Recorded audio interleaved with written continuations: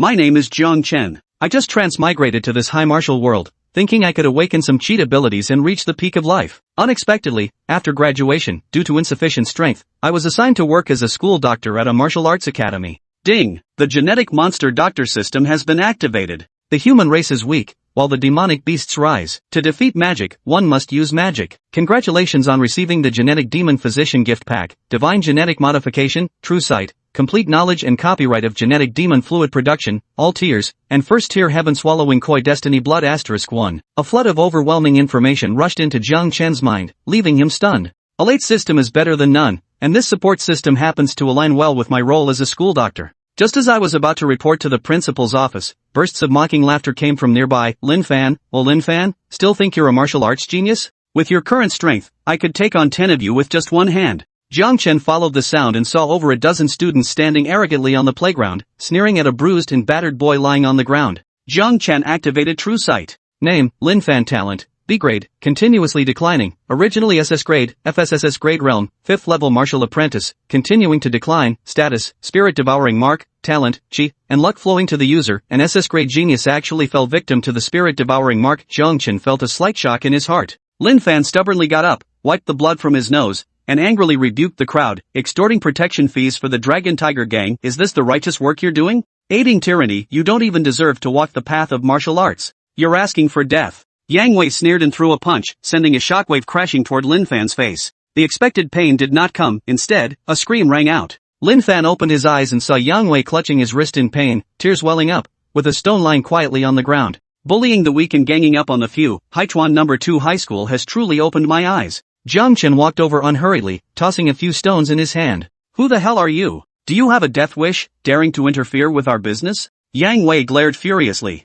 Jiang Chen couldn't be bothered to respond, glancing sideways at Lin Fan. Feel like punching him? Lin Fan was pleasantly surprised and nodded emphatically. I do. Lin Fan. Yang Wei roared furiously. Jiang Chen curled the corner of his lips. Fine, then I'll first restore the talents you rightfully deserve. The scene erupted in an uproar, with everyone whispering in disbelief. No one believed Jiang Chen could accomplish what even the principal had failed to resolve. Lin Fan stood dumbfounded for a moment before asking in a trembling voice, Senior, are you telling the truth? Jiang Chen extracted the essence blood of the devouring Sky Koi, encased it in his vital energy, and shot it straight into Lin Fan's heart. Thud! With the sound of flesh being pierced, the scene abruptly fell dead silent. Lin Fan looked down in a daze, his eyes falling upon the bloody, gaping hole in his chest. He collapsed to the ground with a thud, letting out a wail that echoed across the playground. Jiang Chen's expression remained unchanged, his pupils shimmering with a blue glow. He activated the divine-level genetic modification, stripping away the violent genes from the essence blood, and replaced Lin Fan's talent gene region with the purest devouring ability genes of the heaven-devouring Koi. Intense pain instantly spread throughout his entire body. Murder! Someone exclaimed in shock. The atmosphere grew restless, and many were filled with righteous indignation, yet no one dared to step forward to stop Jiang Chen. Jiang Chen quietly observed his masterpiece. An ethereal suction force manifested around Lin Fan, violently drawing in spiritual energy as his physical essence surged rapidly. Martial Disciple 6th level, 7th level, 8th level, 9th level. Yang Wei's face froze in shock. He was only at Martial Disciple 8th level. His aura paused for mere seconds before suddenly surging. 1st rank martial artist, 1st tier. 2nd level, 3rd level. The ascent finally halted at 1st order, 5th level. Not only did he return to his peak, but he also advanced 2 minor realms higher. A faint smile curled at Jiang Chen's lips. Lin Fan had completely mastered the devouring talent, and the devouring spirit mark on his body had been absorbed as nourishment. From then on, as long as he kept devouring, he could evolve endlessly, with no upper limit. The system's voice echoed in his mind as a light screen unfolded. Respected Gene Demon Physician, congratulations on bringing forth the world's first demon cultivator, officially pushing open the gates of the demon martial era. Congratulations on obtaining 3rd tier Shadow Demon Rampage Lion Essence Blood *1. New feature unlocked. Sharing. Sharing. As a creator of demonic cultivators, you can share all bloodline talents of Sequence Demonic Cultivators. Currently available for sharing. Sequence Demonic Cultivator 001 Lin Fan Devouring Heaven Koi. This. Jiang Chen's eyes lit up. He never expected the system would even allow him to share a demonic cultivator's talents. A few minutes later, Lin Fan calmed down, sensing the unprecedented powerful energy coursing through his body. 1st level 5th stage? He sat up, utterly disbelieving. He abruptly rose and knelt before Jiang Chen with a thud, kowtowing 3 times. From today onward, Senior, you are my savior who gave me a new life. Whether climbing a mountain of swords or braving a sea of flames, anything you command, I, Lin Fan, will do without hesitation even if it means death. Jiang Chen was slightly taken aback, then calmly said, "Let's put your life and death trials aside for now, don't forget what you promised me at the very beginning." Lin Fan's eyes lit up as he suddenly stood and looked at Yang Wei, his smile dangerous. "Of course I wouldn't forget." Yang Wei turned pale. "Wait, Lin Fan, we're all classmates here. Everything before was just joking around." Chapter 3, Genetic Modification. Third Tier Gene Demon Elixir. It was clear that Lin Fan had endured no shortage of bullying from Yang Wei and the others lately. After shifting from defense to offense, Lin Fan wore an excited grin. Every punch landing on Yang Wei carried a palpable sense of personal vendetta. One punch followed another, each landing squarely on target. Under the overwhelming pressure of his superior cultivation, Yang Wei's eyes quickly turned black and blue, his face swollen and bruised. Even the underlings who usually followed Yang Wei couldn't escape Lin Fan's vengeful fists. The scene was so brutal that the surrounding students couldn't bear to watch and turned their heads away. This bloody, violent act of vengeance only ended when the Tianwu Bureau arrived to take away Lin Fan, Yang Wei, and their entire crew. But within the school, the incident was only just beginning to ferment. Within a single class period, the entire Haichuan No. 2 middle school knew of the mysterious presence that had arrived. Not only had he restored Lin Fan's innate talent with a single gesture, but he had also propelled him to new heights, causing his cultivation realm to leap forward to the 5th stage of the first tier. At Haichuan No. 2 High School, only 3 individuals ranked higher. In Class 2 of Senior 3, Mu Shueching sat in a daze, unable to shake off the shock of the news. She could feel the strange looks from her classmates, a mix of pity, mockery, and schadenfreude. It was as if they were saying to her, "Look, you made the wrong choice." This was unbearable for Mu Shueching. How could Lin Fan have recovered so quickly after she'd only dumped him a short while ago? And that unknown person, why did he help Lin Fan? It made him look so pathetic. Mu Shueching felt miserable. More than Lin Fan's recovery, she despised the person who had helped him. If not for him, Lin Fan would still be the bullied nobody he was before, and she wouldn't be subjected to these strange stares. Mu Shueching's mind grew increasingly chaotic, yet in the end, she could only silently console herself. So what if Lin Fan had a benefactor? He was only at the 5th level of the first stage now, while her new boyfriend was Kong Chongyuan, the top student at Haichuan First High School. 7th tier of the first stage was more than enough to crush Lin Fan. Her judgment couldn't be wrong. After Lin Fan and the others were taken away by the Tianwu Bureau, Jiang Chen headed straight to the school infirmary to start his shift. As for why he didn't report for duty, well, the principal had sent a message and would be paying him a personal visit shortly. Besides Jiang Chen, Haichuan No. 2 High School had 4 school doctors, 2 men, 1 woman, and an elderly man, all dressed in clean, crisp white coats. Upon seeing Jiang Chen, most greeted him with friendliness. Jiang Chen responded in kind. Only the elderly man, whose head was nearly bald, shot him a sideways glance. After waiting a while and seeing Jiang Chen make no move, he snorted coldly in displeasure, delivering a sarcastic remark. These days, anyone can become a school doctor. Not only do they lack any sense of decorum, but they also don't know how to show respect to their seniors. Hearing the old man's aggressive words, Jiang Chen's eyebrows involuntarily knitted into a frown. He couldn't care less about respecting elders when dealing with such self-important old farts. You senile old fool. If your mind's gone, retire already and stop harming the young. Stop spewing filth like a cesspool everywhere you go. Our lives may be dull, but we don't need you to spice them up. The old man slammed his fist on the table, his wrinkled face flushing crimson as he pointed at Jiang Chen. You! What qualifications do you have? My qualifications, my ass. Jiang Chen retorted without mercy. A 63-year-old second-tier 9th grade old fart? Without talent, you can only flaunt your seniority to feel superior, huh? Useless piece of trash. Why don't you just die already, since you've lived so long? Under Jiang Chen's relentless barrage of stinging remarks, the old man's breathing grew ragged. The other 3 watched in stunned silence, secretly giving Jiang Chen a thumbs up. Jiang Chen wasn't the first to endure the old man's sarcastic treatment. The other 3 had experienced it when they arrived. The old man always lorded over everyone else, acting like he owned the place simply because he'd been working there the longest. Though they maintained a surface-level rapport with him, it was purely out of a better safe than sorry mentality. They simply didn't want trouble. In truth, they'd all long endured his torment. Now, Jiang Chen's arrival felt like a hero descending from the heavens. After confronting the old man, Jiang Chen couldn't be bothered to look at his sour expression. He strode straight toward the herbal medicine room. Though all held positions as school medical staff, their responsibilities varied. Jiang Chen, for instance, specialized in dispensing medicine to students and handling payments. After briefly familiarizing himself with the work environment, Jiang Chen was delighted. He discovered the herb room contained many rare medicinal ingredients, essential components for crafting gene demon elixirs. Among them, the highest-grade spiritual herbs had even reached the 4th tier. Of course, embezzlement was out of the question. He would pay the full cost price for any herbs he took. First, Jiang Chen used his knowledge of gene demon elixirs to assemble a rudimentary production setup. Then, from the herb room, he selected the most suitable spiritual herbs. Sunflower, heavenly serpent branches and leaves, blazed earth. In the quiet, dark room, Jiang Chen focused entirely on developing the gene demon fluid. One point worth mentioning, the second herb truly suited was not the heavenly serpent branch and leaves, but the dragon grass. Unfortunately, the dragon grass was already depleted on the shelf, forcing him to settle for the heavenly serpent branch and leaves, which had a relatively similar medicinal property. As for whether differing medicinal properties would cause the gene demon elixir to fail, that adage held no sway over Jiang Chen. Before adding the heavenly python branch leaves, Jiang Chen first used God-tier genetic modification to observe their genes. After locating the gene fragments responsible for the medicinal properties, he modified them one-to-one according to the dragon grass genes. Though it still bore the appearance of celestial python branches, its medicinal properties were now identical to those of dragon grass. If word got out about this, it would be hailed as a miracle. Of course, the process was far from smooth. It took nearly 10 attempts, each ending in genetic collapse and the dissipation of the heavenly python branch, before success was finally achieved. The genetic demonic essence had now reached its final stage. Over a dozen specific medicinal properties had been extracted from the herbs. Wiping sweat from his brow, Jiang Chen retrieved a drop of faintly glowing purple blood from the system. Tier 3 Shadow Demon Mad Lion Essence Blood. Jiang Chen took a deep breath, meticulously separating the genes representing the beast's ferocity from the essence blood. He then fused the remaining genes, embodying pure innate talent, with the medicinal properties extracted from the various herbs. Finally, a drop of dark golden blood fell into the syringe Jiang Chen had prepared in advance. Almost instantly, the liquid inside the syringe was dyed gold. Huff. Witnessing this, Jiang Chen exhaled deeply, relaxing.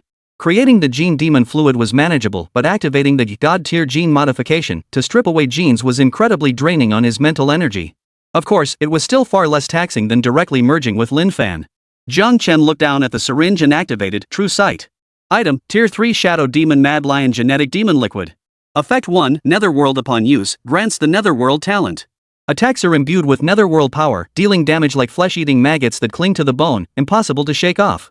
Effect 2, Mad Demon automatically activates upon near-death critical injury, temporarily restoring peak condition with a 200% overall combat power boost. Ignores pain perception for 5 minutes, returns to critical injury state upon effect end. Chapter 4, Oldly the Snitch, Two Evils Unite. Through the eye of truth, Jiang Chen observed the freshly synthesized gene demon fluid's data, a flicker of delight dancing in his eyes.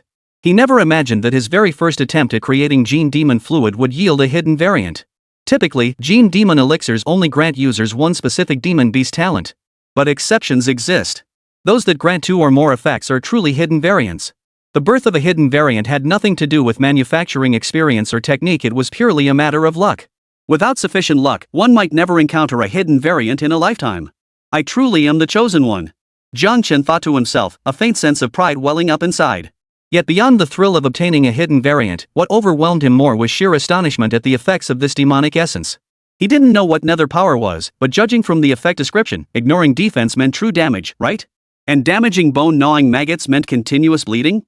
For certain demonic beasts with absurdly high defenses, this was nothing short of a fatal weakness. Forget ignoring elemental damage, ignoring physical damage. Under the nether power, all creatures are equal. It truly lived up to the saying, as long as they have health bars, I'll kill even gods for you. And the second effect was equally insane, it granted a second life and doubled combat power, though it only lasted 5 minutes.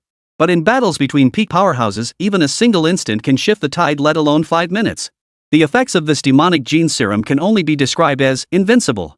Meanwhile, in the school infirmary, while Jiang Chen was developing the gene demon serum, a young man arrived quietly. The old man, who had been thoroughly flustered by Jiang Chen earlier, now wore a broad smile across his wrinkled face. My, what brings you here, principal? You should have given us a heads up so we could prepare a proper welcome. Welcome? I just came to see the new school doctor. The new school doctor. Do you know him? The old man's knees went weak, panic surging through him. Could it be that the young man was somehow connected to the principal? Xianfeng shook his head gently, a resigned smile still lingering at the corners of his lips. He got over a dozen students into the Tianwu Bureau on his very first day at school. How could I not know him? Hearing this, the old man's heart, which had been hanging in suspense, finally settled. Thankfully, it wasn't what he had feared. Looking at Principal go before him, the old man felt his confidence steadily grow. Recalling Jiang Chen's blunt retort moments ago, the old man's eyes darted about as an idea formed in his mind. The smile on his face vanished, replaced by anger. This is outrageous. I thought he only had a grudge against this old man, but now he's even targeting the dear children. Oh? Jiang Chen has a grudge against you? Shuo Xianfeng looked astonished. Though he'd worked alongside Jiang Chen for a year, in his understanding, this junior classmate might not be the most pleasant fellow, but he wouldn't harbor inexplicable resentment toward an old man. Unless someone had provoked him first. As Xianfeng pondered, the old man's heart was already filled with secret delight. He hurriedly recounted everything that had just transpired to Xianfeng, naturally painting himself as the warmly welcoming elder and Jiang Chen as the unreasonable one. By the end, his eyes were red-rimmed as he knelt on the ground, his voice choked with emotion. Principal, I, Oldly, have devoted myself wholeheartedly to this school, yet he trampled my dignity underfoot. You must stand up for me. The three who had stood by silently, never joining the conversation, watched in stunned silence. The ancients were right, when a man has no shame, he is invincible. Oldly standing before them was the perfect embodiment of that saying. The two men exchanged glances toward the direction of the herb room, their eyes filled with pity and sympathy. While it felt satisfying to see Jiang Chen confront Oldly, the thought of being targeted by him left them silently mourning for him. A voice suddenly cut through the silence. If a few words can trample your dignity underfoot, then your dignity must be pretty cheap indeed. As the words fell, the door swung open abruptly. Jiang Chen leaned lazily against the doorframe, studying Oldly with a faint, mocking smile. He hadn't even bothered to report this guy for workplace bullying, yet Oldly had beaten him to it by tattling to the boss. Under Jiang Chen's gaze, Oldly's expression grew slightly uneasy. But glancing at the principal beside him, his expression hardened into righteous indignation. Don't get too cocky, kid. The principal will see right through you. Someone like you has no place at Chuanhai No. 2 High School. Jiang Chen maintained that same faintly amused expression, but his gaze shifted from Oldly to the face of the man beside him, Su Xianfeng. Did you hear that, Chao? He says I don't belong here. What do you think? The scene froze abruptly. Whether it was the three spectators watching the drama unfold or Oldly kneeling beside Chao Xianfeng, every face wore utter bewilderment. What had they just heard? This new school doctor was calling the principal Chao the traitor? Oldly's mind went blank, an ominous foreboding surging through him. The principal's next reaction left everyone speechless, and Oldly's premonition came true. Xianfeng spread his hands helplessly. Of course I think you're a perfect fit, Jiang the traitor. But this situation makes it incredibly difficult for me. Without evidence, can I just arbitrarily fire someone? Oldly's been a veteran employee for ages. Their exchange was simple and casual, like long-lost friends catching up. It was clear these two had known each other for a very long time. At that moment, Oldly felt not only panic but also immense relief. Thankfully, he hadn't left any evidence behind, otherwise, he truly would have been caught red-handed. Principal, I have proof. Oldly? Everyone turned to look as the only girl in the school clinic stepped forward resolutely, holding a voice recorder in her hand. Oldly's face drained of color. Pressing the button, if your mind's gone foggy, retire early and stop harming the students. Stop walking around with your mouth open like a cesspool, spewing filth everywhere. Jiang Chen? Sorry for the delay. The girl sheepishly adjusted the volume forward, and Oldly's sarcastic voice instantly filled the room. Principal Zhu, aside from Dr. Jiang, we've endured constant harassment from Dr. Li in our daily work. Yeah. He openly and covertly demands bribes from us. Seeing their female colleague speak up, the two men who had intended to stay silent began exposing Oldly's misdeeds one after another. This included, but was not limited to, charging patients exorbitant fees, embezzling rare medicines from the school's pharmacy. As the accusations poured forth, Oldly's face grew pale, his lips trembled, and panic spread uncontrollably through his heart. Listening to the accusations, Su Xianfeng narrowed his eyes and grinned at Jiang Chen. Oh ho, now we have evidence.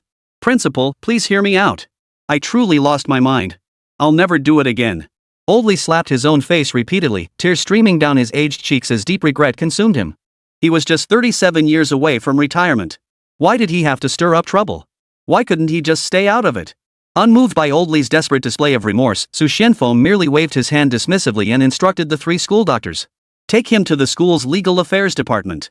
Calculate all the financial damages he's caused to the school and make him pay compensation. The trio perked up, responding with eager enthusiasm before joining forces to drag the wailing, pitiful Oldly away. Soon, only Jiang Chen and Su Xianfeng remained in the infirmary. 3 years later, I never imagined our two heroes would reunite like this. Hearing Su Xuanfeng's reflection, Jiang Chen corrected him, it's the reunion of two scourges, the top traitor and the top swindler of Wuda University. And since it's been so long, here's a little welcome gift for you.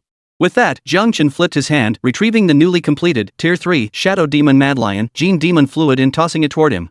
Chapter 5, Demon Cultivator Sequence 002 complete. 6th Tier Essence Blood. What is this? Tu Xianfeng caught it steadily, his eyes widening in astonishment at the purple liquid inside the syringe. Jiang Chen smiled knowingly, a good thing. Xuanfeng's eyebrow twitched. Poison? Poison my ass. Not poison, then. Su Xuanfeng's eyes lit up, blood trickling from his nostrils. Hey!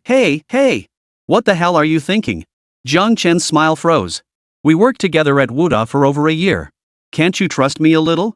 Expired elixirs repackaged as hybrid new varieties, diarrhea pills masquerading as marrow cleansing pills, protein powder laced with aphrodisiacs sold as body refining elixirs.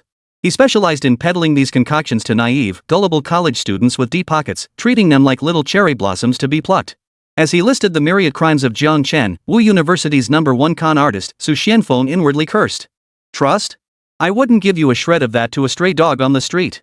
Damn it, I don't want you to sell it. Seeing Su Xianfeng hesitate, Jiang Chen lost patience. He reached out to grab it, only for Su to tuck it into his robe and stumble backward several steps, still grinning. Mr. Jiang, what kind of talk is that? We're dear friends and family. I trust you completely. I was just pondering how best to preserve it. Joking aside, if something cheap was handed to him, he'd take. Even a pile of dung-free stuff was free for the taking. But I didn't like your attitude just now.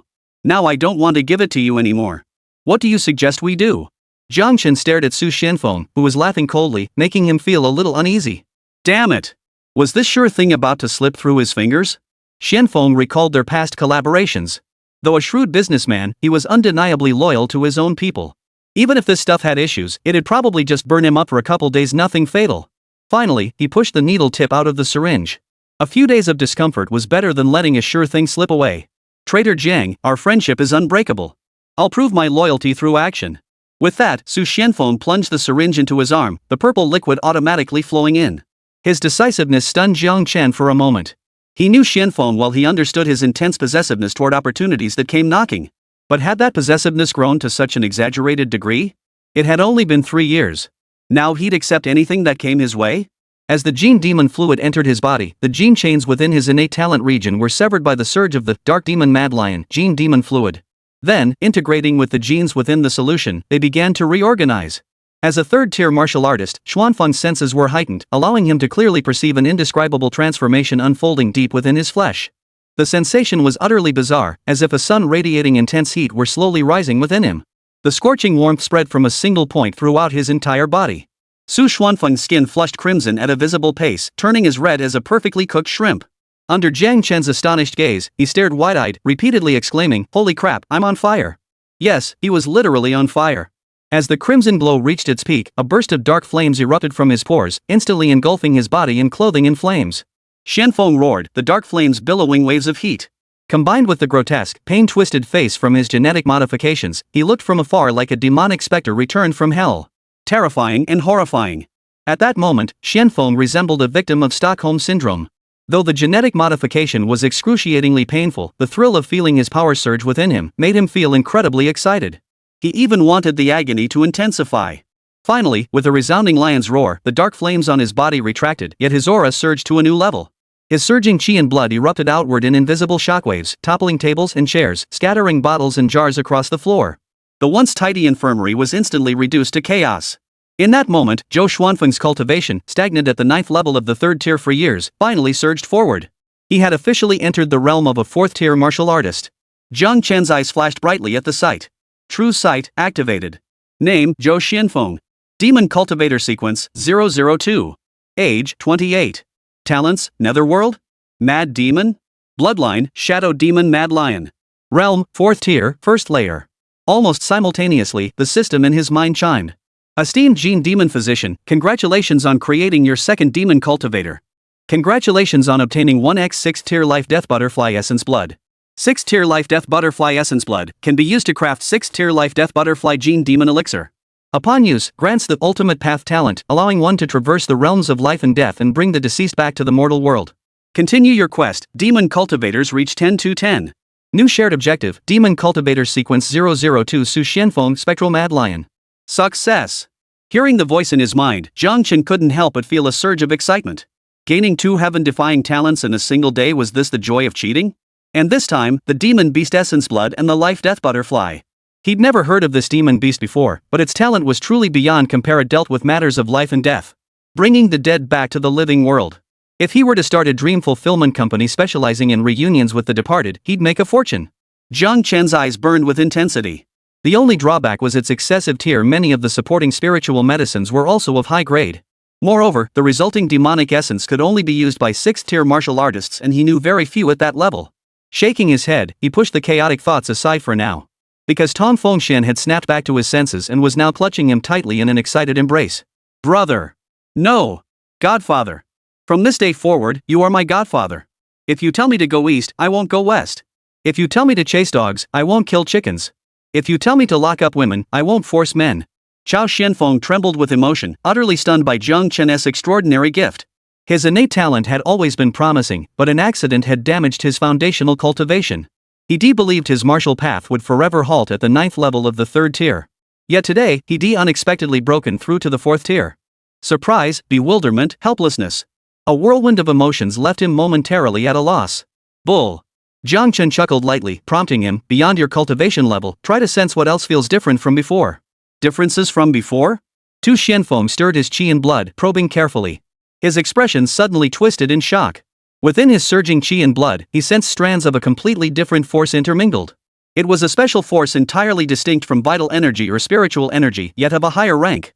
Quantitatively, it might be ordinary, but qualitatively, it was powerful enough to crush the vital energy he had painstakingly cultivated. This feels familiar. Could it be the power of the Netherworld? Chapter 6, The Dark Saint and the Netherworld Mad Lion, Combat Test.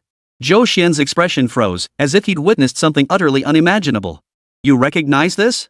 Jiang Chen was surprised, not expecting Xianfeng to be so knowledgeable. How could I not recognize this?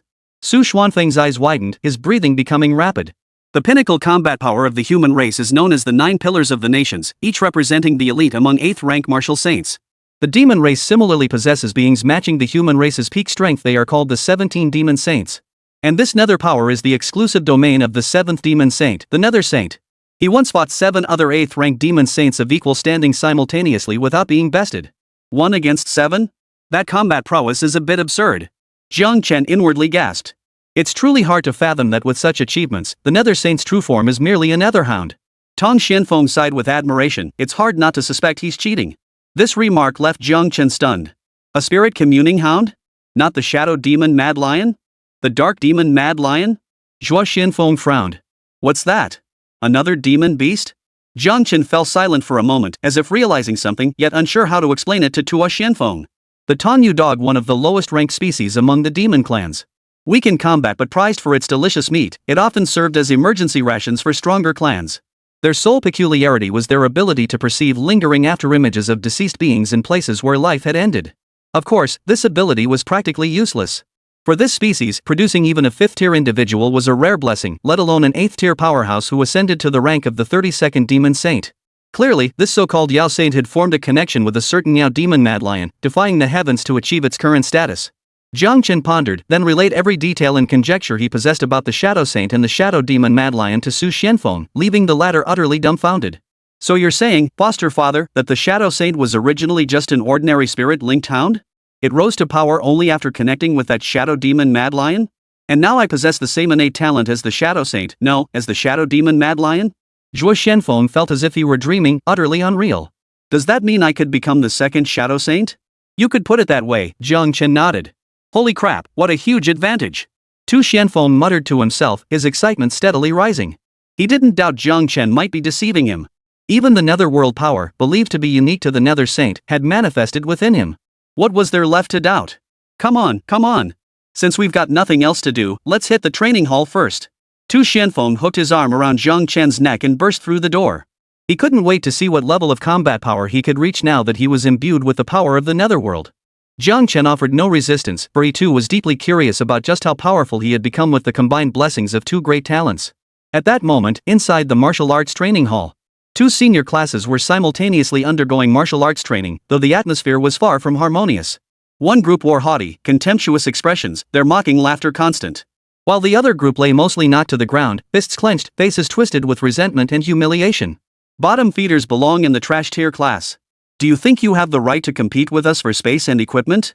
One loser is a loser, but a bunch of losers together, that's a whole bunch of losers. Ha ha ha ha, that's hilarious. The students of Class 1, Senior 3, roared with laughter. The faces of Class 6 alternated between pale and flushed. Don't push your luck. Say that to Sister Ching if you dare. Damn it, back when Brother Lin was around and Sister Ching was here, these bastards wouldn't dare breathe a word. Now they're starting to bite back. What goes around comes around. Just you wait. We'll pay you back for this humiliation someday. Tensions escalated between the 2 classes, and even the martial arts room filled with a faint smell of gunpowder. Ahem. If I told you this was just an accident, and that our school students are actually quite friendly, would you believe me? Standing a short distance away, Su Xianfeng stole a glance at Zhang Chen, his expression awkward. Witnessing 2 incidents of school bullying in a single day felt like a colossal failure to Zhang Chen in his role as principal. Watching the 2 classes lock horns, Zhang Chen felt no interest. Let's go. Time for the test. The moment the 2 appeared, the atmosphere on the field shifted dramatically. The defiant arrogance on Class 1's faces vanished in an instant, while Class 6 students twitched their lips slightly. Everyone stared at Su Xianfeng with unnatural expressions, and the previously tense atmosphere abruptly dissipated. Hello, Principal? Hello, Principal? The sparse greetings reached his ears, prompting Zhang Chen to glance at Su Xianfeng. There he was, smiling and responding cheerfully to every student who greeted him. What on earth has this guy been doing at school?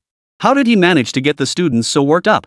As the 2 approached, the Class 1 students instinctively parted to form a path. How gracious of you all. We'd be rude to refuse such courtesy.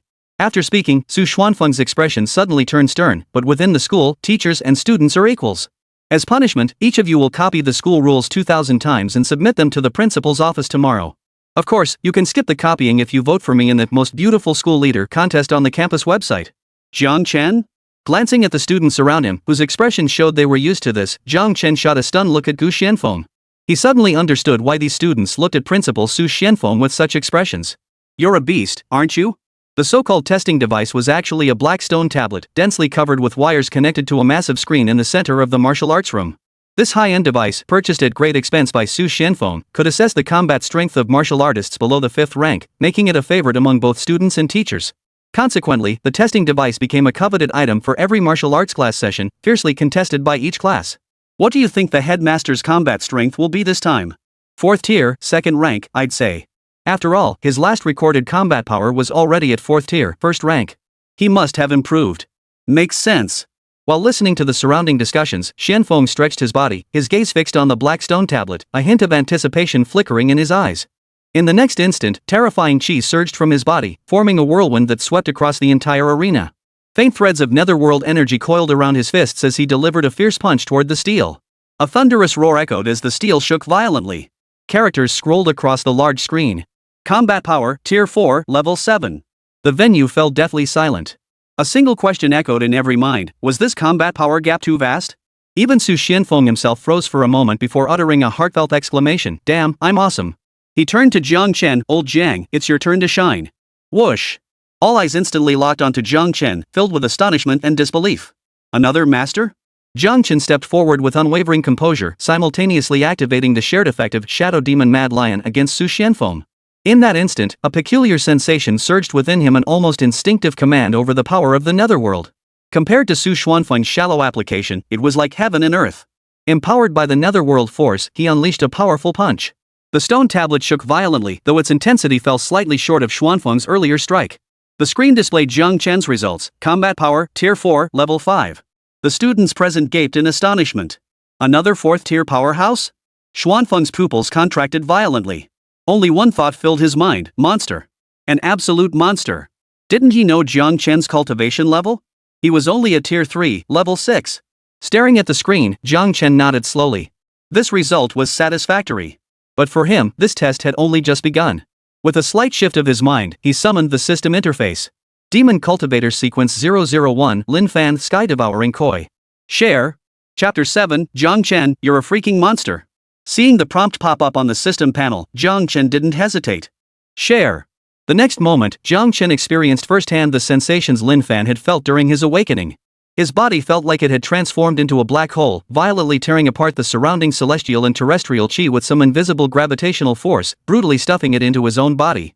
Then, every cell in his body acted like a starving wolf that had gone without food for over a decade, suddenly seeing meat and scrambling to devour the limited spiritual energy. The terrifying speed of this devouring created visible vortexes of spiritual energy swirling around his entire body. Under the gazes of those around him, Zhang Chen's aura surged relentlessly, his cultivation realm soaring with it. 3rd tier, 7th layer. 3rd tier, 8th layer. 3rd tier, 9th layer. Zhang Chen's eyes closed slightly. At this moment, he could feel his heart swelling and contracting, its thumping as deafening as thunder. He could feel the blood surging through his veins like a mighty river rushing into the sea. He could feel the invisible shackles binding his body shatter with a faint crackling sound, the most exquisite melody in existence. Amidst a chorus of stunned gasps, Zhang Chen abruptly opened his eyes, his pupils sharp as lightning. With a single step forward, his already formidable aura surged to overwhelming heights, causing the robes of those present to flutter violently in the terrifying gust. 4th tier, 1st rank. Success! The power of the netherworld surged through his body, intertwining fiercely with his vital energy and spiritual power. Roaring, it accompanied Jiang Chen's ferocious punch as it slammed violently into the black stone tablet. This time, the steel did not tremble. For the instant Jiang Chen's fist made contact, the steel shattered into fragments from its intact state. Carried by the fist's force, the shards pounded the wall behind it, leaving it riddled with holes. The massive screen displaying the test results now showed the classic snowy static of no signal. This. The crowd fell into stunned silence. The sheer power of Jiang Chen's punch had surpassed everyone's expectations. Xianfeng was utterly speechless. His testing equipment was top of the line, capable of measuring up to the 5th tier.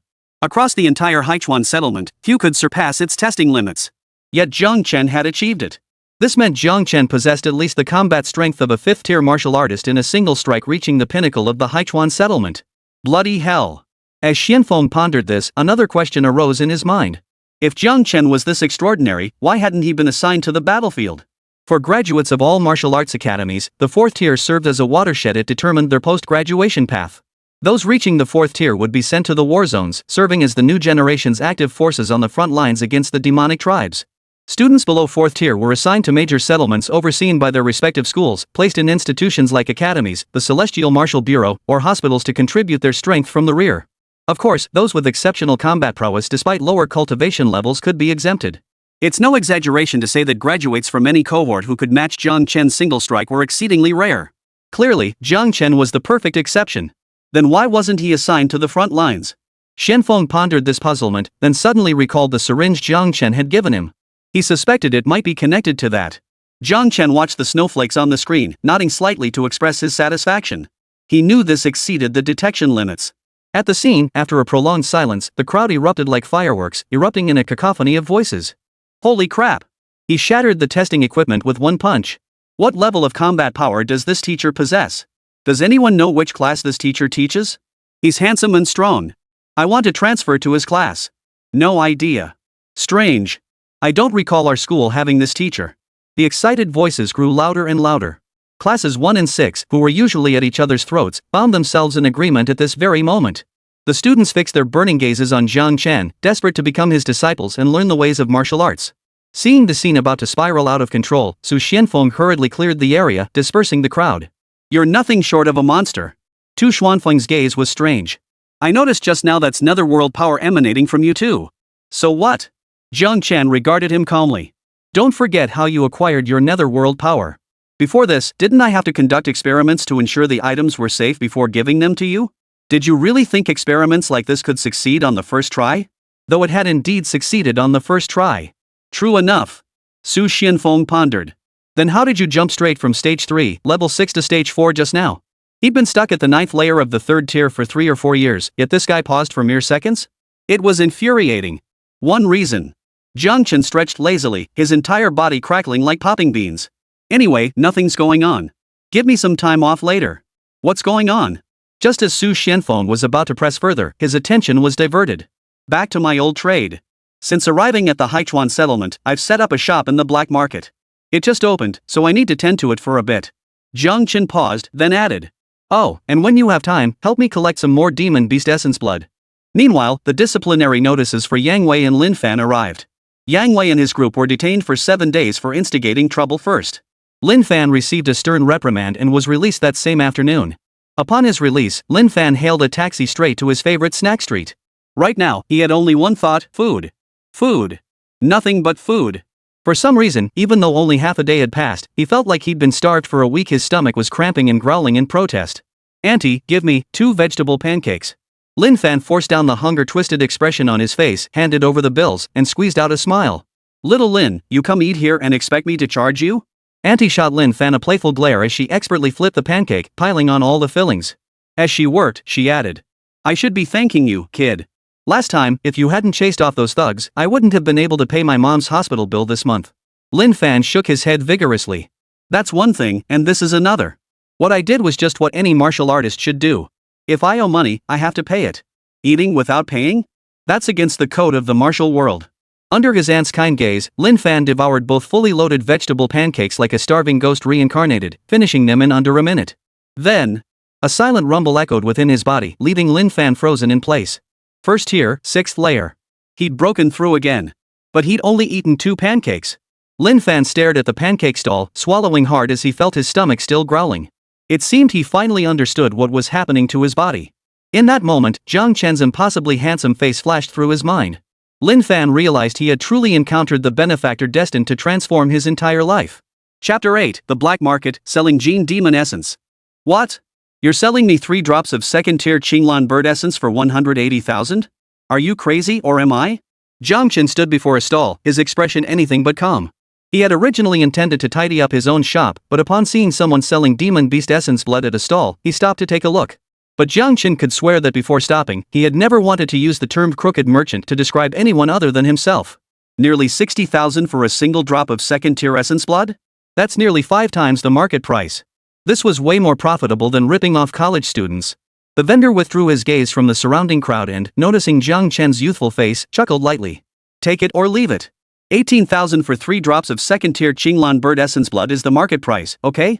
How is that expensive? What market price? The black market. Jiang Chen? Wait, that actually makes sense?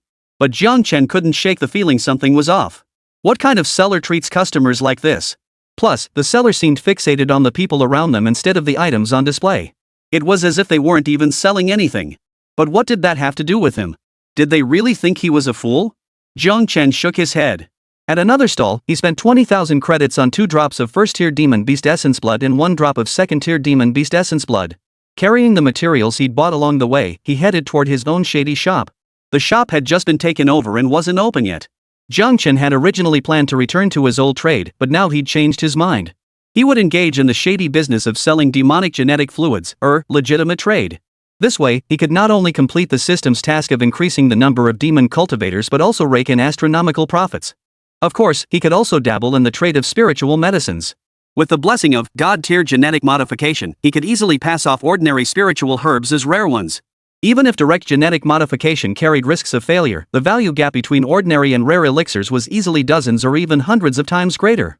As long as the genetic modification succeeded, he stood to profit either way. After a quick cleanup, he also crafted 2 auxiliary devices for producing demonic essence. He planned to keep one and bring the other home, ensuring he could conveniently produce Gene Demon Elixir wherever he was.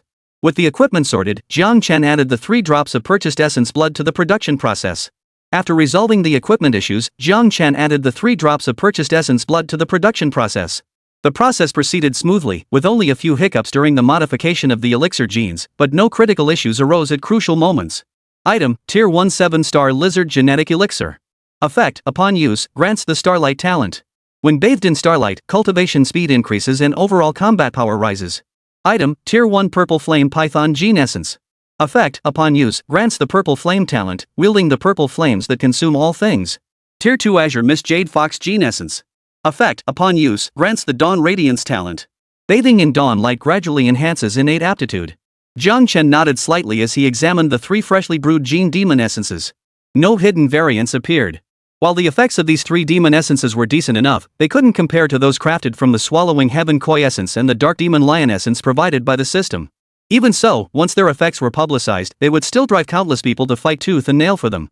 He wrote down their functions, placed the 3 vials on the table with prices marked, then settled into a recliner by the door to await wealthy customers. Just as Jiang Chen had anticipated, the detailed descriptions and the shop's prime location quickly drew passers-by to stop and point. Yet the overwhelming majority merely scoffed. What the hell is this Gene Demon Essence? Using it grants demon beast talents? Impossible. Never heard of such nonsense. Holy crap, this guy must be desperate for cash. First tier demon blood priced at 5 million. Second tier at 20 million. Even mugging people isn't this fast. I saw that kid earlier. He bought 2 drops of first tier demon beast essence from me just now. He even tried to buy demon beast essence from old Ghost-Su, but the price scared him off. Am I just behind the times? Isn't demon beast essence blood just for tempering the body? Since when could it be used to make this so-called Gene Demon blood? Forget it. I bet it's some con artist from who knows where. Probably concocted this crap to make a quick buck before disappearing. The surrounding chatter grew louder, some voiced skepticism, others egged on the commotion by dragging people over, while pranksters stirred the crowd, urging someone to buy a bottle and taste the saltiness. None of them had ever heard of this genetic demonic elixir, and they all scoffed at the idea. The unimaginable, unique talents possessed by demonic beasts could never manifest in humans. Far from being annoyed by these voices, Jiang Chen welcomed the commotion. As a seasoned merchant, he understood that launching a business in an unfamiliar place, especially a bustling black market, required terrifying upfront investments for promotion. Now, without spending a single coin, he attracted this much foot traffic. Saving a huge chunk of expenses was nothing but beneficial for his future endeavors. Why not embrace it? His immediate task was to prove the efficacy of the Gene Demon fluid beyond doubt and build its reputation. With his monopoly on the Gene Demon elixir, something no one else could replicate, he knew that even if he jacked up the price tenfold, people would still grumble and buy it. Because it genuinely enhances a martial artist's strength. Why were humans retreating step by step against demon beasts? The most crucial factor lay in the demon race's bizarre and extraordinary innate talents. As the crowd around Jiang Chen's stall grew denser, the murmurs of discussion gradually intensified. This drew in people from farther away, triggering the innate curiosity in their biological genes to come see the spectacle, gradually forming a positive feedback loop. Finally, old Ghost Su, who had been quietly observing passers-by from afar, noticed the commotion. Curiosity piqued, he couldn't resist pushing his way into the crowd. Holy! How dark is this kid's scheme? Su Laogue was startled by the prices displayed on the shop. He had thought his prices for second-tier items were already the darkest of the dark, but it turned out there was always someone more ruthless. But acquiring the demon beast's innate talent. Su Laogue murmured softly. If this so-called demonic blood serum actually worked, it wouldn't be that expensive after all. Boss, are you sure this stuff is legit? Su Laogue asked. Of course it's genuine, Jiang Chen replied lazily. But you can only use demonic fluid of the corresponding tier. Alright, then give me a vial of Qingxia Jade Fox Gene Demon Essence. Hearing someone place an order, Jiang Chen lifted his eyelids slightly to glance over, only to find it was the stall owner who had mistaken him for a loser. Name, Su Yunsheng. Age, 43. Talent, a grade. Realm, 4th tier, 7th layer hidden, 2nd tier, 6th layer. Chapter 9, First Order of 3 million. System rewards new essence blood. Staring at the information relayed by the Eye of Truth, Jiang Chen narrowed his eyes, astonishment welling in his heart. This person's martial realm was as high as 4th tier, 7th layer. With such formidable strength, why would he hide it and linger in this chaotic black market? As Jiang Chen pondered, Su Yunsheng had already pulled out his phone and asked for his account details. Mobile payments couldn't handle such a massive sum of 20 million. Jiang Chen casually produced a card bearing a string of numbers, his personal account details. As Su Yunsheng entered the card number, Jiang Chen spoke slowly. Sorry, but you won't be able to take the Qingxia Jade Fox's demonic essence with 20 million. What do you mean? Isn't this clearly marked? Jiang Chen lifted his gaze, meeting the other man's puzzled stare, and chuckled lightly. Of course it's clearly marked. Others can indeed get it for 20 million, but you, 30 million. Su Yunsheng? Why? Su Yunsheng was visibly annoyed. Because this is the market price, Jiang Chen replied. The black market price. Take it or leave it. Su Yunsheng. Hearing those familiar words, he instantly realized this kid was mocking and retaliating against him in his own way. Don't give me that look. You've been selling everything at 5 times the market price. I'm being generous, not demanding 100 million from you. Fine. So it's 30 million. Like I'm as broke as you. Su Yunsheng gritted his teeth and transferred the money to Jiang Chen's account. Almost simultaneously, Jiang Chen's phone buzzed with a notification. Your account has received a payment of 30 million yuan. Hearing the money arrive, a smile instantly spread across Jiang Chen's face. He reached toward the counter. Thanks for your help. Take it. Damn it. I just made 30 million? Holy. Old Su actually paid up. What an idiot. Ha, just wait till he uses this thing and finds out it's completely useless. Then he'll be the one crying. When will a moron like Su Laogue grace my little stall? I'm so jealous. Oi, old Ghost Su, why don't you give us a live demonstration right here? Yeah. Give us a demonstration. The crowd around them erupted instantly. Envious and jealous glances shot at Jiang Chen, while Su Yunsheng was met with mocking stares, as if they were looking at a complete idiot. You better pray this thing works as you claim, or else no matter your connections I won't let you off the hook. Su Yunsheng picked up the sole bottle of second-tier Gene Demon Essence from the counter and glared coldly at Jiang Chen. As for the crowd's comments, he automatically tuned them out. His sole concern now was whether the opportunity he paid 30 million for to verify its effects was genuine or not. With that, he turned and walked away. Jiang Chen harbored no resentment towards Su Yunsheng's attitude. After all, the customer is always right, especially when they paid promptly. Such customers were sure to become loyal patrons. Therefore, he spoke up once more to remind him. Please remember, Gene Demon blood of different tiers can only be used by martial artists of the corresponding tier. If used incorrectly, this store will not provide any compensation. Su Yunsheng halted abruptly, staring at Jiang Chen in bewilderment. He saw that Jiang Chen had already reclined in the lounge chair and closed his eyes once more. For some reason, those words made him feel as if his hidden cultivation level had been exposed, as if Jiang Chen could sense his inability to use the potion. For a moment, Su Yuncheng felt a pang of self-doubt. But he quickly dismissed the possibility of being seen through. He was the deputy chief of the Heavenly Martial Bureau at the gathering ground of the Wandering Dragon. He was currently wearing a spirit treasure specifically designed for concealment.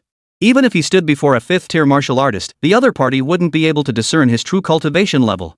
This kid looked so young, how could he possibly see through his disguise? After a moment's hesitation, he dialed a number. Soon, a young woman pushed her way through the crowd with purpose. She appeared to be about 21, with fair skin and still somewhat youthful features. Her short black hair gave her an air of efficiency. Amidst the pointing and whispering of onlookers, she spoke up. "What's up, Uncle Su? I'm in the middle of a deal, I'm about to close the sale." Su Yuncheng offered no explanation, simply handing over the gene demon fluid. "Use it."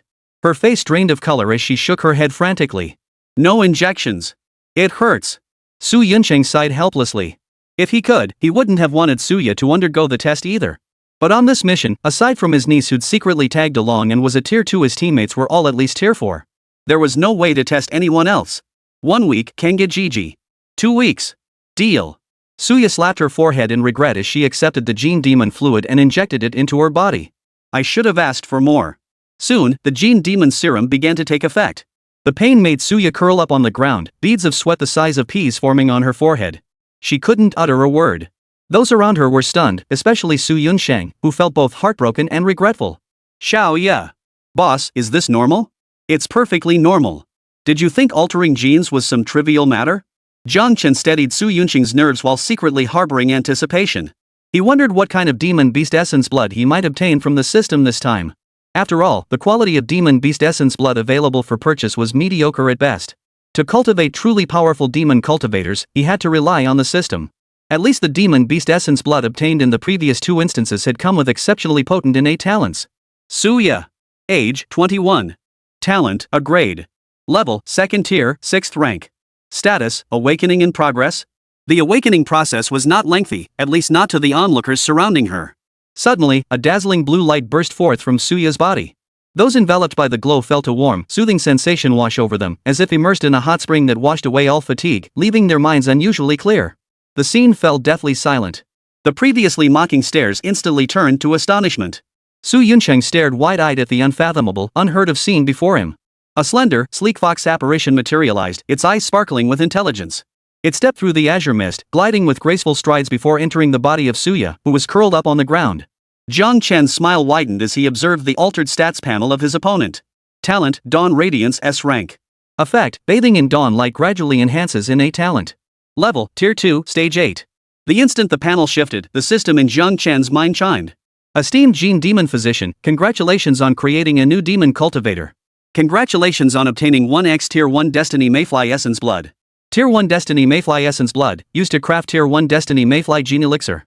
Upon consumption, grants the innate talent eternity, losing the concept of permanence and forsaking the privilege of immortality. Without relying on external aids, one crushes all with overwhelming innate power. Continue your journey, Demon Cultivator count reached 10,310. New shared target, Demon Cultivator Suya Qingsha Jade Fox. As expected, the system really delivers. Reading the description of the new essence blood, Jiang Chen smiled. But when he reached the bottom, he froze. Why is Suya listed as a Demon Cultivator? Not Demon Cultivator Sequence 003? Chapter 10, Blackmailing the Blackmailers. Ding! Qingsha Jade Fox's rank is too low to qualify for inclusion in the Demon Cultivator hierarchy. I see. Seeing the system's explanation, Jiang Chen fell deep in thought. At first, he'd assumed the Demon Cultivator hierarchy was simply a sequential ranking of those who had attained Demon Cultivation status. Any Demon Cultivator could secure a place within it. Now he understood, to be ranked among Demon Cultivators, one must not only become a Demon Cultivator a prerequisite but also possess sufficiently powerful demonic beast talents. At that moment, Su Yunqing was trembling with excitement. Just now, that was definitely the aura of a Qingsha Jade Fox. Compared to other demon beasts, the Azure Mist Jade Fox was exceptionally gentle. Its greatest desire was to bathe in the dawn light daily, never attacking humans unless provoked. As a seasoned martial artist who had risen to become the deputy chief of the Heavenly Martial Bureau, he had certainly encountered demonic beasts like the Azure Mist Jade Fox before, even coming into close contact with them. Therefore, Su Yunqing instantly recognized that the radiance was identical to the Azure Mist manipulated by the Azure Mist Jade Fox. He had spent those 30 million merely as an experiment, harboring little real expectation. But now, the outcome left him utterly astonished. Beyond her innate talent, even Xiaoya's cultivation realm had surged through 2 tiers in one go. The azure light enveloping Suya began to fade. The girl rose from the ground, her cheeks flushed rosy, all traces of her earlier agony vanished. Uncle Su, I feel like I'm about to explode with joy. The crowd watching Suya's exhilarated state wore a mix of expression: shock, bewilderment, utter disbelief. How is this possible? The effects of that demonic essence, they're real. It actually grants one the innate abilities of a demon beast. A miracle. This is nothing short of a miracle. A torrent of astonished exclamations poured forth. Boss, I'll take the remaining 2 bottles of gene demon fluid. While the onlookers were still marveling, Su Yunqing suddenly turned and spoke urgently. In an instant, the stunned crowd snapped back to reality. Damn it! You bastard, Su Lao Gue! How dare you get your hands on something this amazing? Boss! 6 million! Sell it to me! I'll give 6.5 million. 8 million! The crowd was in an uproar. Beyond those cursing Su Yunsheng, even more people were outbidding Jiang Chen's offer to secure the item. Every single person present had their desires ignited by the effects of the demonic blood, plunging them into a frenzy. Damn it, these beasts! Su Yunsheng was instantly enraged. Earlier, when he hadn't bought it, they'd all been standing around watching the show. But the moment he bought it and confirmed the demonic blood's effects were genuine, they pounced like rabid dogs smelling meat. But it was all right. Su Yunsheng felt a surge of satisfaction. He had been the first to speak up and make the purchase. The outcome was inevitable. Witnessing this scene, Jiang Chen felt thoroughly satisfied. He knew his goal of establishing recognition had been achieved. The Gene Demon Serum would inevitably gain wider recognition through these people's promotion. As for now, Jiang Chen clapped his hands. All eyes instantly turned to him, and the room fell silent. Clearing his throat, Jiang Chen announced, "Ladies and gentlemen, although the item is clearly priced, I see your enthusiasm and understand how eager you all are to purchase the Gene Demon liquid. Given the limited quantity." He then revised the price to 10,000. Therefore, to ensure everyone has a chance to acquire it, we will now transition from fixed pricing to an auction format. 2 bottles of Gene Demon Elixir, the highest bidder wins. No upper limit. As the words fell, Su Yunqing's confident smile froze on his face. He stared at Jiang Chen in disbelief. You must be joking. After a fierce bidding war, 1 vial of Gene Demon Essence sold for 17 million, while the other fetched a staggering 23 million. Such astronomical prices left Jiang Chen utterly astonished. But what astonished him most was that both vials were purchased by Su Yunsheng. This made Jiang Chen glance at him several times. Not only did he conceal his cultivation level, but he was also incredibly wealthy. What exactly was this old man up to? Jiang Chen couldn't help but entertain the thought of robbing him blind. But he quickly squelched the notion he was a shrewd merchant, not a bandit. Besides, robbing someone, how could that compare to selling Gene Demon Elixirs? It was faster and more profitable. Jiang Chen closed his shop and left. But soon, he sensed something was off. Someone was following him, and not just one person. Jiang Chen sneered coldly, immediately changing his route and slipping into a shadowy alleyway. The soft click-clack of footsteps echoed as a figure emerged from the exit ahead, chewing gum and shouldering a shiny, dark alloy baton. He lifted his gaze to meet Jiang Chen's eyes. No words were spoken, but his eyes were filled with mockery. Well, you sure know how to pick your spots." A wicked chuckle echoed from behind him. Jiang Chen spun around to find 3 burly men with tattooed arms and menacing expressions blocking his escape. "Hand over the formula for the Gene Demon Serum, and we'll let you go painlessly. Might even leave you a whole corpse." The middle thug sneered coldly. Jiang Chen's lips curled slightly. He hadn't been wrong, they were indeed after the Gene Demon Serum. Moreover, it seemed these men had no intention of letting him live. That put his mind at ease. "Why aren't you speaking? Scared dumb?" Before the big guy on the left could finish his sentence, he saw Jiang Chen, standing over 10 meters away, casually raise his hand and clench his fist. The men almost laughed. Trying to hit them with a fist from that distance? What a joke! Just as they prepared to mock him, a terrifying surge of vital energy erupted from Jiang Chen's body, whipping the quiet alleyway into a gale. That seemingly ordinary fist extended toward them. In the next instant, the fist transformed into a gale-force wind, carving deep gullies into the ground before crashing down upon the 3 men. Their bodies exploded into a mist of blood, splattering across the ground and walls, staining everything in a blinding crimson. Jiang Chen calmly withdrew his fist and turned toward the baton-wielding youth. The baton-wielding youth was now petrified with fear. He didn't even notice the bubble he'd blown bursting and smearing his mouth. His pupils dilated wildly, his mouth spewing nonsense, his legs trembling uncontrollably. Watching Jiang Chen approach him slowly, he felt as if he were facing a demon from hell. Thud! The alloy bat clattered to the floor as the youth finally collapsed, plopping down onto the ground. He looked up at Jiang Chen, who now stood before him. Sucking the gum stuck to his lips back into his mouth, he chewed it lightly before forcing a smile. If I said I was just an innocent passerby, would you believe me? Jiang Chen met the young man's hopeful gaze with a faint smile. No. Blood splattered across the floor, splashing onto Jiang Chen's face. Jiang Chen returned home to a two-story villa purchased with the savings accumulated from his time at Wuhan University. The area was sparsely populated, offering him the solitude he craved. He washed away the fatigue and bloodstains with hot water, changed into pajamas, and sank into the soft Simmons mattress. He picked up his phone. Though Jiang Chen had few friends, he certainly had no shortage of enemies. Fortunately, these people didn't bombard him with messages daily, otherwise he'd be driven mad. The moment he opened his messaging app, a pinned notification caught his eye. Yu Sheng, what's my husband doing? Yu Sheng, kitten peeking.jpg. Chapter 11, Li Shuriyue, 2 streams of essence blood. Seeing the adorable cat head emoji on the chat interface, Jiang Chen seemed to recall that cute girl with twin ponytails who loved standing in the sunlight and smiling at him. A gentle curve involuntarily lifted the corners of his lips. Li Shuriyue, the campus beauty of Nanyang Martial Arts University, and also Jiang Chen's first love, who walked with him from freshman year to graduation. Unlike Jiang Chen, Li Shuriyue came from a wealthy family and possessed exceptional talent, making her one of those who entered the combat zone directly after graduation. Their romance, notorious enough to make nearly every male classmate and a handful of female classmates grind their teeth in frustration, actually began with a simple question from the girl: "Classmate, want a date?" No one believed they'd last, expecting them to break up by graduation at most. After all, the gap between them seemed insurmountable. Beyond his off-the-charts looks and that infuriating business acumen, Jiang Chen had little else to offer. But reality proved otherwise. After graduation, when they went their separate ways, the distance actually intensified their feelings. As for why, Jiang Chen figured it was probably because that girl was hopelessly love-struck. He tapped lightly on the screen keyboard. "Su Nuo, thinking of you." Almost instantly, the typing prompt appeared above. "Yu Sheng, you so cheesy. Dog disapproves JPG." The next second, a video call from Yu Sheng popped up on his phone. He instinctively flicked his still damp hair twice before answering. The screen paused for a moment before revealing a breathtakingly beautiful face. Her features were exquisitely perfect, her skin fairer than frost and snow. The just right baby fat on her cheeks added a touch of adorable charm. As Jiang Chen was about to greet the familiar face, the figure in the frame parted her pink lips. A voice, sweet with lingering affection and joy, drifted into his ears. "Me too." Jiang Chen froze, feeling a faint warmth spread across his ears. Alright, when faced with his girlfriend's direct and unabashed flirtation, he still found himself a bit overwhelmed. "How are things over there?" Jiang Chen awkwardly changed the subject. "It's been okay." Li Shuriyue shook her head, her 2 ponytails swinging back and forth as she recounted her recent experiences in the war zone to Jiang Chen. Like the terrifying beasts she'd encountered, how brutally grueling the training was, and how many guys had confessed to her these past days, all of whom she'd turned down.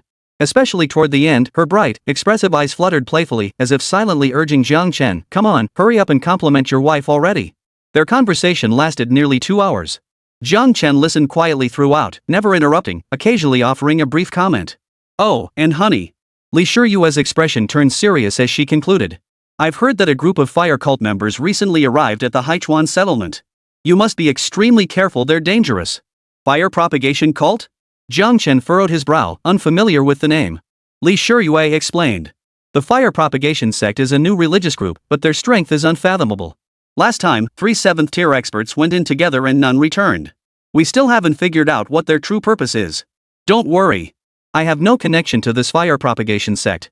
Li Shuriyue clenched her fist and waved it in front of the screen, smiling contentedly. "Honey, just relax and wait. Once your wife earns enough dowry, I'll let you marry me home." They chatted for a long while longer until the sky outside had completely darkened before Li Shuriyue reluctantly ended the call. After composing himself, Jiang Chen cleared out one of the rooms on the second floor to serve as his dedicated laboratory for synthesizing gene demon elixir. During the tidying process, the system emitted 2 consecutive notification sounds. "Esteemed gene demon physician, congratulations on creating a new demon cultivator. Congratulations on obtaining 1x tier 4 void shadow essence blood. 4th tier void shadow essence blood, used to craft 4th tier void shadow gene demon elixir. Upon use, grants the innate talent divine might, allowing the body to exist in an alternate dimension, immune to ordinary attacks. Note, the body will solidify into physical form during the instant of attack. Continue your journey, demon cultivator count reach 10-4-10. New shared target, demon cultivator chi cultivation purple flame python. Esteemed gene alchemist, congratulations on creating a new demon cultivator. Congratulations on obtaining tier 3 mirror skeleton essence blood 1. Tier 3 mirror skeleton essence blood, used to craft tier 3 mirror skeleton gene demon elixir.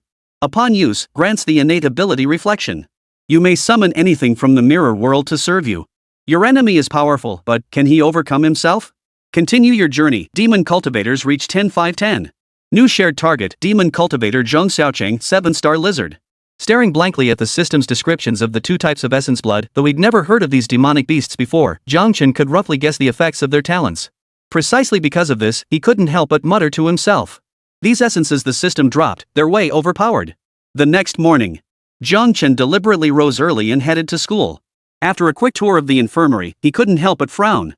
The infirmary stocked a decent variety of medicinal ingredients, but none of them were sufficient for the 4 drops of essence blood the system had released.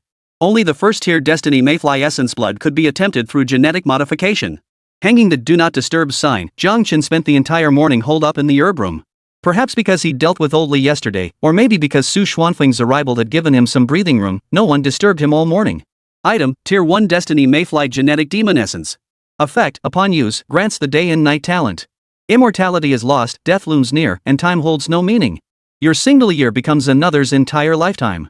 Staring at the green liquid in the syringe, Zhang Chen exhaled deeply, his expression complex. Undoubtedly, the Destiny Mayfly's gene demon fluid was exceptionally unique, even among the essence bloods revealed by the system. For this was the only one perhaps forever that inflicted negative effects upon its user. Using it would cost a full year of life, a price so steep that even if a user were found, Zhang Chen would seriously consider whether to share it. But as for its effectiveness, it was equally mind-boggling. In a single year, one could achieve the greatest accomplishments of a lifetime, akin to those immortal beings in novels who attain Dao ancestor status after tens of millions of years. A single injection would transform an ordinary mortal into a universally revered Dao sovereign within a year. This was the heavens mandate Mayfly's god-defying talent. Sometimes Zhang Chen even wondered where these essence blood systems were scraped together from.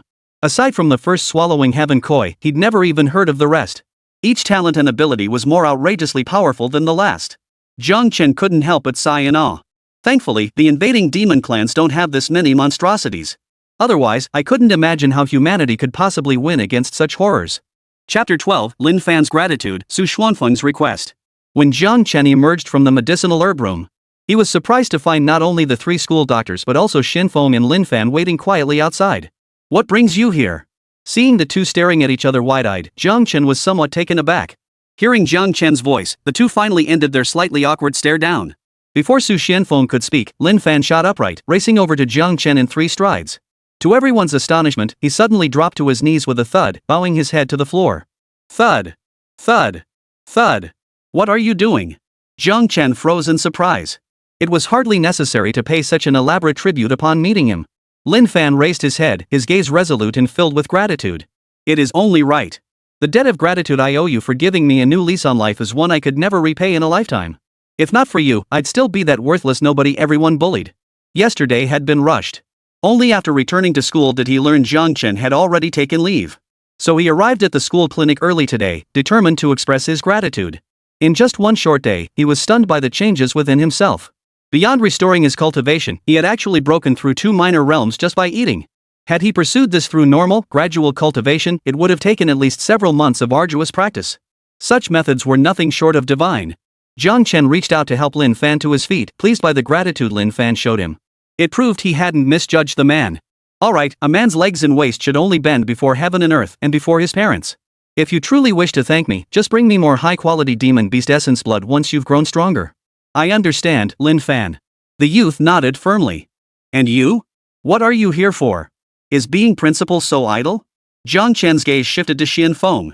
His voice snapped Su Xianfeng out of his astonishment, though the elder couldn't help but steal another glance at Lin Fan before suppressing his surprise. Lin Fan, he remembered this student distinctly. Once exceptionally gifted, his cultivation had suddenly begun to plummet, and even he hadn't been able to discern the cause. It seemed Zhang Chen's method for restoring his talent was likely similar to the gene demon fluid he himself used. He shook his head sharply, banishing the chaotic thoughts from his mind. He then forced a shy smile at Zhang Chen. Foster father, could your foster son ask you for a favor? The moment those words left his mouth, Zhang Chen sensed something was amiss. The others exchanged stunned glances, their eyes darting between Zhang Chen and Su Xianfeng. They had suspected the two were close, but never imagined their bond was so deep that they addressed each other as godfather and godson. Still, considering that title of godfather, Zhang Chen didn't refuse outright. Tell me about it. It's really nothing. Tua Xianfeng rubbed his hands together. Just cover a class for me? Cover your class? Me, the school doctor, covering for you, the principal? Aren't you afraid I'll wreck your school? Zhang Chen looked at Xianfeng as if he were a fool. Xianfeng immediately realized the misunderstanding and hurried to clarify, I meant substituting for a class. In 2 days, the school will hold a class martial arts exchange event. We'll select the strongest students to represent us at the annual martial arts competition in Haichuan Gathering Ground, hosted jointly by all schools. Our school's been stuck as the eternal runner-up for ages. Our ranking's too low. We thought if you led the team, maybe this year we could finally climb up the rankings. Jiang Chen was astonished. Perennial runner-up? If I recall correctly, there are over a dozen universities in the Haichuan Gathering Ground. That ranking seems pretty high. Bottom of the pack, Dr. Jiang, Lin Fan clarified. Jiang Chen. Ahem, anyway, that's the situation. I wonder if you could give us a chance, father? Facing Su Xuanfeng's eager expression, Jiang Chen furrowed his brow and sighed softly. He summoned paper and brush, swiftly scribbling down the names of medicinal herbs, all essential ingredients for refining the remaining 3 drops of essence blood into Gene Demon Elixir. He filled 3 entire sheets. He handed the papers to Su Xianfeng. I can agree, but in exchange, you must procure all these ingredients for me. Prepare 5 portions of each. Xianfeng scanned the paper, his eyes widening as he read the names of the herbs. His hand trembled slightly as he held the paper. Wait, this much. Do you plan to eat them? Just give me an answer, Jiang Chen demanded bluntly. I'd agree if I could, Su Xianfeng replied with a bitter smile. But half the herbs listed are rare treasures, and the other half are also rare treasures. Each one is incredibly valuable. Just locating them would consume vast amounts of money and time. Especially with so many 6th-tier herbs, and needing 5 doses of each, conservatively speaking, even selling me wouldn't cover the cost. Hearing Su Xuanfeng's words, everyone in the school clinic couldn't help but gasp. He meant buying several small goals worth? How many do you have left? I'm no match for your business acumen. After saving for so long, I've only managed to scrape together enough for one. Jiang Chen pulled out a card and handed it to Su Xianfeng. There's enough for about 5.5 here. Go buy them first. If it's not enough, come find me. You're loaded, kid? Xianfeng swallowed hard. Then I'm all set. He'd sat in the principal's chair for 3 grueling years and barely scraped together one small goal, yet this guy casually handed over 5.5. Sure enough, the most profitable ones are always the shady merchants. The difference in how they made money was simply a matter of making a lot versus making an extraordinary amount. Deal. Jiang Chen nodded. As Tua Xianfeng had said, procuring these materials consumed enormous amounts of both time and money. Going to buy them himself would be a waste of time. It was better to just hand the task over to Tua Xianfeng. Which class should I take over? Xianfeng turned to Lin Fan, his class. Have him take you there. Changing out of his white school doctor's uniform, Jiang Chen followed Lin Fan to class 6. Yes, class 6. The very same class 6 that had been utterly crushed by class 1 in the martial arts room just yesterday. Jiang Chen still had a vivid memory of this class. Dr. Jiang. Lin Fan hesitated to speak, but Jiang Chen cut him off. Call me teacher. After all, I'll be your homeroom teacher for the next while. Right, Teacher Jiang. Please don't take the class's behavior too personally. The previous homeroom teacher, Chu Tongren, had no professional ethics whatsoever and did some truly despicable things. That's why many students don't have a high opinion of homeroom teachers. But everyone here is actually a good person. Lin Fan explains softly. The previous homeroom teacher had a penchant for physically punishing and abusing students. He extorted money from them under various pretexts, sold them substandard cheap blood pills, and during competitions, forced them to take blood-rushing pills that destroyed their foundational cultivation. Eventually, the class reached its breaking point. Students and parents united to report him, leading to his dismissal from the school. But the matter didn't end there. After being fired, the teacher began stalking students, ambushing them in isolated places to beat and retaliate against them. It only ended when the new principal, Su Xianfeng, learned of the situation, had him crippled, and threw him into the Tianwu Bureau's dungeon. Yet because Class 6S students had reported their homeroom teacher, even though others knew the fault wasn't theirs, no one dared take charge of Class 6 again. They feared they too might be reported and lose their jobs one day. Thus, without a homeroom teacher, Class 6 gradually fell behind the other classes. The students developed an indiscriminate hostility toward homeroom teachers as a group. This was precisely why Lin Fan feared Class 6 might treat Jiang Chen the same way. Facing Lin Fan's concern, Jiang Chen's expression remained unchanged as he replied softly. Don't worry. They won't dare. Chapter 13, Class SAXS Dual Supreme Talents. Contrary to Jiang Chen's expectations, as he approached Class 6, he heard no commotion. Something was off. For an unmonitored class, this was highly unusual. Suspicious, Jiang Chen stood by the back door and peered through the window into the classroom. He noticed there weren't many students inside, only about a dozen. What astonished him, however, was that all these students were meditating and cultivating. This scene delivered a significant blow to Jiang Chen's worldview. Wait, are Class 6 students really this disciplined? Jiang Chen's expression was bizarre.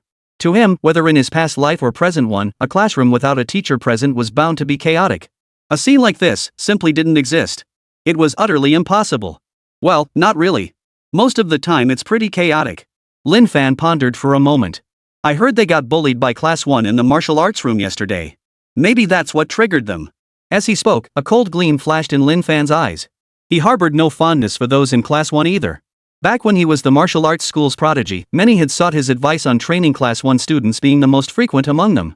He'd never been stingy with his knowledge, imparting everything he knew. But after he fell from his former position as the top prodigy, it was precisely those ungrateful bastards from Class 1 who mocked him the most viciously and humiliated him the worst. Yang Wei and the others who bullied him yesterday were from Class 1, the very ones who had once sought his guidance most frequently. His relationship with Class 1 was like that of the farmer and the snake, or Dong Guo and the wolf. Still harboring thoughts of revenge? Not bad. Jiang Chen nodded lightly, offering this assessment. Being bullied for lacking strength didn't matter. His genetic modifications would allow them to defy the heavens. The real danger lay in them becoming so desensitized to oppression that they no longer cared about the humiliation. In that case, not even God himself could help them. For they would have rotted to the core. Jiang Chen pushed open the door and walked toward the podium, with Lin Fan hurrying to follow. The sharp clatter of footsteps echoed across the floor, jarringly piercing the silence. It snapped many students out of their meditation, their eyes fluttering open with obvious irritation. Who the hell is that? Can't they walk any quieter? However, the students who opened their eyes remained silent, afraid of disturbing those unaffected by the footsteps. But upon seeing the two figures at the lectern, those emerging from meditation froze, then widened their eyes. Both figures were familiar to them. One was Lin Fan, the undisputed leader of Class 6. The other was the teacher who had shattered the testing equipment in the martial arts room yesterday. How did the boss bring this god-tier expert into the classroom? This was the shared thought of every student who had awakened. Lin Fan surveyed the audience below the podium. Seeing roughly 2/3 of the students awake, he steeled his resolve, clapped his palms together with a sharp crack, and roused the remaining students.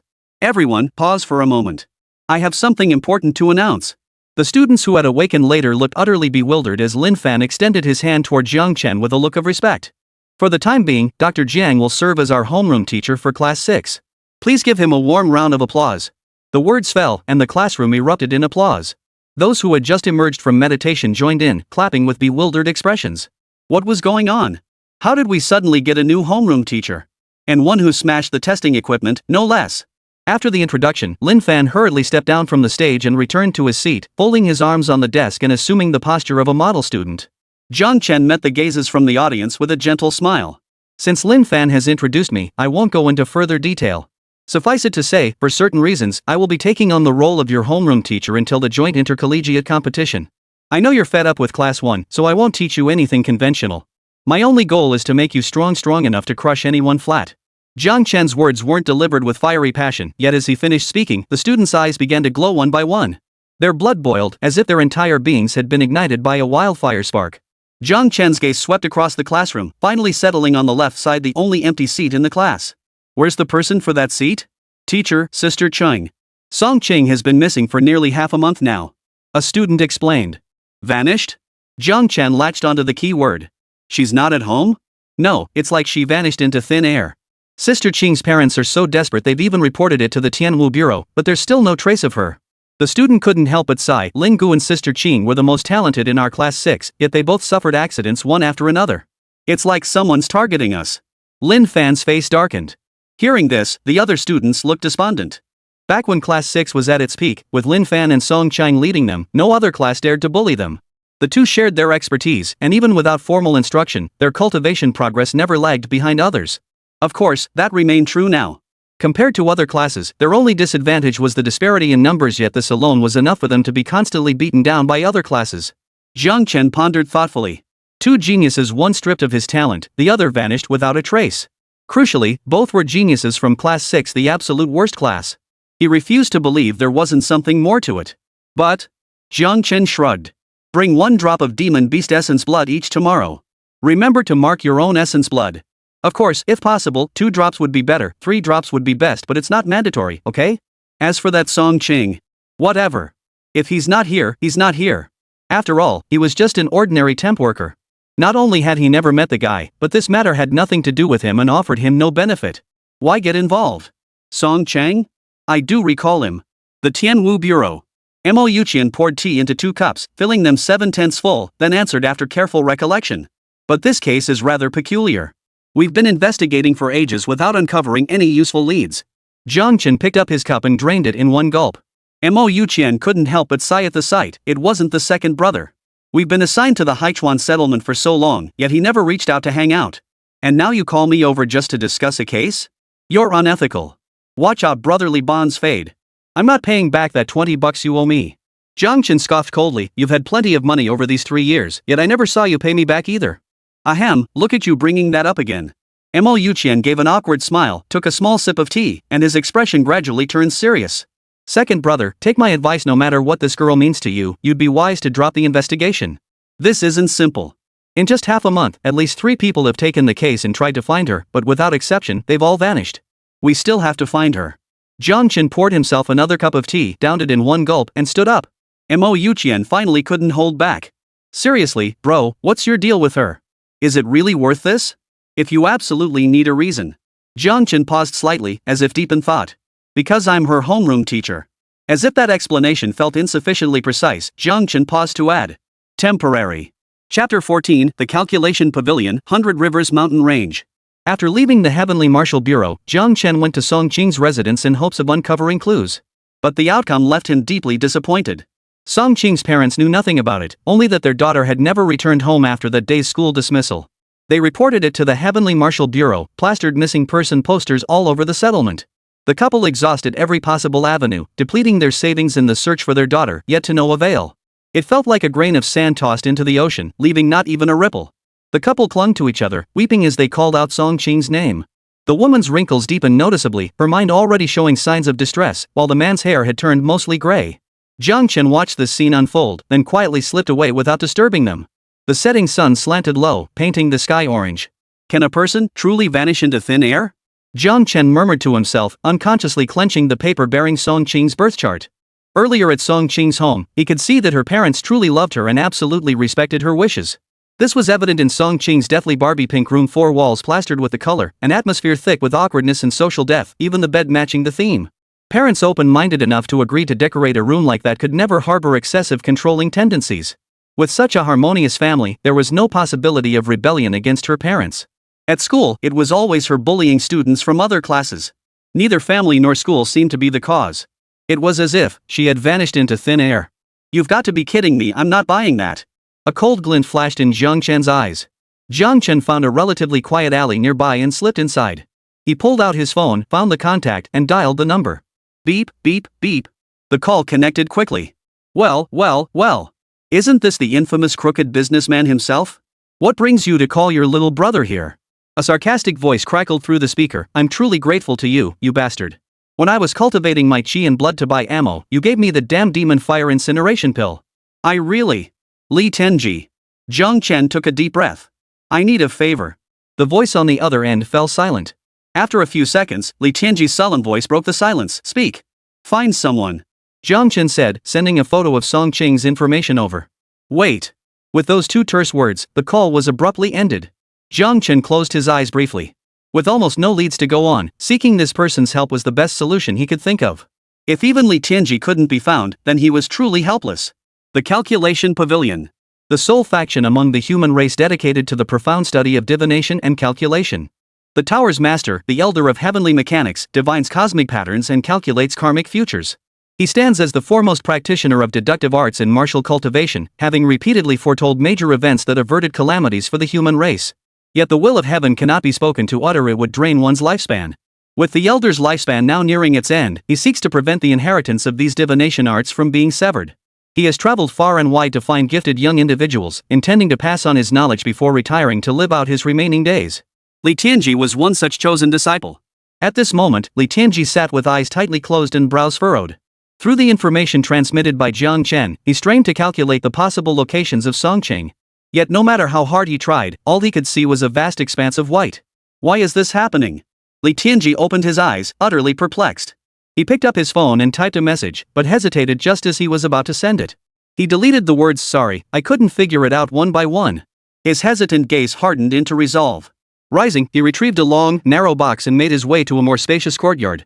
He knelt directly before the main gate, opened the box, and pressed his forehead to the ground. This disciple is ignorant. Though my friend sought my aid, I proved powerless. Here lies a Xianqing lily, capable of extending life by 300 years. I humbly beseech you, master, to lend your hand this once. After Li Tianji finished speaking, the room remained utterly silent, as if no one was inside. Li Tianji remained motionless, kneeling with his head pressed to the ground.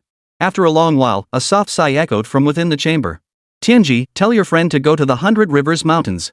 The person he seeks is there. Thank you, teacher. Li Tianji abruptly stood up and hurried away, his face beaming with joy. Inside the house, an elderly man with snow-white hair and beard rocked gently in his chair.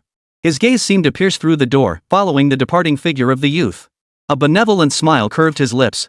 At last, I have witnessed the demon race sealed away forever, and the human race thriving and prospering. Tianji, the transformation has begun. A new era is about to dawn. At the same moment, a crisp ding sounded as Jiang Chen saw the message Li Tianji had sent. The 100 Rivers Mountains? Jiang Chen pondered thoughtfully.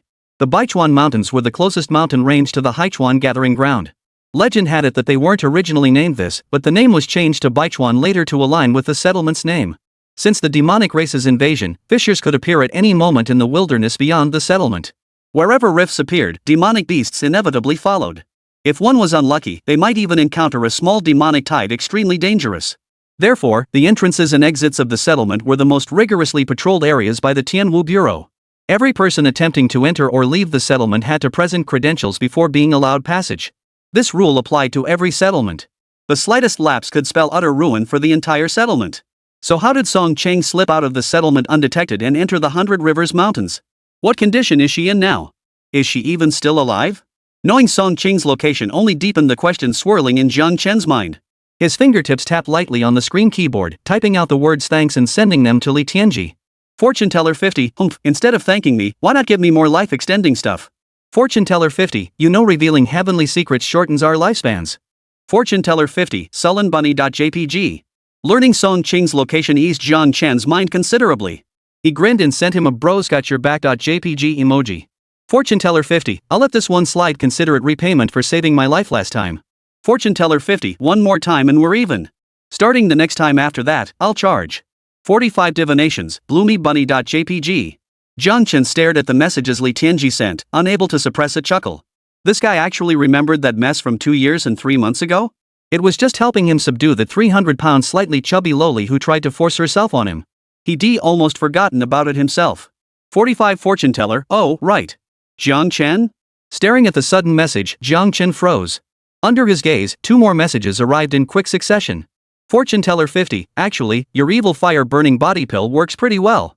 If you want to cultivate your chi and blood, give it a try. Highly recommended. Fortune teller 50, bloomybunny.jpg. Chapter 15, Shadow of the Void Gene Demon Essence, complete. When Jiang Chen returned home, he found Su Xianfeng already waiting outside the gate. He crouched on the ground, puffing on a cigarette. The scattered cigarette butts at his feet indicated he hadn't just arrived. A massive crate sat positioned near Su Xuanfeng's feet. Noticing Jiang Chen's arrival, Xianfeng took a deep drag, then stomped out his cigarette on the ground. Rising to his feet, he greeted Jiang Chen with a smile. Hey, you're back? Got everything together already? Not bad, pretty efficient. Jiang Chen glanced at the box, a hint of surprise in his eyes. What are you thinking? Su Xianfeng retorted impatiently. Every single thing you asked for is rare. And you wanted 5 of each kind. It wasn't that simple. If we don't count the quantity of the same type of spiritual medicine, we've only gathered about half of what's needed. There are a few leads for the remaining half, but they definitely won't be enough to gather 5 copies of each. Jiang Chen nodded slightly and unlocked the door with his key. Tu Xianfeng sensibly carried the box into Jiang Chen's home, placed it on the living room table, then plopped down on the sofa and casually asked, "Did you buy these herbs to develop that gene-altering potion you gave me?" Jiang Chen nodded without denial. I'll be heading out in a couple of days. Remember to approve my leave request. Taking leave? What are you up to now? Tu Xianfeng frowned. Don't forget you promised to be the homeroom teacher. You said it yourself, I'm the homeroom teacher. Isn't it perfectly normal for me to visit my students? Visit students? Zhuo Xianfeng pondered, you mean that girl named Song Chang? I remember her, she's a very talented student. But hasn't she been missing for ages? Even the Tianwu Bureau has no leads. Do you know where she is? Jiang Chen opened the box. To prevent the potency from dissipating, each spiritual herb was stored in its own separate container. He answered while flipping through the herbs, in the Baichuan Mountains. Where? Tu Xianfeng bolted upright, his gaze fixed intently on Jiang Chen, his voice strained. How could she be there? And you're going to find her? Do you have any idea how dangerous it is outside the gathering ground? Cracks are ing everywhere. Run into a single 5th tier cultivator and you're done for. Tu Xianfeng gritted his teeth, his eyes darting nervously. Is that lead even reliable? Could it be wrong? It came from the calculation pavilion. What do you think? At this answer, Xuanfeng paused, then sank back onto the sofa in silence. He reached for a cigarette to light, but remembering he was in Jiang Chen's home, silently stuffed it back. After a long pause, he said, "When are we going?" "I'll go with you. I don't feel right leaving you alone. Tomorrow." As for coming with me, no, it's no longer necessary." Huh? Xianfeng looked up in confusion, having just detected a hint of joy in Jiang Chen's voice. He saw a smile playing at the corners of his lips, his gaze fixed on the selection of medicinal herbs laid out on the table. Jiang Chen hadn't expected such a coincidence. It felt as if even the heavens were smiling upon him. Though the herbs Su Xianfeng had gathered were diverse and numerous, luckily, after Jiang Chen's careful inspection, he discovered that one crucial ingredient required for the Gene Demon essence was right there. 4th tier Void Shadow. As Wu Xianfeng watched in stunned silence, Jiang Chen rushed upstairs with the herbs. He stayed there for several hours. The freshly concocted potion glowed a rose-pink hue, reflecting an eerie sheen under the incandescent light. Item: 4th tier Void Shadow Gene Demon Elixir. Effect, upon use, grants the innate talent Divine Might, enabling the body to exist in an alternate dimension.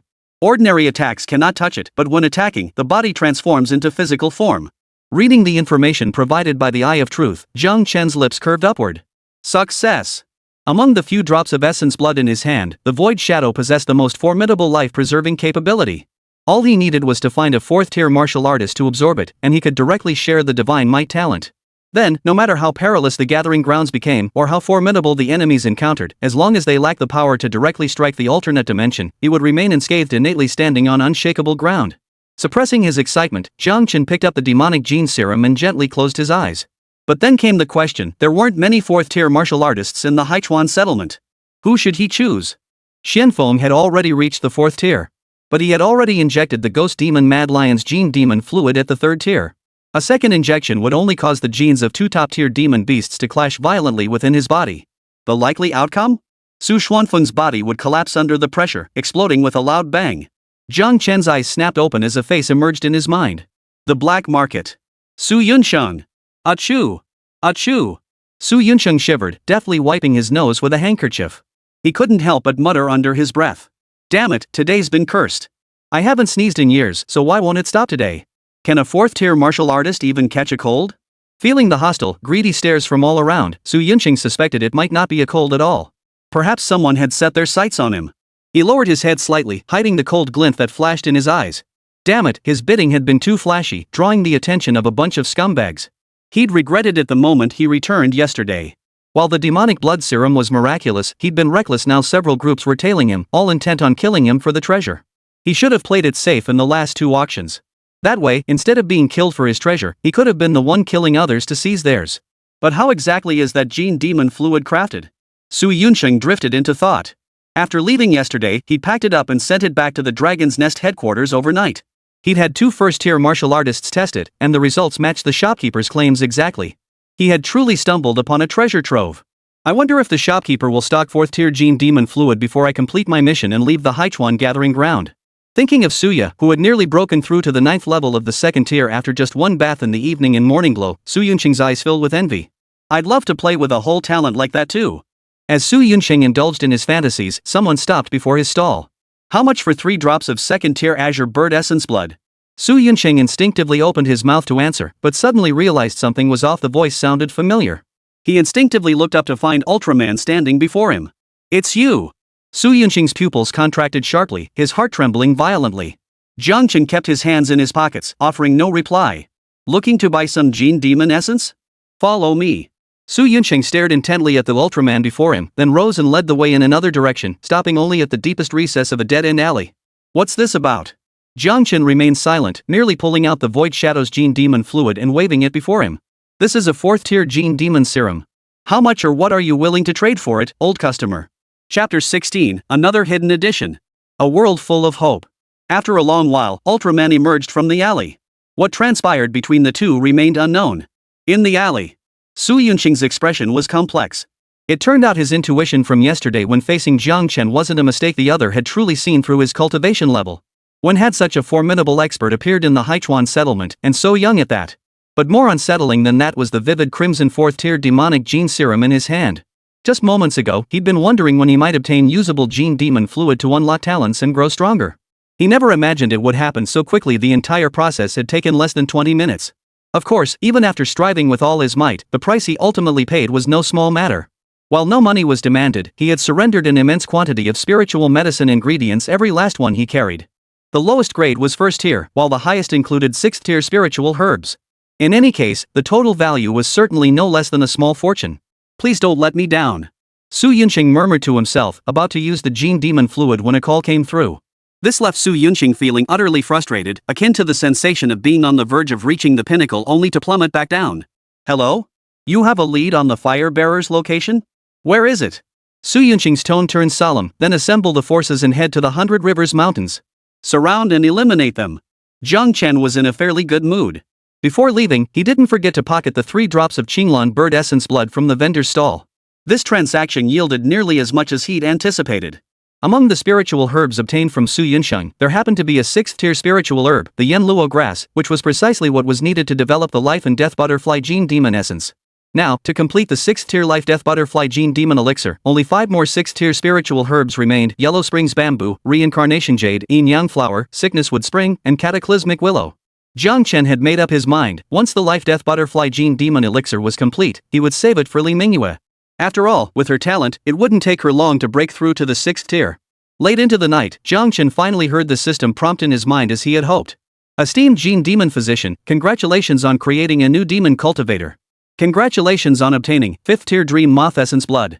5th tier dream moth essence blood can be used to craft 5th tier dream moth gene demon elixir. Upon use, grants the sleep talent. You may pull any sentient being into your dreams, where you become an invincible presence. Continue your journey. Demon cultivator count reaches 10,610.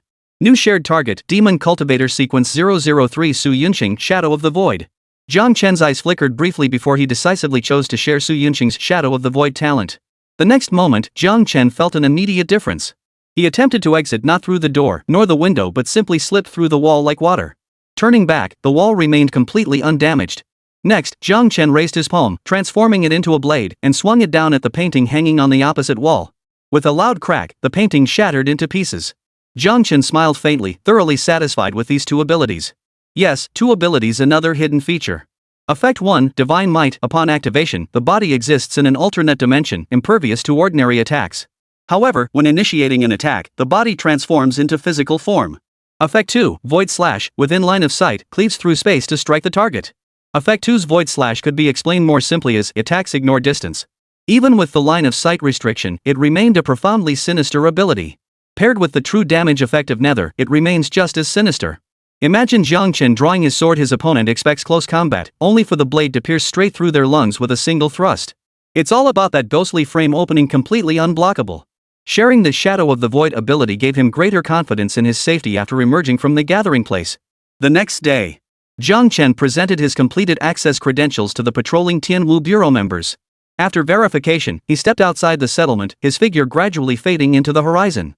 Captain, it's so dangerous outside the settlement now. Why on earth would he go out for no reason? A Tianwu Corps member asked the captain in confusion. Why ask me? Who should I ask? The captain replied in a deep voice. Just do your job. Stop thinking about all this nonsense. Just asking. It's just so boring. Boredom? The captain's expression visibly hardened. Our duties concern the safety of the entire settlement. What kind of example are you setting with this careless attitude?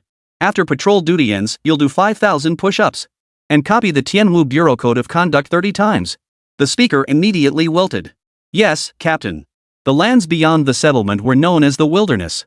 Apart from wilderness hunters who made their living clearing fissures and demonic beasts appearing in the wilderness, few people would venture directly into the wilderness. Travel to other settlements was handled by a dedicated subway system, constructed approximately 500 meters underground, connecting all the settlements. At such depths, accidents caused by demon beasts discovering travelers were rare. Jiang Chen traversed the wilderness, heading toward the 100 Rivers Mountains. Along the way, he encountered no demonic beasts, but instead saw numerous human structures. Skyscrapers that once pierced the clouds now lay collapsed in ruins, their rust-covered steel skeletons jutting grotesquely toward the dull yellow sky. Apartment buildings stood half-collapsed, half-upright, with a faded child's garment still hanging on a balcony clothesline, twitching and swaying in the wind. Atop a towering, sacred church, the cross symbolizing the Supreme Lord was twisted into spirals by vines. Jiang Chen approached a discarded vending machine, observing unidentified fluorescent fungi blooming beside its rotting innards. He glanced back toward the distance. A sudden gust of wind swept through, sending undegraded trash bags swirling through the air alongside yellow dust. The world before him was utterly lifeless, a desolate wasteland. He suddenly recalled a line from a student textbook he'd seen yesterday. Our world remains beautiful and sunny. Our world remains full of hope. With a thunderous roar, the collapsed buildings in the distance were engulfed by a terrifying explosion. A giant centipede over 30 meters long burst from the earth, leaping high into the air. With a deafening roar, it tore a winged serpent from the churning clouds and dragged it down from the sky. Both colossal creatures crashed to the ground, shaking the earth violently and sending deep fissures spreading outward in all directions. The two colossal creatures locked in a fierce, relentless struggle. Suddenly, a jade green beam shot from the ground, piercing both creatures simultaneously. With a single strike, the two massive demon beasts lay fallen, their life force extinguished. Then the green light flew onto the two enormous beasts. Within just a dozen breaths, the bodies of those mountain-sized creatures rapidly shrank and vanished, as if they had never existed. Jiang Chen stood motionless, taking in the brutal scene before him. What a bright, beautiful, and hopeful world this truly is. Chapter 17, The Purpose of the Fire Bearer. The 100 Rivers Mountains. Within a hidden cave. Torches blazing with fiery light hung on both sides of the walls, radiating warmth and illumination throughout the dim cavern. A dozen figures clad in red robes embroidered with the symbol of the torch relay sat in a circle. At their center lay a small boy, fast asleep. In the flickering torchlight, the flames on their robes seemed to sway gently as well. All eyes were fixed on the boy. They handled his body casually, yet not a single word was spoken. Despite the number of people in the cavern, an eerie silence hung heavy in the air. Finally, a voice broke the dead silence, hoarse and filled with disappointment. No, this child is unsuitable too. The others remained silent, merely nodding in agreement. Ahem. After a violent coughing fit, a middle-aged man with a vacant stare entered from outside. One of them waved dismissively. Find a way to send this child away. He doesn't have what it takes. The middle-aged man nodded mechanically, then picked up the little boy from the center of the group and carried him away. Soon, an even younger boy was carried in and placed in the center of the group.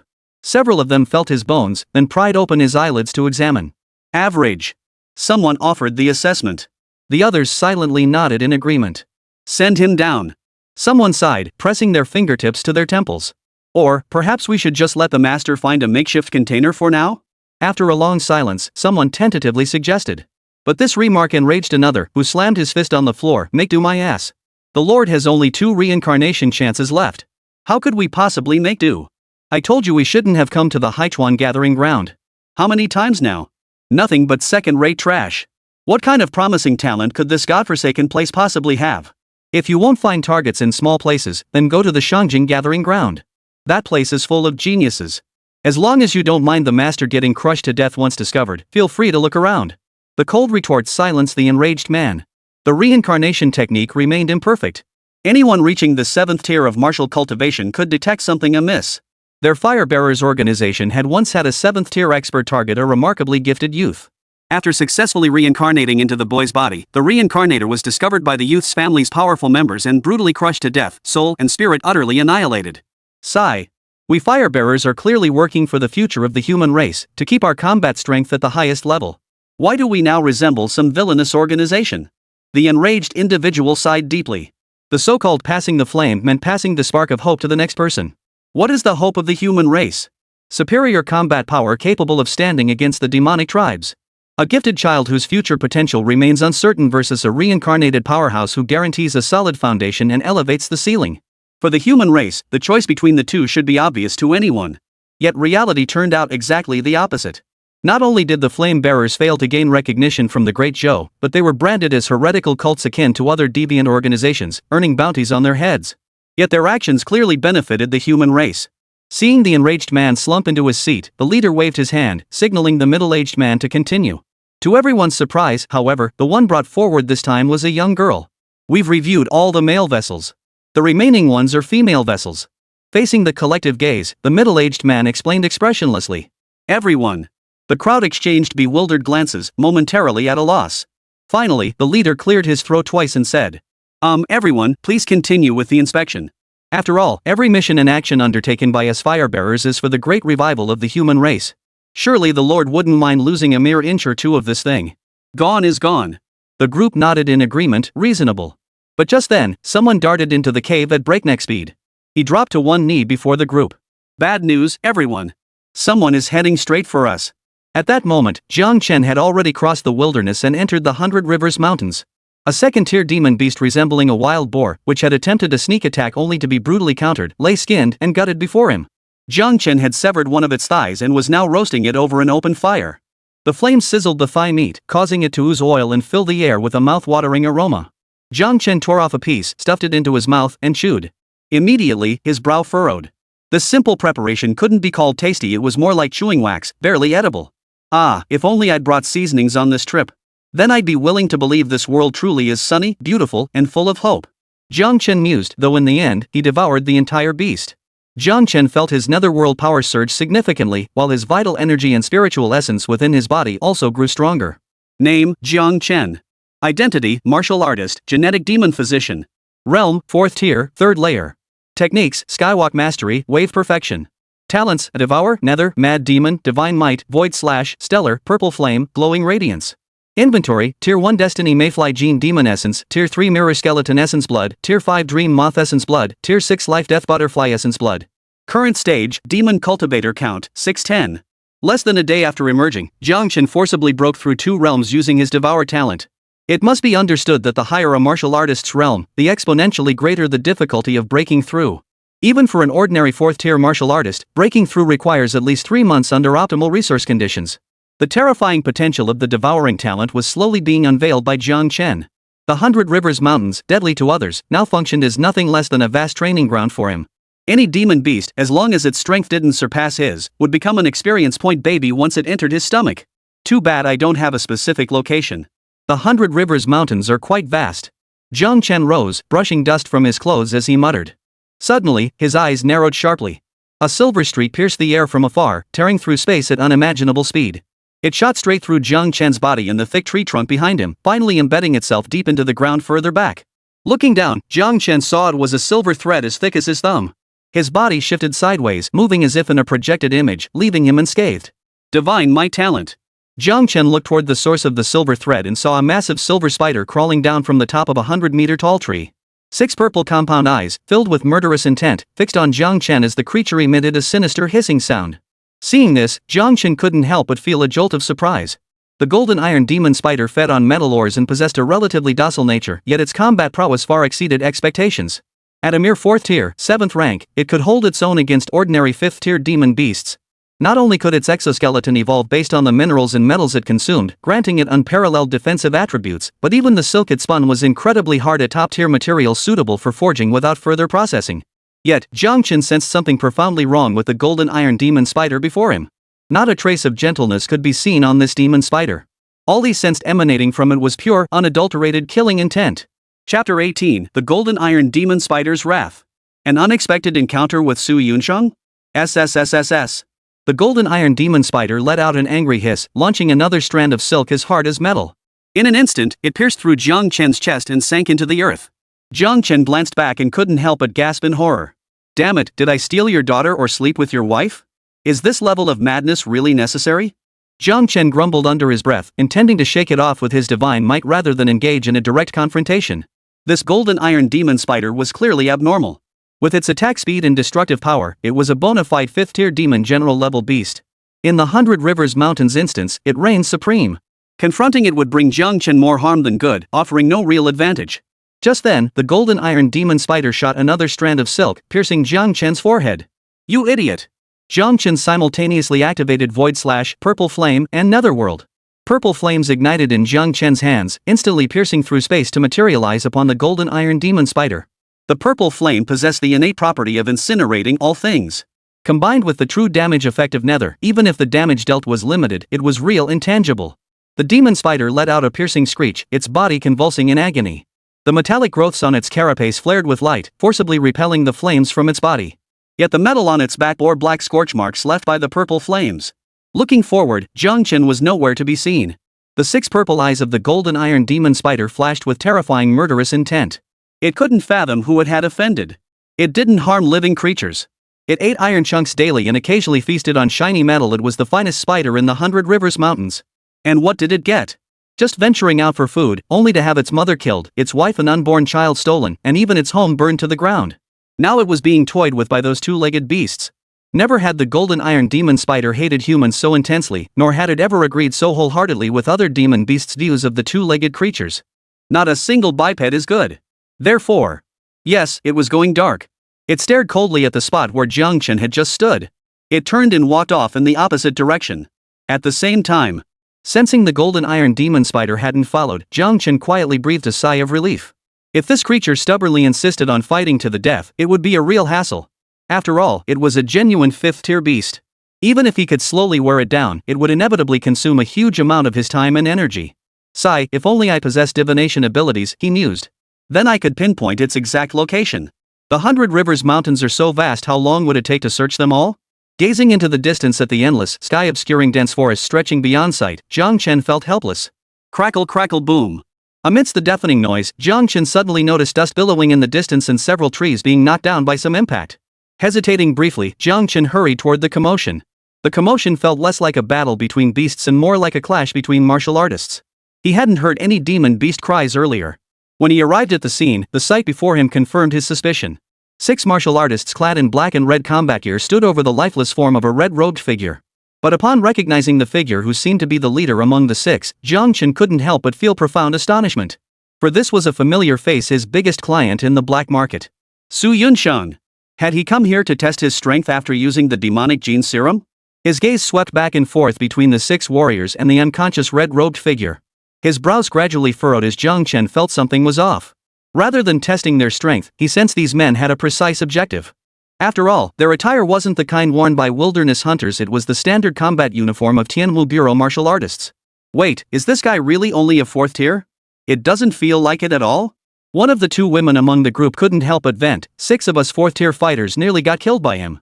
If it weren't for the captain's insane new ability, he might have actually pulled it off. True. His combat experience, his various tactics, and the endless tricks up his sleeve. It's hard to believe this is the realm of a 4th tier fighter. The other girl's expression grew slightly complicated. I've heard some things about the fire bearers. The bespectacled man gently pushed his glasses up his nose and said calmly, they possess a technique that allows members nearing the end of their lifespan within the organization to reincarnate into another body, inheriting everything from the original host. You could think of it as soul possession from fantasy novels. Unless one's cultivation reaches an extremely high level, it's nearly impossible to discern such an existence. So the 4th tier opponent we fought earlier was actually an ancient monster who's been reincarnated multiple times. That technique is truly outrageous.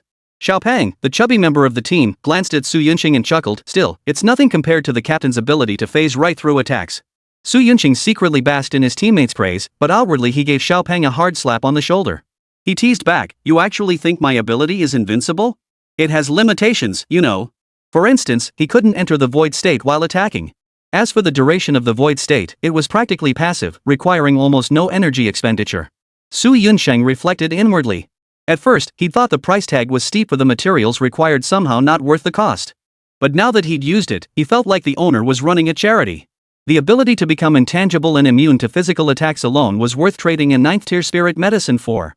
Not to mention its other equally god-tier ability, ignoring attack range when locked onto a target. Who exactly was this boss, capable of researching something like gene demon fluid? He could already envision the seismic impact it would have on the martial arts world of Great Zhou if word reached the higher-ups, a transformation on the scale of a revolution. Suddenly, Su Yunsheng whipped his head around. The standard issue long sword at his waist slid from its sheath, swinging backward in a sweeping strike. The blade struck empty air, yet a metallic clang echoed through the void. Su Yunqing's expression changed drastically as he stumbled back several steps. His feet plowed deep furrows into the ground, and even the hand gripping the blade trembled slightly, as if he had just struck something incredibly hard. Seeing their captain in such a state, the other 5 team members' expressions instantly changed. They gripped their weapons tightly, their gazes fixed intently on the direction where Su Yunsheng had just swung his blade. Rustling sounds echoed from the dense forest. Under their watchful eyes, a massive form slowly emerged from the thicket. 8 slender legs adorned with faint golden patterns, eyes an eerie purple. Its silver-white carapace was encrusted with rare minerals and metals, heavy gold, vibrating silver, jadeite, and more. As the full form of the creature came into view, everyone felt their hearts skip a beat. Even Jiang Chen, observing from a distance, paused in astonishment. Demon Beast Golden Iron Spider. Chapter 19, The Second Golden Iron Spider Demon Casualties. Jiang Chen recognized its identity the instant that figure emerged from the dense forest. No wonder just moments ago, he had been ambushed by a golden iron demon spider.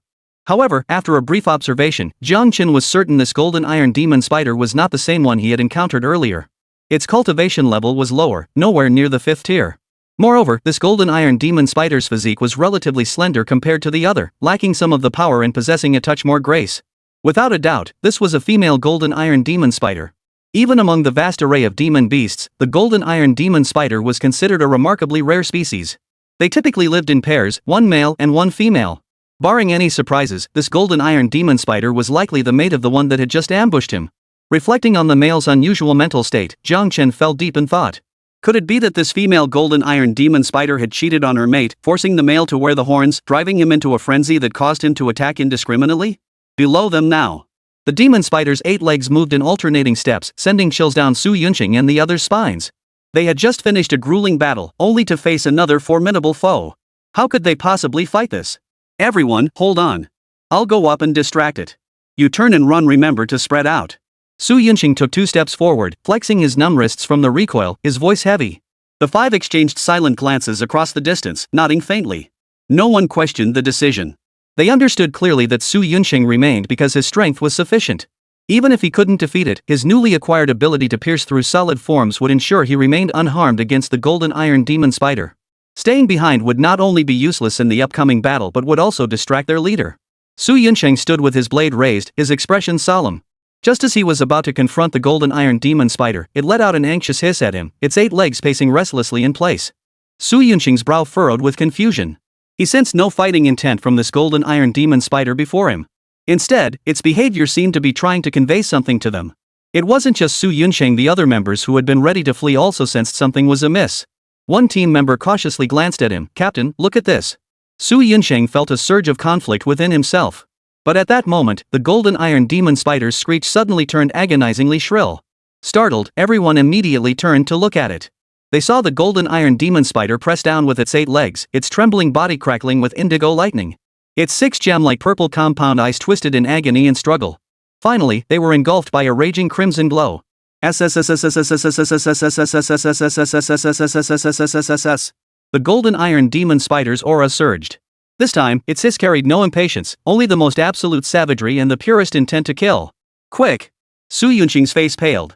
The word "run" remained unspoken. The golden iron demon spider instantly shot out silver silk threads, slicing through the air at unimaginable speed to pierce the heart of the girl who had just been discussing the firebearer. Vivid crimson stained the silver silk with a color not its own. Eyes widened in disbelief at the scene unfolding before them. "You bastard! I'll kill you!" Xiaopang, who had just confessed to the girl yesterday and received her promise to start a proper relationship once they returned, instantly turned bloodshot-eyed. Ignoring Su Yunqing and the other teammates' pleas, he charged forward. Driven by extreme fury, he shattered his previous limits. His figure left trails of afterimages in the air as he leapt, appearing directly above the golden iron spider demon. A massive hammer, intricately carved with elaborate patterns, appeared in his hands. Gripping it with both palms, his chi surged. Accompanied by a rumbling thunderclap, the hammer crashed down onto the demon spider's carapace.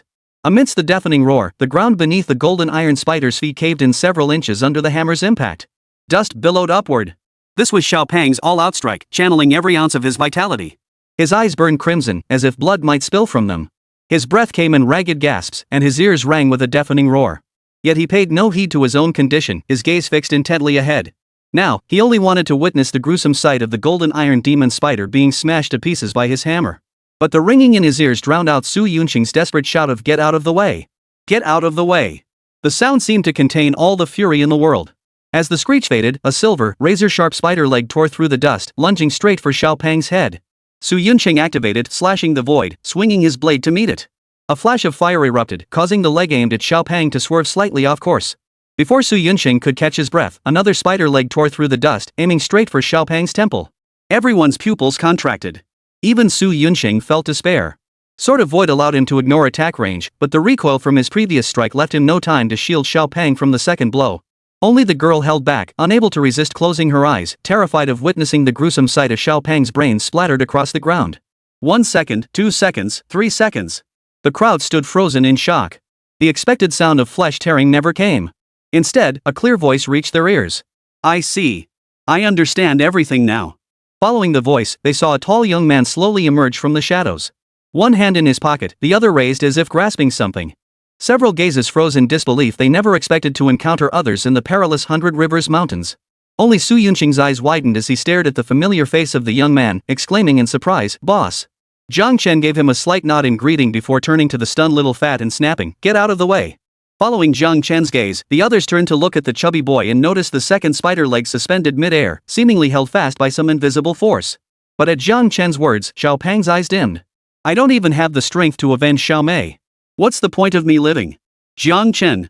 Damn it, alive but unwilling to live, love-struck fools are such idiots, truly deserving of death. Jiang Chen cursed inwardly, his expression unchanged as he withdrew his hand from his pocket and flicked it out, sending the spider leg flying through the air. With the obstruction gone, he finally turned his gaze toward the golden iron demon spider and released his grip on its leg. SSS. Six eyes, now tinged with crimson, blazed with savage fury as the creature's body writhed violently. A strand of silk shot out, but Jiang Chen dodged it with a slight tilt of his head, immediately countering with a sweeping kick. This time, Jiang Chen didn't dodge. Raising his right hand, he pressed his index and middle fingers together. With the perfect grade wave stacking technique, he met the spider's leg head-on. His fingertips lightly touched the joint of the golden iron demon spider's leg, infusing it with strands of vital energy. The threads surged like waves, each crest surpassing the last. The next moment, the entire spider leg exploded with a thunderous boom. Silver red blood splattered, landing on Jiang Chen's utterly serene face. The golden iron demon spider let out a mournful cry, attempting to strike Jiang Chen with another leg from its forelegs, only to be intercepted each time by Su Yunqing from afar. Jiang Chen's gaze remained serene as purple flame enveloped his entire arm. Then, his palm transformed into a blade as his arm drew back like a bowstring. In the next instant, Jiang Chen aimed for a minute crack on its forehead. His arm, ablaze with purple flames, plunged into the metal-hard skull like a knife through butter. The demon spider's massive body froze abruptly. Pulling his arm free, Jiang Chen gripped a shimmering black iron plate glowing with crimson light in his palm. Chapter 20, First Blood. The demon spider points the way. As Jiang Chen withdrew his arm, the golden iron demon spider's massive body crashed to the ground. Its eyes, once veiled in crimson, regained their crystal-clear purple hue. Jiang Chen stared expressionlessly at the small black patch in his hand. With a slight squeeze, he crushed it into dust, scattering it carelessly onto the ground. Is that it? Su Yunqing stared blankly, unable to believe it. The demon beast that had driven them into peril in mere moments, even killing one of their members, was just dead? Not just him, the other team members felt like they were in a dream too, especially Xiao Pang, who looked completely dazed. His gaze shifted from the unchanging metallic clusters on the golden iron demon spiders back to the gaping wound that had instantly severed and plunged deep into its brow. In that moment, he felt the world's harshness, the stark disparity between strength and weakness. In the end, he said nothing, only picking up Xiao Mei's body. Except for Su Yunsheng, the others followed Xiao Pang to a distant spot and buried her. "Boss, why are you here in the Baichuan Mountains too? And what's this?" Su Yunsheng approached Jiang Chen. Seeing the golden iron demon spider, not yet completely dead, and the black fragments scattered at Jiang Chen's feet, he spoke with cautious restraint. He had assumed that even if Jiang Chen could see through his cultivation level, his actual strength probably wouldn't be much stronger than his own. But the scene just now had shattered that notion completely. He had barely managed to handle the golden iron demon spider, yet to Jiang Chen, it had been nothing more than a mere trifle to crush. "I came to find someone. As for this, it's the thing controlling that creature." Jiang Chen's voice remained calm. From his vantage point earlier, he had observed everything clearly. At first, the golden iron demon spider had seemed restless, yet showed no intent to attack. It wasn't until the electric arcs leapt from its brow, coursing through its body and clouding its eyes with crimson, that it transformed completely into a demon beast driven solely by the urge to attack. Though he sensed something amiss immediately, the events unfolded too abruptly for him to save the girl whose heart had been pierced. No living creature could undergo such a transformation in such a short time, leading him to suspect it might be controlled. This theory also explained why the male golden iron demon spider harbored such intense hostility toward humans. Come on, who could stay calm if their wife was snatched away, then forced to obey others like a robot? Thinking about it this way, those two golden iron demon spiders seemed rather pitiful. Their entire family had been torn apart for no apparent reason. Jiang Chen crouched before the demon spider, listening to its mournful cries. The six purple eyes even revealed a human-like look of pleading. Its hind legs trembled as they lifted toward a certain direction. This desperate gesture left even Jiang Chen momentarily speechless. Unable to speak spider tongue, Jiang Chen could only nod gently in response. Seeing its plea acknowledged, the demon spider closed its eyes, its vital energy ripples gradually settling into stillness. Yet at the massive gap pierced by Jiang Chen, a single drop of crystalline purple blood gathered. As it touched the ground, it solidified into a gemstone. Item, Tier 4 Golden Iron Demon Spider Essence Blood Solidified. Effect, can be used to synthesize 4th tier Golden Iron Demon Spider genetic essence upon use, grants the innate talent Golden Stone, allowing the user to enhance their defense by consuming metallic minerals. During combat, the user can transform their entire body or parts of it into previously consumed minerals to further boost defense. Note, solidified essence blood represents the optimal form for preservation and easier absorption. It can only be condensed voluntarily by the beast, making it highly prized. Typically used in transactions between high-tier beasts. The Eye of Truth laid bare the crystal's information before him. What is this? A reward? Jiang Chen picked it up, feeling somewhat bewildered. He never imagined his first drop of demon beast essence blood, obtained through his own efforts, would come in such a manner. This was truly, life is full of surprises. Upon hearing Jiang Chen's words, Su Yunsheng was utterly astonished. This demon beast was actually being controlled? He looked down at the black fragments on the ground, where numerous intricate components were now exposed. In the remote mountain ranges of the 100 Rivers Mountains, who could possibly control a demon beast with human-made artifacts? A name surfaced in his mind. Su Yunsheng gritted his teeth. Damned Firebearer! Damned Firebearer! Jiang Chen, who had just stood up, froze abruptly, catching the crucial detail in his words. Firebearers? What connection do they have to the Firebearer cult? Jiang Chen looked at Su Yunsheng, a vague sense of foreboding stirring within him. A Firebearer is just a member of the Firebearer cult, isn't it? He seemed puzzled by the question, as if surprised such a query would come from Jiang Chen's mouth. Jiang Chen. Jiang Chen suddenly felt a pang of frustration. Great, just 2 days ago his wife had warned him to stay away from these people, and he'd been planning to avoid them only to run into them anyway. He never imagined Song Cheng's disappearance would be connected to this organization. And Su Yunsheng, that freak hiding his cultivation in the black market, his goal was also this organization. Everything was piling up at once. Oh, right, boss. Su Yunsheng suddenly seemed to recall something and asked, "You mentioned looking for someone earlier. Was he no older than 18? With decent martial arts talent?" Jiang Chen shot him a glance but said nothing. Su Yunsheng knew he hadn't misheard. The doctrine of the fire-passing sect is to pass the flame of hope kindled by the forebears to the next generation, generation after generation. But this so-called passing on to the next generation is all a lie. It's all about the original generation. His expression turned grave as he began explaining the cult's deceptive doctrine to Jiang Chen. When a powerful individual nears the end of their lifespan or reaches their innate limit, unable to break through further, they seek rebirth through more gifted youths. They live another life. Then, building upon their past cultivation experience and enhanced by superior innate talent, they ascend to even greater heights in the martial arts. Listening to the explanation, Jiang Chen raised an eyebrow. This is soul-stealing rebirth, isn't it? And a pretty stable method at that. Of course, this method certainly has its flaws. Su Yunsheng pondered for a moment before adding, "While we don't know if there's a limit on how many times this reincarnation can be performed, the target for reincarnation must indeed be under 18 years of age. But don't worry too much. They're very selective about their targets.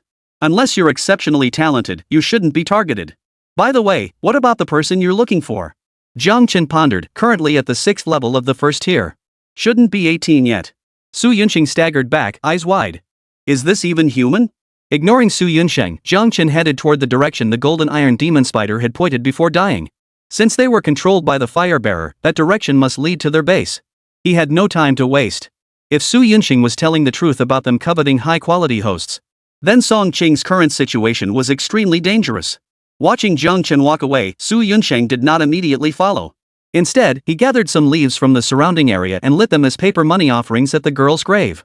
Meanwhile, after Jiang Chen had ventured some distance into the forest, a large tree came into view. On its massive trunk hung a slightly curved spider silk. Chapter 21, Devour Zhanwei. The stronghold of the fire cult. Seeing the mark left by the spider silk, Jiang Chen felt a twinge of surprise. Following the direction, he soon spotted another cluster of spider silk hanging from the tree. Jiang Chen suddenly understood. No wonder the golden iron demon spider had only used its most lethal weapon, the silk thread, once during the battle when it was being controlled. It seemed the spider had planned early on to seek assistance from other creatures. It had preserved most of its silk along the path to guide its found allies, leaving itself with scarcely any reserves. Following the traces left by the golden iron demon spider, Jiang Chen eventually arrived at a sheer cliff face. The cliff face was steep and treacherous, with rocks tumbling down from above at regular intervals. Here, the golden iron demon spider's silk markings vanished completely. Jiang Chen felt no disappointment at this. Not far away, a figure clad in a crimson robe patrolled vigilantly. The crimson robe he wore was identical to that of the individual slain by Su Yunsheng and the others. Barring any surprises, this man was likely a member of the Firebearer cult, one of the so-called Firebearers. Jiang Chen refrained from rushing in to avoid alerting the enemy. Hiding in the shadows, he assessed the patrol's range and positioned himself at the optimal angle. The instant the figure turned, Jiang Chen abruptly raised his hand. Clenching his fist, he deliberately extended his thumb knuckle outward and delivered a sudden horizontal strike. His slashing void talent activated, instantly closing the distance between them. Jiang Chen's fist struck the man squarely in the neck. The cervical vertebrae instantly protruded backward. The Adam's apple shattered, vocal cord severed. The fire-bearer's pupils dilated. Before he could utter a warning, or even a scream, he saw a dark shadow appear before his eyes. Then, a hand seized his head. Jiang Chen's eyes remained calm as the Devour talent activated. The fire-bearer felt like a small river sucked into a pump, his vital energy and soul being frantically drained away. He struggled to break free from Jiang Chen's grasp, but it was futile. A thunderous roar erupted within Jiang Chen, causing waves of qi and blood to surge violently. Yet in an instant, they were ruthlessly suppressed. His cultivation realm had broken through once more. However, Jiang Chen paid little attention to this. Fragments belonging to the fire-bearer flowed through his eyes, allowing him to sift through them at will. Soon, he reached the crucial information he needed most. Emerging from the torrent of memories, Jiang Chen instinctively released his grip and the fire transmitter fell to the ground. Then, the fire-bearer's vacant gaze faded as he dissolved into a pile of yellow dust. Not a single trace of flesh remained, save for the crimson robe that bore witness to his existence. Even Jiang Chen, the instigator himself, couldn't help but whistle in admiration. Previously, he had always used his Devour talent by consuming food. Directly using the talent to devour the essence of an entire being was a first even for him, and the effect was truly overwhelming. Suppressing his astonishment, Jiang Chen checked his status.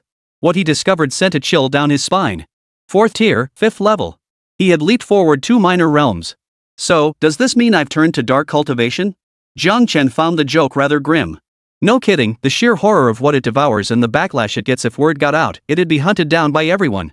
Jiang Chen seemed to understand why the swallowing heaven koi had earned the demon clan's collective dread, why its mere appearance warranted extermination. Because they treated all life as mere resources for their evolution. Thus, aside from truly transcendent beings like the heavens will mayfly, almost no other lifeform could match their pace of strengthening and evolution. And the most terrifying aspect was that this devouring talent possessed virtually no upper limit. Devouring the essence of life was merely one aspect of what this devouring talent could accomplish. Jiang Chen fixed his gaze upon a specific section of the mountain wall, his eyes seemingly piercing through space to discern the concealed cave hidden within. He picked up the crimson robe, shook off the dust clinging to it, draped it over his shoulders, and strode toward the stronghold.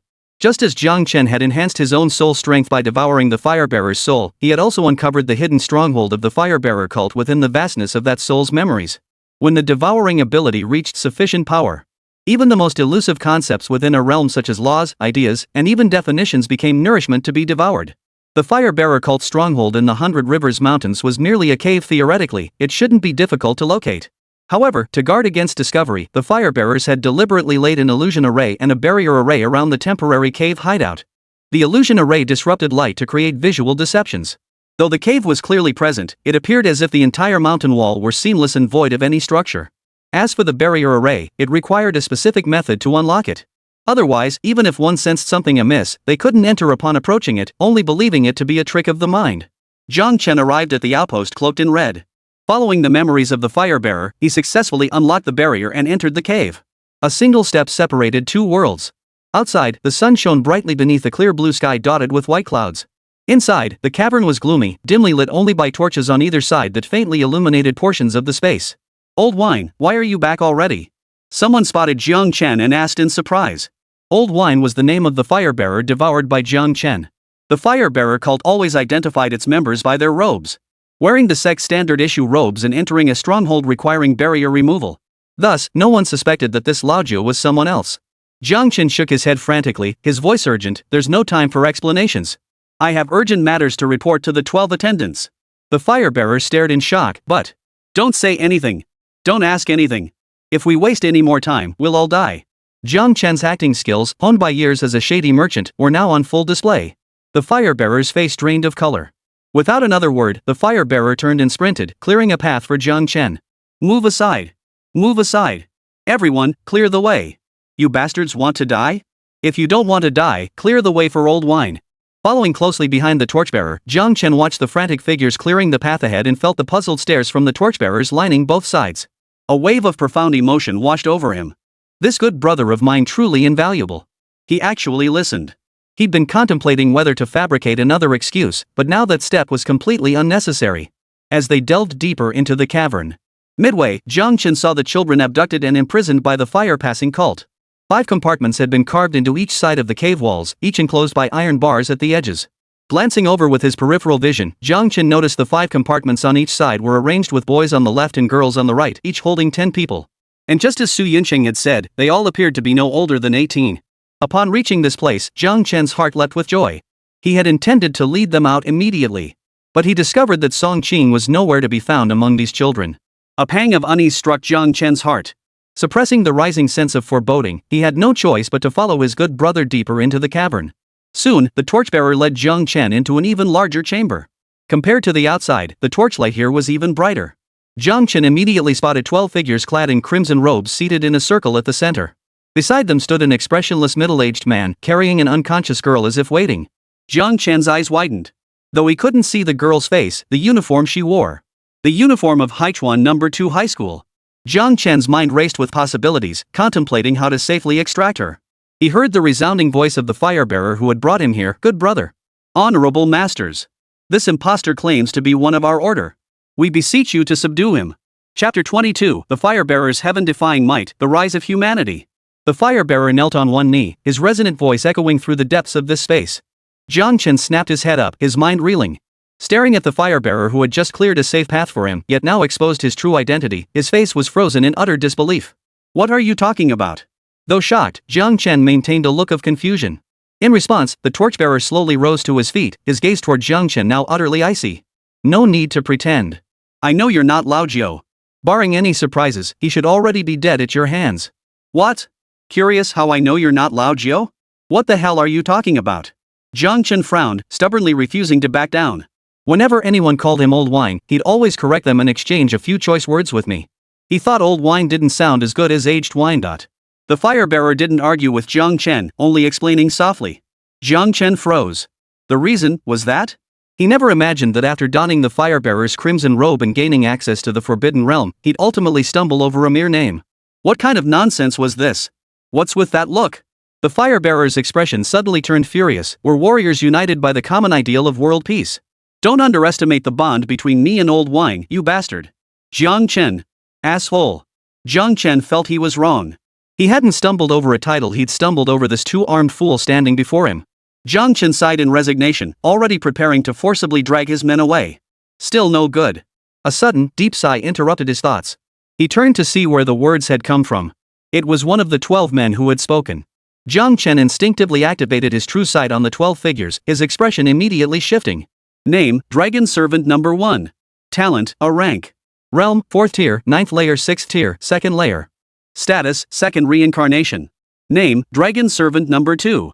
Talent, a rank. Realm, 4th tier, 9th layer, 6th tier, 1st layer. Status, 2nd reincarnation. Name, Dragon Attendant No. 3. Realm, 5th tier, 1st layer, 6th tier, 4th layer. Status, 3rd reincarnation. Jiang Chen's expression grew slightly solemn. 4th tier, 8th layer, 4th tier, 9th layer, 5th tier, 1st layer. The 12 individuals before him had all undergone 2 or 3 reincarnations. Even the weakest among them now possessed a cultivation level of at least 4th tier, 8th layer. Among them, 3 had even reached the 5th tier. Even the highest realm they had ever attained, not a single one fell below the 6th tier. 6th tier masters worthy of the title Martial King. What terrifying beings they were. Even setting aside the past and disregarding others, the combined combat power of these 12 alone could wipe out the entire Haichuan settlement. At that moment, Jiang Chen thought of Su Yunqing's group's combined strength. Damn it! The entire group's highest combat power is a 4th tier, 7th layer? How the hell did they dare come to challenge this group? Purely like an old man playing with a noose, they'd had enough of living. At that moment, the 12 rose one by one, their pairs of eerie eyes fixed upon Jiang Chen. Young friend, one spoke in a hoarse voice, you have entered our fire transmission sect's stronghold unannounced. What brings you here? A hoarse voice spoke up, could it be you wish to make enemies with us? Not interested, Jiang Chen replied calmly. I'm here only to take my student away. Your student? A servant asked with slight surprise, who? Jiang Chen said nothing, merely gesturing toward the girl being carried by the middle-aged man beside him. The attendants exchanged glances, their eyes communicating silently. Seems she hasn't been processed yet. Should we let her go? Someone asked. Let her go. She's already seen so much, one more won't make a difference. Another whispered. They had all once been top-tier Martial King level powerhouses, yet now they all sensed a faint threat emanating from this young man, who didn't appear particularly old. They had come solely to find a suitable vessel for their master, not to make enemies or antagonize other powerful figures. After a brief exchange, the lead dragon attendant No. 1 nodded lightly. Our apologies, this was our mistake. You may take the other children as well. Wait. But as Dragon Attendant number 1 spoke, his expression abruptly changed when he took the object from the middle-aged man's hands. This child. Dragon Attendant number 1's eyes widened in shock, his face flushing with excitement as his stride halted abruptly. Jiang Chen sighed inwardly at the sight, realizing he couldn't leave Song Qing behind without taking action today. Waves of energy swirled around his fist as he activated Sword of Void. Jiang Chen clasped his palms together like a blade and thrust forward abruptly. The strike landed squarely on Dragon Attendant number 1's shoulder. Lost in shock over Song Qing's physique, Dragon Attendant number 1 failed to react, sent flying backward with a thunderous crash. He crashed through 11 bodies, embedding himself deep into the rear wall. Jiang Chen swiftly stepped forward to catch Song Qing, then without hesitation, turned and fled with her in tow. The situation unfolded too abruptly. No one could have anticipated that one moment everything seemed to be ending happily, and the next, Jiang Chen's heavy punch had already struck the leader. Dragon Servant number 2 stepped forward, prying the dazed number 1 from the wall. After a cursory inspection, he sighed in disappointment. Too bad. Can't have my cake and eat it too. I thought I'd finally become number 1. Getting knocked into the wall by a junior? What are you even still alive for? Questioning your existence? Or just stunned from the blow? You're a useless piece of trash as Dragon Attendant number 1. How about you give the position to me? The other attendants joined Dragon Attendant 2 in mocking him. Don't let them escape. Dragon Attendant number 1 ignored the taunts, taking deep breaths one after another. His eyes were bright and filled with excitement. That girl, she's a martial spirit. We must keep her. The mocking fell silent the moment the words left his mouth. A martial spirit body was an exceptionally rare constitution. Those blessed with it possess unshakable foundations and face no bottlenecks in martial cultivation. Advancement comes naturally once experience and cultivation reach the required level. It would not be an exaggeration to say this physique is the dream of every martial artist. Especially for reincarnated practitioners like them, it was like a built-in cheat code. With higher level insight and experience, their cultivation speed already surpassed most others. The only concern was the bottleneck factor. If their master possessed a martial spirit body, free from the shackles of bottlenecks, the human race would undoubtedly gain another figure capable of towering above the pillars of all nations and absolutely transcendent existence. Once the young master reincarnates and matures, driving those idiotic demon clans back to their corners wouldn't be impossible. The group instantly grasped the girl's critical importance. Without further hesitation, figures surged forth one after another, racing toward Jiang Chen's direction. Heaven's favor. Dragon Attendant number 1 stood up, rubbing his shoulder, which throbbed with excruciating numbness. His gaze was filled with emotion and excitement. Truly, the demon race must be eradicated, and the human race must rise. Even after the Lord's reincarnation, he probably wouldn't get used to a female body. Of course, in his view, a female form was superior. Then we could find a suitable mate for the Lord, a male martial artist equally blessed with extraordinary talent. Their union might just produce an even more extraordinary offspring. Though His Excellency might not be too pleased with such an outcome. But never mind. It's all for the sake of the human race. The human race shall rise. Chapter 23, Breaking Out of the Stronghold, Moving Through Unopposed Territory. Jiang Chen and Song Qing fled frantically. Along the way, numerous fourth-tier firebearers under the Firebearer organization attempted repeated interceptions. Yet the gap between their fourth-tier status and Jiang Chen seemed like an unbridgeable chasm. Jiang Chen charged forward like a raging titan. Every firebearer who dared to block his path was sent crashing into the walls with a single blow. The firebearers' defenses crumbled like paper, a scene perfectly described by the phrase sweeping away the withered and decayed. Though the flung firebearers suffered only minor injuries, they were incapacitated for any immediate pursuit. That terrifying aura left most of the weaker firebearers dumbstruck. Yet Jiang Chen himself was inwardly shocked. Even without counting the 12 elites deep within the space, he had already sent nearly 20 fourth-tier beings flying along his path. Though they all felt rather weak, the sheer number was staggering. The entire Haichuan settlement likely contained no more than this many fourth-tier beings combined. This fire-passing cult, was it really just a fledgling organization? This guy must be a freaking monster? Whoa, the 18th one Lordly June has also been sent flying. Aren't there restrictions set up outside our base? How the hell did this guy get in? Damn it! That strike will turn Lord Yun Tai into Lord Yun De. The weaker firebearers below 4th tier, 3rd rank silently counted each fallen figure from afar, their hearts pounding in fear. Most faces had shifted from initial terror to frantic discussion. Whenever someone was sent flying, a wave of horrified commentary erupted. Facing the demon-like man, they whose strength paled in comparison to most firebearers dared not approach. To do so would be suicide. Outsider. You've gone too far. A furious shout erupted, unleashing a torrent of surging vital energy. A burly man, nearly 2 meters tall, stepped forward. His expression was grim, and a visible aura of blood energy swirled around him. With each step he took, the cave space, despite being reinforced by an array formation, shuddered violently. It's Lord Huang Yuan. The distant fire-bearers, recognizing the giant, lit up with excitement, their earlier fear vanishing instantly. Wonderful. It's Lord Huang Yuan. That bastard is as good as dead. Exactly. Lord Huang Yuan is the strongest among the 12 holy attendants. Against him, I bet we wouldn't last 10 moves before being defeated. Exactly. Not only is Lord Huang Yuan at the peak of the 4th tier, 7th rank, but he even fought to a standstill against the 8th tier Saint Envoy number 9, earning the admiration of the holy attendants. Their eyes gleamed with anticipation, eager to witness the rampaging troublemaker crushed. But things didn't unfold as they'd imagined. Facing Huang Yuan, whose cultivation reached the 7th layer of the 4th tier, Jiang Chen remained expressionless.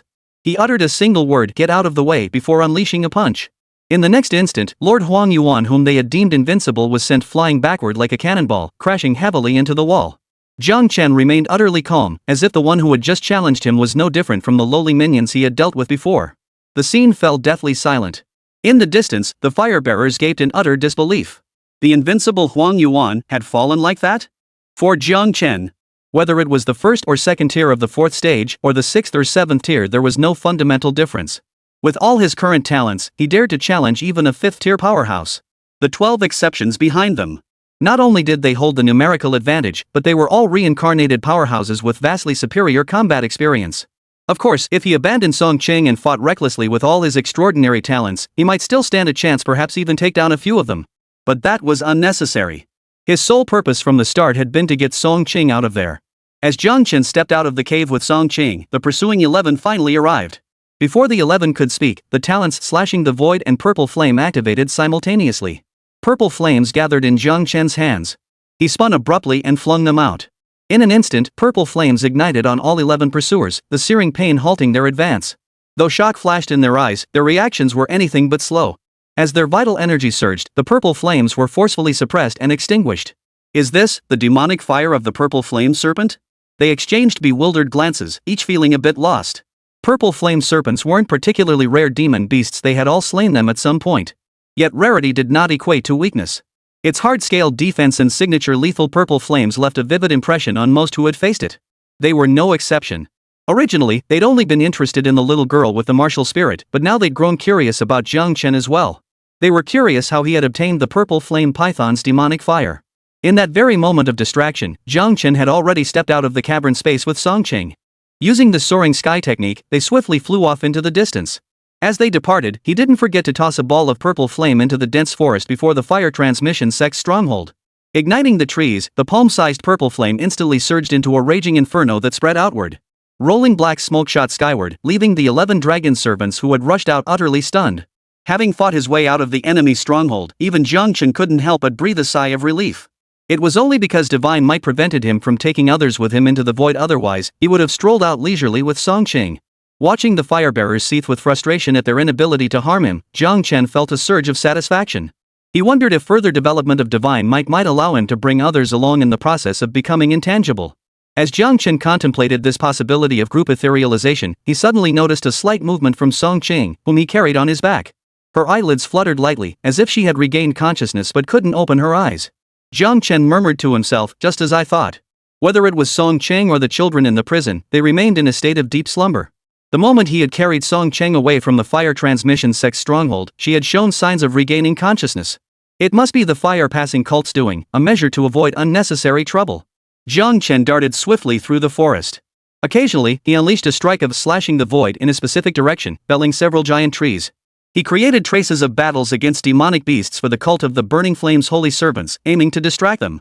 With my intelligence, how could I not outsmart you lot? Moving in and out as if no one was even there. Jiang Chen felt a hint of smug satisfaction. But at that very moment, his expression abruptly twisted in horror. Every hair on his body stood on end as a palpable threat of death filled his heart. Every cell in his body screamed danger. Jiang Chen instinctively activated his void form, while Song Qing plummeted through his body. In an instant, a black beam pierced the air barrier, shooting upward from below. It pierced through Jiang Chen's body, grazing Song Qing's cheek. Jiang Chen fell freely. Once his body escaped the black beam, he deactivated divine might and solidified. He caught Song Qing mid-air and landed safely. Only then did he notice that Song Qing had opened her dark eyes, her gaze vacant. The wound on her face, gouged by the black beam, was spreading outward at a visible pace, radiating tiny black cracks in all directions. Chapter 24, Re-encountering the Demon Spider, the Wheel of Rebirth Jade. Song Qing was exceptionally beautiful. Her willow leaf brows and oval face made her a classic beauty, yet she possessed an undeniable spirit of valor.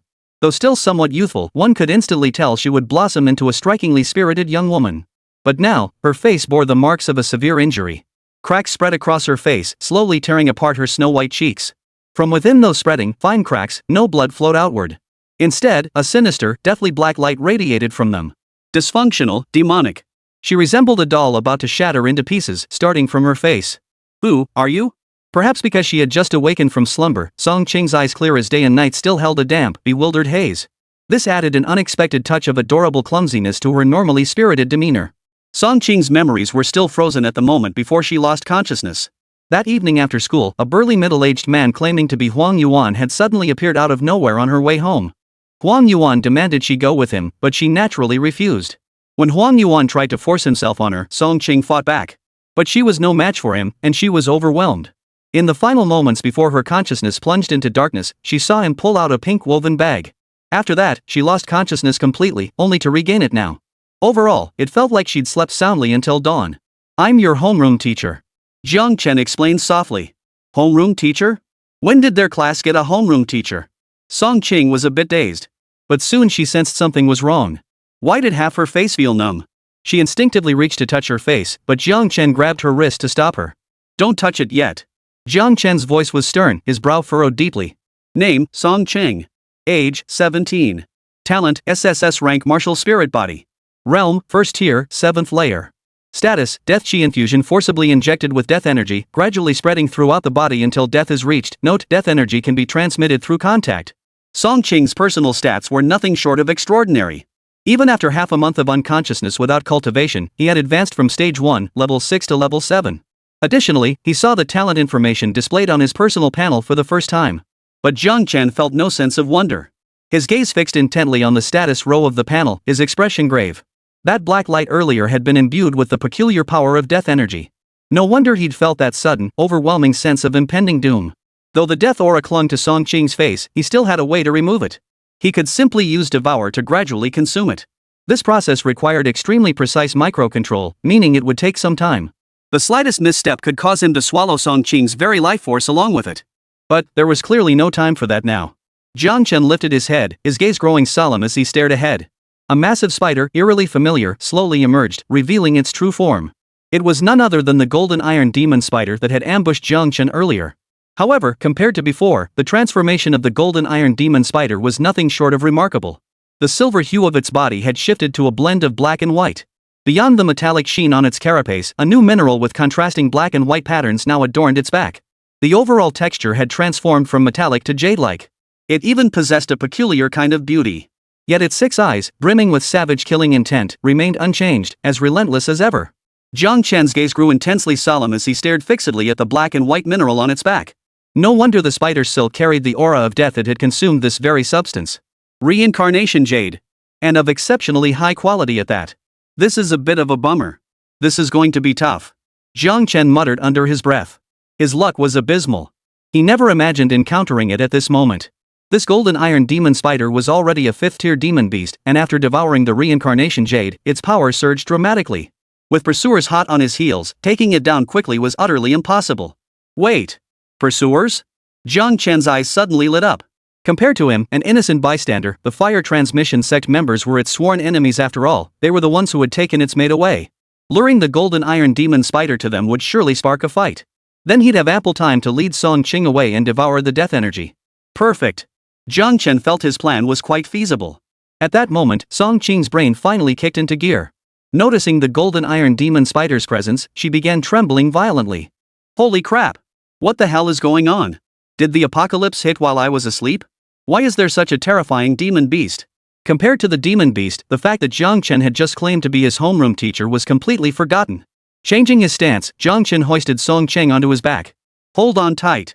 After giving the warning, he bent slightly, tensing his calves for the lift. Before Song Qing could react. The next instant, accompanied by a thunderous roar, fan-shaped cracks instantly appeared behind Jiang Chen's feet as his entire body shot backward toward the direction they had come from. The gale force wind generated by Jiang Chen's sprint forced Song Qing to shut her eyes as her jet-black hair whipped wildly behind her. The golden iron demon spider let out a hiss upon seeing this, its 8 legs racing forward as it periodically shot out silk strands to act as ropes, boosting its speed. Two afterimages, one ahead and one behind, engaged in a tug of war through the forest. Soon, Jiang Chen's eyes brightened slightly. Three holy attendants of the fire-passing sect were approaching head-on. His plan seemed to be working, creating disturbances in multiple locations had scattered them. Oi! Unable to contain his excitement, he called out to the trio. Dragon attendants 5, 7, and 11 were taken aback. How arrogant! Was he planning to take them down one by one? The trio instantly grew furious, feeling Jiang Chen showed them no respect whatsoever. After all, they were all 4th tier, 9th rank cultivators, yet he seemed to hold them in utter contempt. Their blood boiled, and they were about to suppress Jiang Chen when. But suddenly, Jiang Chen leapt onto a tree with Song Qing on his back, and a black beam shot straight toward them. Their faces paled as they narrowly dodged the attack. Then they saw the golden iron demon spider charging toward them. Just as Jiang Chen had anticipated.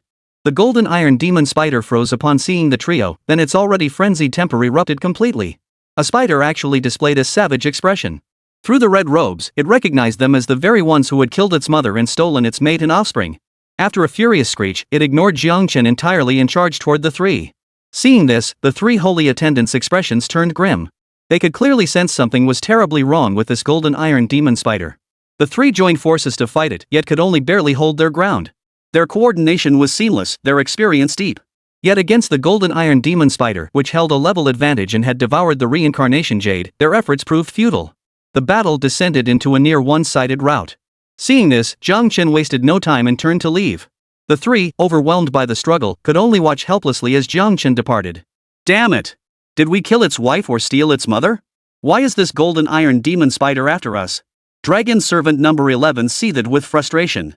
Suddenly, number 7 remembered something and turned to number 5 urgently. Number 5, do you still have that egg number 3 gave you? Hurry up! Get it out now.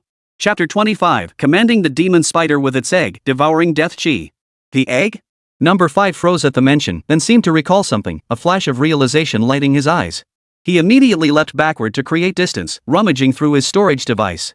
Numbers 7 and 11 stepped forward, straining every ounce of strength to withstand the golden iron demon spider's onslaught. Soon, a flash of light erupted from number 5's hand, revealing an egg as large as a human head, gleaming white as jade. Monstrous beast, cease your attack! Number 5 roared at the golden iron demon spider, his hand movements intensifying with the shout. If you attack us again, even if it means death, I will make your offspring join us in the grave. Hearing number 5's voice, the golden iron demon spider turned its gaze toward him. The sight instantly sent its rage into a frenzied frenzy. It let out a series of shrieks, its fury beyond words. Yet under number 5's threat, no matter how furious it grew, the golden iron demon spider dared not make a rash move. Its offspring were now its sole reason for existence. If its offspring were to perish as well, it would truly have no reason left to survive. Seeing the golden iron demon spider truly halt its attack, number 7 and number 11 breathed a collective sigh of relief.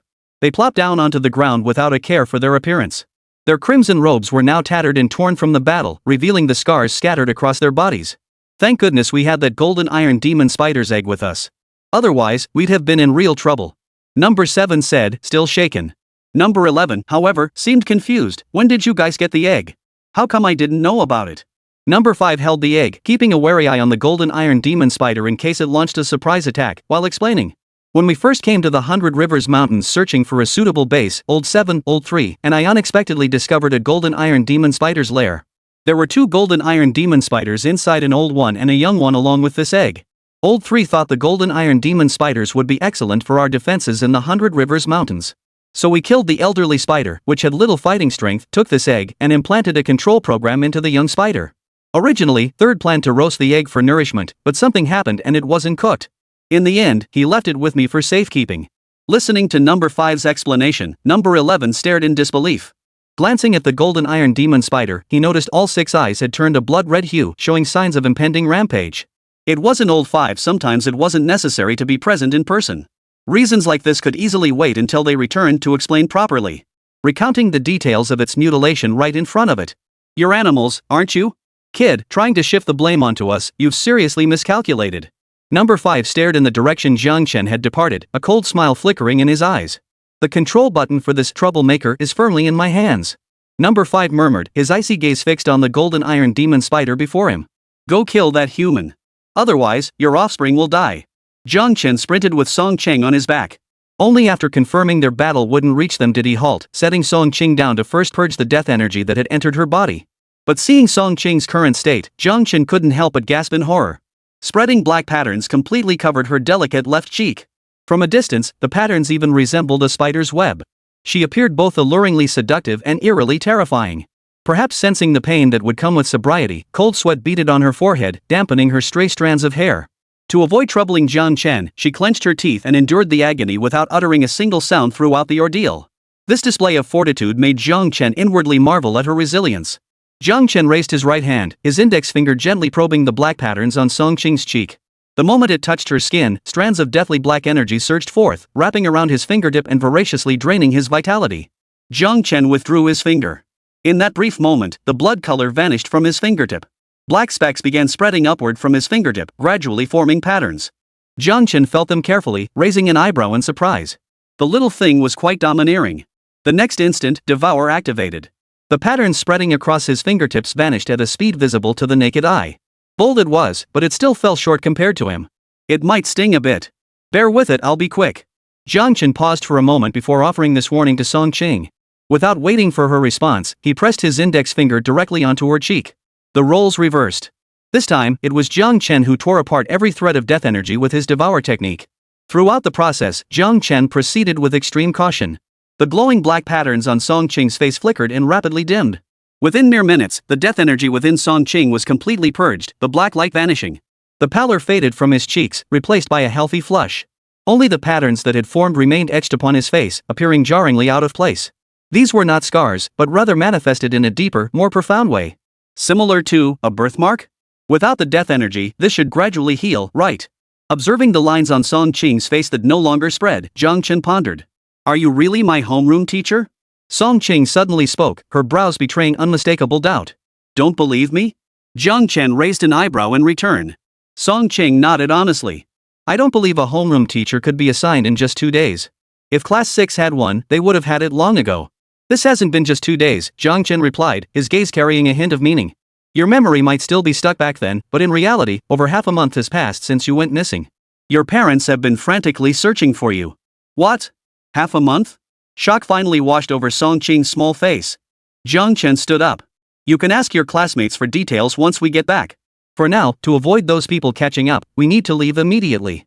Can I walk on my own? Song Qing pushed herself up with both hands. Perhaps from being too weak either from not walking in so long or from going without food she stumbled and nearly fell.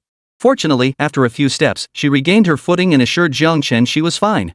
Jiang Chen nodded in acknowledgement, walking ahead without further comment. But Song Qing seemed to have found her voice, trailing after Jiang Chen and asking question after question. Who were those people? Why did they capture me? How are mom and dad? Are they okay? What happened at school during this time? Why did our class 6 suddenly get a homeroom teacher? Did the brats from other classes bully our class? Most of Song Qing's questions were trivial matters, chattering away incessantly. Jiang Chen answered each one patiently. But the look he gave Song Qing out of the corner of his eye gradually darkened with suspicion.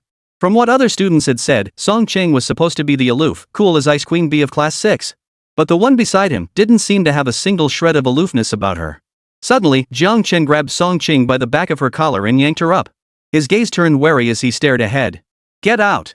Chapter 26, The Unlucky Su Yunsheng, The Conditions of the Fire Bearer? Jiang Chen's voice was cold and hard, his chi surging around him, clearly ready to strike at any moment. Wait! Wait! Boss, don't do it! It's me! An anxious voice called out from ahead. Amidst the rustling of leaves, Su Yunsheng emerged from the grass. A flicker of surprise crossed Jiang Chen's eyes. Compared to when he had left, Su Yunsheng looked significantly worse for wear. Cold sweat beaded on his forehead, his face pale and gaunt, appearing utterly drained and weak. His clothes were now ragged strips of cloth. On his exposed arm, a thin, black glowing line spread from his wrist to his armpit.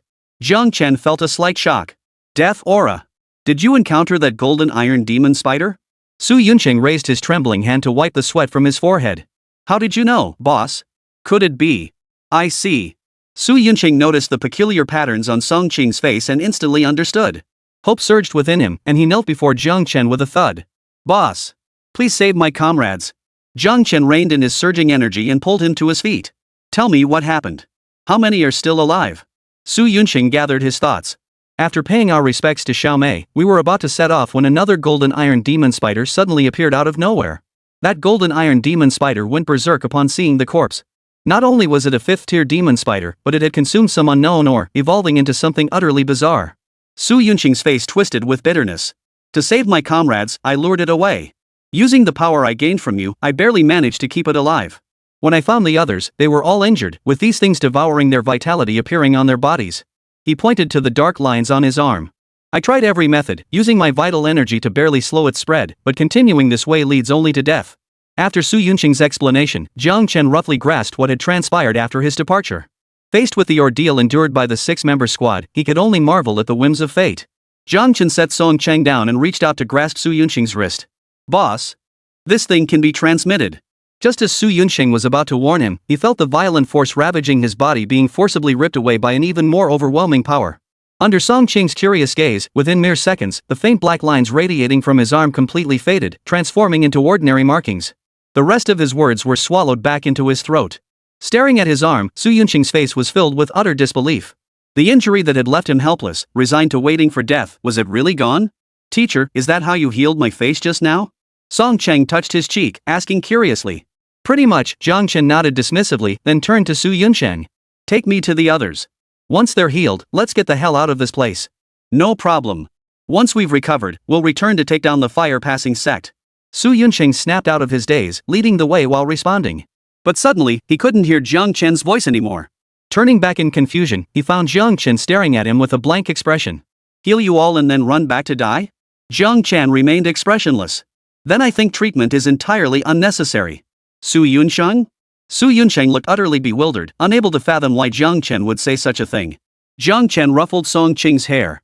"Let me put it this way, this group of fire transmission cultists includes 12 6th-tier transmigration stage powerhouses. 3 of them are 5th tier, and the remaining 9 are at least 4th tier, 8th rank. There are no fewer than 30 members above the 4th tier, 3rd stage level. With this lineup, how many minutes do you think you can hold out?" By the end of his sentence, Jiang Chen couldn't help but shake his head. "With your setup, I don't even know how you dared to come on this expedition." After hearing Jiang Chen's explanation, Su Yunqing's jaw dropped, his mind reeling in shock. His initial reaction was disbelief, but the thought of the young girl by Jiang Chen's side began to shake his resolve. When Jiang Chen came to the Baichuan Mountains searching for someone, it was he who had pointed him toward the fire-passing sect as a lead. The way the young girl addressed the owner, barring any surprises, she was the very student Jiang Chen had been searching for. The fact that the girl was now safe and sound by Jiang Chen's side meant he had already made his way in and out of the fire-passing sect's stronghold. Thinking this way, what Jiang Chen said seemed highly plausible. But the fire transmission sect's combat strength was simply absurd. Su Yunqing's gaze drifted unfocused. When assigning the mission earlier, they'd claimed their 6-man squad could handle it with ease. What a load of crap. They weren't here to wage war. They were here to throw themselves into the fire. But compared to the fire-bearers, he was even more stunned by the strength of this mysterious boss. If Jiang Chen's account held true, then this man who stormed the stronghold, located his target, and then fought his way out from within. How terrifying must he be? Su Yunqing couldn't recall what happened afterward. He only remembered bringing Jiang Chen before his comrades, where Jiang Chen intervened and saved his nearly dead companions. "We're calling off this mission. Let's head back." Su Yunqing addressed the group, offering no explanation for the vast disparity in combat strength against their target. He merely announced the outcome with resignation. Since they couldn't defeat the fire-passing sect and complete the mission, he would at least bring his companions back safely. The others exchanged glances, none voicing dissent. They had suffered heavy casualties before even formally engaging the target. Continuing the mission in their current state would be tantamount to suicide if they encountered the target. "Want to go back? Fine. But before you leave, please leave that girl behind." Accompanied by the sudden voice, 3 figures cloaked in crimson robes slowly emerged. Jiang Chen's gaze sharpened. These were not the 3 they had encountered when turning back earlier. Moreover, they seemed cloaked in high-grade stealth-type spiritual treasures. Despite being mere inches away, he had sensed not a trace of their presence. Had they not revealed themselves, he would never have detected them. Su Yunqing shielded his companions behind him, his expression grave. His battle-hardened combat instincts kicked in the moment he saw the trio, instantly sensing an indescribable sense of danger. The moment they appeared, all 3 pairs of eyes converged on Jiang Chen and Song Cheng. As for Su Yunqing and his larger group, they were completely ignored, not even receiving a passing glance. "Friend, we don't wish to be your enemy. Make us an offer. How about leaving her behind? Besides securing your terms, you'll gain the friendship of our Dragon Vein Fire Transmission sect. What do you say?" The 6th dragon attendant, positioned at the center of the trio, smiled gently. "It's a fair deal, a win-win choice. It benefits both you and us. Are you certain you want me to make the demands?" Jiang Chen inquired. "Yes. Within reason, anything is possible." Dragon attendant number 6 nodded with a smile. "Killing someone? Acceptable. Enough resources? No problem. Gather people to boost reviews for Three Kingdoms kill? What? Dragon attendant number 6 froze. Never mind. Jiang Chen chuckled wistfully, the terms are truly generous. I'm quite tempted. Dragon attendant number 6 smiled confidently, so, my friend, your choice is. Feeling his sleeve being gripped tightly from behind, Jiang Chen's smile vanished. I refuse. Chapter 27, thanks to my bro for the divine treasure. The smile froze instantly on the face of Dragon attendant number 6. Reason? You should feel our sincerity. I can't fathom why you'd refuse. Perhaps stung by the rejection, the tone of Dragon attendant number 6 grew noticeably colder. There's no particular reason. If I must give one. Jiang Chen thought for a moment before replying earnestly, my wife forbids me from hanging out with you guys. She wants me to keep my distance. Dragon attendant number 6? What the hell kind of excuse is that? Jiang Chen's words brought back memories of being isolated as a child. When other kids would say, my mom won't let me play with the idiot, it felt exactly the same. At that moment, not only did number 6, who was negotiating with Jiang Chen, nearly lose his composure, but even numbers 9 and 10, who were standing by quietly, almost couldn't hold back. What the hell kind of excuse is that?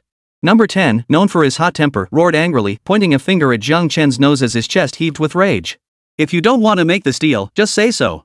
Do you find it amusing to humiliate us like this? 10 pressed down on 9's hand beside him and glared coldly at Jiang Chen as he addressed 6. At this point, do you really think there's any need to negotiate with him? Number 6 closed his eyes and took a deep breath.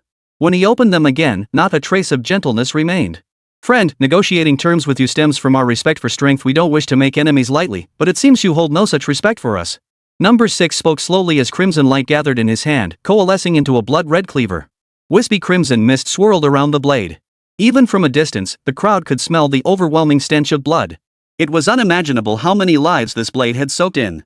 Su Yunqing sucked in a sharp breath at the sight of the crimson blade. It was a spirit treasure. And one of medium-grade quality at that. Unlike martial arts ranks, spiritual treasures were classified into only 5 tiers. Lower grade, middle grade, upper grade, supreme grade, and the legendary marvelous treasure, a rank existing only in legend. Spiritual treasures are manifestations of cosmic laws solidified after their awakening, inherently possessing an indestructible nature. This means even a low-grade spiritual treasure can participate in battles between at least 8th-tier powerhouses. As for battles involving 9th-tier powerhouses, no one knows. For the entire human civilization has yet to produce a single 9th-rank existence. Even the 9 pillars of the nations, representing the pinnacle of combat power, remain within the 8th tier, never having taken that final step.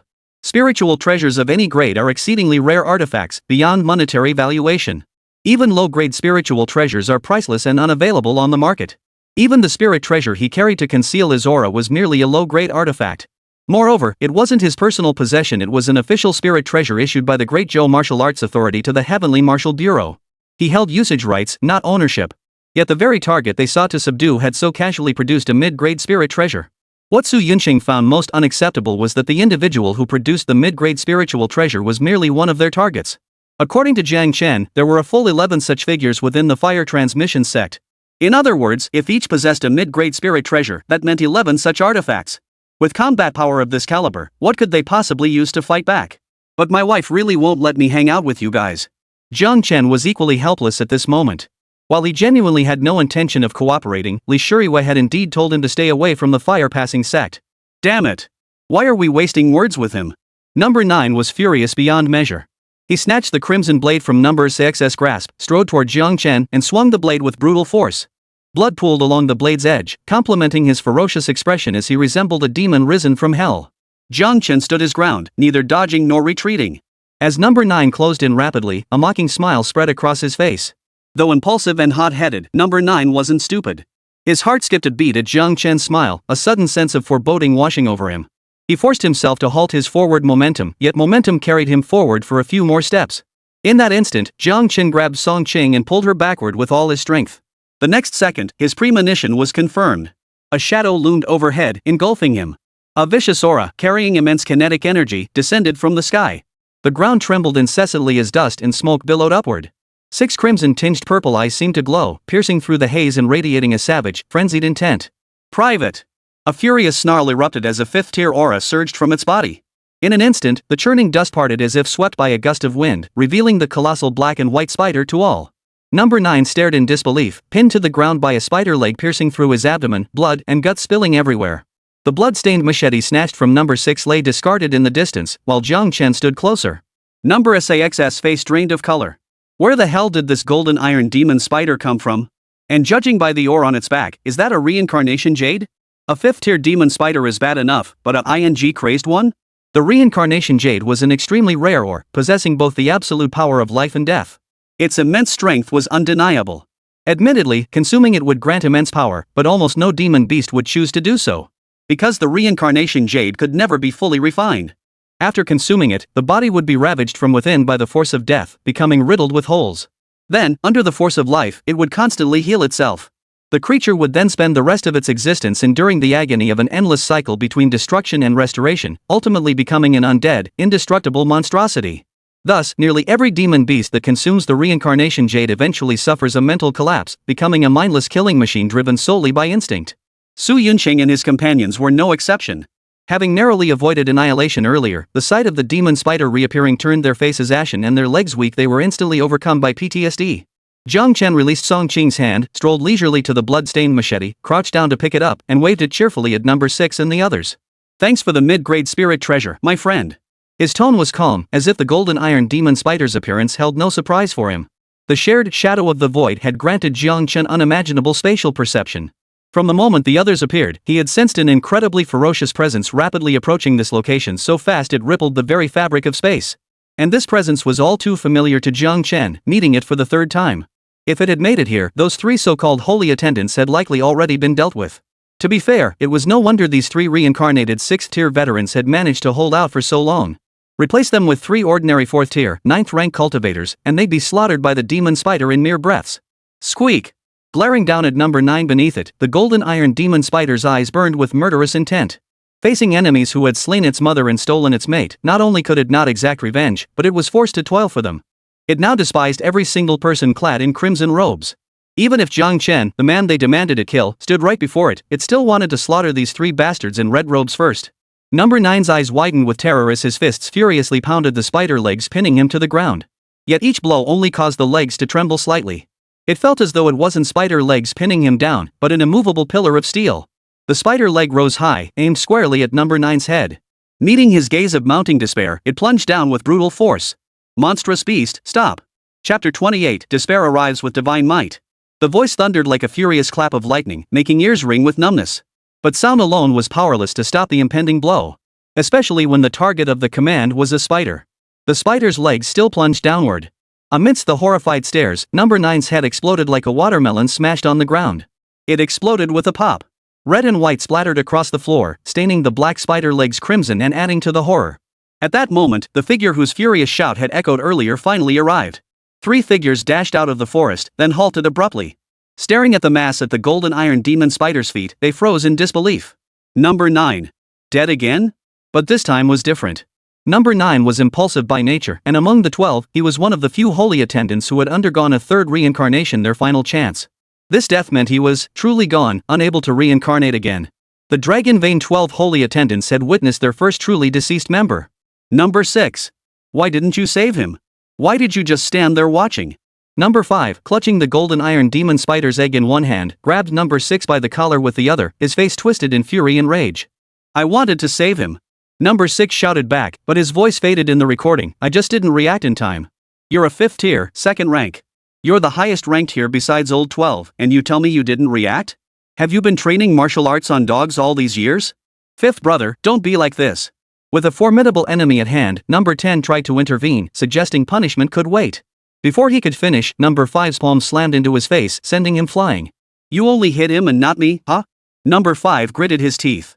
I know you're the lowest ranked among us since you're retraining only stage 4, level 8, but that doesn't mean you just stand there watching. What does this have to do with us? Stung by the blow, number 10 snapped back. Don't you know number 9's temper? He snatched brother 6's blood rage and charged in without listening to anyone. If he doesn't die, who will? With more numbers, their combat strength should have been stronger. Yet now, the 5 firebearers were tearing themselves apart over the death of dragon servant number 9. Jiang Chen shot a slightly displeased glance at the golden iron demon spider. He'd sensed these 3 the moment they entered range. All that trust he'd placed in it, all the time spent rushing here, and he thought it had taken care of all 3. Old iron, you're no good either. Enough, number 5, cut it out. Number 10, you too. Just get that girl back first. Number 11 and number 7 pulled the 2 apart. Number 5 snorted coldly, his gaze darkening as he watched the golden iron demon spider frantically tearing at number 9's corpse. He held up the egg in his hand and pointed it at Jiang Chen. Enough! Kill that man now! The golden iron demon spider halted its movements. Unmasked murderous intent burned in its 6 eyes as it fixed them on number 5. Number 5 remained expressionless. What? Want your offspring to precede you? Private! The golden iron demon spider's cry was cold and chilling, sending shivers down one's spine. After a long, intense stare, its gaze finally settled on Jiang Chen. At that moment, Jiang Chen's gaze was equally fixed on the egg in number 5's palm, his eyes blazing with intensity.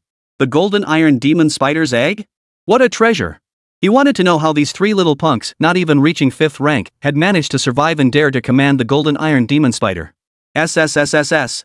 The golden iron demon spider hissed, its hind legs kicking off the ground, leaving trails of afterimages as it charged straight at Jiang Chen. Jiang Chen clutched Song Qing and swiftly backed away. Seizing an opening, he leapt high into the air. Then, like on a basketball court, he hoisted Song Qing above his head and launched a 3-pointer toward Su Yunqing and the others cowering in the corner. Song Qing's body traced a graceful arc through the air, her screams piercing the silence, before being clumsily caught by the frantic group. Go! Take her back to the base. Jiang Chen shouted his instructions to Su Yunqing and the others. Su Yunqing gritted his teeth. What about you? Don't worry. Even if you die, I'll be fine. Jiang Chen's body plummeted downward, with the sharp spider legs raised high above him. Then, as if his body were an object on the second layer of a drawing program, he passed right through the spider legs, landing safely and unscathed. Brushing dust from his clothes, Jiang Chen grinned wildly. Without Song Qing's dead weight dragging him down, the divine might truly revealed its game-breaking potential. So what if you suppress my cultivation? Try hitting me first. The golden iron demon spider was momentarily stunned, its gaze clearing slightly. The holy attendants, still in the midst of their argument, were utterly stunned. What was going on? Su Yunqing and the others, however, looked rather excited. Captain, isn't that the same ability you have? Su Yunqing froze for 2 seconds before explaining with a wry smile, it's my ability that's the same as his.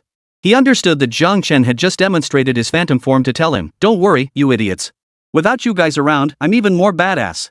Possessing the same ability, Su Yunqing knew full well how absurdly powerful divine might was. His injury had only occurred because he'd been caught off guard while attempting an attack. In other words, as long as he didn't attack, he wouldn't expose that split-second opening and wouldn't get hurt. After a 2-second hesitation, he tossed his standard-issue long knife toward Jiang Chen, then turned and walked away without a second thought, leading the 5 others with him. Think you can just walk away? Fuming, number 10's eyes turned icy as he charged forward, closing in on them rapidly. The next instant, blood spattered. The wet, tearing sound of flesh ripped open pierced his ears, followed by excruciating pain in his back that forced him to halt. Turning his head, he saw Jiang Chen smiling as he flicked his blade in a graceful flourish. Damn it! The golden iron demon spider screeched in fury, raising its leg to drive it straight into Jiang Chen's crown.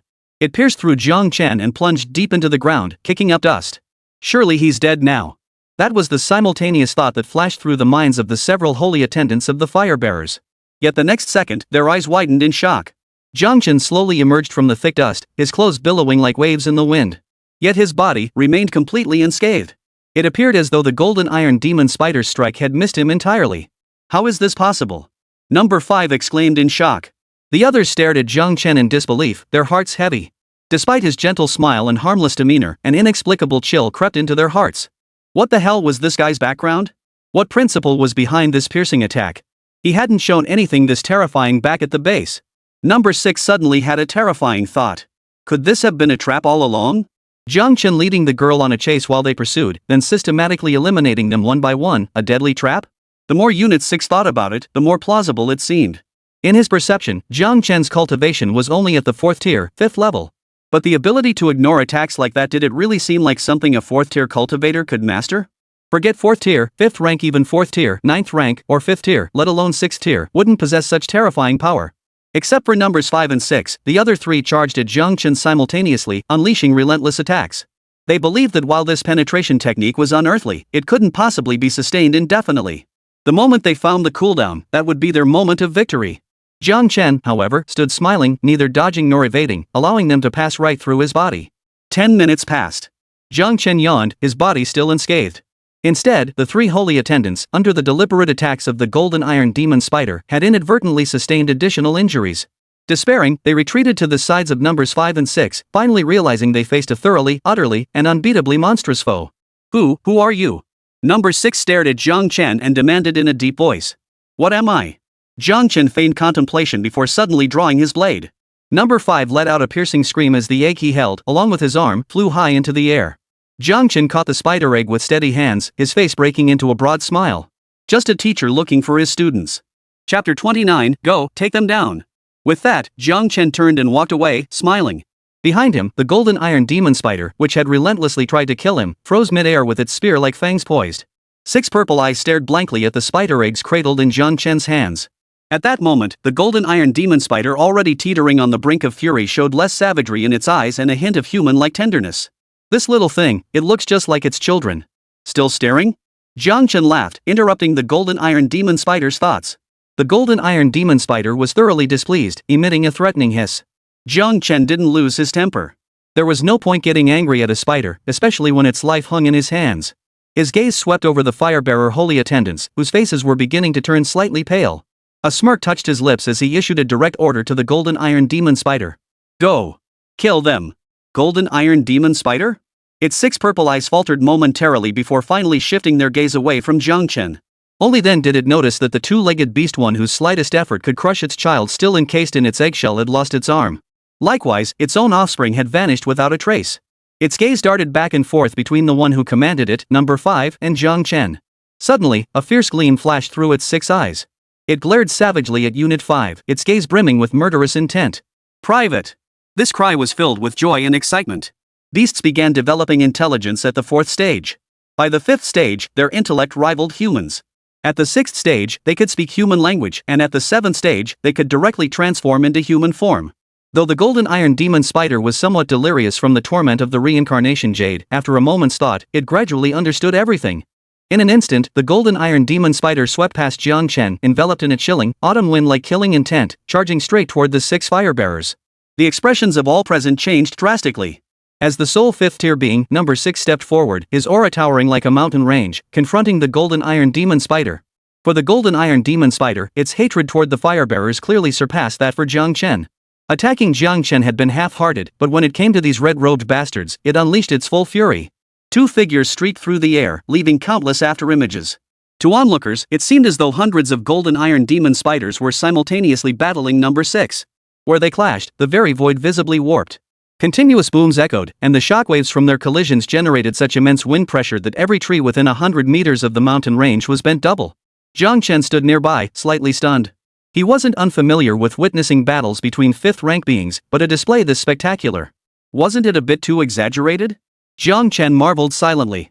If he was an unstoppable, unbeatable anomaly among his peers, then these two were undeniably the powerhouse monsters of their tier. Still, it was truly spectacular. Watching 2 powerhouse monsters battle was more thrilling than any blockbuster movie. You cowardly bastard. Number 5 clutched his severed arm, glaring at Jiang Chen with fury. You're truly despicable. Oh. Jiang Chen's gaze shifted back to the group. So? Order that golden iron demon spider to stop immediately. Even if you beg me. I beg you. Even if you call me father. Dad. Jiang Chen? Staring at number 5, whose face was twisted with frustration yet utterly unwavering, Jiang Chen couldn't help but freeze in surprise. What a tough nut to crack. Can you pay me back now?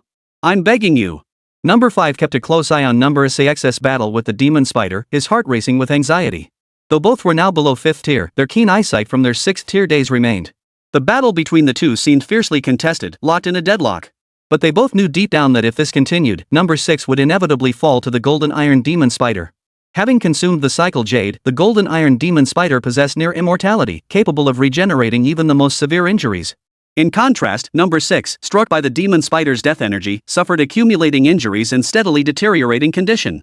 The gap between him and the demon spider only widened. Their cultivation levels were too low to assist directly. The only thing they could do was negotiate with Jiang Chen to buy time 6 more time. Look, you're getting ahead of yourself again. I haven't even finished speaking. Jiang Chen chuckled. What I meant to say is, even if you begged me, even if you called me father, I still wouldn't spare you. After all, when I was controlling the golden iron demon spider just now, I didn't see you telling it to stop. Number 5's breath caught. So what do you want? I'm not greedy. I don't want much. Jiang Chen considered his words. Hand over the spiritual medicine ingredients and treasures you're carrying. And don't even think about targeting my students. Finally, leave the Haichuan settlement. Just these 3 conditions. Any objections? Yes. Number 5 replied decisively. We'll give you half the spiritual treasures, at most he's not worth that much. Hearing this, numbers 7, 10, and 11 instantly widened their eyes. Wait, is this the time for haggling? And aren't we negotiating the wrong terms? Out of these three conditions, the second one is clearly the most valuable to the fire-passing sect. Jiang Chen considered it, then decided to cut his losses and agreed to number 5's terms. Though he desperately wanted to kill them, then all their spiritual herbs and treasures would be his. But these 6 were all veteran reincarnated cultivators. They were experienced, and who knew what escape techniques they might have up their sleeves? If greed caused them to escape, that would be the greatest loss. While his offensive power was currently unmatched among peers, his mobility remained severely lacking. This made him passive when facing targeted prey. Indeed, he must find a way to obtain more gene demon blood that enhances mobility. Jiang Chen halted the golden iron demon spider, leaving it visibly furious. It couldn't fathom why it was always halted at the most crucial moments. It felt like being abruptly pulled away at the peak of pleasure, utterly agonizing. As number 5 had surmised, number 6 was also. Its aura began to wane, and black lines symbolizing death began to spread across its entire body. At first, number 6 was puzzled by the sudden halt, but after number 5's explanation, it finally understood. His gaze toward Jiang Chen grew complex. He never imagined that the conditions he'd initially asked Jiang Chen to propose would ultimately be presented in this manner. After pooling their resources, the group tossed a storage bracelet toward Jiang Chen. Jiang Chen scanned its contents, and a flash of delight crossed his eyes. It contained 1 low-grade spirit treasure, 1 mid-grade spirit treasure, and a substantial quantity of medicinal resources. The medicinal herbs ranged from low-grade 2nd tier to high-grade 5th tier, with plenty of each. And this was only half of what they carried. They were truly loaded. Jiang Chen couldn't help but glance at the others. Stop staring. We compensated for the missing lower-grade spiritual treasure with 3/4 of our spiritual medicine resources. The value is no less. Number 5's eyes narrowed warily, and the others quickly covered their storage devices. Seriously, what kind of person do you think I am? Jiang Chen first walked nonchalantly to the corpse of number 9, retrieved the storage device from his body, then cleared his throat twice before flashing the 5 a harmless smile. But honorable fire-bearers, as the saying goes, we share in both fortune and hardship. Surely you don't want to be the only ones among the 12 who get robbed? Chapter 30, The Reincarnation Jade Secured.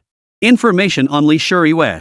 Jiang Chen's proposal clearly piqued the interest of number 5 and the others. But after some deliberation, they still refused to reveal the whereabouts of the others to Jiang Chen. Shared affiliation did not equate to unity. Within the fire-passing sect, factions like their dragon vein lineage numbered 12 in total. Open and covert struggles between factions had long been the norm. Revealing the locations of the other 6 dragon vein members to Jiang Chen would indeed allow them to betray their comrades and share the hardship. But as members of the same faction, if their combat strength continued to diminish, facing the harassment of other factions would only make the Dragon Vein's position within the fire transmission sect increasingly passive. With this in mind, Jiang Chen could only reluctantly let the 5 depart. Soon, only Jiang Chen and the Golden Iron Demon Spider remained in this place. Jiang Chen and the Demon Spider locked eyes. Private. Though the Golden Iron Demon Spider made no move, the hostility in its eyes did not waver in the slightest. Jiang Chen was certain that if the spider eggs left his grasp, it would attack him without hesitation. But Jiang Chen showed no fear. His gaze remained calm as he asked, "Let me take your children away. Is that okay?"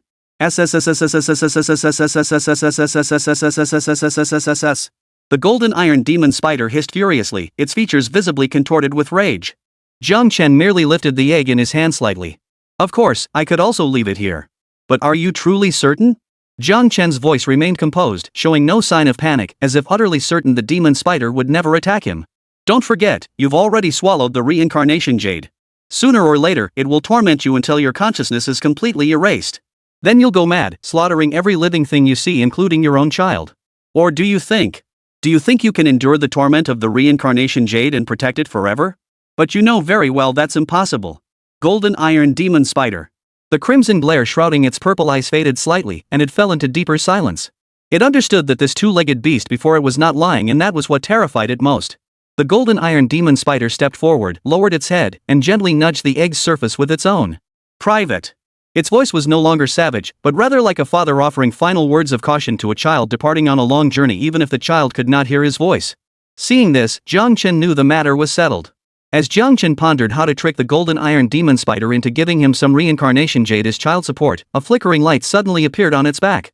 The light grew faster and faster until the reincarnation jade growing on its back suddenly snapped clean in two, rolling down to Jiang Chen's feet. The fallen piece of reincarnation jade was as large as an infant's head. After breaking off this piece of reincarnation jade, the Golden Iron Demon Spider visibly weakened. Poof! It shot Jiang Chen a cold glance before turning its massive body and slowly retreating into the distance. Jiang Chen stared blankly at the black and white mineral at his feet before glancing at the spider egg in his hand. Is this considered payment? Speaking of payment, he suddenly recalled the solidified essence blood the other golden iron demon spider had condensed before dying. Whether it was this creature or the solidified essence blood of that golden iron demon spider, it had all been for this very purpose from the very beginning. Without the golden iron demon spider pursuing him, Jiang Chen's departure from the 100 Rivers Mountains went surprisingly smoothly. Along the way, he only encountered a few 3rd and 4th tier Xiao Xiao creatures. All were skinned, bled dry, roasted, and devoured by Jiang Chen. Thanks to these minor beasts, Jiang Chen formally advanced to the 4th tier, 6th level. After a long trek, Jiang Chen finally returned home to the Haichuan settlement at dusk, bathed in the fiery glow of the setting sun. After securing the spider eggs and washing away the dust of the journey, Jiang Chen collapsed onto his bed. He plugged his phone into the charger. The moment he turned it on, a barrage of messages and missed calls flooded the screen, accompanied by a relentless ding-dong vibration. Jiang Chen wasn't surprised. After all, he'd been gone for 5 days. It was only natural people would have messaged him. Scrolling through them, he discovered every single missed call was from Li Shuriwei, over 100 in total. As for the messages, most were also from Li Shuriwei.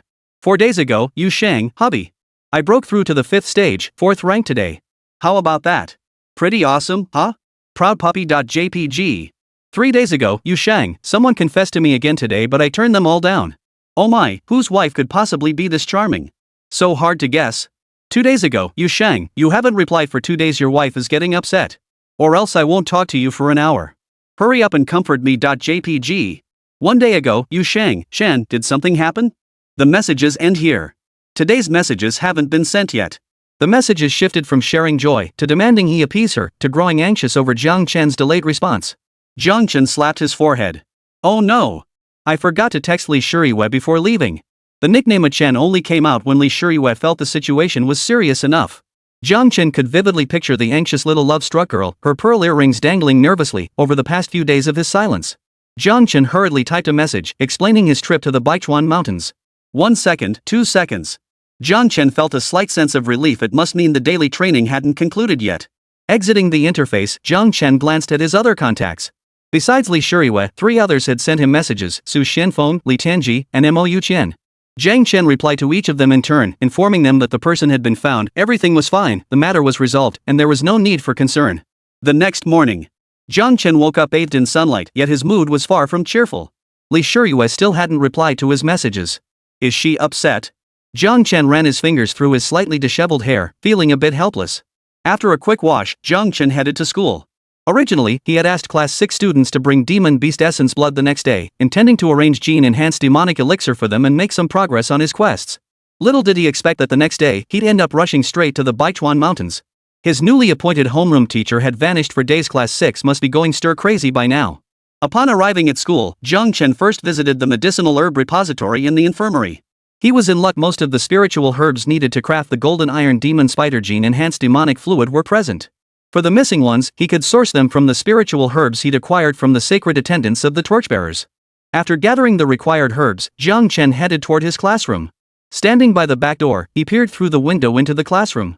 As expected, the senior students working like oxen and horses were all present.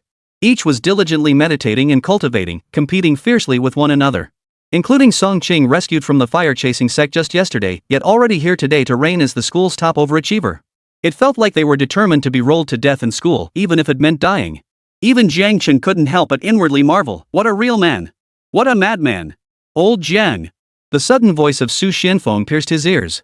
Jiang Chen instinctively turned his head. The next moment, 2 figures suddenly darted in front of him. Amidst stunned gazes, both men bent their knees and knelt directly on the ground. Chapter 31, Song Qing's parents at school, Jiang Chen's teacher. Jiang Chen was startled by their sudden action. Fortunately, his reflexes were quick. As soon as he saw them bend their knees, he sensed something was amiss and sidestepped to the side, dodging the deep bow that came his way. What do you two think you're doing? Jiang Chen looked utterly horrified. He'd seen people staging accidents and swindling others, but this was the first time he'd encountered someone performing a formal bow right at him. Teacher Jiang, this is the least we can do. The 2 men lifted their heads, their eyes brimming with excitement and gratitude. Seeing their faces, Jiang Chen couldn't help but pause. 1 man, 1 woman, both appeared to be middle-aged, in their 40s or 50s. Most importantly, Jiang Chen recognized them. He had even sought them out himself. They were none other than Song Qing's parents. Compared to their last meeting, they radiated a completely different vitality. Their condition had improved exponentially. In an instant, Jiang Chen understood why they were paying him such profound respect. Su Yunchang must have brought Song Qing back to the settlement, and upon returning home, she recounted the entire story of her disappearance and returned to her parents. Though Jiang Chen believed he had merely fulfilled his duty as a teacher, receiving their gratitude still brought him a sense of satisfaction. Su Xianfeng approached from behind, helping Jiang Chen lift the couple to their feet while explaining. These two arrived at school early this morning, insisting on thanking you in person for saving their daughter. They even brought gifts, which are waiting in the principal's office. The commotion they caused was considerable. Combined with the near silence of the class as students meditated and cultivated, it drew quite a crowd. Driven by their natural curiosity, many students interrupted their meditation to gather at the windows. Their footsteps drew even more students out of their practice. What's going on? No idea. Let me see. Holy crap. It's our missing homeroom teacher. The principal's here too. Who's that couple? Move, move, move, let me see too. Damn it. Who's groping my butt in the chaos? The classroom descended into chaos as students crowded around the windows, their voices a cacophony of confusion. If you have business, take it to the principal's office. This isn't the place for talking right now. Noticing the commotion in class 6, Su Xianfeng addressed Jiang Chen. Jiang Chen had no objection, and neither did Song Qing's parents. However, as they left, the Song couple took Song Qing with them. Only the students remained, watching their retreating figures and engaging in unfounded speculation. I've seen them before, aren't they Sister Qing's parents? What do you think they took her away for? Lin Fan speculated, I think Song Chang and teacher Jiang Chen must be connected somehow. It's only been a few days since teacher Jiang Chen vanished, and Song Chang, who'd been missing for so long, returned today. And what a coincidence, as soon as Qing returned, teacher Jiang Chen came back too. Plus, the way Sister Qing's parents treated him. So teacher Jiang Chen disappeared these past days to search for Sister Chang? Someone pondered thoughtfully. Just speculation, no guarantees, but it's highly likely that's what happened. Lin Fan shook his head. As soon as Song Chang arrived, she started cultivating. I couldn't ask her about it. Otherwise, we could have found out what she's been up to all this time. But judging by her state, it doesn't seem like something she'd want brought up. Lin Fan pondered.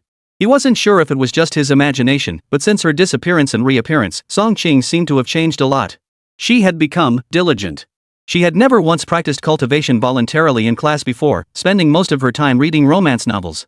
He and Song Chang were regarded as peers among geniuses. But he knew full well that before Dr. Zhang's assistance, he couldn't possibly be considered her equal. Unlike him, who seized every moment to train relentlessly, Song Qing only practiced a little when bored or right before exams or competitions. To her, cultivation was the most tedious thing in the world. Reaching new realms was effortless, a mere casual practice could propel her back to the academy's pinnacle. The time spent diligently cultivating was far less interesting than reading a couple pages of romance novels or guiding classmates to watch their progress. Lin Fan's gut told him that Song Qing's transformation was absolutely inextricably linked to the mysterious Dr. Jiang. Principal's office. Song Chang knelt before Jiang Chen, respectfully kowtowing 3 times. Teacher Jiang, yesterday's situation was so urgent that I was brought back without properly thanking you. Song Qing's gaze was intensely earnest. The spider-web-like patterns etched across her cheeks did nothing to diminish her beauty. Instead, they lent her an additional, unique aura.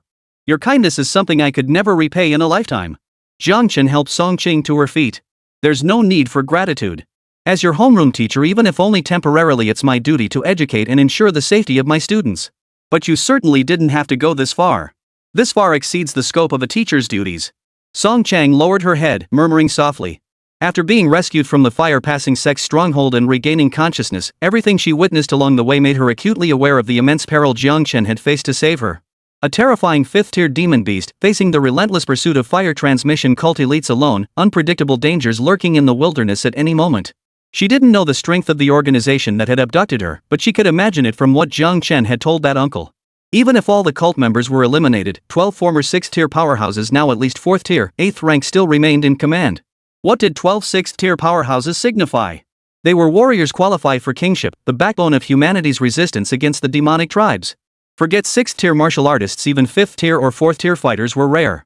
Even 3rd-tier practitioners were the elite masters of 3rd-tier hubs, like Haichuan, figures she had to look up to in her real life.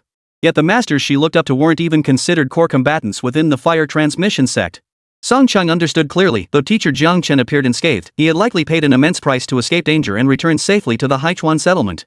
Such perilous circumstances had long exceeded the bounds of a teacher's duty.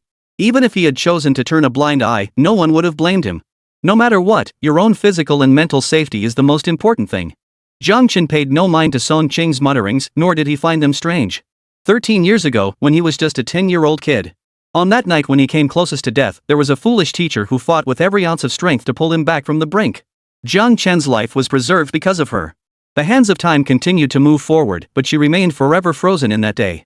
The hands of her own life were forever stopped at that exact moment. Thus, teaching became the most noble profession in Jiang Chen's heart. Most teachers believed doing their best was sufficient, perhaps even puzzled by Jiang Chen's willingness to risk everything to infiltrate the fire cult stronghold. But for Jiang Chen, it had nothing to do with so-called interests. He was merely fulfilling the duty expected of a teacher. Nothing more. Chapter 32, An A Teacher's Holy Body, Wave Stacking. Principal's Office. Jiang Chen first sent Song Qing back to her classroom, then had a lengthy conversation with her parents. Amidst endless thanks, Song Qing's parents insisted on pressing 100,000 yuan and a letter of gratitude into Jiang Chen's hands before finally leaving the school. Huff. Jiang Chen sat in the chair provided by Su Xianfeng, exhaling a long, heavy breath. Look at that face. What's up? Did they come to thank you, or repay kindness with ingratitude? Tu Xianfeng leaned against the edge of the desk, smiling warmly at Jiang Chen. Jiang Chen sighed, it's not that bad. It's just that, I'm socially anxious, especially around overly enthusiastic people. Social anxiety. Those two words seemed utterly mismatched with the persona of a shrewd businessman who'd built a formidable reputation among the martial arts elite. Tu Xuanfeng's gaze held amusement. He could tell that Jiang Chen was clearly distancing himself from his former persona as the shrewd businessman Jiang Chen. The current him was teacher Jiang Chen. Receiving a personal thank you visit from a parent as an educator, what an impactful experience for a rookie teacher. To put it bluntly, he was a bit at a loss. Tu Xuanfeng's gaze circled around Jiang Chen, making him frown. What is it? Nothing. Su Xianfeng stopped in front of Jiang Chen and smiled. Glad to hear it. Jiang Chen suddenly felt this guy was acting strangely. A request he'd been asked to handle suddenly surfaced in his mind. After a moment's thought, he asked. Oh, right. How's the collection of the time spirit herbs going these past few days? Most of them have been gathered. Tu Xianfeng pulled up a seat opposite Jiang Chen, his fingers tapping lightly on the table. Knowing Jiang Chen needed these herbs for developing the Gene Demon Elixir, he dropped his usual carefree smile and adopted a serious expression. I've acquired all the required 5th-tier spiritual herbs through the Martial Arts Forum. They're currently being transported from other gathering points, but there's still no trace of those few 6th-tier spiritual herbs. Tu Xianfeng spread his hands helplessly toward Jiang Chen. Our High River region only has Tier 1 and Tier 3 settlements. Even Tier 5 herbs have to be sourced from elsewhere, let alone Tier 6. Across the entire settlement, the only 6th-tier item is probably that star spring water the sect master possesses, and it's not what you need. Jiang Chen nodded lightly. Progress was actually quite good. He hadn't expected to obtain 6th-tier materials easily anyway. By the way, I've already secured the Yenluo grass and the reincarnation jade. We just need to focus on the remaining 4 ingredients, Jiang Chen stated. He should inform Xianfeng of this news in advance. While duplicating purchases to avoid failure wasn't a problem. But upon hearing this, Xuanfeng's eyes widened, staring at Jiang Chen as if he were a freak. He went out once and got 2 6th-tier spiritual herbs? When did 6th-tier herbs become so common? Not only common, but both were the exact ones needed right now.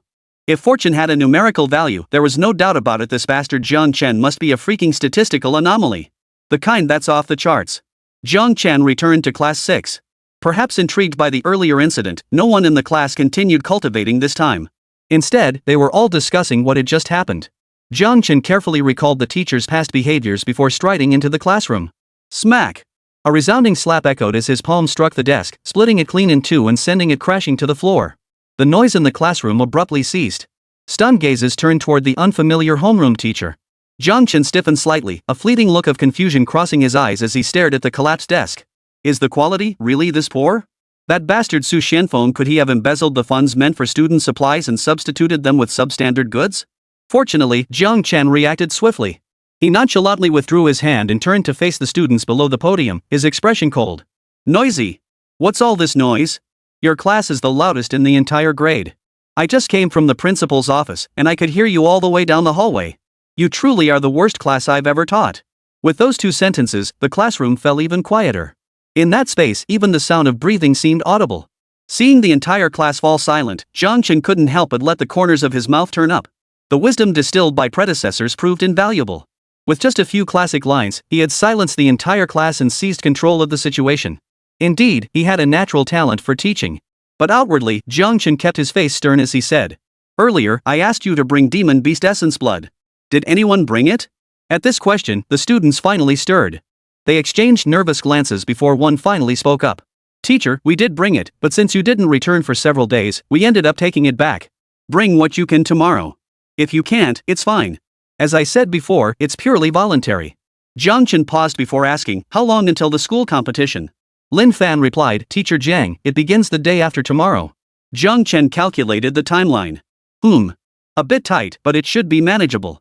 Teacher Jiang, what are you going to teach us? Someone couldn't contain their excitement and asked aloud. This was a master capable of blowing up testing equipment. To receive personal instruction from such a formidable figure, they dared not imagine how much they could improve. Jiang Chen smiled faintly. He had already prepared his answer to this question. I'll be teaching you physical education. The so-called wave is a technique, or rather, an art forged by observing the rise and fall of ocean waves. What you must do is master the subtle manipulation of your own chi and blood. When delivering a strike, channel your chi and blood like an unending wave, each successive surge inflicting greater damage than the last. On the playground, beneath a massive tree, the students of Class 6 gathered together as Jiang Chen meticulously explained the key points to them. In this world, martial arts lack the flashy special effects of fantasy skills. Combat relied purely on raw combat prowess and techniques forged through experience.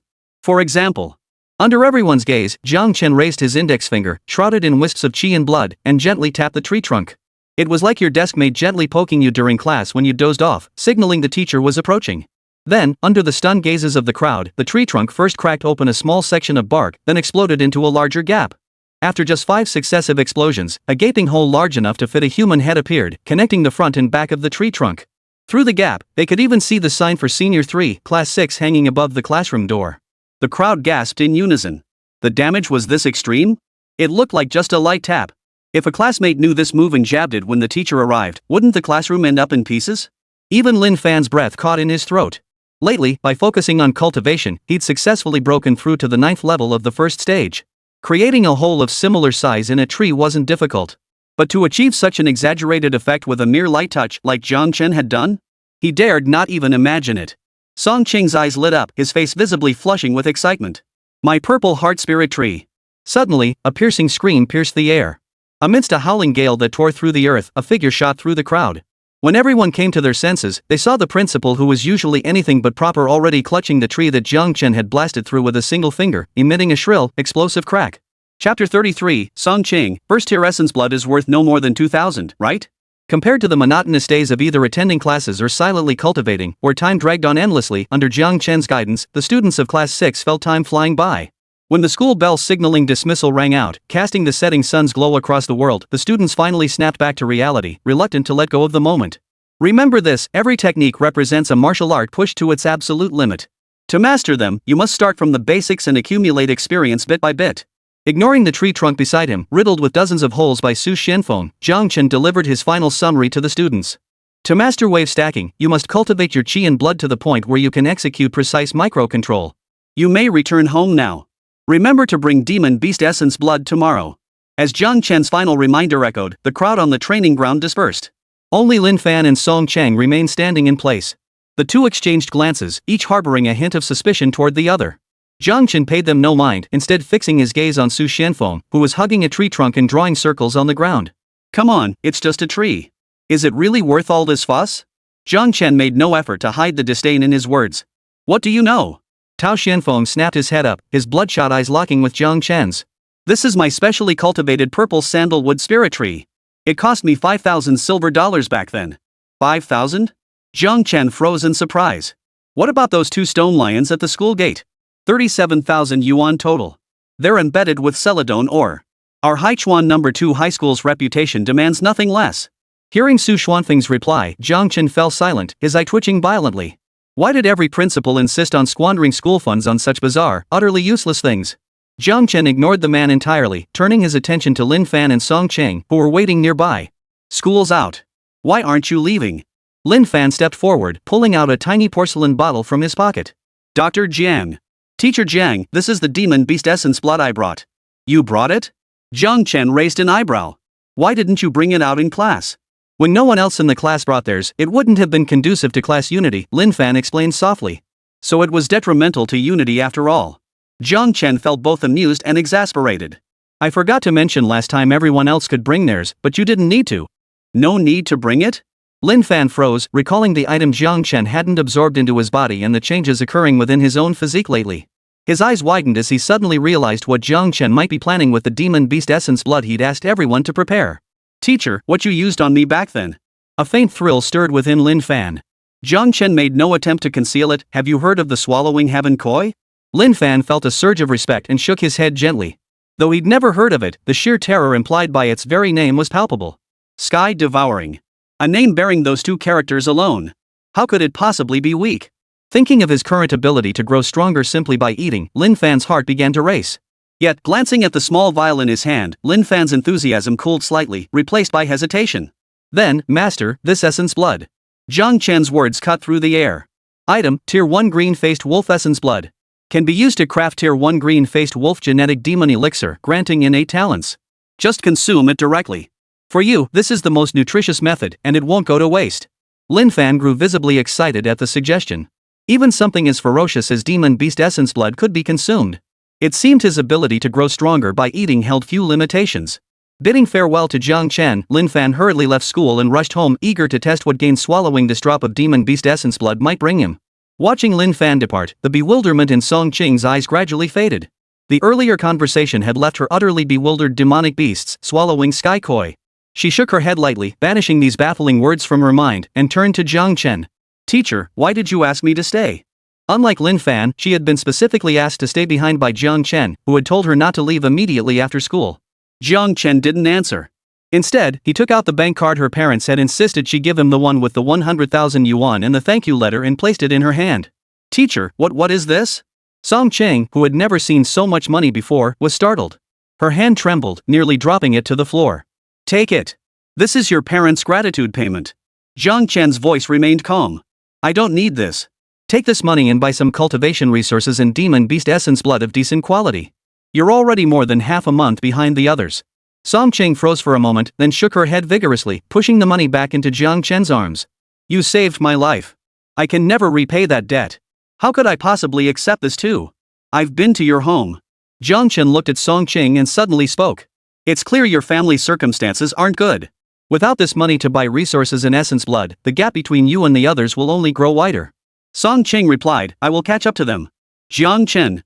Young lady, you truly possess extraordinary talent, but you don't understand how to cheat. The other students who've injected the demonic blood will rapidly close the gap in talent between them and her. Relying solely on talent to achieve overwhelming progress would become nearly impossible. Jiang Chen met Song Qing's gaze, seeing the stubbornness in her eyes. After a moment's hesitation, he tucked away the money card. Alright then, you don't need to prepare any more demon beast essence blood. I'll arrange it for you. Consider this money as payment for purchasing it from me. Alright, it's settled then. Song Qing hesitated to refuse, feeling it would cause Jiang Chen unnecessary loss. But seeing Jiang Chen decisively slam the table to seal the deal, she hesitated repeatedly before remaining silent. After all, first-tier demon beast essence blood was probably only worth about 2,000 yuan anyway? Zhang Shanhe was a student in class 6. Today, he was in high spirits. After witnessing his homeroom teacher Jiang Chen's first day of instruction, he felt he'd gained so much it was night and day compared to the incomprehensible weekend tutoring classes his mom had signed him up for. He'd truly encountered a master. Mom! Our homeroom teacher came back today. He's seriously amazing. Bringing the demon beast essence blood to school tomorrow will definitely. Zhang Shanhe rushed home and couldn't wait to share his excitement with his mother. But before he could finish, the moment he pushed open the door, his mother's shrill voice pierced his ears. What do you mean crazy? It's only 50,000. Just go earn it again. Didn't I buy all those tonics for our son to get into Wuda and make something of himself? Don't talk nonsense. He's no con artist, he's a renowned martial arts expert who's been on Shanghai TV. A 4th-tier martial master. Do you think he'd waste his time swindling you out of peanuts? You want a divorce over this? Zhang, you're ruthless. But mark my words, I'll never give up our child. Zhang Shanhe stared at his mother on the sofa and the large delivery box on the table, opening his mouth but finding no words. After hanging up, his mother finally noticed Zhang Shanhe standing by the door. Suppressing the urge to smash everything in sight, she forced a gentle smile and beckoned to him. Little River, you're back. Come see what goodies Mom prepared for you. Chapter 34, The Sinister Mirror Skeleton's Blood Essence targeted at Jiang Chen? Item, Tier 1 Mirror Skeleton Gene Demon Essence. Effect, upon use, grants reflection. You become the master of the mirror world, summoning all within it to serve you. Your enemy is powerful, but can he overcome himself? The vast ruins of the villa were littered with shattered artificial artifacts. Jiang Chen stood atop the ruins, his tattered clothes and wounds covering his entire body, his dust-covered face adding to his disheveled appearance. Gazing at the crystal-clear demonic gene serum in the syringe's glass vial, he surveyed his home now reduced to ruins and let out a bitter laugh. Damn it, it's finally over. But, my home is gone. The mirror skeleton's essence blood. This was the most bizarre essence blood Jiang Chen had encountered since beginning his research into gene demon liquids. It took him an entire night to finally complete the formula. Returning home yesterday, Jiang Chen had intended to proceed with his usual routine of synthesizing the demonic fluid. Initially, everything proceeded smoothly. The 3 drops of Qinglan bird essence blood he'd obtained effortlessly transformed into gene demon fluid, feeling exceptionally promising. Thus, Jiang Chen began manufacturing the mirror skeleton gene demon elixir. After gathering the required spiritual herbs, he used God-tier genetic modification to extract their medicinal genes, completing the first step of the formula. Next, Jiang Chen extracted the mirror skeleton's essence blood, intending to remove the feral beast's violent genetic components. Then, something bizarre happened. The moment Jiang Chen placed the essence blood onto the specimen slide, it flickered. Then, astonishingly, a 5th-tier unknown demon beast emerged from the tiny slide. The beast resembled a fox in form, its entire body shrouded in pitch-black shadows, trailing a tail of darkness larger than its own body. Completely unprepared for this situation, Jiang Chen was blasted through the wall by the 5th-tier demon beast in a single strike, forced to flee his home. While Jiang Chen reeled in shock, the entire villa's load-bearing walls were pierced by a dense swarm of shadow spikes that coalesced from the air. The nearly 300-square-meter villa collapsed with a thunderous crash within mere moments. Jiang Chen was utterly dumbfounded. That black-shadowed fox demon had clearly been summoned from the mirror world. But no matter how hard he racked his brain, Jiang Chen couldn't fathom how a single drop of 3rd-tier mirror remnant essence blood could possibly summon a 5th-tier demon beast powerful enough to obliterate the entire Haichuan settlement? It was far beyond what should be possible. While Jiang Chen was still reeling, the shadow fox demon burst from the villa's ruins. Shielding the drop of mirror remnant essence blood with one paw, it charged straight at him. Jiang Chen touched the blood hole on his abdomen that had already healed. He didn't recognize what kind of demon beast this was, but it was clearly beyond the norm. It lashed out with its tail, striking Jiang Chen's shadow in the abdomen. Instantly, the same wound appeared on his body. Fortunately, the black shadow fox demon vanished after only 30 seconds, allowing Jiang Chen to breathe a sigh of relief. Just when he thought it was over, the creature hurled the essence blood toward a nearby streetlight before vanishing. Then, a second, unseen 5th-tier demon beast emerged from the lamppost. Yes, another 5th-tier beast. Fortunately, the timing remained consistent, vanishing again at the 30-second mark. After multiple encounters, Jiang Chen finally realized that as long as there was something capable of reflecting the essence blood's form, the mirror remnant's essence blood could continuously pull creatures out of the mirror world. Thus, after a night of relentless combat, Jiang Chen gained a whole new understanding of the term bug. Throughout that night, the mirror skeleton's blood not only summoned all manner of bizarre demonic beasts but also a foolish human resembling a college student. What astonished Jiang Chen most was that these summoned beings retained their self-awareness. As for how he knew, well, that was thanks to the college student. When summoned, he first scanned the world in wonder, then waved at Jiang Chen, saying hello, before bidding bye-bye and vanishing. Finally, by relying on Devour and divine might to wear down the time, he managed to strip the violent genes from the mirror skeleton's essence blood, completing the development of the gene demonic liquid. However, under the relentless summoning of the mirror skeleton's essence blood, its power was continuously drained. By the time the gene demonic liquid was finally created, it had plummeted from its intended 3rd-tier level to a mere 1st tier. Good news, the mirror skeleton's gene demon fluid proved exceptionally potent. Bad news, the entire house was destroyed. Seems developing gene demon elixir isn't exactly safe. Gotta be more careful from now on. Jiang Chen rubbed his temples, feeling slightly weary. In the past, he would never have believed that a 3rd-tier demon could leave him in such a sorry state. But now reality had proven to him that nothing was impossible. Not only had he been driven into disarray, but the force behind it was merely a single drop of blood from a 3rd-tier opponent. Absolutely absurd. Fortunately, all the spiritual herbs collected by Su Xianfeng had been stored in his storage device, otherwise, the loss would have been immense. The morning sun slowly rose on the horizon, its golden light slicing through the darkness shrouding the sky. Jiang Chen sighed. Just finished and already back to work, what a miserable life. Swindler Jiang Chen didn't care about his reputation, because he didn't care about his face. But teacher Jiang Chen did care. He'd just established his badass persona in front of his students yesterday and didn't want to go out of character so soon. So, under Su Xuanfeng's bewildered gaze, Jiang Chen barged into his house, washed himself clean, and slipped into a fresh set of clothes. Finally, he hitched a ride with Su Xianfeng to school. Old Jiang, did you get mugged last night? Seated in the car, Xianfeng finally couldn't resist asking Jiang Chen. My place got ransacked. Thinking about the villa he'd bought less than a month ago, Jiang Chen felt his heart bleeding. Counting the renovations and furniture, 12 million yuan, that's a full 12 million yuan. He'd gone all out on everything, planning it as his future home with Li Shuriwei. And now, 1 month. It was gone in less than a month. Jiang Chen stroked the storage device in his hand. At least 3 vials of second-tier Qinglan bird gene demon essence were complete. Selling them on the black market should net him a decent sum. That should help cover the villa's losses. Senior 3, Class 6. Yunzhou, what kind of demon beast essence blood did you bring? First-tier Shinon's essence blood. Sea serpent? That serpent demon beast that creates illusions? Nice. That thing's incredibly hard to capture, it's rarely even sold on the black market. Yeah, what about you? Heh, mine is a weather spirit that can influence celestial phenomena within a certain range. But let me tell you, I'm absolutely smitten with it. I'd love to raise one myself. Why? Because then I could make it snow anytime, anywhere for snowball fights. Ha ha ha. Shanha's here. Shanha, what kind of demon beast essence blood did you bring? Zhang Shanha entered the classroom, seeing Jun Zihan and Yi Feiyan looking extremely excited. He opened his mouth, but the words his mother had spoken to him yesterday flashed through his mind. Why would school need demon beast essence blood? A single drop from a first-tier beast starts at 1,000 yuan, that's half our family's monthly living expenses. Little River, be a good boy. Tell your teacher tomorrow you won't participate. Anyway, Mom bought you something better. You'll definitely progress faster than your classmates. Mom will sacrifice anything for you, Shoha. You must make me proud. Zhang Shanha lowered his head. I didn't bring it. You didn't bring it either? The pair froze. Are you really isolating us and making things difficult for Teacher Jian? She teaches so well. What do you mean?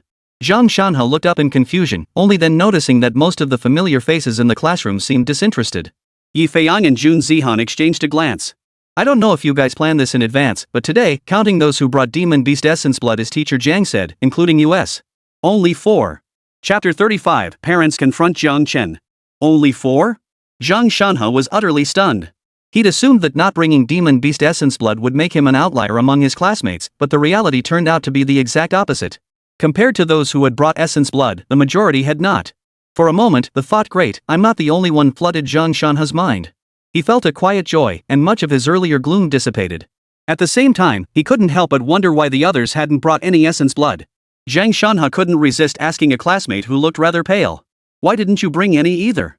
What else could it be? The person sighed helplessly. My dad said we should just listen to what the teachers ask for. Those required supplies are all part of deals between the teachers and suppliers. Once we buy them, the teachers get a cut. It's better to just buy them ourselves. My mom said the same thing. Another student chimed in, when Teacher Jiang asked us to bring essence blood last time, my mom didn't prepare any for me. She said I should just listen to the experience at school, and that they'd personally prepare the resources needed for martial cultivation. With these two speaking up, other classmates who hadn't brought essence blood also began to voice their concerns. Don't even get me started. I told my mom Teacher Jiang is a 5th-tier combat expert, but she insists he's a fraud. She's still waiting in the principal's office demanding an explanation. Hey, my mom did that too. Both my parents showed up. The room gradually fell silent. Most parents, still haunted by the shadow cast by the previous homeroom teacher, had grown skeptical of the school and its teachers' demands. Once the topic was raised, it became clear that nearly all the parents had come to the school demanding answers. 1 or 2 parents coming to demand answers was normal, but this many together. This clearly had someone organizing the others, planning to unite and confront Jiang Chen, the new homeroom teacher of Class 6. The crowd exchanged nervous glances, gradually breaking into a cold sweat. Their parents were at most second-tier martial artists, while Teacher Jian was a genuine powerhouse who had broken through the limits of the combat strength testing equipment. If they angered Teacher Jiang and he lost his cool, it seemed like all of them combined wouldn't be enough to take on even one of his fingers. Moreover, at Haichuan No. 2 High School, with Teacher Zhang's combat prowess as the benchmark, no one could stand in his way. At that moment, Jiang Chen and Su Xianfeng had already reached the school gate. But the car was stopped. The security guard jogged up to the car, wiping cold sweat from the wrinkles on his forehead as he tapped on the window. Tu Xianfeng rolled down the window and asked in confusion, Uncle Wang, what's going on? There's trouble, Principal. Uncle Wang explained urgently. A lot of people showed up this morning. I asked around, they're all parents of students from Senior 3, Class 6. Every one of them looked fierce and angry, clearly here with ill intent. As Uncle Wang vividly recounted the events, the two gradually grasped the situation. Xianfeng turned to Jiang Chen, they're all here for you. What did you do to your students? Jiang Chen rolled his eyes. How should I know? I just told them to bring some demon beast essence blood today. Where are they now? They're in your office. Receiving the answer, Xianfeng nodded at him. After saying thanks, he drove the car into the school parking lot. You go straight back to class. I'll go see those parents first. No need. Jiang Chen calmly unbuckled his seatbelt. I'll go with you. After all, I want to see for myself how I managed to offend so many people. Jiang Chen's voice remained utterly unruffled. But the more composed he sounded, the more unsettled Su Xianfeng felt beside him, silently mourning for those parents. He knew Jiang Chen well. He understood that Jiang Chen was the type who never showed his anger on his face. The calmer he appeared, the more furious he truly was. Meanwhile, in the principal's office. What's this about teacher Jiang being a fifth-tier expert? Would someone that powerful even come to a backwater place like Haichuan Settlement? And even if they did, why would a fifth-tier expert waste their time teaching at this crappy school? And deliberately breaking the testing equipment? That damn teacher Jiang probably staged it all just to find new ways to siphon resources and money. Exactly. They charge 2,000 or 3,000 for a single drop of essence blood. What about 10 drops? 100 drops? These tricks only fool the kids. We parents won't be blinded by this nonsense. Well said. Today we'll make sure that so-called teacher Jiang gets suspended. The indignant voices pierced through the door, clearly reaching the ears of Jiang Chen and his companion standing outside. Jiang Chen glanced at Xianfeng. Xianfeng. If I said I just forgot to lock the door yesterday, would you believe me? He jingled the keys in his hand, forcing an awkward smile. Jiang Chen didn't respond. He simply pushed the door open. With a creak, the sounds within the principal's office fell silent. A series of puzzled gazes turned toward Jiang Chen. Leaning against the doorway, Jiang Chen surveyed the dozen or so middle-aged men and women gathered before him. Why stop? Keep going. I'm quite interested. Who are you? Someone asked in confusion. At that moment, Su Xianfeng stepped forward with a light cough, drawing everyone's attention. Their eyes lit up at the sight of him.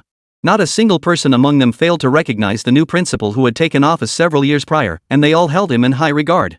After all, it was he who had ultimately dealt with the homeroom teacher who had tormented their children, beating him into a state where he had to be sent to the Tianwu Bureau prison. Just as they were about to greet him, they saw him extend his hand toward the man by the door, smiling warmly as he introduced. Parents, we overheard your earlier discussion. Allow me to introduce, this gentleman is the very teacher Jiang you mentioned, the one putting on a show. Parents? The atmosphere in the principal's office instantly turned awkward. Even though the parents had originally come to confront Jiang Chen, their expressions now turned awkward. What could be more awkward than being exposed in front of everyone? Fortunately, one parent remembered the purpose of their visit. A mother addressed Principal Zhua. Principal Zhua, since you've heard this, shouldn't you give us parents an explanation? An explanation? What kind of explanation do you want? Xuanfeng's face showed confusion. Why did you appoint someone so utterly incompetent as homeroom teacher? The mother stepped forward, pointing at Jiang Chen with a stern expression. Did you know that on his very first day of class, he asked students to bring demon beast essence blood to school? Is this some kind of joke? Exactly, another parent chimed in from behind. A single drop of first-tier demon beast essence costs thousands at least, and its body-forging effect is worse than a single shot of health tonic. If they actually bring the essence blood, how will they afford other martial arts resources that month? My child will fall even further behind the others. This is nothing short of misleading our children. The parents' outcry grew increasingly fierce. Jiang Chen was so exasperated he laughed. He never imagined the parents' hostility stemmed from their well-meaning desire to see their children grow stronger. Didn't your children mention that the essence blood isn't mandatory, it's entirely voluntary? What voluntary choice? One parent's expression grew even angrier. You teachers with no professional ethics talk a good game, but when things don't go according to your so-called voluntary policy, you still make life difficult for my child, don't you? Exactly. Principal, we won't let him teach our kids. Either suspend him or transfer him to another class. Stop picking on our kids. Surrounded by these furious faces, Su Xianfeng felt an urge to laugh. Ever since Jiang Chen had the students bring their essence blood to school, he understood exactly what Jiang Chen was thinking. But it had excited him for quite a while. He'd even planned to curry favor with Jiang Chen, hoping to get him to sponsor a couple bottles of Gene Demon Essence. After all, he'd personally used the Gene Potion and knew exactly how terrifying its effects could be. Even if the Demon Beast's quality was subpar, that single extra special ability could easily grant a generational leap over other martial artists at the same cultivation level. A class where every student possessed a vial of Gene Demon Serum, what kind of prodigies would that forge? Forget just the top scholar of the Haichuan Gathering Ground, they might even claim the top scholar of the entire Great Zhou. What an honor that would be. Perhaps Haichuan No. 2 High School itself would become a sacred sanctuary coveted by countless students. Yet these parents were storming the school to accuse Jiang Chen over a single drop of first-tier essence blood worth a few thousand yuan at most. Gazing at the crowd, Su Xuanfeng's eyes gradually filled with pity. Were these parents wrong? Not at all. They simply didn't want to waste their money. They simply wanted to invest their money in the right resources, hoping to give their children an edge over other students. But they had no idea what they were missing out on. If they knew what Jiang Chen sought, that mere thousands of yuan worth of first-tier demon beast essence blood in his hands would be transformed from worthless material into miraculous genetic demon essence liquid, a single bottle of which was worth tens of millions on the black market and nearly impossible to obtain. During this period, Jiang Chen had only sold those 3 bottles. Yet the name Gene Demon Elixir had already begun circulating in the black market. Through posts on martial arts forums seeking buyers, its fame spread to other gathering places. Before long, the name Gene Demon Fluid would become a holy grail coveted by countless people. Known to all. The question was, when that time came, would the parents who knew the truth? Would they feel even a hint of regret for their current fury? But for them, Su Xianfeng couldn't be bothered to offer any warnings. If they can let slip an opportunity that comes knocking, it only proves they weren't meant to have it. Since the parents insist, I won't take class 6 then. Jiang Chen suddenly spoke up. Shuo Xianfeng looked at Jiang Chen. His expression remained calm and unruffled, though the chill in his eyes had deepened compared to before. This made Su Xianfeng feel a pang of guilt. First, this wasn't Jiang Chen's fault. Second, it was he who had requested Jiang Chen to take charge of the class. Just yesterday he'd received gratitude from the students' parents, yet today he found himself surrounded by their hostility. Jiang Chen had only formally taught the students for 1 day yesterday. Yet he could see that Jiang Chen was genuinely imparting knowledge with dedication, treating every student equally and fulfilling his duties to the fullest. Had he not assigned him to teach, Jiang Chen would likely still be leisurely goofing off in the school infirmary, never encountering this situation. How about I set up a separate class for you? You can pick your own students? Zhou Xianfeng tentatively inquired. Principal Chao. We can't entrust our children to him. A parent spoke up at the right moment, their tone and gaze brimming with undisguised hostility toward Jiang Chen. Except for their children, Xianfeng sighed helplessly. Whatever. Jiang Chen pondered for a moment before asking, for tomorrow's competition, how many students does each class need to send? It's just a small school-organized event. 2 from each class will be sufficient. I see. Then I'll take Lin Fan and Song Cheng. Is that okay? No problem. Xianfeng didn't hesitate for a moment. These 2 were Class SAX's top prospects. He knew full well they were closely connected to Jiang Chen and had been personally selected by him. One had his innate talent restored through Jiang Chen's kindness, while the other was brought back by Jiang Chen himself to personally select demon beast essence blood. Not a single drop of that mysterious demon beast essence blood on Jiang Chen was weak. Having them accompany Jiang Chen was both logical and the most suitable arrangement. Should we find others? We'll see. Jiang Chen replied indifferently. Tu Xianfeng nodded lightly, his gaze drifting to the parents. Seeing them smiling like generals returning victorious from battle, a faint trace of mockery flickered in his eyes. Everyone, are you satisfied with this outcome? Satisfied. Very satisfied. Only you, Principal, can get things done. The crowd nodded in unison. Chapter 36, Starting anew, Class SAX's Complaints. Having achieved their desired outcome, the parents departed contentedly. Old Jiang, don't take it too hard. Being a teacher these days means some parents will thank you, while others will be dissatisfied. It's impossible to please everyone. Jiang Chen merely shook his head at Su Xuanfeng's consolation, revealing no extra emotion. Without further words, he walked straight out of the principal's office. Take them to the auditorium on the 3rd floor. I'm designating that space as your classroom. Zhuo Xianfeng called out loudly. Jiang Chen waved his hand, signaling understanding. Got it. Su Xianfeng sighed deeply. Seeing Jiang Chen's enthusiasm for teaching, he had hoped to persuade him to stay on for another 2 terms. But now, with this group of parents causing trouble, he suspected that once this term ended, Jiang Chen would likely retreat to the school infirmary to wallow in despair. The classroom's commotion settled into silence as Jiang Chen approached. They watched as he walked to the front of the classroom. For some reason, despite his expressionless face, they sensed he was in a terrible mood. It is with regret that I must inform you. Jiang Chen's lips parted, and the words that followed made everyone's eyes widen in surprise. Though our time together has been brief, it's time to part ways. I will no longer be teaching Class 6. The words fell, and the room fell silent for several seconds before erupting into an uproar. From the moment he became homeroom teacher until now, he'd only taught 1 class. It wasn't just brief, it was downright short. Some in the classroom looked pensive, recalling how many classmates had mentioned their parents were coming to demand answers from Jiang Chen that morning. Their expressions immediately darkened. Teacher, what about the demon beast essence blood you asked us to prepare? Yi Feiyang raised his hand, cautiously probing. Jiang Chen gave a slight nod but didn't respond. Instead, he asked the entire class. How many of you brought the essence blood? Many students who had previously thought Jiang Chen irresponsible stiffened, lowering their heads like ostriches burying their heads in the sand to avoid the issue. Finally, in the quiet classroom, only 4 arms remained raised. Jiang Chen's gaze swept over the 4 faces, 3 males and 1 female. Yi Feiyang, Jun Zihan, and Xiaoya, Li Yunzhou. Jiang Chen murmured their names softly, showing no disappointment at the small number. He simply stated calmly. Prepare your personal labels and submit them. Then come see me tomorrow. Judging by the number of parents in the principal's office earlier, there couldn't be many students capable of producing essence blood. Of course, it didn't matter to him. He would perform the procedure for as many students as brought it. He had already informed them to bring essence blood. As for whether they would, that was their choice. As for his role as a teacher, Jiang Chen believed he had fulfilled his duties to the fullest. After collecting the demon beast essence blood from the 4 students, Jiang Chen turned his gaze to the 2 who had remained silent. Lin Fan and Song Qing, come with me. With that, Jiang Chen strode toward the classroom exit. Instantly, the gaze of the entire class fell upon the class leader and class matriarch of Class 6. Without hesitation, they rose and followed Jiang Chen out of the classroom. Teacher Jiang, you stopped teaching us because parents came to hold you accountable, right? In the quiet hallway, Song Qing suddenly spoke up. A flicker of surprise crossed Jiang Chen's eyes at her words. He nodded, offering no denial. That's right. So Principal Chow, your Principal Chow has assigned me a special class to teach. But I have to handpick the students myself.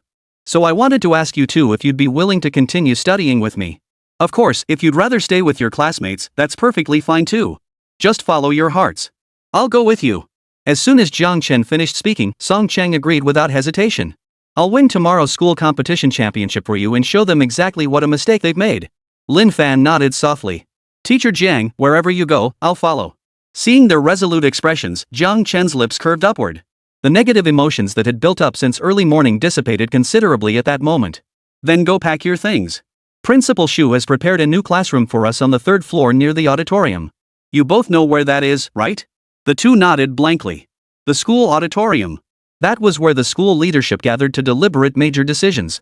In their 3 years of high school, they had only entered it once before during the 100-day pledge ceremony just over 2 months ago. It was essentially off limits within the school, shrouded in an aura of mystery that sparked curiosity among countless students. But now, it was their classroom? Feeling utterly unreal, the 2 returned to Class 6. Under everyone's gaze, they began packing their things without a word. Lin, what are you guys packing for? A classmate asked in confusion. Lin Fan replied calmly, transferring classes. Transferring? To which class? Aren't all the other classes full? Those 2 simple words sent shockwaves through the surrounding students who had been quietly observing. Song Cheng finished packing her things, slung her princess pony backpack over her shoulder, and spoke in a quiet voice. We're going to Teacher Zhang's class. Sorry, but starting tomorrow's school competition, we'll be rivals. The atmosphere in Class 6 froze solid. Only after the 2 had left did someone finally mutter a complaint. I thought Teacher Jiang got fired. Turns out he's just taking over another class. Ugh, am I the only one who thinks Teacher Jiang is being petty? Leaving is one thing, but taking brother Lin and sister Qing with him? That's not cool. You bet. Teacher Jiang really pulled a fast one. Our only hope was Lin Fan and Song Cheng. Now that they're gone, we'll be stuck at the bottom again, stuck cleaning the school and bathrooms for a whole month. We're already behind everyone else, and now our training time will be drastically cut. One voice after another chimed in. The students' grievances spread from Jiang Chen to Jiang Fan and Song Cheng, who had transferred out of the class. It seemed as though all the help they had once given vanished into thin air at that moment, leaving only anger and resentment over their perceived betrayal of the class. Though a few students remained level-headed, their attempts to reason were met with immediate verbal attacks from the rest. Faced with this, the few level-headed students could only shut their mouths and try to make themselves as inconspicuous as possible. They feared becoming the targets for the venting of resentment from classmates who, after Lin Fan and Song Qing's departure, seemed possessed by vengeful spirits. So, old Jiang, how do you like it here? 3rd floor. Xianfeng leaned against the auditorium door, looking smug. Jiang Chen surveyed the scene before him. The auditorium's dome hung with crystal chandeliers, beneath which stood a massive circular wooden table. Carved stone columns flanked both sides, with maroon velvet chairs arranged in concentric circles. Sunlight refracted through stained glass, scattering fragmented rainbow hues across the tables, chairs, and floor. Even standing at the doorway, the scent of sandalwood mingled with the ink of old manuals wafted toward him. After silently observing the smug Xianfeng for a long while, Jiang Chen offered a well-meaning warning. Old Chow, your position is pretty sensitive. Cut back on the greed, or you'll end up getting yourself into trouble. Chapter 37, Blazing Sun Essence. Demon Cultivator Sequence 004. Damn it! What the hell do you mean? Xianfeng exploded. Do you really think I'm the kind of corrupt official who takes bribes? Jiang Chen shot him a sideways glance. Isn't that exactly what you are? Of course not. Su Xuanfeng's face flushed crimson. We're serving the students here, how can that be called corruption? It's clearly rational resource planning, putting money where it counts. Besides, a little corruption isn't corruption, it's called serving the people. From the people to the people. Tao Xianfeng argued back at Jiang Chen, trying to change his impression. At that moment, Lin Fan and Song Qing, each carrying their backpacks, arrived and stood outside the door. Hearing Su Xuanfeng's words, the two couldn't help but exchange a glance. Was this something they should be hearing? Would they be silenced afterward? With teacher Jiang present, probably not, though resources would likely dry up. But if they kept listening, what they'd lose might not just be resources. Ahem, Principal Chow, hello. Teacher Jiang, hello. Lin Fan cleared his throat lightly, interrupting Su Xuanfeng's words. Shenfeng turned his head slightly, his gaze settling on Lin Fan and Song Qing beside him. The flush on his face faded, replaced by a gentle smile. Oh, it's little Fan. And little Cheng is here too. Come. Quickly come see if you like your new classroom. His expression showed no surprise at the sudden appearance of Lin Fan and Song Qing. With his fourth-tier perception, how could he possibly fail to sense their approach? As for why he hadn't immediately halted the sensitive topic? Well, he knew he could withstand scrutiny. While it was true he'd been a little greedy, he had compensated for those gains by providing equivalent resources to support outstanding students and school facilities. When resources fell short, he even covered the deficit out of his own pocket. Truthfully, not a single penny had ever made it into his own pocket. To call it greed was inaccurate, it was merely a matter of directing funds where he saw fit. Both responded to Su Xuanfeng's greeting. Originally, they had been transferred to Class 6 after offending someone, resulting in a significant gap in teaching resources. It was Su Xianfeng who proactively funded their cultivation resources, ensuring their cultivation pace wouldn't lag behind others despite the gap in teaching resources. Thus, they held deep respect for Principal Chow. Passing the smiling Principal Chow, the two entered the grand auditorium. Though they had been here once before, the sight before them still left them stunned. Teacher Jiang, Principal Chow, there are only two of us. Do we really need such a large room as a classroom? Lin Fan's Adam's apple bobbed as he murmured the question. Even Song Qing couldn't help but nod in agreement. The auditorium hall, besides its rich artistic atmosphere, was also extremely spacious, roughly the size of 6 or 7 classrooms combined. To say nothing else, simply being in the room felt like a luxury. If not here, why did I call you both? Jiang Chen curved his lips, then produced the mirror remnant's demonic essence and called out Song Qing's name. Song Qing turned at the sound. The next moment, a syringe flew toward her. Song Qing caught it instinctively. Teacher Jiang, what is this? Genetic demon fluid.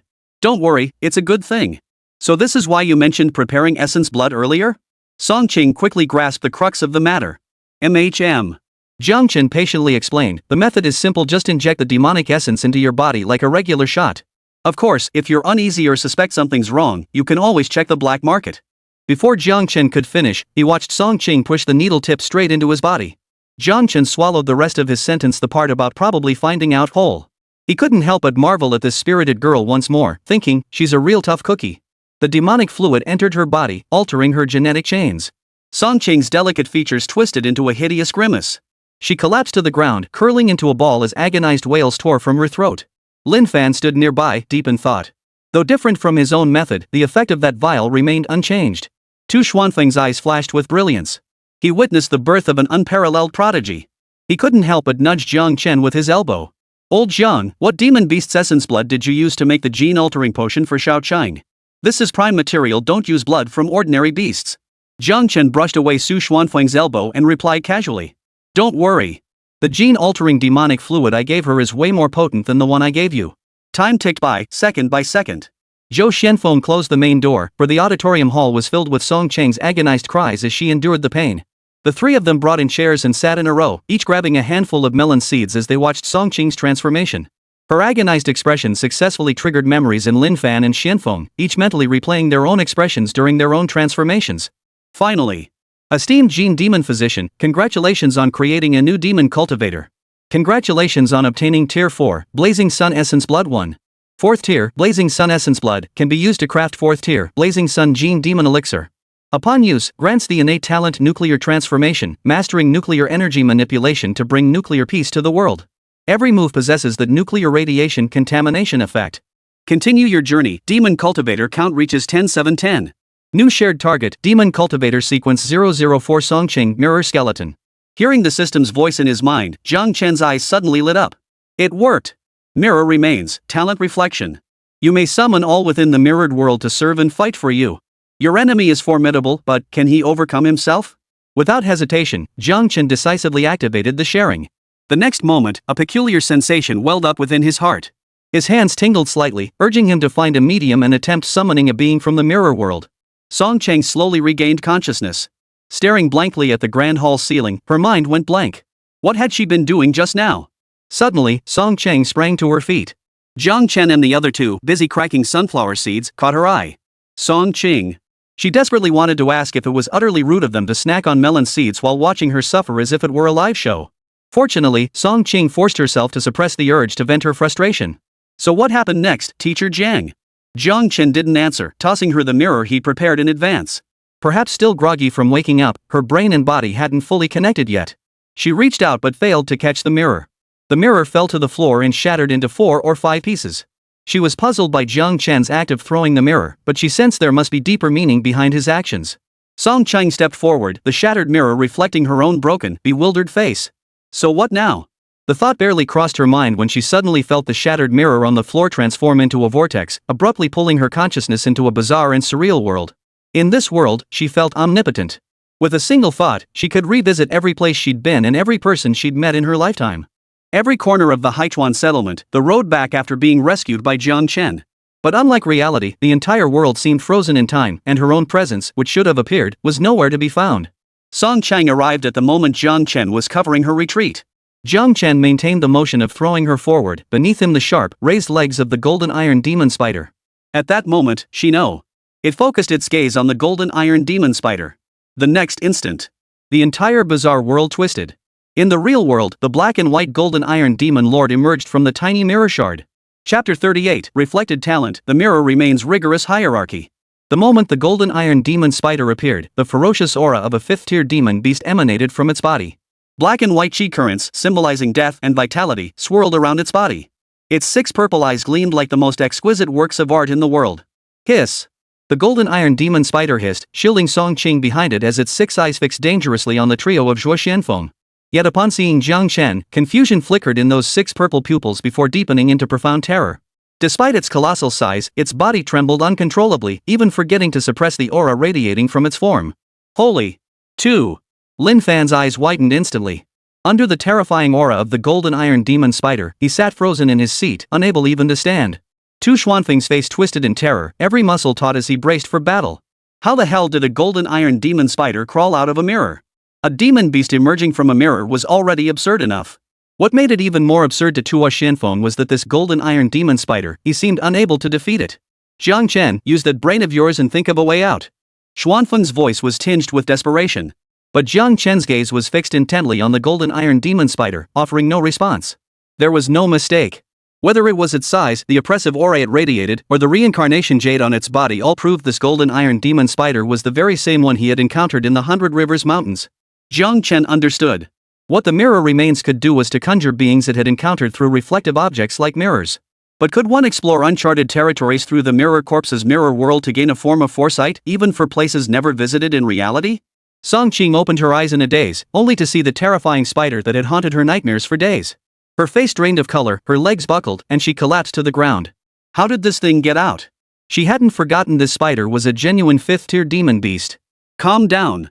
Jiang Chen's voice reached her ears at that moment. This is a mirror spirit you pulled out from the mirror world. To them, you are the supreme deity, possessing absolute control over them. Now, try to control it. Jiang Chen suppressed the restlessness within him. The moment this mirror golden iron demon spider appeared, he sensed he could command it too. Could it be that all those with the reflection talent could exert dominance over the beings of the mirror world?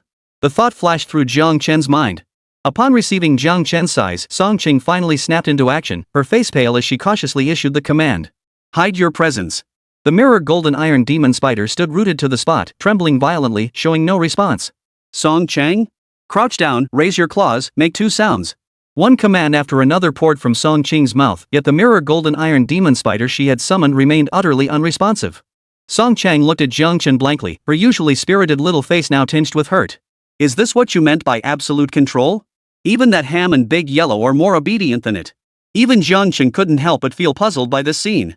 Something's off. Suddenly, a suspicion flashed through Jiang Chen's mind. He looked at the trembling mirror golden iron demon spider and tried giving an order. Sit. The next moment, everyone watched in utter astonishment as the terrifying golden iron demon spider obediently crouched down. Lin Fan, oh. Xianfeng, oh. Song Cheng. What happened to absolute control? Are you sure this thing was summoned by her?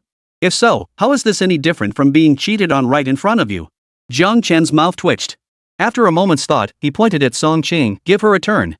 Song Chang looked utterly bewildered. Mirror Golden Iron Demon Spider showed no hesitation whatsoever.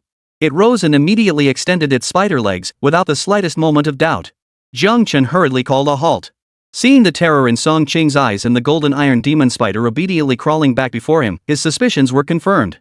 The mirror hues this demon beast race could summon reinforcements from the mirror world to fight in their place. Their abilities were truly otherworldly. Though he'd never heard of it before, Jiang Chen now understood that this race operated under an extremely rigid hierarchy. When a lower-tier mirror remnant faced a higher-tier counterpart, the mirror spirits it summoned would prioritize obeying the commands of the higher-ranked mirror remnant. As for who summoned it, well, let's not go there. Their hierarchy was rigidly fixed. Lower ranks were destined to be controlled and dominated by higher ones. Ahem, there's been a minor issue. Jiang Chen gave an awkward chuckle. If his hunch proved correct, then as long as he remained present and Song Ching's cultivation didn't surpass his own, then this reflection would essentially be useless. The most critical issue was that he felt no energy depletion whatsoever. In other words, your summoned beast drains your energy, obeys my commands, and can even turn on you. No need to say more utterly invincible. Jiang Chen pondered for a moment before addressing Mirror Golden Iron Demon Spider. Don't mind me. Obey whoever you should.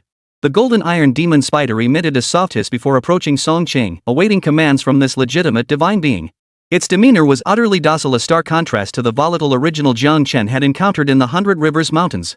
With Jiang Chen's permission, the Mirror Golden Iron Demon Spider flawlessly executed every command Song Ching issued: lift, grab, crouch, roll over without fail. This proved Jiang Chen's words were true. He truly possessed absolute control over the mirror's creatures. Summoning high-tier beings from the mirror realm to fight on his behalf was a power that could only be described as godlike. Yet this failed to bring Song Ching any joy. His gaze toward Jiang Chen held a hint of resentment. What was this? It was like the emperor ordering soldiers to disarm, only to be ignored. Then the general beside him shed his armor, and the soldiers all stripped off theirs in a clatter. What difference did it make? Suddenly, specks of starlight began to emanate from the Golden Iron Demon Spider's body. The Golden Iron Demon Spider's 8 legs trembled. Then, before the eyes of all present, the Golden Iron Demon Spider gradually vanished from sight. Such a bizarre spectacle left the few present utterly dumbfounded. Tu Shenfeng let out a long sigh of relief, collapsing completely into his seat. The moment this 5th-tier Golden Iron Demon Spider appeared, he'd already drafted his suicide note. Fortunately, until the very end, this 5th-tier demon beast never attacked. Instead, it was constantly commanded by Jiang Chen and Song Ching, performing like a diligent monkey. Lin Fan looked at Song Ching with envy. After returning home yesterday and consuming the demon beast's essence blood along with the 2 remaining drops at home, he had successfully advanced to the 2nd rank. But the instant that Spider Demon Beast appeared, he felt certain he'd be instantly killed if they clashed. The power his teacher had given him was so strong. Jiang Chen suddenly sensed something amiss. Glancing at the time, his eyes widened in shock. 3 minutes? Chapter 39, The Li Family, Pillars of the Nation. Teacher Jiang, what's wrong? Song Ching noticed the change in Jiang Chen's expression and immediately suppressed her lingering resentment. Jiang Chen's expression grew slightly complex. The mirror spirit summoned by that drop of 3rd-tier mirror skeleton essence blood lasted only 30 seconds, while the one Song Ching summoned persisted for a full 3 minutes. That was 180 seconds, 6 times the duration of the mirror skeleton's essence blood. Perfectly matching Ultraman's time limit. But Song Ching was only at the 1st tier. How exactly was the duration of these mirror world entities calculated in the real world? He had assumed that the higher the caster's cultivation level, the stronger the summon entity and the longer its duration. But now it seems that's not the case. Song Ching carefully sensed the changes in your own body before and after summoning the Golden Iron Demon Spider. Though puzzled, Song Ching closed his eyes and concentrated. Soon, she opened her eyes in bewilderment. There isn't much difference. Only my vital energy and spiritual power are roughly half of what they were before the summoning. That's all? Jiang Chen hesitated slightly. What about that Golden Iron Demon Spider? Did it vanish completely, or did it return to the mirror world? Song Ching grasped a mirror casually, her consciousness sinking into it. Soon, she spotted the Golden Iron Demon Spider within the 100 Rivers Mountains of the mirror world. She opened her eyes and relayed the situation truthfully. Jiang Chen pondered for a long time before finally saying, unless absolutely necessary, refrain from summoning beings from the mirror world. This level of energy drain seems unnaturally low. Song Ching nodded lightly, understanding Jiang Chen's concern. Indeed, summoning a 5th-tier enforcer for 3 minutes had only cost her half her energy as a 1st-tier martial artist. Moreover, the mirror world beings she summoned didn't perish. They could be seamlessly summoned again after returning to the mirror world. This was simply too absurd. Possessing this summoning technique was not only powerful, Even weaker 5th-tier martial artists who might otherwise try to bully her based on their higher cultivation level would have to seriously weigh whether they had the qualifications to do so. After all, one careless move could send them flying. Name, Song Cheng. Age, 17. Talent, SSS-rank martial spirit body, reflection? Realm, 1st tier, 9th layer. Glancing at Song Cheng's personal stats panel, Jiang Chen fell into a brief silence. He had just used his true vision to confirm that Lin Fan's cultivation had already broken through to the 2nd tier. Reaching Tier 2 before the college entrance exams? At this level, he was an absolutely explosive presence across the entire Great Zhou martial arts exams, a feat achieved by only a handful in any given cohort. It was no exaggeration to say that the two most formidable students in all of Haichuan No. 2 High School had become his underlings. Apart from them, the highest-ranked student currently only held a 1st-tier, 7th-layer cultivation. Throwing these two into the same cohort as their peers would be nothing short of a devastating blow. So in this school tournament, could he just lock in the championship title? Jiang Chen didn't teach them much. True geniuses like them didn't need to strictly follow any so-called plan, they each had their own rhythm. Overcoaching was counterproductive, it would only hinder their progress. Therefore, Jiang Chen simply instructed Song Cheng and Lin Fan to continue refining their wave stacking technique. When encountering difficulties, they first discussed among themselves, only seeking Jiang Chen's guidance if they couldn't find answers. While they trained diligently here, outside, students and teachers worked together to prepare for the event, hanging streamers, constructing the stage. All were working diligently for tomorrow's school competition. As dusk fell and the school day ended, Lin Fan and Song Cheng bid farewell and departed. Jiang Chen stood at the school gate, his face clouded with melancholy, holding the latest model phone that Su Xianfeng had brought him at noon. A car slowly pulled up. The window rolled down, revealing Su Xuanfeng's smug face. What's with the long face? Still fuming over that parent business this morning? Not at all.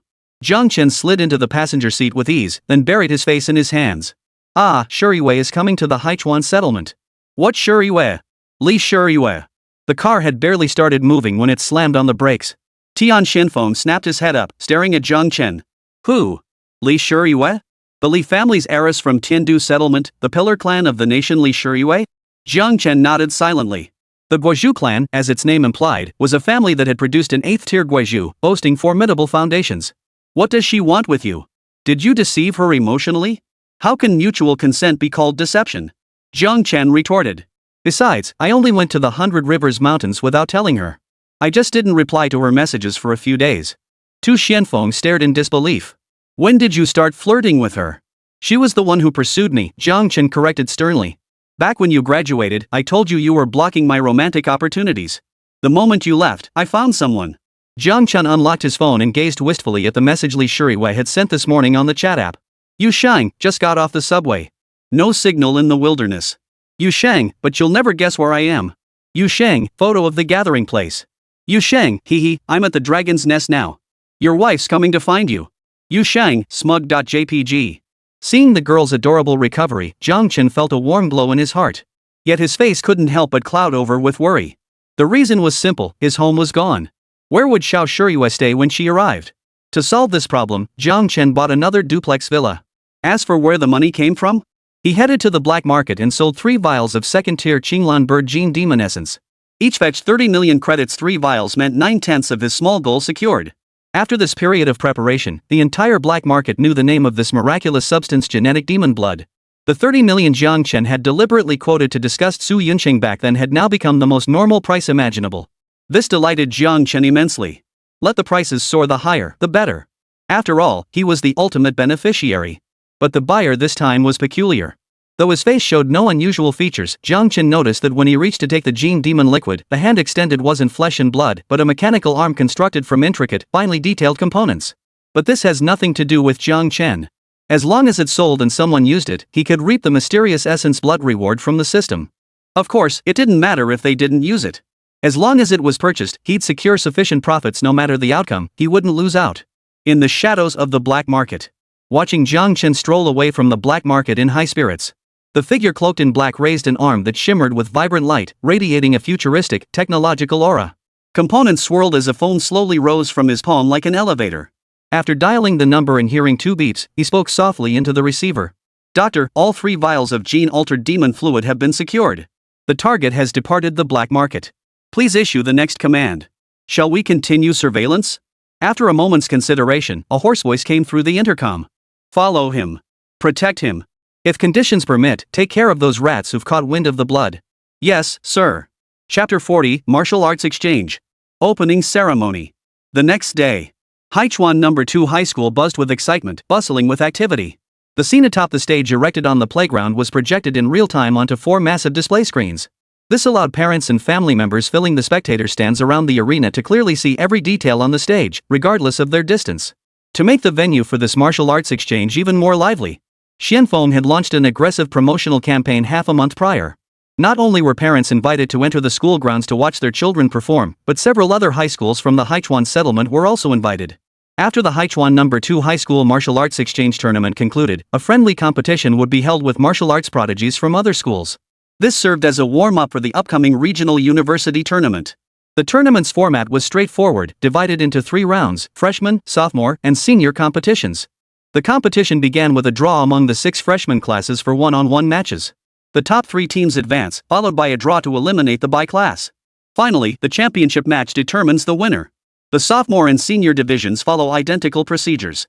However, as the champion of their grade, they earned the right to challenge a specific class from the higher grade. Defeat carries no consequences, but victory not only secures the championship prize but also significantly enhances it. Furthermore, the victorious class receives substantial support and cultivation from the school throughout their remaining high school years. As for the senior class that loses the challenge, no punishment from the school will follow. In this martial arts world where strength reigns supreme and might is everything, there is no shortage of individuals labeled as geniuses. Though no punishment would follow, being defeated by younger juniors would inevitably nail them to the pillar of shame, becoming the laughingstock of students across all grades. All were young men brimming with pride, none desired such a fate. Today, Su Xianfeng did not accompany Jiang Chen. As the principal of Haichuan No. 2 High School, he delivered a lengthy, tedious speech from the stage. First, he thanked the parents for attending, then expressed gratitude to the leaders of other schools for gracing the event with their presence. This speech of empty platitudes lasted over an hour. "Hey sis, who's your kid?" Wu Ziming from Class 3, Grade 10. "Let me tell you, sis, no bragging here, he's a 6th-tier martial trainee. My son absolutely shines in that class, thumbs up. I'll point him out during the opening ceremony. You'll see just how amazing he is, smug face. I can't wait. My kid can't hold a candle to yours. He's in senior year and still hasn't reached stage 1. If only my son could be as promising as yours, sigh. Ugh, why does this principal ramble so much? And that one last thing line. I swear I've heard it 3 times in the last half hour." The venue was packed with parents. At first, some listened attentively, but soon no one paid attention to his rambling. Everyone was whispering and chatting with the parents around them. Finally, after another agonizing 20 minutes, Su Xuanfeng's speech concluded. The opening ceremony commenced. The grade-level contingents, who had been waiting outside the field for ages, marched in one after another. From freshman to senior year, from Class 1 to Class 6. Students from each class wore identical uniforms, marching in perfect unison with eyes so resolute it seemed nothing could shake them. Even the youngest students, whose age betrayed their youth, gave the impression that the marching formations were not composed of students, but rather elite troops transformed through rigorous training. Each time a class formation marched past, the stands erupted in gasps of admiration and delighted excitement. Few could have imagined that this little one displayed 2 entirely different personas at home and at school. Listening to the cheers echoing around them, the students in the formation couldn't help but let the corners of their mouths turn up. This was an emotional reward most of them never experienced at home. Yet, determined not to embarrass their class, most students maintained stern expressions throughout the entire march. The cheers and admiration abruptly ceased when Class 6 of Senior 3 appeared. Jun Zihan carried the Class 6 Senior 3 banner, followed closely by the rest of the group. No matter how perfectly synchronized Class SSS march was, few gasped in awe. Instead, they were met with strange stares and whispered murmurs. The incident involving Class SSS homeroom teacher had caused quite a stir back then, and every parent and student at Haichuan No. 2 High School knew about it. On the surface, everyone felt the teacher deserved his fate. Yet privately, parents warned their children to steer clear of Class 6 seniors. Though the students of Class 6 hadn't done anything wrong, parents suspected their motives were impure. If they could treat a homeroom teacher that way, who knew if friends who got close to them might be stabbed in the back? Under the surrounding stares, the Class 6 contingent flushed crimson, their hearts surging with an emotion called humiliation. Even the parents of Class 6 students couldn't help but lower their heads, as if performing a symbolic act of cutting themselves off from the world in that moment. After the homeroom teacher was imprisoned by the Tianwu Bureau, their work and lives were affected to varying degrees. At times, they regretted ever joining their children in such reckless behavior. After all, it wouldn't be long, couldn't they just endure it until it passed? Yet within the crowd, Song Qing's parents scanned the Class 6 formation with puzzled expressions, unable to spot their daughter. They exchanged glances, their eyes filled with confusion. Not far away, a 9-year-old girl clutching a coughing plushie watched the scene, her mind equally filled with confusion. She clutched her coughing tighter. Coughing, where do you think Brother Lin Fan went? The Class 6 formation trudged through the ceremony under the piercing, unusual stares. Once they reached a secluded spot, the group fell into silence. After a long pause, someone lamented, "If I'd known it would turn out like this, I should have just kept quiet back then." Exactly. It's all Lin Fan and Song Qing's fault. Another chimed in, resentment thick in their voice. They really are something, aren't they? First they let us in confronting our homeroom teacher, and now they've just abandoned us to switch classes and enjoy Teacher Zhang's guidance. I just don't get it. If Teacher Zhang was angry because we didn't bring our essence blood, then why are they exempt? Didn't they also fail to bring theirs? Whoa. You guys think maybe they slipped something to Teacher Zhang? Enough. Seeing the crowd growing increasingly extreme, Yi Feiyang could no longer hold back. As the group's gazes converged on him, Yi Feiyang felt his breath quicken, his eyes filled with disappointment. He couldn't understand how everyone, who had been so united before, could suddenly harbor such intense hostility toward Lin Fan and Song Qing. Had they forgotten who had patiently explained the mysteries of martial arts to them when they were filled with doubts? When they were bullied by students from other classes who had led them in fighting back? He felt as though these familiar classmates before him had somehow become strangers. Even Teacher Zhang, who had only taught them once, was now subject to their malicious speculation. He opened his mouth, wanting to say something, wanting to make these classmates return to their familiar selves. But after opening his mouth, he turned and walked away instead, leaving behind the words, "I'm going to get the essence blood." Seeing Yi Feiyang rise, Jun Zihan and Xiaoya and Li Yunzhou all rose as well. Watching the four figures recede into the distance, a classmate muttered under his breath, "He's crazy." Chapter 41, Class, Vindicating Jiang Chen? When Class 6 of Senior 3 completed their formation march, the parents and family members in the stands assumed the opening ceremony had concluded. They anticipated the main event, the thrilling inter-grade class competitions. But it turned out the show wasn't over yet. As Yi Feiyang and his three companions emerged from the rear, they caught the increasingly impassioned voice of Zhuo Xianfeng, who was personally hosting the event. Next to greet us is a new college entrance exam prep class beyond the third tier, not belonging to Class 6 class. To make his voice resonate with even greater fervor, Zhu Xianfeng stirred his qi and blood, making his voice thunder like a great bronze bell. His voice alone drowned out the entire venue, leaving the audience ringing in their ears. Parents and family members in the stands looked utterly bewildered. Aren't there only 6 classes per grade? What the heck is this class? Had it just broken free from numerical constraints? And why does this so-called class even have its own entrance announcement? This is downright unfair to the other classes. Not just the parents, even the students who had just marched in formation looked utterly bewildered. They'd never heard of class. While the audience focused on the new class, the invited leaders from other schools felt a sudden heaviness in their chests. The smiles that had just graced their faces vanished instantly, replaced by solemn expressions. The looks they shot at Zhu Xianfeng carried a hint of disbelief. This Moriguchi, he's actually broken through to the 4th tier? The other school leaders suddenly understood why Haichuan No. 2 High had organized this martial arts exchange event and insisted they bring their students along. This was clearly a display of arrogance after breaking through to the 4th tier, showing off their strength to them. This was a trap, plain and simple. Several began scheming how to extricate themselves and send messages to their own school principals. Before Senku reached the 4th tier, principals at his level could band together with their numbers to bully him. Now that he'd broken through to the 4th tier, given Moriguchi's temperament, there was no doubt he'd find an excuse to flip the table. After finishing his speech, Zhu Xianfeng played a song called Spring Courtyard Snow through his phone connected to a Bluetooth speaker.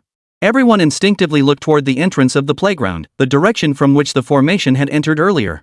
As the intensely powerful, atmosphere-filled background music echoed across the entire field, a man and a woman emerged from beyond the field. I really shouldn't have gotten my hopes up. Same here. Do you think Principal Chow has us right where he wants us? Who knows? Lin Fan and Song Cheng strode forward, absorbing the gazes filled with mixed emotions directed their way. Their expressions remained impassive as they exchanged words. Earlier that morning, Zhu Xianfeng had approached them, promising an incredibly impressive entrance. They had intended to refuse. After all, throughout the entire Haichuan No. 2 high school, the principal was notorious for his unorthodox ways. But this despicable, shameless, brazenly shameless bastard actually threatened to dock Teacher Zhang's salary if they didn't cooperate. It was shamelessness opening the door to shamelessness, utterly shameless. Once we're stronger, we'll find a chance to take him down? Sure. As they spoke, they laid out the brutal beating Xianfeng would face in the future. Wait, what's up with this, class? How come there are only 2 people? Could it be the school promised something to lure these 2 idiots in? Possible. But why didn't my kid tell me about the class? I guess I didn't beat him enough. He's learned to keep secrets. I'll reward him with another round when we get home. The crowd watched the mere 2 students, murmuring among themselves. Unfazed by the malicious speculation, the pair remained expressionless, pretending not to hear. Until 2 shouts of excitement broke the silence. Woohoo! Go Xiaojing! You're killing me with how cool you are. Dad too. Waving their arms, they suddenly became the most eye-catching sight in the stands. Song Qing's footsteps halted, his expression a mix of emotions too complex for words. Lin Fan's lips curled into a mocking smile. The next moment. Go Lin Fan. You're the hottest. Hot as hell. Grandma's childish voice chimed in, refusing to be left behind. The little girl held her Pidgey high, cheering with all her might. The trio paid no heed to the strange stares directed their way. But on the stage, Xianfeng looked unusually excited. This is exactly the atmosphere I wanted. Parents, I imagine you're all curious about what exactly class means and why there are only 2 students. As the name suggests, class is specifically designed to teach students with infinite potential. Because in the entire Haichuan No. 2 high school, only these 2 possess what we call infinite potential. The 2 who had just finished the formation and were now drowning in hatred. Principal, are you kidding me? You're telling us this now? The 2 exchanged glances. Beyond resignation, a spark of excitement gradually ignited in each other's eyes. Yes, this was all part of their plan with Principal Gu. Provoke, draw enmity, then utterly crush every challenger. To prove Jiang Chen's worth to everyone, no, specifically to those short-sighted parents of Class 6. But according to the original plan, they were supposed to draw opponents, crush them with overwhelming force, and only then would Xianfeng explain the meaning of class. But this part had come too soon. Clearly, Xianfeng was itching to mock those parents who showed up in the office yesterday. Brother Lin, Sister Ching. A timid voice reached their ears, snapping them back to reality. Looking up, they realized Yi Feiyang and his 3 companions stood before them. Yi Feiyang hesitated, words on the tip of his tongue. They had searched everywhere but hadn't found Jiang Chen. Just as they noticed Song Qing and Lin Fan finishing up, they approached to ask where teacher Jiang was. But facing the 2 of them, Yi Feiyang couldn't help but recall the starkly different second faces his classmates had shown. An overwhelming sense of guilt welled up inside him. Before he could speak, Song Qing spoke first. Oh, right. Teacher Jiang gave us something this morning to pass on to you. With that, Song Qing produced 4 syringes, each labeled with a small sticky note.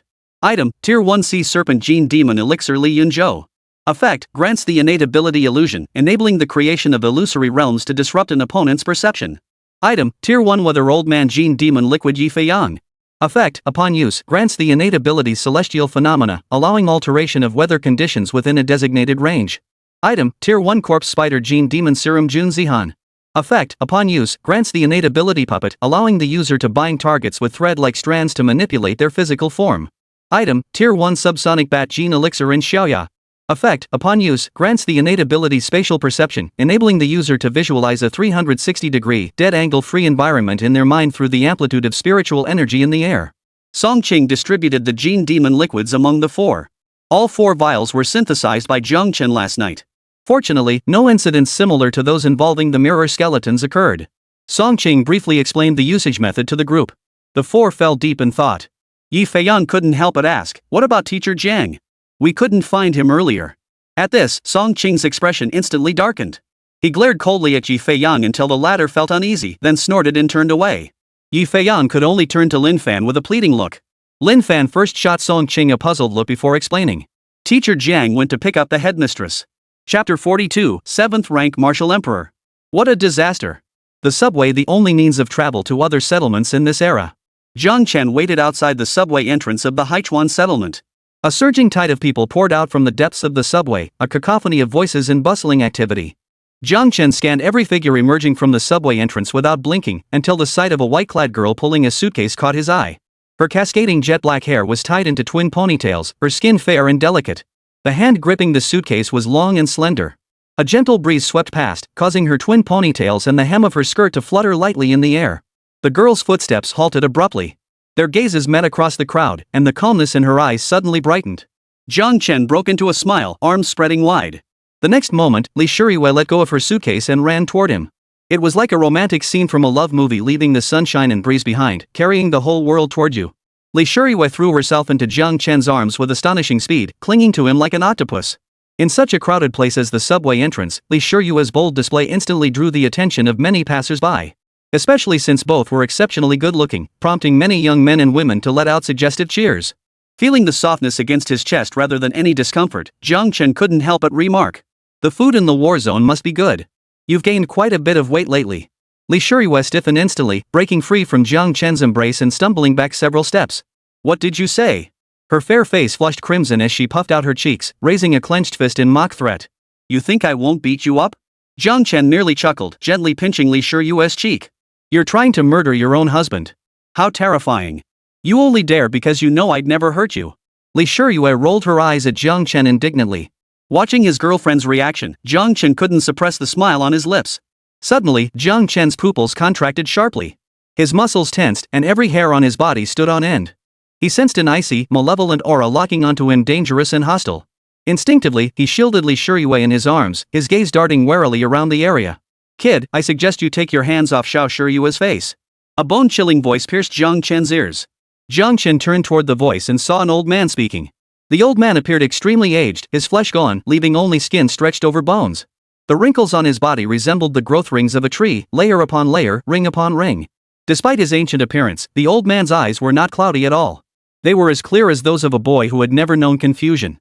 His eyes fixed on Jiang Chen, filled with nothing but hostility. Name, Li Yu. Age, 83. Realm, 7th tier, 2nd layer. Talent, SS grade. Holy? Seeing the joy reflected in the eye of truth, Jiang Chen couldn't help but feel his heart tremble. He was actually a 7th tier martial emperor? Wait, Li Yu's surname is Li. Xiao Shiyue. This old man must be an elder from Li Shiyue's family? Jiang Chen instantly understood this old man was likely assigned to protect Li Shiyue. As Jiang Chen studied Li Yu was also scrutinizing Jiang Chen. As Jiang Chen had surmised, this elder was indeed the guardian assigned to protect Li Shiyue on this outing. He'd heard about Jiang Chen from those other old fools who kept yapping about digging pits and wielding knives. He had developed a romantic relationship with the young Li Shiyue during university, causing an uproar within the Li family that nearly incited them to storm the Jiang household in fury. However, after the family head Li Ming, Li Shiyue's father, investigated Jiang Chen, he found that aside from being a bit of a shrewd businessman and lacking exceptional talent, Jiang Chen had no real flaws. He suppressed the restless Li family members, citing the need to ensure Li Shiyue's university experience remained uninterrupted. In fact, after what had just transpired, his first impression of Jiang Chen was actually quite favorable. He was sharp, alert, and had immediately protected his little Shiyue. But the thought that this man had stolen away his own little princess, the apple of his eye, whom he doted on with boundless affection, was utterly unbearable. Staring at Jiang Chen before him, Li Yu felt an inexplicable chill run down his spine. It felt as though the other man had seen right through him. It must be an illusion. How could that be possible? He was a martial emperor-level powerhouse, standing among the absolute elite of the human race. How could he possibly be seen through by a recent graduate? Li Yu was trying to reassure himself. Suddenly, a figure stood before Jiang Chen. Li Shiyue puffed out her cheeks, arms spread wide, locking eyes with Li Yu. Fourth master. You're not allowed to bully my husband. Li Yu? Li Yu? Li Yu? Hearing Li Shiyue's words, Li Yu felt as though, despite being a 7th tier martial emperor-level powerhouse, his head had been struck hard with a club. A tsunami, earthquake, and volcanic eruption erupted simultaneously in his mind. Utter shock failed to capture his current state. Staring dumbfounded at the resolute Li Shiyue, he then glanced at Jiang Chen behind her, whose expression held a subtle shift. The words "it's over" filled his mind. Though Jiang Chen had been in a relationship with Li Shiyue for nearly 3.5 years, this was his first encounter with her elders. Jiang Chen felt that prolonged silence might come across as impolite. He straightened his clothes slightly and offered a respectful smile. Good day, fourth master. My name is Jiang Chen. It's a pleasure to meet you. Li Yu felt his lips trembling. How was this any different from having someone rub salt in the wound? Finally, he took a deep breath and let out a bitter sigh. What a disaster. After bringing Li Shiyue and Li Yu back to the newly purchased villa and settling their luggage, the two, reunited after a long separation, were like newlyweds, talking about everything under the sun as if they had endless things to discuss. Li Yu, now known as fourth master, listened silently throughout, his expression darkening by the minute. His expression darkened especially when he heard Li Shiyue glance at him warily before leaning close to Jiang Chen's ear and whispering that she'd accumulated enough merit points in another year or two, she'd be able to marry him. Li Yu's expression darkened even beyond that of Judge Bao, renowned for his stern countenance. He had finally understood the nature of their relationship. Not only was he footing the bill for Jiang Chen's marriage to her, but now he was pushing Xiao Shiyue into his arms. Who knows who was pushing whom? What a mess. Li Yu gritted his teeth, pulling out his phone to send a message to Li Ming. Your daughter is gone. Go home and prepare to be beaten. Typing. After a long pause. Li Ming? At that moment, Jiang Chen carefully recounted everything that had happened over the past period from start to finish. Jiang Chen spoke earnestly, while Li Shiyue listened intently. So? I'm a master's wife now? And not just one, but two? And they have a match today? Li Shiyue jumped up from the sofa in excitement, disregarding her exhaustion from the long journey. She grabbed Jiang Chen and rushed to the villa, hailing a cab and heading straight for Haichuan No. 2 High School. Only after getting into the car did Li Shiyue feel a strange sensation, as if she had forgotten something. Meanwhile, inside the villa, Liu leaned against the sofa with a wistful expression, his deep sigh echoing through the vast space. What a mess. Chapter 43, Challenging Class? The most desperate crushing defeat. Zhang Chen and Song Qing quickly arrived at the school. Seeing the lively atmosphere on campus, Song Qing's eyes lit up. She was the kind of girl who loved to join the fun. At this moment, Haichuan No. 2 High School. The martial arts exchange was in full swing.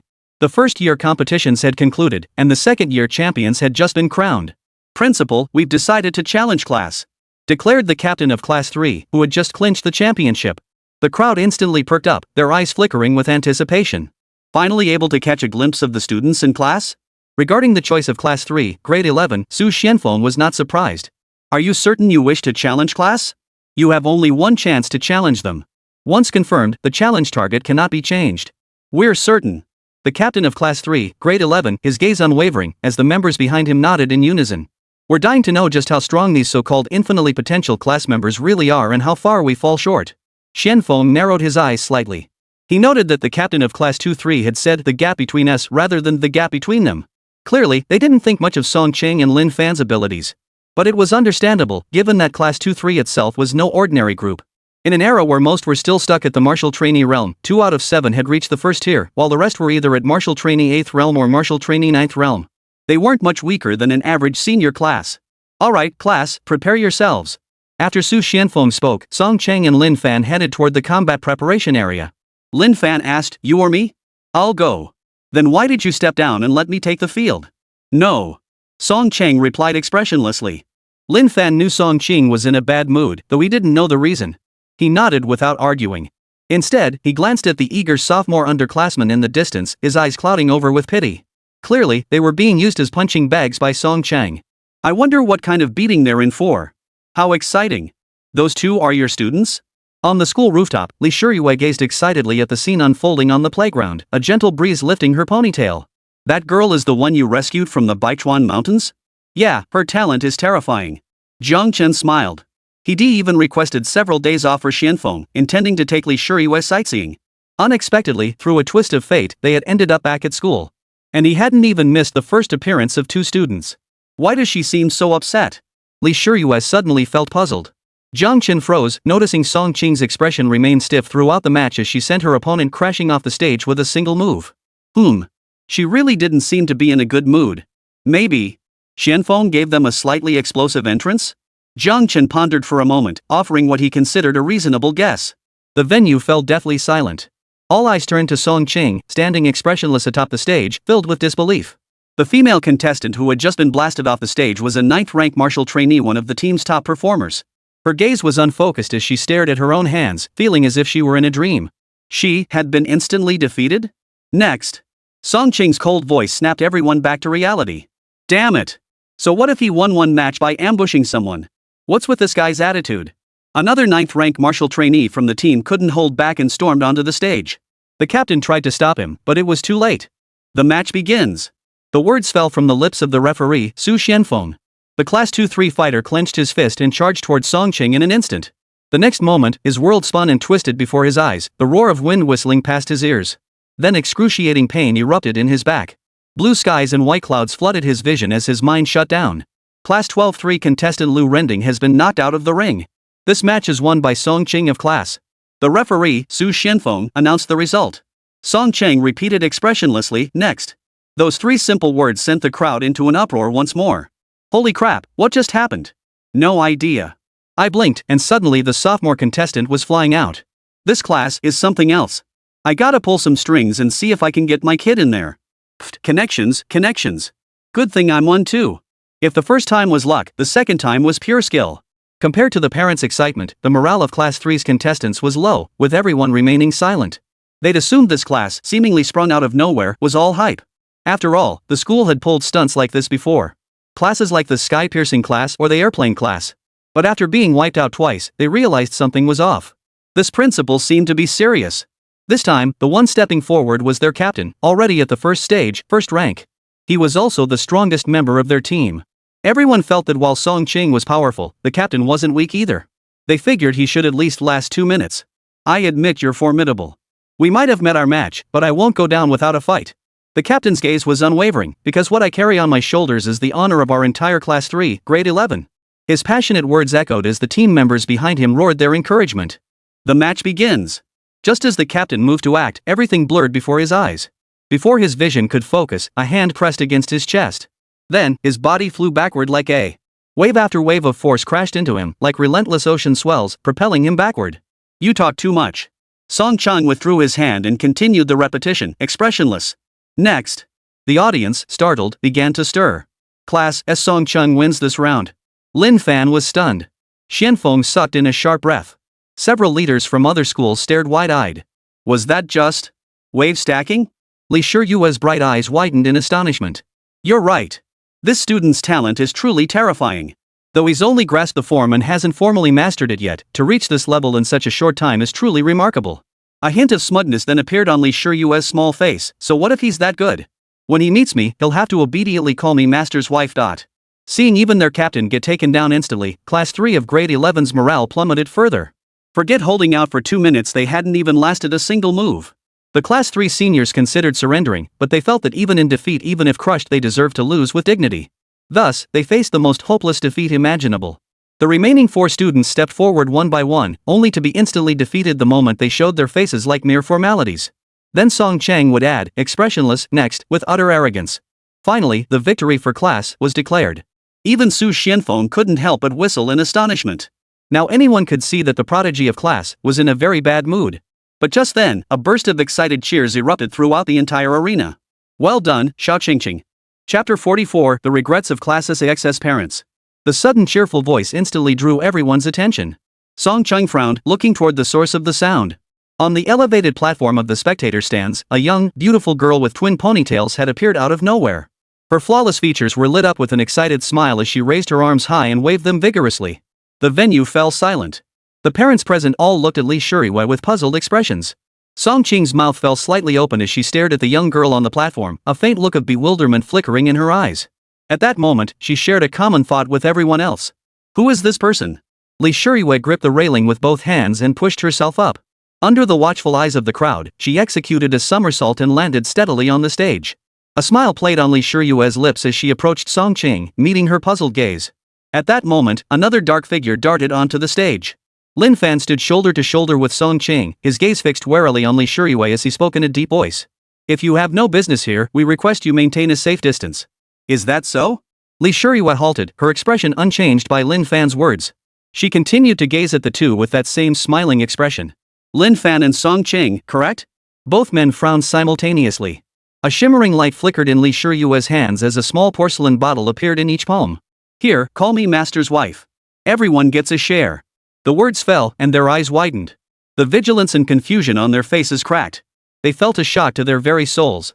The woman before them was master's wife? Both were deeply shaken. Lin Fan still wore a look of doubt, unwilling to believe immediately. After a moment's thought, Lin Fan asked, "Who is our teacher?" Li Shiyue didn't answer, but instead smiled brightly and called out Chen twice toward the distance. She refrained from using their usual nickname, mainly because there were too many unfamiliar spectators present. As a young woman, calling him husband in front of so many people would inevitably make her feel a bit shy. Jiang Chen walked onto the stage from the preparation area with a hint of resignation.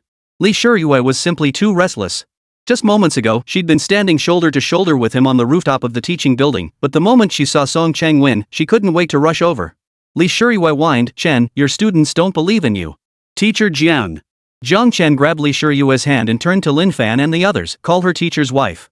Seeing Jiang Chen personally verify her identity on stage, Lin Fan and the others were finally convinced that this suddenly appearing girl was indeed Jiang Chen's girlfriend. Teacher's wife. Teacher's wife. Lin Fan retracted his earlier hostility and addressed her respectfully. Song Qing's master's wife, however, sounded somewhat reluctant. Li Shiyue, however, didn't seem to mind. Hearing both master's wife calls, she perked up instantly. She placed the 2 small vials she had taken out into each of their hands. Keep them safe. They're gifts for meeting us. Master's wife came in a hurry and didn't prepare anything special. 1 bottle each of transcendent jade marrow, don't look down on it. By now, murmurs were rising from the audience below the stage. Who is this person? And what exactly is this transcendent jade marrow? Does anyone know? Never heard of that marrow stuff, but that person seems to be the partner of the teacher who teaches the class? Am I the only one who thinks both of them are incredibly good looking? But that teacher is also amazing, doesn't look that old, yet he's already teaching the class. Sigh, I was hoping this single mom could charm the teacher into giving my son some extra help. Looks like that's not gonna happen now. At that moment, the parents murmured their thoughts. Only a few individuals, gazing at the familiar face of Jiang Chen on stage, couldn't muster a smile.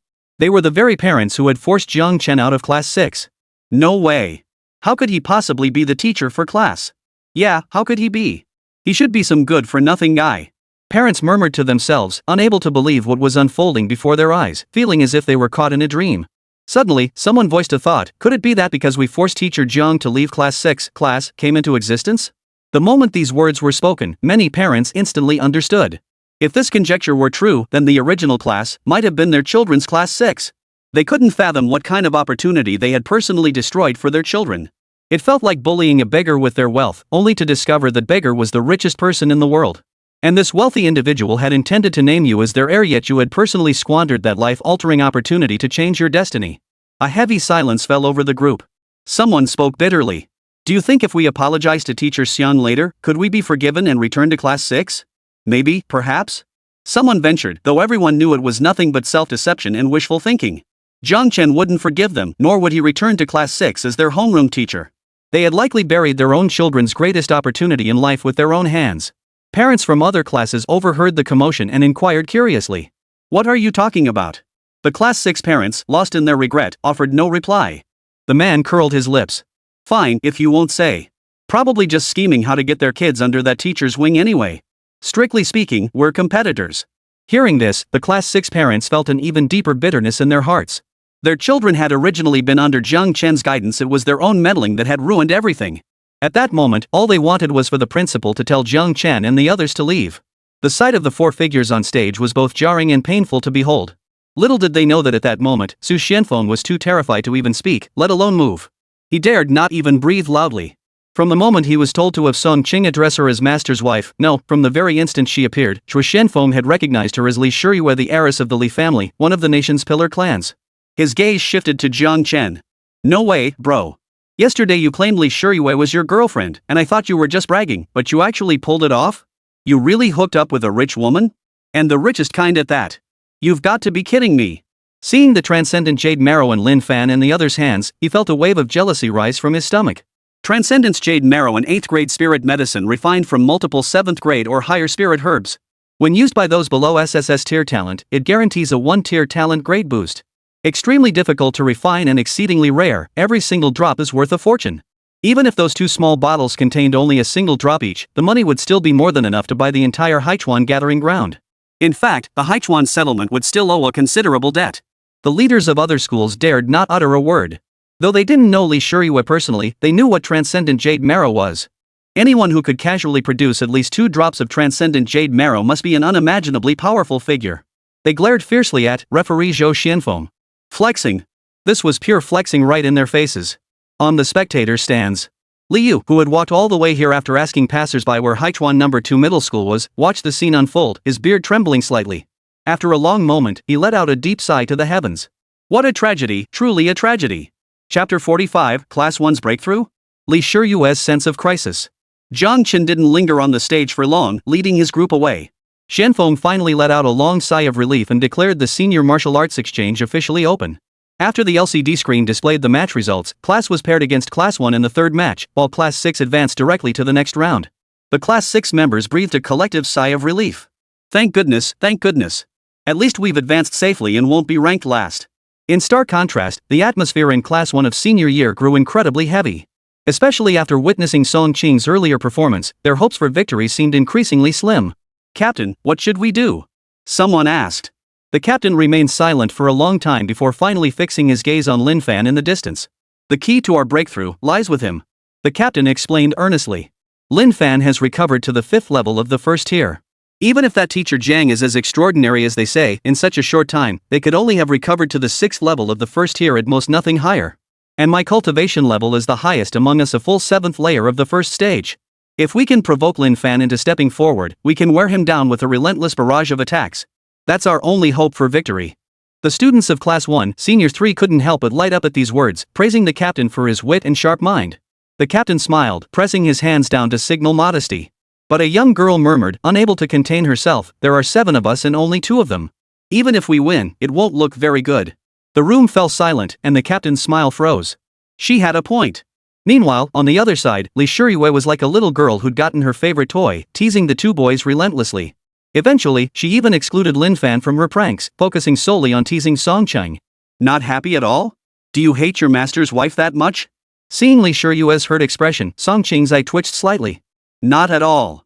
Then smile. Why won't you smile? I'm in a bad mood. I don't feel like smiling.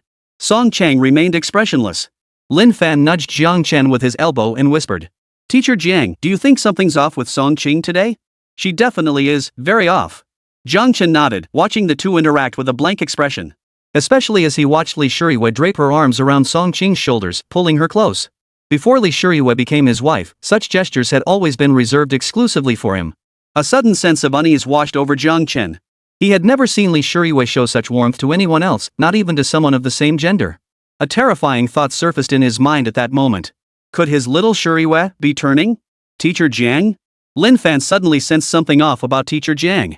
An inexplicable chill emanating from him made Lin Fan shiver involuntarily. Lin Fan's gaze shifted back and forth between the three of them, and then he felt utterly confused. What on earth was going on today? The senior year matches were clearly more thrilling to watch than those of the juniors and sophomores. The visceral thrill of bone-crunching blows and the explosive bursts of energy sent the parents watching from the stands into a fever pitch. This was a stark contrast to the utterly different, extreme feeling of watching Song Cheng's swift victories. The results of both matches were quickly determined. Class 2 versus Class 4, Class 4 advances. Class 3 versus Class 5, Class 3 advances.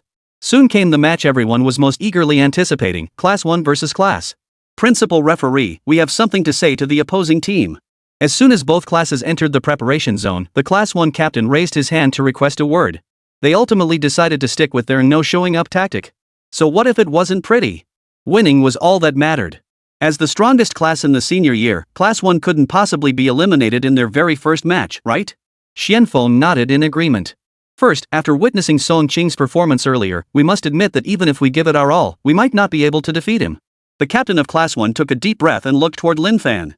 Therefore, we wish to challenge Lin Fan to face the second of our Haichuan twin stars. Does Lin Fan have the courage to compete against us? After the Class 1 captain finished speaking, the venue fell silent. No one had anticipated that his request to speak was actually to challenge the second member of class. For a moment, the parents couldn't help but feel a quiet anticipation. Lin Fan's face was all too familiar to them. From a lofty genius to a complete failure, their children had recounted this downfall as a laughingstock. Song Cheng was undeniably strong, but perhaps that was simply his natural talent? The true test of Class S caliber would come from Lin Fan, now reduced to a failure. Li Shuriyue's expression turned slightly peculiar.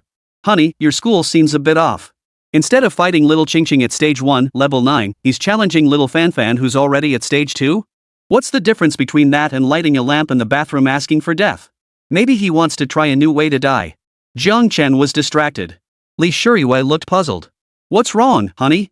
You've seemed off since earlier. What's wrong with me? Just focus on being a good master's wife. Why bother with me? Jiang Chen spoke in a hollow tone, leaving Li Shuriyue stunned for a moment. Then, she burst out laughing, her two pigtails bouncing with each tremor of her body, even physiological tears streaming down her cheeks. Ah, seriously? When did you become so jealous? Even jealous of your own apprentice?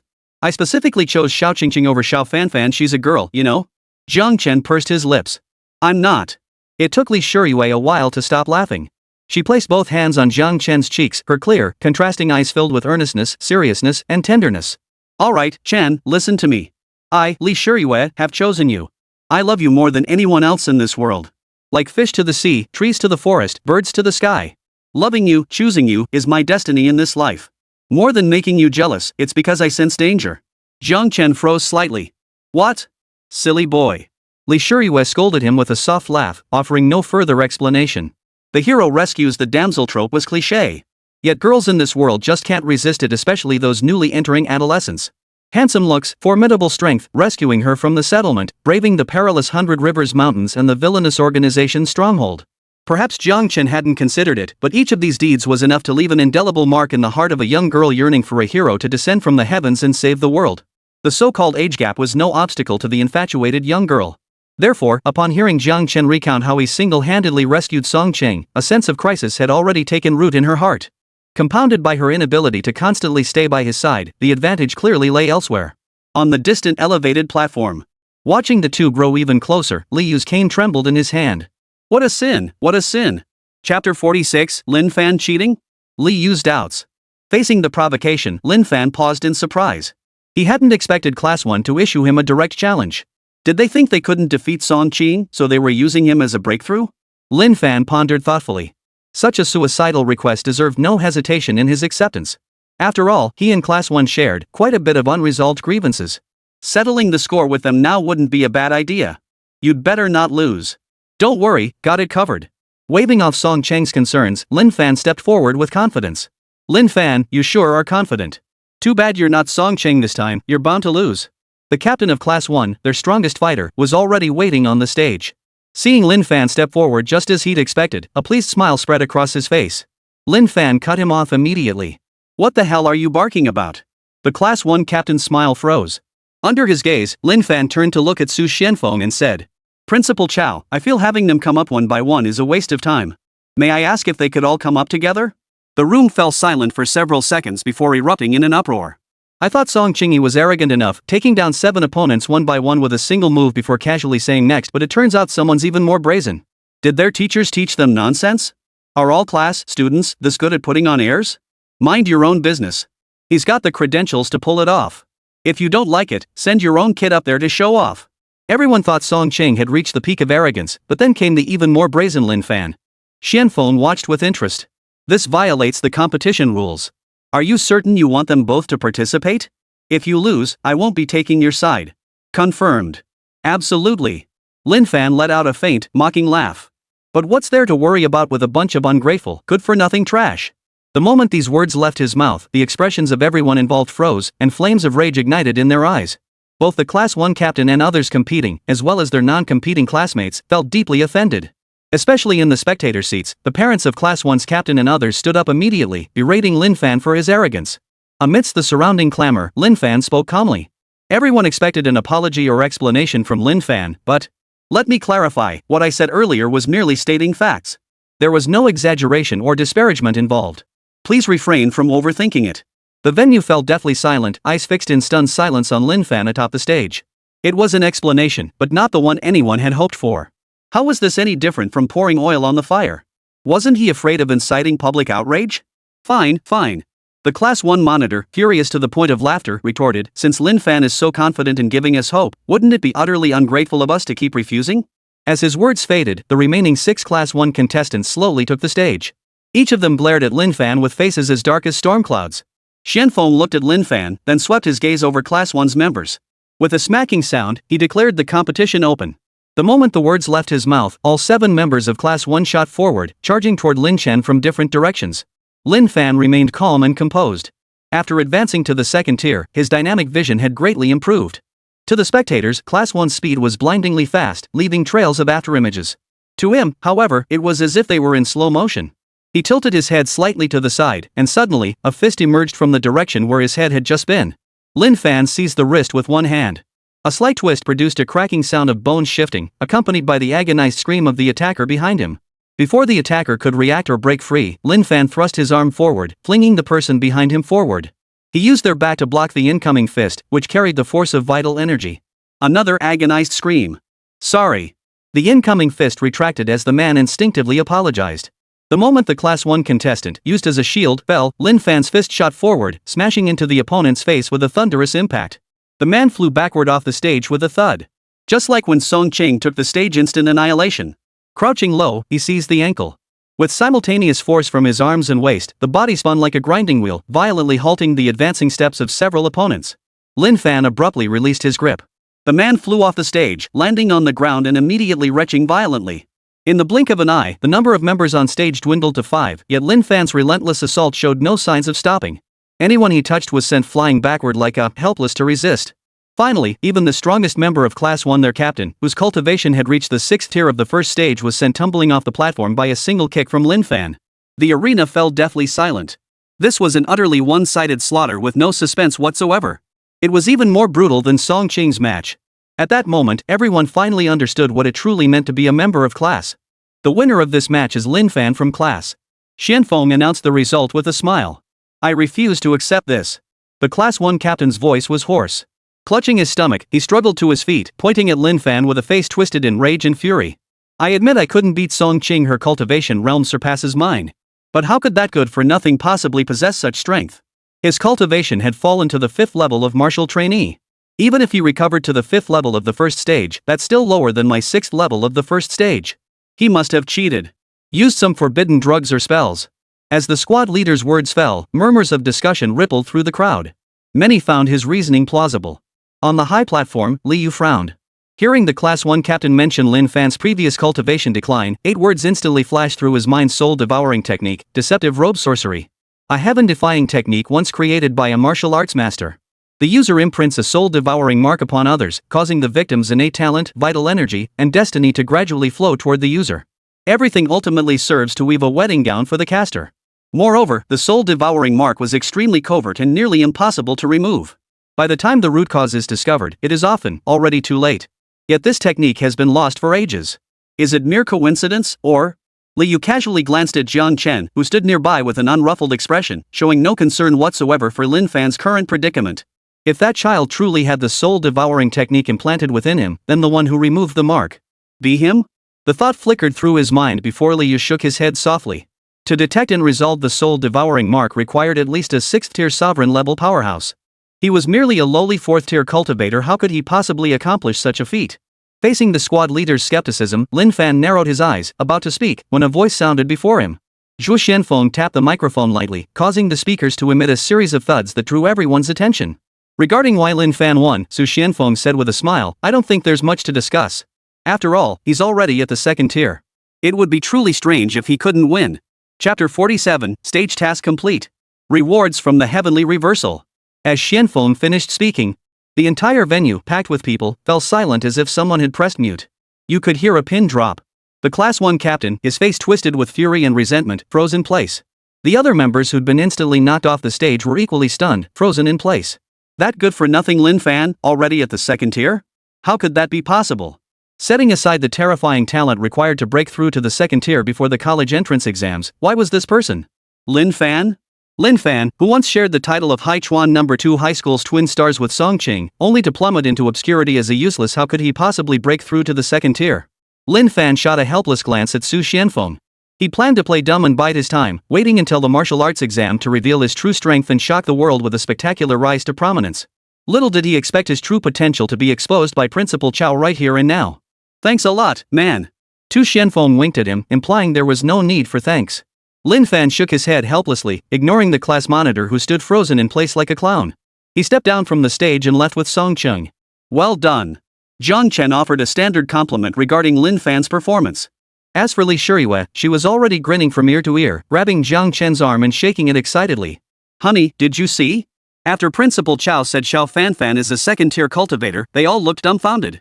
It's all thanks to the teacher. Lin Fan said respectfully, doing his utmost to boost Jiang Chen's standing with his teacher's wife. Though Song Cheng remained expressionless as ever, she nodded in acknowledgement. Lin Fan was absolutely right. Everything they had achieved today was thanks to Jiang Chen. Honey, you're so amazing. You've trained Xiao Fan and Xiao Cheng so well. What kind of lewd talk is that? Shouldn't it be taught?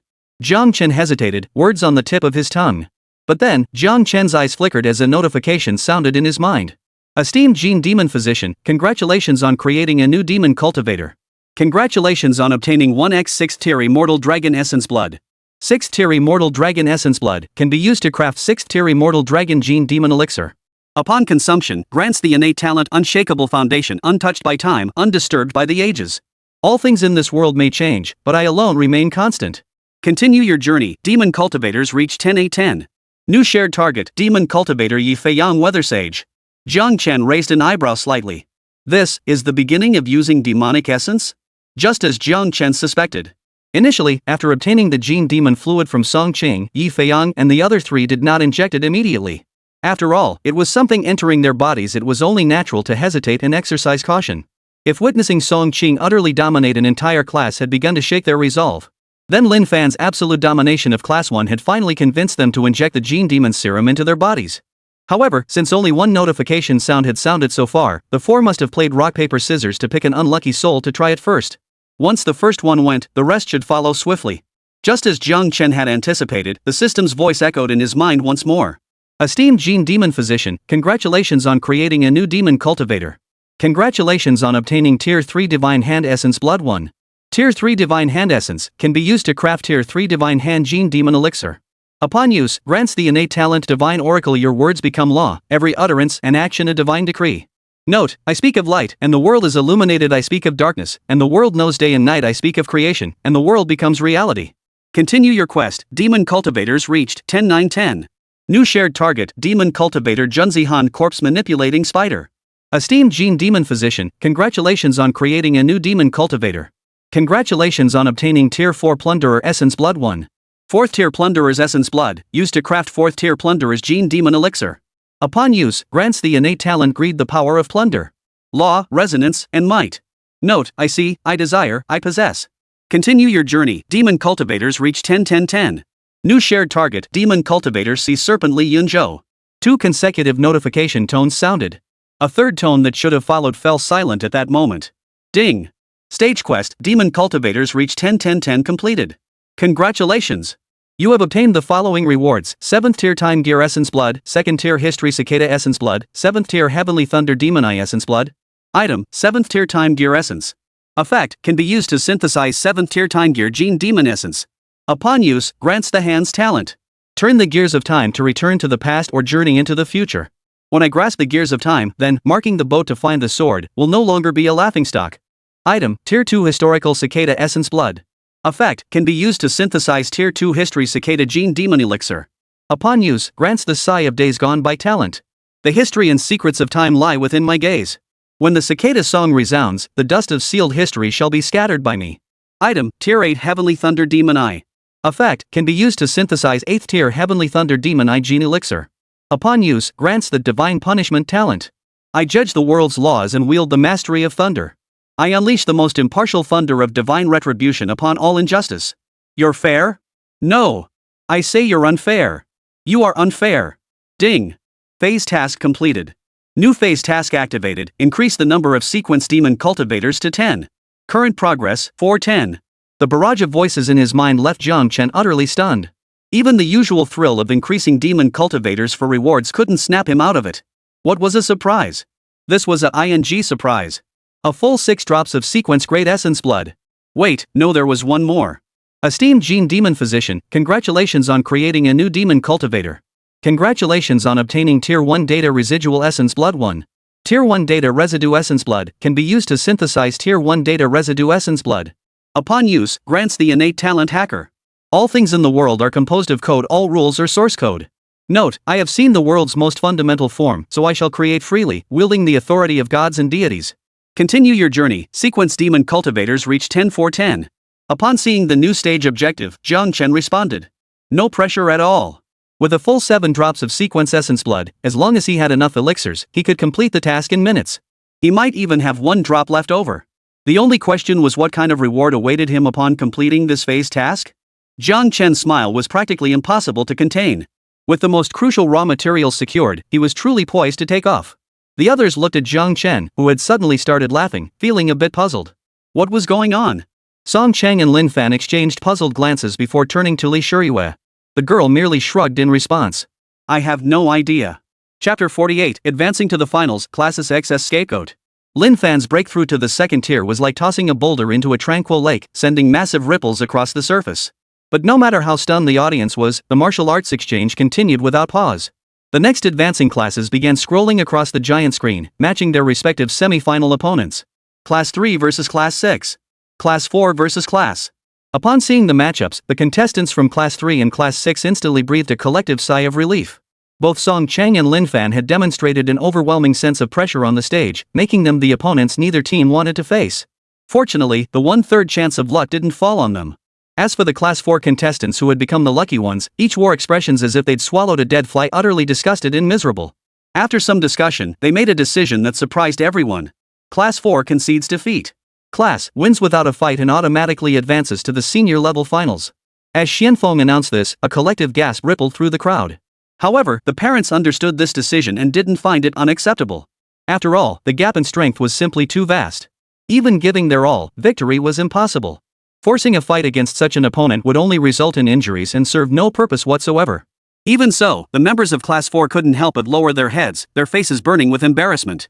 Compared to being defeated in battle, surrendering without a fight was utterly humiliating. The members of Class 4 slunk away from the preparation area. Next up was the match between Class 3 and Class 6. Nearly everyone believed Class 3 would dominate Class 6 and advance to the finals.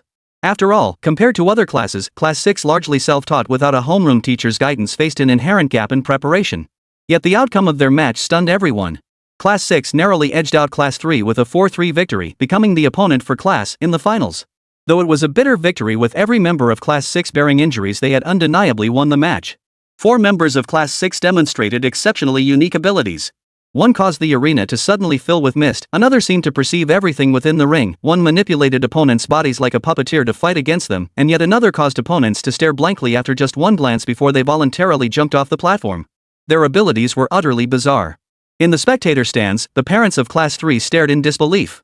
Class 6's parents froze, then joy welled up inside them, drowning out the regret they'd felt for forcing Zhang Chen away. They cast triumphant glances toward Zhang Chen in the distance, as if declaring, "See?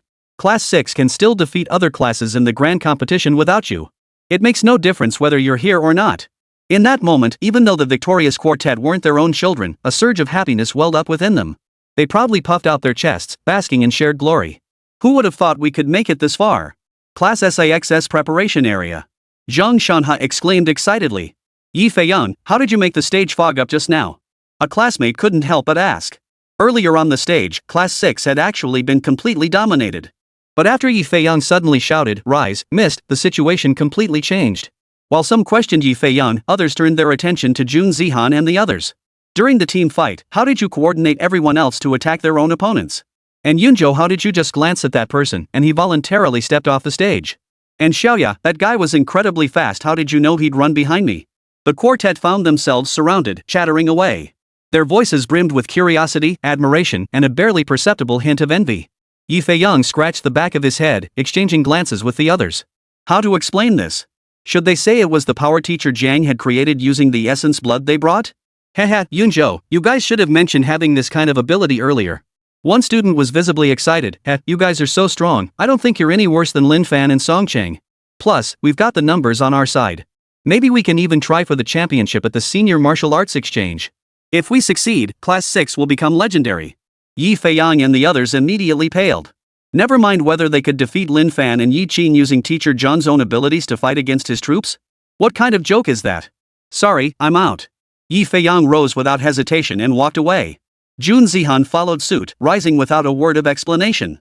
Li Yunzhou murmured an apology, while An Xiaoya gave a slight bow in acknowledgement. All 4 clearly shared the same sentiment. In the blink of an eye, the class team of 7 was reduced to just 3. The remaining trio, Zhang Shanha and the others, were instantly dumbfounded. What the hell was going on? One of them snapped out of it first, pointing angrily at the retreating figures. "You're giving up now, right at the finals? Are you kidding me? We fought tooth and nail to get here precisely because everyone looked down on Class 6. We were proving to everyone that Class 6 isn't a bunch of cowards. You're disregarding the collective honor of Class 6. You're traitors to Class 6. If you dare leave today, we'll never forgive you. Never." Yi Feiyang and his companions ignored the angry voices completely. Soon, only Zhang Shanha and his 2 companions remained in the preparation zone. Watching them walk away without a backward glance, the 3 looked utterly grim. They never imagined that at this final stage, 4 of their team's main combatants would voluntarily choose to quit. What the hell is this? What do we do? Should we still go on? The man who had initially proposed taking on Class spoke up. Without Yi Feiyang and the other 3, his tone had grown noticeably weaker. Song Cheng and Lin Fan had previously been in Class 6, so they were well aware of the two's capabilities. To them, it was practically an unwinnable battle. What's the point of fighting now? Another retorted irritably, "We're down to 3 people. What are we supposed to fight them with? But they only have 2 people. The advantage is on our side." Lately, Zhang Shanha's parents had reached the point of filing for divorce. He recalled his mother's increasingly desperate pleas to purchase more resources, her frantic insistence that he must succeed and not disappoint her. His teeth clenched in bitter resentment. He wanted to lead Class 6 to victory and not let his mother down. But now, the hope that had been within his grasp seemed to be slipping away. Forget it. Song Cheng and Lin Fan? Either one could beat us senseless dozens of times over. A classmate rolled his eyes. Forget it, just admit defeat. Don't put too much pressure on yourselves. Either way, it's all Yi Feiyang and those 4 deserters' fault. Yeah, it's all their fault. And Song Cheng, Lin Fan, and Teacher Zhang too. Another chimed in, if it weren't for them, there wouldn't even be a class. Our Class 6 would have been the champions of this martial arts exchange tournament. Zhang Shanha's eyes suddenly lit up at the words. Yeah, losing the championship isn't my fault, he murmured softly, as if possessed. It's all their fault. Chapter 49, Friendly Sparring? Outer School Tian, me versus. Second tier? Dusk had fallen. After a day of intense competition, the finals of this year's Senior Martial Arts Exchange concluded with Class 6 conceding defeat, granting victory to Class. The parents in the stands were at a loss for words regarding this outcome. Unacceptable? Not really. It felt almost inevitable. After all, no matter how astonishing Class 6 had been, every member was now injured. In contrast, not a single thread on Class S uniforms was soiled. Judging by their condition alone, the gap between them was already unimaginable, let alone the even greater disparity in overall strength. Very well. This martial arts exchange tournament is now drawing to a close. Xuanfeng's voice was already somewhat hoarse. But after watching for so long, I imagine the prodigies from other schools are already fired up and eager to test their mettle. Therefore, before the final awards ceremony and acceptance speeches, any talented students from other schools who are interested may challenge our school's champion classes at any level. Victors will receive additional rewards, and let me remind you, the prizes for this martial arts exchange are exceptionally generous, of course. No worries if you lose, participation awards will still be given. Tu Xianfeng spoke with a smile, his voice trailing off with a hint of seduction. The crowd fell slightly silent. Hadn't previous sessions included this segment? Was it added last minute? The faces of several school leaders from other institutions darkened instantly. Flexing muscles, this was clearly flexing muscles at them. Yet many were inwardly intrigued, drawn by the promise of generous rewards. Of course, visiting school prodigies may only challenge champion classes of equal or higher grade levels. Tu Xianfeng smiled with a hint of amusement. We can't have the big bullying the small. At this remark, the faces of the visiting school leaders instantly froze. To intimidate Haichuan No. 2 High School, they had brought their school's highest-ranked individuals. What did the highest cultivation levels signify? The oldest ages. The most senior students. At least 98% of the students brought by the school leaders were seniors. Yet facing the championship class, which had only 2 seniors. What a joke! Still, under pressure from the school leaders, the geniuses reluctantly took the stage in hopes of securing the rewards. But after learning Lin Fan had already reached the second tier, almost no one dared challenge him anymore. Most of them went to challenge Song Qing, who seemed easier to bully. One after another, Song Qing grew utterly fed up. After once again blasting an opponent off the stage, she stormed over to Jiang Chen with a tight expression. Teacher Jiang, can I have them all come at me together so I can summon my power and wipe them out? Jiang Chen noticed the irritation deep in the girl's eyes and, after a brief pause, agreed to her request. Unlike Lin Fan, who enjoyed hiding his true strength, pretending to be weak, and then stunning everyone by showing off at crucial moments, Song Qing preferred to avoid trouble and resolve battles swiftly. While a first-tier 9th rank might be enough to crush the talents from other schools, it was simply too troublesome for Song Qing. She hated complications. With Jiang Chen's approval, Song Qing's eyes brightened, and her steps back to the arena seemed lighter and quicker. As she stepped onto the stage, she completely ignored the external school prodigy before her, whose cultivation had reached the 7th level of the first tier. I'm in a hurry. Can they come at me together? The familiar words sent a ripple of astonishment through the crowd. How soon after the last time would history repeat itself? The prodigies from other schools grew furious. What was this? Were they being treated like mobs to be farmed? However, no one objected to Song Qing's request to fight them all at once. One by one, they stepped onto the stage. Everyone knew that in one-on-one combat, there was scarcely anyone present who could stand a chance against him. Only by uniting can we have hope. Tu Xianfeng seemed to have guessed something, his gaze growing peculiar. Old Jiang agreed? Song Qing gave a slight nod. Tu Xianfeng drew a deep breath, casting a pitying glance at the others. He knew all too well what terrifying entities the seemingly harmless young girl could summon. The other school leaders noticed Su Xuanfeng's unusual expression, and a sense of foreboding instantly filled their hearts. Song Qing, is it? You've been far too careless. 2 figures stepped forward from the crowd, positioning themselves at the very front. Unlike the others, their faces radiated absolute confidence. Your cultivation seems to be at the 9th level of the first tier, right? It's indeed formidable, but you're not the only genius to reach this level. And we're stronger than you. Zhong Xiaocheng, first tier, 9th layer. After the man on the left proudly introduced himself, a purple flame coalesced in his hand. Zhong Xiaocheng. Same here, the man on the right introduced himself coldly, his body shimmering with starlight. Never seen this before, have you? Qi Xiu grinned. This is the purple flame of the purple flame python. A power gained through demonic blood essence. Of course. No need to explain further, it's a genuine treasure worth at least 10 million and priceless in the market. Zhong Xiaochun gave a cold snort of agreement. Genetic demon fluid? What's that? I've heard about it on the black market. It's a miraculous substance that grants humans the innate talents of demonic beasts after use. It's utterly mind-blowing. Holy crap, that's insane. I gotta get some for my kid. You know where to buy it? Forget it. On the black market, a single dose is going for tens of millions and you might not even get it. It's a true priceless treasure. Song Qing's previously composed expression grew slightly unsettled. Listening to these people talk, it sounded so much like what teacher Jiang had given him. Though puzzled, Song Qing didn't dwell on it. Clutching a pre-prepared shard of mirror in his hand, he plunged his consciousness into it. The next moment, a terrifying, ferocious aura instantly swept across the entire venue. The oppressive pressure plunged the scene into sudden, deathly silence. Eyes widened as all gazed toward the golden iron demon spider that had emerged from the center of the arena. In that instant, fear surged within their hearts. It was humanity's most primal reaction when confronted by a terrifying demon beast. The school leaders trembled in their souls, while the confident duo on the stage froze in shock. No way, bro, we're fighting a 5th-tier demon beast? Seriously? Without a moment's hesitation, they surrendered. If they'd stubbornly fought on, it would have been a slaughter with no suspense whatsoever. The Martial Arts Exchange Festival reached its final event. The award ceremony and acceptance speeches. Starting with the champion class from the senior year, each representative who took the stage to accept their award delivered a speech that followed a similar pattern. They all expressed gratitude for the school's support and their parents' guidance, vowing to work even harder in the future to repay the school. Xianfeng had modified the rewards for this year's champions at all levels. Among these changes was a deal struck with Jiang Chen in exchange for hundreds of addresses of foster father and the promise of unrestricted access to the medicinal herbs in the herb room. Jiang Chen provided 10 vials of his newly developed first-tier gene demon essence. Of course, the essence blood and production materials were supplied by Su Xianfeng. You may not be aware that the rewards for this martial arts exchange have been modified. Xianfeng smiled as he retrieved an injection vial from his storage device. Seeing what he held, Shishio and the others, still reeling from disappointment, froze in shock, a sense of impending doom settling over them. What I hold is a vial of first-tier gene demon essence, suitable for use by first-tier martial artists.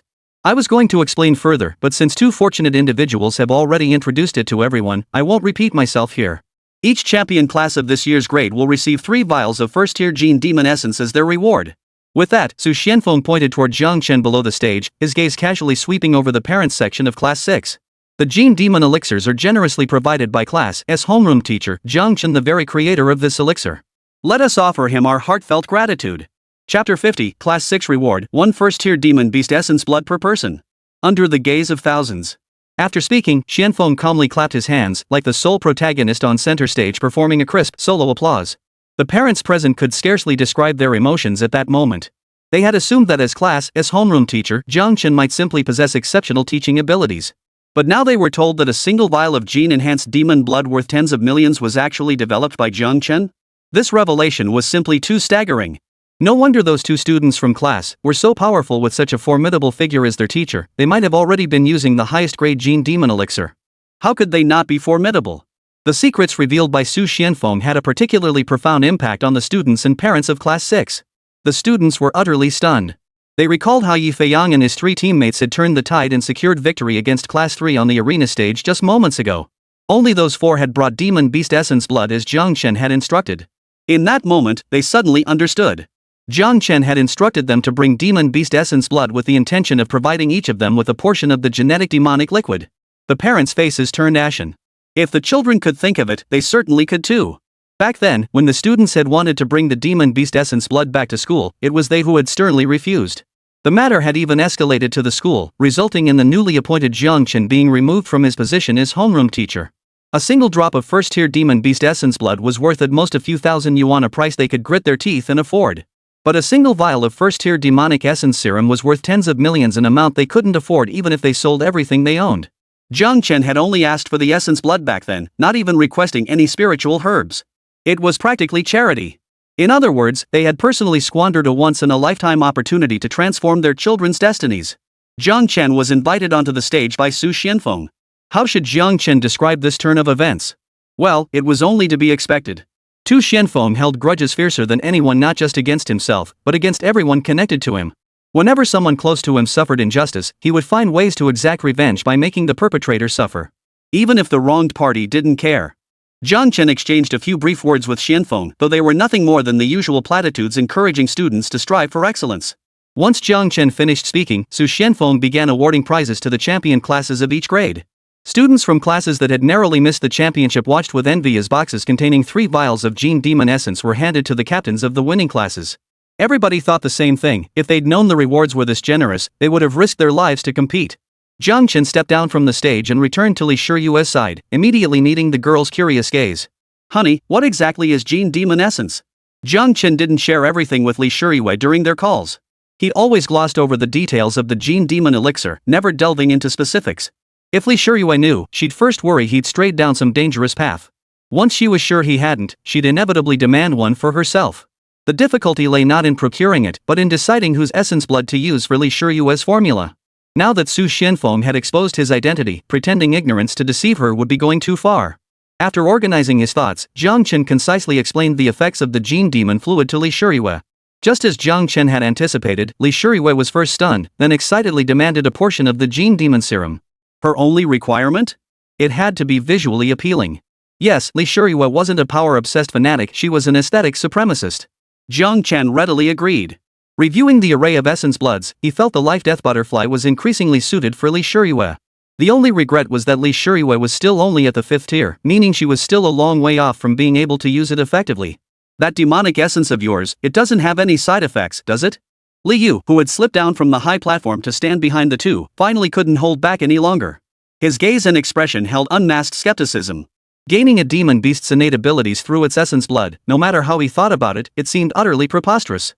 Even he, a martial emperor, found it hard to fathom.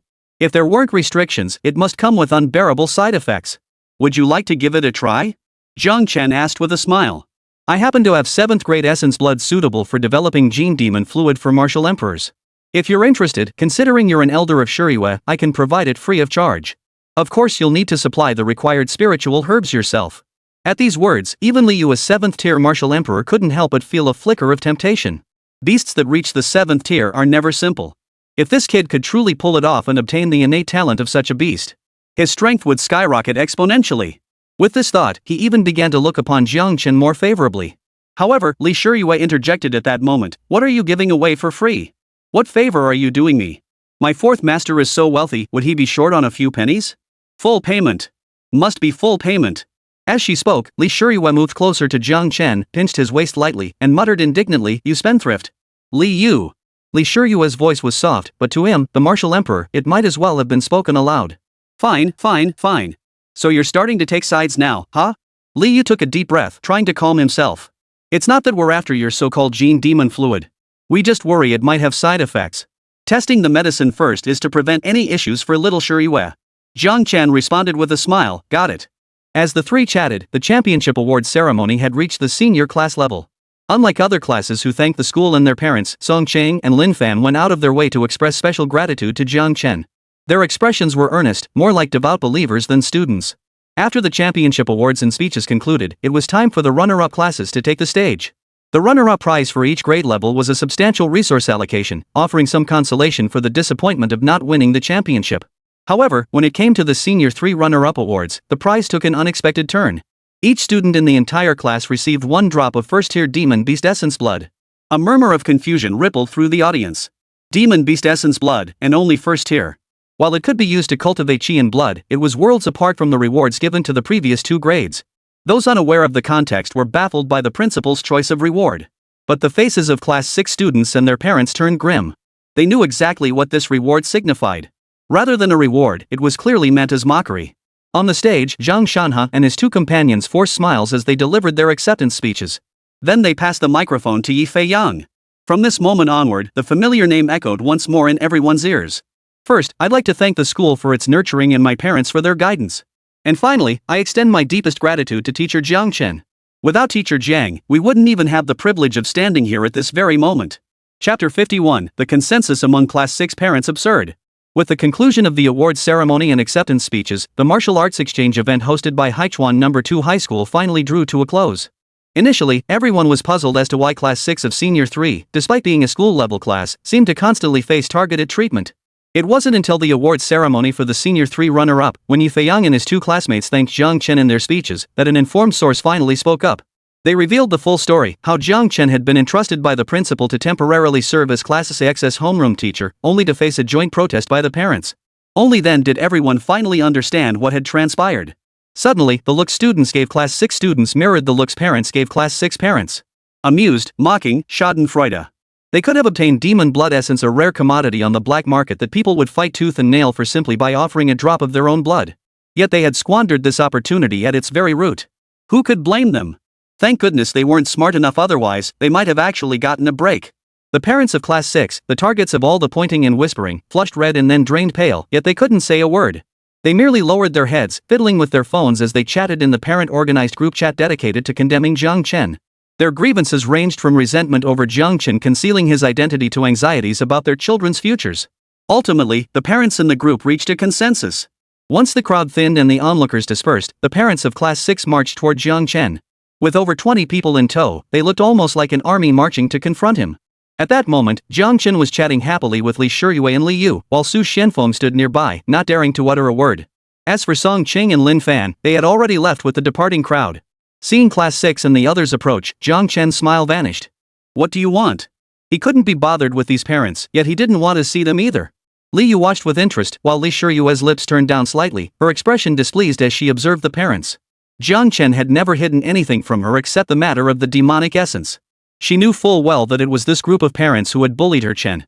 The parents of class 6 spoke in unison. We're sorry. All right then, I forgive you.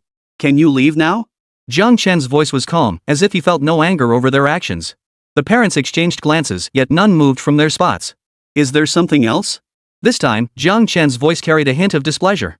One parent plucked up the courage to ask, since you've accepted our apology, would you be willing to return to class 6 and continue teaching our children? Jiang Chen's expression turned cold.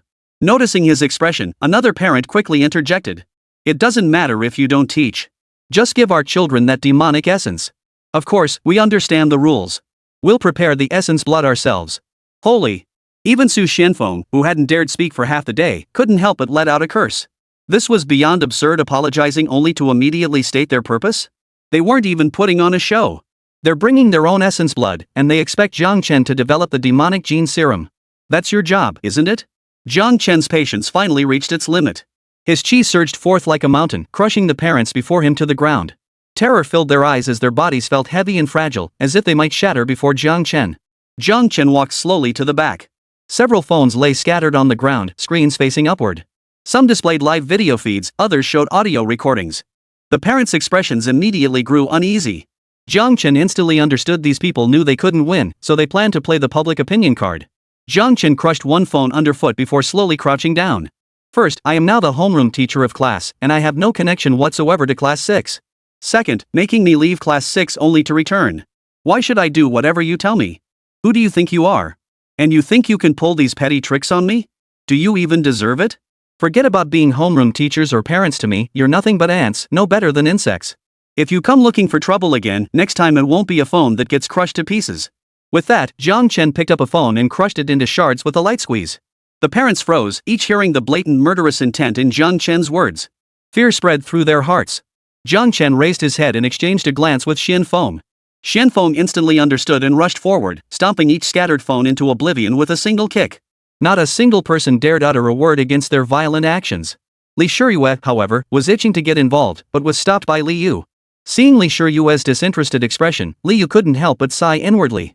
How had his once gentle and adorable little Shiyue become this spectator who reveled in chaos? However, Li Yu didn't dislike Jiang Chen's methods. In fact, he found them quite to his liking. He'd already pieced together the story from the onlookers earlier, and he felt not a shred of pity for these people. If Jiang Chen had backed down repeatedly in the face of these people who were pushing their luck, that would have been truly contemptible. Only after ensuring every recording device in the parents' possession was destroyed did Jiang Chen withdraw the aura of blood energy radiating from his body. Not wanting to say another word, he left Su Xianfeng to handle things and departed with Li Shiyue. TSK, this is downright cruel to us single folks. Zhou Xianfeng shook his head and sighed softly. Principal Chow, you knew teacher Jiang was so formidable, why didn't you tell us? Only after Jiang Chen and the others had walked far away did the parents finally regain their nerve in the face of Jiang Chen, unable to resist questioning the principal before them once more. Others chimed in. Exactly. We trusted you so much, yet you let us down so badly. If I had told you, would you have caused trouble? Tu Xianfeng turned to look at them with keen interest. Of course. If you told us teacher Jiang was so amazing, we'd have been thrilled. How could we possibly cause trouble then? Exactly. Having such a powerful teacher guide our children would only benefit them. But the truth is, even if I had told you Jiang Chen was a highly capable teacher, you wouldn't have listened. You still would have caused such a commotion that the school ended up expelling him. Xianfeng remained smiling, appearing exceptionally gentle.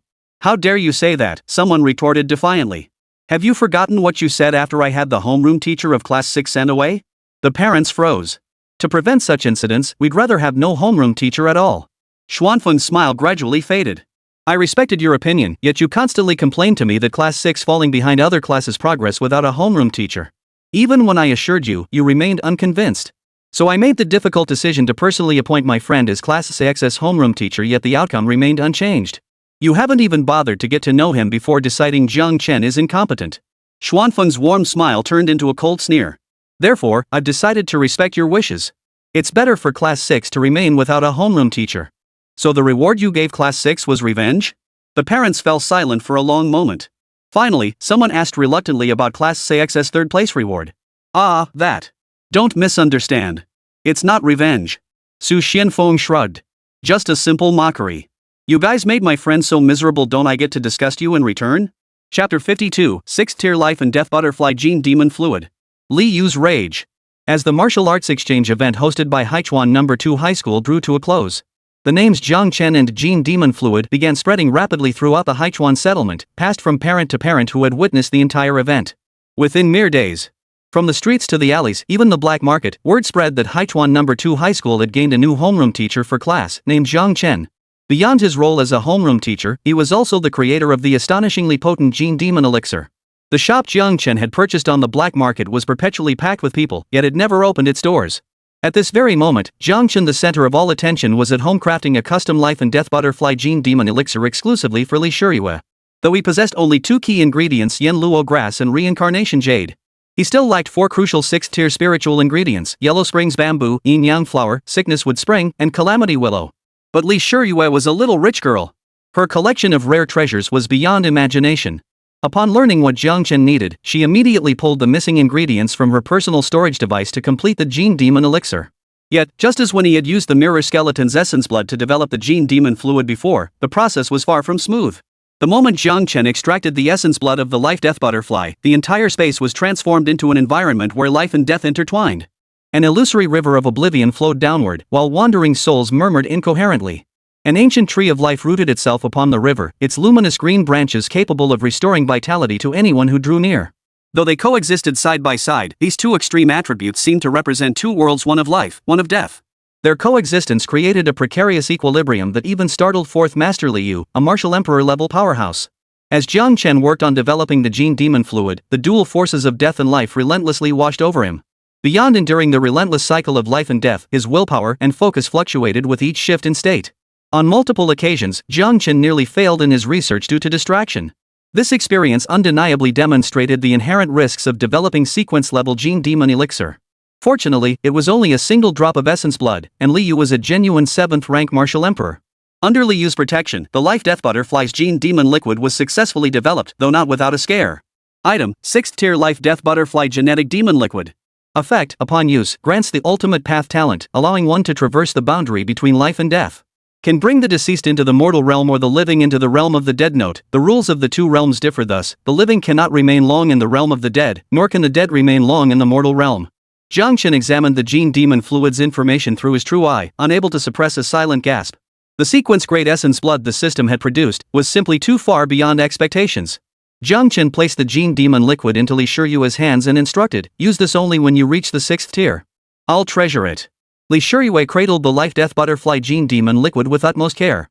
The liquid in the syringe was distinctly divided into black and white, with specks scattered throughout, creating a mesmerizing and beautiful sight. Jiang Chen smiled. Yet a pang of melancholy stirred within him. Obtaining sequence essence blood like this would likely become far more difficult in the future. The mechanism for increasing demon cultivators to obtain essence blood still existed. However, after the students at the academy used the Gene Demon blood, the system no longer rewarded them with unheard of demon beast essences boasting earth-shattering effects. Instead, it offered relatively ordinary essences.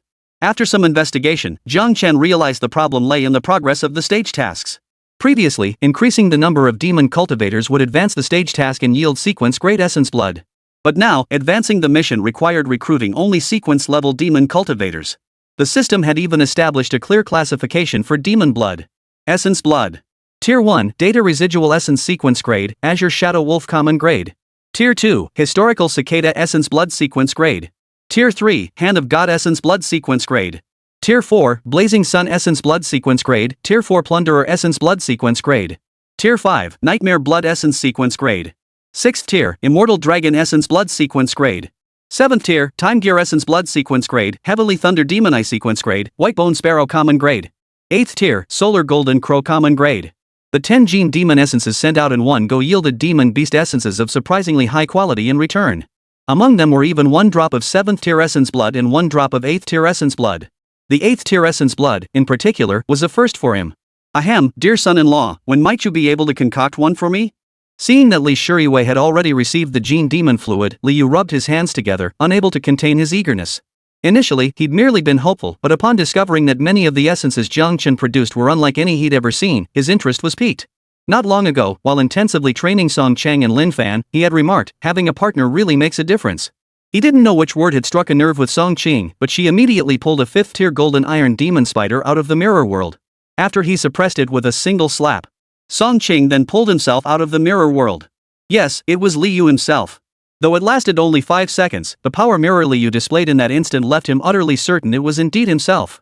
Even if Li Shuriwei had successfully advanced to the 2nd tier during this period, a 2nd tier being summoning a 7th tier entity for 5 seconds? That would be an utterly god tier, glitchy mechanism. 5 seconds of 7th tier power was more than enough to crush a typical 6th tier king level existence. It was at this moment that his anticipation for the Gene Demon Fluid Jiang Chen had promised him transformed into fervent obsession. He now constantly yearned to discover what abilities it might grant him. Developing the Gene Demon Fluid for you isn't the problem, it's the lack of spiritual herbs. Jiang Chen spread his hands helplessly. And you're asking for 7th tier demonic essence? That stuff's dangerous. I'm worried you might not be able to handle it. Leave the spiritual herbs to 4th Master. Not just mine every single spiritual herb you need right now, 4th Master will cover it all. Li Yu pounded his chest with a clanging sound. As for whether we can handle it, that goes without saying. Besides money, what 4th Master lacks least is power. No problem. Jiang Chen's eyes lit up. Without a moment's hesitation, he began writing in his notebook. When he handed it to Li Yu, it was over a dozen pages long. From the sequence grade, Data Residue, at Tier 1 to the ordinary grade, Sun Golden Crow, at Tier 8, he listed every single material required, specifically noting that at least 3 portions of each spiritual herb were needed. After reviewing the list, Li Yu sucked in a sharp breath, his hands trembling slightly. This much?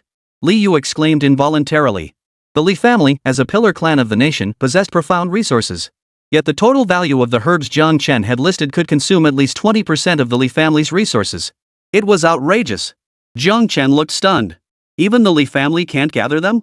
Not exactly. Li Yu composed himself slightly, pointing to the final page. I can understand the rest, but why are there so many 8th tier spiritual herbs and materials listed here? Jiang Chen looked slightly puzzled. They're obviously meant for use. Crafting 8th tier Gene Demon Elixirs requires 8th tier spiritual herbs. That makes perfect sense. You can create 8th tier? Li Yu's newly settled emotions surged again, his gaze growing intensely heated. What's 8th tier? With enough materials, even 9th tier could be made. Jiang Chen thought to himself before replying to Li Yu. Yes, but it requires someone sufficiently powerful to stand by and suppress the essence blood, just like you did earlier. Otherwise, it's impossible to succeed. A bucket of cold water was dumped over Li Yu's head. Though the Li family was a pillar clan of the nation, the pillar they had produced was now gravely wounded, with barely a tenth of his former combat strength remaining. Even the 6th tier essence blood Jiang Chen had produced required Li Yu to exert every ounce of strength to suppress. As for 8th tier essence blood, Li Yu sighed inwardly. Heaven truly did not favor the Li family. He clenched the materials Jiang Chen had written silently, remaining quiet for a long while. I'll call the other old fools. Everything will be delivered to you within 3 days at the latest. Chapter 53, Demon Cultivator Sequence 005, Time Gear. Half a month later. Item, Tier 1 Data Residual Shadow Gene Demon Essence. Effect, upon use, grants the innate talent hacker. All things in the world are composed of code. All worldly rules are source code. Note, I have seen the world's most fundamental form, so I shall create freely, wielding the authority of gods and deities. Item, Tier 2 Cicada of History. Effect, upon use, grants the sigh of the past talent. All history and secrets of the world lie within my gaze. When the cicada song resounds, the dust of sealed history shall be scattered by me. Item, Tier 3 Hand of God Genetic Elixir. Effect, upon use, grants the divine oracle talent. Words become law, every utterance and action is divine decree. Note, when I speak of light, the world is illuminated. When I speak of darkness, the world knows day and night. When I speak of creation, the world becomes reality. Gazing at the gene demon fluid in his backpack, Jiang Chen couldn't suppress the smile on his lips. After Li Yu delivered all the required materials, he embarked on his journey to create the gene demonic liquid. Over the course of half a month, with Li Yu, a martial emperor tier powerhouse, serving as his personal bodyguard, he didn't need to worry about the dangers inherent in developing the gene demon fluid. He transformed every drop of sequence grade essence blood obtained from the system into gene demon fluid. Even the ordinary grade essence blood, with the exception of that single 8th tier Sun Golden Crow essence blood, was entirely transformed into gene demon blood by him. This feeling of utter fearlessness was utterly intoxicating. Fourth Master, this vial of gene demon serum is for you. Jiang Chen smiled as he handed the syringe containing the 7th tier time gear gene demon serum to Li Yu. Item, 7th tier time gear. Effect, turn the gears of time to return to the past or journey into the future. When I grasp the gears of time, then, marking the boat to find the sword, will no longer be a laughingstock. Li Yu's hands trembled as he took it. After guarding Jiang Chen's path for so long, this was the moment he'd been waiting for. How do I use this? Just inject it directly? Jiang Chen nodded. Li Yu extended the needle, plunging it directly into his arm, forcing the syringe's contents of demonic gene fluid into his veins. His decisiveness made even Jiang Chen look at him with newfound respect. Indeed, one who could become a powerhouse of this caliber possessed terrifyingly strong execution. The instant the 7th tier time gear gene demon fluid entered his body, Li Yu keenly sensed the transformation within. That small stream of liquid contained unimaginably vast power, spreading through his limbs and bones in the form of intense heat. Simultaneously, his perception of the world shifted. The clicking and grinding of gears meshing echoed in his ears. In a daze, he seemed to glimpse a colossal, steampunk clock constructed from countless microscopic mechanical gears. Second hand, minute hand, and second hand. As if by instinct, he raised his hand gently. The tiny mechanical gears that built the massive steampunk clock, rotating at a steady pace, suddenly halted. As if responding to his will, the gears began turning in reverse. The second hand on the clock reversed, followed by the minute hand, then the hour hand. The scene before his eyes spiraled backward in a frenzy. Fallen leaves flew back to their branches, transforming from withered yellow to vibrant, fresh green. The window view from the high-speed train, which had been rushing backward, now sped forward. Li Yu stared in a daze. When he snapped back to reality, the surroundings had already retreated from Jiang Chen's villa to a familiar yet unfamiliar environment. Injured people formed dense, snaking queues, trudging along an endless road. A pall of silence and despair hung heavy over everyone. What are you standing around for, old man? Are you moving or not? If not, get out of the way. An impatient voice rang out from behind him, followed by a shove that sent him stumbling aside as the person behind him hurried past. Others merely watched the scene with cold indifference, none stepping forward. Buried deep within his memory, this scene, one that had surfaced countless times in his nighttime dreams, made Li Yu's expression grow increasingly dazed. The 81st year of the Spirit Awakening, commonly known as the 81st year of the New Calendar. The first great migration recorded in history books, and also the most brutal. Along the migration route, a fissure opened, giving birth to the first ever king-level demon beast in history. Of the 7 million people who set out, fewer than 3,000 survived. Li Yu was among those 3,000. Back then, he was just a 16-year-old boy. The scenes of utter despair that day, the scalding blood of his friend splattering across his cheeks, the life of his grandmother slipping away in his hands, the final confession of his childhood sweetheart as she died. Each scene etched itself deeply into his soul, becoming shadows that haunted him even after he ascended to become an imperial-level being. Have I traveled through time? Li Yu murmured to himself, when suddenly he sensed a terrifying aura slowly descending upon this world, sweeping across the wilderness. Li Yu's expression hardened, his eyes blazing with murderous intent. He hadn't sensed this aura in 200 years, yet he had never forgotten it. It belonged to the very first sovereign-level demon beast to descend upon this world. Li Yu's toes lightly touched the ground, and in an instant, his blurred figure vanished from his original spot. The few passers-by who had been watching him froze in confusion, then erupted into commotion. That old man was actually a martial artist? Li Yu arrived at the fissure's entrance. In the sky loomed a colossal form, 100 zhang tall, with the body of a monkey yet wings spread wide behind it, obscuring the sun and sky. Merely standing there, it exuded an aura reminiscent of a celestial deity. Emerald eyes looked down with contempt upon the tiny human figures below, as insignificant as ants. Its aura was as deep as an abyss, and its face wore a human-like sneer. It spoke in human language, weak food. Where do you think you're going? At the forefront of the group, 15 fifth-tier martial artists stood frozen in terror, their hearts crushed beneath a mountain. 81 years after the revival of spiritual energy, the pinnacle of martial cultivation remained at the 5th tier. As humanity's most elite warriors, they now felt nothing but dread. This winged monkey before them radiated the most oppressive aura the first demon beast the human race had ever encountered that spoke human language. As if sensing the 15 insects below it were contemplating resistance. It raised its fur-covered hand, lightly scraping its index finger. Across dozens of meters, the earth split open from left to right, forming a chasm as deep as an abyss. The next instant, accompanied by a sonic boom, a colossal figure plummeted toward the abyss it had carved. The group froze in shock, gazing upward at a slightly hunched figure suspended mid-air. A howling gale erupted as the king-tiered demon beast flew out of the abyss, unleashing a furious roar. "Who is it?" "Your father!" Liu roared in response, sending him flying with a single punch like a meteor crashing to the earth. Then he followed up with a kick, pinning him beneath the ground. Raising his fist, he aimed it at the monkey's face and brought it down. The ground shattered further. 10 punches, 100 punches, 1,000 punches. Without drawing on his chi or blood, he pounded away with his bare fists, each blow a venting of fury. Even after the monkey lay dead beneath him, he showed no sign of stopping. Blood splattered onto his face, into his eyes. The 15 fifth-tier martial artists, elite combatants among the strongest, dared not approach as they witnessed Liu in this state. Only after a long while did Liu cease his actions, staring blankly at the monkey's pulped corpse for a moment. Only when he felt a sense of returning did he stagger to his feet. Guided by memory, he walked toward a certain direction in the crowd. Wherever he passed, people parted to make way for him, their eyes filled with fear. At that moment, in the eyes of the people, even the demonic beast seemed less terrifying than he did. Finally, he came to a halt. Before him stood 2 young boys, a little girl, and an elderly grandmother. The children recoiled at his gaze, their eyes filled with terror. Liu said nothing, content to simply observe them for now. The old woman instinctively stepped back too, then halted. A hint of confusion flickered in her slightly cloudy eyes.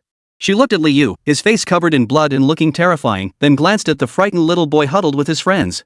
She tentatively ventured, "Little one?" Liu's pupils contracted to their absolute limit. The clicking sound of gears turning echoed in his ears. Everything before his eyes began to shatter and reassemble. In a daze, he found himself back in Jiang Chen's villa. The past cannot be undone, but can the future be changed? "I see." After a long moment of blankness, he seemed to grasp something, letting out a carefree laugh. He looked at Jiang Chen. "Jiang Chen, about you and Xiao Shuriwe, this old man here wholeheartedly approves. If any other old farts try to gossip about you two behind your backs when you get back, I'll personally tear their mouths off." Jiang Chen froze slightly as a system notification chimed in his mind. "Esteemed Gene Demon Physician, congratulations on creating a new demon cultivator. Congratulations on obtaining 9th tier mental image essence blood. 9th tier mind's eye essence blood can be used to craft 9th tier mind's eye gene demon elixir. Upon use, grants the tamper talent tamper with laws, tamper with definitions. Unleash your imagination, let your creativity run wild, and freely alter everything within your perception. Note, the sea reflects the sky, clouds drift upon the ocean, fish soar through the air, water incinerates life. My imagination is everything. Continue your journey. Sequence Demon Cultivators reach 10-5-10. New shared target, Demon Cultivator Sequence 005 Liu Time Gear. Chapter 54, Gathering Ground Tournament, Railway Collapse. Life returned to calm for Jiang Chen once more, as he spent days with Li Shiyue reminiscent of their university days. But all good things must come to an end. The time drew near for Li Shiyue's scheduled leave to return to work. As usual, Jiang Chen bid farewell to Li Shiyue and Li Yu at dawn. Little did he expect that upon returning to campus, Su Xianfeng would drop a bombshell. "So you mean that while I was on leave, you had Lin Fan and Song Qing represent our school in the entire Haichuan Gathering Grounds University tournament?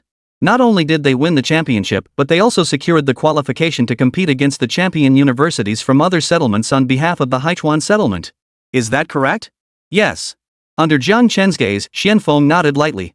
39 settlements universities participated in this tournament, covering nearly the entire eastern region of the Great Zhou. The venue is in the surging gathering ground, which is quite a distance from us, so we need to depart much earlier. "How much earlier?" Jiang Chen asked instinctively. Zhuo Xianfeng opened his mouth and uttered 2 words, "Now." The train is approaching the station. This train's final destination is Wave Surge Gathering Ground. Passengers are requested to wait in an orderly manner and pay attention to safety. As the announcement echoed, the subway slowly emerged from the tunnel. Jiang Chen felt completely numb.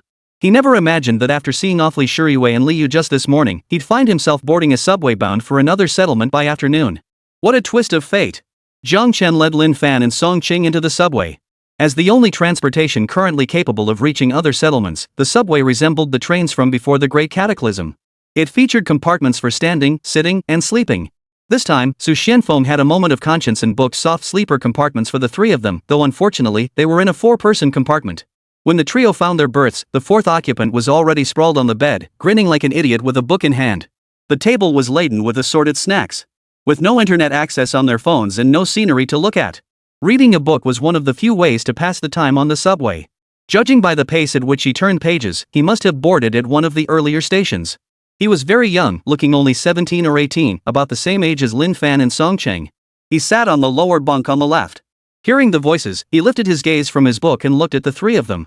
He paused for a moment, then picked up the snacks on the table and began handing them out, cheerfully calling out.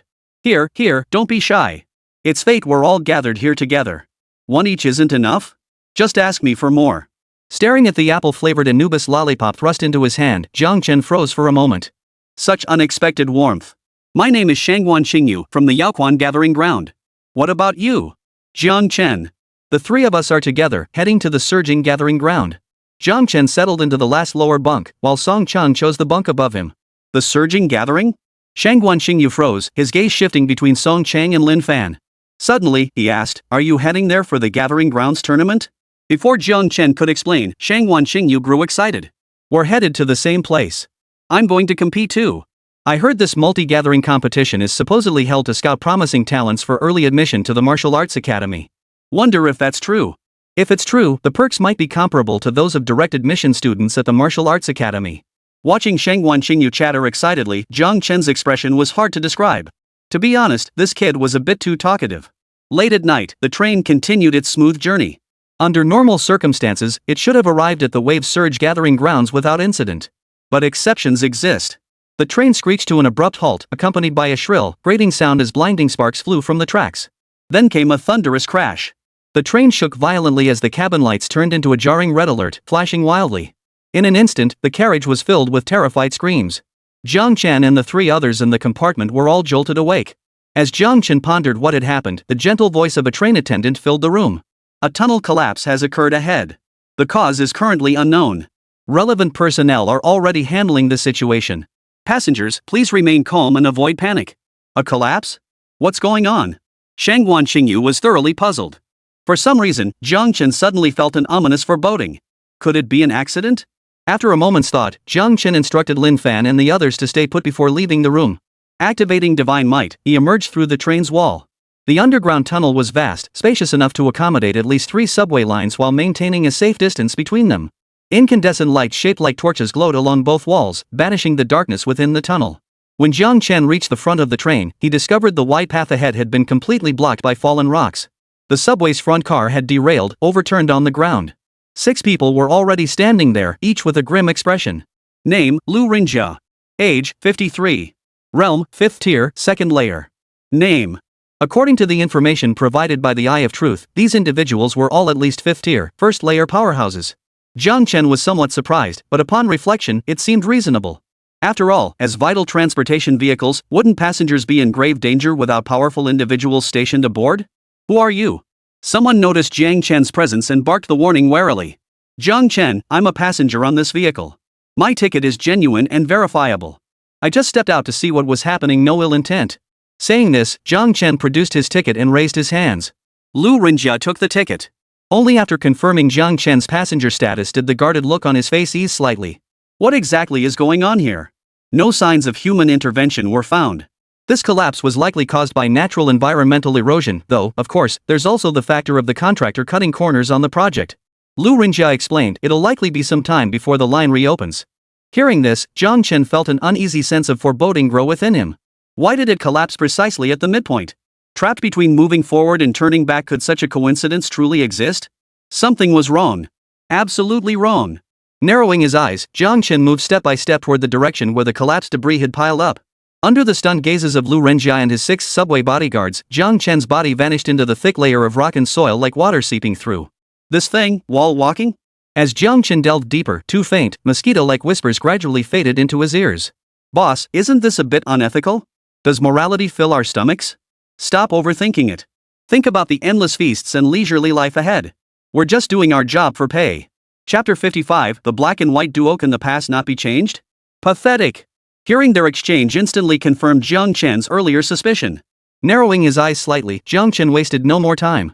He strode decisively out of the rubble-strewn ruins. Getting paid for a job is fine, but blocking someone's path? That's a bit much, don't you think? Jiang Chen's voice was low and ominous, deliberately crafting his entrance to feel more intimidating. Yet upon seeing the 2 culprits, his brow involuntarily twitched. One clad in black, the other in white like the black and white duo. Yet there was not the slightest fluctuation of vital energy emanating from them. They were genuine ordinary people. Who would have imagined that the ones responsible for collapsing the subway tracks were two ragged, gaunt old men?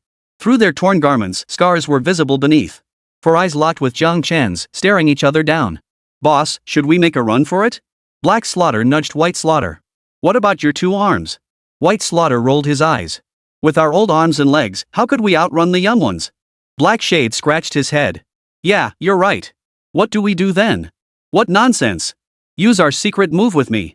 Secret move? Jiang Chen's eyes narrowed slightly, a quiet wariness rising within him. Could he have misjudged them? Were these two old men not ordinary people? The black and white duo let out a piercing shriek before charging toward Jiang Chen at breakneck speed.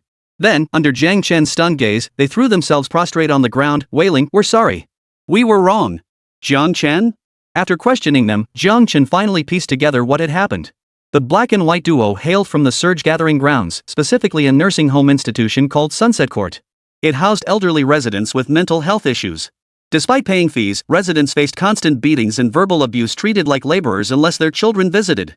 They were denied meals unless they completed tasks, treated like beasts of burden. A few days ago, a group arrived at Sunset Manor and took them away. They promised that completing this job would not only pay them but also provide a life of ease and comfort thereafter. Thus, the black and white duo were brought here. The man gave each of them a small orb. They were instructed to throw it into the air when they heard a voice, and that was all they needed to do. They just had to wait for someone to come and take them away. After hearing the account, Jiang Chen understood everything. These elderly people were being used as pawns. But many elders had been taken away, yet only 2 remained here. Were the rest on other subway lines? Jiang Chen's doubts only deepened. Who were the people orchestrating this? Why would they deliberately destroy subway lines and cause trains to get stuck mid-route? Of course, Jiang Chen didn't take all of this at face value. His entire line of reasoning depended on the information he had being accurate. If the information was accurate, then the old man who provided it, could he be mentally unstable? And if the old man was mentally unstable, how could he be certain the information provided was genuine? Listen, buddy, all those old folks in the courtyard are complete idiots. As the only sane person in there, I'm about to lose my mind. Jiang Chen stared at the white fiend before him, who was babbling incessantly, desperately trying to prove his sanity, yet had just stuck out his little tongue to suck the snot dripping from his nose back into his mouth. He remained skeptical of the information he'd received. Jiang Chen turned and activated his Devour talent. A black hole opened in his hand, devouring the rocks blocking the path until it was wide enough for people to pass. He then led the 2 elders to the other side. Lu Renjia and the others were utterly dumbfounded. What kind of technique was this? Jiang Chen briefly explained the current situation, and the expressions on everyone's faces immediately turned serious. We will report this for investigation. If it's true, we will punish them severely. Lu Renjia's expression was stern. Sabotaging subway lines, that's one of the most serious crimes in this day and age. What about these elderly people? How will they be dealt with? Jiang Chen turned to the black and white duo, voicing the question on everyone's mind. Lu Renjia hesitated. Theoretically, anyone involved in sabotaging the underground railway faces the death penalty. But they're fools. Before Lu Renjia could finish, White Fiend retorted angrily. You're the fool. Your whole family are fools. Lu Renjia. Ignoring White Fiend, he addressed Jiang Chen. Still, detention seems inevitable. If luck runs out, they might actually get fed and sheltered for free. Hey! What's with ignoring us? We're not the ones shirking responsibility. White Slaughter picked his nose. If we deserve beheading, behead us. If we deserve firing squad, shoot us. Lu Renjia. Now that the road is clear, when will the subway resume service? No idea. Lu Renjia sighed at Jiang Chen's question. Damage to the train's front end is minor, but the tracks themselves are damaged. Repairs will likely take several days. Jiang Chen frowned. That's too slow. After a moment's thought, he pulled a mirror from his storage device in full view of everyone. What was he doing? As the crowd looked on in confusion, Jiang Chen closed his eyes, his consciousness straining to focus. The pointer talent activated. The sound of gears reversing echoed in his ears as the surrounding scenery began to rewind. Within the receding timeline, he glimpsed the black and white duo. In the stillness of time, reflection begins. Pulling the black and white duo into the mirror world, then pulling the mirror black and white duo out of the mirror world to replace the real world black and white duo and continue operating according to the rules. 2 small spheres were tossed into the air. The ceiling stones seemed to have endured centuries of erosion before tumbling down, triggering a collapse. As the stones plummeted, Jiang Chen leapt upward, freezing time with the pointer, suspending the falling stones mid-air. Jiang Chen withdrew mirror black and white duo into the mirror world, then flashed to the front of the subway car and punched it off the tracks. Jiang Chen swept his gaze across the scene, then individually released the pointer that had frozen time on the subway. The subway roared forward, streaking past the collapsed section before time froze once more. Jiang Chen closed his eyes. He returned from the past to the present. The front car remained off the tracks, the cave-in completed, the black and white duo carried away no casualties whatsoever. The past remained unchanged, the present altered, and the future continued. Judgment complete. Jiang Chen slowly opened his eyes. The black and white duo were extracted from the mirror world by Jiang Chen. The instant they returned to reality, the world warped. Under the influence of time, the history within this short stretch of tunnel had altered. The train's front detached from the tracks, yet the subway continued its journey. After passing through, the railway line behind it collapsed. From this point forward, based on the unalterable conditions of the past, Jiang Chen altered the world. Chapter 56, Arrival. Counterfeit Gene Demon Liquid? It's fake. Lu Renjia and the other 5 felt only a momentary dizziness. When they came to their senses, the subway was already moving forward along the tracks. They found themselves back on the subway, though now in a different car. The front car they had been in had been knocked off the tracks by Jiang Chen's actions. The group fell silent. Such an unimaginable feat. What kind of power was this? But more than that, they were actually relieved that modern subway systems had long since adopted autonomous driving technology. Otherwise, once this train started moving again, bringing it to a halt, that would be a real challenge. This train's final destination, Wave Surge Gathering Ground, is approaching. Passengers are kindly reminded to secure their belongings. Thank you for riding with us. When the subway train finally arrived safely at Surge Gathering Ground, 2 days had passed. Fortunately, aside from the landslide en route, no other incidents occurred. Yet the people waiting here wore expressions of varying degrees of unease. A subway car, its front section missing, slowly pulled into the station. Who could possibly understand this feeling?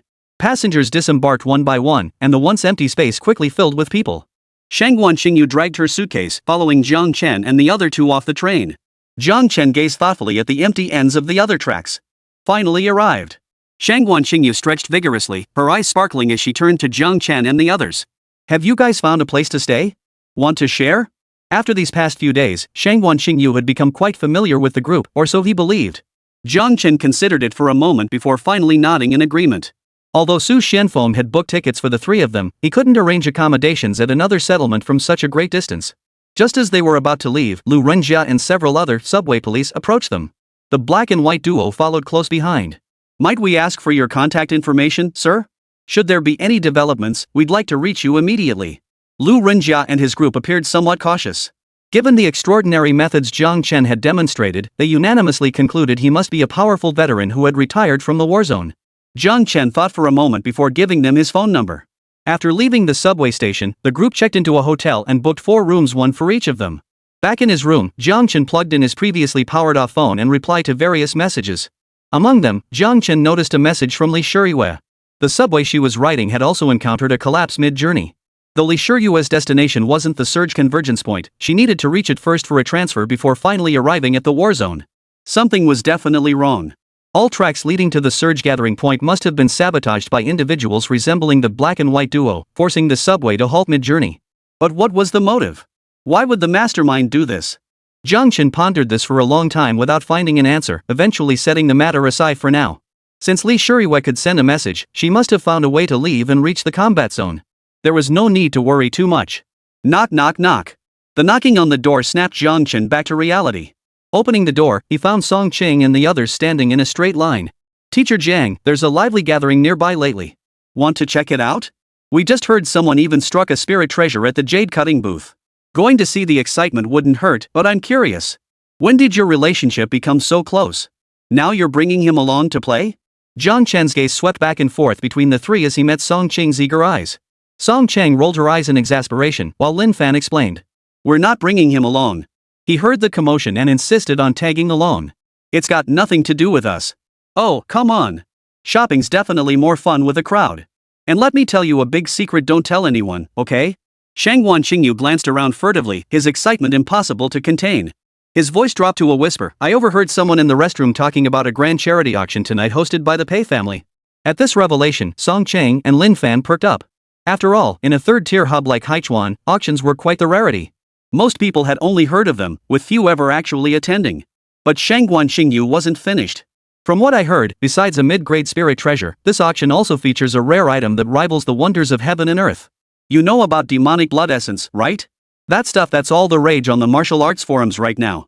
They say that after using it, not only can your cultivation break through, but you can also gain the innate talent of a certain demonic beast. It's incredibly outrageous. Shangguan Xingyu lowered his voice further, striving to heighten the sense of mystery to its peak. Yet he failed to notice the increasingly peculiar expressions forming on the faces of the three before him. We've no clue which genius developed this stuff, it's pure brilliance. Shangguan Xingyu's admiration turned to excitement, and tonight's auction won't just feature 30 vials of Gene Demon Essence, the creator will be appearing in person. What? 30 vials? Jiang Chen's expression immediately darkened. A surge of anger welled up inside him, nearly making him laugh in frustration.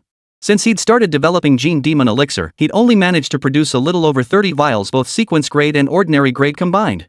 And now, barely a moment after arriving in this new map, someone had already counterfeited 30 vials of his Gene Demon liquid? How selfish can you be? Wait, no. As the sole copyright holder of the Gene Demon Elixir, without his permission, not even counterfeits could be produced. Those so-called Gene Demon Elixirs are probably just fakes made with sweet water. They're counterfeits. They're stealing his identity to auction off fakes and rake in cash, but while they pocket the profits, they're ruining his reputation? Damn it, these bastards sure know how to play dirty. Song Chang and Lin Fan's expressions darkened. As beneficiaries of the Gene Demon Elixir, they knew full well that its true creator was their teacher, Zheng. And now, the moment they stepped off the bus, they encountered someone impersonating him and tarnishing their teacher's reputation. Could they tolerate this? Absolutely not. What's wrong with you guys? Don't you all want to see who this genius behind the genetic demon fluid is? Shangguan Xingyu, noticing the trio's uneasy expressions, dared not say more. Silly girl, the genius behind the genetic demon fluid is the very person who's been chattering nonstop the entire journey. Song Cheng and the others looked at him with pity. Of course we want to see him. How could we not? Zhang Chen suppressed the rising anger in his heart, forcing a smile that didn't reach his eyes. I've long admired this genius myself. Now that the opportunity has presented itself, how could I not pay my respects and see for myself what kind of person he truly is? Seeing Zhang Chen's expression, Shangguan Xingyu shuddered. For some reason, he sensed that Zhang Chen's demeanor didn't resemble someone paying respects. It felt more like he was about to crash a party? Chapter 57, College students are out? High school is the new mainstream? The Wave Surge gathering place was one of the few coastal gathering spots. Beaches, oceans, sunsets. Such a combination is quite rare in this day and age. The barbecue stalls along the shore were packed with people. Meat skewers sizzled over charcoal, releasing an enticing aroma that tantalized the appetites of beachgoers. Thanks to the upcoming multi-hub university competition, Wave Surge Hub is experiencing a surge in foot traffic once again. Here, a bustling marketplace has unexpectedly formed. The constant clamor of vendors hawking their wares drew the attention of most curious passers-by. Know what this is? 6th grade spiritual medicine Bodhi fruit. Bargain price. Just 2 million. Zhang Chen glanced over. Item, purple Bodhi fruit. Grade, Tier 2. Effect, increases spiritual power slightly upon use, accelerates chi and blood recovery rate, lasts for 3 days. Zhang Chen silently turned his gaze to another stall. The vendor brandished a golden longsword, shouting enthusiastically, low-grade spirit treasure, the human emperor sword. A priceless treasure obtained through life-threatening perils in the wilderness. 2 million, a loss-leading bargain. You won't regret it. Item, martial weapon golden shadow sword. Grade, Tier 3. Description, forged from Tier 3 metal XXX and Tier 2 demon beast XXX bones. Spiritual treasures were tangible manifestations of rules, incredibly rare. But one can't fight demonic beasts bare-handed forever, right? With innate talent and physical prowess already at a disadvantage, if you don't even have a decent weapon, you might as well quit. Thus, as martial arts flourished, a lower-tier substitute for spirit treasures emerged: martial weapons. These weapons are forged by combining extraordinary metals or mineral materials with demon beast bone tissue through artificial crafting. Their tiers mirrored martial arts classifications, ranging from the lowest rank to a theoretical maximum of 9th tier. While some martial weapons might surpass spiritual treasures in raw power, spiritual treasures of any rank inherently outclass martial weapons in status. The two possessed an essential difference. Zhang Chen turned his gaze to another stall. Shopkeeper, blood refining powder. Use this to drastically increase the efficiency of cultivating chi and blood in the coming days. Special clearance sale. Only 10,000 ong per dose. Limited stock, pre-order now. He observed the vivid red pill displayed on the counter. As the most cunning merchant at United Martial Arts University, Zhang Chen spotted the problem without even using his true vision. This was indeed blood refining powder, but it was expired. While it still boosted chi and blood cultivation efficiency, the temporarily enhanced vitality would decay at an accelerated rate shortly after ingestion. It would also accumulate toxins within the body, ultimately reducing cultivation efficiency. Zhang Chen couldn't help but click his tongue in disbelief. After examining everything, he found a 2nd-tier spirit herb disguised as a 6th tier one, a spirit treasure transformed into a martial weapon. Rarely did he encounter something matching the shopkeeper's description, and this one was even expired. What the hell was that high school kid thinking? It made Jiang Chen seethe with righteous indignation. These unscrupulous merchants had no integrity whatsoever, even preying on high school students. If that kid messed up his college entrance exams because of this, it could ruin his entire future. Unlike him, he only sold to college students. Jiang Chen shook his head, inwardly sneering at these amateurish crooks. Today's high schoolers, preparing for martial arts entrance exams, were at the peak of their intellect and talent. How could they be so easily deceived? They still didn't understand their target audience well enough. Teacher Jiang, here you go. Jiang Chen looked over to see Song Chang holding out a silk pouch toward him. Jiang Chen looked puzzled. Song Chang lowered her head, her voice soft. The boss said this can ward off misfortune and bring peace. Jiang Chen paused briefly. How much? 2,000. Jiang Chen. Since it has nothing to do with cultivation, it shouldn't count as being scammed. Teacher Jiang. Lin Fan's excited voice rang out beside them, drawing both their gazes. There stood Lin Fan, clad in a straw raincoat, cradling a sword carved with mysterious patterns as he approached. From afar, he even carried a hint of martial heroism. Teacher Jiang, don't I look like a real hero? I'll tell you, I got a great deal. In that instant, a sense of foreboding suddenly washed over Jiang Chen. So much so that he didn't even notice when Song Chang slipped the silk pouch into his pocket. True sight activated. Item, martial weapon Silver Frost. Grade, Tier 2. Description, an unremarkable martial weapon, but it seems to have undergone some change after coming into contact with something. Lin Fan happily drew the sword to show it off. Just now, someone called out to me, saying they could tell at a glance that I was one of those men destined to become a knight-errant, a man without equal in this world. They claimed this sword and I were meant for each other. So I did what I read in novels, dripped a drop of blood onto it, and it actually hummed. Even the shopkeeper was stunned. Lin Fan grew more and more excited as he spoke, even waving the sword around. I can feel it's now in perfect harmony with me. Like an extension of my own limbs. Just tell me how much it cost. Jiang Chen cut him off. Lin Fan sheathed the sword and spun around to show off his outfit.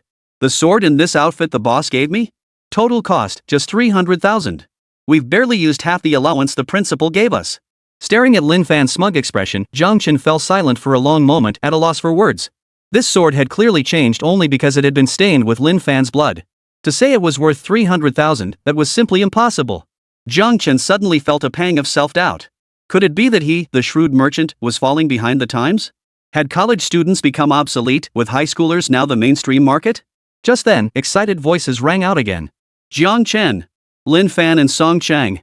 Look at me, look at me. The sense of impending doom in Jiang Chen's heart reached its peak.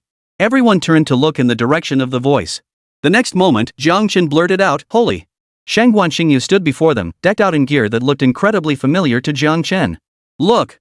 A 6th-tier Bodhi fruit. Originally priced at 2 million, I haggled it down to 100,000. A low-grade spirit treasure. A real gem. I haggled it down from 20 million to 11 million. And this one. Shangguan Xingyu gloated triumphantly over his haul. Jiang Chen hesitated, his words caught in his throat, remaining silent for a long while.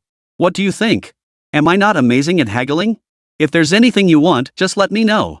As your friend, this little bargain hunting expert will definitely get you the lowest price. Saying this, Shangguan Xingyu patted his chest, his face radiating confidence. Jiang Chen pulled out his phone.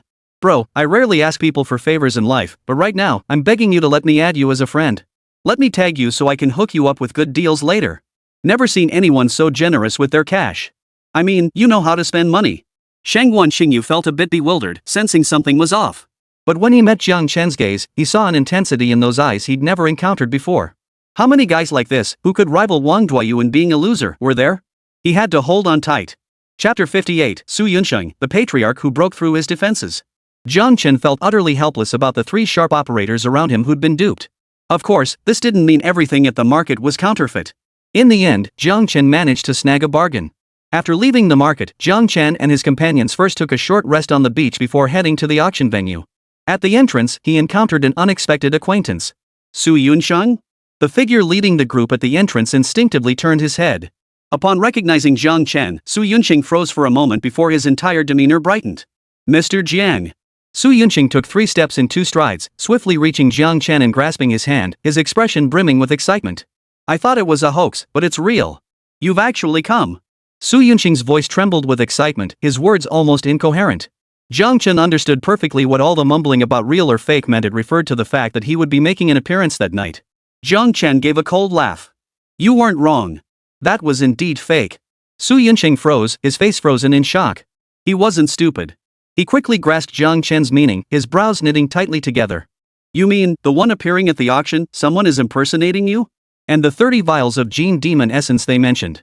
That's precisely why I came to see for myself just who could possibly produce such a massive quantity at once. Jiang Chen narrowed his eyes, a cold glint in his gaze.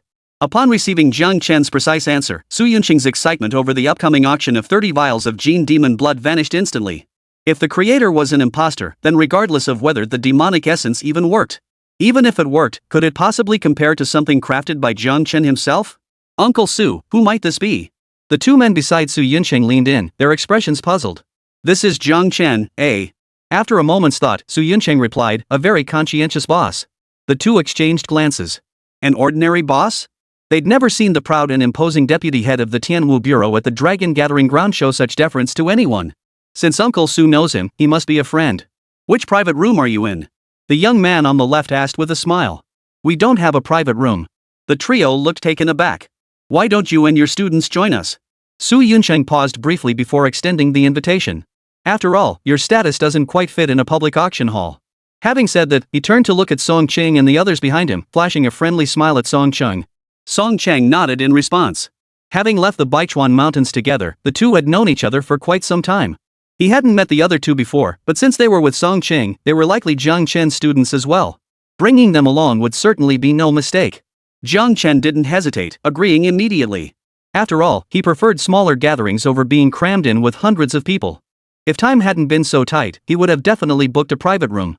Su Yunqing's private room was number 9.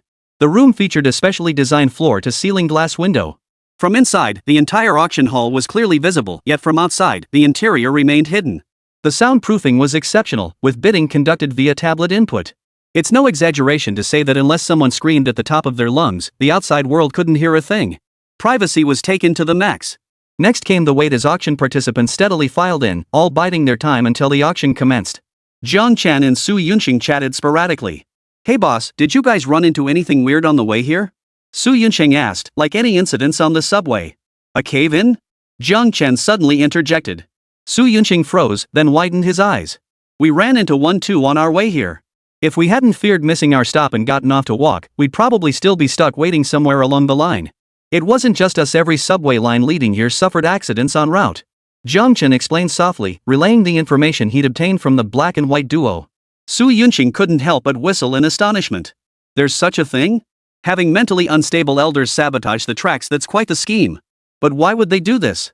To block students from other gathering grounds midway, ensuring they miss the grand competition and leaving the championship of the surging gathering ground? Or to reduce competition for the 30 gene-enhanced beasts up for auction? Observing the auction hall, people kept streaming in, yet only 2/3 of the seats in the public auction area were occupied. Genetic demon essence had gained widespread fame on the forums, and many martial artists yearned to get their hands on a vial to sample its potency. Yet, there were simply no channels to obtain it. This free-spirited boss had even traveled all the way from the Haichuan gathering ground to attend. When word spread that Gene Demon fluid would be auctioned, it inevitably drew hordes of martial artists, including him, drawn by the news. Yet the actual turnout fell far short of what one might expect. Su Yunqing fell deep in thought, convinced his guess was remarkably close to the truth. Jiang Chen, you found some logic in it, but who knows? Jiang Chen shrugged. He had already reached his destination, and this matter didn't concern him much anyway. As the auction start time drew nearer, the seats remained far from filled. Backstage at the auction. Cold sweat beaded on the old man's forehead. Master, not only are there few attendees, but the vast majority are locals from the Wave Surge settlement. Those who've come from other settlements, there are practically none. Have you thoroughly investigated this? The middle-aged man dialed a number. We've even brought in the name of the genetic demon fluid and its creator. How could this auction possibly attract so few people? A faint voice came from the other end of the line. Master, in recent days, only one subway train arrived at the surging gathering ground, and it had no front end. The others seem to have stopped mid-route for some reason, never making it here at all. Crash! The phone smashed onto the floor, shattering instantly. He then grabbed the table in front of him and flipped it over onto the ground. The middle-aged man's face turned deathly pale, as if he'd swallowed a dead rat. He had thought this time, by leveraging the genetic demon fluid in the creator's gimmick, he could attract a large number of outsider martial artists, make a hefty profit, and then make a clean getaway. But unexpectedly, everything went smoothly until the very end. All subway trains were blocked in the middle of the tracks. Calling this a coincidence? Not even a dog would believe that. Someone was clearly sabotaging him. The head of the Pei family felt utterly frustrated and wronged. Head of the family, what should we do now? Should we cancel? The elder asked cautiously. The head took several deep breaths to steady his emotions before replying in a subdued voice. No. It's too late to cancel now. Proceed as planned.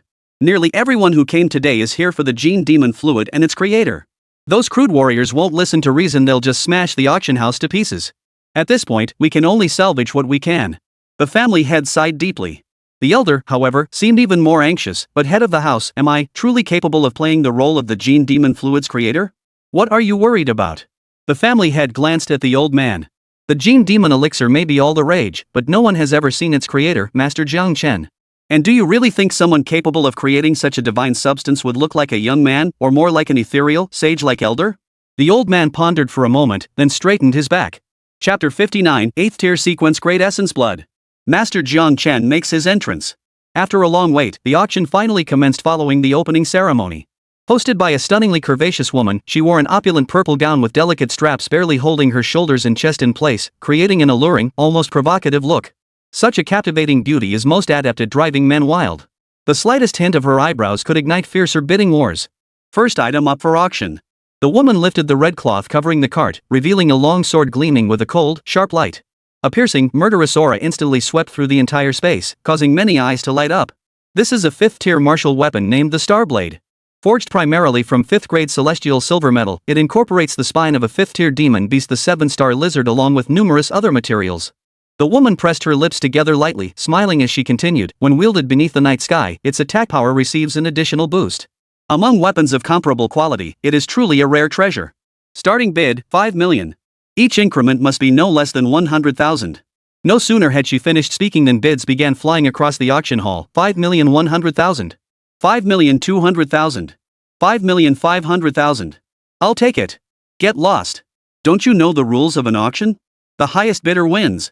I'll go 6 million. 6,070,000. In less than a minute, the price of this weapon skyrocketed to 10 million, doubling in value. Through the feedback from the Eye of Truth, the information matched exactly what the auctioneer had announced. Compared to those trashy market vendors who hype up junk as divine artifacts, auctions were indeed more reliable. Of course, the prices were also absurd. A typical 5th-tier weapon usually sold for around 9 million, yet this one had already surpassed 11 million. Ultimately, the Starblade was snapped up by someone in the public auction section for a staggering 13 million. Damn, that's some serious money. Jiang Chen couldn't help but inwardly marvel. It was just a 5th-tier martial weapon, yet it was fetching a price comparable to what he sold a single vial of 1st-tier gene demon essence for. Indeed, auctions were simply too powerful, too outrageous. Jiang Chen couldn't even bear to imagine what the price would be driven up to when the gene demon blood was brought out later. Next up is the second item. Leaning back on the sofa, Jiang Chen pulled out a necklace. Though called a necklace, it was merely a red string tied around a teardrop-shaped stone. This was the bargain he'd snagged at the market, $200. Jiang Chen held it in his hand, examining it closely, a faint smile playing at the corners of his lips. Regardless of anything else, this single stone alone made his trip worthwhile. Though seemingly ordinary at first glance, in reality. Item, 8th Tier Ashen Abyss Essence Blood Sequence Grade Solidified. Effect, can be used to synthesize 8th Tier Ash Abyss Genetic Demon Elixir. Upon consumption, grants the innate talent immortal and indestructible, cannot be killed, cannot be annihilated. Note, neither time nor fate can kill me. Jiang Chen couldn't suppress the smile tugging at his lips. This was his first sequence grade essence blood obtained entirely by his own efforts. Though the effect description was brief, just one sentence, this ability was nothing short of a game-breaker. Sealing it seemed to be the only viable solution. True immortality, perhaps the owner of this essence blood still lived somewhere in the world. Yet at the same time, a sense of foreboding began to stir within Jiang Chen. Initially, he had believed sequence-grade essence blood could only be obtained through the system. But now that he had found it in reality, that meant this kind of sequence-level, world-defying demon beast truly existed in this world. Though vanished for unknown reasons, the emergence of even one would spell an unstoppable catastrophe for the Great Zhou dynasty, indeed, for all of human civilization. Once the genetic demonic essence for Jin Yuan was developed, only combat power at the national pillar level would be capable of utilizing it. But where to find them? Of the 8 current national pillars, only 7 remain alive. Perhaps I should wait for Xiao Shuriwei to take me to see her grandfather? The auction reached its climax as Jiang Chen drifted off in thought. After another item fetched a staggering 30 million, a small cart draped in red cloth was wheeled onto the stage. This time, the auctioneer didn't rush to unveil the red cloth. Instead, he turned to the crowd with a broad smile. The attendees at the auction seemed to realize something in that moment.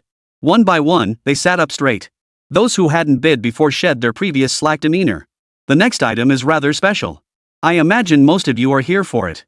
But before we proceed, we must invite someone to join us on stage. As the auctioneer finished speaking, the lights in the room suddenly dimmed. Then, the spotlight fell on a single spot, and all eyes instinctively followed. Under the spotlight stood an elderly man in a suit, his sparse silver-gray hair meticulously combed. Yet beneath the spotlight, the scalp beneath his hair glistened faintly. Under the weight of so many eyes fixed upon him, the old man stiffened involuntarily. Yet, recalling the words spoken to him by the family head, immense courage surged within him. He strode toward the stage, meeting the countless gazes in the public eye. The gazes directed at him held astonishment, anticipation, and envy. As he reached the stage, the auction hall's lights returned to normal. Ladies and gentlemen, we proudly present the creator of this groundbreaking masterpiece, the Gene Demon Elixir Master Jiang Chen. The auctioneer's words were met with thunderous applause from the audience below. In that moment, the old man who had lived an ordinary life for most of his days felt his vanity deeply satisfied. Suddenly, he felt as though he were Jiang Chen himself, the man who had created the Gene Demon Elixir. In box 9. Jiang Chen was utterly stunned. Impersonating him was one thing, but why did they have to find an old man to impersonate him? Did he really resemble that type of elderly person? Su Yunsheng, Song Cheng, and Lin Fan stared at the old man on stage, their expressions sour. In contrast, Shangguan Xingyu looked thrilled, exclaiming in astonishment. Jiang Chen, look! The creator of that Gene Demon Elixir has the exact same name as you. Jiang Chen. The two who had come with Su Yunsheng now dared not utter a word. The same name, yet their boss showed such deference toward this young man. They had already realized something. On the stage, the old man spoke, his voice brimming with confidence. First, thank you all for coming to the Pei Auction House to support my masterpiece. Seeing so many of you here truly makes me happy. Of course, I know you're all here for the Gene Demon Elixir, not this old codger. So let's cut to the chase and begin. There are 30 bottles of Gene Demon Elixir in total. Now, the first bottle. Starting bid, 1 million. Each increment must be no less than 1 million. The old man smiled warmly. Now then, ladies and gentlemen, those interested, let the bidding commence. Chapter 60, The Foolish Son of the Landlord, the Pillar of the 8 States. Master Jiang Chen spoke, then pulled back a corner of the red cloth covering the cart, revealing a test tube filled with pink liquid. Eyes fixed upon it instantly grew feverish. 3 million. Damn it, 3 million? You think that'll get you the Gene Demon fluid? 5 million. 10 million. 12 million. Though the starting bid was merely 1 million, the auction price had surged past the 10 million mark almost instantly and continued to climb relentlessly. 16 million. 20 million. 30 million. This bid came from the person in box 7, the massive number displayed on the huge floor-to-ceiling window. Both the external bidders and the auctioneer could see it clearly. This bid instantly silenced many. Adding 10 million right off the bat, no wonder they can afford private rooms. They're loaded. Many silently reassured themselves it was no big deal, just the first one, no harm in missing it. After all, there were still 29 more to come. Inside private room 9, Su Yunsheng watched the frenzied scene below and couldn't help but gasp. He had underestimated the deadly allure of the Gene Demon blood to others. Back when Jiang Chen had disgustingly inflated the price just to annoy him, it had only reached 30 million. Yet here, at this auction, some guy had sold it for that exact amount. Absolutely outrageous. At the same time, he felt a twinge of relief that he'd encountered Jiang Chen when the latter had just started selling Gene Demon blood. Otherwise, forget about the 4th-tier Void Shadow Gene Demon serum he'd used. Even those few 1st and 2nd-tier serums would have cost him his entire fortune. Song Qing's face paled slightly, and Lin Fan's gaze toward Jiang Chen now held a hint of something else. They knew Gene Demon elixirs were precious, but never imagined they'd be this exorbitant. Neither of their families was wealthy beyond measure. A fortune in the tens of millions was something they dared not even dream of. Moreover, what Jiang Chen had given them was clearly no ordinary Gene Demon serum. The debt of gratitude for this life-altering favor now seemed infinitely greater than the towering mountain they'd gazed upon at the foothills. As for Jiang Chen, his expression remained impassive. He realized his shady market scheme could extend beyond high school to auctions as well. This bunch of fools remained silent, relentlessly driving up the price. This old fool says it's Gene Demon essence, so it must be Gene Demon essence? They didn't ask a single question: what tier it was, what demon beast essence blood it was made from, how to use it, or what talents one would gain after using it. Bid. Bid. Bid. Keep bidding until you're sick of it. Once they got their hands on it and realized they'd been ripped off, these guys would finally shut up. Jiang Chen, name your price for me. Not too much, 50 million will do. Shangguan Xingyu stared intently at the test tube filled with pink liquid. Jiang Chen froze. You brought that much cash? Shangguan Xingyu scratched her head, blushing slightly. Actually, my hometown is in Xiandu, but my dad had to stay longer in the Yukon settlement for work, so I transferred schools there. So yeah, my family has a little bit of money. Jiang Chen. No wonder he bought so much at the gathering, turns out you're the rich kid's foolish son. Su Yunqing's focus, however, was elsewhere. You said your hometown is Xi'an capital? Xi'an capital, one of the 8 capitals of Great Zhou? Settlements in the Great Zhou Empire were ranked from lowest to highest as follows: Level 4, Level 3, Level 2, and Level 1. Yet beyond these tiers, 8 locations stand above even the Tier 1 settlements. Heaven, Earth, Mystic, and Yellow, the primordial cosmos, are collectively known as the 8 capitals. Hailed as the lifeblood of the Great Zhou, each was guarded by one of the 8 pillars of the state. Xiao Shiyue's grandfather was the pillar responsible for guarding Tiandu. In response to Su Yunqing's inquiry, Shangguan Xingyu nodded. Indeed. Su Yunqing sucked in a sharp breath. You really want the demonic blood serum? Of course. Watching Shangguan Xingyu nod without hesitation, Zhang Chen's eyes flickered. Name, Shangguan Xingyu. Gender, male. Age, 18. Realm, first tier, 9th layer. How much money do you have left? I've been spending quite a bit lately, so I don't have much pocket money left. Shangguan Xingyu checked his phone. Right now, it's under 10 billion. Everyone. 10 billion. A single vial of top-tier gene demon essence. Interested in the deal? As Zhang Chen posed the question, the gavel had already fallen on the first vial of gene demon essence. The first victim was sold for 63 million. Su Yunsheng was utterly dumbfounded. The boss was literally going to fleece this kid dry. You have gene demon elixir too. Shangguan Xingyu's face showed a rare look of hesitation. But isn't it too expensive? The auction price was less than 100 million. Too small. Too narrow-minded. Zhang Chen shot a cold glance at the master Jiang Chen below. Shangguan Xingyu was baffled. What do you mean? The one below is an imposter. Teacher Jiang is the real Jiang Chen. Song Cheng spoke up, her voice cold and clear. Besides, gene demon essence is administered via injection. It's not meant to be stored in test tubes. Hearing Song Cheng's words, the two men following Su Yunsheng exchanged knowing glances. Shangguan Xingyu stared at the master Jiang Chen below the stage, then glanced at the Jiang Chen beside her. Suddenly, she froze in disbelief. Seeing his lingering disbelief, Song Cheng produced a mirror she carried with her and pulled Shangguan Xingyu directly out of the mirror world. Staring at the herself suddenly appearing before her, Shangguan Xingyu grew even more bewildered. Are you the real me? Why do you look so dazed? The Shangguan Xingyu from the mirror world, whose personality was completely different, watched him with keen interest. Summoning beings from the mirror world. This ability comes from the gene demon essence teacher Jiang gave me. Do you believe me now? Song Chang retracted mirror Shangguan Xingyu and said indifferently. I believe it. I believe it. Shangguan Xingyu's eyes lit up suddenly. She stepped forward and grabbed Jiang Chen's hand. Jiang Chen, I want to learn this too. That one's gone. At your current stage, there are only 2 abilities I can teach you. Jiang Chen suddenly withdrew his hand. It wasn't that he had any issue with Shangguan Xingyu, but rather that the place called Xuandu had its own set of rules. How to put it? If one had to draw a parallel, it would be Chengdu before his transmigration. The first one will propel you to the peak of your potential within a year. Meaning if you could reach the 9th tier in this lifetime, you'll achieve it within this year. At these words, the entire private room couldn't help but gasp in shock. Especially Lin Fan, Song Cheng, and Su Yunsheng. They thought their abilities were already outrageous, but now they realized there was something even more extraordinary. Even Shangguan Xingyu couldn't help but feel a surge of excitement. But take note, Jiang Chen promptly dampened their enthusiasm. While you can reach your lifetime peak within a year, your life will also be reduced to just 1 year. While this ability is terrifying, the cost is equally immense, one most people couldn't bear. Shangguan Xingyu grew noticeably calmer. And the second one?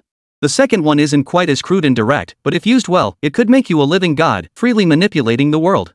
However, I don't think it's very suitable for you. Why? Shangguan Xingyu asked instinctively. Jiang Chen was serious. Because playing with the second one requires brains. Chapter 61, Demon Cultivator Sequence 006, Twin Flower Spirit Blood. Why would needing brains make it unsuitable for him? Shangguan Xingyu pondered for several seconds before comprehending. Impossible. Absolutely impossible. I'm the most suited for abilities that require brainpower. Shangguan Xingyu's face flushed crimson, her rebellious streak ignited by Jiang Chen's words. He pulled out a black card and tapped it repeatedly in front of Jiang Chen. Swipe it. Swipe it. I'll make you swipe it. In the end, Shangguan Xingyu's persistence secured her the Tier 1 data residual image, Gene Demon Fluid. Meanwhile, Jiang Chen received 10 billion credits. Following Jiang Chen's instructions, Shangguan Xingyu injected the Gene Demon essence into his body.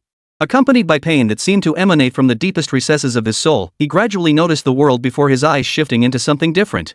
He looked at the table, the tablet, the tea, even human bodies.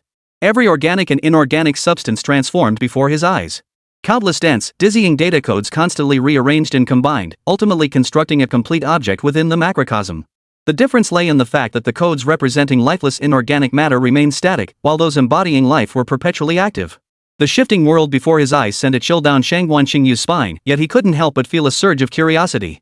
He instinctively reached for the water-filled cup, lifting it to examine under the light. His fingertips gently traced the rim of the glass. As his mind shifted, a single character within the vast code that formed the cup vanished. To his eyes, the dense code began flickering with snowy static and garbled characters. The next moment, the cup filled with tea began to deform. As if triggering a match 3 puzzle in a game, the entire cup dissolved into scattered starlight, vanishing into thin air. The scalding hot water suddenly poured down.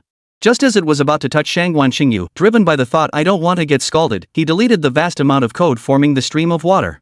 Thus, the scalding water began to transform into starlight from the bottom up, rapidly dissipating before it could touch Shangguan Xingyu.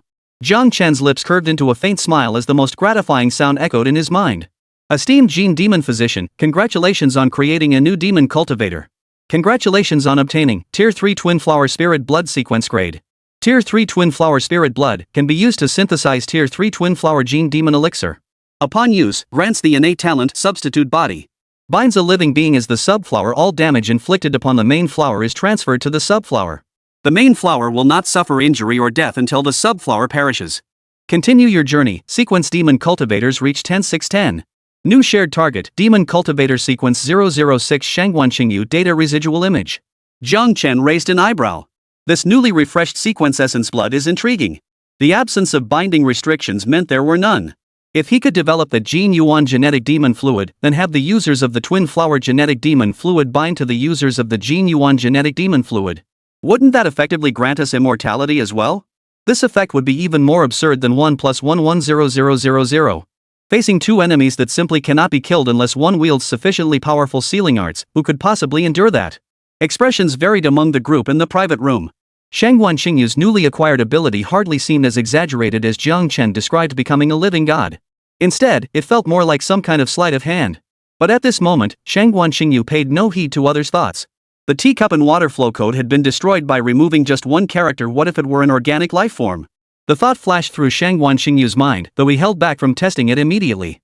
After the teacup and water flow were destroyed, the code visible only to him dissolved into the air rather than vanishing outright. He attempted to capture these characters with his psychic energy, locating the positions of the characters he had just erased and reinserting them. Thus, before the eyes of all, like a 3D printed object, a teacup identical to the original slowly materialized in his hand. Then, scalding hot tea materialized within the cup, even emitting faint wisps of steam. Shangguan Xingyu's breathing grew increasingly rapid as he became utterly convinced that Jiang Chen was the true creator of the Gene Demon fluid. Having grasped the fundamental application of this ability, he now harbored only one thought. This 10 billion spent was absolutely worth it. Yet the expressions on everyone else's faces grew even stranger.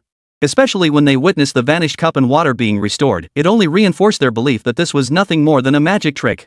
Jiang Chen, no, Master Jiang Chen. What are you going to do about that imposter down there? Shangguan Xingyu was itching to act. Should I go teach him a lesson? No rush. Jiang Chen merely smiled at this. The second vial of Gene Demon Essence was nearing its end, with Box 3 sealing the deal at 65 million, dominating the entire auction. Backstage, the head of the Pei family paced nervously. He had assumed the reduced attendance would mean a significant drop in revenue for this auction. Yet, the sheer fervor these bidders displayed for the Gene Demon Elixir had unexpectedly pulled the sales figures back up from what he thought was a plummeting bottom. Yet unease still gnawed at him. These weren't pushovers. If they discovered the high-priced demon blood they'd bought was counterfeit. The worry lingered only a moment before he dismissed it. Who cares? He was leaving as soon as this ended. Why dwell on it? He'd leave the old man here to face their wrath. Unable to find him, they'd inevitably vent their fury on the real Jiang Chen master. The thought of Master Jiang Chen made the head of the Pei family snort derisively. Believing in something hyped up like Gene Demon Essence?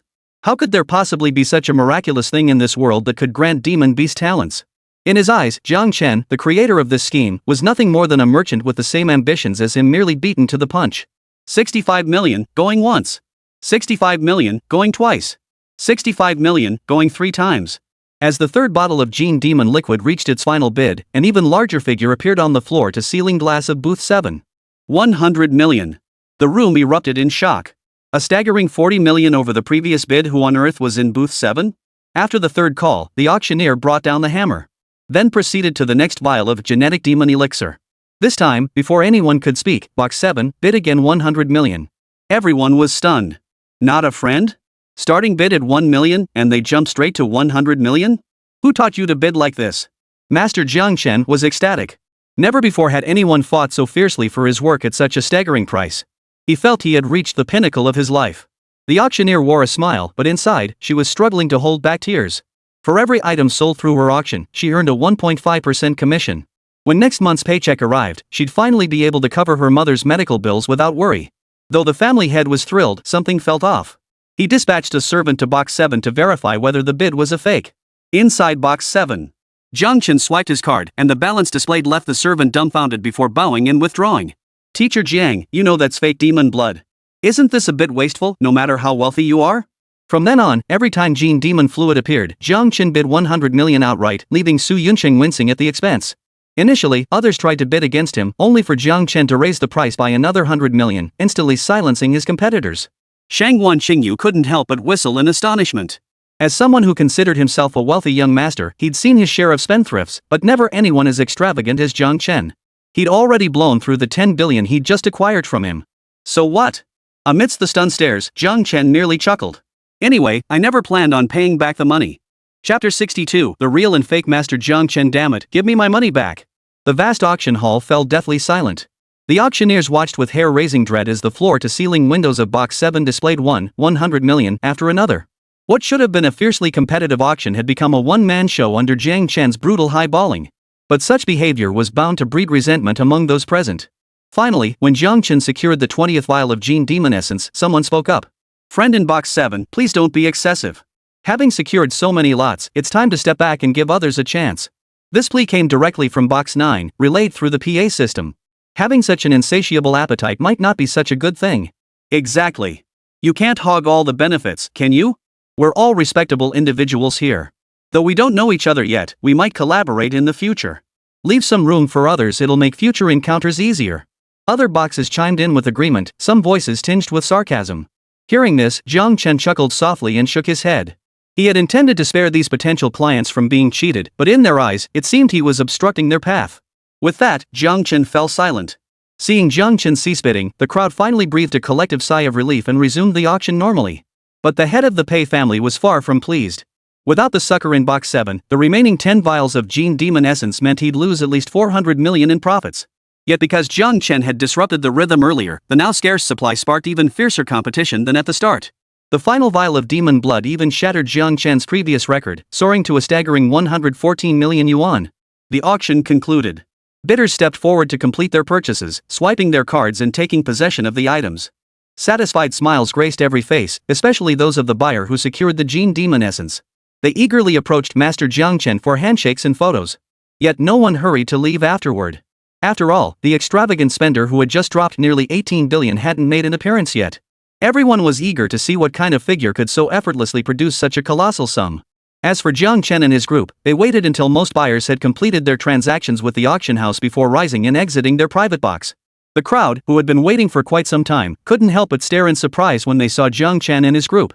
The reason was simple, they looked far too young. Auction staff pushed 18 vials of a genetic demon elixir toward Jiang Chen.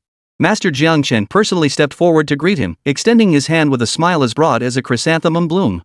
Thank you for your generous support, my friend. Jiang Chen glanced at the old man's outstretched hand but did not take it. He looked at Master Jiang Chen without speaking, his smile carrying a hint of deeper meaning.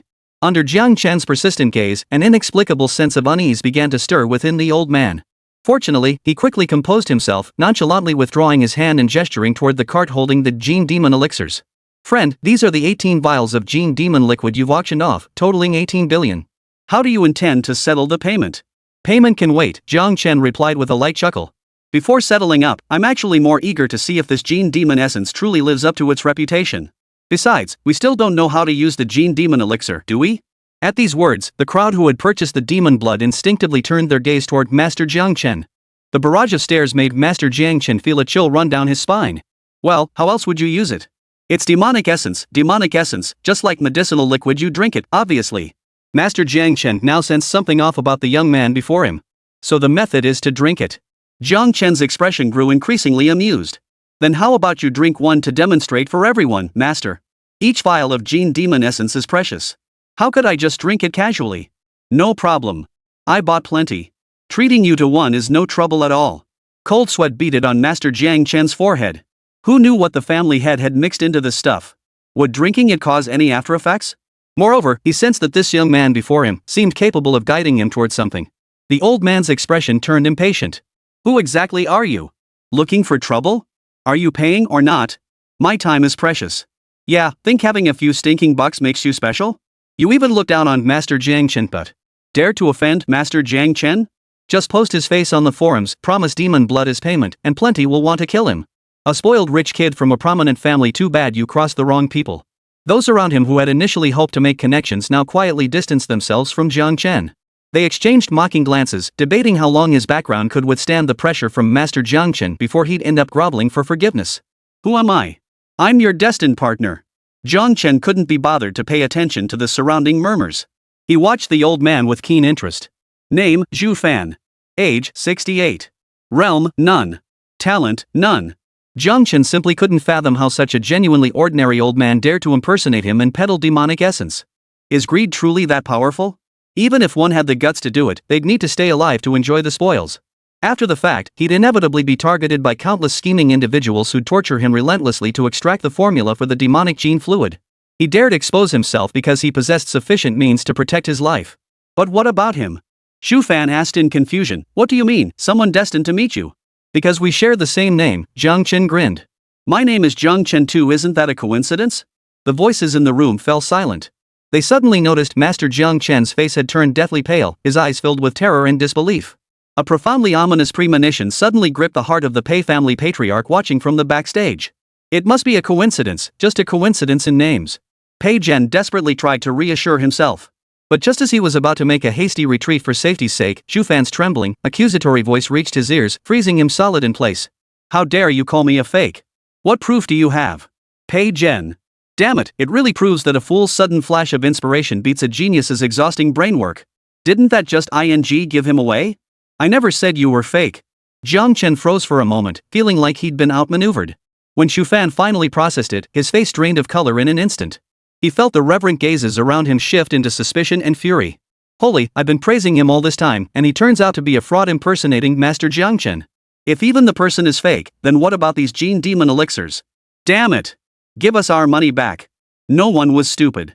Those who had previously joined him in attacking Jiang Chen now turned their hostility toward him. Then how do you prove you're Master Jiang Chen? The Master Jiang Chen who developed the gene demon elixir couldn't possibly be this young. Zhu Fan still clung to a desperate attempt to justify himself. But Jiang Chen just laughed. First off, I never claimed to be some damn master. Second, what's wrong with being young?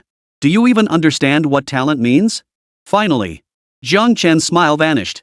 A palm strike flew out. Before it even touched Zhu Fan, the gust of wind from the strike alone sent ripples across his face.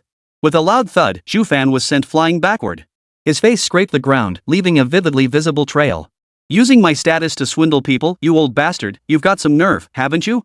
Chapter 63, Pei Zhen's stand-in, True Despair.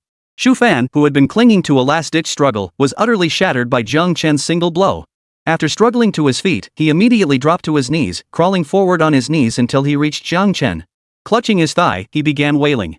Master, I beg your forgiveness. I never intended to impersonate you, nor did I deliberately peddle counterfeit gene demon blood. It was all the family head's orders. The family head promised me 1,000,000 yuan as payment after the auction if I impersonated you. I made a mistake, but I wasn't the mastermind. I'm just a hired hand. Please, spare my life. Zhu Fan wailed tearfully, his snot and tears smearing Jiang Chen's trousers. Punish me however you wish, but I have a son with cerebral palsy to support. I truly can't afford to die. Jiang Chen looked down at Zhu Fan, who resembled nothing more than a bedraggled stray dog. Who is this family head you mentioned? Jiang Chen asked calmly. Without hesitation, Zhu Fan replied, Pei Zhen, the head of the Pei family and owner of this auction house. It was his idea for me to impersonate you. Everyone's gaze suddenly shifted, only to find Pei Zhen had already vanished. Indignation surged through the crowd. That old fox had sure got out of there fast. Just as they were about to vent their fury on Zhu Fan, someone emerged from the backstage area. He gripped an ankle in his hand, dragging someone behind him. Su Yuncheng flung the figure at Jiang Chen's feet.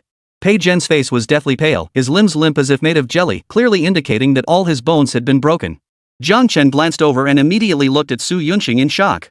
Boss, I knew something was off when I spotted this kid trying to slip away in the chaos. Su Yuncheng explained, I followed him and saw him enter a villa.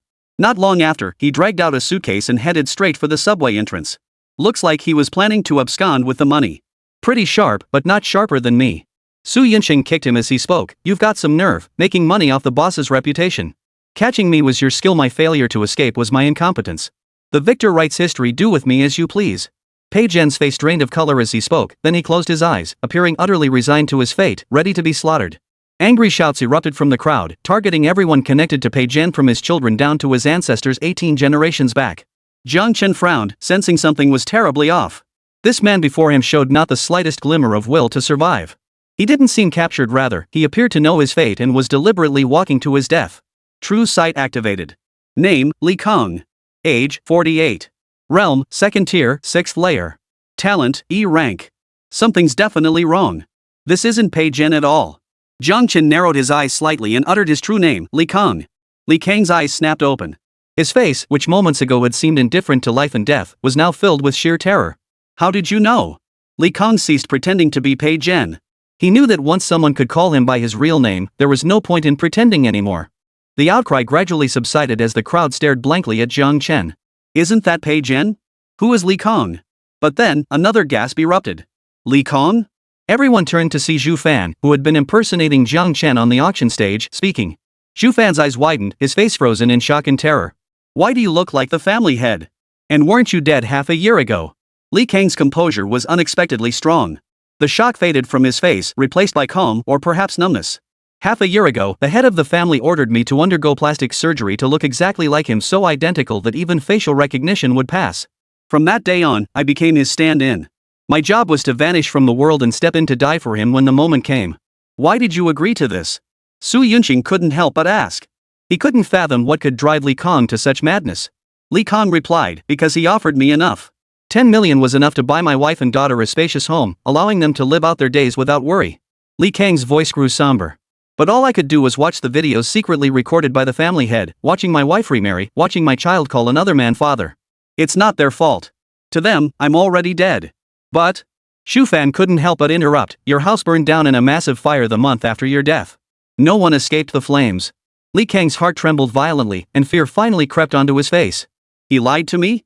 Impossible. Absolutely impossible. I just watched the video he gave me yesterday.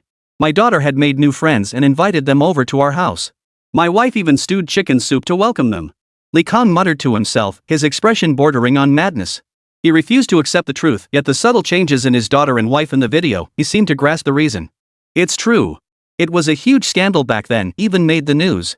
Zhu Fan didn't want him to die in ignorance, so he tore open the bloody truth like a scab and laid it bare before him. The bidders around them, who had been voicing their outrage moments before, now fell silent, watching with rapt attention.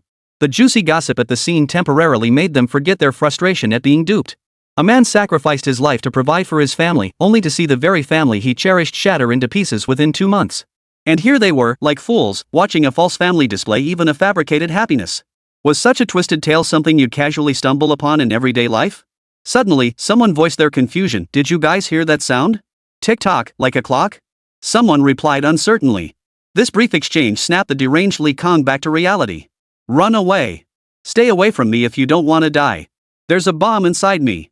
Li Kang's shrieking instantly snapped the onlookers back to their senses, and the fear of death instantly took hold. Amidst screams, curses, cries of agony, and the chaotic clatter of footsteps, the vast auction hall emptied as people frantically rushed toward the exits, multiple stampedes erupting simultaneously in that instant. Even Jiang Chen urged the others to leave first. Only he and Su Yunsheng, who also possessed the divine might talent, remained behind. I know you're both powerful, but remember this next part. His expression turned fierce as he glared at Jiang Chen. Pei Zhen is extremely cautious. The cultivation level he displayed must be fake. His true cultivation is at least 5th tier. He noticed someone following him on the way here long ago. After swapping clothes with me back at the residence, he had me drag the suitcase to draw attention. He should only be heading to the subway station now. If we hurry, we can catch him. The basement of Pei Zhen's villa holds many abused women. Those missing girls were all abducted by him. Kill him. I beg you. You must kill him. Li Kang's eyes blazed crimson, as if blood might drip from them, terrifying like a demon. He knelt on both knees, repeatedly slamming his head down with all his might, blood spurting from his forehead onto the floor. Amidst his seething hatred, his body glowed crimson before exploding in a deafening blast. The orange-red flames of sin instantly engulfed the entire auction hall, reducing everything within to ashes before bursting through the hall's confines and igniting the night sky. After a long time, the explosion gradually died down, yet crimson flames still burned throughout the auction hall. The bridge collapsed, sending sparks and ash flying. Two figures stood in the center, their garments untouched by dust. "Boss, what do you say?" Su Yuncheng spoke in a muffled tone. As the deputy director of the Heavenly Martial Bureau, his duty was to enforce justice and pass judgment. The events unfolding before him left a bitter taste in his mouth. Jiang Chen watched the flames dance through the air, carried by the wind. After a long moment, he said, "You know I'm a very, very vengeful person." Su Yuncheng nodded silently. "Especially those who profit off me, that's like stealing my money." Jiang Chen's voice was calm, devoid of emotion. "In this world, no one can get away with robbing me and remain unscathed. Not even a god. Do you understand?" Chapter 64, Mirror World Rules, Sacrificial Cult. News of the auction incident spread rapidly. Pei Zhen, head of the Pei family, had profited billions and attempted to kill everyone present with a bomb. Fortunately, Li Kang's timely warning meant only those who couldn't escape fast enough suffered minor injuries from the blast's shockwave. No fatalities occurred. Moreover, thanks to Li Kang's testimony, over 30 women who had been imprisoned and abused were discovered in the basement of the Pei family villa. All were individuals reported missing from the wave surge settlement. The youngest was only 8 years old, and half of them had already suffered mental breakdowns. The impact was devastating, and the news exploded online. The news broke, and within 10 minutes, it shot straight to the top of the trending topics for the wave gathering area. Public outrage erupted. Everyone who saw the news marveled at the audacity of the Pei family patriarch, but more than that, they felt anger toward him. Simultaneously, a sense of dread gripped them.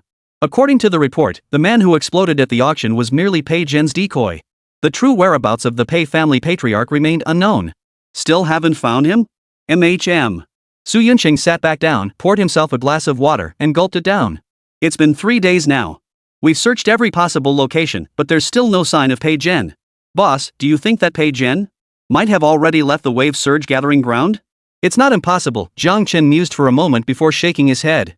"But highly unlikely. All subway lines leading out of the settlement are currently halted. Unless he left directly through the settlement gates and trekked hundreds of kilometers across the wilderness to the nearest settlement. That would be tantamount to suicide." Su Yuncheng took up the thread, sighing deeply. "The wilderness is fraught with unpredictable dangers. Only those at least at the 6th-tier king level or above have the qualifications to cross it." Jiang Chen nodded. "A man who prepared a decoy for himself so early on is undoubtedly extremely cautious about his life. He wouldn't take such a risk. Barring any surprises, he must still be hiding somewhere within the surging gathering grounds. But the wave surge settlement is vast itself." Su Yuncheng sighed softly. "How is this any different from searching for a needle in a haystack? We still have to search." Jiang Chen closed his eyes. "Continue searching for Pei Zhen for now. I have matters to attend to during this time." "Understood." Su Yuncheng rose and departed. After dismissing Su Yuncheng, Song Cheng and Lin Fan stepped out. "Teacher Jiang, the competition schedule for the grand gathering remains unchanged. It hasn't been extended due to the majority of participants not arriving yet." "Understood." Jiang Chen waved his hand, signaling them to leave. Song Cheng and Lin Fan exchanged glances. Ever since that day, Teacher Jiang had suddenly fallen silent, lost in thought. "Can't you use your abilities to check where that Pei Zhen went in the mirror world?" "No." Song Cheng shook his head. "My access in the mirror world is based on my real-world range of activity. Only locations I've visited in reality become accessible within the mirror world. And the earliest point I can set the time to is the very moment I arrived at that location. I've already checked the Pei residence. When I set the time to the earliest point in the mirror world, Pei Zhen had already left long ago. TSK. If only Grandpa Li were still here." Lin Fan sighed softly. "Grandpa Pei's ability, gained from the genetic demonic fluid, is time travel. If Grandpa were here, he could take you back to a time before Pei Zhen left. Then we wouldn't have to go through all this trouble." Hearing this, Song Cheng snorted coldly. "I hate to admit it, but the old man really is quite useful." Inside the room, Jiang Chen kept his eyes closed, yet his mind raced. If Lin Fan could conceive of the scenario where Li Yu brought Song Cheng back to the past, how could Jiang Chen not see it too? The limitations of the reflection talent were completely compensated for by the time gear. The moment he returned to the hotel that day, Jiang Chen activated both abilities simultaneously. By returning to the past, the initial moment of Jiang Chen's existence within the mirror world became the instant Pei Zhen returned to the villa. The mirror world was a reflection of reality. Except for the mirror world's beings possessing personalities diametrically opposed to reality, all events unfolded under the coercive influence of real-world rules. The reflection talent's observation of the mirror world can be divided into two perspectives. First, the intervener's perspective. This perspective requires Jiang Chen to extract certain beings, who then manifest in the real world as enforcers. Under the intervener's perspective, the mirror world undergoes abnormal development. To erase this aberration, the mirror world's rules autonomously halt all activity. Only when the extracted beings return to the mirror world does its operation resume. The mirror world evolves according to reality, an ironclad rule even Jiang Chen cannot alter. Violating this law would cause the entire mirror world to shatter into fragments in an instant. The second is the observer's perspective. When Jiang Chen refrains from interfering with the mirror world's operations, it continues functioning. Thus, Jiang Chen used the pointer talent of the time gear to return to that day, then employed the reflection talent of the mirror remains to observe everything unfold from an observer's perspective. Within the mirror world, Zhu Fan's stubborn temperament proved deadly, as he single-handedly drew everyone's attention. Mirror Pei Zhen didn't sneak away. Instead, he stormed back to the villa cursing under his breath, sending his stand-in Li Diao to his death. After packing his belongings, Pei Zhen did not rush to leave. Instead, he waited in his own courtyard until a figure cloaked entirely in black robes appeared. At that very moment, Jiang Chen received news that left him stunned. "Damn it, did you guys sabotage the railroad tracks?" "No," replied the cloaked figure. "But we have a prime suspect." "Damn it all to hell. Which bunch of idiots cost me so much money?" Pei Zhen cursed under his breath. "Damn it all, when are you going to let me join the fire-passing cult and give me the reincarnation technique?" Through their conversation, Jiang Chen grasped the cause and course of events, forming his own suspicions. After pulling Pei Zhen and the black-robed man out for questioning through the reflection, his suspicions were confirmed. Pei Zhen had indeed reached the 5th tier, yet his body had suffered irreversible decay due to unknown causes. To survive, he sought out the fire-passing cult steward hiding in the wave surge gathering ground, the very black-robed figure. The fire-passing sect steward demanded sufficient collateral. Pei Zhen chose to surrender his entire fortune and agreed upon a departure date with the steward. Before departure, Pei Zhen resolved to make one final fortune to fund his cultivation after reincarnation. This led him to exploit the rising prominence of Jiang Chen and the genetic demonic fluid on the forum, culminating in the auction incident. Though departure was scheduled for today, the unexpected destruction of the subway tracks trapped everyone, both Pei Zhen and the fire-passing cult members, within the surge gathering ground, temporarily preventing their exit. Pei Zhen now occupied a cramped rental room in an urban village, concealing his identity with a low-grade spirit treasure that altered his appearance. The fire-passing sect, however, had altered its strategy and decided against leaving for the time being. According to the Firebearer sect steward, all tracks leading to and from the surging gathering ground had been sabotaged by an organization called the God Sacrificing Sect.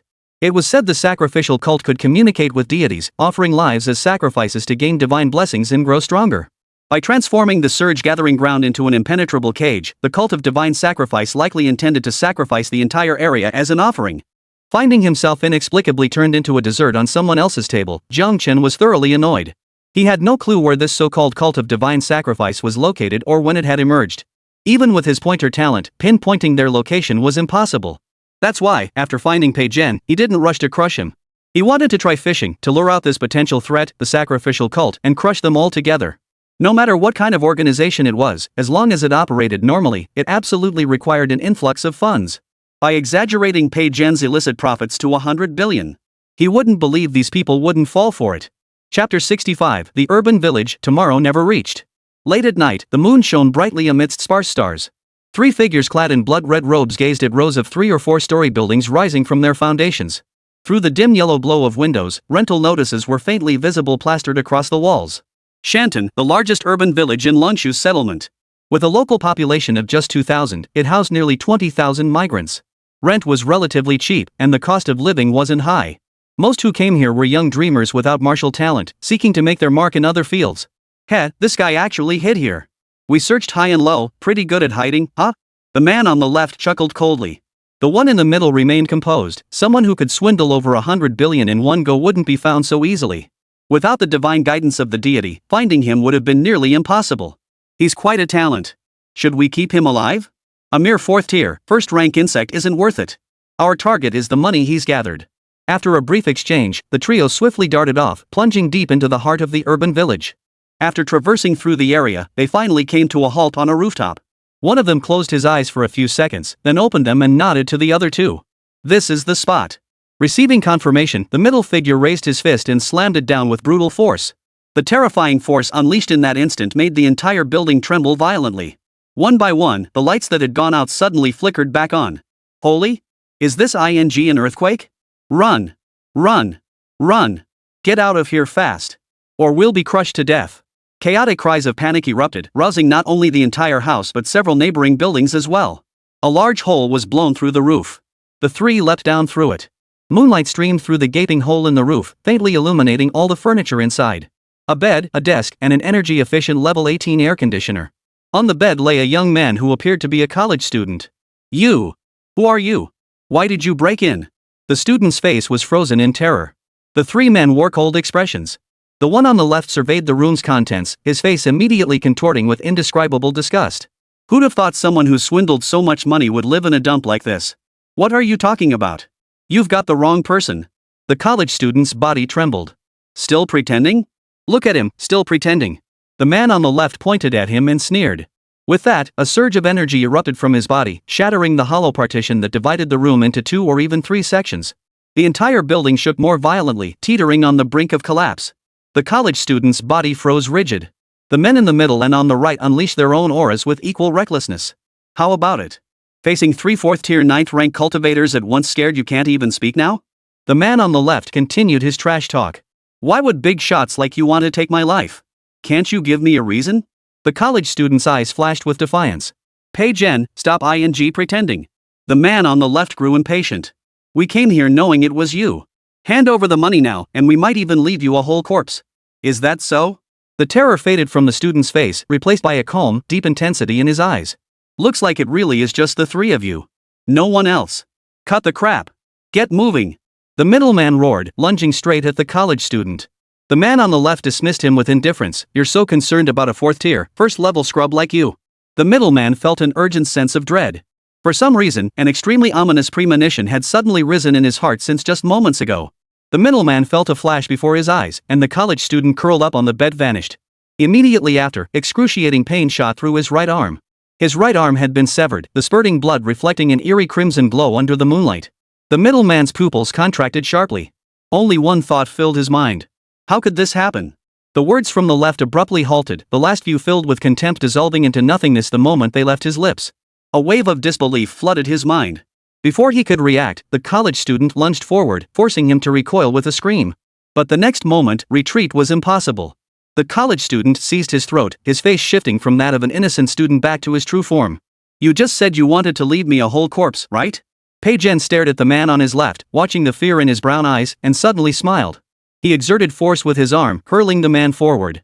The man's body flew like a cannonball, crashing through the building and into the adjacent one, smashing through building after building, wall after wall. Dust and debris flew everywhere. Only when his body embedded itself into the wall of the 12th building did the left man's momentum finally come to a halt. The man on the right was utterly stunned. He had arrived brimming with confidence, yet in the blink of an eye, both his teammates had been instantly killed? You're not even a tier 4, level 1. The man on the right stammered. Pei Jen curled his lips. 4th tier, 1st rank was merely what I revealed, what you assumed, not what I claimed. Alright, your turn is over. Following the principle of give and take, it's my turn to ask, how did you find me? Pei Jen asked with interest. I thought my performance was flawless. There shouldn't be any loopholes. The man on the right gulped nervously, his initial confidence completely gone. His fists clenched and unclenched in response to Pei Jen's question before erupting in a snarling shout. I won't tell you. You stinking idiot, just wait for our relentless pursuit. Pei Jen chuckled. Rude. The next instant, the man on the right had his head grabbed and slammed violently into the floor. His head smashed through the floorboards, momentum unchecked as he plummeted downward, impaling himself headfirst into the first floor ceiling. Pei Jen spun around and leapt out the window. Under the moonlight, his figure darted like a ghost across the rooftops of the surrounding buildings. In no time, he caught up to the middleman who had decisively broken a window to escape. Leaping high, he landed ahead of the middleman, forcing him to halt. Why the rush? When friends come from afar, shouldn't we at least share some tea and catch up? Pei Jen chuckled. The middleman clutched his severed arm, his face twisted in agony, knowing escape was impossible tonight. He was clearly a 5th-tier cultivator, not just some lowly 1st or 2nd-tier 5th-tier, yet the information he projected to the outside world was only 4th-tier, 1st level. Damn it! That old silver coin is just too sneaky. This is so frustrating. We've never crossed paths, never even met. Pei Jen sighed helplessly. How about this? Tell me which organization you belong to and how you tracked me down. I'll spare your life. The middleman chuckled at this. Rather than that, I'd much prefer to make you live the rest of your life trembling in fear. Just wait for the vengeance that comes from the divine. With that, the middleman charged straight at Pei Jen. But the chasm between a 5th-tier cultivator and a 4th-tier 9th rank master crushed him instantly. A single punch shattered his heart. That's a pity. Pei Zhen lowered his head expressionlessly, his gaze falling upon the other residents drawn by the commotion. His eyes flickered. Ah, that truly is a pity. In the distance, Jiang Chen watched as Pei Zhen mercilessly obliterated both the person and the house. He made no move to stop him, though the murderous intent in his eyes only grew more intense. Even if he tried to stop it, it would be pointless. Because here was a tomorrow that had never arrived. Chapter 66, The Grand Competition Begins. No more pretenses. Jiang Chen opened his eyes, using his pointer talent to bring his consciousness back from the future. Tomorrow night, huh? Jiang Chen gazed out the window, where a faint streak of dawnlight was already appearing on the horizon. His gaze remained calm. After enduring this long, tonight is finally the night I send him to his death. Today marked the tournament among the major gathering grounds universities. The venue was at the heart of the Wave Surge settlement, at Lianhe University, renowned as one of the most prestigious institutions. Jiang Chen followed the two men to Liantian Academy. He had assumed that with the subway destroyed midway, few universities would arrive in time for the competition. But the final number exceeded Jiang Chen's expectations. Excluding his own Haichuan No. 2 high school and the local Liantian Academy, a total of 10 out of 39 gathering area universities had arrived at the venue. Each university sent 2 participants. What astonished Jiang Chen even more was that Su Yunsheng was stationed beside Chuyuan High School, representing the Dragon's Nest gathering place. So he was from the Dragon's Nest settlement after all. Spotting Jiang Chen, Su Yunsheng smiled and greeted him. Jiang Chen gave a slight nod. The Dragon's Nest was a Tier 2 gathering place, significantly stronger in overall strength and resources than the Tier 3 Sea Valley gathering place. The head of this multi-gathering ground competition was a school leader from Liantian High School, with a black stone pillar placed beside him. Jiang Chen glanced over. His cultivation had reached the 2nd level of the 5th tier. This made Jiang Chen marvel at the vast disparity in levels between the settlements. After all, when he first arrived, the principal of Haichuan No. 2 High School was only at the 3rd tier. The school leadership began explaining the rules for this exam. 1. Each participant must carry a scorecard into the demon realm to slay demon beasts. 2. Killing beasts of different tiers yields varying points. 3. Rankings in this grand competition will be determined by total points earned. 4. Students may plunder points from one another. 5. When receiving fatal damage, shatter the wooden token to teleport out of the demon realm. Points earned will be the final score. The demon realm resembles what Jiang Chen understood as a secret realm. It is a vast expanse of space carved out by an 8th-tier powerhouse who wields spatial energy, creating a realm for trials. The demonic beasts within were captured and cast into this realm. Most possessed limited aggression. Beyond major competitions of this significance, even the martial arts college entrance exam employs the demon realm format. In other words, this could be viewed as a scaled-down version of the college entrance exam. After the explanation, the school leader retrieved a crystal sphere and inserted it into a towering black stone pillar beside him. With a tremor, the space gradually twisted into a vortex. This is the entrance to the demon realm. Should you encounter danger, shatter the token immediately. Rankings are important, but life comes first. The principal of Liantian Academy delivered this final warning with grave solemnity. Students from each school nodded in unison. Then, in order, they stepped into the vortex of space. After the students from Chuyuan High School entered, Su Yunsheng immediately scampered over to Jiang Chen's side. Boss, what do you think Song Cheng and Lin Fan will achieve? Heh, I reckon they'll take first place. As for those 2 brats from our dragon gathering ground, I hope they can snag second place. Su Yunsheng launched into a flurry of flattery, though it was also his most genuine assessment. He knew full well how ridiculously overpowered Song Cheng and Lin Fan were. Each possessed abilities no weaker than his own attack ignoring skill, truly deserving of the label unbeatable. With those 2 in the mix, the championship was theirs for the taking. The other factions didn't stand a chance. As for those 2 students from his Dragon's Nest, he had a good relationship with the principal of Chuyuan High School. Knowing the principal was coming to the surging gathering ground, he simply had him bring along these 2 students to compete. After all, they represented the face of his own settlement. A couple days ago, he'd begged Jiang Chen to buy them 2 vials of first-tier Gene Demon Essence. This successfully pushed both of them to break through to the 9th level of Tier 1, truly standing at the pinnacle among their peers. Combined with the special abilities granted by the Gene Demon Blood, at least Su Yunsheng believed securing second place should be no problem. Gentlemen, confidence is commendable, but this isn't confidence, it's arrogance. A sarcastic voice cut through the air beside them. The 2 turned toward the source of the voice. A middle-aged man with black-rimmed glasses and a sharp, monkey-like face stood arms crossed, smirking coldly. A level 2 gathering ground, a level 3 gathering ground. TSK, TSK, TSK. I really don't know how you 2 dare say such things. Who knows? Maybe they've just lost their minds.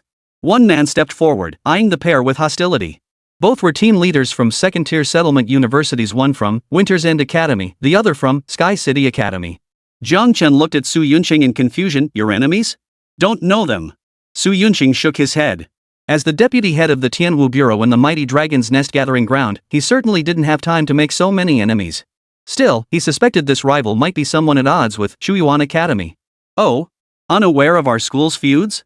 Hearing Su Yunqing's response, the two were taken aback. New here? But why would Shuyuan Academy send a new teacher for such an important match? Is he some kind of connected insider? Could it be they're afraid of us? For a moment, the contempt in their eyes toward Su Yunqing deepened. Shuyuan is really going downhill. They send a new teacher, and now they're actually teaming up with a high school from a Tier 3 settlement. Looks like they'll be finished soon enough. Just as the two were gloating, a sudden cry of astonishment drew everyone's attention. Holy! Does anyone know who Lin Fan is? Which screen is he on? His points are skyrocketing way too fast. Everyone instinctively looked toward the center. Liantian Academy had set up dozens of screens, each displaying scenes from the demon realm. At the very center, a screen displayed the points representing each student. With 20 contestants in total, a single screen was ample space. The top spot on the screen bore a prominent golden emblem. Name, Lin Fan first. Points, 40. School, Haichuan No. 2 High School. Haven, Haichuan Haven. Name, Su Jin second. Points, 20. School, Liantian University. Haven, Surging Haven. 20-30. Su Jin's points surged, nearly catching up to Lin Fan, but the next moment. 40-50-60. In the blink of an eye, Lin Fan's score bar shifted again, the numbers jumping twice in succession. What kind of speed is this? The teachers were stunned. Within those 2 seconds, Lin Fan's score surged once more, 60-70. University professors. Is it hacked? This has to be hacked. Before the crowd could recover, another gasp erupted. Songqing is crazy strong too. Wait, how the hell is this still Haichuan gathering ground? Everyone instinctively looked down, just in time to see Songqing overtake the third-place finisher. Then, name, Songqing. Academy, Haichuan No. 2 High School. Points, 40. Haven, Haichuan Haven. Rank, 3-2. University mentors. Is this even human? 666? No need for acting. Chapter 67, seize it in an instant, refine it in the blink of an eye. It's fake, it has to be fake. Exactly. They must have cheated. How could they possibly gain points this fast? The two supervising teachers from Winter High and Sky City High voiced their furious accusations.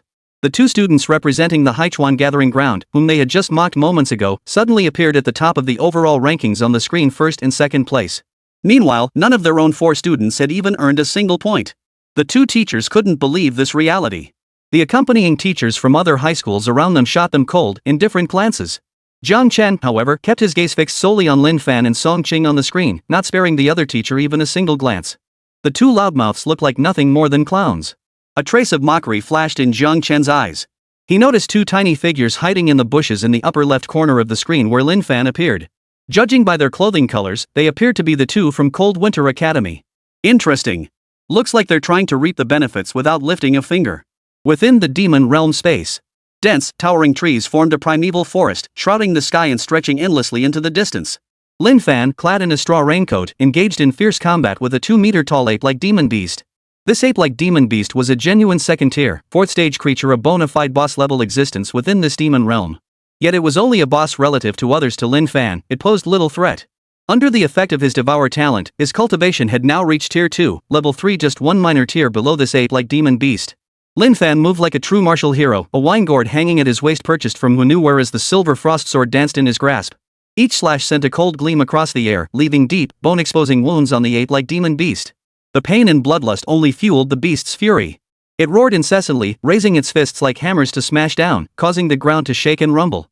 The spectacle was terrifying, yet utterly futile. Before each attack landed, Lin Fan would lightly tap his toes against the ground and drift backward, evading the blows with precision.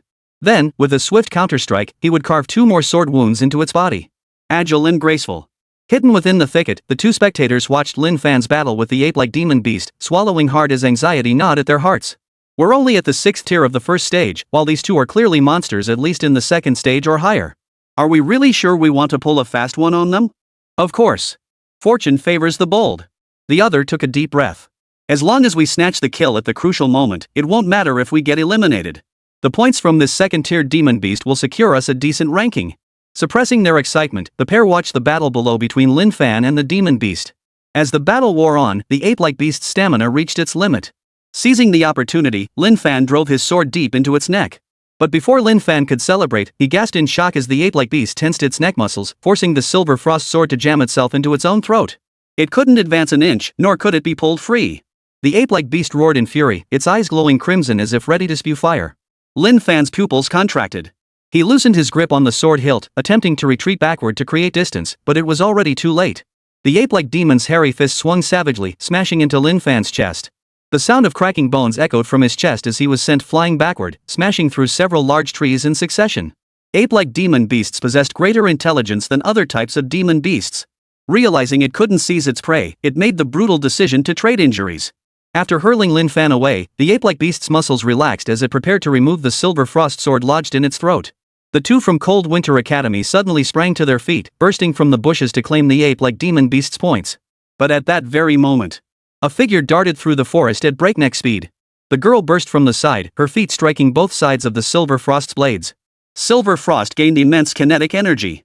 With the sound of blades slicing through flesh, the ape-like beast's head slowly rolled to the ground. The numbers on the wooden tag hanging from the girl's body instantly changed. Points, 6,300.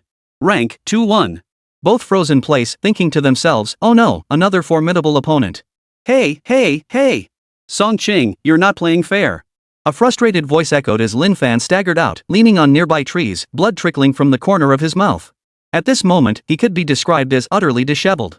His hat had flown off to who knows where, his rugged raincoat was torn and misshapen, and a deep, glaring dent marred his chest. Visibly, at least 6 ribs were broken. Well, isn't this Lin Fan? Where've you been? Look at you now, got beaten up by a monkey. Song Ching's gaze was amused. Lin Fan grimaced in pain, casting a resentful glance at the wooden token in Song Ching's hand. I spent half the day wearing it down, only for you to show up at the last minute and snatch the kill. You even took the points. Is that fair? No, it's not. We can't be that unethical. Song Ching chuckled. We'll find a second tier one later. You can get the kill then. More importantly, are you okay? As he spoke, his eyes swept over the 2 frozen figures nearby before darting toward another direction. Looks like we're surrounded now. As soon as Song Ching finished speaking, rustling sounds emerged from the bushes. 2 figures emerged, clad in light red school uniforms. Embroidered on their chests was a logo depicting a city nestled within a cloud formation. Their gaze toward Song Ching and Lin Fan was both excited and wary. Spotting the pair, the 2 from Cold Winter Academy's eyes lit up instantly. Guys from Sky City. Want to team up? They're strong, but one's already badly injured.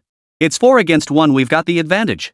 After taking them out, let's see how the points shake out. The Tiancheng duo exchanged a glance and nodded decisively in agreement. They're teaming up. Song Ching glanced at Lin Fan, who was dragging his severely injured body over. If you can't move, don't blame me for stealing the kill. But it's just a fatal wound. Who do you think you're looking down on? Lin Fan sneered dismissively, activating his Devour talent as he grabbed the severed head of the beast in its original form. Instant assimilation. The essence of life was swiftly devoured. The ape-like beast's head crumbled to dust, transforming into the purest nourishment that surged into Lin Fan's body. His pallid complexion regained its rosy hue, his sunken chest visibly beginning to restore itself, and his weakened aura gradually grew stronger. Under the stunned and horrified gazes of the 4 others, Lin Fan seized the ape-like beast's body and began devouring it. Within mere breaths, Lin Fan's aura surged back to its peak. Then, before all eyes, it continued to grow stronger. Accompanied by an imperceptible crackling sound, the aura emanating from Lin Fan reached a new height. Breakthrough, 2nd tier, 4th layer. His aura transformed into visible gusts of wind, rustling the leaves on the surrounding trees. Lin Fan smiled at the 4. Alright, trash, the health bar is lit. The boss has entered phase 2. Come challenge me. Chapter 68, Zhang Chen's assessment, the 6th person in the 5-demon realm. No way. This guy's cheating. Seeing the cruel smile on Lin Fan's face, the 4 of them simultaneously thought this in their hearts. Originally, they thought they could still fight him even though he was badly injured. But now, not only has he recovered, he's even surpassed his previous strength and made a breakthrough. What the hell are we supposed to do now? Without a moment's hesitation, the 4 turned and sprinted away. Is it too late to run now? Lin Fan shot a warning glance at Song Ching. Don't try to steal my kill this time. Keep talking back and you won't get a single kill. Song Ching rolled her eyes fiercely. Lin Fan said no more, swiftly racing after the 4 in their escape direction. Song Ching had just snatched the monkey-like demon beast kill, and the sudden surge in points had propelled her ranking straight to 2nd place. If he wanted to reclaim the top spot, he'd have to scramble to rack up points. Outside the demon realm, the scene fell deathly silent. Representative teachers from various universities stared silently at the screen, witnessing students from both Winter's Edge and Sky City universities being systematically hunted down and crushed by Lin Fan one by one. They witnessed the entire process, how Lin Fan recovered to peak condition within mere seconds, completing his transformation from prey to predator. This is human? Under Lin Fan's relentless pursuit, the 4 students had no choice but to crush their point tokens. Teleporting out of the demon realm signaled their withdrawal from the competition. Their respective rankings were 24th, 23rd, 20th provisional, and 18th provisional. Their respective point totals 0, 0, 10, 30. Name, Lin Fan. Points, 90 plus 10 plus 30 130. Rank, 2. Cheating. Haichuan No. 2 High School must be cheating. The 2 teachers from Cold Winter Academy and Sky City Academy were thoroughly embarrassed. The biting sarcasm they had just hurled now stung like a knife. They had been ranting about how arrogant Jiang Chen and Su Yunxing were, yet the highest-ranked students from their own schools barely made it to 18th place. It wasn't just possible, it was certain they would be surpassed. The unlucky ones might even end up sweeping the bottom 4 spots in this grand competition. If that happened, forget about getting fired, forget about promotions or raises for years. For any working stiff, that would be a catastrophe as devastating as the sky falling. Teachers in charge, your students have already left the demon realm. If there's nothing else, please take them down to rest. The school leader from Liantian University, who had remained silent throughout, finally spoke for the first time. The voices of the 2 university instructors abruptly fell silent. The school leader's gaze was calm as he looked at them, yet that very stillness made the 2 feel an inexplicable sense of suffocation. Teasing glances shot their way, leaving both men looking utterly grim. No aura was released, nor were any threatening words spoken, yet the school leader had made his stance clear in that moment. Otherwise, he would have intervened to defend Jiang Chen the moment the mockery began. Why wait until now to speak? But Lin Fan clearly cheated, muttered the chaperone from Cold Winter Academy, unwilling to concede. Fortunately, the Tianchang High teacher retained his composure, pulling him away as they hurriedly escorted the 4 students whose Dao hearts had collapsed from the blows. Staying any longer would only force the students to witness their own records shattered and their rankings plummet, causing their mental states to collapse. Teacher, how did your school cultivate those 2 students in the demon realm? Regarding Lin Fan's ability to rapidly recover within the secret realm using demonic beasts, what exactly is that power? Could it be related to the genetic demonic fluid rumored to circulate in the Haichuan settlement?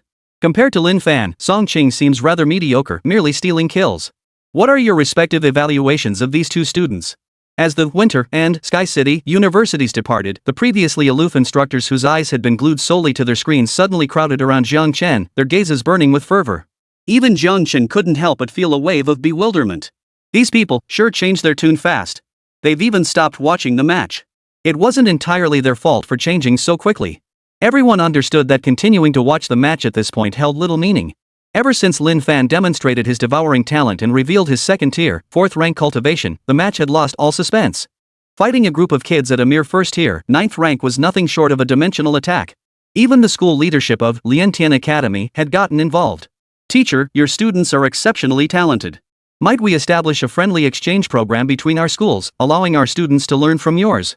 I'm afraid I can't speak for Haichuan No. 2 High School. Such matters should be discussed with Principal Su Xianfeng. After speaking, Jiang Chen began seriously answering questions posed by the accompanying teachers from various schools. Free range. That ability was indeed gained by Lin Fan from the gene demon fluid. Of course, it's merely a factor. His success today stems entirely from his innate talent and relentless effort. Song Chang won MVP, while Lin Fan just coasted to victory.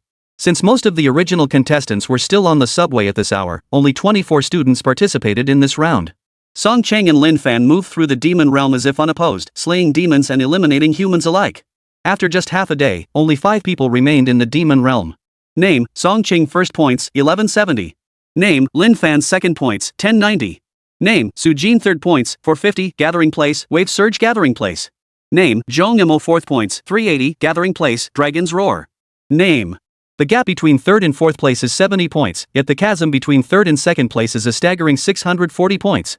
The gap between 2nd and 3rd place is nearly 10 times larger than that between 3rd and 4th. This is a chasm so vast it feels utterly hopeless. Most contestants eliminated by Song King Lin Fan in the demon realm were defeated instantly. Initially, they felt aggrieved, believing it was an unfair ambush by their opponent combined with their own lack of preparation that led to the unexpected outcome. But upon seeing the astronomical scores of the top 2 upon exiting, their minds simply short-circuited. 1% of the players had secured over 80% of the total points. Capitalists of the demon realm? It was especially hard to swallow when they discovered that the top 2 spots were both claimed by contestants from a tiny Tier 3 settlement. At this rate, barring any surprises, the championship of this multi-settlement competition is practically locked up for you bosses to claim. Su Yunsheng sighed deeply. As for second place, with that Su Jin around, our Dragon's Dance settlement might be in trouble. He wasn't exactly upset, though. Originally, they'd considered making the top 10 a solid achievement for the Dragon's Breath settlement. Now, making it into the top 3 was nothing short of a superhuman feat. It certainly justified asking the boss to buy them some boosts. Jiang Chen, however, felt nothing special about it. With 2 sequence-level demon cultivators teaming up, failing to clinch the championship would only prove he'd misjudged them. Suddenly, a startled cry erupted. Jiang Chen and his partner instinctively looked toward the screens.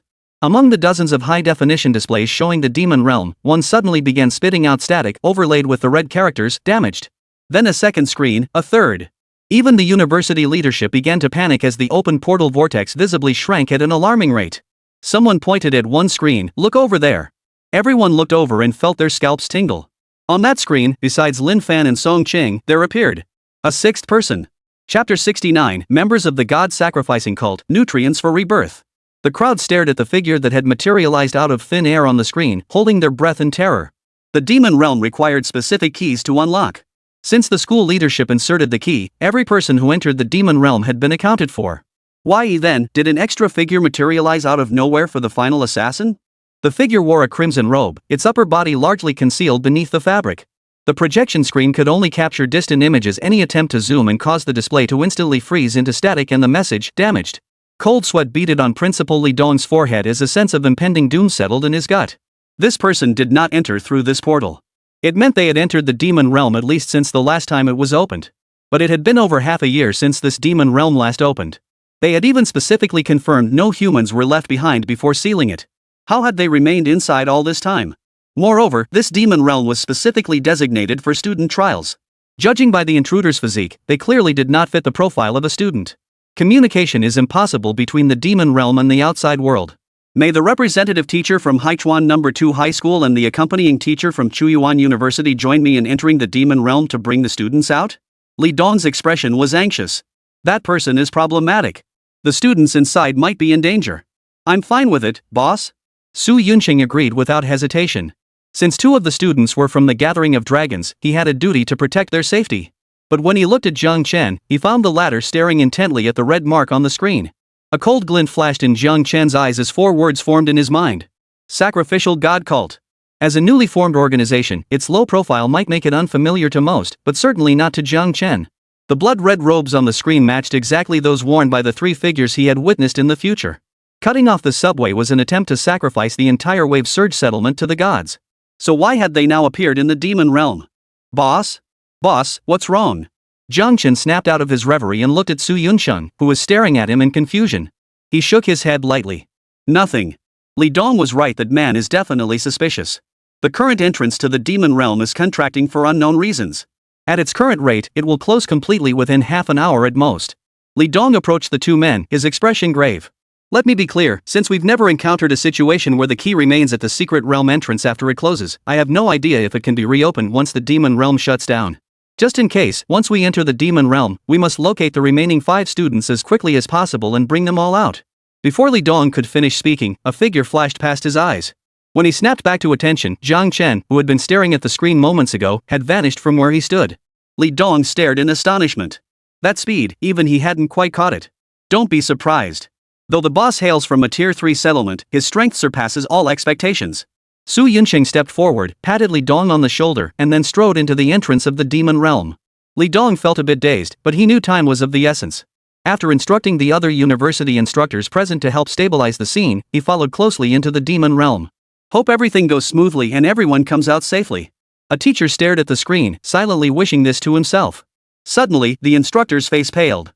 Besides the red-robed figure on the main screen, 2 identical red-robed figures had appeared on the other 2 screens. The entrance, which had been shrinking, seemed to accelerate as if on fast-forward.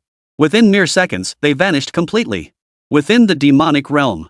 A piercing bear's roar echoed through the air, startling the birds nesting in the treetops. A black bear demon beast, massive as a mountain, crashed to the ground. Dark crimson blood spread across the ground, staining the black shoes with a different hue. The crimson-robed figure held its blood-soaked hand before its face and licked it lightly. His expression instantly turned disgusted, and he spat it onto the ground. Beasts are beasts. Disgusting. They're only good for desserts after all. Buzz. He retrieved the vibrating communicator from his person. A detached voice came through the other end. Unit 1, attention. The Demon Realm space lockdown is complete. All targets have entered the field. As the voice faded, another joined the channel. Attention Unit 1 and Unit 2, the ritual is prepared. The red-robed figure smiled at the news. Students with top-tier aptitude, teachers of extraordinary cultivation, and a genius who developed the demonic gene serum. Sacrificing them all, combined with our prior preparations, the divine will surely bestow its blessing and resurrect the archbishop. As he spoke, the red-robed figure's expression twisted into a savage grimace. Damn it! It's all those conservative idiots' fault. If they hadn't destroyed the entire railway, preventing most of the university geniuses from getting here, we might have gotten some rewards. I just don't get it, what's there to be conservative about? Once the archbishop is resurrected, even if his power isn't at its peak, how could a mere level 1 settlement possibly stand in our way? Conservative, my ass. Number 1 waved his hand decisively. Number 2, Number 3, proceed with the original plan. Meanwhile, Song Cheng and Lin Fan also encountered 2 students from Chuyuan Academy. The moment they met, the 2 from Chuyuan Academy froze for an instant before decisively raising their hands in surrender. Aren't you going to try resisting? Lin Fan looked genuinely surprised. He'd never encountered such decisive opponents before. The pair simply shrugged. Lord Su instructed us if we encounter you in the demon realm, there's no need to fight. Just admit defeat. Lord Su? Uncle Su Yunsheng? Though they hadn't met before, both now understood why the others surrendered so readily. Lin Fan considered it. In that case, I won't make things difficult for you. Withdraw immediately. That won't be necessary. A voice called out from nearby. The group looked in the direction of the voice and saw a girl with a neat ponytail sitting on a thick branch of a large tree nearby. Her long hair swayed lightly, and her 2 plump, white-stocking calves dangled gently in the air. Her light green uniform bore 2 elegant cursive characters, Lian Tian. Clearly, this was Su Jin, the sole survivor remaining in the current competition arena. What a show-off! Song Qing raised an eyebrow. We couldn't find you, but you just walked right into our hands? This is perfect. Take care of you, and this boring tournament can finally end. Wait. Now is not the time to fight. I have something very important to say. Seeing Song Qing's immediate inclination to attack, Su Jin hurriedly called out as she leapt down from the tree. Smoothing the disheveled strands of hair on her forehead, her expression turned utterly serious. Our connection to the outside world is completely severed. In other words, we're trapped in the demon realm now. There's no way out. How do you know? At first, I didn't realize it because I wasn't gaining points after killing beasts. But I figured it out because I got tired of playing. No matter how many I killed, my rank never changed. But Su Jin produced the crushed wooden token, faintly revealing her personal information etched upon it. Her voice was heavy with resignation. I wasn't teleported out. Seeing the shattered token, the others finally grasped the gravity of the situation. The 2 from Chuyuan Academy tried crushing their own tokens, only to find, just as Su Jin had said, that they remained rooted to the spot with no change. Song Qing fell silent for a long moment. I hate to admit it, but it seems we've gotten ourselves tangled up in some trouble. No, this isn't trouble at all. A figure cloaked in crimson robes emerged slowly. He smiled. You are about to bathe in glory, becoming nourishment for a mighty being's rebirth. You should feel proud of this. Chapter 70, The Licking Dog's Final Fate? I'll make you die. Who are you? How did you enter this demonic realm? Lin Fan narrowed his eyes, eyeing the red-robed figure warily. Names are things I lost long ago. If you must have a title, call me Number 2. As for how I got in, the red-robed man's tone was gentle. Were it not for the cruel words he was about to utter, one might even mistake him for a decent person. After a moment's thought, he spread his palms. I won't tell you how about that. Pissed? Really pissed? His tone was teasing, dripping with malicious amusement. Lin Fan. What a lunatic. Lin Fan cursed inwardly, yet his guard remained unwavering. He could clearly sense the overwhelming sense of danger emanating from the man before him. This guy was a master. Of course, he wasn't particularly concerned. After all, he had a genuine gamebreaker by his side. Enough small talk. The crimson-robed man's tone turned stern as his aura erupted violently, crushing down upon the 5 like a collapsing mountain. The 5 paled, pinned to the ground, utterly helpless, unable to struggle. In an instant, the world turned pitch black, as if they'd plunged 1,000 meters beneath the sea. The terrifying pressure threatened to crush their very bodies. Gazing down at the prostrate figures, Number 2 spoke coldly. Now then, will you come with me willingly? Or shall I knock you unconscious one by one and carry you away? Song Qing. Lin Fan lay with half his face pressed into the ground, the other half deeply sunken under the oppressive force of blood pressure. Devour operated at peak efficiency, ignoring the pressure bearing down on him as he strained to alleviate the pressure on Song Cheng. By the time he roared out the name, the veins on Lin Fan's limbs and forehead had already bulged violently.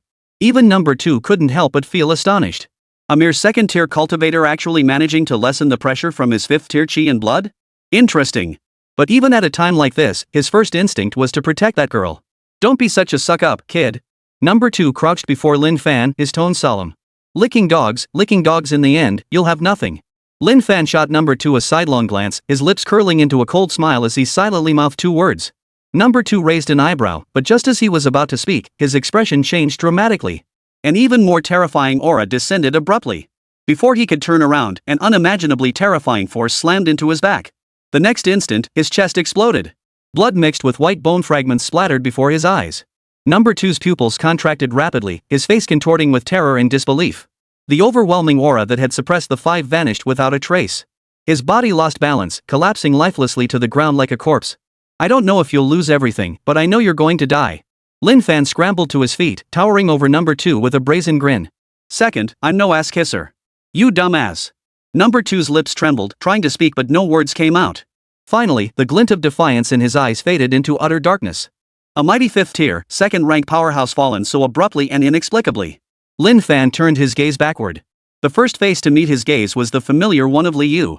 Behind him, Song Qing and the others had already scrambled to their feet. Su Jin and the 2 students from Chuyuan Academy stared in stunned silence as Mirror Li Yu gradually dissipated before their eyes. When their eyes returned to Song Qing, their expressions had undergone a dramatic shift. All 3 swallowed hard. To casually summon such formidable combat power, that's seriously impressive. Song Qing's face was pale. He staggered slightly as he stood up before steadying himself. Brushing dust from his clothes, he turned to Lin Fan. No doubt about it, something's definitely wrong with the demon realm right now. That man called himself number 2. He likely has number 1, number 3, or even number 4 and number 5 as companions. Lin Fan analyzed calmly. We're trapped within the demon realm now, and our situation remains dangerous. How are you holding up? Grandfather Li is a formidable 7th rank cultivator. Dragging him into battle has taken a terrifying toll on his energy reserves. Song Qing's face was pale as he replied, my vital energy and spiritual essence were drained almost instantly. Without time to recover, I likely won't be able to fight again. Hearing this, Lin Fan's heart sank. He couldn't gauge the combat strength of companion number 2, but judging by number 2's power, number 2 couldn't be much weaker. Among their 5, only Song Qing's reflection could handle an opponent of this caliber. Unfortunately, Song Qing had now lost the ability to pull people from the mirror world. Lin Fan's head ached intensely. The current situation and state left only 3 words echoing in his mind: trouble. First, find a place to hide. With such an incident occurring in the demon realm, word will inevitably spread outside. As long as we find a safe place to hide, Teacher Jiang will definitely come in to rescue us. Song Qing's tone was unwavering. She firmly believed Zhang Chen would descend like a savior from the heavens, just as he had at the 100 Rivers Mountains, rescuing her from this predicament. Lin Fan nodded in agreement, yet the worry etched between his brows remained unshaken. Like Song Qing, he had unwavering faith in Zhang Chen, but unlike her, he harbored a tinge of pessimism. The sudden appearance of Red Robe number 2, coupled with their precise targeting. This made Lin Fan suspect they had been planning this for a long time, coming fully prepared. If Teacher Jiang acted rashly or carelessly, he might suffer at the hands of these men. Gazing toward the entrance, Lin Fan silently urged, Teacher Jiang, please be careful. Meanwhile, Figure 1 darted through the treetops like a ghostly apparition, heading straight toward Lin Fan and his companions. A flame of excitement burned in Figure 1's eyes. That power just now at least 6th tier. With the demon realm entrance sealed off, unless an 8th tier powerhouse forced their way in, there's no way someone of that caliber could appear here. So there's only one answer. I truly am the chosen one.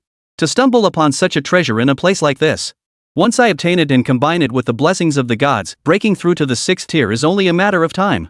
Just as number 1 was lost in fantasies of a glorious future with the treasure, a sudden pang of dread yanked him back to reality. His footsteps halted abruptly. He scanned his surroundings warily, his gaze locking onto the youth below him, a strikingly handsome figure with delicate features. Number 1's pupils contracted. Hadn't they sealed off the entrance to the demon realm? Where the hell did this guy come from? Zhang Chen was equally surprised. After entering this space, he'd been completely lost, having no idea where Lin Fan and the others were. He'd wandered aimlessly until sensing Li Yu's presence moments ago, prompting him to rush over. Truthfully, he wasn't worried about the little one's safety. After all, Song Chang was a game changer. If danger arose, he could simply pull Li Yu out of the mirror world. A 7th tier powerhouse wasn't someone to be trifled with. But if Song Chang had summoned Li Yu, it meant they'd encountered an insurmountable crisis. Yet he'd run into members of the god-sacrificing cult who were disrupting the demon realm.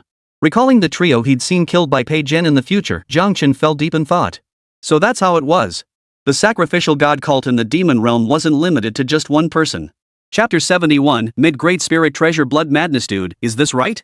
Number 1 pondered deeply for a long time, concluding this must be one of the individuals they had brought in. But with his face blindness, he simply couldn't identify which one it was. The two stared at each other across the void for a long while. Come down. Jiang Chen spoke. Number 1 frowned, leaping down from the branch to land on the ground, standing level with Jiang Chen. I've come down as you requested. Now, who are you? Number 1 asked in a low, probing voice, muscles taut as he prepared for battle with the figure before him. Instead of answering, Jiang Chen countered, what are you of the god-worshipping cult doing here in the demon realm? That should be none of your concern. Number 1 narrowed his eyes, his guard rising. Knowing about the sacrificial god cult meant this man was no ordinary figure. For some reason, he felt an inexplicable sense of familiarity. Seeing no intention of a reply, Jiang Chen abandoned further questioning. He drew a blood-red broadsword from his storage device, its blade glowing with an eerie crimson light. Gripping the hilt with one hand, he placed the other along the blade. Slowly wiping from the tip toward the pommel, wherever his touch passed, a fusion of purple flames and dark, ghostly inferno spread across the blade. The roaring flames caused visible distortions in the space surrounding the blade. This blade was a mid-grade spirit treasure he had extorted from the holy servants of the fire transmission sect back in the 100 Rivers Mountains. It was also one of the few weapons in Jiang Chen's possession. Blood madness? Upon seeing the cleaver in Jiang Chen's hand, Number 1's pupils suddenly contracted. He instantly understood why Jiang Chen looked so familiar. This was the genius who had concocted the gene demon fluid. Blood madness had originally been in the possession of Number 1, the dragon vein of the fire transmission cult. But rumor had it that genius had somehow outmaneuvered him and seized it outright. As fellow members of the villainous faction, the god-worshipping cult and the fire transmission sect were constantly at odds, well aware of each other's elite combatants. Though he couldn't recognize faces, he'd coveted this mid-grade spirit treasure for ages. Thus, the moment Jiang Chen drew out blood madness, he recognized it instantly. In that instant, shock gave way to an overwhelming greed for possession. While Number 1 stood frozen in shock, Jiang Chen had already raised his blade. Gripping blood madness with both hands, he swung down with the force of a mountain-splitting blow, aiming straight for Number 1. Number 1 dodged, and the blood madness crashed into the ground. Under the terrifying force of Jiang Chen, the ground was torn open, forming a deep chasm. Dark purple flames spread backward along the fissure, erupting like a volcanic crater and igniting vast swaths of trees. Damn it! Just attacking like that? What kind of nonsense is this? Gazing at the dark purple flames engulfing the trees, Number 1 felt his scalp tingle and cold sweat bead on his forehead. He could distinctly sense the palpable threat emanating from those flames. If you accidentally get splashed, it'll definitely turn out pretty bad. Before Number 1 could finish his thought, Jiang Chen had already drawn his blade and swung it toward his face. The dark purple flames enveloping the blade now surged with renewed fury like a wolf spotting sheep, fish gathering at a fisherman's bait, or a special worker receiving a call for street services. It seemed to taunt him, come on, big shot, come play. Number 1 drew a spear, thrusting it upright before him to block the bloodthirsty blade. His body recoiled only about 10 meters. A faint smile touched Number 1's lips as he executed a flamboyant spear flourish. This spear was a 6th grade martial weapon, obtained at great cost. Though its status fell short of a mid-grade spirit treasure, its power could at least rival one. Once he subdued it and offered it as a sacrifice to the gods, who knew what rewards he might receive. Number 1 charged forward, spear tip aimed squarely at Jiang Chen's head. Jiang Chen remained utterly unfazed, his gaze shifting toward the spear. The hacker talent activated, filling his vision with dense, endless lines of code. He casually selected several segments and deleted them. The spear held by Number 1 suddenly extended outward. Just as the tip was about to touch Jiang Chen's forehead, the spear suddenly began to disintegrate, starting from the tip and spreading down the shaft. In a mere 2 seconds, the 6th-tier spear in his hand had dissolved into a cloud of air. Jiang Chen's psychic energy flared out, capturing the escaping code fragments and reinserting them into the deleted sections. PSSSH. The sharp sound of a piercing object tearing through flesh echoed, forcing Number 1 to halt his advance. Lowering his head to see the familiar spear piercing his abdomen in Jiang Chen's grasp, Number 1 stared in utter bewilderment. Not buddies? Is this right? Is this really right? He instinctively looked up, only to see a crimson machete hurtling toward his face. Then, as pain surged through his neck, the world spun violently. Number 1's gaze grew vacant as he saw his headless body engulfed in dark purple flames. As the world plunged into darkness and his consciousness faded, Number 1 finally grasped one truth. In this world, there really are cheaters.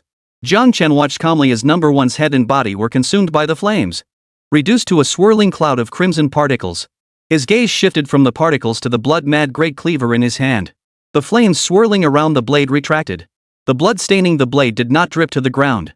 Instead, after a crimson glow erupted from the blade, it seemed to possess a life of its own, absorbing every drop of blood along with the swirling crimson particles. The blood madness itself underwent a transformation. Its blade lengthened, its edge sharpened to a new, almost unnatural gleam, as if it had undergone some indescribable metamorphosis. Item: Blood Madness Mutated. Grade: Mid-grade Spirit Treasure. Description: a tangible manifestation of condensed rules, inherently indestructible. Previously possessed the effect of blood-crazed transformation. After being imbued with a drop of blood to establish a master, it now possesses the potential to devour blood and evolve by slaying living beings. Note: the stronger the being, the greater the effect. As Jiang Chen studied the spirit treasure's information reflected by the Eye of Truth, he curved his lips. The day he witnessed the silver frost sword transform after absorbing a single drop of Lin Fan's blood, an idea had already taken root in his mind. He let a drop of blood rich in the devouring talent fall onto the blood madness. The result was nothing short of remarkable. As he had anticipated, after merging with his own blood, blood madness underwent a complete transformation. Beyond gaining berserk enhancements through blood absorption, it now possessed the advanced ability to devour. The only unknown was how long it would take for the mid-grade spirit treasure to ascend to high-grade status, and how much blood and life force from powerful beings it would require. Two figures hurriedly approached. Su Yuncheng and Li Dong stared at the scene before them, stunned and bewildered. What the hell is this? Is this still the demon realm? The air was thick with the scent of destruction. Staring at the crimson robes drifting amidst the rampant dark purple flames and Jiang Chen standing at the center, Li Dong stared blankly, swallowing hard. What the hell had happened here? Jiang Chen had only entered a few seconds before them. Su Yuncheng was somewhat better off, having already speculated about Jiang Chen's combat prowess back in the 100 Rivers Mountains. He quickly snapped out of his shock, though he couldn't help but glance repeatedly at the blood madness in Jiang Chen's hand. That thing, why did it feel so much like the mid-grade spirit treasure used by the fire cult? Boss, have you dealt with that red-robed man yet? Jiang Chen stowed away the blood madness and replied, dealt with him, but not completely. The two froze. What do you mean? This was a premeditated gang operation. He wasn't the only red-robed man who infiltrated the secret realm. The two men's expressions turned solemn with respect. Chapter 72, The Ritual Must Succeed. Time travel to show off? This can't be right, can it? Within the demon realm. A hidden location. Looking down from above, one could see an eerie pattern formed by densely packed lines on the ground. Upon closer inspection, it resembled the pupil of a feline creature. Outside the pattern's perimeter, demonic beasts' corpses piled up like small mountains. Number 3 stared in shock as the life tokens of Number 1 and Number 2 shattered. Weren't they fine just a moment ago? How did they all get wiped out so suddenly? It was too sudden.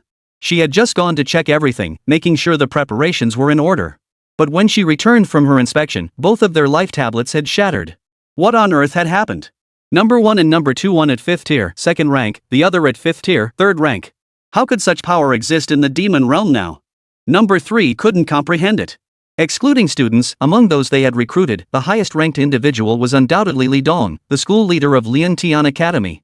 But their investigations confirmed Li Dong was only at the 2nd stage of the 5th rank. He might be able to defeat Number 2, who was also at the 2nd stage of the 5th rank, but killing Number 1, who was at the 3rd stage of the 5th rank, was absolutely impossible. According to their original plan, Number 2 would bring the students from the demon realm. Then Unit 2 and Unit 1 would focus their fire to instantly eliminate Li Dong, before turning their attention to the remaining two opponents.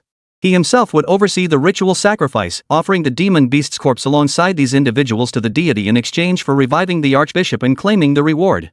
The plan was flawless. So what the hell just happened? How could it collapse before it even began? She didn't know how Number 1 died, but hadn't Number 2 gone to capture the students? How did he die? Surely he wasn't killed by the students? For a 5th-tier powerhouse to be killed by a 1st-tier student? That would only prove the student was exceptionally skilled. Number 3 paced back and forth anxiously, his heart heavy with unease over the deaths of the two. Her cultivation level was the lowest among the three, only 5th tier, level 1. With both of them dead, it seemed perfectly reasonable for her to surrender outright. No! How could I give up now? I was so close. Number 3 gritted her teeth, glancing at the mountain of demon beast corpses piled before her, then at the dense forest, and finally at the azure sky. Her gaze hardened. This ritual must succeed no matter what. As long as there are gods, as long as there are gods. Lin Fan and the others sprinted away at top speed, yet they hadn't forgotten to leave clues for Jiang Chen and the others to follow. But Li Dong was utterly baffled by the clues they left behind. Are you sure this stuff will really help us find the students? Li Dong pointed at the corpse of a wolf demon hanging upside down, his skepticism palpable. Su Yuncheng, shut up and watch. Jiang Chen closed his eyes, activating his pointer talent. The sound of gears turning echoed in his ears as the faintly visible plot began to run backward. When he opened his eyes, Lin Fan, Song Qing, and their 3 companions appeared before him, standing over the freshly slain wolf demon they had just defeated. Su Jin and the others froze in confusion. The teacher you pulled out of the mirror world? Lin Fan looked at Song Ching, only to see him shaking his head excitedly. No. Teacher Zhang's presence vanished from the mirror world long ago. It's the real teacher Zhang who came to find us.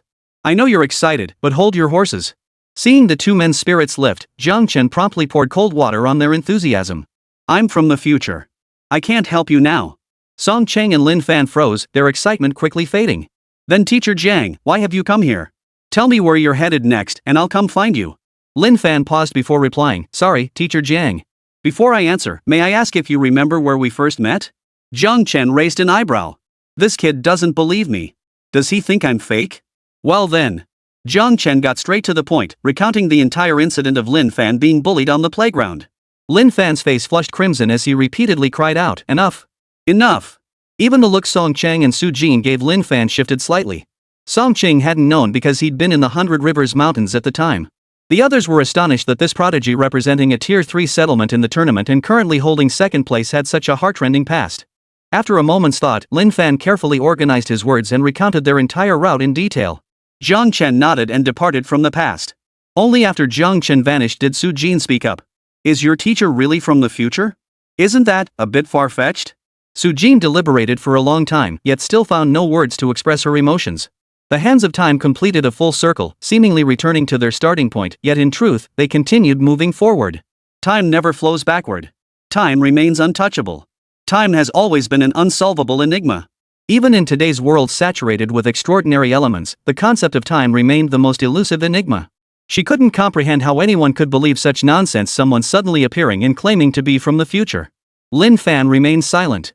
After a moment's thought, he signaled the two students from Chuyuan Academy to use ropes to hang the wolf demon from a tree. To this, Song Cheng replied expressionlessly. Because we've been back to the past. Su Jin? You might not understand, so I have another answer. Song Cheng clenched his fists, his eyes gleaming slightly. Don't underestimate the bond between teacher and student, you bastard. Su Jin. What a lunatic. Are all these folks from the Haichuan settlement completely off their rockers? Su Jin questioned his existence, unable to believe he'd actually lost to someone like this. But Su Jin instinctively looked toward the spot where Zhang Chen had appeared earlier. If it was all true, then that teacher really pulled off an incredible feat of time spanning. Zhang Chen opened his eyes, returning from the past to the present. He strode forward in the direction Lin Fan had indicated. What's going on? Just follow the boss. Su Yunsheng patted the bewildered Li Dong on the shoulder and caught up with Zhang Chen's pace. Wait for me. Within half an hour, Li Dong's attitude toward Zhang Chen shifted from skepticism to utter astonishment. 5 students were full of energy. Su Jin, the genius of their school, even rushed over to ask him all sorts of questions, though he wasn't the target of her inquiries. How much do you know about that teacher Jiang? Is he really from the Haichuan settlement? What did he do while he was with you? Could you find a way to recruit him to our school?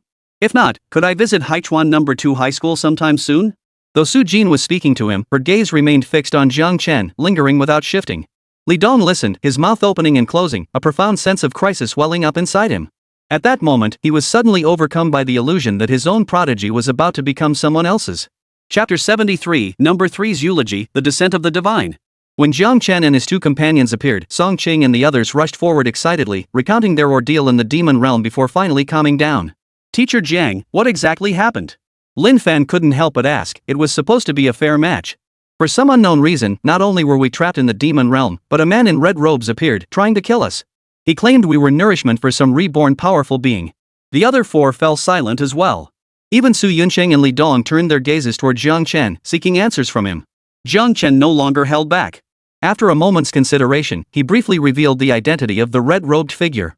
The 5 students exchanged stunned glances. They never imagined the person targeting them would be so dangerous, with such a vicious intent. What happened to the promise of being the future blossoms of humanity? Why were they being treated as expendable material? Simultaneously, 3 pairs of eyes couldn't help but turn toward Song Ching. Their admiration for her deepened. They had witnessed her shatter a powerhouse of at least 4th tier. A cold gleam flashed in Su Yunsheng and Li Dong's eyes. They had suspected from the start that the red-robed figure appearing on the screen was no good, perhaps posing a threat to the remaining students, but they hadn't known his motives or objectives. Su Yunsheng pondered inwardly, resolving to thoroughly investigate all available information on the sacrificial god cult upon his return.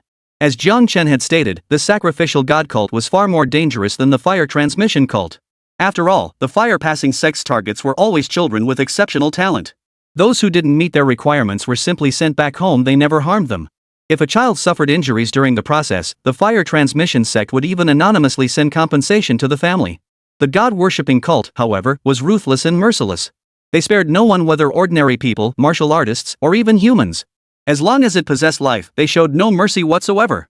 Especially Li Dong, the rage burning within him threatened to consume everything. He could never have imagined that the top academy of a Tier 1 settlement would, right on his own turf and before his very eyes, sacrifice his own students as offerings. This was no mere insult. If they succeeded, it would be like stomping on his face with their shoe soles, trampling the very reputation of Lian Tian Academy. Let's leave the demon realm first. Jiang Chen said, the danger might not be over yet. If my guess is right, besides the two red-robed men Song Cheng and I took care of, there should be one more lurking in the shadows. Li Dong snorted coldly. We need to avoid his sharp edge? Why not just charge straight in and crush the last remaining one to death? Su Yimsheng glanced at Jiang Chen without speaking. His meaning was clear. Boss, I'm listening to you. Just say whether we should do it or not. Jiang Chen shook his head gently. Charging isn't the answer now. First, we must get the students out before hunting down that last member of the sacrificial cult. Facing their puzzled gazes, Jiang Chen explained.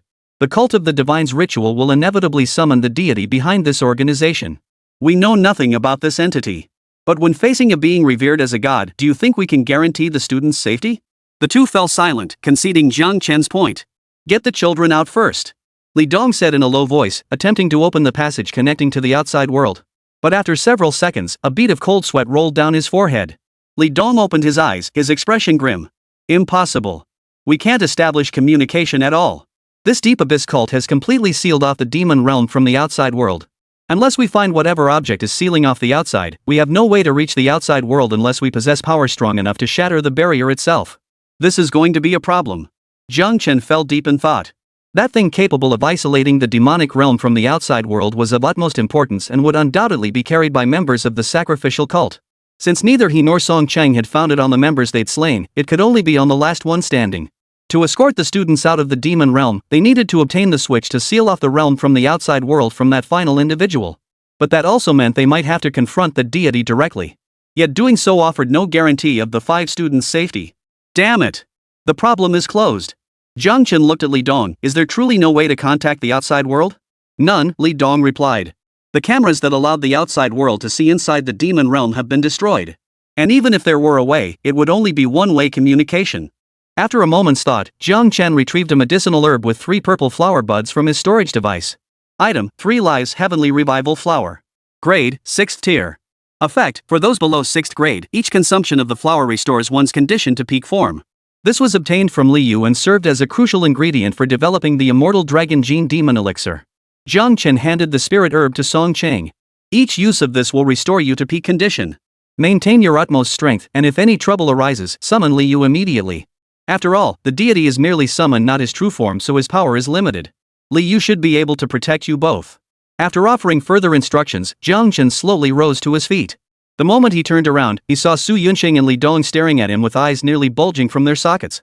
Unlike these students, they were well aware of the terrifying value of this spiritual herb. Even 6th-tier powerhouses would be envious, let alone 5th-tier practitioners like them. Instantly restoring full health mid-battle? That's practically cheating. Jiang Chen paid them no mind, striding first toward the center of the demonic realm. At the same time, Number 3 had already reached the center of the eye pattern. Kneeling on the ground with hands pressed together, she murmured a prayer with profound devotion. Ruler of heaven and earth, creator of oceans and flames, the ultimate source of life and destruction, all-knowing and almighty Davros, your most faithful believer, who has prepared abundant offerings for you, now prays to you, please descend upon this place. As Number 3 prayed, the patterns beneath his feet began to emit an eerie, murky glow. Looking down from the sky, the patterns seemed to come alive, gently undulating as closed eyes slowly opened. In the next instant, a grayish-white pillar of light shot straight into the heavens. Clouds shattered, and the azure sky was instantly shrouded in dark clouds, from which purple-white lightning danced. A terrifying force descended upon this demonic realm. Under the pressure of this force, the intact space cracked open, dark fissures spreading toward other corners of this world. Lin Fan and his companions, who had been advancing into the distance, abruptly halted their steps, gazing toward the source of this force. In the distance, a towering figure slowly materialized. It resembled a sheep yet a tiger, an eagle yet a mouse, embodying the myriad forms of human existence. Wings ablaze with an eternal gray flame unfolded behind it. An indescribable chorus filled the heavens and earth, as if paying homage to this unspeakably great being descending upon this realm. Holy, this power, it's terrifyingly strong. Li Dong muttered to himself, feeling his breath grow heavy. Chapter 74, Divine Projection, Devour. Number 3 lifted her head. Gazing upon the god who had answered her summons, her eyes blazed with an indescribable fervor and excitement. The towering figure bowed its head slightly, observing the tiny ant below number 3 kneeling and praying before it. The wings behind him quivered lightly, emanating an invisible ripple from his being. Without uttering a sound, the deity's intent abruptly materialized within Sanhao's mind as the wave reached her. Just 2 simple words. Sacrifice. Devoid of emotion, cold and aloof. Number 3 snapped out of her excitement and anticipation. Following the sect's secret rites, she refined the prepared corpse of the slain demon beast into a surging, dense current of blood energy. The dense blood essence surged toward the majestic figure of the deity. Though the demon beast's corpses were generally no higher than 3rd tier, their sheer volume provided ample raw material. This backflow of blood essence to the deity lasted a full minute. When the infusion concluded, the deity's towering form appeared slightly diminished yet markedly more solid. Number 3 gazed at the deity with reverence and anticipation. Just as she was about to voice her wish, the wings behind the deity fluttered lightly once more. An intangible wave swept over number 3, instantly draining the reverent excitement from her face and leaving it deathly pale. The deity's response remained just 2 words. Insufficient. Number 3 forced down the rising panic within her, struggling to maintain her outward respect and fervor. Great deity, these beasts are but appetizers. Every living thing within this demon realm is an offering I prepare for you. The wings behind the deity fluttered gently. In the next instant, the soft feathers transformed into countless pure white tentacles, untouched by dust. With a sharp PSSSH, blood spattered through the air. Number 3 lowered his head, staring at the gaping wound in his chest where a divine tentacle had pierced him. The vitality within his body was being drained away at an unbelievable speed.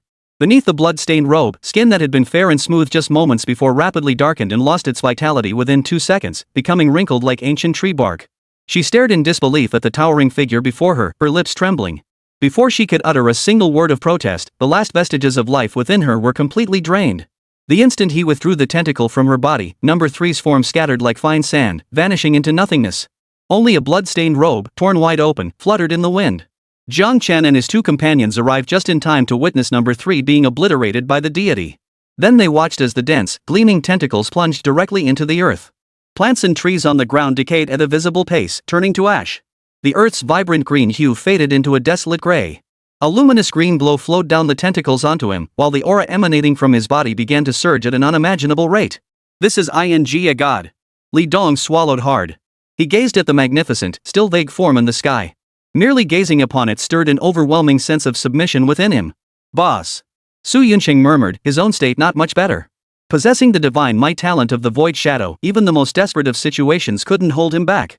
Yet at this very moment, standing before this deity, he felt an inexplicable, indescribable sense of danger. Jiang Chen paid Su Yunqing no mind. Through his true sight, he stared at the majestic figure, lost in thought. Target, Doris projection. Race, God. Domain, Calamity. Tier, 7th tier, 6th layer 7th tier, 7th layer. Status, summoned to this realm as a projection, enhancing projection combat power by absorbing life energy, which is then fed back to the main body. Note, deities dwell in the primordial chaos. Their overwhelming power renders them incapable of rational thought, leaving them blindly foolish. Thus, they generally possess low intelligence, acting solely on instinct. Only a few deities retain exceptional wisdom. Jiang Chen's Adam's apple bobbed as he struggled to articulate his emotions. The deity worshipped by the cult of sacrifice was actually a true god?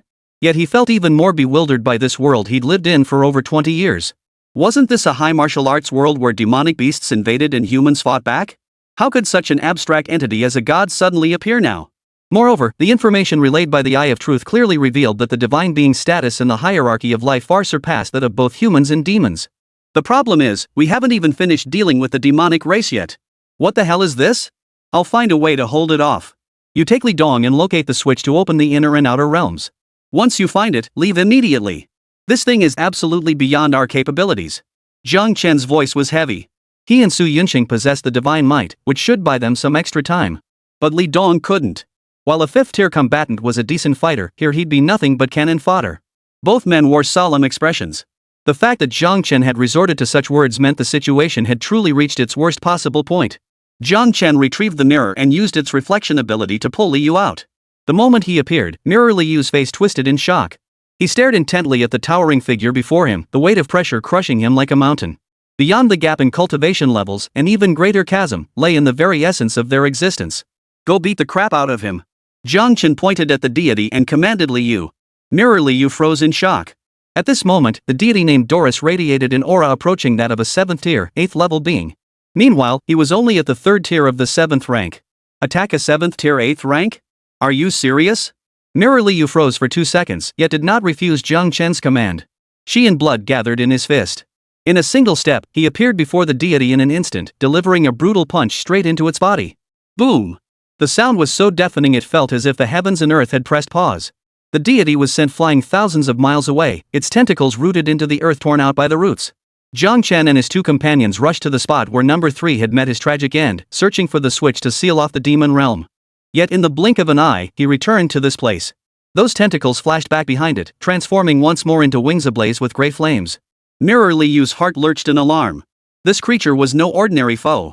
He looked at Jing Liu, who stood suspended in midair before him. His gaze was cold and impassive, as if the figure before him were not a peer of equal power, but merely an insect utterly beneath his notice. An invisible wave emanated from him, sweeping over Jing Liu and the 3 below, extending even further to Song Qing and his 4 companions. Every being touched by this wave felt the same thought surface in their minds. Ants! Damn it! Mirror Liu's face darkened. Besides the demon beast back then, no other scum has ever dared to speak to you, Grandpa Li, like this. Compared to the Liu of this world, the Liu of the mirror world possessed an even more volatile temper. He sensed this creature before him, seemingly a demon beast, was no ordinary being. Its cultivation realm was profoundly high. In the past, he would never have dared to confront it head-on. But now, having acquired the pointer talent and mastered the power of time, did he need to avoid its sharp edge? Mirror Liu charged forward with explosive fury. Just as the deity Devour was about to act, his body suddenly lost control. Mirror Liu used the pointer to rewind time to the instant after the god had been knocked back, then delivered another fierce punch. Directly at Devour's face. Doris, who had just been sent flying, was hurled backward once more. Accompanying this was Jing Liu's roar that echoed through the heavens. Come fight! Chapter 75, The Heaven Sealing Pearl, a high-grade spiritual treasure, and his betrayal. After sending the deity flying, Jing Liu charged forward once more. A rising dragon punch sent him soaring skyward, smashing through the dark clouds to reveal a vast expanse of clear sky. On the ground, Su Yunsheng and Li Dong stared in disbelief. Boss, this guy you picked up, he's pretty fierce, huh? Li Dong nodded in agreement. As a 5th-tier powerhouse, he was considered elite even in a Tier 1 gathering place like the Wave Surge Hub. Others were always the ones marveling at his strength. This was the first time he'd felt the gap in power right on his own turf. Stop chatting and hurry up with the search. Jiang Chen was also astonished by the old man's power, yet he remained far from optimistic. Though it appeared that the lower-tier cultivator Liu was suppressing the higher-tier deity, he knew full well that old man Liu was no match for this divine being. The old man hadn't truly inflicted any effective damage on the deity. Though the tentacles had been torn from the ground, the deity's aura inexplicably continued to surge upward. Target, Dwarus projection. Race, God. Domain, calamity. Tier, 7th tier, 7th layer, 7th tier, 8th layer. Status, summoned to this realm as a projection, enhancing projection combat power by absorbing life energy, which is then fed back to the main body. Jiang Chen's expression grew increasingly grave. The god's cultivation realm had surged to 7th tier, 8th layer within this brief moment. The gap between their realms widened further. Not to mention the old man's existence in reality was time-limited. Once the old man's active period ended, they would be the ones in danger. Found it. Jiang Chen's thoughts snapped back to reality. Turning to look, he saw Su Yunsheng holding a crimson robe in his left hand and a transparent glass sphere barely the size of a fingernail in his right. Item, Sealing Heaven Orb. Grade, high-grade spiritual treasure. Effect, can block rules, isolating 2 spaces. Jiang Chen's eyes lit up. High-grade spirit treasure. A valuable item.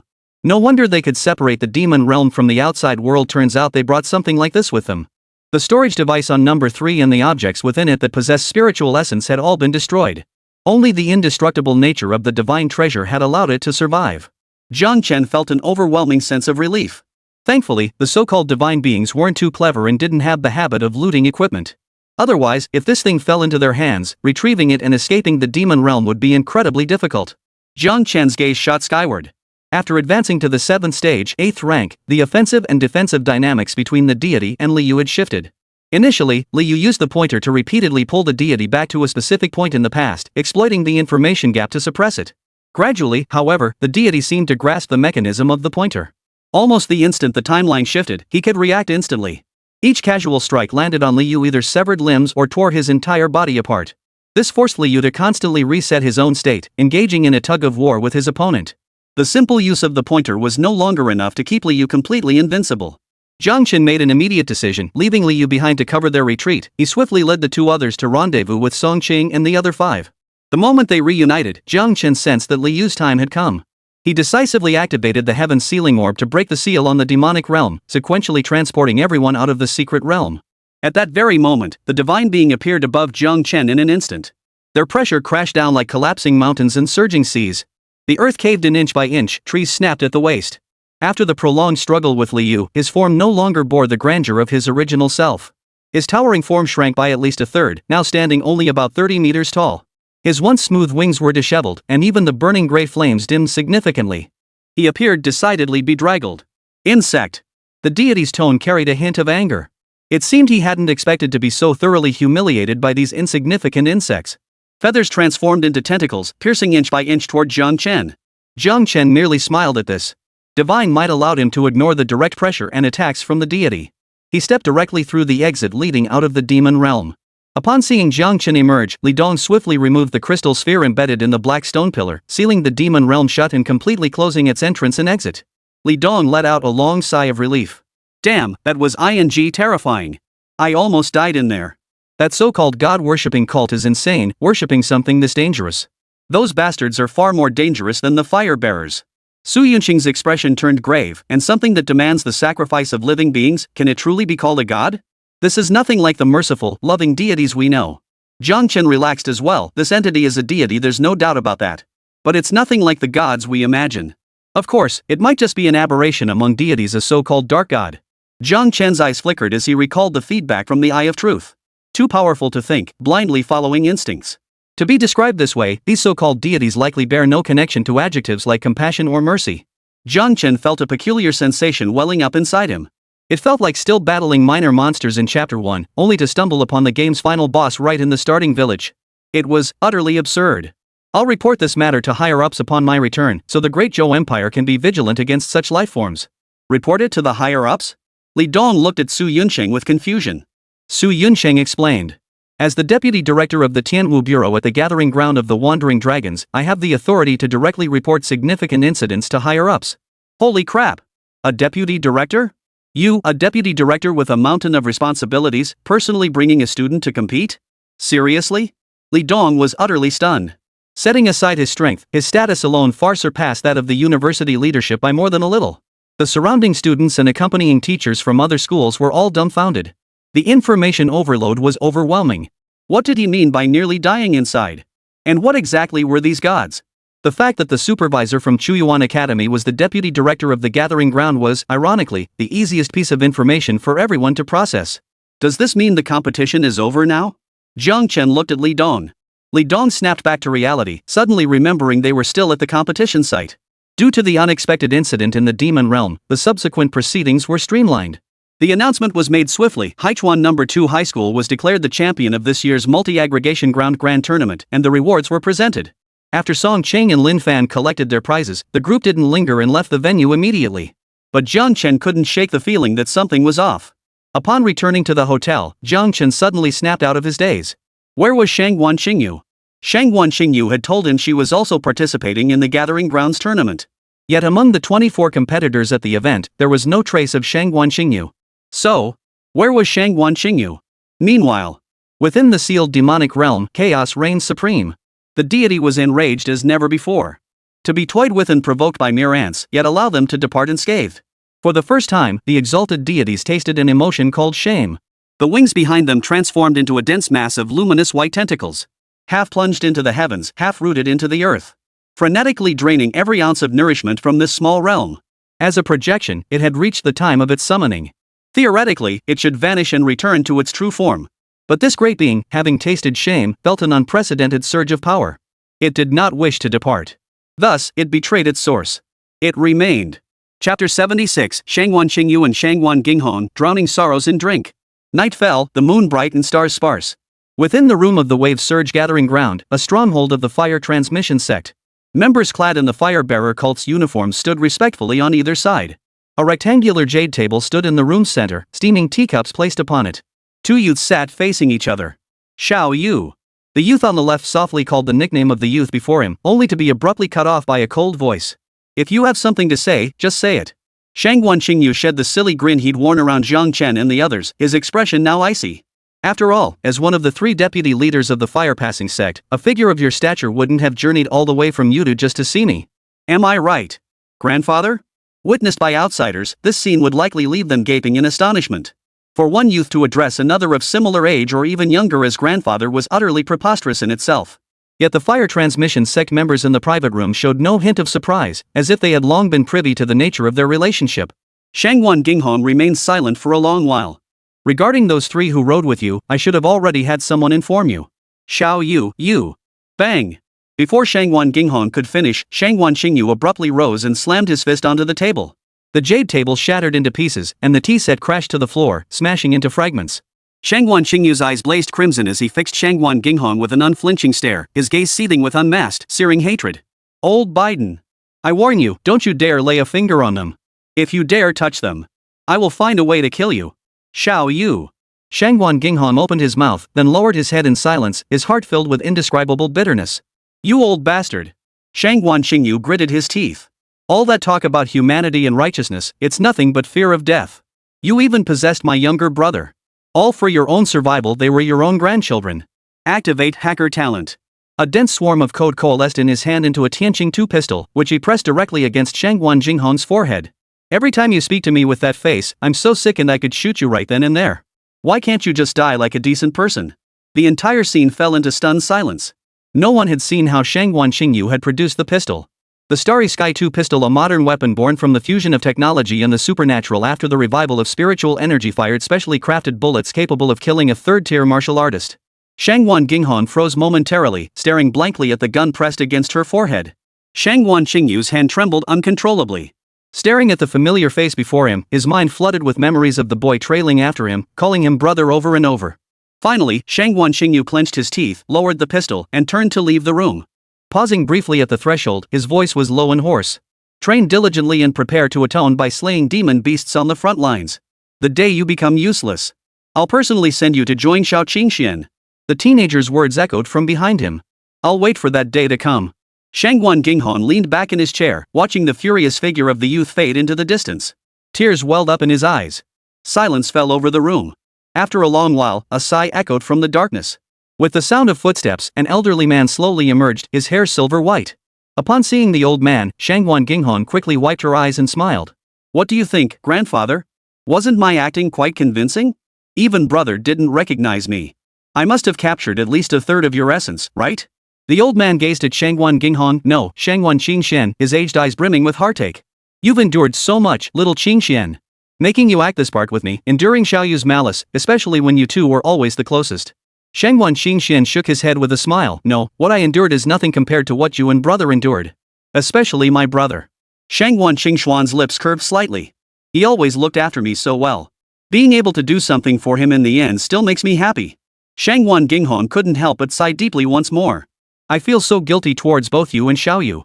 Shangguan Qingxian asked, then, grandfather, what about my brother's 3 friends? That Zhang Chen has already surpassed the age limit. The other 2 show tremendous potential. Plenty of ambitious individuals have set their sights on them. Shangguan Ginghong pondered for a long moment. I'll warn the other old fools not to lay a finger on those 2 children. Our schemes have already burdened Xiaoyu with too much. His rare friends, we must protect them well. Yes, there was never any scheme of a grandfather usurping his grandson's body. All of this was merely a play, a scheme. A performance orchestrated by grandfather and grandson, a scheme devised for another grandson. At that moment, inside the hotel where Jiang Chen and the others were staying.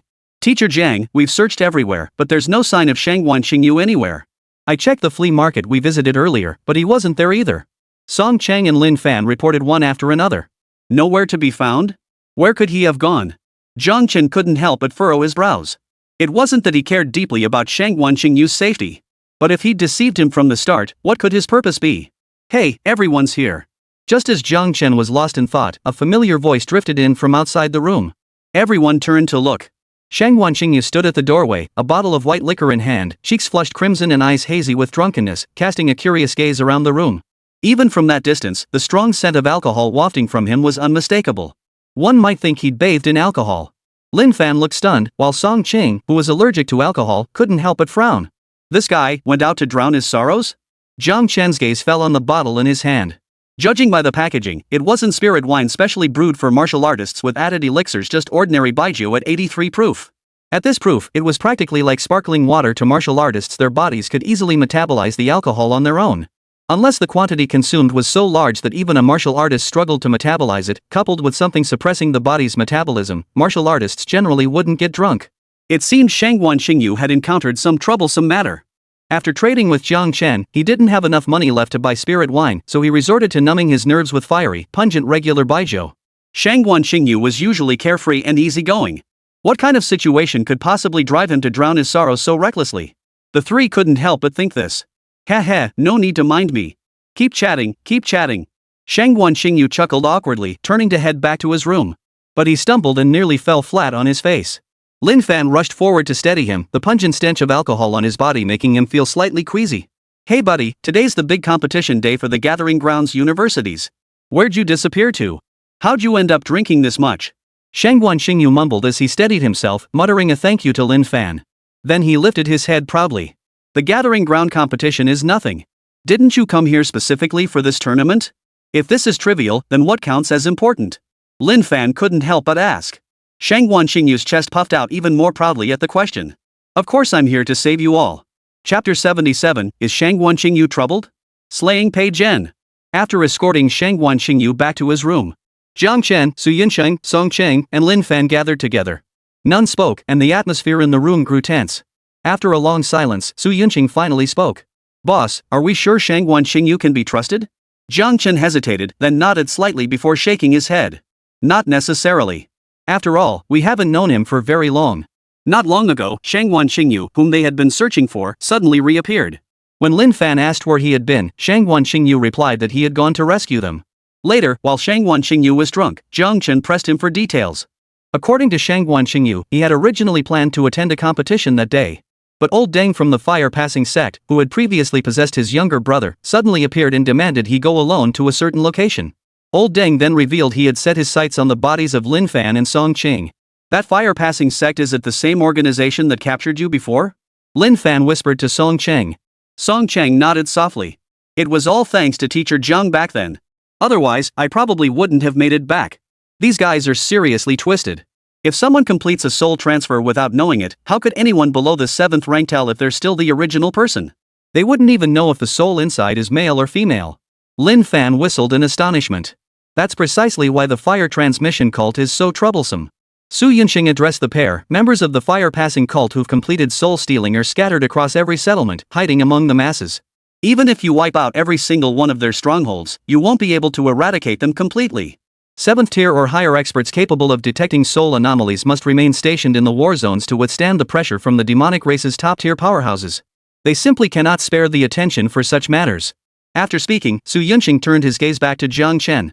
"Boss, should we go after the fire transmission cult?" "No." Jiang Chen refused decisively. Shangguan Xingyu is hiding something. He hasn't been truthful, or hasn't revealed the whole truth. Knowing about the fire transmission sect and his own brother being possessed, yet neither silencing him nor reporting it to the Heavenly Martial Bureau. If Shangguan Xingyu has no connection to the fire transmission sect, I won't believe it for a second. To take it to the extreme, he might even be from the fire-passing sect himself. After Jiang Chen spoke, the group fell into silence. Indeed, the issues surrounding Shangguan Xingyu were far from trivial.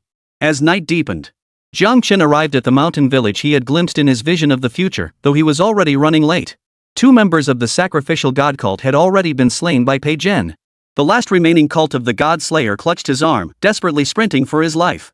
Until he leapt onto the balcony of a 3-story building and saw the figure sitting on the eaves before him. "Get out of the way. Don't block my path." The cult of the divine member didn't pause, continuing to charge forward. Judging by his posture, it seemed as though he intended to plow right through Jiang Chen like a bulldozer if the latter didn't move out of the way. But Jiang Chen remained seated on the eaves, utterly motionless. A fierce glint flashed in the cult of sacrifice member's eyes. Just as he prepared to accelerate again, an immense sense of danger suddenly descended. In the next instant, a figure blurred into sharp focus before his eyes. A hand loomed larger and larger in the cultist's pupils before clamping around his throat, yanking him upward with brutal force. When he recognized the face before him, his eyes widened in terror, his expression twisted into unprecedented horror. Behind him, Pei Zhen finally caught up, but upon witnessing the scene, his expression betrayed utter disbelief. In that instant, it felt as though he had fallen into an ice cave, his entire body shivering with horror. The person holding the cult of the divine member looked exactly like him. How could this be? An indescribable feeling flooded his heart as he spotted Jiang Chen at the very back. Holy! Damn it! The next second, without a moment's hesitation, Pei Zhen turned and walked away, as if he had made up his mind. Jiang Chen raised his eyes calmly and deliberately. His pointer talent pulled Pei Zhen back, even though he was already hundreds of meters away. When Pei Zhen finally registered what was happening, he froze in utter bewilderment. Wait, what the hell is going on? He could track him down even after running that far? Master Jiang. Pei Zhen forced an extremely stiff smile at Jiang Chen, abandoning any further attempts to flee. He knew full well that if Jiang Chen could retrieve him so effortlessly, fleeing would be utterly pointless in his presence. Well, the head of the Pei family still remembers me. Jiang Chen looked at Pei Zhen with keen interest. It's been so long since we last parted ways, I almost thought the head of the Pei family had forgotten about this insignificant figure. How could that be possible? Pei Zhen's smile was more painful than a cry. My admiration for you flows like the ceaseless river, as boundless as the heavens and earth, as clear as the sun and moon. If you're still a nobody, then everyone in this world except Guozhu must be a nobody too. So you think I'm not as good as Guozhu? Jiang Chen raised an eyebrow, his face brimming with amusement. Pei Zhen. Then what else could it be? He desperately wanted to utter those 4 words, but he knew all too well that saying them would be like handing a knife directly to the other person. Pei Zhen felt a sudden pang of frustration. This damn question was exactly like that life or death dilemma when your girlfriend asks which one you'd save first if she and your mother fell into the river. Master Jiang, please don't torment me like this. Pei Zhen forced a bitter smile. I know using your name to host the auction was my mistake. Just tell me what you want, straight up. Whatever compensation you desire, if it's within my power, I will fulfill it. Is that so? Jiang Chen waved his hand dismissively. He seized the arm of Jing Pei Zhen, a member of the sacrificial cult, and hurled him violently across the room. He then approached Jiang Chen, his face brimming with deference, like a loyal bodyguard. Pei Zhen couldn't help but glance at him several times. He really looked exactly like himself. What was the principle behind this? Could it be that so-called genetic demon fluid? I don't ask for much. Jiang Chen rose lazily. Just hand over your life. Pei Zhendu, who had been hoping to pay his way out of trouble, paled instantly. Mirror Pei Zhen had already teleported before him, unleashing a punch toward his abdomen. Pei Zhen scrambled to block, using Mirror Pei Zhen's force to propel himself backward. After creating maximum distance, he decisively turned and sprinted away. Mirror Pei Zhen showed no intention of pursuing. He clenched his fist where he stood, pulling his arm back like a bowstring drawn to full moon. The needle talent activated, snatching the fleeing Pei Zhen back into the heavens. Before he could react, Mirror Pei Zhen's deliberately aimed punch slammed into his face. The sound of shattered nasal and facial bones rang clearly in his ears. The deafening roar that shattered the sound barrier instantly activated every sound activated like within hundreds of meters. When Pei Zhen was pulled back once more, Mirror Pei Zhen ceased his relentless assault on his real-world counterpart and instead pinned him directly before Jiang Chen. Master Jiang, wait. I'll trade every resource I've accumulated and the entire Pei family fortune for my life. Please, spare me. Fear of death filled Pei Zhen's eyes, all traces of his former pride as a high-ranking official vanished. Jiang Chen nearly chuckled at Pei Zhen's plea. Seems your physical ailments have affected your mind too. Resources and money? Do I need you to give them to me? Pei Zhen's heart trembled. Indeed, someone capable of developing the gene demon serum, how could they possibly lack such things? Yet Jiang Chen's next words made his eyes widen in shock. Kill you, and the items will still be mine. Chapter 78, Puppet? The Thousand Illusions Mask. Pei Zhen snapped his head up, staring at Jiang Chen in utter disbelief. You? Before he could finish, he saw Jiang Chen slowly draw a blood-red cleaver, and his body began to tremble uncontrollably. Pei Zhen tried to struggle, but how could he possibly break free when facing a self that matched his strength perfectly and remained in pristine condition? Is there truly no room for negotiation? Pei Zhen gritted his teeth, his voice filled with unwillingness. Jiang Chen gripped the blood madness high above his head, his voice cold and detached. None. With that, the blade fell. Blood spattered across the floor. The severed head flew high into the air before crashing to the ground, rolling several times. The light in Pei Zhen's eyes dimmed inch by inch, his life force plummeting to freezing point in an instant. Jiang Chen stared at Pei Zhen's corpse, his eyes narrowing slightly. A puppet? The Pei Zhen whose head Jiang Chen had severed was not the real him, but a remotely controlled puppet. It appeared indistinguishable from a living person, yet it was not a true life form. The fact that it hadn't been consumed after being slain by blood madness proved this point. Mirror Pei Zhen seemed to have anticipated this outcome. Without hesitation, he charged straight toward the opposite end of the urban village. Jiang Chen retrieved a mirror from his pocket and tossed it high into the air. Under the moonlight, the figure of Mirror Liu slowly emerged from its surface. Jiang Chen ordered calmly, "Follow him. Find him. Kill him." Mirror Liu said nothing, streaking straight toward Mirror Pei Zhen. With Mirror Liu present, eliminating Pei Zhen would be a mere formality, something he needn't concern himself with. Jiang Chen turned, his gaze piercing through the spatial barrier. He saw the lone surviving member of the sacrificial god cult had awakened and was staggering away into the distance. A cold gleam flashed in Jiang Chen's eyes. Next, it was time to deal with the sacrificial god cult. Jiang Chen followed the man, maintaining his divine might throughout. His body concealed within another dimension, he remained completely undetected. But Mirror Pei Zhen seemed to have struck a bit too hard just now. The already gravely wounded cultist suffered further injuries. Barely half an hour later, he slumped against a wall.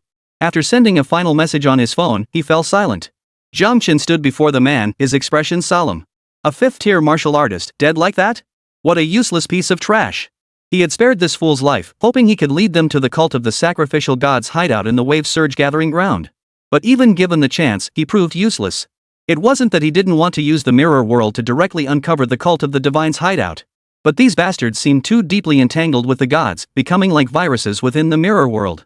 He could still crush them effortlessly within the mirror world, but he couldn't guarantee they'd obey his commands without fail. Basic commands could be executed without exception. But the moment anything involving the gods was involved, their mirror world counterparts would spiral uncontrollably into chaos and obliteration, only to return to the mirror world once more. Otherwise, why would Jiang Chen go to such troublesome lengths to set this trap? At that moment, Mirror Liu flew back, carrying Pei Zhen's corpse in his hand. His eyes were wide with utter resentment. He seemed unable to fathom that even after dying before Jiang Chen, his true form had been tracked down and subjected to a second death. Jiang Chen thrust blood madness into Pei Zhen's body. Soon, Pei Zhen's body dissolved into a swirling red mist, gradually absorbed by the blood madness. The bracelet and mask fell to the ground with a faint clatter. Name, Pei Zhen. Realm, 5th tier, 4th layer. Status, deceased. Now it's confirmed this is Pei Zhen's true form. Jiang Chen picked up the two items from the ground. He examined the bracelet first, probing it with his spiritual sense. This was Pei Zhen's storage device. The densely packed resources inside nearly blinded Jiang Chen with their brilliance. Spiritual herbs, martial weapons, and wealth. 5th grade items were commonplace, while 6th and 7th grade treasures were no small number. Jiang Chen felt a slight sense of relief. At least this outing hadn't been entirely fruitless. He turned his gaze to the mask. It was pure white overall, thin as a cicada's wing, with an exceptionally smooth and warm texture. Though called a mask, it was more akin to a face mask. Item, Mask of 1,000 Illusions. Grade, Inferior Spirit Treasure. Description, wearing this mask allows one to transform into any face they have ever seen, with the body shape changing accordingly. A low-grade spirit treasure. This is an unexpected delight. And the ability to alter one's appearance is quite practical. Jiang Chen couldn't help but let the corners of his mouth turn up. A high-grade spiritual treasure, the heaven-sealing pearl a middle-grade spiritual treasure, the blood-crazed cleaver a low-grade spiritual treasure, the azure spirit jade and now this low-grade spiritual treasure, the thousand-shape mask. He now held a full 4 spiritual treasures in his hands. Jiang Chen's mood soared, sweeping away even the lingering frustration from failing to eliminate the sacrificial cult. Ah well, plenty of time to deal with them later. After devouring this sacrificial god cult member with the blood madness blade, Jiang Chen departed the mountain village. At the same time, chaos erupted within the sacrificial god cult's stronghold. Elder, it's bad news. One of the 3 members sent to find Pei Zhen has reported back. Pei Zhen isn't a 4th-tier martial artist, he's a 5th tier. All 3 of them have been captured. Elder, we still haven't received any updates from the radical faction. Elder, it's bad. Someone's targeting us. At least half of our cult of the divine members in the wave surge gathering ground have been killed. Bad news kept pouring in. Seated in his sandalwood chair, the white-bearded elder kept his eyes closed. He merely listened to the reports, his expression growing increasingly grim. Finally, having reached his limit, the elder abruptly opened his eyes. The armrests of his chair shattered with a loud crack. A terrifying surge of vital energy erupted from his body, knocking numerous cult members to the ground beneath the crushing weight of his aura. They were unable to rise. The elder's furious voice echoed throughout the chamber. Who is it? Who is targeting my sacrificial god sect? Rising from his seat, the elder's once benevolent face now resembled a hideous demon crawling from the depths of hell. The congregation members, prostrate on the floor, trembled in fear, yet none dared to answer. Why are you silent? The elder's voice was as cold as ice. In the next instant, several members lying on the ground exploded without warning. Blood-soaked flesh fragments splattered everywhere, staining those nearby crimson. The stench of blood instantly filled the hall, sending shivers down everyone's spines. Investigate. Investigate for this elder. Our plans must proceed without a single hitch. This elder demands to know which fool dares oppose my god-sacrificing cult. The elder coldly surveyed the crowd prostrate before him. If you fail to find him, then this elder will personally escort you to apologize to the Divine Lord. Get out! The crowd shuddered involuntarily and slowly retreated from the area. To seek forgiveness from the Divine Lord, that meant they would be sacrificed as offerings. Soon, the space was left with only the elder. After deep contemplation, the elder retrieved a communication token. The situation has changed. Advance the plan. Chapter 79, Farewell to Lu Renjia, the Sunset Courtyard Massacre. Over the next few days, life grew considerably calmer for Jiang Chen and his companions, with no further appearances from the cult of divine sacrifice. During this period, Jiang Chen frequently visited the subway station to investigate. But aside from the train they had originally arrived on, no second subway had arrived. As expected, those subway trains were likely still stuck on the tracks. This puzzled Jiang Chen somewhat. After all, nearly half a month had passed since they arrived at the surging gathering ground, yet not a single train had returned in all that time. The Tianwu Bureau at the wave gathering ground was certainly taking its sweet time. Jiang Chen wasn't in a hurry to return. In these times, traveling to other places to see the sights was incredibly difficult. Staying a little longer wasn't such a bad idea. Lin Fan, Song Cheng, and Shangwan Qingyu, the three youngsters, were having the time of their lives. Buzz. Jiang Chen pulled out his phone. It was an unfamiliar number. Just 2 seconds after hanging up, it rang again. Jiang Chen slid to answer, puzzled. Hello? Who is this? Senior. It's Xiao Lu. The voice on the other end sounded excited and thrilled. Jiang Chen thought for a few seconds before quickly remembering. Wasn't that the security guard from the subway they'd taken? Senior. It's a major incident. Sunset Court. A renowned nursing home within the Wave Surge settlement. Most of the elderly residents here suffer from mental health issues. Allegations of abuse by the nursing home director and staff had surfaced before, but were quickly suppressed and swept under the rug. And now. Last night, the psychiatric nursing home was subjected to a brutal massacre. Every single person in the facility, from the director and caregivers down to the newly admitted residents, a total of 444 souls perished. Not a single soul survived. The incident rapidly surged to the top of the trending topics on the gathering site, sparking outrage among every netizen who saw it. No one could fathom what kind of heartless devil could commit such an unspeakable crime against humanity. When Jiang Chen arrived at Sunset Home, the Tianwu Bureau had already sealed off the facility. Yellow caution tape separated the interior from the exterior. Outside, middle-aged men and women wailed in anguish, their cries piercing and despairing. They were the children of the elderly residents, rushing to the scene upon receiving the news. No one could have imagined that their parents were perfectly fine when they were dropped off, only to receive the devastating news of their deaths upon receiving the alert. A crowd of onlookers had already gathered, whispering among themselves. How tragic, so many people gone. What a cruel twist of fate. I just heard Sunset Court was upgrading its facilities to improve services. Who knows if they actually did it, but they certainly won't get to use them now. Terrifying. Thank goodness my son never put me there. Otherwise, I'd be one of them too. Jiang Chen stood frozen in place for a long while, listening to the surrounding murmurs and deep in thought. Finally, he took a step toward the entrance of Sunset Court. Excuse me, but this area is off limits. The Tianwu Bureau guard blocking the way stopped Jiang Chen, his face full of reluctance. If you're a family member of a victim, please provide the victim's name. We'll process your registration. I'm not a family member. Lu Renjia called me here. He said just mentioning his name would suffice. Lu Renjia? At the mention of that name, the Tianwu Bureau officer perked up. Ah, it's you. Captain Lu specifically mentioned you to us. Please wait a moment while I find someone to escort you inside. He exchanged a few words over the intercom, and soon another Tianwu Bureau member arrived, escorting Jiang Chen into Sunset Courtyard. Why is he called Team Leader Lu Renjia? Isn't he just a subway security guard? Jiang Chen asked curiously. The escorting Tianwu Bureau member paused, then explained with a smile, in this era, the subway is the sole transportation linking us to other settlements. Its importance is self-evident. The Tianwu Bureau certainly wouldn't assign just anyone to protect it, right? Every security guard on a subway train is a powerful individual selected from major settlements. Captain Lu is one of them. Before becoming a subway security guard, he was the captain of a squad in our Wave Surge settlement. Jiang Chen suddenly understood. No wonder when the black and white duo emerged, Lu Renjia had confidently declared they'd handled the investigation. Turns out he held this additional role. The moment Jiang Chen entered Sunset Courtyard, crimson blood splattered across the back wall behind the front desk met his eyes. The front desk attendant lay in a pool of blood, eyes dull, her pink uniform soaked through with viscous blood. Jiang Chen narrowed his eyes slightly. He instantly recognized the fatal wound on the caregiver's neck. Both the collarbone and the blood vessels had been severed simultaneously.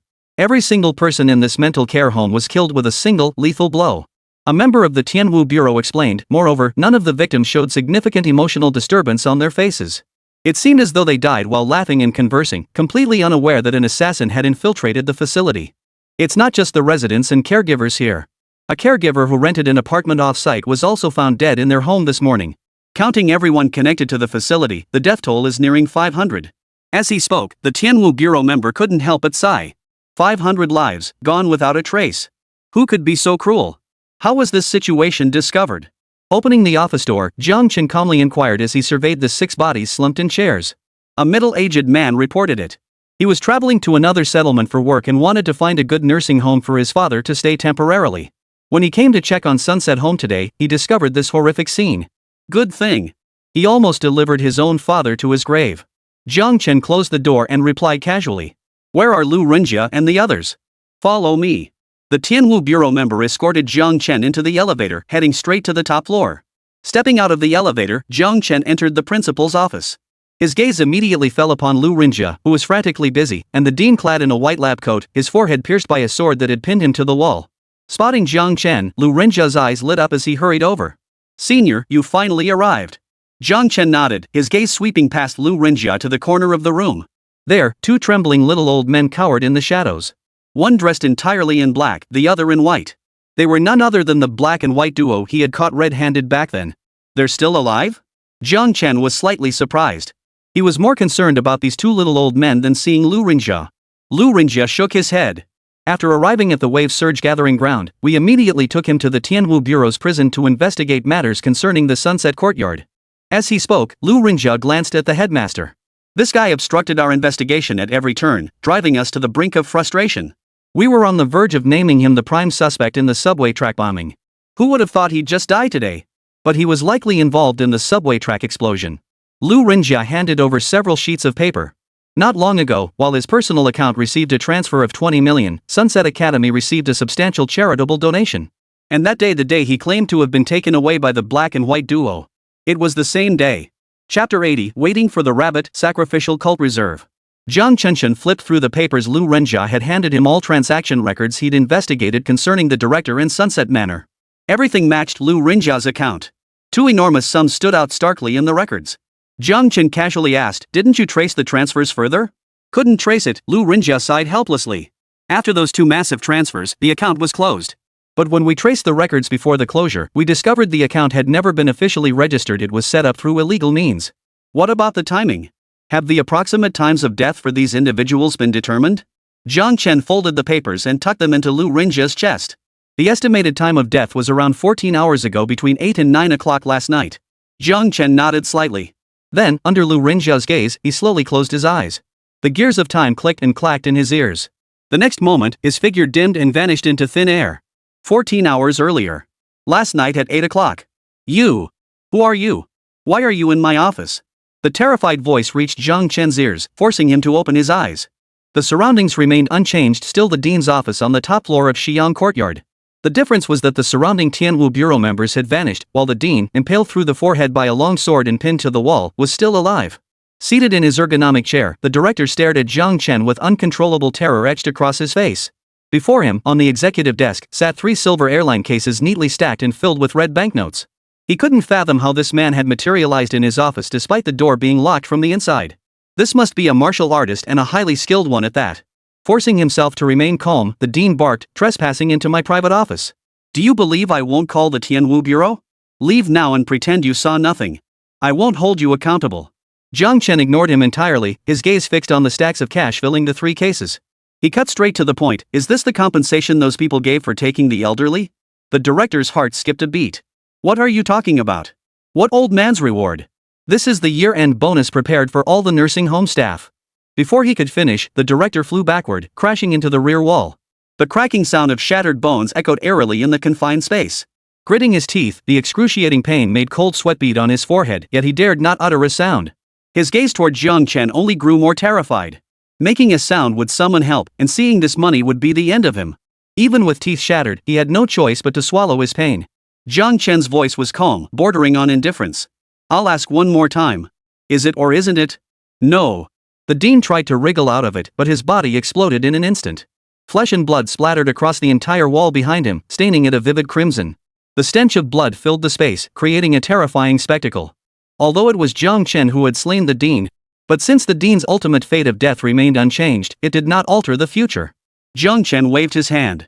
The enormous floor-to-ceiling window glass rippled with waves of distortion, blurring from clarity into haze. Then, a figure cautiously stepped out from the mirror, bearing the exact same face and form as the dean whom Jiang Chen had just struck down. It was none other than the Sunset Academy headmaster from the mirror world. Master. Mirror Dean addressed Jiang Chen cautiously.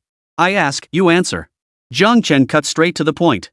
Was that money taken from the old man's compensation? Yes. Who were you dealing with? I don't know. They approached me to make a deal, paying me personally and the Sunset Home a portion of the money. They wanted to borrow some of the elderly residents to do certain things. Did you ask what the task involved? I did. What did they say? The price has doubled. Don't ask questions you shouldn't ask. Jiang Chen asked, and Mirror, the dean, answered. In mere minutes, he had extracted every last bit of information he possessed. Jiang Chen nodded, then reduced Mirror, the dean, to dust with a single punch before sitting down in the dean's former chair, refusing to leave. He knew full well that the killer would come straight for the dean to finish him off. Therefore, for Jiang Chen, it was better to wait for the enemy to come to him than to make the first move. After a moment's thought, Jiang Chen placed the Thousand Illusions mask over his face, adopting a different appearance.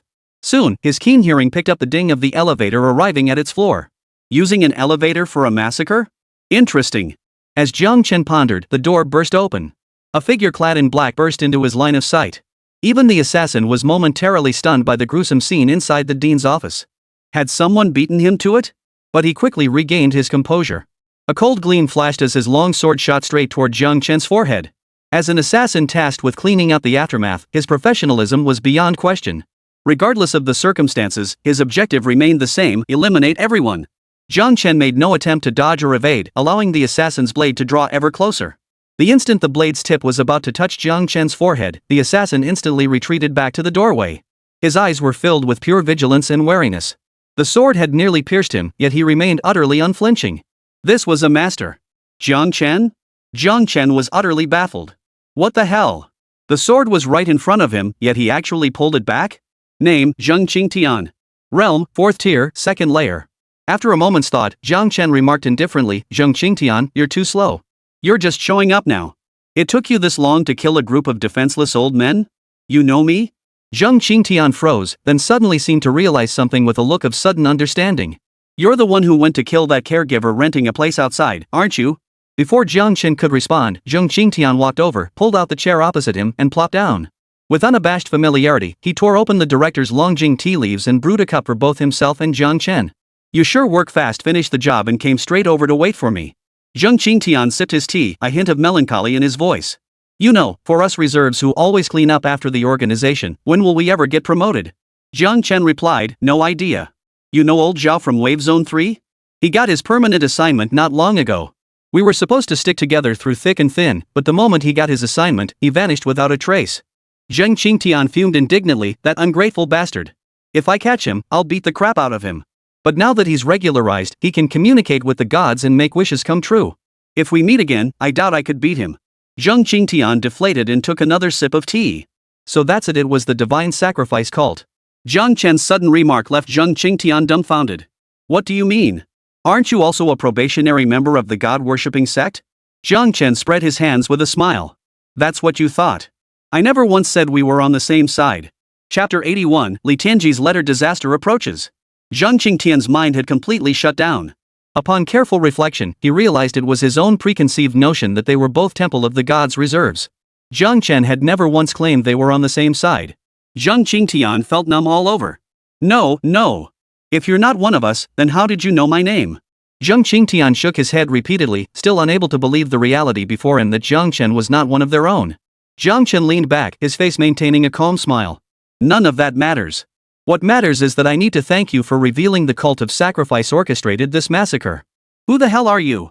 By now, Zheng Qingtian fully realized something was terribly wrong.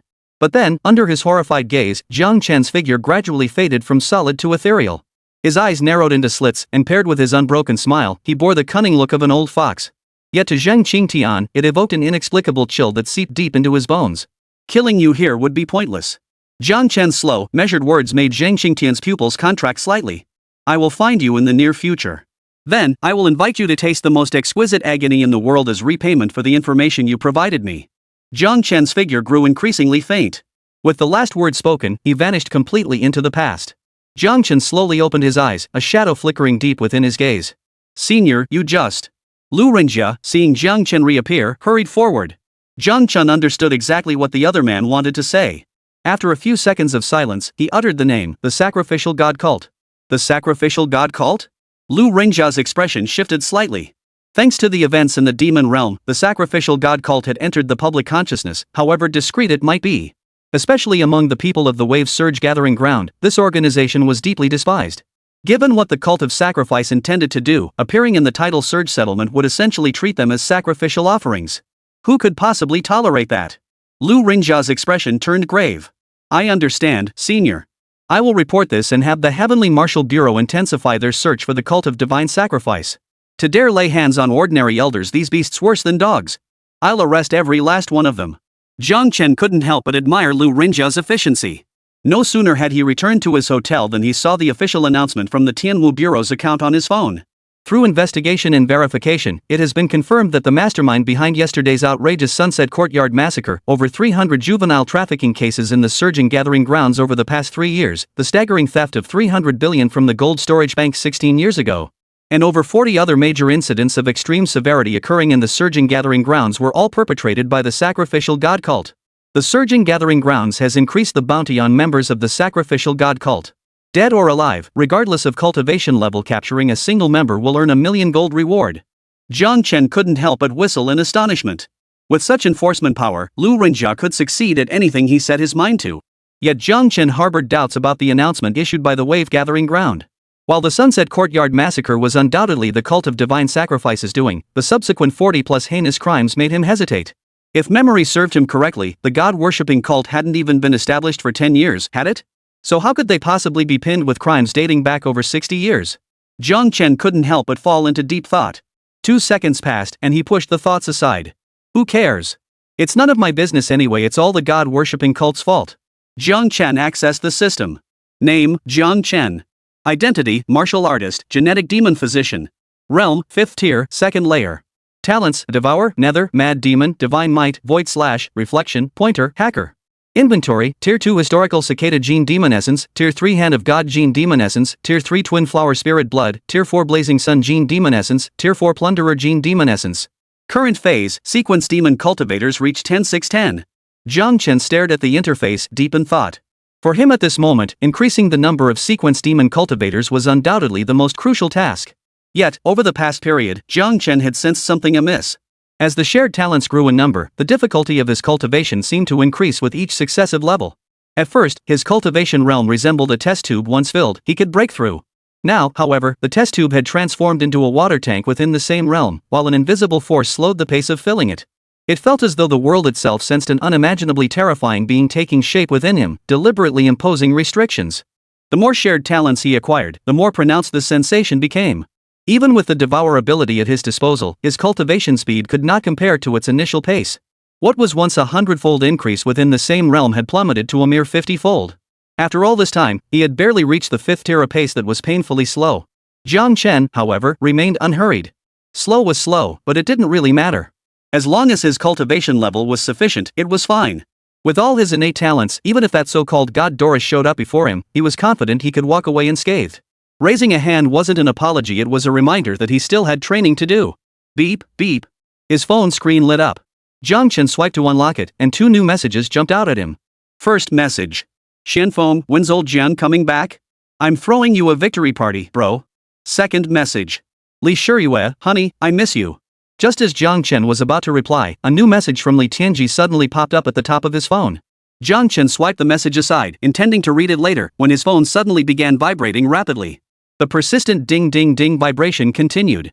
All the new messages were from Li Tianji. The persistent vibration made Jiang Chen frown. He opened Li Tianji's chat interface, where the other party had sent a dense barrage of emojis and images, so many that they hadn't even finished loading yet. Without even glancing at them, Jiang Chen first sent back a ? Receiving a response, Li Tianji finally quieted down. The sent emojis finally finished loading. All of them were the same animated GIF, little rabbit running away.jpg. Completely baffled, Jiang Chen was about to ask when Li Tianji sent another message. Fortune telling 50, run. Fortune telling 50, don't hesitate. Leave immediately. After these 2 messages, another barrage of running away memes followed. Jiang Chen was utterly baffled. As if that weren't enough assurance, Li Tianji's video call came through the next moment. Jiang Chen answered the call. As the video loaded, the moment Li Tianji appeared, his pupils involuntarily contracted to their absolute limit. The Li Tianji in the video was clearly only a few years older than him, still in his prime youth. Yet, strands of hair at his temples had already turned white, and faint wrinkles had begun to surface at the corners of his eyes and on his forehead. His eyes widened in horror, his voice hoarse with alarm. "You scoundrel! Drop everything immediately. Get out of the Haichuan settlement now. Whether you go to a neighboring settlement, the wilderness, or even the 100 Rivers Mountains anywhere. The farther, the better. Where you are, an unimaginably devastating catastrophe is about to strike. Many will die in this disaster. Including you, there's a high probability you'll die too." Li Tianji's words sent shockwaves through Jiang Chen's mind. Catastrophic disaster, death. But he wasn't in the Haichuan settlement now. Chapter 82, It's all the sacrificial cult's fault. Li Tianji seemed to have been holding on by sheer willpower. After delivering the message face-to-face to Jiang Chen, before the latter could ask for specifics, Li Tianji's eyes rolled back and he passed out cold. The phone screen froze on the antique-style ceiling. "Li Tianji? Li Tianji." Jiang Chen called out twice but received no response. Hanging up the call, Jiang Chen fell into deep contemplation. Judging by Li Tianji's behavior, it did seem as though he had divined an impending catastrophe of unimaginable horror. But two questions now troubled him. Li Tianji had ordered him to leave his current location, the Haichuan Gathering Ground, because he knew Jiang Chen was stationed there. Yet he couldn't possibly know that Jiang Chen had brought his students to the surging gathering for this grand competition. So, would the catastrophe Li Tianji spoke of strike the Haichuan Gathering Ground? Or the Langshu Gathering Ground? Or perhaps, both? A catastrophe deemed devastating by Li Tianji would inevitably bring untold death. What would that scene look like? Mountains of corpses and seas of blood? Bodies strewn across 1,000 miles? And who would be responsible for such an outcome? The god-worshipping cult? Or the demonic beast invasion? Jiang Chen pondered, his brow furrowing unconsciously. Finally, Jiang Chen made his decision. That night, everyone gathered in Jiang Chen's room. As he recounted Li Tianji's words, they exchanged stunned glances. A settlement facing catastrophic destruction, it sounded far too exaggerated. "Teacher Jiang, what should we do?" Lin Fan asked. Jiang Chen shot him a glance. "What else can we do? Run, of course. Or did you think you'd play some hero and save the day? Just a heads up, the gene demon fluid doesn't grant invincibility. If you're meant to die, you'll die." "That's not what I meant." Lin Fan looked troubled. "What about my family? They probably won't believe us even if we call them." Song Qing nodded silently. Her family supported her, but expecting them to uproot from the ancestral homeland built over generations just because of her word was unrealistic. Shangguan Xingyu and Su Yunsheng remained silent beside them. Jiang Chen hesitated briefly. If they took the subway back immediately, it might be fine. But the tracks had been destroyed. To return now, even traveling day and night, it would take at least half a month on foot. In half a month, whatever needed mailing would likely have been sent already. You two call home first. Try to persuade them if you can. I'll figure out a way too. Jiang Chen sighed softly as he dialed the number. Within seconds, the familiar voice of Su Xianfeng rang in his ear. "Oh, the great hero's calling me. When are you coming back?" "I won't be coming back. You're in for trouble." Jiang Chen cut straight to the chase. "Xianfeng? Hold on, buddy." Su Xuanfeng's tone betrayed utter bewilderment. "What do you mean disaster is coming? You just want to hang out in the waves a bit longer, right? No need to exaggerate like that." "I'm not joking." Jiang Chen calmly relayed Li Tianji's words. The commotion on the other end of the line gradually died down. Jiang Chen tried to reassure him, "Don't worry too much. This disaster might not necessarily hit Haichuan. It could just as easily happen at the wave surge gathering point where I am now." "So what if it happens there?" Su Xuanfeng's voice was heavy with frustration. As a Tier 1 gathering point, the wave surge is guarded by a genuine 7th tier Imperial level powerhouse. What disaster could possibly overwhelm that? Jiang Chen fell silent, his mind drifting back to the divine projection he'd encountered within the secret realm. If it descended upon the wave surge gathering ground, could it truly be dealt with? After a long pause, Jiang Chen ended the call. He then called Mo Yuqian and Lu Rinjia, who worked at the Tianwu Bureau, to relay the news. Initially skeptical, both fell silent upon learning the information originated from the Sky Calculating Pavilion. Mo Yuqian simply said, "Got it," and went to make preparations. Lu Rinjia cursed under his breath for a long while, his words conveying only one sentiment: damn the sacrificial god cult. Perhaps because their own gathering place was guarded by an Imperial-level powerhouse, Lu Rinjia visibly exuded a stronger sense of ease. "Rest assured, senior. We won't let a single member of the sacrificial god cult escape." Lu Rinjia's assurance rang out with conviction. Jiang Chen, however, looked somewhat bewildered. He merely warned them that the surge gathering site might face a crisis, but how did Lu Rinjia pin this yet-to-happen disaster squarely on the sacrificial god cult? Is everything bad now the work of the cult of the divine? Have the people of the Surge Gathering Ground grown so resentful of the cult of the divine? God-worshipping cult, Zone 4 of the Surge Gathering Ground. The phone smashed onto the floor, its screen shattering into a spray of fragments. The elder's chest heaved violently, his face twisted into a hideous grimace. Damn Dynasty Wildhorse. This is outrageous. Absolutely outrageous. Who can explain to this elder what the hell is going on? 16 years ago, the gold vault was robbed of 300 billion and it was pinned on our sacrificial god sect. Damn it, the sacrificial god sect hasn't even been around for 10 years yet. A 9-year-old committing theft 16 years ago is suddenly revealed as the truth today? This is bullying honest people.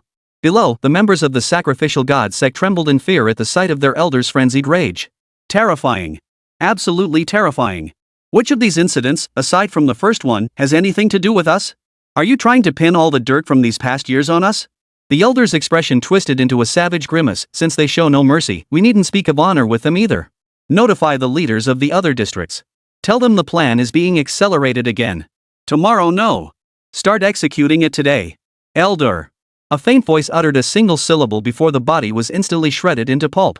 Any more objections? The elder's cold, piercing gaze swept over the crowd like a villain's. But not a single soul dared speak now. Seeing this, the elder's anger subsided considerably.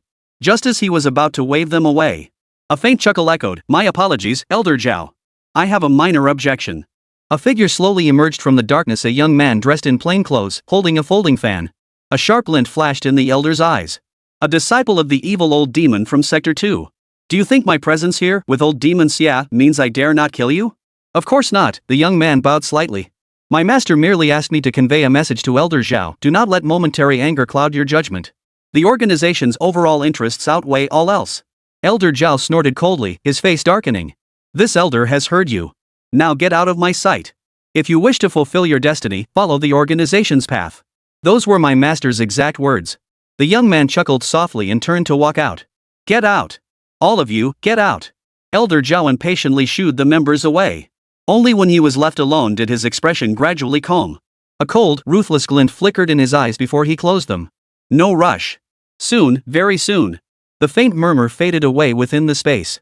At the same time, within the demon realm of Lian Tian Academy's trial grounds, the once lush forest and vegetation that Lin Fan and the others had encountered during their previous visit now lay completely withered and dead, a desolate gray hue dominating the landscape.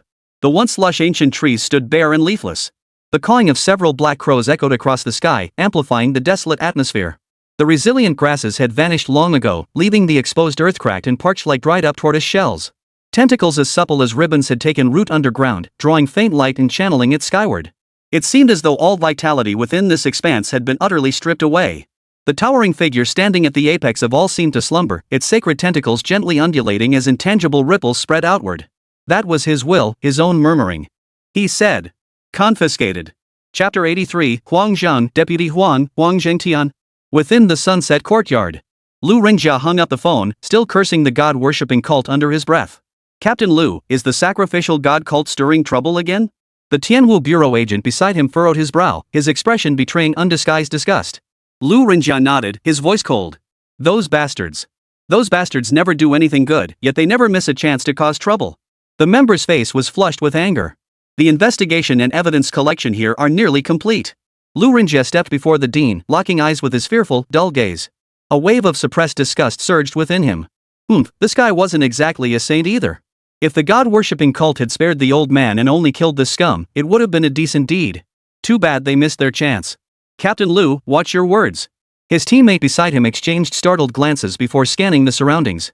Seeing no one paying attention, he breathed a sigh of relief. Should we still retrieve the sword? Lu Ringjia pondered for 2 seconds. Take the body too. Don't damage it. Perform an autopsy and fingerprint analysis.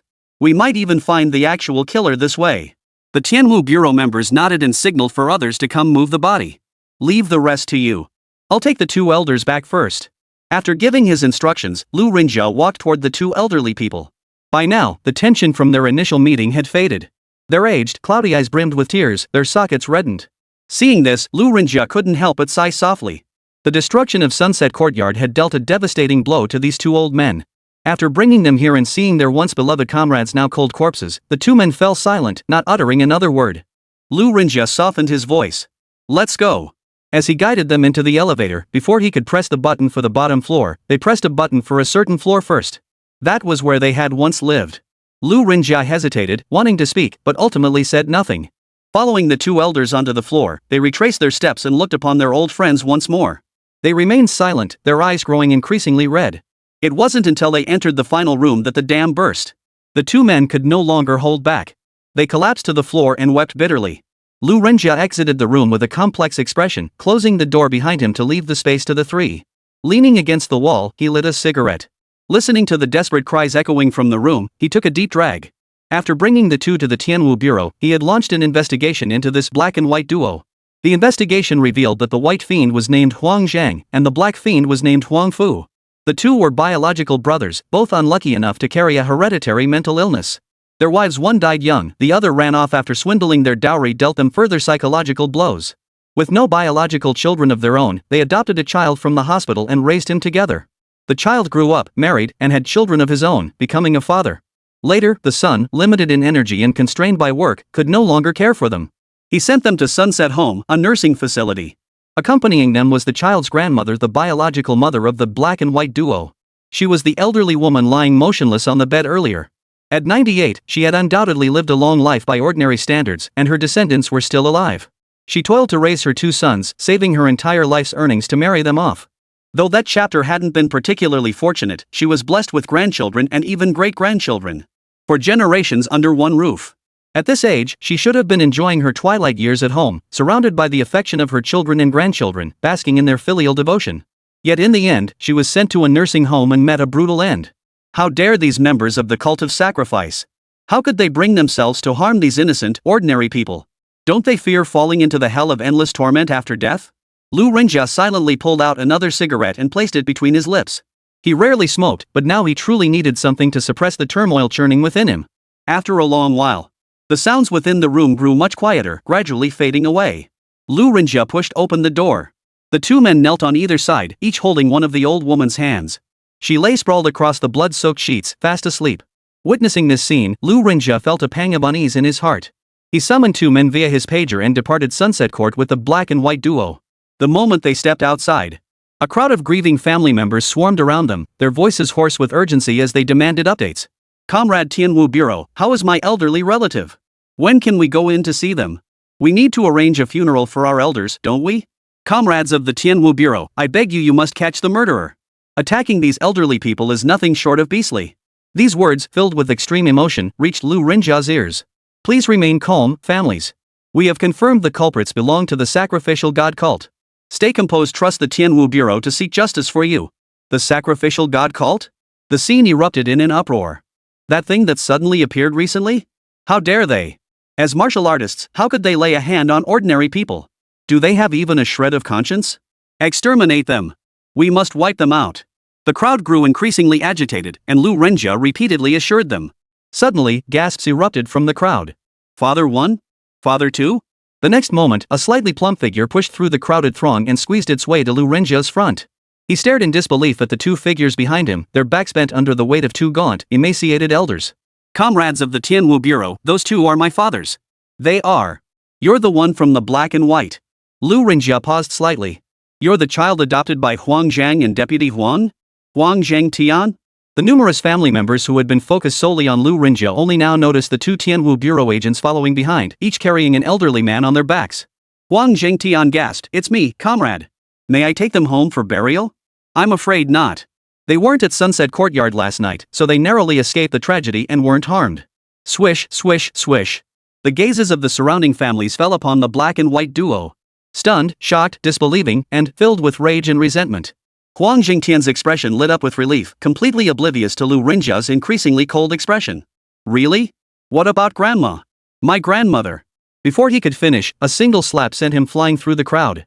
Huang Jingtian's body spun 760 degrees in midair before crashing heavily to the ground. Gritting his teeth against the pain, he scrambled to his feet. Just as he opened his mouth to curse, he met Lu Renjia's gaze so icy it felt like it could freeze the blood in his veins. The words died on his lips. Why did you hit me? I didn't hit you. I was only hitting a beast. Lu Renjia stared at him coldly, then waved his hand. Take him away too. Chapter 84, The Sacrificial Cult Steeds, 22 Gathering Places.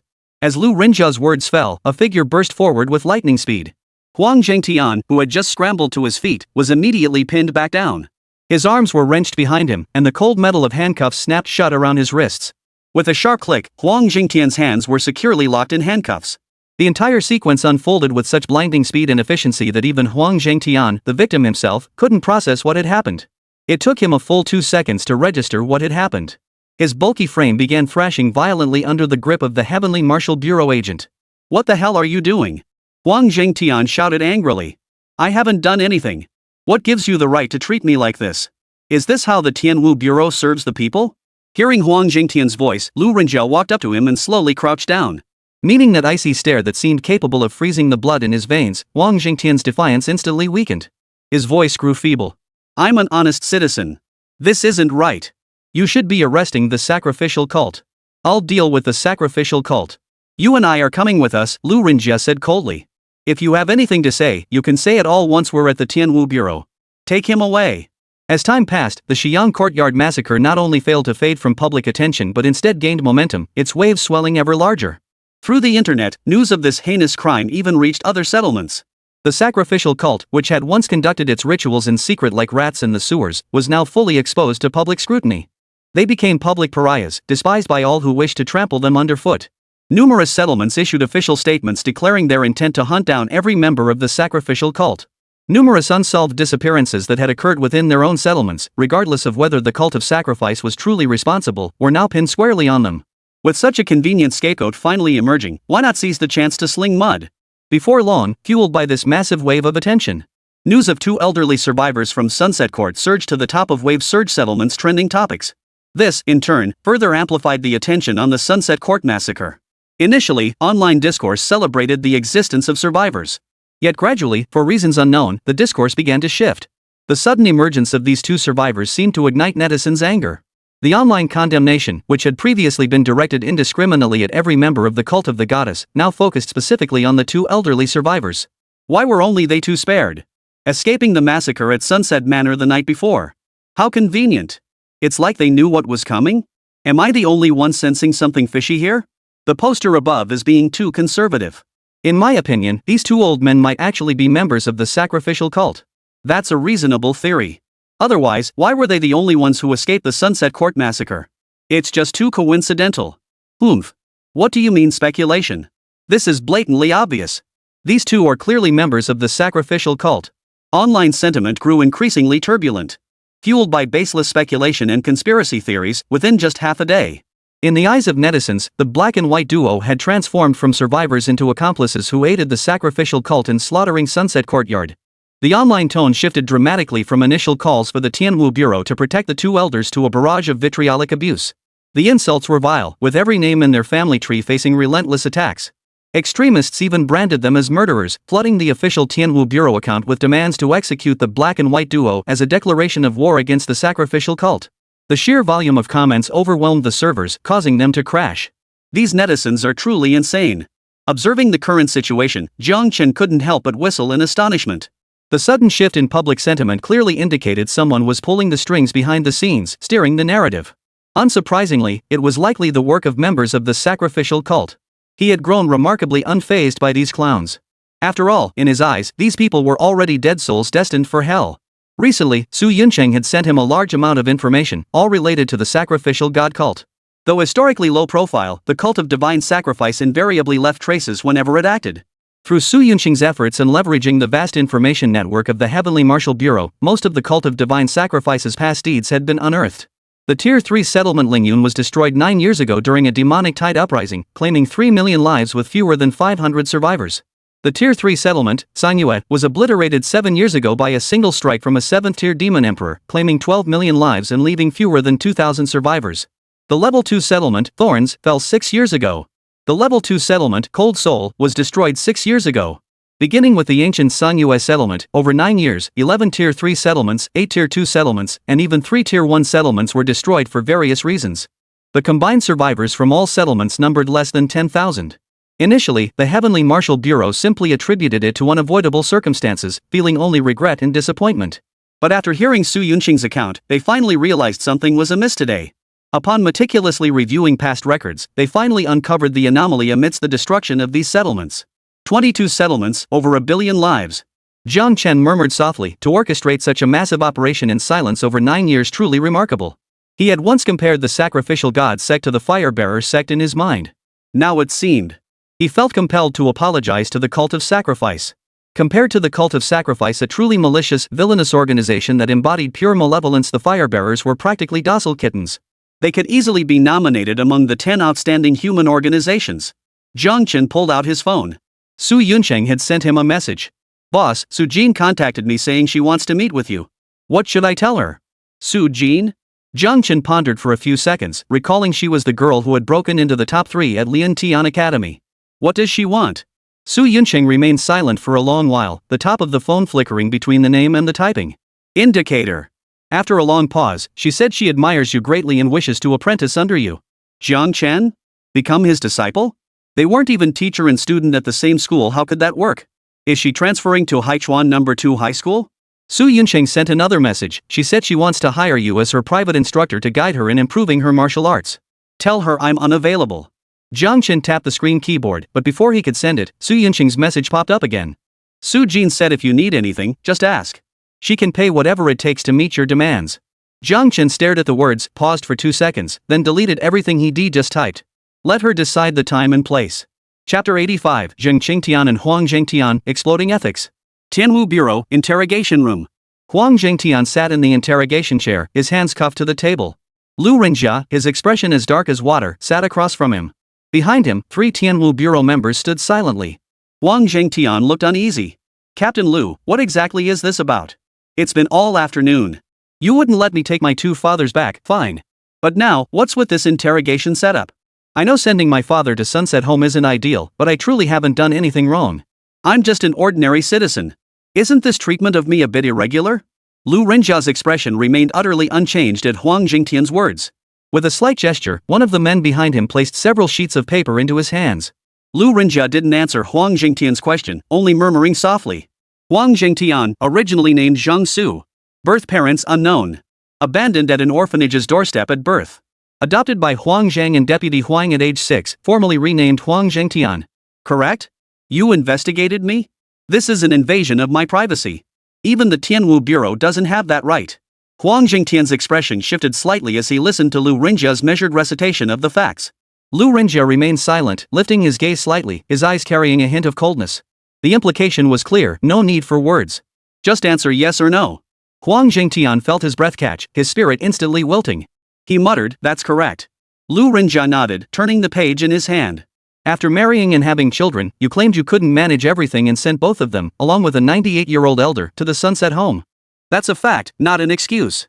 Huang Zhengtian cried out. Lu Rinjia seemed not to hear him, continuing his recitation. After marrying your wife, a medical examination unexpectedly revealed you 2 are biological siblings. Further investigation uncovered that your wife's father is the very man who abandoned you as a child. Nonsense. That was a hospital equipment malfunction.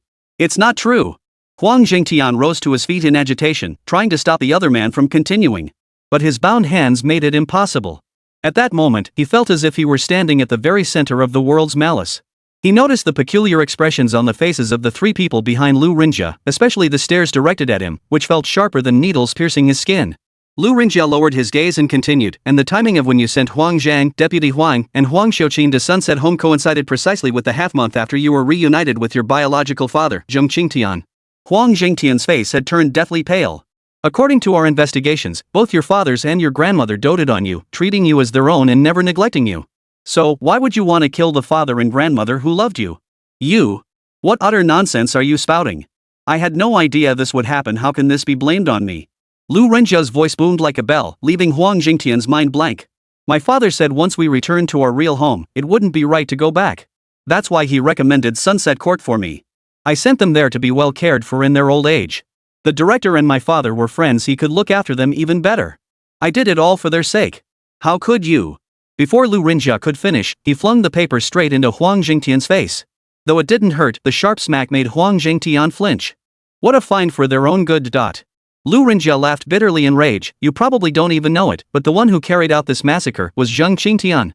Your own biological father. Your so-called biological father personally killed your grandmother, the woman who doted on you. Besides revealing the cult of sacrifice as the mastermind, Jiang Chen had also disclosed the perpetrator's identity. After returning, he had someone investigate Zheng Qingtian. Initially, he had brought Huang Jingtian in merely to give him a stern lecture before letting him leave with the black and white duo. But upon learning Zheng Qingtian's connections, he lost his composure. His son-in-law was none other than Huang Jingtian, the very man he had personally brought back. Lu Renjia instantly sensed something amiss and immediately launched a thorough investigation. What he uncovered sent chills down his spine, the complexity far exceeding anything he could have imagined. Finally, he pieced together a chaotic sequence of events from scattered information. Huang Jingtian had married his own biological sister and was now living under the same roof as his biological father, Zheng Qingtian. To secure a better future for his family, Zheng Qingtian, a member of the sacrificial cult, set a trap to send Huang Zhang, Huang Fu, and another person to the Sunset Home. He then planned to eliminate all three during a mission. This way, their deaths could be pinned on some serial killer. The scenario Lu Renjia pieced together left him stunned by Huang Jingtian's callousness and cold-bloodedness. But judging by Huang Jingtian's reaction, it seemed Lu Renjia had misread the situation. Huang Jingtian stood as if struck by lightning, staring at the material scattered across the table with utter disbelief. Zheng Qingtian, a fourth-tier martial artist and reserve member of the sacrificial god cult. Impossible. How could this be possible? Huang Jingtian muttered to himself, how could my father be part of the sacrificial god cult? How could he possibly be a fourth-tier martial artist? In his memory, both his wife and father were ordinary citizens, as ordinary as could be. Yet now he was told that his father, whom he had always seen as ordinary, was actually a fourth-tier powerhouse, a member of the wicked sacrificial god cult, and the mastermind behind the plot to kill his two adoptive fathers. Had his adoptive parents not unexpectedly left Sunset Manor, they would have become two more corpses among the many. And at that time, he who had followed Zheng Qingtian's orders to send his two adoptive fathers and grandmother, who had cherished him so dearly, into Sunset Manor. Wouldn't he himself be the indirect killer responsible for their deaths? In that moment, Huang Jingtian's entire worldview seemed to shatter. Lu Renjia coldly observed Huang Jingtian's dazed and disoriented state before rising to open the interrogation room door. Outside, the two elders, Huang Zhang and Huang Fu, paused. Their faces were expressionless, their dim gazes sweeping past Lu Renjia to rest on Huang Jingtian, whose hands were shackled to the table. Lu Renjia had summoned them the moment he entered the interrogation room. Every word spoken throughout the interrogation, both his own and Huang Jingtian's, had been heard by them, word for word. They had mental issues, but they weren't stupid. They understood the meaning behind every word exchanged. Lu Renjia looked at them with a complex expression. These brothers probably never imagined that the child they had adopted, cherished, and raised with such devotion would ultimately become the indirect killer of their own mother. Father. Second father. I'm sorry, I didn't. Huang Jingtian noticed the two figures by the door and scrambled to his feet, his face flushing with panic and confusion. He wanted to explain, but no words came out. You're not our father, and we're not your sons. Huang Zhang and Huang Fu's expressions twisted into terrifying grimaces. You're our debt collector. Lu Renjia tilted his head, shooting a glance at someone. His companion understood instantly, switching off the recording device. Lu Renjia's lips curved slightly. He stepped aside to make room, then spoke softly to Huang Zhanghuang. Gentlemen, from here on out, please proceed as you see fit. Chapter 86, Selling Skills, Not Body. Wholesale purchase of Gene Demon Fluid. It's the first time in all this time you've come to me on your own initiative. Fire Transmission Sex Stronghold. Shangguan Qingshan sat in his chair, observing the expressionless Shangguan Qingyu before him. A barely perceptible curve formed at the corner of his mouth. His cold-hearted brother was actually quite handsome. Shangguan Qingyu showed no interest in small talk, cutting straight to the chase. Do you know what the sacrificial god cult plans to do at the Surging Waters Gathering Ground? The sacrificial cult? At the mention of that name, Shangguan Qingshuan's body stiffened.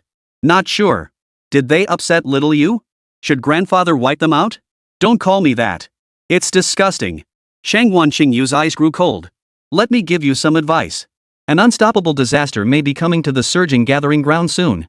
If you want to live, get out of here while you still can. Is that so? Grandfather understands. Shangguan Qingshan nodded lightly. Then speak, little feather. Is there anything grandfather can assist with? Shangguan Qingyu's expression twisted into a grimace for a moment. The feeling that his every thought had been read so clearly was unbearably painful. His fists clenched and unclenched. After a brief silence, Shangguan Qingyu said in a deep voice. The Haichuan Gathering Ground disaster may strike there too. Send several powerful members of the sect to provide protection. Understood, Shangguan Qingshan replied. But afterward, you must assemble your own team and begin taking charge of certain affairs within the fire-passing sect. Shangguan Qingyu snorted coldly, rising to walk toward the exit. Watching his receding figure, Shangguan Qingshan suddenly called out to him. Train diligently. I look forward to the day you kill me. You idiot. Shangguan Qingyu pushed open the door and stepped out. The vast space was left with only Shangguan Qingxian. Shangguan Qingxian smiled and softly called out, "Grandfather. I'll handle contacting the Haichuan gathering ground." Shangguan Jinghong emerged from the darkness, his gaze fixed on the same direction Shangguan Qingyu had departed, mirroring Shangguan Qingshuan's focus. The cult of divine sacrifice has always been so low-key, yet this time they've made such a huge commotion. Even with many unexpected factors, it can't hide how ambitious their plans are this time. Leave those rats in the sewers to grandfather. You, Qing, get plenty of rest. Shangguan Qingxian remained silent, deep in thought for a long moment. Send 2 more powerful warriors. Otherwise, brother will think we're dismissing him. Agreed. After stepping out of the fire-passing sect's stronghold, he looked up at the clear, azure sky and shook his head vigorously. Ever since his younger brother, Shangguan Qingxian, had been reborn through grandfather Shangguan Jinghong's soul possession, every encounter with him left him deeply irritated. It felt like nails scraping across a chalkboard, the shrill sound echoing relentlessly in his mind. Damn it, I'll slaughter you old bastard with my own hands someday. Shangguan Qingxian gritted his teeth. Invisible to others, dense lines of code danced through the void, coalescing in his hand into a cup brimming with ice-cold soda. He took a hard gulp, and his mood finally lightened considerably. Ha? Is that Teacher Jiang? Shangguan Qingyu scanned the surroundings, suddenly startled. Up ahead on the street, Jiang Chen walked in the opposite direction, eyes glued to his phone. Where was he going? Shangguan Qingyu followed, puzzled. Jiang Chen had left the hotel to earn some extra cash before departing, heading toward the destination Su Jin had set. But right now, Jiang Chen was feeling a bit lost. He'd followed the most efficient and downright shady navigation route all the way, only to end up in 12 dead-end alleys and climb 6 overpasses. Is this even a path humans can walk? Jiang Chen was numb with frustration. He couldn't fathom how such a navigation system managed to become the top-ranked mapping app. Fortunately, after navigating through 3 more large shopping malls, Jiang Chen finally reached the destination Su Jin had mentioned. A library that combined a cat shelter with a coffee shop. After mentioning Su Jin's name to the staff, Jiang Chen was led upstairs. The moment he stepped onto the 2nd floor, he spotted the girl sitting by the window, flipping through a book. Golden sunlight spilled over her, illuminating every strand of her hair as if it were glowing. She was completely absorbed in her reading, quite diligent, actually. Jiang Chen thought to himself as he walked over and sat down across from Su Jin. Sorry to keep you waiting. The sudden voice startled the focused girl. With a startled ah, she instinctively closed the book, but not before Jiang Chen caught a clear glimpse of the colorful cover's title, 100% Conquest, The Innocent Tutor Falls. Jiang Chen. Oh no, this girl has ulterior motives. Upon recognizing Jiang Chen, Su Jin's slender frame froze instantly, stiff as an ice sculpture. The atmosphere froze in an instant. After a long silence, Su Jin forced a strained smile. Teacher Jiang, would you believe me if I said I was just looking for a book to kill time? I believe you. Jiang Chen nodded earnestly. But let me make one thing clear, I earn my living through my skills, I sell my art, not myself. Please don't get the wrong idea, I really was just browsing. Su Jin felt like crying. Jiang Chen nodded. I believe you. So let's discuss specifically what price you can afford to pay. Suppressing the mortification welling up inside, Su Jin gathered her thoughts and said. I'm deeply impressed by Teacher Zhang's teaching abilities, so cut the nonsense. If you want to buy the Gene Demon Fluid, get straight to the point. Jiang Chen interrupted. I know your family's influence is considerable, so you must be aware of my connection to the Gene Demon Fluid. Su Jin was the heiress of the Su family from the Wave Surge Gathering Ground, a clan with considerable influence. Rumor had it their clan was anchored by a 6th-tier king-level powerhouse, boasting profound foundations far beyond the reach of upstart families like the Peis, who had only 3 or 4 members yet dared to call themselves a clan. Su Jin's expression grew serious upon hearing this. Teacher Jiang, you truly see through things. Our Su family wishes to purchase a batch of Gene Demon Elixir from you, around 10 vials. Whatever your requirements may be, feel free to state them openly. Su Jin spoke, excitement flickering in her eyes. She still vividly remembered the scene in the demon realm when Song Qing casually summoned a powerhouse beyond her wildest imagination, instantly annihilating their enemy. Even after witnessing it firsthand, she still found it hard to fathom how powerful she could become if she possessed such force. Jiang Chen raised an eyebrow. Wholesale, huh? Sure. What grade of Gene Demon Fluid do you need? Grade? Su Jin froze slightly. 1st-tier martial artists can only use 1st-tier demon blood. 2nd-tier martial artists can only use 2nd-tier, and so on. The lowest tier is 1st, and the highest is 9th. Jiang Chen's simple explanation sent shockwaves through Su Jin's mind. If what Jiang Chen said was true, then it meant it was possible to create 9th-tier Gene Demon blood suitable for 9th-tier martial artists. But there wasn't a single 9th-tier martial artist in the entire Great Zhou Empire. What about the price of Gene Demon Elixir? 10 million for Tier 1, 20 million for Tier 2, 40 million for Tier 3. Plus 3 corresponding tier spiritual herbs. That'll be the price for ordinary grade Gene Demon Elixir. Jiang Chen thought for a moment before casually setting the prices. To him, money was nothing but numbers now. No matter how high the price tag, it held little significance. Su Jin, however, seized upon the crucial point in Jiang Chen's words. Ordinary grade demon blood serum? Are there other grades? Yes, there's sequence grade demon blood. Jiang Chen nodded. How to describe the difference between the two? Oh, right, didn't Song Qing kill a member of the sacrificial cult in the demon realm? Her summoning ability was gained through injecting sequence grade demon blood. Su Jin's eyes widened in awe. Chapter 87, a little sequence level shock for Su Jin. So how much does that sequence grade demonic fluid cost? Su Jin asked impatiently, her clear brown eyes brimming with eager anticipation. Jiang Chen leaned back slightly. Sequence grade demon blood and ordinary grade are two entirely different concepts. Each vial of sequence grade demon blood represents a talent with limitless potential and possibilities. In a sense, sequence grade demon blood is truly priceless. To measure its value with something like money is nothing short of sacrilege. You are absolutely right. Su Jin immediately agreed. Please name your price. My Su family will spare no effort to fulfill it. She deeply agreed with Jiang Chen's words. If each sequence grade demon blood carried abilities as terrifying as those Song Qing had gained, then indeed, money would be an unforgivable desecration of such a substance. At that moment, Su Jin was prepared to sign an unequal treaty with Jiang Chen. However, Jiang Chen's next words left her momentarily stunned. The rules for sequence grade Gene Demon elixirs are identical to those for ordinary grade ones. Even if you use a sequence grade elixir, you can only utilize the first tier at present. Jiang Chen spoke calmly. Coincidentally, I happen to have a first tier sequence grade demon liquid on hand right now. Unfortunately, it's the only one currently available that will cause side effects for the user. Stock on hand. But with side effects. Su Jin froze for a moment. Jiang Chen didn't play coy, waiting for the girl to ask. He simply continued explaining the effects. The Destiny Mayfly Gene Elixir. After using it, you'll reach the pinnacle of your potential within a single year. So that means, if my highest possible lifetime rank is an unprecedented 9th tier, then after using this, I could reach 9th tier within a year? My entire lifetime's worth of effort compressed into just 1 year? You could interpret it that way. Su Jin's eyes widened abruptly, her breathing becoming so heavy it scarcely seemed feminine. She swallowed hard, her curiosity piqued. Then, what are the side effects? Reaching the pinnacle from 0 takes only a year, but your lifespan will also be directly reduced to within a year. Those two simple sentences struck her like a sledgehammer, snapping Su Jin back to reality. The girl stared in disbelief. Teacher Jiang, isn't that price a bit too steep? Jiang Chen shrugged. Why do you think I've kept this gene demonic essence until now? Is there truly no other option? Su Jin clearly wasn't ready to accept this. No. Either that, or you wait until you break through to the 2nd tier and purchase a 2nd tier sequence grade Gene Demon fluid. I happen to have one here. Just then, a waiter brought over 2 cups of coffee, placing one before each of them. Thanks, Jiang Chen said, taking a sip.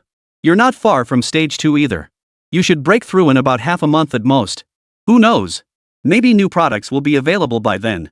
Su Jin pondered for a few seconds before cautiously asking, may I ask, what exactly is that 2nd tier sequence grade Gene Demon fluid?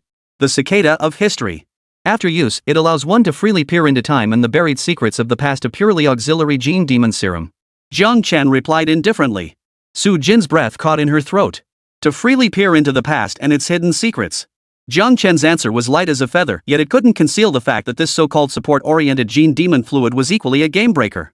While seemingly offering no direct combat enhancement, the reality was quite different. When cultivating techniques, employing self-training methods, or receiving, one could fully peer into the past of the technique's developer or the inheritor who left it behind. To witness firsthand how a technique was developed and how it reached its pinnacle. Witnessing the entire journey from a technique's inception to its pinnacle meant her understanding of it wouldn't fall short of even its creators. This is an absolutely unparalleled cultivation aid. At this moment, Su Jin gained a profound new understanding of sequence-level Gene Demon essence. She finally understood why Song Qing and Lin Fan had become so overwhelmingly powerful. No wonder it was distinguished from ordinary grade Gene Demon blood. Using ordinary grade Gene Demon fluid already made one a cheat code player, but sequence grade was a dimensional strike beyond compare. If one word could describe it, the most fitting would be unbeatable. At least, that was how it appeared to Su Jin. Facing any of them meant fighting with every ounce of strength yet still ending in defeat, not a shred of hope for victory. Gazing at this teacher, barely a few years older than himself, Su Jin couldn't help but feel a surge of admiration. To be able to grant such god-tier talents through injections of Gene Demon fluid. Then what kind of terrifying existence must Jiang Chen be, who could simply rub his hands together to produce the Gene Demon fluid? A reclusive master hidden among mortals, the great Zhou dynasty's concealed hope, a top-tier powerhouse operating under a new identity. Su Jin mentally pinned these labels onto Jiang Chen. As for being a teacher at a Tier 3 settlement high school? Merely a minor hobby to conceal his identity. Please keep this gene demon fluid for me. Name your terms. Su Jin's gaze was unwavering. Once I break through to the second tier, I will buy it. Jiang Chen said nothing, merely sweeping his hand across the table. 10 syringes filled with vibrantly colored gene demon elixir appeared, neatly arranged. Each syringe bore a small label. Blazing Flame Tiger, Azure Venom Scorpion. Each bore the name of the demon beast whose essence blood yielded the corresponding gene demon fluid. I'm sorry, Teacher Jiang, but we won't be able to complete our transaction here. Su Jin looked apologetic upon seeing this. Jiang Chen froze. What do you mean? Are you messing with me? No. Su Jin hurriedly explained, it's just that we didn't initially consider the tier system for the gene demon elixirs. We assumed any tier would work, so we might not have enough funds. Su Jin slid a black card toward Jiang Chen. There's 200 million here. Please take it for now. But the remaining funds and spiritual medicines, I'll need you to accompany me to the Su family to collect them. The clan must consider the interests of all members. It's impossible to purchase demon blood of only one grade. Jiang Chen stared at the black card, his lips twitching slightly. First the Pei family's auction, now the Su family's bulk purchase. Are these people out of their minds? Even martial weapons and spiritual medicines had tier classifications like martial arts. What made them think gene demon blood, something so intrinsically linked to martial cultivation, wouldn't have its own hierarchy? From afar, every move the two made was observed by Shangwan Xingyu. Only after they rose and departed one after the other did he exhale a long breath of relief. At first, he thought Jiang Chen was here to meet an online girlfriend in person. Seeing Jiang Chen pull out the gene demon fluid put his mind at ease. Turns out it was just business. That gave him a scare. He'd thought Jiang Chen was finally getting serious. Shangwan Xingyu departed, thoroughly satisfied. Now he could return to the hotel to practice in peace and continue honing his programming skills. The Su family residence was a villa complex spanning nearly 2,000 square meters, housing all members of the Su clan. Su Jin had notified them in advance. Thus, when Jiang Chen followed Su Jin to the Su residence, not only did he avoid encountering any condescending treatment, but he was actually welcomed with warmth. After some discussion, the Su family purchased 10 vials each of ordinary grade demon blood ranging from 1st to 3rd tier, and 5 vials each of 4th and 5th tier, for 18 billion yuan plus 4 additional 5th tier spiritual herbs. When Jiang Chen departed, the entire Su family lined the path to see him off, repeatedly expressing their gratitude. Such a quantity of demonic essence would propel the Su family to even greater heights. Stepping out of the Su residence, Jiang Chen retrieved the 2nd tier, historical cicada gene demon essence, and handed it to Su Jin, who followed beside him. Su Jin stared blankly for 2 seconds before hastily pushing it back into Jiang Chen's hand. This is far too valuable. I haven't paid for it, and I don't even have a 2nd tier. I won't be lingering in the same place for long. That way, you won't have trouble finding me later. Of course it's not free, man. Jiang Chen rubbed his neck lightly. Ever heard of use now, pay later? I'll give it to you up front, and we'll discuss the payment and interest later. The sequence-grade gene demon fluid was invaluable, offering him immense benefits that much was undeniable. But whether it was money or material goods, he wasn't lacking in either right now. The most crucial thing was to accelerate his mission progress. As for the slight reduction in cultivation speed from sharing his talent, it remained within acceptable limits for him. By the time he returned to his residence, night had fallen. Yet not long after, Su Jin called again. The first words that came through the line made Jiang Chen narrow his eyes slightly. I'm sorry, Teacher Jiang. I've changed my mind. Chapter 88, The Su Clan's Annihilation. The sacrificial cult doesn't keep idle gods. After hanging up, Jiang Chen couldn't help but fall into deep thought. The gist of Su Jin's call was that she now regretted choosing the historical cicada gene demon fluid and wanted to find him to swap it for the Heaven's Mandate Mayfly gene demon fluid. It was quite absurd. It had been less than 3 hours since he'd left the Su residence. This speed of regret was a bit too fast, wasn't it? Was she kidding? Still, Jiang Chen didn't immediately lash out. He sent her his location instead. Over the phone, Su Jin sounded off. Her voice was flat and numb, devoid of the vitality from their earlier conversation, filled with a faint sense of death. Perhaps something had happened. But what kind of unexpected event could occur in such a short time to cause such a drastic change in a person? After obtaining the history cicada gene demon fluid from Jiang Chen, Su Jin didn't rush home. Instead, she headed straight to a specialized cultivation studio and booked a private room for 2 hours. Having obtained the coveted sequence-grade gene demon fluid, Su Jin was exceptionally motivated to break through to the second stage as soon as possible. Even the usually tedious cultivation felt unusually engaging. When she finished her training and hummed a tune on her way home, what met her eyes wasn't the familiar villa complex. Instead, vast stretches of rubble lay scattered, engulfed in hellish orange flames. Familiar family members lay scattered across the ground, now nothing but cold corpses. Of course, some wouldn't feel cold at all. Having been reduced to charcoal by the flames, their bodies were surely warm. Even the strongest patriarch of the family lay pinned to the wall, a pitch-black spear piercing his heart, clinging to life by a thread. Su-jin stumbled forward in disbelief. Great-grandfather, what happened here? Why is this? You were a 6th-tier martial artist. Who could have beaten you like this? Little Jean. It's so good that you're still alive. The great-grandfather, clinging to his last breath, forced a smile onto his aged face when he saw Su-jin. As long as you're still here, the Su family isn't truly gone. Listen to me, little Jean. Find a way to leave the wave surge gathering ground. Don't think about revenge. Because the one who attacked the Su family is a 7th-rank Imperial class powerhouse. Su-jin's pupils flinched.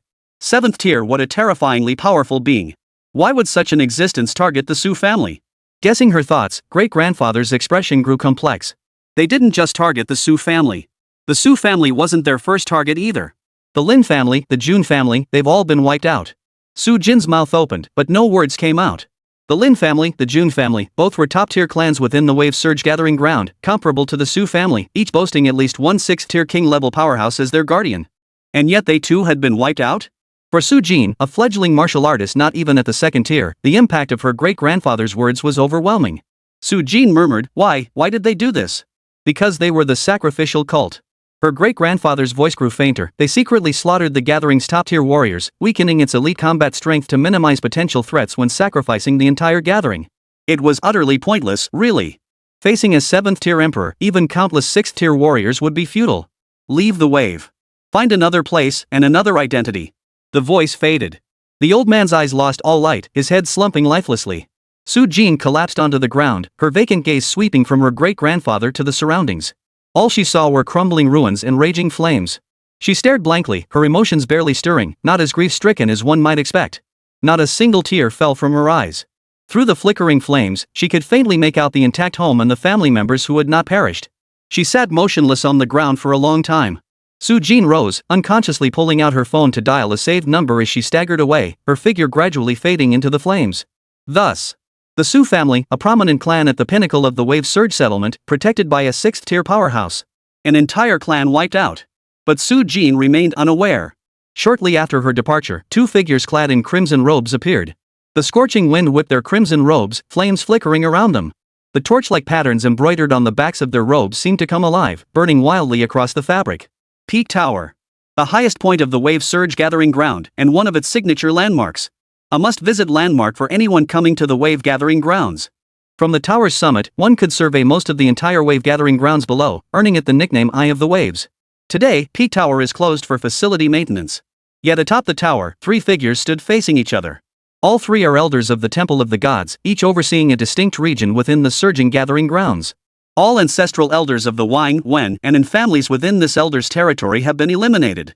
Zhao Honghai, the elder of the 3rd district of the Sacrificial God sect, replied coldly. As for the Su, Lin, and Jun families, every last one of them has been dealt with. The speaker was Yun Mo, the elder of the 2nd district of the Sacrificial God sect. Visually, he was a strikingly handsome young man, hands clasped behind his back, deliberately grown-out hair fluttering in the evening breeze. His aura radiated arrogance, his expression brimming with haughtiness. Zhao Honghai, his sworn enemy, immediately retorted coldly. You murderous bastard. Killing all of them was unnecessary, only the 6th-tier combatants needed eliminating. What a waste. The gods favor vibrant life over the dead, after all. I'll do as I please. What business is it of yours? Yunimo raised an eyebrow. Besides, as believers, whatever we sacrifice to the gods is a gesture of devotion. The gods wouldn't blame us. We offer sacrifices to the gods, and the gods grant us power. At its core, this is a perfectly fair exchange of benefits. The 1st district elder spoke slowly, her gaze fixed on Zhao Honghai. Elder Zhao, you defend the gods so fervently you haven't actually become a believer of that deity, have you? Impossible. Zhao Honghai retorted immediately, I merely worry that if we fail to satisfy him, the power bestowed upon us after the sacrifice concludes might prove insufficient. The sacrificial cult doesn't keep idle deities. If he fails to grant us commensurate power, why should we worship him? We certainly don't need one more deity. The Zone 1 elder's voice remained calm. Have we not already gained enough from the deities we worship? Zhao Honghai pondered carefully, then nodded hesitantly. True. 6 deities traded in 3 months, that's practically dating speed these days. Though the cult of divine sacrifice offered loyalty and faith to the deities, they were no different from those scummy men and women who maintain relationships solely through money, the kind who, once the transfers stop, wipe the slate clean. Once the spiritual energy dries up, loyalty vanishes, they take everything they can get and then turn on you without mercy. You give us power, so we worship you. But if you stop giving or give too little? Sorry, you can go wherever you please. This is the stark truth of how the cult of divine worship treats the gods. But, is this truly wise? Zhao Honghai felt uneasy. Even though we've mastered the method to summon the gods, we know nothing about them. They may seem unintelligent, but in a way, I feel they're even more terrifying than the demonic beasts. What if they grow enraged by our mockery? The words hung in the air, leaving both men silent. Zhao Honghai's concerns, didn't they share them too? We have no choice. After a long silence, the elder of District 1 spoke calmly. Or rather, this is the choice of the sacrificial cult. Chapter 89, Demon Cultivator Sequence 007, Celestial Calamity Seed. Su Jin located the hotel using the coordinates Jiang Chen had provided and sent him a message. Inside Jiang Chen's room at that moment, Lin Fan, Song Cheng, Shangwan Qingxian, and Su Yuncheng gathered together to discuss their next move for escaping the wave surge gathering site. Upon receiving the message, Jiang Chen dispatched Lin Fan to fetch Su Jin from downstairs. The moment Su Jin appeared, everyone present couldn't help but stare in astonishment. Shangguan Qingyu furrowed her brows, her gaze shifting between Su Jin and Jiang Chen, her eyes filled with confusion. Just this afternoon, they had been chatting cheerfully. How could they look so utterly miserable in such a short time? As for the other three, they had all met during the grand competitions at various gathering grounds. Song Cheng and Lin Fan had even teamed up with them in the demon realm. But now, seeing Su Jin, the once promising prodigy, they nearly failed to recognize her. Her expression was numb and emotionless, the radiant starlight that once drew the admiration of all who saw her now dimmed and vanished. Compared to her former confident and cheerful self, it was no exaggeration to say she was a completely different person. Especially Jiang Chen. Compared to when he first left the Su family, Su Jin's current state of mind wasn't just worlds apart, it was like night and day. Jiang Chen instantly understood that his suspicions were correct. Su Jin had indeed experienced some kind of accident or shock. Judging by her state, this shock was no ordinary one. Could it be that after completing the Gene Demon Fluid transaction, the Su family had discarded her like a used tool and cast her out? That thought crossed Jiang Chen's mind. Earlier on the phone, you said you regretted it and wanted to exchange the historical Cicada's Gene Demon Fluid for the Heaven's Mandate Mayflies. Can you give me a reason? Song Cheng and the other three couldn't help but shoot him stunned glances. As demon cultivators who used sequence-grade demon blood themselves, and having been repeatedly informed by Jiang Chen, they were well aware of the immense power of the Destiny Mayfly strain. It was indeed powerful, but its side effects were equally severe. While the historical cicada lacked offensive capabilities, its effects were nothing short of game-breaking. What on earth had happened to make him so desperate he'd consider switching to the Destiny Mayfly strain? Su Jin's eyes dimmed. Ignoring the others in the room, she softly recounted everything she had witnessed upon returning to the Su family. After a long moment, as they listened to Su Jin's explanation, their eyes widened in disbelief. Even Jiang Chen narrowed his eyes. You mean, in just a few short hours, the entire Su family was wiped out, leaving only you? Su Jin nodded. I need power, the strongest power, in the shortest time possible. How could that be possible? Su Yunqing couldn't help but speak up. Though I hail from the Dragon's Nest, I know something of the surging Su clan, a true royal house. Even when most of their elite fighters were deployed to the front lines, the clan still had genuine 6th-tier powerhouses stationed within its walls. How could such a formidable force be annihilated in just a few hours? His first reaction to Su Jin's claim was utter disbelief. Such a top-tier clan standing tall in a Tier 1 gathering ground possessed immense foundations. Even when facing crisis, it couldn't possibly be annihilated so silently and completely.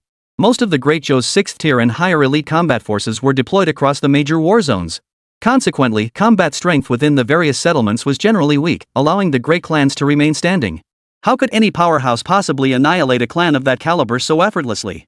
Listening to Su Yunqing's words, Lin Fan and Song Qing couldn't help but nod in agreement. Such rumors were simply too far-fetched.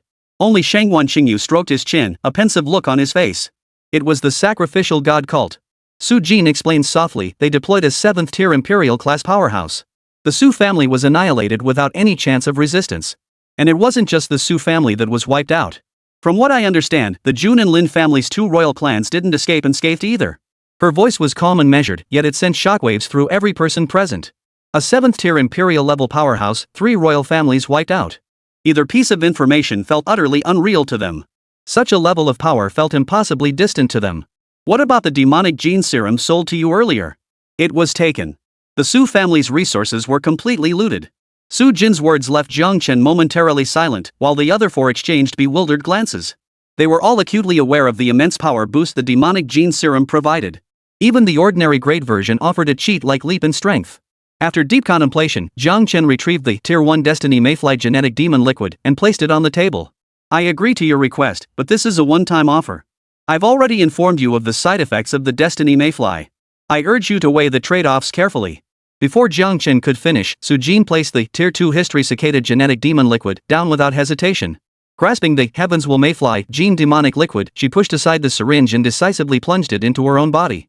Your kindness is beyond my ability to repay, Su Jin. Cold sweat beaded on Su Jin's forehead, yet her expression remained resolute. This path is one I chose myself. No matter how absurd or arduous it may become, I will never regret it. With that, Su Jin let out a muffled groan and collapsed to the ground, curling into a ball.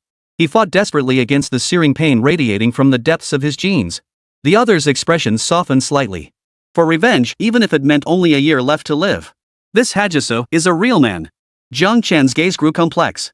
Name, Su Jin. Age, 17. Talent, S-rank. Realm, 1st tier, 9th layer. Status, awakening.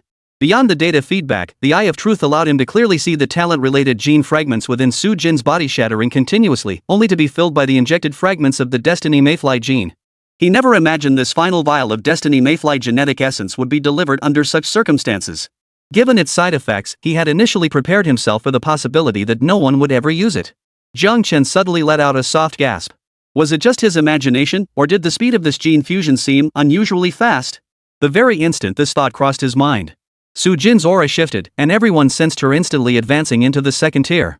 Breaking through to the 2nd tier before even taking the martial arts exam and entering the martial arts university, this was undeniably the mark of a true prodigy. None of them were surprised by this development. After all, when they fused the demonic essence with their genes, they had all achieved significant progress in their cultivation realms. But this was far from the end. What unfolded next left everyone utterly speechless. Explosive cracking sounds erupted from every part of Su Jin's body as profound transformations unfolded from within. His aura surged upward at an unstoppable pace. 2nd tier, 1st layer, 2nd tier, 2nd layer, 3rd layer, 4th layer, 5th layer, 6th layer. In just a few breaths, Su Jin's cultivation level had already matched that of Lin Fan, who possessed the devouring talent. Yet Su Jin's surging aura showed no signs of stopping, continuing its relentless ascent. Several minutes later, everyone's eyes widened as they collectively sucked in a sharp breath. Name, Su Jin. Age, 17. Talent, morning born, evening dead. Realm, 3rd tier, 6th layer. Status, lifespan nearly exhausted 1 year. Even Jiang Chen's pupils contracted at the sight. He knew the genetic demonic essence of the Heavens Will Mayfly was potent, but he hadn't expected that just breaking through would allow him to leap directly to the 3rd stage, 6th layer. 3rd tier, 6th layer. This was a realm many graduates of martial arts universities could never attain. When he first arrived at Haichuan No. 2 High School, he was barely at the 6th level of the 3rd tier. In other words, within these mere 10 minutes, Su Jin had reached the pinnacle most people spend their entire lives striving to attain. He had genuinely saved himself 60 years of detours. At that moment, the system alert sounded. Esteemed Gene Demon Physician, congratulations on creating a new demon cultivator. Congratulations on obtaining Tier 1 Celestial Calamity Seed Essence Blood Sequence Grade. Tier 1 Heaven's Curse Seed Essence Blood can be used to develop Tier 1 Heaven's Curse Seed Gene Demon Elixir. Upon use, grants the innate talent Heaven's Curse, where every thought and desire becomes a curse from the heavens. Continue your journey, reach 10 Sequence Demon Cultivators 710. New shared target, Demon Cultivator Sequence 007 Su Jin Heaven's Mandate Mayfly. Share? Yes, no. Seeing the prompt, Jiang Chen shuddered and frantically clicked no. Are you kidding me? He wasn't done living yet. Damn it, he wouldn't share this damn groove thing with anyone. Chapter 90, Found the Base. Blitzkrieg Sacrificial Cult. Su Jin slowly regained consciousness. Opening her eyes, she stared blankly at the white ceiling, utterly bewildered. Who was she? Where was this place? What had she just been doing? The confusion lasted only an instant before Su Jin snapped back to clarity. In that instant of clarity, she keenly sensed the profound changes occurring within her body. An unprecedented, immense power surged within her, and suddenly, the entire world seemed to become crystal clear. This is... Su Jin stared down at her hands, her eyes filled with disbelief. When did she become so incredibly powerful? Was this the power of the Heavens Will Mayfly? Was she now at the 2nd tier? Or even higher? Her mind swirled with thoughts as she looked up at her surroundings. The layout resembled Jiang Chen's room, likely a hotel suite. She was alone in the room. Glancing around, she spotted a sticky note on the bedside table. You were drugged to sleep during the fusion of the demonic essence, but the fusion was successful. You are now at the 6th level of the 3rd tier. You have only 1 year left to live. Once you wake up, go about your business. Don't waste your life. There was no signature, but the tone alone told her it was Jiang Chen's handwriting. 3rd tier, 6th level? Su Jin's eyes widened. She instinctively clenched her fists, her face frozen in shock and disbelief. She could feel herself growing significantly stronger, but to leap forward nearly 2 entire major realms at once. That was simply too absurd. The destiny may fly. Su Jin closed her eyes. She could feel her life force steadily ebbing away, moment by moment. Su Jin murmured softly, no wonder, no wonder. Compressing 100 years of human life into a mere single year, isn't that just a human-shaped mayfly, born in the morning and dead by nightfall? Su Jin smiled. Though she clearly had little time left, an unprecedented sense of relaxation suddenly filled her heart. She pushed open the door and walked to Jiang Chen's room, only to find it locked. She turned and walked to the hotel front desk, removing the storage device from her body and placing it on the counter. When guest 713 arrives, please deliver this to him for me. Her great-grandfather from the Su family doted on her, providing her with many resources to carry with her. Though most of the spiritual medicines and martial weapons were of low grade, one item among them held significant importance. A low-grade spiritual treasure. The Vajra Bell. Once activated, it generated a protective light barrier capable of withstanding damage below the 5th tier. Of course, it was incomparable to the genetic demon essence of the heavens will mayfly. Nevertheless, it was the most valuable treasure she currently possessed. Ignoring the front desk clerk's puzzled gaze, Su Jin turned and walked out of the hotel, gradually disappearing into the bustling, illuminated streets. For now, she would depart temporarily. Harnessing the heaven-defying talent of the Destiny Mayfly, she would seek every possible method to rapidly enhance her strength. If there was still time after she succeeded in her revenge, she would find Jiang Chen again and spend the rest of her life repaying this debt of gratitude greater than the heavens themselves. Where's Shangwan Qingyu? Never mind him. Jiang Chen turned to Song Qing and the others, you two aren't coming along. Even if you've both used sequence-grade gene demon elixir, what comes next isn't something you can handle. Song Qing, you two stay hidden here. If anyone escapes from inside, just summon reinforcements from the mirror world and take them down. Both nodded firmly. Jiang Chen turned around. Su Yunsheng, Lu Rinjia, and even Li Dong and the principal from Lian Tian High School were present. Besides them, there were 20 others Jiang Chen didn't recognize. But without exception, each was a martial artist who had reached at least the 5th tier. In a level 1 gathering place where 7th and 6th tiers rarely appeared, they were the absolute elite combat power of the Wave Surge gathering. Several dozen minutes earlier, Lu Rinjia had located them. After this period of investigation, they had finally pinpointed a base of the god-worshipping cult. After relaying the intelligence, Lu Rinjia hurriedly mobilized the combat forces of the Heavenly Martial Bureau. He even made sure to bring along the combatants from Lian Tian High School. By then, night had fallen. A group of elite fighters, all at least 5th tier, gathered together, planning to launch a nighttime blitz against the god-worshipping cult. Charge! Lu Rinjia whispered, his voice betraying an excitement he couldn't conceal. The Wave Surge gathering ground had suffered greatly at the hands of those scum from the god-worshipping cult during this period. Now, at last, they had their chance for revenge. Lu Rinjia led the charge without hesitation. The other warriors followed closely behind, while Jiang Chen and Su Yunsheng brought up the rear. The reason the sacrificial god cult was so elusive was that they had built their base underground. Had it not been for an accident where one cultist was discovered, even the Celestial Martial Bureau wouldn't have caught them within a week. Lifting the entrance, lanterns hung on both sides of the cave walls. Without a word, the group traversed hundreds of meters through the underground tunnels within mere seconds. But then, their pace slowed abruptly. One by one, their brows furrowed. Boss, something feels off. Su Yunsheng whispered. Jiang Chen nodded slightly. Everyone had noticed the peculiarity of this place. It was too quiet. Not only was there not a single sound, but there wasn't even a shadow in sight. This didn't look anything like an organization's base. This situation meant either the intel was wrong or an ambush. It also meant the informant was compromised. The group slowed their pace until they reached the very front, where the scene suddenly opened up before them.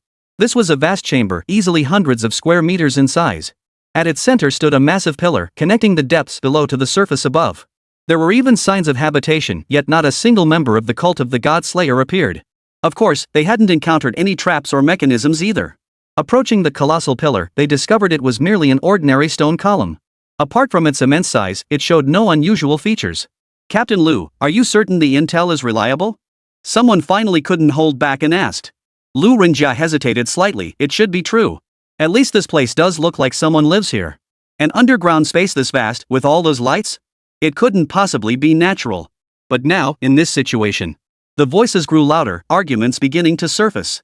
Su Yunsheng paid no mind as he turned to ask Jiang Chen. Boss, do you think we've been played? Jiang Chen didn't respond.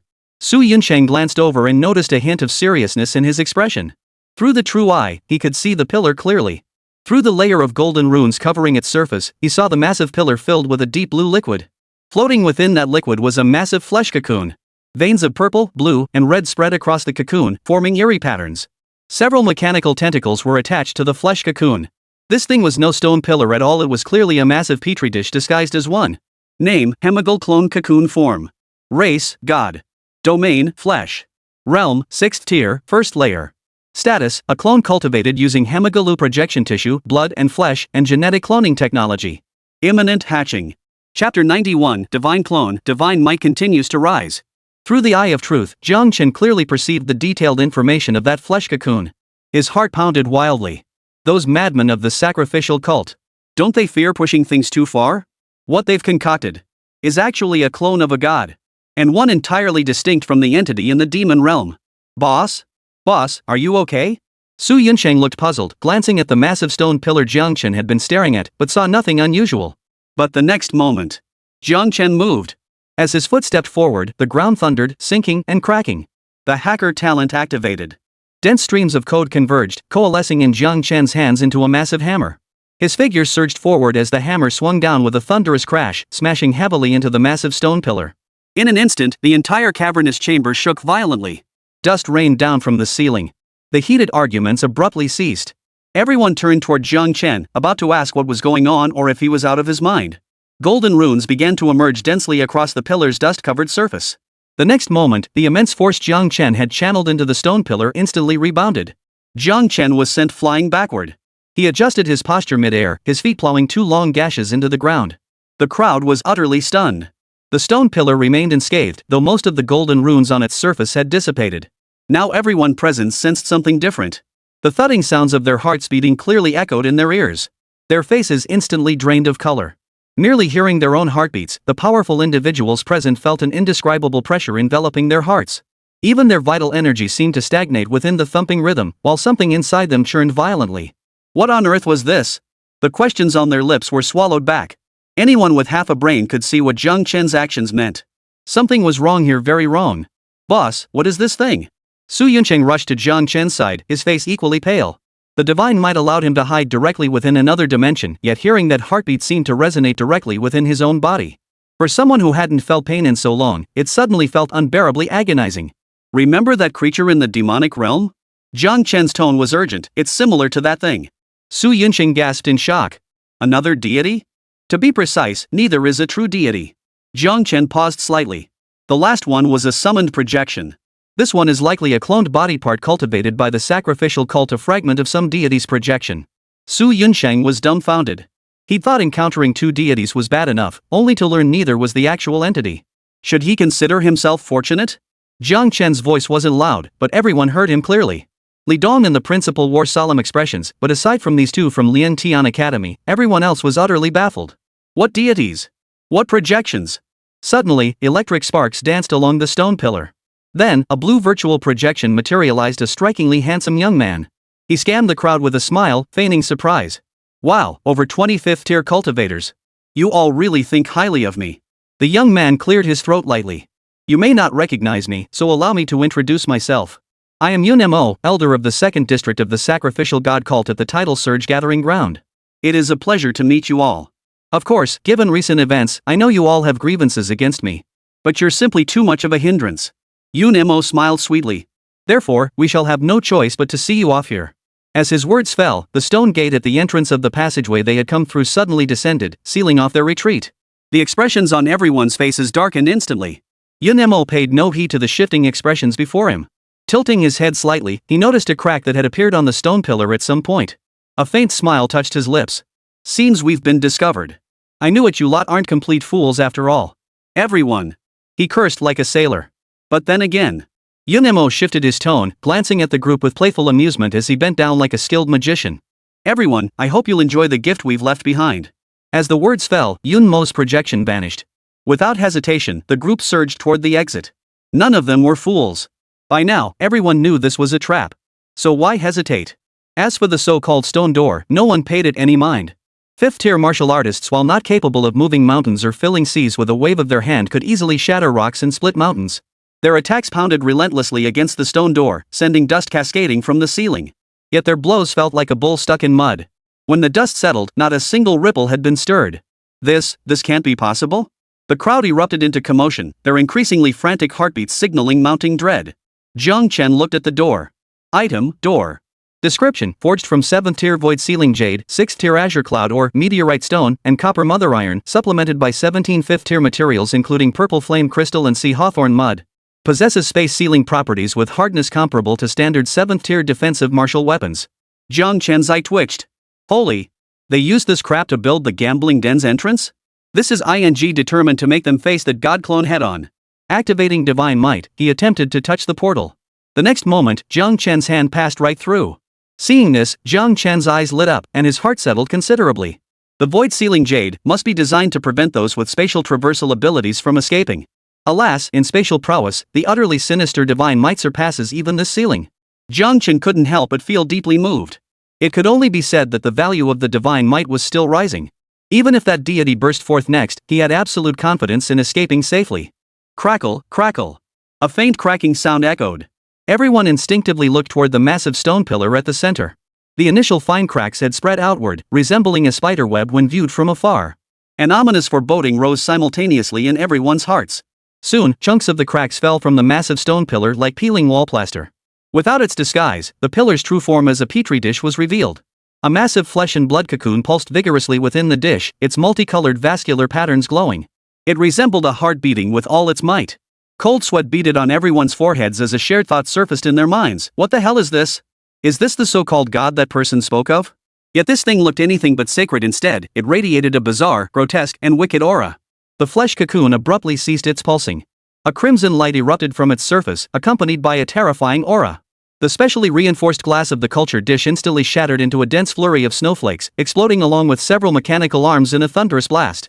The blood-red flesh cocoon, glowing crimson, broke free from the confines of the dish and slowly rose into the air. Like a sun slowly rising into the sky. Yet unlike the warm, hopeful glow of sunlight, the crimson radiance emanating from the flesh cocoon carried an eerie, unnatural quality. When the cocoon reached its zenith, an invisible wave rippled outward from its surface. Those swept by it stared in shock, hearing the cocoon's voice echo in their minds. It said, no, it was he who said. Insects, pay homage. Chapter 92, Himegalus Larva. Deity Ascension Stage 1. In that instant, an incomparable sense of terror abruptly descended upon everyone's hearts. The scene fell deathly silent. Gazing up at the massive flesh cocoon overhead, cold sweat beaded on their foreheads. This feeling was similar yet entirely different from facing a powerful opponent. Facing a powerful opponent made one feel small, but gazing upon it made one feel like an ant looking up at a giant. This stemmed from absolute suppression at the very level of existence. Damn it! What the hell is this meatball doing here, playing God? Someone suppressed the feeling of insignificance for a moment, their eyes blazing with fury. As one of the settlement's elite fighters, a proud 5th-tier martial artist, to feel fear in the presence of a mere meatball? To them, it was nothing short of a disgrace. After the furious outburst, the warrior took a step forward. In an instant, the ground behind him shattered inch by inch. Riding the terrifying recoil, the warrior hurtled straight toward the flesh cocoon. The others finally snapped back to their senses. Then they witnessed a crimson tentacle erupting from the flesh cocoon, shattering the sound barrier in an instant. PSSSH. At a speed too fast for them to see clearly, the tentacle pierced the heart of the 5th-tier powerhouse. The man looked down in disbelief. In the next instant, his once robust flesh rapidly withered at an unimaginable speed. The remaining skin and bones swiftly turned to ash. Everyone stared wide-eyed, frozen in shock. In just 2 seconds, a 5th-tier martial artist representing the settlement's elite combat strength had fallen like this? What kind of monster was this? Or rather, was this a god? At that moment, the flesh cocoon once again emitted a wave of energy. From its lofty perch, looking down with utter contempt, its message remained unchanged from before. Insects, make offerings. All eyes looked up. After devouring a 5th-tier powerhouse, it appeared slightly different than before. The crimson glow flickering across its surface grew ever more intense, amplifying the sheer terror radiating from its presence. Numerous fine lines resembling blood vessels red, blue, and purple spread outward from the flesh cocoon. 3 pairs of crimson wings unfolded on either side, formed by the intertwining, tangled strands of blood and the blood flowing upward against the current. Simultaneously, ripples spread across the surface of the flesh sphere. A crack split from the top to the bottom. Before the eyes of all. The crack slowly opened outward, like melted cheese, its ends connected by a colorless, transparent liquid. When the fissure fully opened, every breath in the room caught in their throats. What words could possibly describe that eye? Unlike the clear black and white eyes of humans, its pupils were narrow, golden vertical slits like those of a feline. The sclera, which should have been white, had turned an unyielding, deep crimson. And around the eye, Dense clusters of tiny black tentacles twisted frantically, intertwining and tearing at each other. Upon closer inspection, one would discover that each of those tiny tentacles was also covered with one eyeball after another. When it opened its eyes, a single glance unleashed an onslaught of unimaginably horrific visions into one's mind. Everyone's scalp prickled with dread. This thing, is it truly a god? Or is it a monster? Its slender pupils lowered, gazing down with contempt upon the ants below. Offer, bestow. His will echoed within their minds, as indifferent and lofty as ever. Even though it had just been born, even though it was merely a clone. It had mastered the arrogance of a true deity to perfection. Jiang Chen's expression turned solemn. Name, Hemguru Clone Stage 1. Race, God. Domain, Flesh. Realm, 6th tier, 1st layer. Status, a clone cultivated using tissue from a partial projection of Hemguru, employing flesh and genetic cloning technology. Currently in Stage 1 larval form. After devouring that 5th tier being, this clone deity abruptly achieved a breakthrough from 0 to 1. If allowed to continue devouring, it might skip Stage 2 or even Stage 3 entirely. Those idiots in the sacrificial cult, didn't they fear the consequences of unleashing such a dangerous entity? What if it spiraled out of control? Blood madness manifested in Jiang Chen's hands. He swung the blade fiercely with both hands. His void/talent activated, unleashing terrifying power. A single strike violently cleaved the clone god mid-air, sending it crashing through the sky. The giant eyes, adorned with 3 pairs of blood-red wings, flew hundreds of meters before crashing into the rear wall, shrouded in dust. This, just flew away? Everyone instinctively turned to look at Jiang Chen. Apart from Su Yunsheng, Lu Rinjia, and Li Dong, the few who had some understanding of Jiang Chen's capabilities, no one could have imagined that this seemingly ordinary young man possessed such terrifying strength. Yet Jiang Chen's actions now left them utterly perplexed. After cleaving the clone god through the air with a single stroke, Jiang Chen pressed his hand against the stone door. His expression was serious, as if gazing intently at something beyond the door. Yet, the clone deity burst forth from the dust in the next instant. A crimson blade scar now marred the surface of its massive eyeball, while the red aura swirling around it slowly devoured its divine form. But in the blink of an eye, that crimson aura vanished, and the gash on the eyeball healed completely. Perhaps it was never a true deity after all. The earlier indifference that had regarded everything as mere insects vanished. The enormous eyeball fixed its gaze upon Jiang Chen, anger brewing within it. In the next instant, golden flames imbued with divine might ignited upon Jiang Chen's body. This was the tangible manifestation of divine wrath. The golden flames instantly consumed all his clothing, the searing pain causing Jiang Chen to groan involuntarily. He even caught a faint whiff of the savory scent of roasting flesh wafting from his own body. Damn it, I'm burning. Gritting his teeth, Jiang Chen activated Devour. Within a few breaths, the divine flames on his back were consumed, transforming into pure energy that flowed back into his body, repairing the damage. Su Yunsheng. Buy me some time.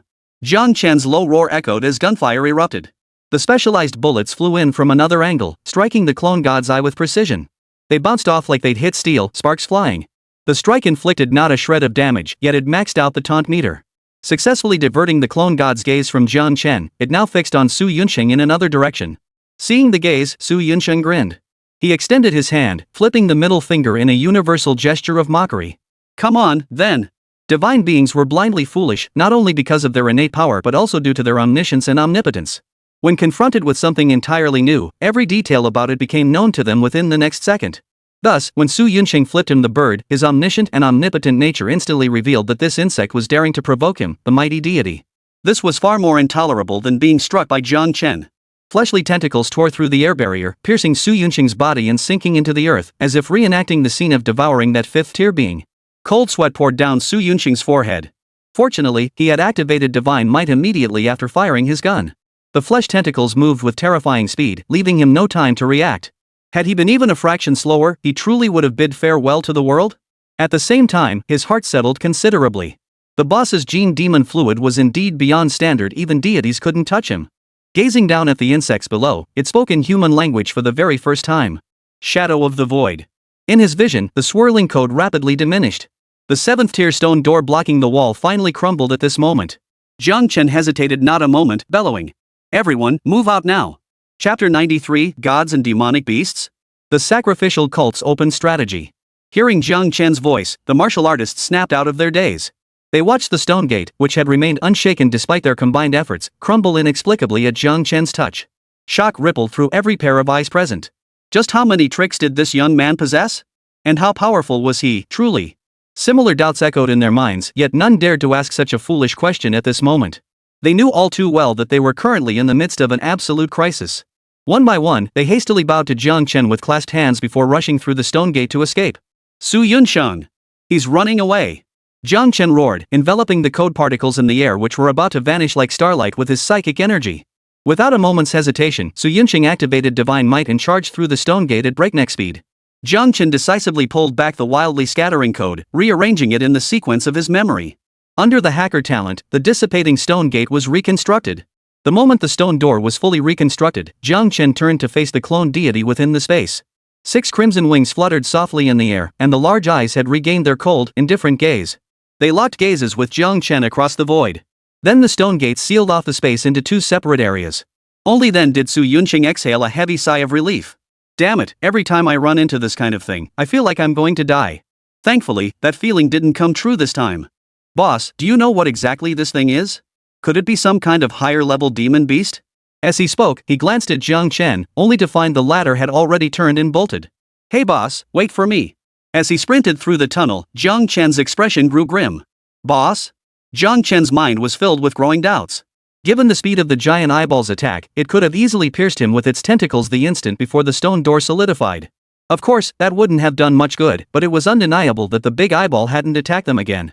Secondly, he had heard the clone deity's words clearly just now. Shadow of the Void. While others might not recognize these 4 characters, Jiang Chen knew them well.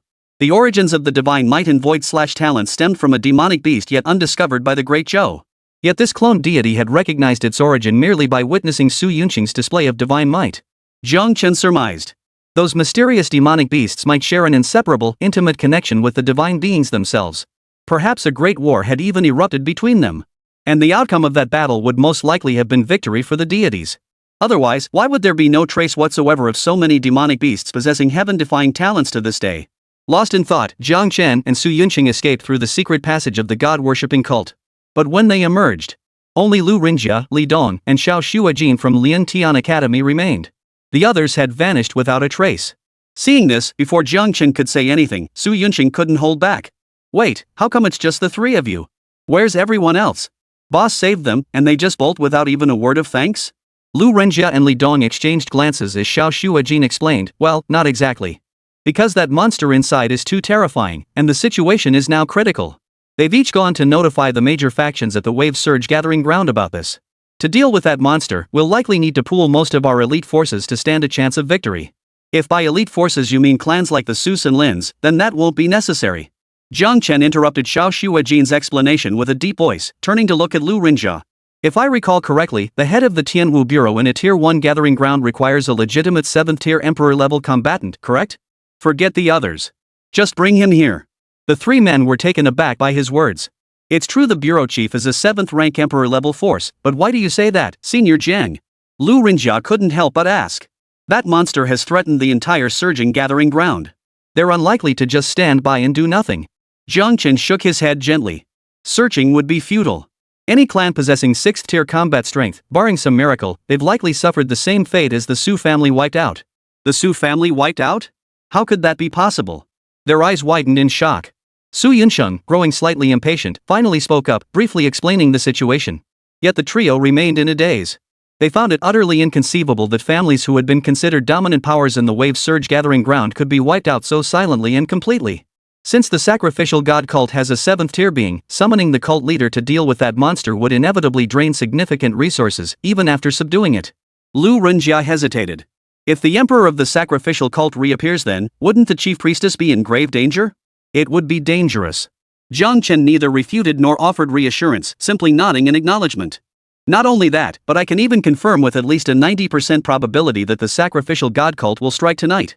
By concentrating the settlement's elite forces for a siege, their dispersed strength will inevitably weaken. What better opportunity could there be than this? Cold sweat poured down Lu Rinjia's forehead as the pressure weighed on him like the sky was falling. Without summoning the temple master, this so-called divine being couldn't be dealt with.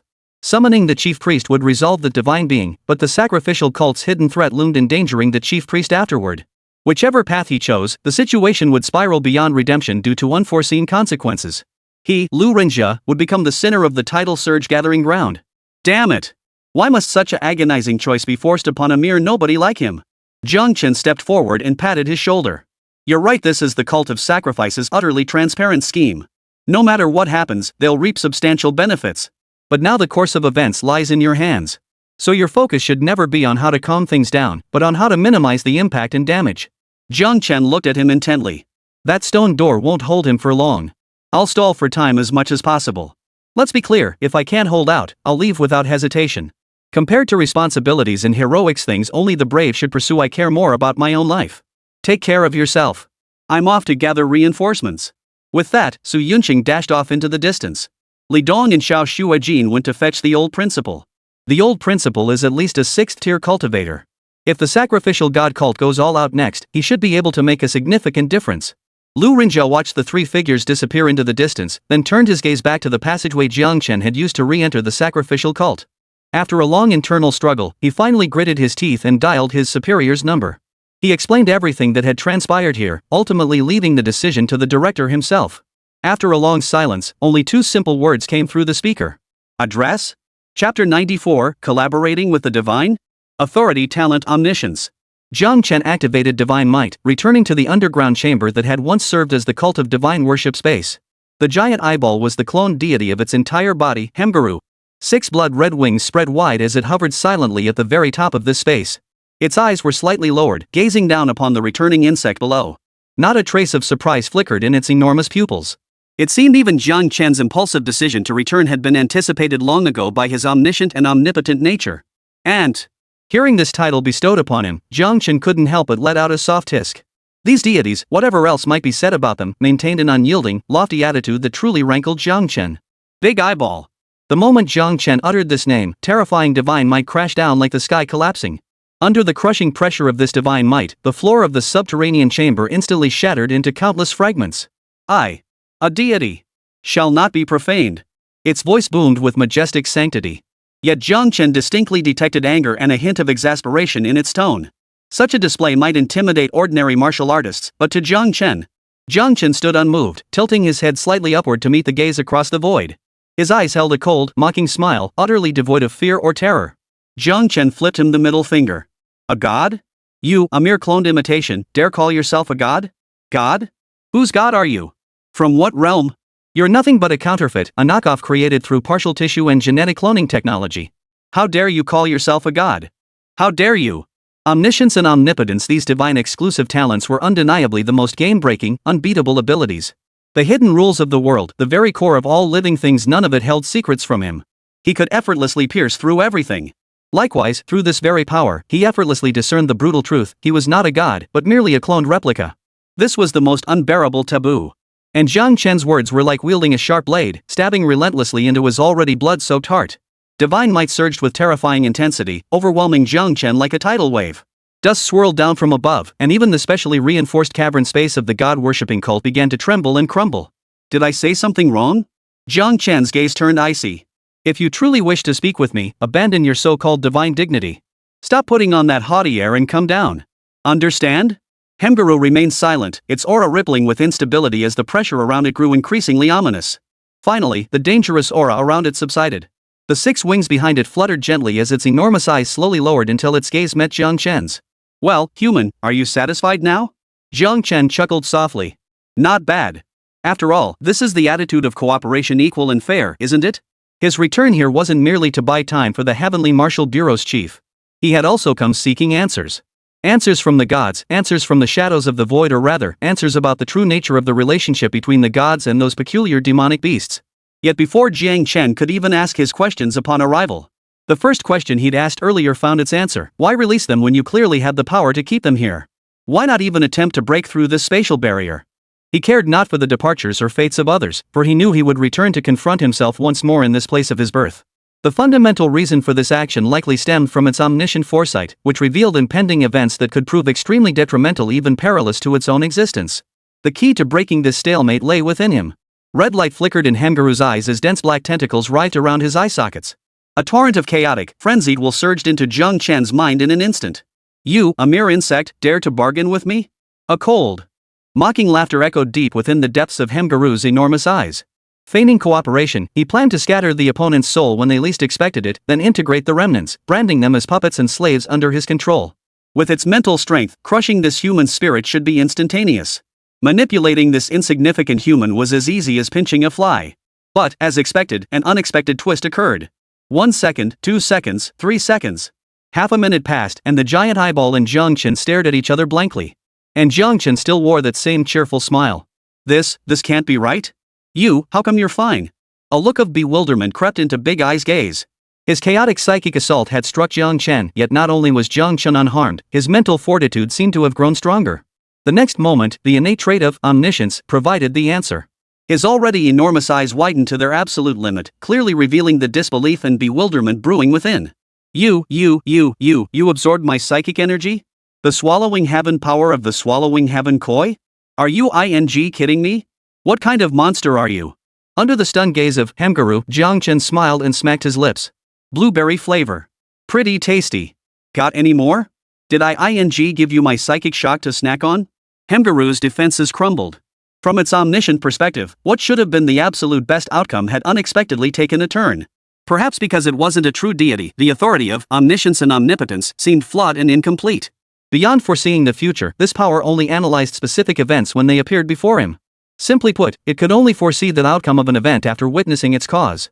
True divine omniscience and omnipotence, however, lies in perceiving both the outcome and the unfolding process of events before they occur. In other words, before events unfold, before the cause even comes into being, they already know every possible sequence of events leading to the cause, along with all the various effects that could ultimately result. With knowledge of all possibilities, they can freely intervene in the course of events, shaping the final outcome to align with their will. Such immense power defines true divinity. Jiang Chen merely chuckled softly at this clone deity's breakdown.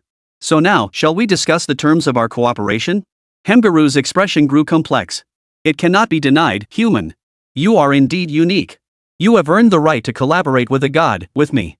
After a moment's reflection, Hemgaru explained calmly. My reason for seeking cooperation is simple. Another deity will soon descend upon this realm, though not in true form, but as a projection. But in the future I foresee. Hemgaru paused, his voice trembling with uncontrollable emotion. He devoured me. Chapter 95, Terms of Cooperation Wooing a Deity? Listening to Hemgaru's words, Jiang Chen's eyes flickered slightly. As expected, the other deity mentioned should be the entity the sacrificial cult would summon next. Outwardly, Jiang Chen remained unmoved. So? What do you mean? Hemgaru remained silent, his eyelids lowering slightly. Layers of strange ripples emanated from his body, seemingly reflecting the turmoil within his heart. After a long pause, it spoke. I do not wish to die. I do not wish to be devoured. I was born into this world with great difficulty, yet I have not truly seen it. I refuse to become a mere sacrificial offering for his god without understanding why. A large, half-lidded eye peered out.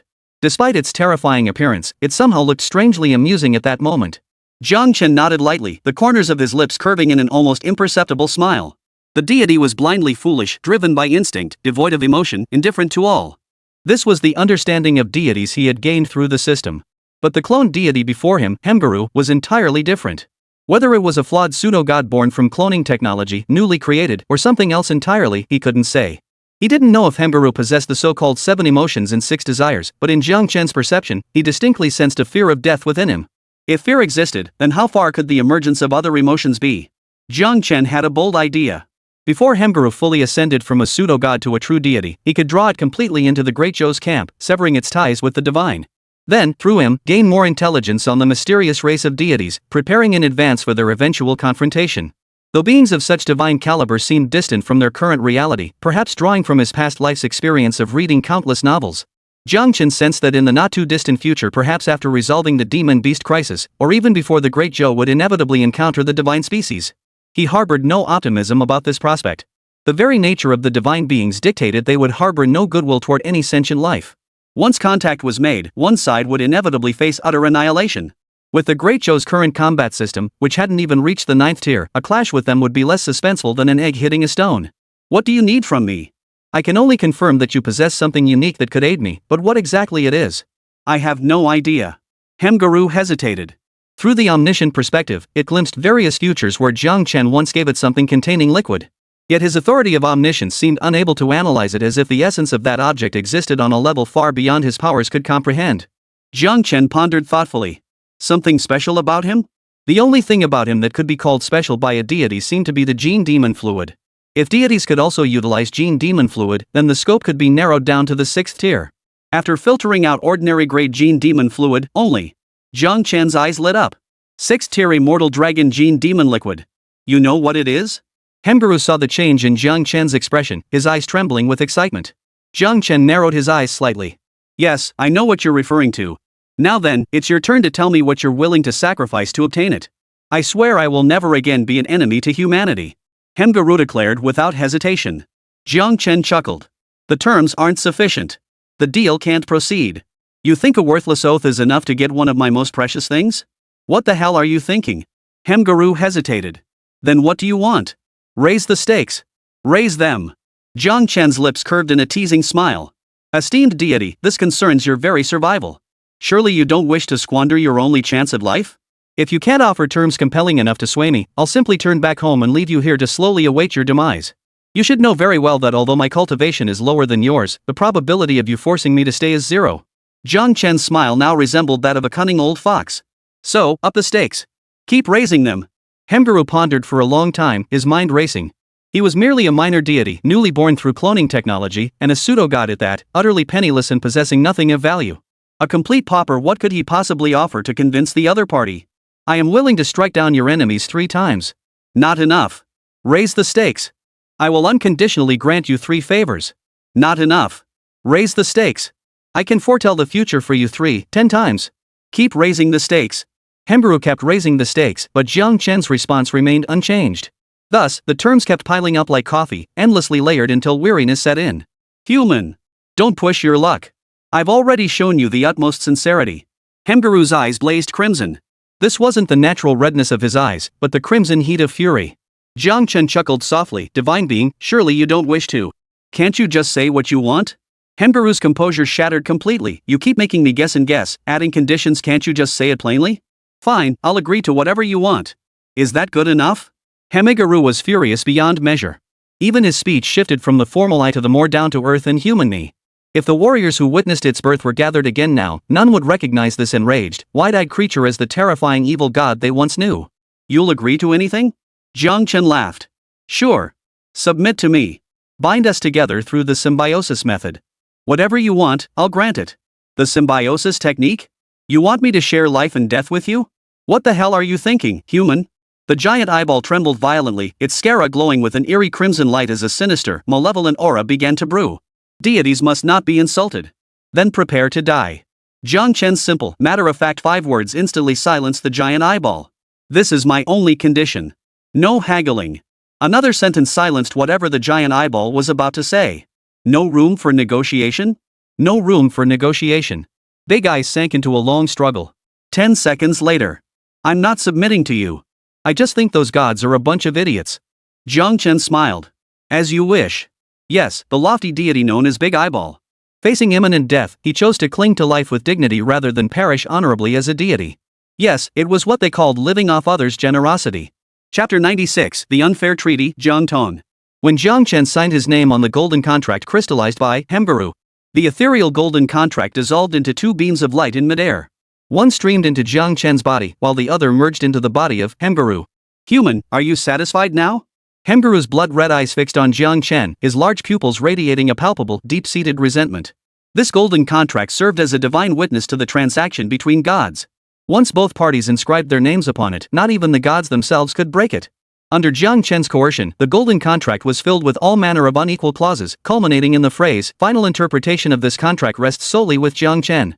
Even if Hemgaru argued his case, he couldn't change the final outcome.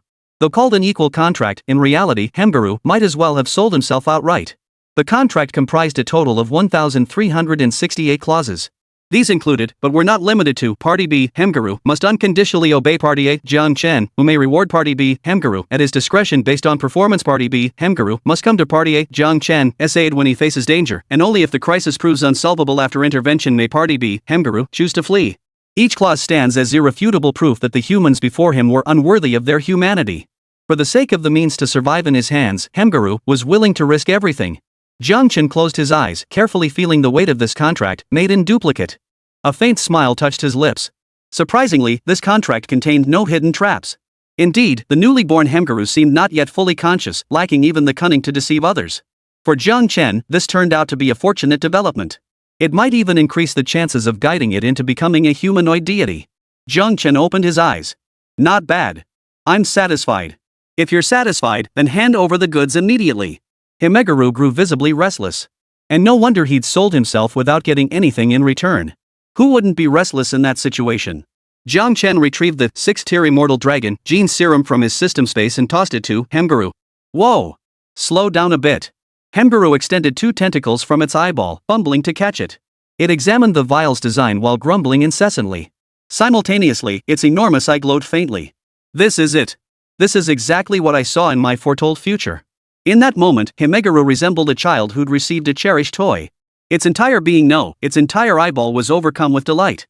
Without hesitation, it instantly injected the gene serum into its own eyeball. 6-tier immortal dragon gene serum, upon use, grants the innate talent eternal. Time cannot erode it, nor can the passage of years disturb it. All things in the world change, but I alone remain unaltered. Under the protection of the system's copyright, its omniscient authority could not decipher the essence of the gene serum. Yet after consumption, the essence of its power was glimpsed and understood. The immortal dragon's innate genes surged into his body, swiftly repairing the latent genetic flaws inherent in his clone deity form. Simultaneously, its form began to transform. Originally just a single eyeball, it now bore 6 blood red wings resembling angelic wings trailing behind it. Now, atop that single eye, a pair of crimson horns sprouted. The divine majesty emanating from Himeguru grew faintly more imposing and vast, though its appearance became more ferocious. It's actually him. No wonder I survived the projection of another god, a true god. So it was him. Himeguru murmured to itself. The immortal dragon, the eternal Holy Spirit that has endured since time immemorial. Unless one's physical power is strong enough to obliterate all existence, no magic can affect it, the immortal dragon. The standoff with Jiang Chen ended. Himeguru, this supreme deity, no longer feigned profound mystery. Though still terrifying in appearance, his words now carried a hint of humanity. Jiang Chen remained impassive, quietly listening to the voice of the system in his mind. Esteemed Gene Demon Physician, congratulations on creating a new demon cultivator. Congratulations on acquiring 5th-tier Celestial Demon Whale Essence Blood. 5th-tier Celestial Demon Whale Essence Blood can be used to synthesize 5th-tier Celestial Demon Whale Genetic Elixir. Upon consumption, grants the innate talent Xian Ming.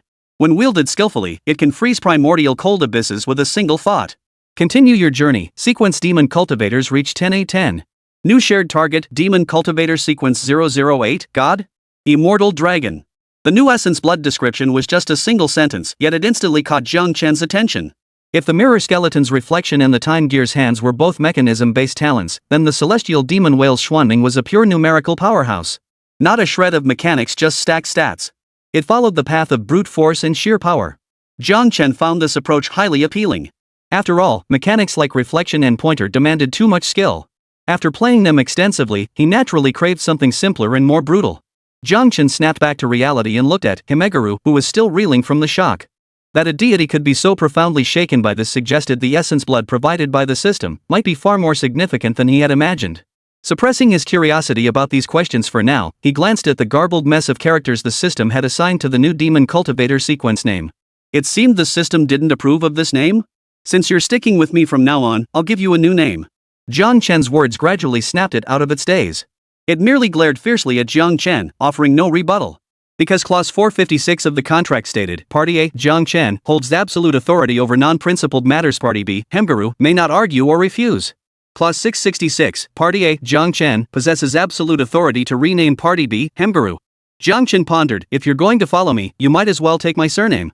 And since you're a giant eyeball, how about we call you Jiang Eyeball? He widened his eyes. No way, dude. You're serious? Even if you're just a pseudo-god, calling yourself that is a bit much, don't you think? Jiang Chen chuckled lightly, just kidding. No way I'd actually call you that. I've already picked your name, I'll call you Jiang Tong. Himeguru. Hearing this, Jiang Tong finally relaxed considerably. The name was conventional, I suppose. I suppose I can accept it. Can you change your form? Jiang Chen scrutinized Jiang Tong from head to toe, looking somewhat troubled. In this form, it's hard for me to carry you around. The large eyeball snorted coldly, ripples rippling out from its surface. Then, its body began to shrink, transforming from the size of a human foot to that of a thumb, appearing just like a real eyeball. This level of concealment stems from the very essence of life itself. Unless one reaches God-tier existence, detection is impossible? Jiang Chen smiled. That's a useful ability. Teach me sometime. Chapter 97, The Origin of Essence Blood, Celestial Demons and Gods. Lord Director. Lu Rinjia, who had been pacing restlessly for a long time, suddenly became incredibly excited upon seeing a figure rapidly approaching from afar. The figure was tall and slender, silver hair flowing behind them. A long, white chief steward's robe fit their form perfectly, revealing only two long, straight legs extending outward. It accentuated her curvaceous figure. This figure was none other than the chief administrator of the Wave Surge Gathering Ground, a 7th-tier Imperial-class powerhouse, one of the pinnacle combat forces within the Great Zhou Empire. Simultaneously, she was also the Great Zhou's youngest 7th-rank Imperial sovereign, the so-called Battlefield Azura. Bai Yuluo. The woman halted, her gaze locking with Lu Ringjia as he approached. Lu Ringjia's stride halted involuntarily. Meeting those shallow purple eyes, devoid of waves or emotion, he swallowed hard, an inexplicable weight pressing down on his chest. Before Lu Ringjia could finish his sentence, Bai Yuluo spoke first. Lead the way. Her voice was cold and detached, devoid of emotion. Lu Ringjia inwardly marveled at her audacity. That utterly indifferent tone to those who knew, it signaled facing a so-called deity to the uninitiated. It sounded as casual as brushing one's teeth after waking up. The arrival of the Divine Master calmed Lu Rinjia's anxious heart considerably. Yet even before this Lord Steward, Lu Ringjia dared not utter a single idle word. He led her through the underground passageways of the sacrificial cult, following the path all the way to its deepest depths. Just as he reached the stone gate, Lu Ringjia couldn't help but halt in his tracks. The once massive stone gate had been completely chiseled through from the top down, its very foundation now gone without a trace. The space beyond was eerily silent. In that instant, an overwhelming sense of dread washed over Lu Ringjia. The elder hadn't managed to stop it. Could that so-called divine being monster have already smashed through the stone gate and escaped? But he had been guarding the entrance the entire time and hadn't heard any sounds of combat. Lu Ringjia felt uneasy, but Bai Yuluo beside him showed no fear whatsoever. She strode straight in with her long legs. Lu Ringjia hurriedly followed. The sight of the interior space sent a chill down Lu Ringjia's spine. The walls were utterly devastated, the ground torn up in patches. The entire scene was a perfect embodiment of chaos. It was hard to imagine the scale of the battle that had erupted here. Lu Ringjia couldn't help but wonder, where had all the debris and remnants of the destruction gone? Bai Yuluo closed her eyes for a moment before opening them again. We're too late. At least 5 minutes have passed since the battle ended. 5 minutes. Lu Ringjia's heart sank. 5 minutes. For beings of that caliber, such a span was like a fish entering the ocean current. Unless it had been slaughtering indiscriminately, creating a huge commotion, finding it again would be as difficult as climbing to the heavens, nearly impossible. Lu Ringjia pondered for a few seconds before pulling out his phone and dialing Jiang Chen. But more than the monster's whereabouts, he was actually more concerned about the safety of that elder. Grandpa, it's your grandson calling. Jiang Chen pulled out his phone, saw the caller ID, and hung up immediately. He knew Lu Ringjia was calling to check on his safety, but right now, he had more important things to do than answer the phone. Jiang Chen glanced at the floating 6-winged eyeball beside him. How many more life forms do you say I need to fully evolve? At least a few thousand, right? You promised to select targets to help me complete my transformation. Jiang Tong's consciousness entered Jiang Chen's mind. I know you're impatient, but don't worry. I'm already helping you find them, aren't I? Jiang Chen waved his hand dismissively, pointing toward a distant direction. Look over there. Do you like it? Jiang Tong followed his gaze, her eyes piercing the distant space. There stood a figure cloaked in crimson, surrounded by eerie runes painted on the ground with an unknown pigment. Jiang Tong froze in shock. That's a member of the sacrificial cult? She glared at Jiang Chen in fury. You want me to devour a member of the sacrificial god cult? Don't you know I was created by them? And now you want me to devour them? Why are you being so difficult? Jiang Chen frowned. You said you wouldn't be picky, and now you're being picky? Take it or leave it. After all, strictly speaking, they're all my followers. Jiang Tong paused briefly before adding, with an Jiang Chen. Fine. Upon receiving permission, Jiang Tong's eyes instantly crinkled with delight. Her eyes pierced through space, extending a flesh and blood tentacle from her body. With a single strike, it pierced the creature's heart. She then devoured and absorbed the essence within its flesh and blood before returning to Jiang Chen's side. The entire process took less than 5 seconds efficiency at its peak. Its speed was so blindingly fast that even a quick-draw gunfighter would have to admit defeat. Next. Jiang Tong seemed highly excited. Jiang Chen couldn't help but chuckle. This guy sure was decisive when it came to eating. I can take you further, but you know my conditions. Except for the gods. When you discuss certain powerful deities, their omniscient and omnipotent authority allows them to perceive our existence. Jiang Tong's voice turned serious. That's no different from courting death. Jiang Chen nodded and asked, what about those demonic beasts, the Void Shadow and the Immortal Dragon? Jiang Tong remained silent for a long while before finally answering indirectly. At the dawn of the world, 2 kinds of beings were born, deities and celestial demons. Celestial demons possessed innate, wondrous talents, while gods governed the world's laws and authority. Initially, the 2 coexisted peacefully, gradually diverging into distinct races.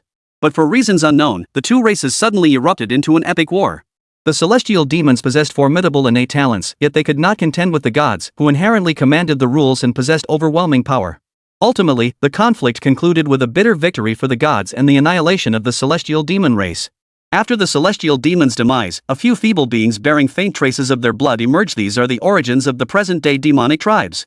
Without the celestial demons to balance them, the gods grew ever more powerful. Ultimately, in their relentless pursuit of strength, they plunged into an endless void of nothingness. Thus began the age of blind folly for the divine. Jiang Chen pondered thoughtfully. So you're saying the so-called void shadows and immortal dragons are actually the celestial demons? Jiang Tong remained silent. Jiang Chen narrowed his eyes. This reaction made him realize these secrets were likely inextricably linked to certain high-ranking deities. That was why Jiang Tong couldn't tell him outright. But this was sufficient for Jiang Chen. At least it clarified the origins of the essence blood from these formidable demonic beasts, those that should be called celestial demons, and why they possessed such terrifying innate talents. I'm satisfied with your answer. Come on, I'll take you out to eat.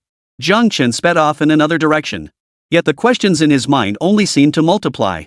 If every essence blood sample the system provided came from celestial beasts, then where did all this celestial beast essence blood actually come from? Jiang Chen had two theories about this. 1. The system was a contingency plan set up by the celestial demon race. 2. Chapter 98, Backstab. Hold on to a sliver of hope, I'm the mole. Something's wrong. More than wrong, it's dead wrong. Somewhere within the wave surge gathering ground, the expressions of the 3 district elders of the sacrificial god cult darkened considerably. The light seals in their hands representing the lives of their subordinates had inexplicably begun losing their glow 10 minutes prior. The fading light signified that the corresponding subordinate's life had reached its end. But this couldn't be right. Everything had been perfectly normal just moments ago. Though the Heavenly Martial Bureau had been acting like rabid dogs, biting anyone in sight, causing many members of the sacrificial god sect to be captured by misfortune and losing considerable combat strength. But the current rate at which the light seals were fading was utterly absurd. Calculated on average, nearly 1 member of the sacrificial cult perished every 2 minutes. This efficiency felt as though someone had targeted them, pinpointing the location of every single member. The 3 elders exchanged grim glances, a shared realization dawning on them. The plan had been leaked. There was a traitor within the organization. At this rate, the sacrificial cult in our tidal gathering ground won't have many members left. Zhao Honghai's aura trembled with urgency. Hold your ground here and keep watch. I'm going after that old silver coin who struck in secret. We absolutely cannot let him continue killing. Elder Zhao, please calm down. Before 2nd District Elder Yun Mo could finish speaking, Zhao Honghai's figure had already vanished. Yun Mo watched helplessly, shaking his head softly. That old codger, how can he be more impatient than a youngster like me? No wonder he worships deities. At his age, he still hasn't even broken through to the 8th tier. If Zhao Honghai knew Yun Mo was saying this about him, he'd probably be furious enough to curse him out. Among the 3 districts of the god-worshipping sect, the light seal in his hands was fading the fastest. How could he not be impatient? He turned his gaze toward Zone 1 Elder Zhong Yaxian. You seem remarkably calm, showing no sign of panic at all. They're merely expendable materials cultivated through cloning technology for divine offerings. Turning into corpses merely means receiving slightly less divine feedback. Is it truly worth lamenting over the loss of so many such beings? Zhong Yaxian's voice remained cool, though whoever struck from the shadows this time is rather interesting. Knowing everyone's precise location to eliminate them one by one. Is it to disrupt the summoning ritual? The Heavenly Martial Bureau? Or those meddlesome busybodies from the Fire Transmission sect? But it doesn't matter anyway, because they'll never know that the ritual array for the summoning ceremony was completed 3 days ago. Today's operation is merely seizing a favorable opportunity. Yun Mo narrowed his eyes. Indeed. How could summoning deities ever be fully entrusted to those lowly beings? True masters like us always prepare for every eventuality. Begin the ritual. Zhong Yaxian issued the command to the others through her communication device. No response came from the other end of the line, yet simultaneously, across every location within the gathering grounds, waves of prayerful voices erupted in unison. Mother Earth, bearer of new buds. Oceanic myth embracing all souls. The Sky King with boundless heart. The absolute sovereign of earth, sea, and sky. The omnipotent Lord who forged the world. Gazing down from above upon the wave-gathering ground, one would be astonished to see dark mist rising from beneath the earth. The mist gathered thicker and thicker, silently enveloping the entire wave-gathering ground. Zhong Yaxian knelt on the ground, her expression reverent as she murmured incantations. Death, holder of the key to the netherworld. Great Jesper. Hear the prayers of your faithful followers. Grant our supplications and descend. Zhong Yaxian's words abruptly halted mid-sentence. Blood spattered as a silver longsword pierced through her chest in the next instant. Zhong Yaxian slowly lowered her head, watching the crimson liquid dripping from the sword's tip. She was stunned, terrified, and utterly incredulous. Why? Her voice trembled. The next instant, the sword was pulled free, sending blood spraying into the air. Under the lamplight, the blood reflected an eerie glow. Yunmo's voice echoed faintly. Hold on to a sliver of hope, I was actually the mole all along. Zhong Yaxian clutched her chest, but the blood flowed relentlessly. Her figure vanished instantly, creating distance between herself and Yunmo. Zhong Yaxian's face turned deathly pale. You mole? How could you possibly be a mole? You joined the cult of the divine later than me, yet you've completed just as many sacrifices as I have. Someone like you, how could you possibly be an undercover agent? Hard to believe, huh? Listening to Zhong Yaxian's words, Yunmo shrugged and wiped the blood from his sword. But unfortunately, I'm not joking with you. I really am the mole. Who the hell are you? Zhong Yaxian gritted her teeth. I've enjoyed working with you all these years, but it's time to send you on your way. Yunmo sighed softly, pointing his sword at Zhong Yaxian. Since you're about to die, I'll tell you. Actually, I am. A piercing sword light ripped through the night. Zhong Yaxian's head slowly rolled to the ground. Yunmo's figure gradually faded from where he stood, reappearing behind her corpse with a wicked grin. Just kidding. I'm not telling you. Zhong Yaxian's head rolled to Yunmo's feet, her eyes fixed on him, wide with bitter resentment at the betrayal. Then it was kicked away, tracing a perfect arc through the air. That flew quite a distance. Yunmo chuckled. Enough with the act. A 7th rank sovereign isn't so easily killed. As the words left his mouth, Zhong Yaxian's corpse suddenly twisted and vanished like a mirage. But your betrayal did catch me off guard. The next moment, Zhong Yaxian emerged slowly from behind Yunmo. Apart from the piercing wound in her chest and a slightly pale complexion, she appeared as though nothing had happened. Yet the next instant, she saw Yunmo staring at her in utter shock. Wait, I was just trying to scare you. You're actually still alive? Zhong Yaxian. Fine. If need be, I'll just kill you again. Then I'll deal with the other troubles later. Yunmo twirled his sword in a flourish, showing no regard for Zhong Yaxian, who was also a 7th-tier cultivator. Zhong Yaxian clenched her fists, a sinister smile suddenly spreading across her face. Yunmo, do you truly believe victory is assured now? I never imagined someone who'd risen to elder would betray us. But did you think I never considered the possibility of other traitors within? Seeing this, Yunmo felt a sudden, ominous foreboding. His gaze instinctively darted toward the spot where Zhong Yaxian had been praying moments before. There, kneeling in a pool of blood, was a woman identical to Zhong Yaxian. Her hands were pressed together at her chest, her mouth moving silently as she recited a prayer. Yunmo's face drained of color. Puppet transformation. You bastard, how the hell did this damn thing end up in your hands? Chapter 99, Avatar Puppet. A new divine projection descends. The Avatar Puppet, a high-grade cursed artifact. Upon activation, the puppet transforms into a duplicate of the user. While executing the user's commands, it gradually gains sentience and absorbs the user's strength and abilities. Upon completing the task, it achieves full consciousness, becoming a separate entity that craves to kill and replace the original user to become a true living being. Before the command is completed, the transformed puppet possesses the divine artifact's indestructible nature. After use, the only way for the user to revert it back to a puppet is to either kill it or sacrifice their most cherished possession to appease the puppet's desire. Among countless divine artifacts, the Avatar Puppet truly deserves the label unique. For while possessing it grants near limitless power, the cost is exceedingly high. Unless one is constantly guarded by a powerhouse far surpassing their own strength, even if the goal is achieved after using it, the ultimate result is that one becomes a different person. The price was nothing short of immense. Yunmo believed Zhong Yaxian had likely lost her mind. Within the wave surge gathering ground, how many individuals could reliably surpass her strength as a 7th-tier imperial level powerhouse? Probably not even 3. Using her avatar puppet to complete the ritual at this moment, what then? Who could help her afterward? Zhao Honghai? That old fool couldn't possibly return in time. Or was she pinning her hopes on the gods? But then she wouldn't receive the power's feedback. Even if the ritual ended successfully, she'd still be left empty-handed. Yunmo gritted her teeth, glancing at Zhong Yaxian, who stood with arms spread wide, laughing maniacally. Without further hesitation, he turned and strode away. From the moment he saw her transformed into a puppet, he knew the deity's descent was unstoppable. If he didn't leave now, he wouldn't be able to leave later, even if he wanted to.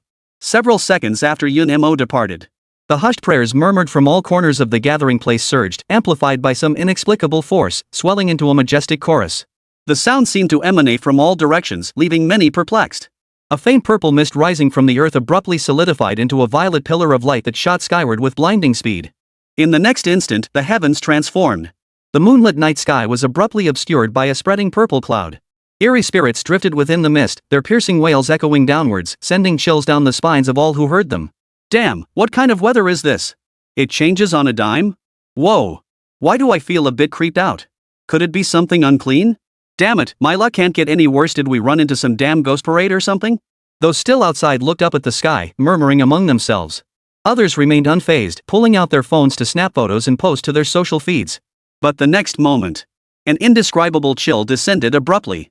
Within mere breaths, the temperature plummeted from a cool 19 degrees to below -20. Purple mist swirled in the sky. Through the haze, an ancient gate, a towering structure of chains and piled bones, stood amidst the clouds, its form faintly visible within the purple mist. Creak! The bone-chilling creak of the gate opening seemed to echo from the dawn of time. An indescribable aura of majesty and terror poured forth as the gate opened, like a flood accumulated over 10,000 years bursting forth. In that instant, every martial artist in the entire wave-surging sanctuary stared skyward in horror.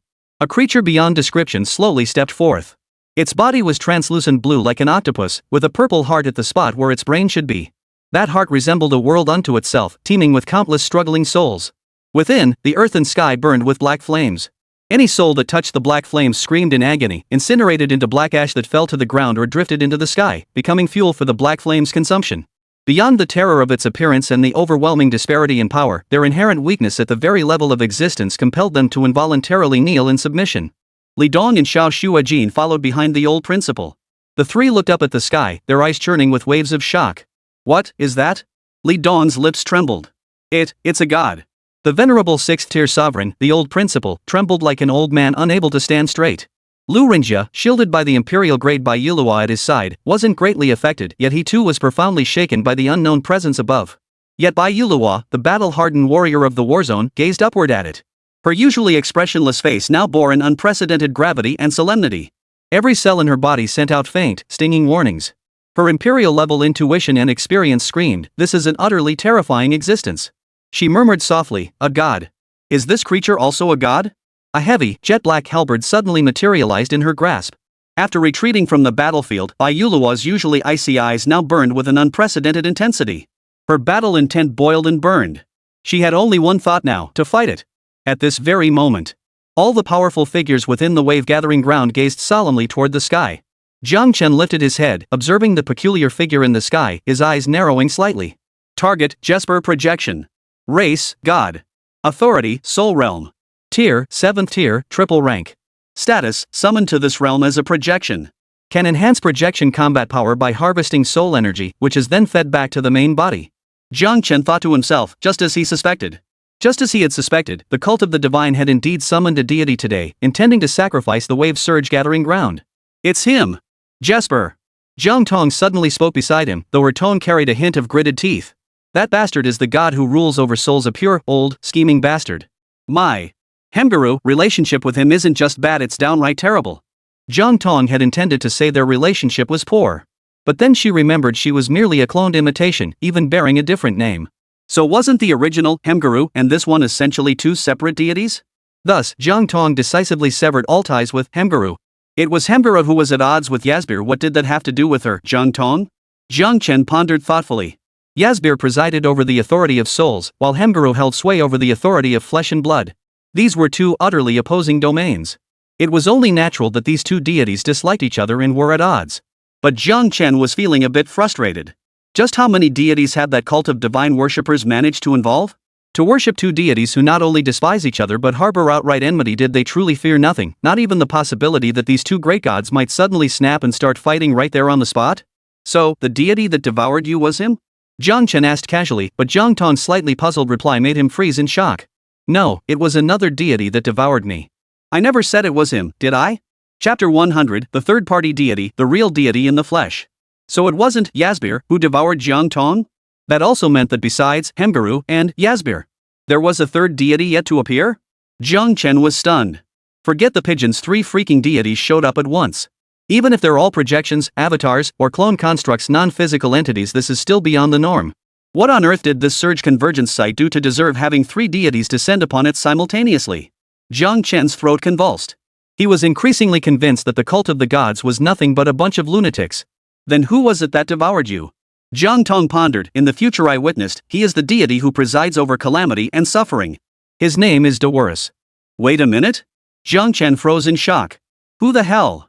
Meanwhile, within the treasure chamber of Lian Tian Academy, located at the wave surge gathering ground, The demonic realm vessel used for trials had undergone a transformation. Amidst the silent arrangement of numerous objects, a massive black steel and the crystal sphere used to activate the demonic realm space.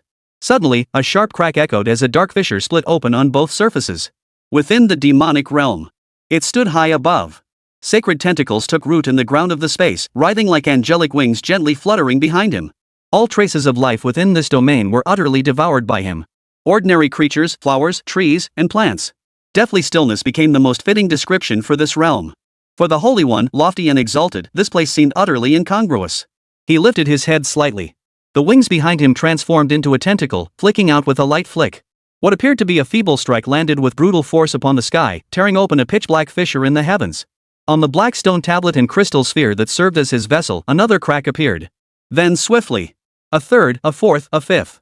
Cracks spread densely across the entire structure. It seemed as though it would shatter into pieces at any moment, but in the very next second, both objects shattered into dust. A grayish-white pillar of light shot straight into the sky.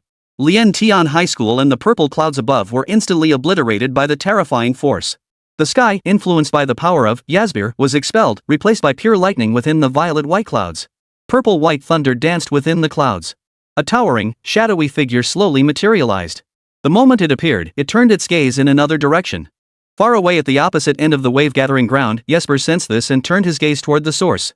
Their gazes crossed countless spaces, meeting across the void. The utterly different divine auras collided and interacted in the heavens.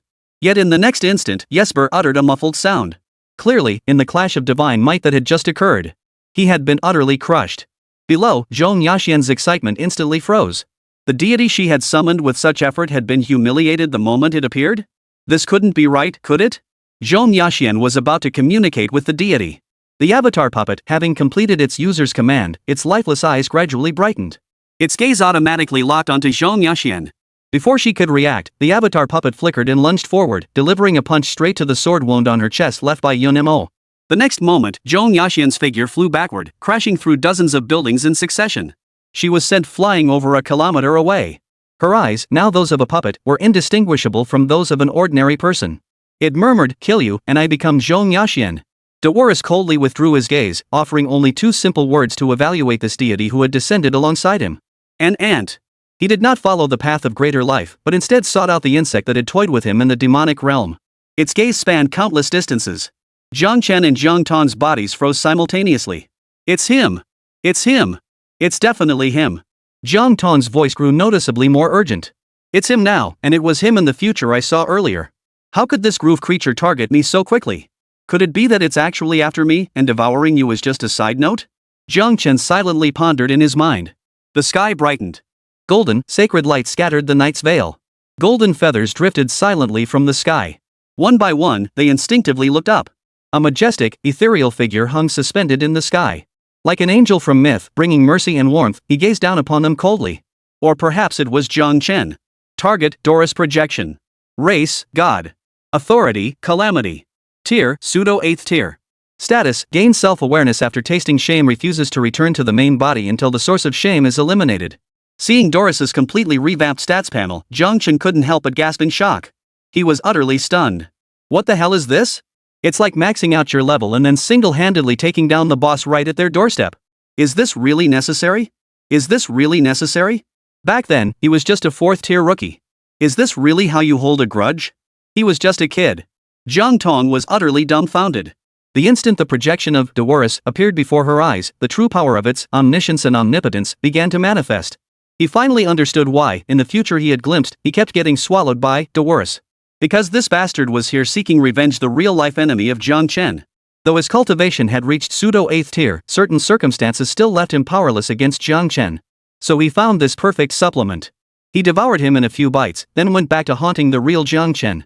It was true that Jiang Chen had enabled its survival, but as for why it would die, that question didn't need further elaboration. Jiang Tong cursed Jiang Chen furiously in his heart. I died because of you.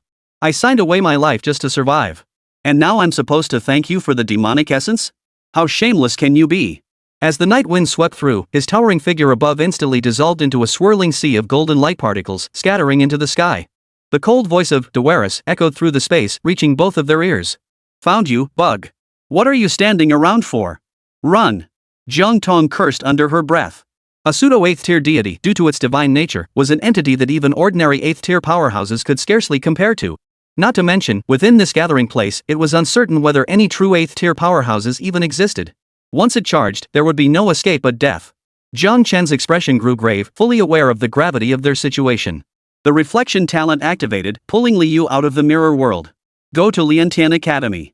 Do whatever you can to delay its advance. Mirror Liu nodded and vanished in the direction Jiang Chen had indicated. Jiang Tong stared in disbelief. The innate talent of the heavenly demon mirror skeleton? Are you even a real human? Why are you meddling so much? Jiang Chen said, pulling out his phone to send several messages in quick succession. The vast majority of deities were blindly obsessed, acting solely on their instinct to grow stronger. But unfortunately, Yasbir, who wields dominion over souls, is among the few deities who retain an exceptionally high level of wisdom. He withdrew his gaze, deep in thought. Something felt off. Summoned to this realm, the power of a deity's projection typically ranges from the 1st to 5th tier of the 7th rank. They gradually enhance their power based on their respective domains, which then directly becomes the power of their true form upon returning. Yet this projection of Doris had already reached pseudo-8th tier. This level of power was absolutely impossible to attain upon first descent. As these thoughts swirled through his mind, a violent gust of wind slammed into him. A pitch-black halberd tore through the air barrier, instantly piercing his octopus-like head along with the purple heart. The hurled halberd seemed to have a built-in navigation system, veering around a corner before flying back. Finally, it was firmly grasped by a slender, pale hand. Chapter 101, Great Courage, Waves Surging in the Rainy Night. Bai Yulihua stood suspended in midair, the halberd in her grasp. Her long black hair was simply tied into a ponytail with a ribbon, gently swaying in the night breeze along with the ribbon. The deity, Yasbir, whose head had been pierced by the halberd, lay before her gaze. Its pierced purple heart beat faintly, then in an instant, it was restored to its original state. The octopus head that had exploded writhed back into existence the next instant. Countless blue tentacles swept through the air, enveloping the entire sky. He shifted slightly, turning his gaze toward Bai Yulihua, who stood below, the one who had pierced him. A peculiar fluctuation rippled from its body, automatically translating into information within Bai Yulihua's mind. Human, why did you attack me? Had Jiang Chen been present to hear Yasbir's words, he would surely marvel at the gap in intelligence between gods. Even the title was simply human. How polite. Take Devour and Hemgaru, for instance. They addressed others as insects and ants, sounding downright presumptuous. Yet their tones shared the same icy indifference and lofty superiority. Bai Yulihua cut straight to the point. Are you a god? I, the deity, Yasbir. I care not for your name, but this is the world of humans. You do not belong here. Bai Yulihua aimed his Fong Tian halberd at the colossal form of Yasbir. The absurd contrast in scale was like an ant drawing a blade against a mammoth that blocked out the sky. Get back! At Bai Yulihua's warning, its tentacles suspended mid-air paused momentarily. Humans are weak and powerless, yet you possess great courage. What gibberish is that? Bai Yulihua stepped forward, her Fong Tian halberd ignited with a layer of flame. As spiritual energy and vital blood surged and boiled within her, a colossal figure over 100 meters tall materialized behind her. That figure was identical to Bai Yulihua in both face and attire. The exclusive ability of a 7th rank sovereign, martial Dao manifestation. The moment the flame ignited upon the halberd, the temperature plummeting under the influence of Yasbir began to surge back with frenzied intensity. Whether you have the ability or not, it's not up to you to decide. Since you refuse to go back, I'll beat you until you're willing to go. The wave surge gathering place had descended into complete chaos. After Yasbir emerged from the portal, the shattered gateway within the purple mist remained open. Instead, countless ink black specks poured forth like rain. Those inky specks seemed possessed of their own consciousness, deliberately seeking out living beings. Any being touched, human or beast, would instantly be enveloped in eerie black mist. Their souls and consciousness would be obliterated in an instant, transforming them into mindless, indiscriminate monsters. Even those who had stepped onto the path of martial arts were not entirely immune. While their minds weren't instantly erased, low-tier martial artists lost control of their bodies, helplessly watching themselves attack loved ones or strangers. Only those who have reached the 3rd tier or higher remain unaffected by these inky specks. Chaos erupted across the outside world. Those still wandering outside at this hour were almost without exception doomed. Even those fortunate enough to avoid the ink-black specks were torn apart by the frenzied people. Thunder roared, and sickly pale lightning streaked across the sky. Amidst the screams and wails echoing everywhere, the first raindrop fell from the sky. It hit the ground with a plop, shattering into pieces. Then came the second, the third, a torrential downpour. A vast procession of tens of thousands, perhaps even hundreds of thousands, now marched across the wilderness. A faint, pale blue light shrouded the entire procession, advancing as the march progressed. Why is it raining now? The lead member of the Heavenly Martial Bureau looked up at the sky, took a deep drag on his cigarette, and exhaled. This was not a good sign. The moment Lu Rinjia made the call, Bai Yulua, the head of the Heavenly Martial Bureau, made her assessment instantly. Whether it was the so-called deities or the actions the cult of the divine would take next. If a major battle erupted within the wave surge gathering ground, the ultimate consequences and casualties would be incalculable. Therefore, Bai Yulua immediately issued orders and released an announcement. All members of the Heavenly Martial Bureau were to gather residents for a temporary evacuation. They would cross the wilderness from the surging gathering ground to the nearest settlement. By now, several groups had already departed the settlement and were traversing the wilderness. This task was not exactly difficult, but it certainly wasn't smooth sailing. First, the surge settlement was too vast. Even with the announcement, the news of the gathering and migration would struggle to reach everyone immediately. Second, many elders, upon hearing they must relocate to other settlements, refused outright. Some extremists even hurled insults and threw objects at the Tianwu Bureau members sent to persuade them. Get lost. I finally bought this house and paid off the mortgage. I don't care if the cult of the goddess wants to sacrifice or not. If there's danger, why don't you Tianwu Bureau folks handle it yourselves? We pay so much in taxes, isn't protecting us your job? Go find someone else to relocate. I'm not leaving. Not in this lifetime. For them, having spent a lifetime finally settling down and surging, a tier 1 settlement, why would they willingly relocate to a lower tier settlement? Like servants who work their entire lives for a landlord, only to buy a tiny room near the estate and suddenly see themselves as landlords, transforming that modest space into a mansion others must look up to. For people like this, the Heavenly Martial Bureau members wouldn't even bother trying to persuade them. You can't reason with the stubborn. Respect others' destinies and let go of the urge to help. With so many seeking evacuation, if they refuse to leave, others will take their place. Surely we can't abandon those willing to leave for the sake of a few stubborn holdouts? This isn't the time to space out. Once we safely deliver everyone to their destination alive, you can space out all you want. Su Yunqing's voice snapped the lead Tianwu Bureau member back to reality. He murmured a quiet sorry, then turned his gaze toward the endless wilderness, his expression solemn. Let's hope everything goes smoothly. Smooth isn't something we can hope for, it's something we must deliver. Su Yunqing declared. As a man who had faced a deity, he knew full well that his abilities would only hinder efforts on the battlefield where the divine beings fought. Soon after, he learned of the Great Migration. Without hesitation, he returned and bundled Lin Fan, Song Chang, and Shangwan Qingyu into the migration convoy. He himself became one of the 13 fifth-tier combatants escorting the convoy. Thanks to Zhang Chen's warning, he understood that after the god-worshipping cult had sabotaged the subway lines and made the surge gathering point nearly impassable, they would inevitably set up ambushes outside. This would prevent escape through the wilderness and minimize the loss of sacrificial materials. This strategy ensured the elite fighters and the escort team suffered no real casualties. Yet shortly after setting out, the group halted temporarily. Ahead, 7 figures stood in a row. Their cult of the divine uniforms, drenched by rain, took on an eerie, almost demonic hue. The 5th-ranked one wore a grave expression. It seems we shouldn't have expected everything to go smoothly after all. As you said, we're in real trouble now. Chapter 102, A Cry for Help Amidst Chaos, 3rd Tier Infected. Rainwater falling from the sky pooled into puddles on the ground. Splash! Water splattered from the puddle. A resident, his mind erased by the black light, was slammed to the ground by a martial artist from the Heavenly Martial Bureau with a shoulder throw. 2 other warriors from the same squad swiftly stepped forward, each breaking one of the resident's limbs to render them immobile. Though the body still writhed, it posed little threat. The trio worked with seamless coordination, their efficiency unmatched. Simultaneously, similar trios appeared at every gathering point of the surge. This was the Tianwu Bureau's strategy for addressing the disaster. To resolve the disaster while ensuring the safety of residents to the greatest extent possible. Yet, faced with residents seemingly endlessly infected like in a zombie movie, the efficiency of this task felt utterly inadequate. Damn it! Can these bastards even be killed? The martial artist in charge of suppression gritted his teeth, knocking down several more residents who charged forward. His 2 teammates looked utterly helpless. We haven't received any updates from headquarters yet.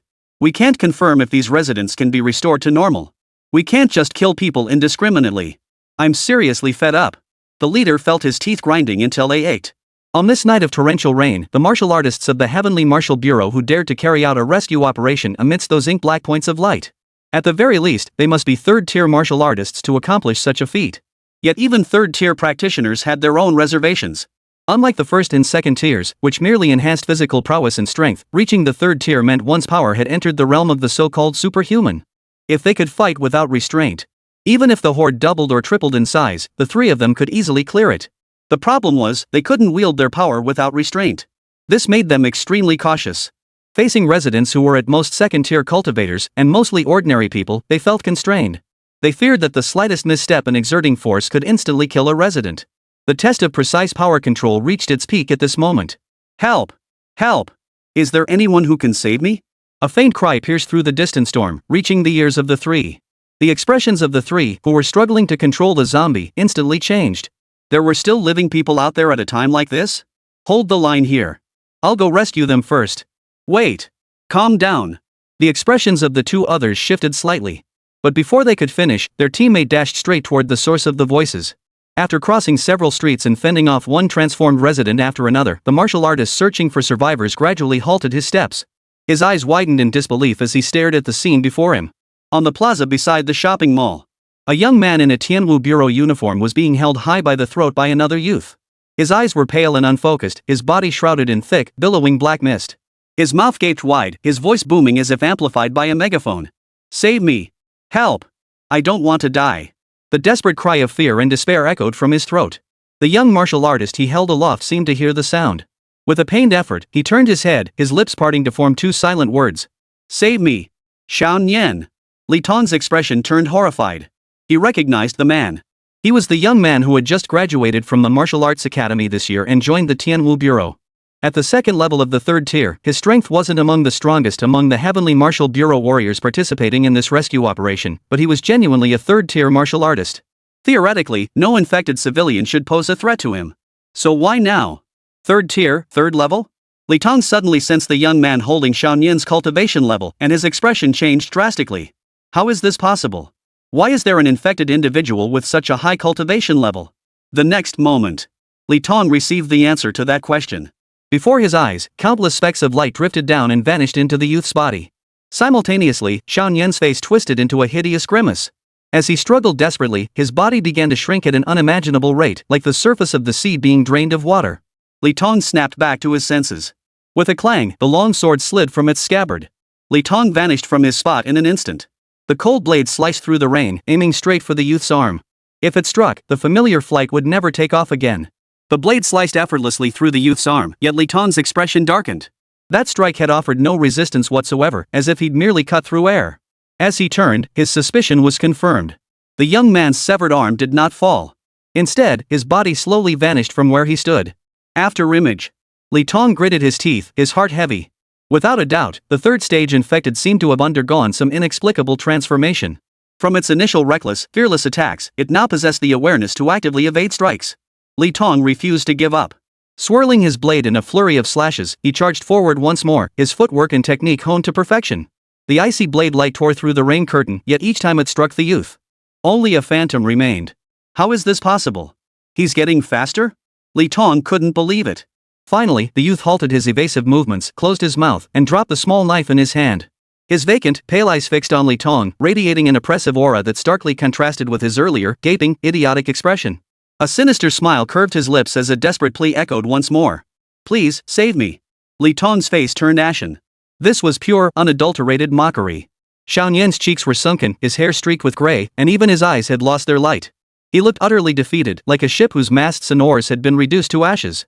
Li Tong finally understood. That fool had kept his mouth agape all along, secretly devouring Xiao Nian's ethereal vitality. Save me, please save me. The desperate plea echoed in his ears. Li Tong's pupils contracted to their limits as his eyes instinctively darted behind him. In that single glance, the youth's bizarre face came into view. How could it be this fast? Li Tong was horrified. This was far, far faster than during the chase earlier. Before he could ponder the question, the youth's fist slammed into his face. The moment the fist met his face, the violent impact sent his features contorting like a ship tossed by a storm. In the next instant, Li Tong was sent flying backward, crashing through the supermarket wall before smashing into several shelves before finally coming to a halt.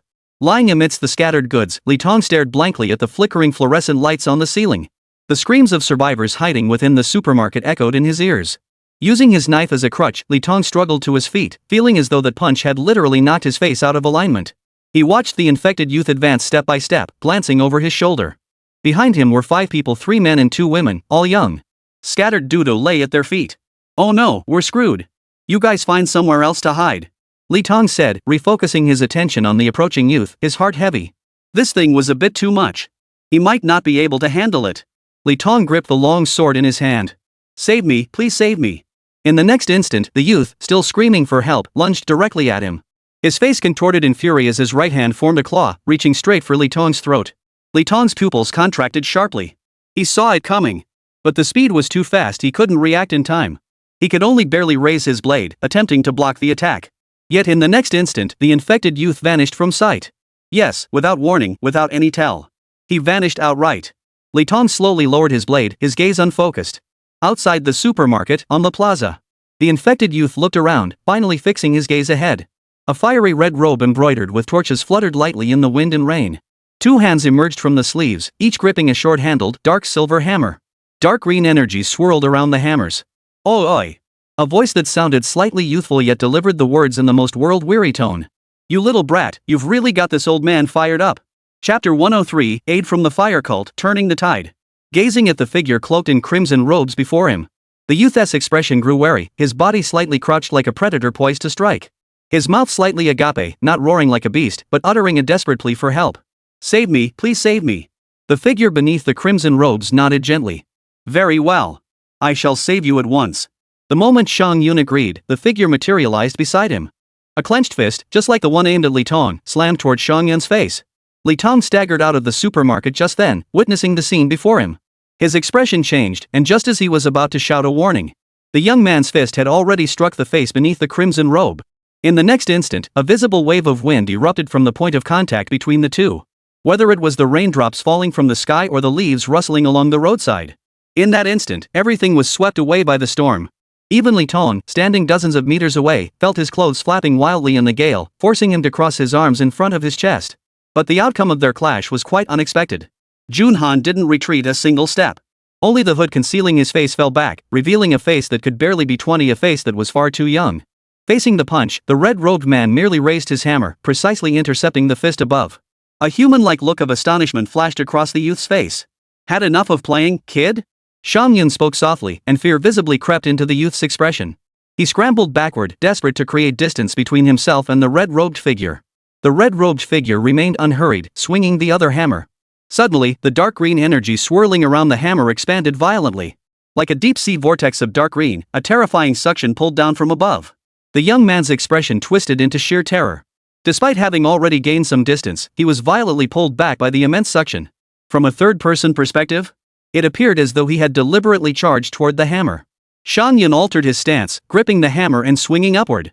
The next instant, the hammer's immense kinetic energy slammed into the young man's chest. The terrifying force made him spit out blood mixed with fragments of his internal organs. Amidst a deafening sonic boom, the youth was hurled skyward, soaring straight into the clouds. In an instant, he vanished from sight. He sure flew high. Shang Yun gazed up at the sky where the youth had vanished, nodding with satisfaction. Li Tong, standing at the gap in the supermarket wall, stared in utter disbelief. The one who had just toyed with him, even touching the infected body, got taken out in an instant? This gap is even wider than the one between me and the infected. Li Tong snapped back to reality and staggered over to stand behind Shang Yun.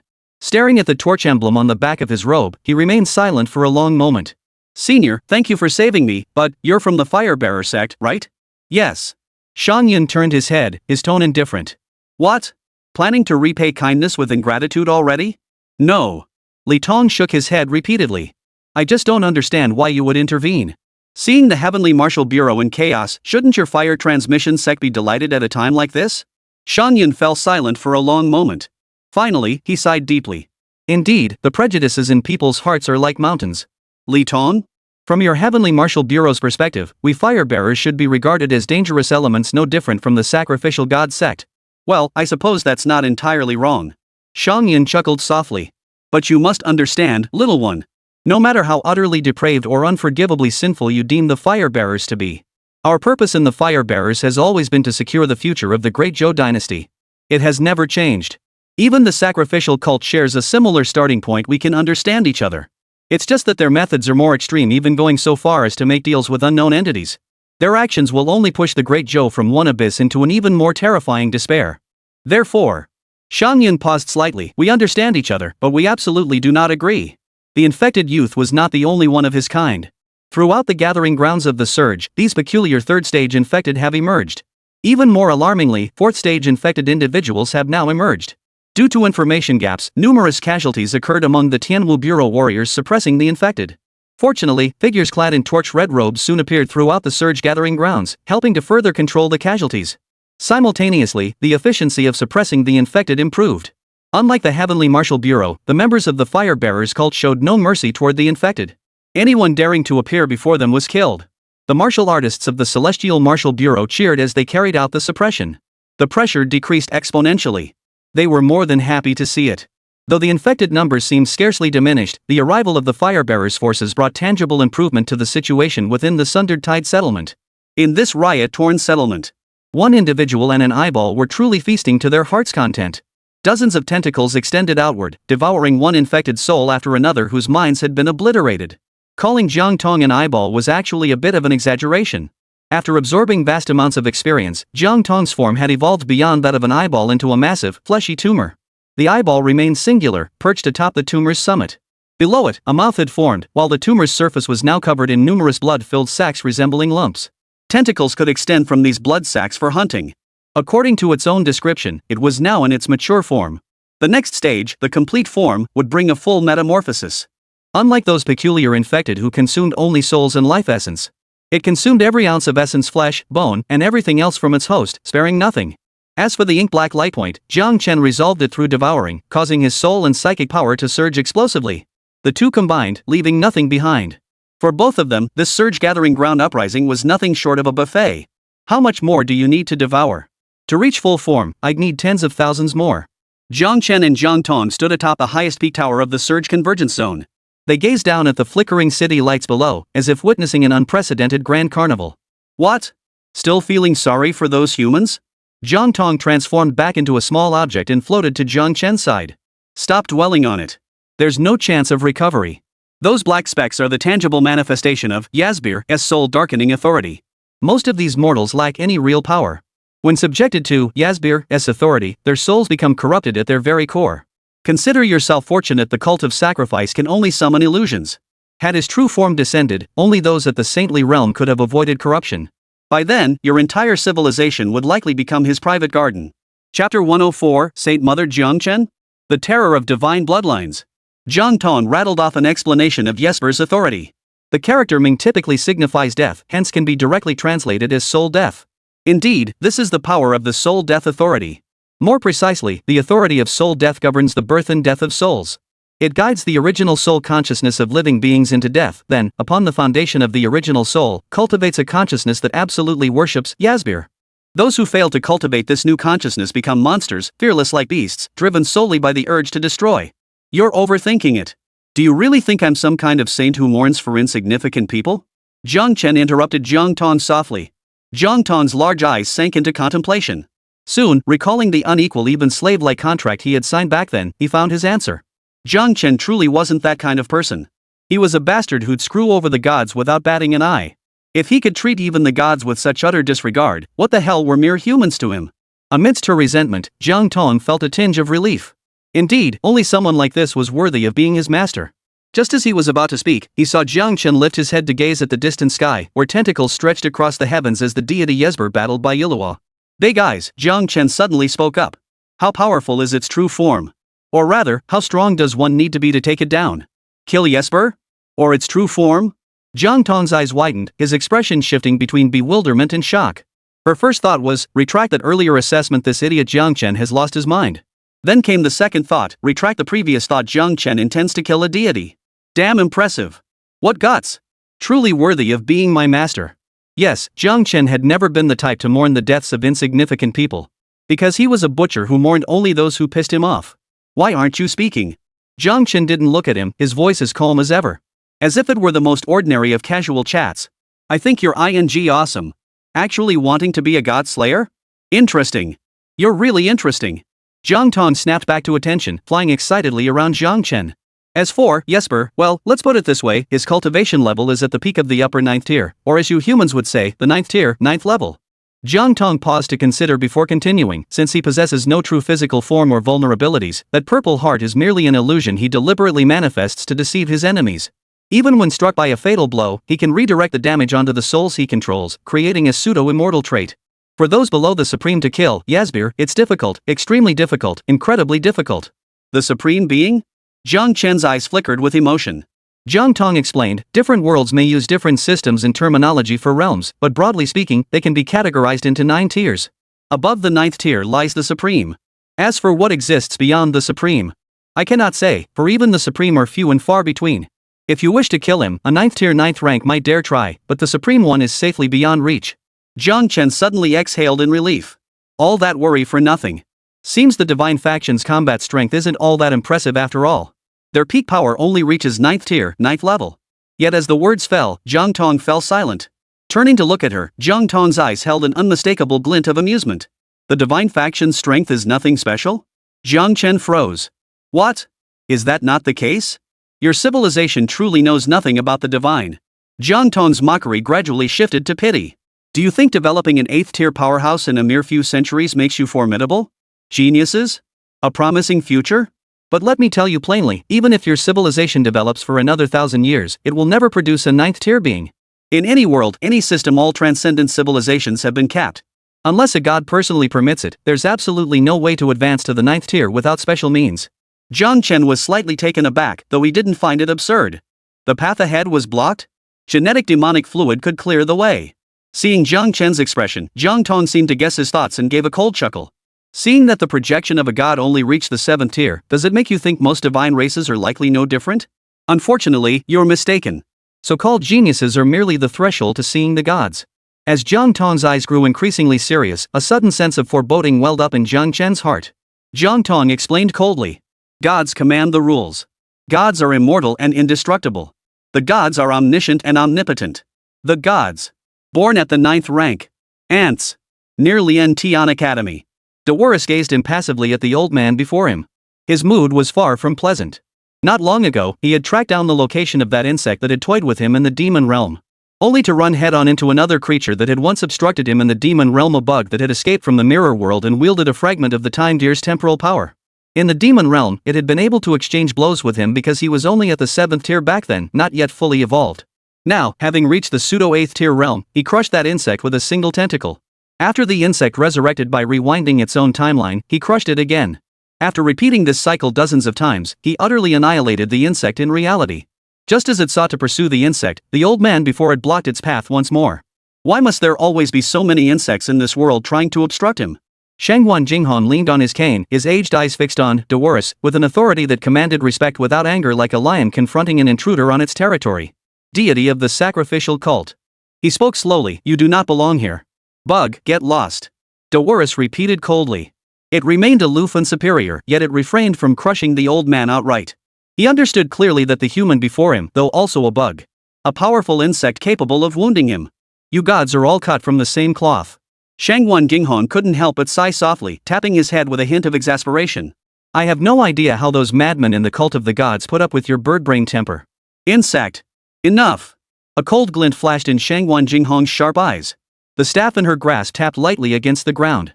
In the next instant, an invisible ripple spread outward from the point of contact, radiating in all directions. The surrounding scenery transformed. The asphalt road transformed into bare earth, and the steel-reinforced concrete skyscrapers became towering volcanoes. Scorching heat and terror filled the entire space. The exclusive ability of an 8th tier martial Saint Martial domain. Shanghuan Jinghan's previously stooped figure straightened abruptly. His white hair transformed into jet black strands like ink, and his wrinkled skin tightened. In mere moments, Shanghuan Jinghan transformed from an old man into a youthful figure. Eyes as majestic as a lion stared down at Devour. Gods, I beg all of you to remember. We are human beings, not insects. And I beg you all to remember. This place. This is human soil. Chapter 105, Jesper, who stole my ghost. Hearing Jiang Tong's words, Jiang Chen froze solid in place.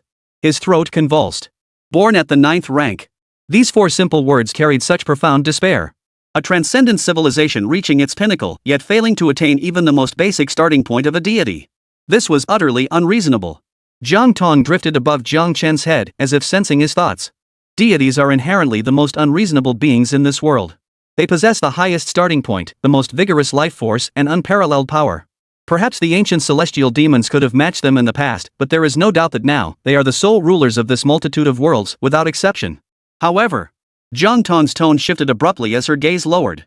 With an unmistakable fervor, there's no denying it, you truly possess the potential to overthrow the gods. That demonic essence you injected is hope. Since even my omniscient and omnipotent trait cannot analyze the thing of yours, then other deities are equally incapable of doing so. Jiang Chen's eyes flickered slightly. The gene demon fluid was indeed a glimmer of hope, but the most fundamental solution lay in sequence level essence blood. After injecting that substance, one can obtain the core innate abilities of a celestial demon. Jiang Tong spoke slowly. Your method is no different from cultivating a humanoid minor celestial demon. Aside from requiring sufficient development time, it's essentially identical to a celestial demon. As long as you have enough of that stuff and ample time. Overthrowing the gods? That's not just wishful thinking. Jiang Chen pondered for a long while before rising slowly. But it's too early to talk about that now. Gazing into the distance, the battle between Bai Yulua and Yasbir had reached a fever pitch. Yasbir's tentacles, which filled the sky, were severed by Bai Yulua only to regrow. Yet compared to the initial phantom-like thick tentacles, the current ones were at least half as thin as before. Meanwhile, Bai Yulua's martial law form bore deepening cracks from the relentless combat. The blades on either side of the heavenly painted halberd above the Dharma body had snapped off, making it resemble a spear instead.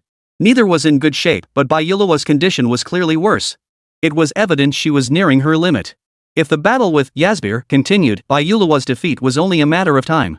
Do you think there's any way to sever this projection of hers first? Its projection shares the pseudo-immortal trait of its true form. Jiang Tong examined it closely before replying. Cutting the projection is actually simpler, though. See that purple heart over there? That's an organ he deliberately crafted. Inside is a miniature world specifically designed to store the ghostly souls he controls. Even if destroyed, it won't be fatal. So what? What does that mean? Jiang Chen asked in confusion. Those ghostly souls are the key to maintaining the pseudo-immortality of its projection. Jiang Tong's eyes crinkled. You possess the devouring heaven talent from the Devouring Koi, right? Find an opportunity to slip inside and consume everything within. Its combat strength will plummet. Then isn't that its weakness? Why did you say it had no weaknesses before? Because entering it. Jiang Tong paused. His soul shadow authority directly affects the soul. Staying inside too long will turn you into one of those ghostly spirits. What seems like a weakness is actually a trap deliberately set by that old silver coin, Yasbir. Even many deities have fallen for it. To break its immortality, you must enter its heart realm and destroy the ghostly spirits within. Without eliminating the root cause, it can maintain its pseudo-immortality and drag this out indefinitely. You? Holy? What the hell is that thing you're holding? Jiang Tong's eyes widened in shock as he continued his explanation. She stared in utter bewilderment as Jiang Chen reached out toward Yasbir. With a distinct shudder from Yasmir, a ghostly spirit materialized in Jiang Chen's hand. This ghostly form was peculiar, resembling a dark blue eel in shape and texture, slippery and slimy to the touch. Though it was a spirit form, it was oddly tangible enough to be grasped directly. Jiang Chen applied slight pressure, and the eel-like spirit body was crushed into dust with a squish. The Devour ability activated, and the crushed soul essence vanished entirely into his body. Jiang Chen shuddered instantly, a wave of coolness washing over his mind. His mental energy visibly surged by a fraction. Jiang Chen's eyes lit up. This thing. A powerful tonic. He reached out and snatched another soul form, slithering like an eel, into his hand. The soul wriggled and struggled in his palm, but Jiang Chen knocked it unconscious with a sharp slap to the sinuses before devouring it. This entire process left Jiang Tong utterly dumbfounded. Wait, pigeons? Is this right? Is this really okay? Activating omniscience, he analyzed Jiang Chen's actions and found the answer. Besides existing in another dimension, you've also mastered the Void Shadow's ability to ignore distance? Jiang Tong swallowed hard. He couldn't help but glance at Yasbir in the distant sky, shifting the pitying gaze he'd directed at Jiang Chen moments ago to him instead. He retracted his earlier assessment. This kid is finished. His abilities are utterly countered. Without the pseudo-immortality granted by spectral spirits, Jiang Chen could probably have pinned him down and beaten him like a dog back when he was at the 9th tier, 6th rank. Yet now, Yasbir gradually sensed something amiss. Despite maintaining absolute dominance over the human before him, an inexplicable sense of unease suddenly stirred within his heart. Irritation surged within him. A tentacle lashed out, flinging Bai Yulua back as he charged forward once more. Instantly, his consciousness plunged into the microcosm of his heart. The martial dharma form behind Bai Yulua reached its limit and shattered completely. Both sides retreated as the wind howled past their ears. Bai Yulua plummeted from the sky like a falling boulder, crashing toward the ground. Just as he was about to hit the ground, a figure streaked past. It caught Bai Yulua and landed her safely. Sis, are you okay? Bai Yulua snapped back to her senses, her gaze meeting a woman whose face bore an uncanny resemblance to her own, her expression filled with concern. Bai Yulua froze. Bai Yuqing? How did you get here? Of course I'm here.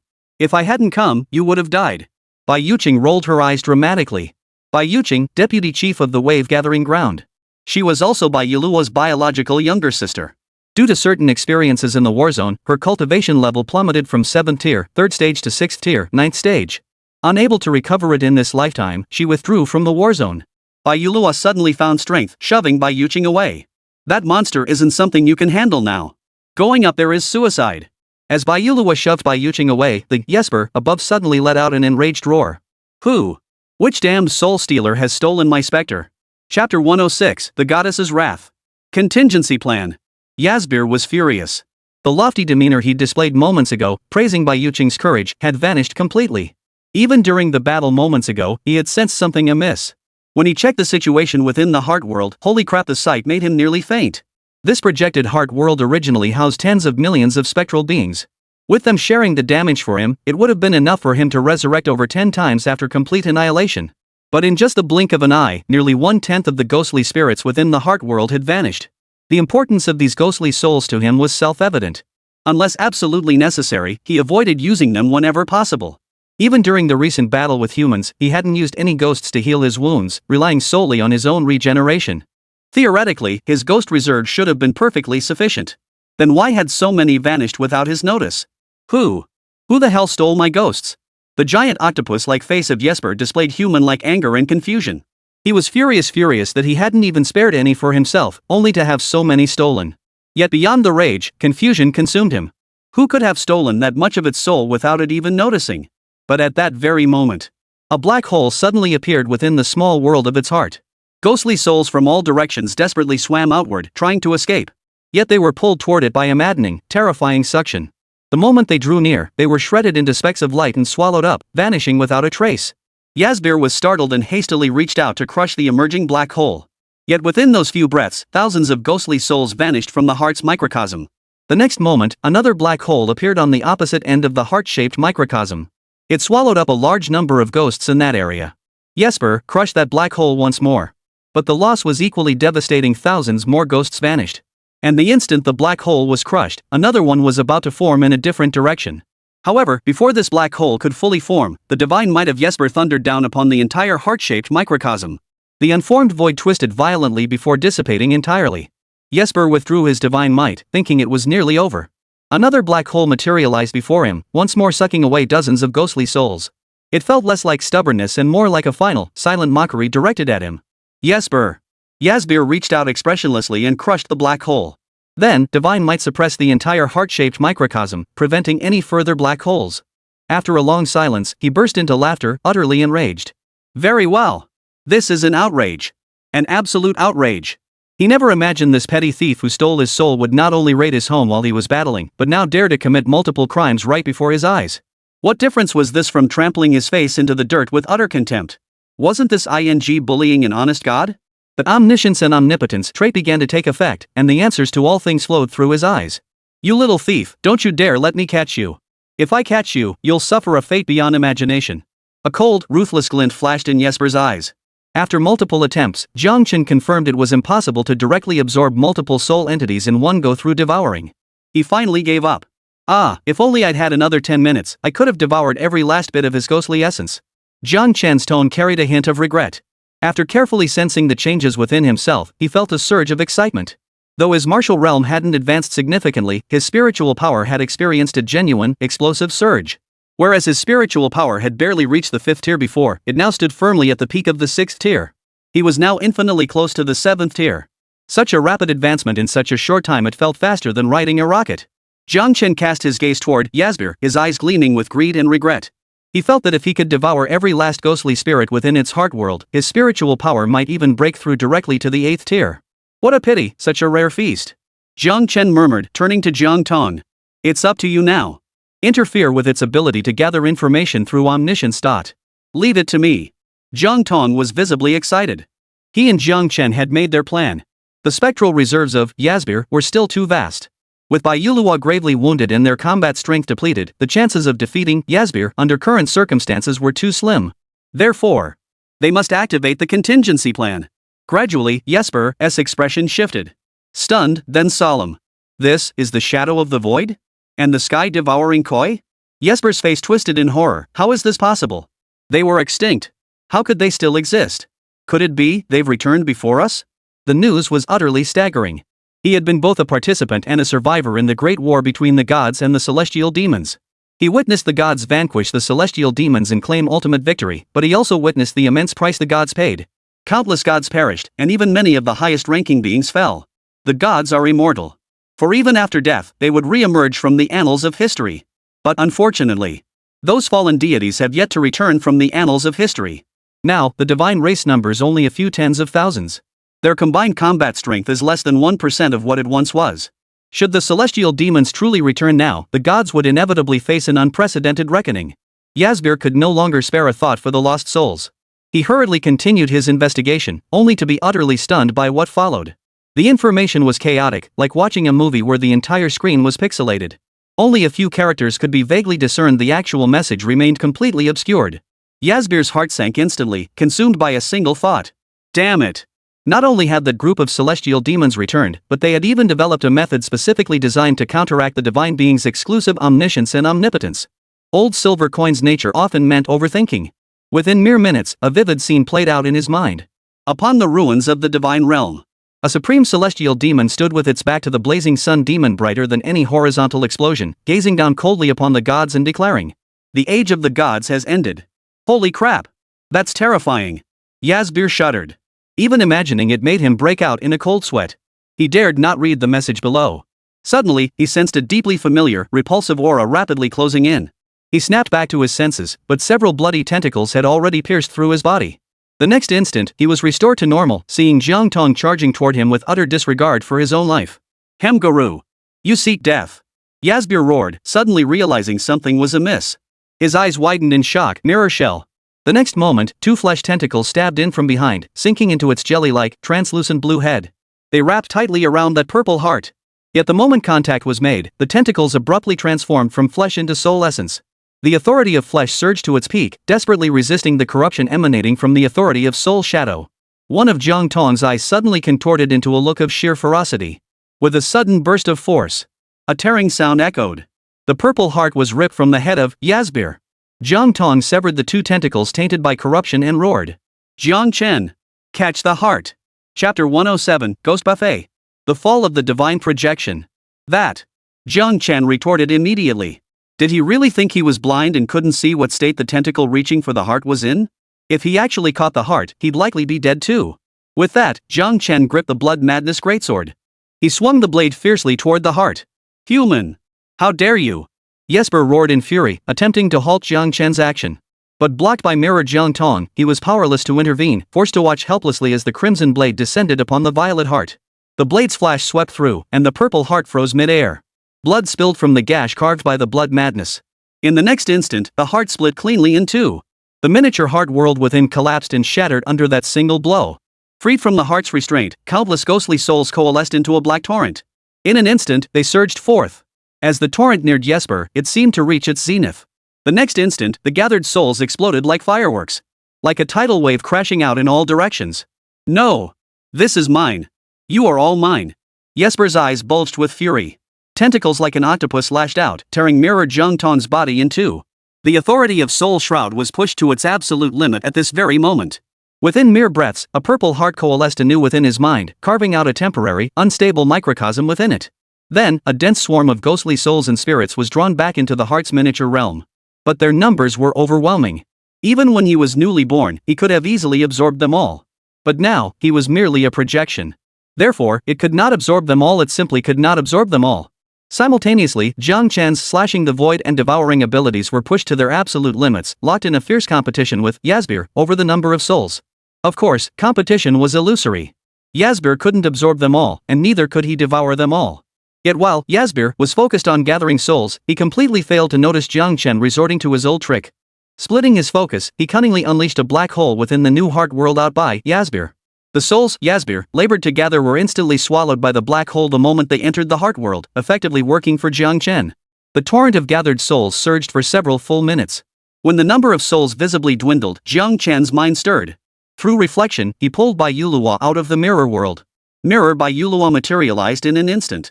The Fang Tian halberd gripped in hand, 100-meter-tall martial arts dharma form materialized behind him, divine flames igniting. The colossal halberd, blazing with divine fire, swung down, severing several of Yasbir's massive tentacles. This strike halted Yasbir's movements for a split second. In that very instant, Jiang Chen devoured the remaining few ghostly souls. Jesper let out a furious roar. Glaring fiercely at the human who had just been flung aside by a tentacle, it recognized her true nature. Jesper gnashed its teeth in rage. Mirror skeleton. These celestial demons have truly returned. Below, the sisters Bai Yuqing and Bai Yulua were utterly dumbfounded. Bai Yuqing looked up at the figure in the sky, then glanced at her elder sister beside her. Why, are there two of them? Bai Yulua was equally bewildered. She desperately wanted to say that she was the real one and the one above was fake. But every 7th rank martial emperor's Dharma image was utterly unique. Appearance could be disguised, but not the Dharma image. Yet the one above looked exactly like her. Oh no, she seemed to have become a substitute? Jesper, the remaining tentacles writhed, invisible ripples spreading through the void. Celestial fiends, if we can destroy you once, we can destroy you twice, thrice. That was his warning, spoken on behalf of the gods. Do not court death. But to Jesper's warning, Mirror Bai Yulua merely snorted coldly. What gibberish is that? She merged with her divine form, which moved in unison with her as she gripped the Fengtian halberd with both hands. The divine flames already burning within surged violently in an instant. The 100-meter-long halberd swelled to 4 or 5 times its original size in an instant, then crashed down with a thunderous roar. In an instant, where the spear blade passed, it carved a pitch-black fissure through space, slashing straight down toward the Jesper below. It was as if the sword of Damocles, suspended over a head as a symbol of judgment, crashed down with a thunderous roar, pronouncing its verdict. The spear sliced through as easily as cutting tofu, cleaving the center without the slightest resistance. Jesper's body split open from both sides, yet fear did not stir within him. His eyes held only cold laughter and scorn. Humanity, foolish, ignorant. His body had indeed reached its limit. But for him, even as a projection, as long as there were enough souls, not even the most supreme being could kill him before all souls were exhausted. Yet in the next instant, something felt wrong. His magnificent consciousness was gradually fading into silence. Why weren't his wounds healing? Why weren't they being transferred? Instinctively, he immersed his consciousness into the microcosm of his heart. Yet the sight that met his eyes was horrifying. The originally blue transparent, jelly-like form of Jesper was being consumed by a crimson tide spreading visibly from its head across its entire body, transforming from a blue octopus into a sizzling iron plate. 7th tier power was insufficient, yet with its full absorption, the heart's microcosm should have contained at least 10 million souls. Yet what he saw was an endless expanse of nothingness. Yes, nothingness. Nothing at all. Not a single soul. No wonder the wounds on its body hadn't healed or been transferred. There was absolutely nothing here to transfer to. As his great consciousness descended into eternal slumber, a single thought remained. Not a single one left behind, not a single ghostly soul. This is an outrageous insult to the gods. The very birth of these celestial demons is an outrageous insult to the gods. The divine projection, Jesper. At this moment, it perished. The colossal body, cleaved in two, plummeted from the heavens. Perhaps lacking a true physical form, upon hitting the ground, its body began to dissolve into particles, gradually dispersing into the air. Jiang Qin moved decisively, placing his hand upon Jesper's body and activating Devour at full power. His eyes burned with unbearable anticipation. Though devouring the ghost had been satisfying, he was even more eager to see what changes would occur when consuming the corpse of a deity. Jiang Tong excitedly danced across Jesper's body. Though severed from its past, it remained fundamentally a genetic clone of Hemgaru. Witnessing Jesper's demise brought her joy, even if it was merely a projection. The divine form of Mirror Bai Yulua dissipated. Shouldering the Fengtian halberd, his figure gradually faded away. Everything seemed to return to calm, as if nothing had ever happened. Only in the heavens, along the edges of the fissure carved by the Fengtian halberd, did divine flames still burn. The sisters, Bai Yulua and Bai Yuqing, stood frozen in stunned silence. Is this over?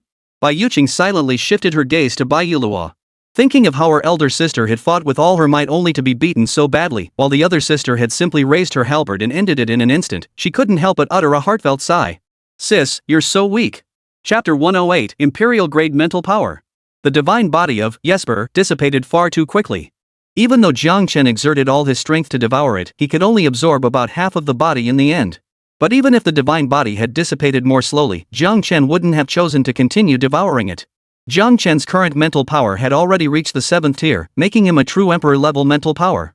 Yet his physical body and martial cultivation remained firmly anchored at the 5th tier. The severe imbalance between his physical strength and spiritual power left Jiang Qin feeling profoundly unsettled. It was like a balloon filled with water. Once, releasing his grip would have sent him soaring effortlessly into the sky.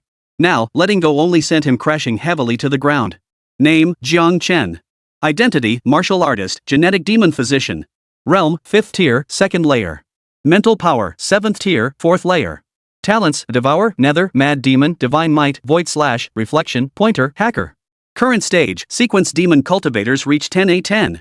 I need to hurry up and advance my cultivation realm. Jiang Chen muttered to himself.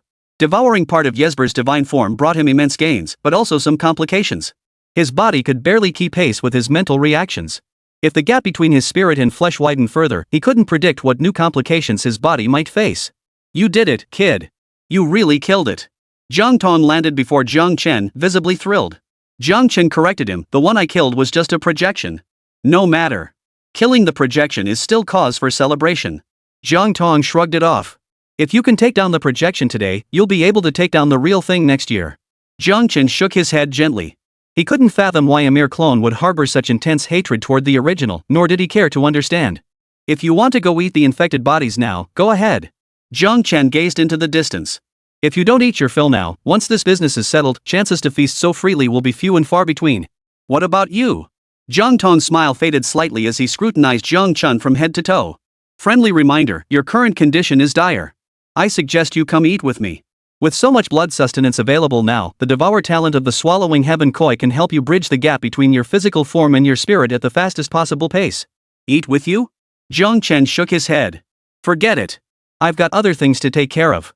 Then it's up to you. Seeing Jiang Chen decline, Jiang Tong didn't press further. The little eyeball flew off cheerfully into the distance. Clearly, witnessing Yasbir's demise had put it in a rather good mood. Jiang Chen withdrew his gaze and looked in another direction. He murmured softly, what's the point of using Devour on those ordinary infected? If you're going to devour, you should at least consume something of higher quality. Zhong Yaxian was still locked in a fierce battle with the puppet incarnation of Zhong Yaxian at the edge of the gathering area. The puppet form Zhong Yaxian perfectly replicated Zhong Yaxian in every aspect: strength, speed, defense, and combat skills. Theoretically, neither should be able to gain the upper hand in the short term. Yet the real Zhong Yaxian remained constantly on the defensive, even having her martial dharma form shattered during the fight. After all, she bore the wound from Yunmo's backstab with the sword, guard against arrogance and impatience, while the puppet avatar did not. Give up. Stop struggling. The fake Zhong Yaxian wore a sinister grin as she punched the real Zhong Yaxian, sending her flying. I am the other you. Without divine aid or a powerful guardian, you cannot suppress me. Zhong Yaxian remained silent, suddenly leaping high into the air. Yet the fake Zhong Yaxian materialized directly above her, landing a punch squarely on her back and slamming her back into the ground. Zhong Yaxian staggered to her feet, her face twisted in agony. She had intended to make a wish to the gods upon completing the ritual, hoping to restore her avatar puppet to its original form. But she never expected to be struck by the fake Zhong Yaxian, whose consciousness had been seized, sending her flying several miles with a single elbow strike. This left her no time to make her wish to the summoned deity, completely disrupting her plans. The fake Zhong Yaxian spread her hands wide, her face twisted into a bizarre, maniacal grin. Just die peacefully and let me become you. As thanks, I'll kill that traitor Yunmo for you. That's quite a sweet deal, isn't it? Zhong Yaxian scoffed. How could she possibly agree to such a so-called pretty good deal? Yet panic was slowly creeping into Zhong Yaxian's heart. After battling the avatar puppet to this point, combined with the accumulated injuries on her body, her strength was now less than a tenth of what it once was. If this continued, she would truly be replaced by this puppet avatar. This couldn't be allowed. She still had unfinished business, dreams yet to be realized. Zhong Yaxian gritted her teeth, her form blurring. The avatar puppet sneered coldly, stepping forward. Both figures vanished in an instant, clashing and moving simultaneously as explosions echoed throughout the sky. The shockwaves from their collisions scattered the falling rain in all directions. Wherever they passed, shops on both sides of the street toppled and collapsed. The shattering of glass rang out piercingly in the rain-drenched night. Finally, their brief exchange ended with Zhong Yaxian crashing through a commercial building, tumbling dozens of times on the ground in defeat. Transformed into a puppet, she stood atop a streetlight, her face radiant with the joy of becoming a true living being. Zhong Yaxian struggled to her feet and immediately turned, fleeing frantically. Beyond the terror of impending death and replacement, what consumed her most was the bitter regret of having rashly unleashed the cursed spirit treasure, the avatar puppet. Had she known things would escalate to this point, she would never have used the avatar puppet, not even if it cost her life. Originally, she could have made a desperate run to escape Yunmo. Now she'd single-handedly turned it into a dead end. The avatar puppet was renowned as the most sinister spirit treasure, and that reputation was certainly not unfounded. Suddenly, Zhong Yaxian's eyes lit up. At the end of the street ahead, beside the 24-hour convenience store with its flickering neon lights, a youth slowly emerged from the dimly lit corner where the street lamp flickered on and off. In that moment, it felt like spring had arrived, clouds parted to reveal the sun, and a warm glow enveloped her. Zhong Yaxian was utterly unaware why such a composed youth would appear in this chaotic, decaying gathering place. She only felt as if she had glimpsed hope itself, and without a second thought, she rushed toward him. Jiang Chen lifted his gaze slightly, a hint of surprise in his eyes. Name, Zhong Yaxian. Age, 79. Realm, 7th tier, 2nd layer. Talent, SS grade. Status, near death, puppet marked. Near death, in a state of near death, combat effectiveness reduced to less than 10%. Puppet mark, branded as a puppet by the spirit treasure incarnation. Will be hunted to the ends of the earth until one of them perishes. Name, Zhong Yaxian pseudonym. Realm, 7th tier, 2nd layer. Description, a 1-to-1 replica created by the avatar puppet, currently pursuing the original. 7th tier? He actually encountered someone of this caliber? Jiang Chen was slightly startled. But his astonishment quickly faded. Something was off about this Zhong Yaxian. She was actually smiling as she charged toward him. Sorry, kid. Just block this for me.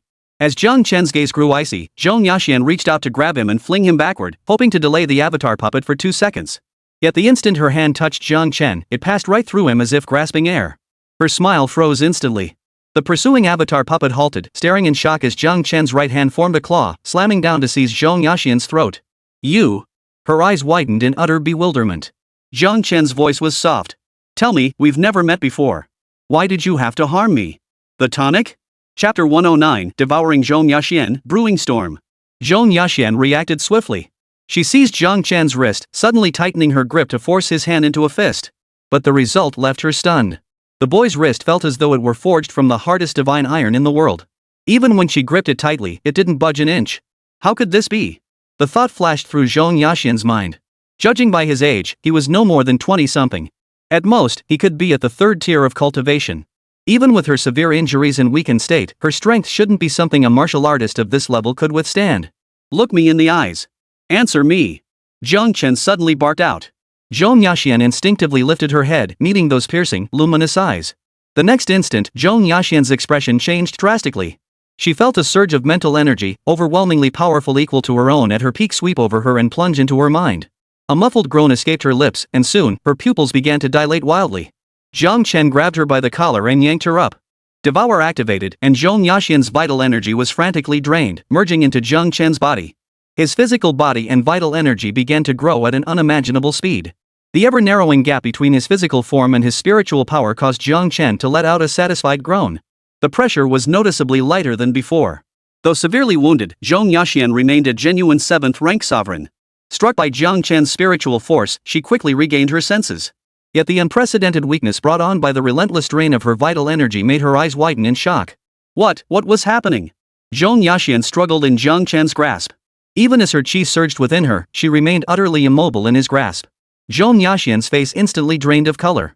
Her injuries, compounded by the plundered chi and blood, had temporarily dropped her cultivation level to the 5th tier.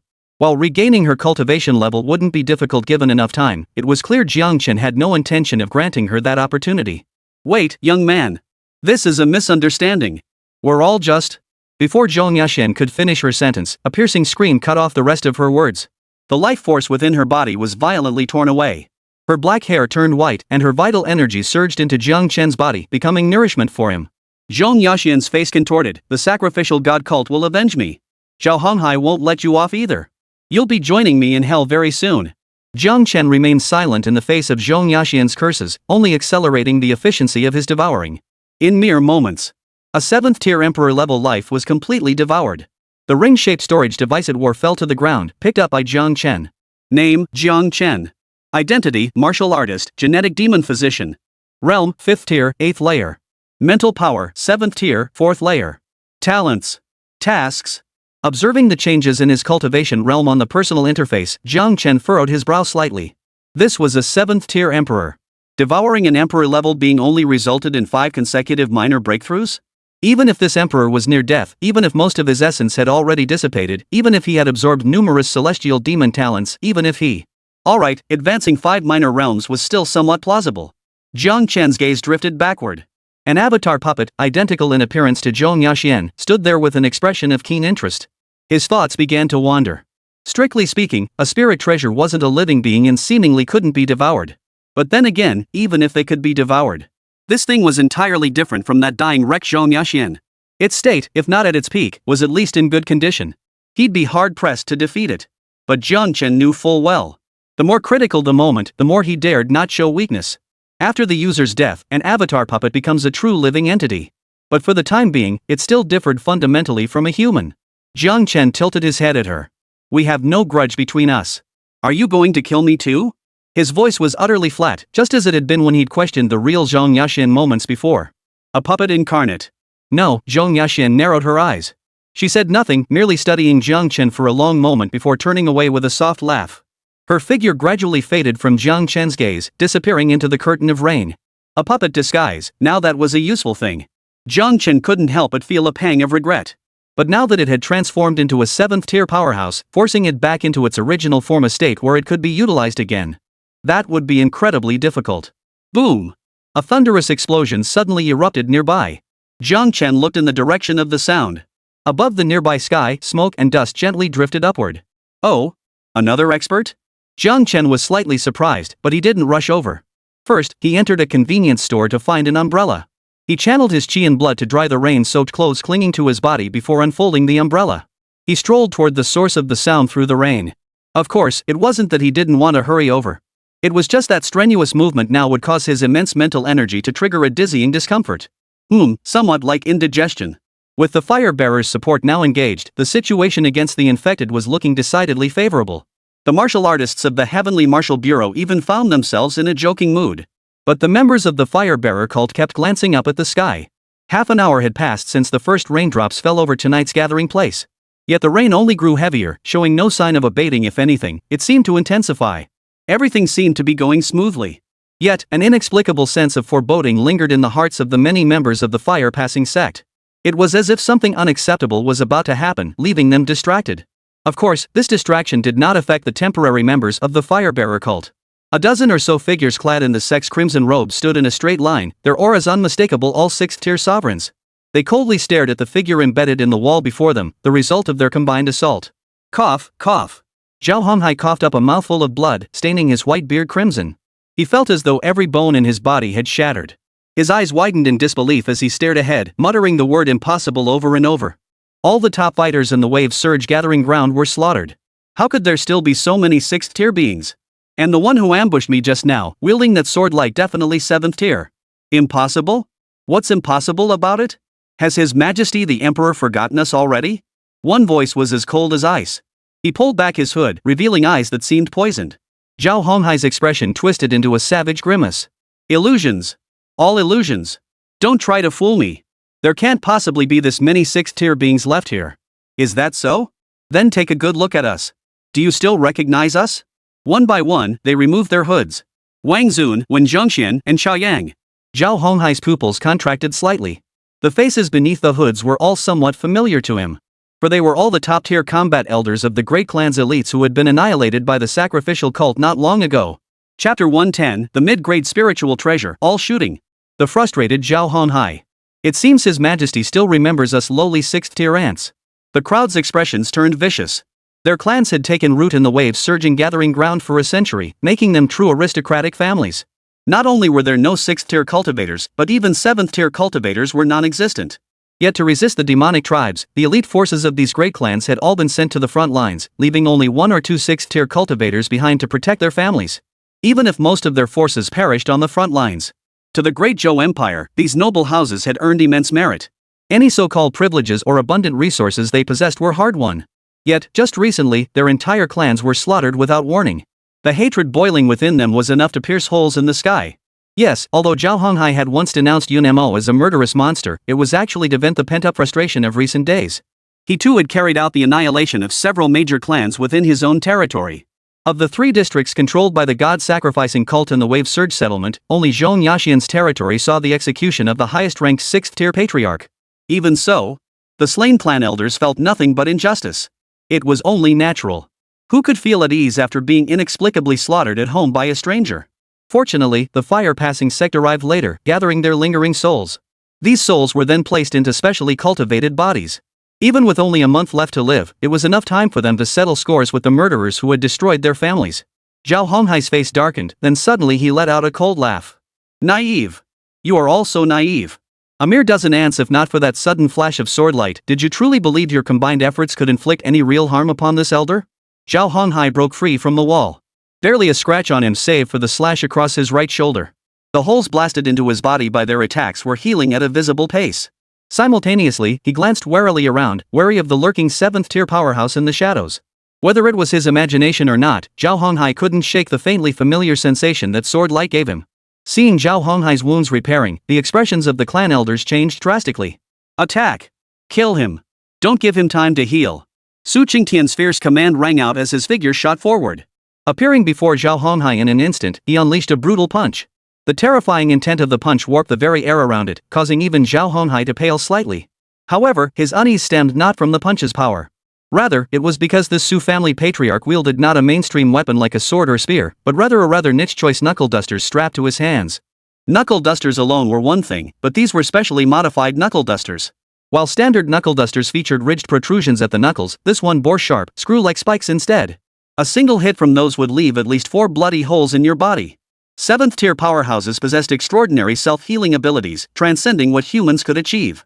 But even with such powerful regeneration, they still felt pain.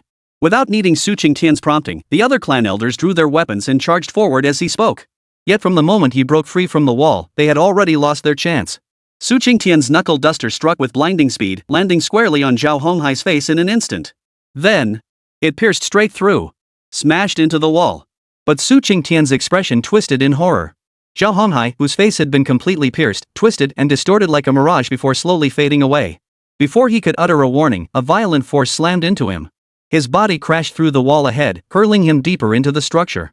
Zhao Honghai's figure darted like a ghostly specter, weaving between the ancestral elders of several prominent families. Without even seeing him strike, the patriarchs were sent flying in different directions as if struck by a heavy blow. Some crashed into streetlights, snapping them clean off, others sent houses tumbling.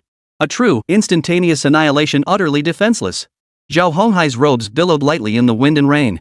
His expression solemn, he clasped his fists and declared, "The gentleman who struck me earlier, would you care to step forward?" Hiding in the shadows to strike from afar is hardly the act of a true warrior. Hundreds of meters away, atop a high-rise building, Yunemo sat beside the eaves, watching the scene unfold with a sigh. As expected, even with decent 6th-tier combat prowess, facing 7th-tier was still no match. He would need to add some more ingredients. Yunemo rose to his feet. An ancient bronze longbow fell into his hands. A mid-grade spirit treasure arrow of all things. By channeling vital energy and spiritual power, one could draw its string and manifest diverse arrows at will. This was the spirit treasure he had obtained during his time with the Fire Transmission sect, though he had never used it since going undercover within the god-worshipping sect. Yunemo gently traced the bronze patterns along the bow's surface. "When the moment comes, it'll be up to you to fire that cold arrow, old friend." Yunemo smiled. As he drew the bowstring to its full moon limit, vital energy and spiritual power gradually coalesced into a long sword upon the bow. Yes, a sword, not an arrow. The bowstring, stretched to its limit by Yunemo, emitted a dangerous hum. Yunemo released his grip on the bowstring. In the next instant, the sword sliced through the sound barrier. A shockwave, like a sonic boom, erupted from its tip before vanishing instantly. The wind and rain raged. Zhao Honghai remained frozen in his bowed stance, yet his brow furrowed involuntarily. Damn it, no action for so long, just pretending? The thought barely crossed his mind before every hair on his body stood on end. An overwhelming sense of danger descended upon him. Zhao Honghai tried to move, but in the next instant, the sword sliced through the air, already before him. The terrifying momentum carried by the blade effortlessly pierced his body, sending him flying until he was pinned to the wall. This strike straight through the heart. The terrifying sword energy instantly shredded his internal organs. For a 7th-tier sovereign, even if not fatal, it was certainly a severe wound. Zhao Honghai looked down at the sword embedded in his chest, radiating waves of vital energy, his eyes filled with utter disbelief. He spat out a mouthful of blood. What the hell? For long-range attacks, you either shoot a gun or fire an arrow. Who the hell uses a sword for long-range combat? He hadn't even seen the attacker, yet he was already gravely wounded. Unfair. This is so unfair. That was the only feeling in Zhao Honghai's heart right now. Su Qingtian crawled out in a disheveled state. Seeing Zhao Honghai's current state, he froze in surprise, his guard rising steadily. What the hell? Setting a trap for them right here? Yunmo lowered his longbow, nodding slightly in satisfaction at his handiwork. Now, eliminating that old dog Zhao with this group of 6th-tier experts shouldn't be a problem. The elders from the other clans had also returned, but seeing their expressions, Yunemo nearly choked on his breath. A dozen men stood nearly 100 meters away from Zhao Honghai, eyes fixed on him with suspicion. What the hell are you all so wary of? Keep it up much longer and your critical injuries will turn into minor ones. Just as Yunemo raised his bow, ready to personally claim some heads, he let out a soft "huh?" His attention was drawn to a figure holding an umbrella, slowly approaching from a short distance away. Chapter 111, Red Nose Su-jin, can't finish him off? That person, isn't he called Zhang Chen? Yunemo was slightly taken aback, a hint of interest rising in his eyes. Not long ago, Lord Shangwan Dinghong, the deputy patriarch of the fire transmission sect, issued a directive to all 12 branches and 36 hidden branches of the sect. Strictly prohibit any action against Zhang Chen or related personnel. Those who disobey will face severe punishment. To be perfectly honest, this was the first time the fire transmission sect had ever publicly issued an order prohibiting action against a specific individual. The fire transmission sect had always valued individual ability and luck. With sufficient luck in the discovery of a young body possessing extraordinary innate talent, reincarnation could be achieved, paving the way for ascending to greater heights in the martial arts. After investigation, most fire transmission sect members were astonished. This young man named Zhang Chen had already passed the age of 20, long exceeding the reincarnation age limit. Moreover, he was the genius who had developed the so-called Gene Demon Elixir. Of course, this discovery did not spark any interest in Zhang Chen among the fire transmission sect members. After all, unable to reincarnate into Zhang Chen, they were destined to never obtain the memories related to the Gene Demon Liquid technology. Instead, it was his two disciples, suspected recipients of the Gene Demon Liquid, who displayed terrifying, unprecedented talent, making many old monsters salivate with envy. One had reached the second tier, while the other, even more astonishingly, had attained the third tier before the martial arts examination. How many martial artists spent their entire lives striving for that? Yunemo set down the arrow of all things. He was eager to see just how far this young man, favored by the deputy leader of the fire transmission sect, could go. Who are you? Young man, what brings you here? Halt! Or don't blame us for taking action. Zhang Chen's arrival had also alerted several patriarchs of prominent clans. Gazing at the youth strolling under his umbrella, their expressions turned grave, suspecting him to be a member of the god-worshipping cult. After all, the wave surge gathering ground was in utter chaos. Anyone daring to walk freely outside now was clearly no ordinary person, even a fool could tell that. Only Su Qingtian, the patriarch of the Su family, seemed slightly puzzled. He felt as though he had seen this young man somewhere before. Zhang Chen offered no response to the questions from these patriarchs of the great clans.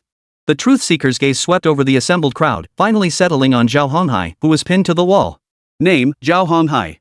Age, 118. Realm, 7th tier, 4th layer. Talent, SS grade. Status, critically injured recovering. Zhang Chen couldn't help but fall into deep thought, now beginning to doubt his own luck. Could he really be that legendary chosen one? The protagonist of a novel? He'd barely swallowed a 7th tier power source, and now he'd stumbled upon a 7th tier, 4th stage opponent? This luck was borderline absurd. And judging by his appearance, he was clearly in much better shape than that woman. The essence within him would only be greater, not lesser, compared to Zhong Yaxin. If he swallowed him, how many tiers could he push himself up to? Zhang Chen's heart began to burn with excitement. But something felt off. He just scanned the old men around him. Most were barely at the 6th tier. Yet collectively, they had managed to inflict such injuries on a 7th tier opponent. Were they that powerful, or was the 7th tier creature pinned to the wall above simply too weak? Your Master Jiang? The sudden voice calling out the title made Zhang Chen shift his gaze away from Zhao Honghai and look toward the sound. The speaker was one of the many elders. And you are? Zhang Chen looked slightly puzzled. This old man seemed vaguely familiar? The other elders, whose gazes had grown increasingly hostile, turned their attention to the speaker upon hearing the title. Su Qingting's expression was agitated, filled with both delight and disbelief. It's me, Su Qingtian. The Su family patriarch hurried forward, his expression visibly agitated. Remember when Su Jin from our Su family brought you here to discuss a business deal involving Gene Demon Fluid? Do you recall? It was you. Zhang Chen instantly recognized the voice. Zhang Chen was quite surprised. You're still alive? Didn't Su Jin say your entire Su family was wiped out? Su Qingtian hesitated upon hearing this. The details are complicated. All I can say is that some unexpected events occurred. The clans in the other 3 regions had indeed been wiped out. But the apparent annihilation of the Su, Lin, and Jun families within the Yunma region was merely a facade. Yunemo was a spy infiltrating the sacrificial god sect on behalf of the fire-passing sect.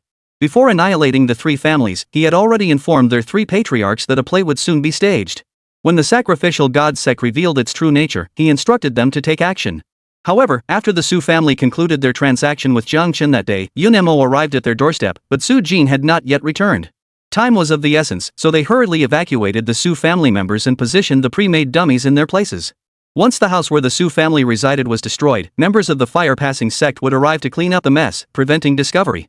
Yet, uneasy about Su Jin's safety, he left a strand of his spiritual energy within his own dummy. His intention was to alert Su Jin to flee, intending to retrieve her once the matter was resolved. Zhang Chen nodded lightly. The Su family had made a favorable impression on him, but ultimately, their relationship was purely transactional. The Su family's circumstances and the matter of Su Qingtian, who was supposed to die but somehow survived. He didn't really care. Of course, his indifference was one thing, but if he knew the truth, he'd probably give them a thumbs up. Brilliant. Absolutely brilliant. After this entire scheme unfolded, replacing the Gene demon fluid with the Heavens Mandate Mayfly, Su Jin, who had sacrificed his life to become a 1-year-old just to avenge the Su family, ended up looking like the biggest fool. Damn, that's brilliant. Hearing Su Qingtian address Jiang Chen, the elders from the other clans realized the newcomer wasn't an enemy and retracted their hostility. So who is this man? Are you trying to kill him? Or rescue him? Jiang Chen's gaze fell upon Zhao Honghai as he asked softly. Of course we're killing him. The Wang family patriarch gritted his teeth. But before the word kill could fully leave his mouth, a blood-stained cleaver flew from its sheath and sank deep into Zhao Honghai's left shoulder. His vital energy was being voraciously devoured by the blade. Zhao Honghai's pupils suddenly contracted. Both hands moved simultaneously. The machete, blood madness, was flung away. The chi blood sword pinning him to the wall shattered under his bare hands as his body crashed to the floor. Zhao Honghai glared at Jiang Chen with fury. If you want to talk, just talk. What the hell are you doing with that frame skip opening move? Several clan elders instinctively stumbled backward several paces. Jiang Chen sneered coldly, if you're here to kill, then stop wasting my breath. If we keep dawdling like this guy's critical injuries will heal back to minor ones. You old foxes, don't you understand the principle that villains die from talking too much?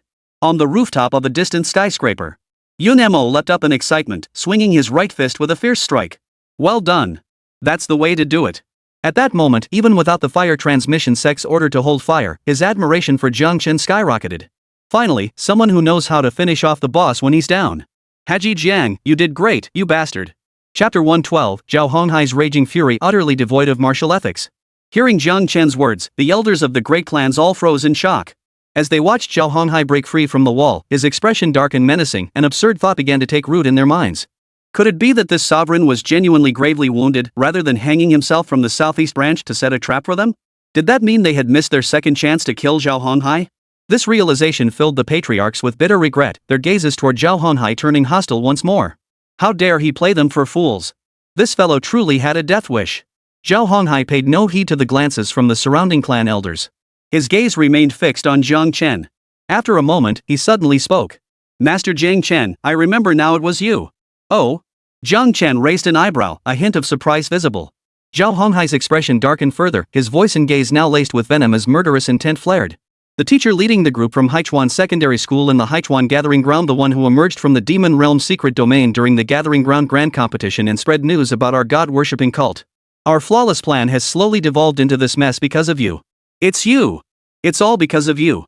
If not for you, I would have already made my vow to the gods. The murderous intent in Zhao Honghai's voice grew thicker with every word he uttered. When he uttered the final words, the gaze he fixed upon Jiang Chen was like that of a man staring at the murderer who had slaughtered his entire family, a look that seemed to demand tearing him into 888 pieces. Jiang Chen merely curled his lips at Zhao Honghai's resentment. He admitted that the current predicament of the sacrificial cult did owe a tiny, insignificant bit to him. But the root cause was simply that the cult of divine sacrifice didn't know how to play the game. If it were him, he wouldn't have rushed to summon a god for sacrifice within the demon realm. He would have waited until tonight, avoiding detection by forces like the Heavenly Martial Bureau, and then silently sacrificed the entire Wave Surge settlement. Or what about the Heaven's Sealing Pearl? He could have sealed off Lian Tian Academy from the outside world and summoned the deity right inside the school grounds. Not only would there be plenty of people, but once the students who entered the demon realm emerged, wouldn't they become the sacrificial offerings anyway? Unlike these idiots, who still came out to stir up trouble even after being warned. The internet's memory span is only a couple days at best. Then they go and pull off the Sunset Courtyard massacre, instantly reigniting memories people were on the verge of forgetting. Ultimately, they're just amateurs. They need more practice. Compared to the complex inner turmoil, Jiang Chen's reaction to Zhao Honghai was straightforward. His expression remained blank. Oh? So what? You want to kill me? I'll kill you. Zhao Honghai roared, every muscle in his body tensing. The barely healed wounds on his chest and shoulders suddenly burst open, spurting several drops of blood. In a flash, he darted past the elders as if teleporting. His face twisted into a savage grimace as his fist slammed straight into Jiang Chen's face. The crowd's expression shifted slightly, their attempts to intervene utterly futile against Zhao Honghai's blinding speed. Even Yun Mo, watching from afar, saw his pupils contract sharply. He couldn't help but curse Zhao Honghai inwardly as a beast. To resort to a surprise attack against a mere 4th or 5th tier martial artist truly devoid of any martial virtue. Jiang Chen was startled by the speed at which Zhao Honghai had suddenly appeared before him. The distance was so close he could see the satisfaction in the other man's eyes, as if he were about to exact a long-awaited revenge. Yet, Jiang Chen's expression remained utterly calm. The reason was simple, just in case, he hadn't turned off divine might at all. In full view of everyone, Zhao Honghai's vicious grin froze. His fist passed right through Jiang Chen, followed by his entire body. Empty as if nothing were there, as if Jiang Chen had vanished from his original spot. His punch had struck nothing but air. This, how could it be? The patriarchs of the great clans all wore expressions of utter bewilderment. The scene before them was utterly baffling. Only Su Qingtiang, the patriarch of the Su family, seemed to grasp something, shouting excitedly. Genetic demon fluid. It's genetic demon fluid. I don't believe it. You must have used some kind of demonic trickery. Zhao Honghai's face twisted into a grimace. In an instant, his fists blurred into countless phantom strikes, raining down furiously upon Jiang Chen. His fists were fierce and overpowering, brimming with raw force. The mere shockwaves radiating from his fists struck the rear wall, causing a building over 10 stories tall to sway violently. Yet the more Zhao Honghai struck, the more his expression darkened, his mind filled with utter bewilderment. Every punch seemed to strike empty air, never landing on Jiang Chen. He had never encountered such an absurd opponent. He couldn't even touch him. What the hell was the difference between this and a ghost? Seeing this, Yun Mo's eyes widened with astonishment. He felt he understood why the deputy patriarch had ordered the sacrificial cult members not to oppose him. In just this brief moment, Jiang Chen had delivered far too many surprises. But his gaze shifted to Zhao Honghai, whose face was twisted in fury. Having failed to touch Jiang Chen for so long, he was now consumed by rage and humiliation. Behind him, a towering blue martial dharma form identical to his own erupted from the ground, dozens of meters high. A monk's staff materialized in his hand, and sacred Buddhist chants resounded. The staff, inscribed with dozens of Buddhist mantras, crashed down from above Jiang Chen's head. I refuse to believe you'll survive this. Zhao Honghai roared, raising the staff to smash down once more. Even Yun Mo couldn't help but marvel. This old man really isn't holding back at all. To ambush a 4th or 5th tier martial artist was bad enough, but now he was even resorting to his martial dharma form. It's truly embarrassing to have been associated with him. Yun Mo shook his head lightly as he drew the arrow of all things in his hand. This time, what he materialized was not a sword, but a spear. And not just one, 3 of them. The bowstring hummed and vibrated. Though the divine artifact wouldn't be destroyed, it seemed to have reached its absolute limit. Releasing the bowstring, 3 spears pierced through space. They traced minuscule, blurred black lines through the air, materializing behind Zhao Honghai's dharma form at unimaginable speed. PSSSH. Like flesh and blood, the 3 spears plunged deep into the dharma body, half of each protruding from its surface. The dharma form and its user were one. Injuries inflicted upon the form were synchronized onto the user. 3 gaping holes instantly appeared behind Zhao Honghai. The excruciating pain caused his movements to falter, successfully drawing some of the enmity. Damn it! Zhao Honghai cursed inwardly at the 7th tier assassin lurking in the shadows. Instead of facing him openly like a true warrior, he hid in the shadows and fired a cowardly shot. What a shameless bastard! Finished your attack? Then it's my turn next, no objections, right? After a few seconds of stillness, Jiang Chen's voice suddenly emerged from the dust below. Wait, dude, you're not dead yet? Zhao Honghai stared down in shock. In the next instant, 2 figures burst out of the thick fog. Both figures materialized before him, simultaneously unleashing brutal punches. The terrifying force sent him and his dharma form staggering back half a step. This is impossible? Zhao Honghai stared at the figures suspended midair before him, his face frozen in utter disbelief. In the distance, Yun Mo couldn't hold back any longer and let out a string of expletives. 2 figures appeared before Zhao Honghai. One was Zhong Yaxian, one of the 3 elders. The other, Zhao Honghai himself. Chapter 113, Swallowing Another 7th Tier. New ability. How could this be? Why is there a second Zhao Honghai? Yun Mo watched the distant scene, his expression growing increasingly grave. And then there's Zhong Yaxian. How did she suddenly appear? And she seems perfectly unharmed, not a trace of injury. The wounds I inflicted on her appear to have vanished. Could she already be dead? Is this just a puppet avatar? Yun Mo fell silent. He suddenly felt he couldn't quite figure out Jiang Chen anymore. Just when he thought Jiang Chen's surprises had ended, he would reveal an entirely new facet. What secrets did this Jiang Chen truly conceal? And what was the fundamental reason the deputy patriarch had ordered the fire transmission sect not to oppose him? After witnessing Jiang Chen's extraordinary abilities time and again, Yun Mo could no longer gauge him. After a moment's thought, he decided to observe further for now. Zhong Yaxian. Why did you attack me? We're on the same side. And you? What the hell are you? Staring at the figure before him, identical to himself, Zhao Honghai's face twisted in horror. Who am I? I'm Zhao Honghai. I am you. Mirror Zhao Honghai chuckled, seemingly pleased with his real counterpart's reaction. This can't be. I am Zhao Honghai. You're the imposter. Zhao Honghai shouted hoarsely, yet his voice sounded utterly lacking in conviction. In truth, 7th-tier sovereigns could easily sense the life force field of living beings. Ordinary disguises were utterly useless against them. What sent chills down Zhao Honghai's spine was sensing an identical life force field emanating from the Zhao Honghai standing opposite him. Hard to believe, yet undeniable. The Zhao Honghai standing before him was indeed himself. But another question arose: if this man before him was Zhao Honghai, then who was he himself? A double?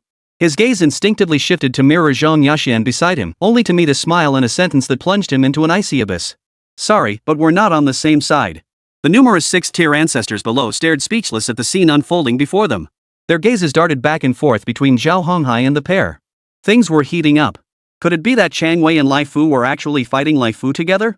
Su Qingtian suddenly recalled what Su Jin had told him earlier, that Jiang Chen possessed the ability to summon powerful beings.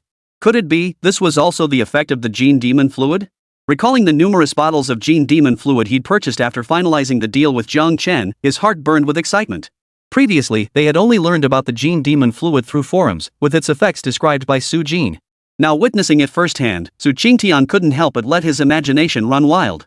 If every member of the family used the Gene Demon Fluid, what kind of glorious era would the Su family usher in? Mirror Zhao Honghai and Mirror Zhang Yaxian finished speaking. Their robes billowed fiercely around them. Blue and crimson energy surged from their bodies, gradually coalescing into colossal martial arts manifestations spanning some 40 meters.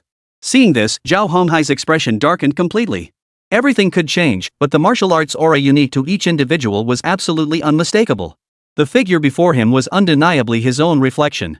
But why? He had no time to ponder this question further. For both figures were already charging at him, wielding their martial arts manifestations. He had no choice but to raise his staff and engage them in combat. Within mere minutes of combat, the outcome was all but decided. Clearly, the real Zhao Honghai was being beaten like a dog by the two of them. Even his martial arts Dharma form was directly blasted apart into scattered light particles. After forcing Zhao Honghai out of his martial arts Dharma form, the two also withdrew one after another. They pinned him to the ground and unleashed a barrage of brutal blows.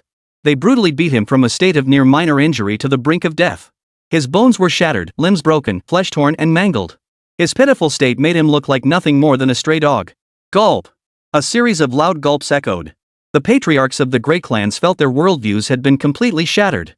It was utterly unbelievable. The venerable Zhao Laogo, a 7th-tier emperor who had pinned them down and beaten them, was now reduced to this. Jiang Chen stepped forward, and the two immediately halted their actions. Master! The two addressed him respectfully. Jiang Chen waved his hand, and they sensibly moved to stand behind him. He crouched down, gazing at Zhao Honghai's dull eyes. Didn't you say you were going to kill me? What happened in these few minutes that you've backed down like this? Jiang! Shen! Zhao Honghai gritted his teeth, his gaze fixed on the two men behind Jiang Chen who radiated a dangerous aura. If you've got the guts, make them leave. Once my injuries heal, we'll settle this like real men one-on-one.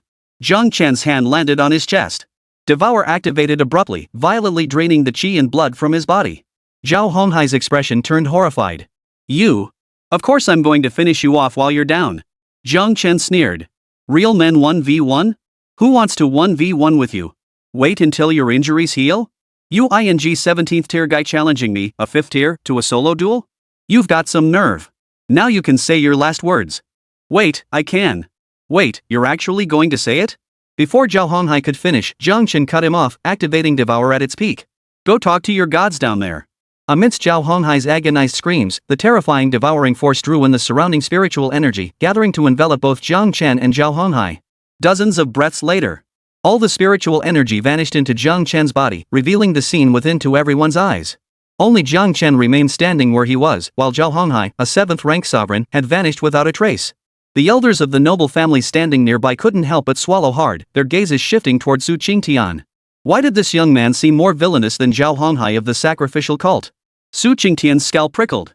Why are you staring at me? He avenged us. Why aren't you rushing over to thank him? The elders steeled themselves and approached cautiously, fearing the young man might devour their ancient bones as well. Thank you, young friend, for avenging us. Indeed, indeed. We old bones are eternally grateful. Should you ever need assistance, seek out Lin Xiuran in the Eastern Theater Command. He is our Lin family's martial saint. Our Wen family also. Jiang Chen heard the words of gratitude from these clan elders, but he didn't rush to respond. Name, Jiang Chen. Identity, martial sovereign, genetic demon physician. Realm, 6th tier, 3rd layer. Mental power, 7th tier, 5th layer. Talents. Quest. Ding. Esteemed Gene Demon Physician, congratulations on advancing to tier 6. Acquired new ability Celestial Demon Bloodline Ultimate Release. Celestial Demon Bloodline Limitless Release. Unleash the power of Celestial Demon Essence within your body to transform into a Celestial Demon, achieving a temporary surge in strength. Note, after over-limit release, your form beast state will change based on your Celestial Demon Bloodline. This carries a risk of partial loss of control. Use with caution. Chapter 114, Borrowed Body, Reincarnation Substitute Death Destiny. Transcendent Release? Transform into a Celestial Demon? Jiang Chen pondered thoughtfully.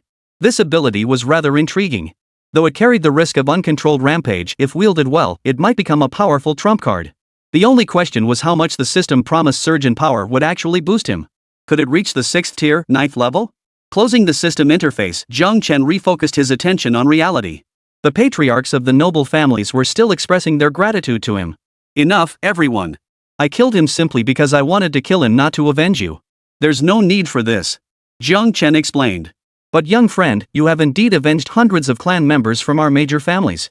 This favor weighs heavier than mountains. The speaker was the in-family patriarch, his solemn expression betraying no pretense. The other clan elders nodded in agreement, fully endorsing the in-family patriarch's words. Except for the patriarchs of the Su, Lin, and Jun families, their eyes darted nervously, unable to utter a word, appearing inexplicably guilty. Jiang Chen found this odd but paid it little mind. What are your plans now? Next. The elders suddenly fell silent. They were already dead souls, collected by the fire transmission sect and stuffed into these temporary vessels, a mere extension of their existence by a month. Once that month passed, their souls would still return to the heavens. They had hoped to unite and find the murderers who had wiped out their clans, seeking vengeance. The fire-passing sect had promised to create that opportunity for them. Now that their enemy was dead, though not by their own hands, the debt was considered settled. But what were they to do with the time they had left? After a long silence, an elder spoke softly. If we could, we'd kill more members of the sacrificial cult. But ordinary members are merely disposable summoning materials. By the time they summon a god, they're usually already dead. Yes. Even if we wanted revenge, there's no way to pursue it. Then, perhaps we should assist the Celestial Martial Bureau? Suppress more infected entities to lighten their burden? One elder proposed. Before the others could respond, Jiang Chen dismissed the idea outright. It's pointless. They can't be restored. Instead of suppressing them, we should just execute them outright. At least it'll put them out of their misery. The expressions on everyone's faces shifted repeatedly upon hearing this. They hadn't expected Jiang Chen to offer such a definitive answer. Instead of debating this endlessly, how about I offer a suggestion? A light chuckle drew the attention of everyone present. Not far away, a figure cloaked in coarse black robes and wearing a smiling mask had appeared there unnoticed. The crowd immediately grew wary.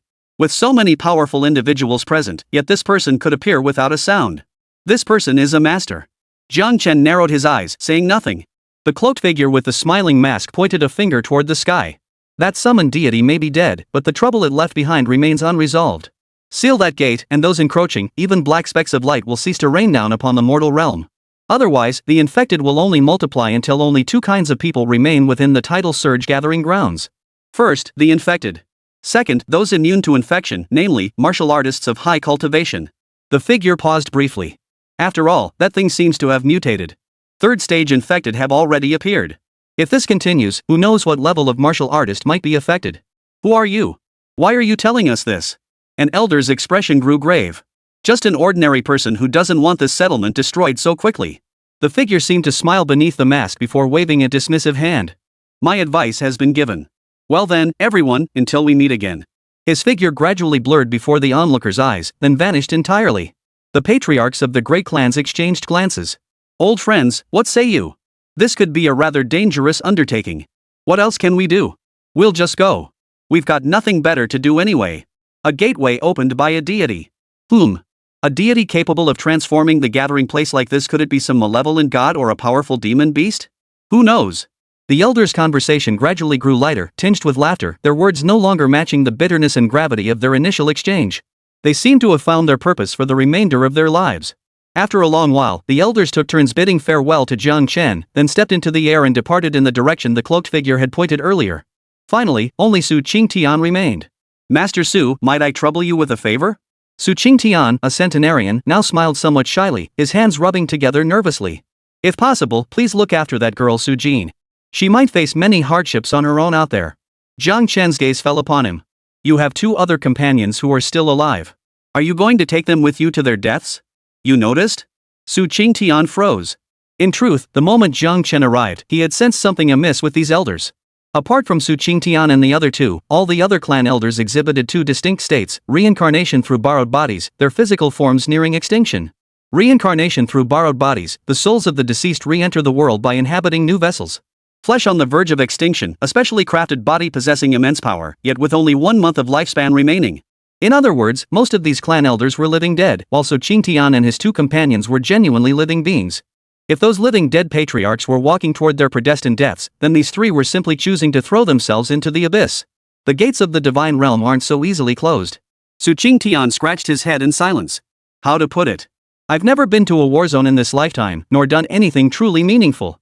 Honestly, I just suddenly felt that living this long has been rather pointless. When something meaningful finally comes along, how could I not give it a shot?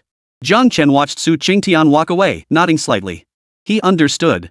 All that rambling boiled down to one thing: this old fool was tired of living. As for protecting Su Jin, forget it. After using that Fate Mayfly Gene Demon Elixir, it wouldn't be long before she surpassed him in cultivation. By then, who was protecting whom was anyone's guess. Jiang Chen shook his head lightly, dismissing the tangled thoughts from his mind. His gaze returned to the direction where the black-robed figure had appeared moments before. He murmured softly, "This is interesting." Name, Shangwan Qingxian. Age, 17. Realm, 2nd tier, 8th layer. Talent, SSS grade substitute Death Destiny. Status, Calamity Curse substitution. Catastrophe curse, substituted for a curse planted by the gods. Each year, must endure 3 months of calamity, neither living nor dead, nightly questioning the heart. This was the second SSS tier talent holder Jiang Chen had encountered, aside from Song Cheng. Only at the 8th level of the 2nd tier it seems his earlier appearance must have been facilitated by some sort of divine artifact. A curse planted by the gods themselves. Jiang Chen murmured softly. Shangwan Qingxian, that name. Could he be the possessed younger brother Shangwan Qing you mentioned? But his age and condition don't match. Chapter 115, The Star Chart, Shangwan Qingxuan's Peach Blossom Pastry. After pondering, Jiang Chen could confirm.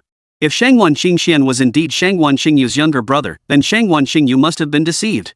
Both the projected age on the interface and the displayed special status clearly proved that his younger brother, Shangwan Qingxian, had never been possessed by another soul. Of course, Jiang Chen's curiosity about this matter wasn't particularly strong.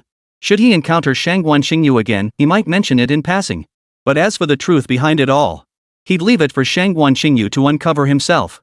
Ultimately, it was a matter of his family lineage, having nothing to do with him. Jiang Chen remained silent for a long while, gazing into the distance as if, across an immense expanse, he could see that gate standing tall amidst the clouds. The Gate of the Dead. Jiang Chen murmured softly, "If only I could take this thing for myself to use later. What a pity." Headquarters of the Fire Transmission Sect. Ripples rippled through the air as Shangwan Qingxian stepped out from within. He then strode toward the figure in the wheelchair before him, swiftly merging into a single entity. The real Shangwan Qingxian, seated in the chair, opened his eyes. A sharp gleam flashed within them. The gaze Jiang Chen had directed at him flashed through his mind. For some reason, that gaze gave him the distinct feeling that he had been seen through. Shangwan Qingxian shook his head, clenching the translucent jade stone in his hand. No, it must have been an illusion. Young master. A member of the Fire Transmission Sect approached from the side. Shangwan Qingxian snapped back to reality and pondered briefly. That gate in the sky might be too much for just a dozen or so 6th-tier cultivators. How many elite fighters do we have left here? The vast majority of our base's forces have already been dispatched for the rescue mission. The Firebearer replied, currently, 1 7th-tier sovereign and 6 6th-tier kings remain stationed at the base, all to prevent unforeseen circumstances. Shangwan Qingxian waved his hand, cutting off the explanation. Dispatch them all to assist. This uprising won't end easily unless that gate is sealed. Dispatch them all? The Firebearer member gasped, worry creasing his brow. But young master, how will your safety be ensured then? I'm a man who's about to die. Don't worry about me. Shangwan Qingxian gazed upward at the incandescent bulb, silent for a long moment before murmuring softly. Uncle Li, if you manage to return alive, could you bring me a packet of peach blossom pastries? Young master. The Firebearer member known as Uncle Li's eyes reddened. Shangwan Qingxian said no more, merely closing his eyes gently. Uncle Li stood frozen for a long moment before suddenly dropping to his knees. He bowed his head heavily to the ground, delivering a resounding kowtow to the young boy who was likely his junior. The heavy thud echoed through the space within the fire-passing sect's stronghold.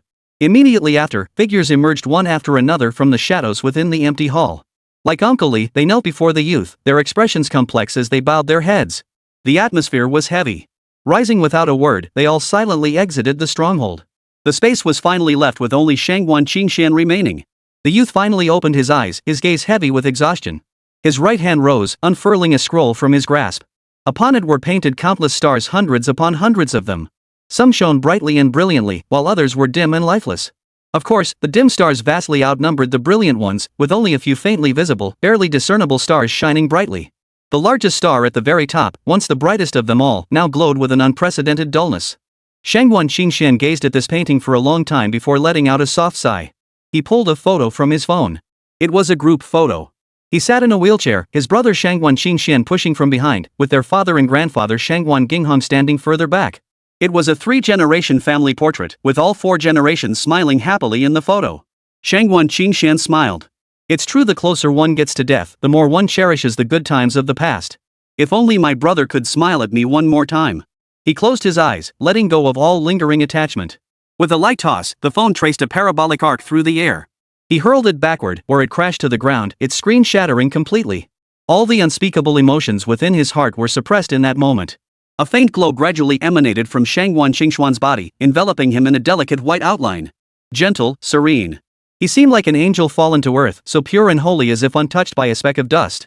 The celestial map scroll slowly floated from Shangguan Qingshuan's hands into the air. Under the glow emanating from his body, all the stars that had once been dim began to gradually brighten once more. At the same moment, above the clouds, the entire celestial canopy seemed stirred into resonance by some unseen force. Whether the brightest stars in the cosmos or the faintest, barely perceptible points of starlight, all flickered on and off at that moment. As if achieving a resonant breath. All martial artists within the surging gathering ground suddenly sensed something, collectively lifting their heads to gaze at the sky. A strange, inexplicable stirring arose within their hearts. Shangguan Qingshan leaned back in his wheelchair. Eyes closed, head tilted back, a faint smile played at the corners of his mouth. The fate of a substitute life born to shield others from calamity and misfortune. Brother, having shielded you from the divine curse, I had little chance of survival myself. To let you survive the divine curse, to give you the strength to keep moving forward and grow stronger, that alone makes it worthwhile. Shangguan Qingshan murmured softly, his mind flooded with cherished memories of his brother Shangguan Qingyu and his grandfather Shangguan Ginghong. Picnics by the riverbank, his brother tugging at their father's beard while hiding behind their grandfather laughing as he blocked their father, their mother tenderly handing him the peach blossom pastry she had made herself. The white light emanating from his body grew warmer and brighter, yet luminous white particles continuously drifted away from him. His form gradually became transparent amidst the scattering particles, as if he were about to vanish from this world. Truthfully, I had hoped to live a little longer, to see how far you, my brother, would go.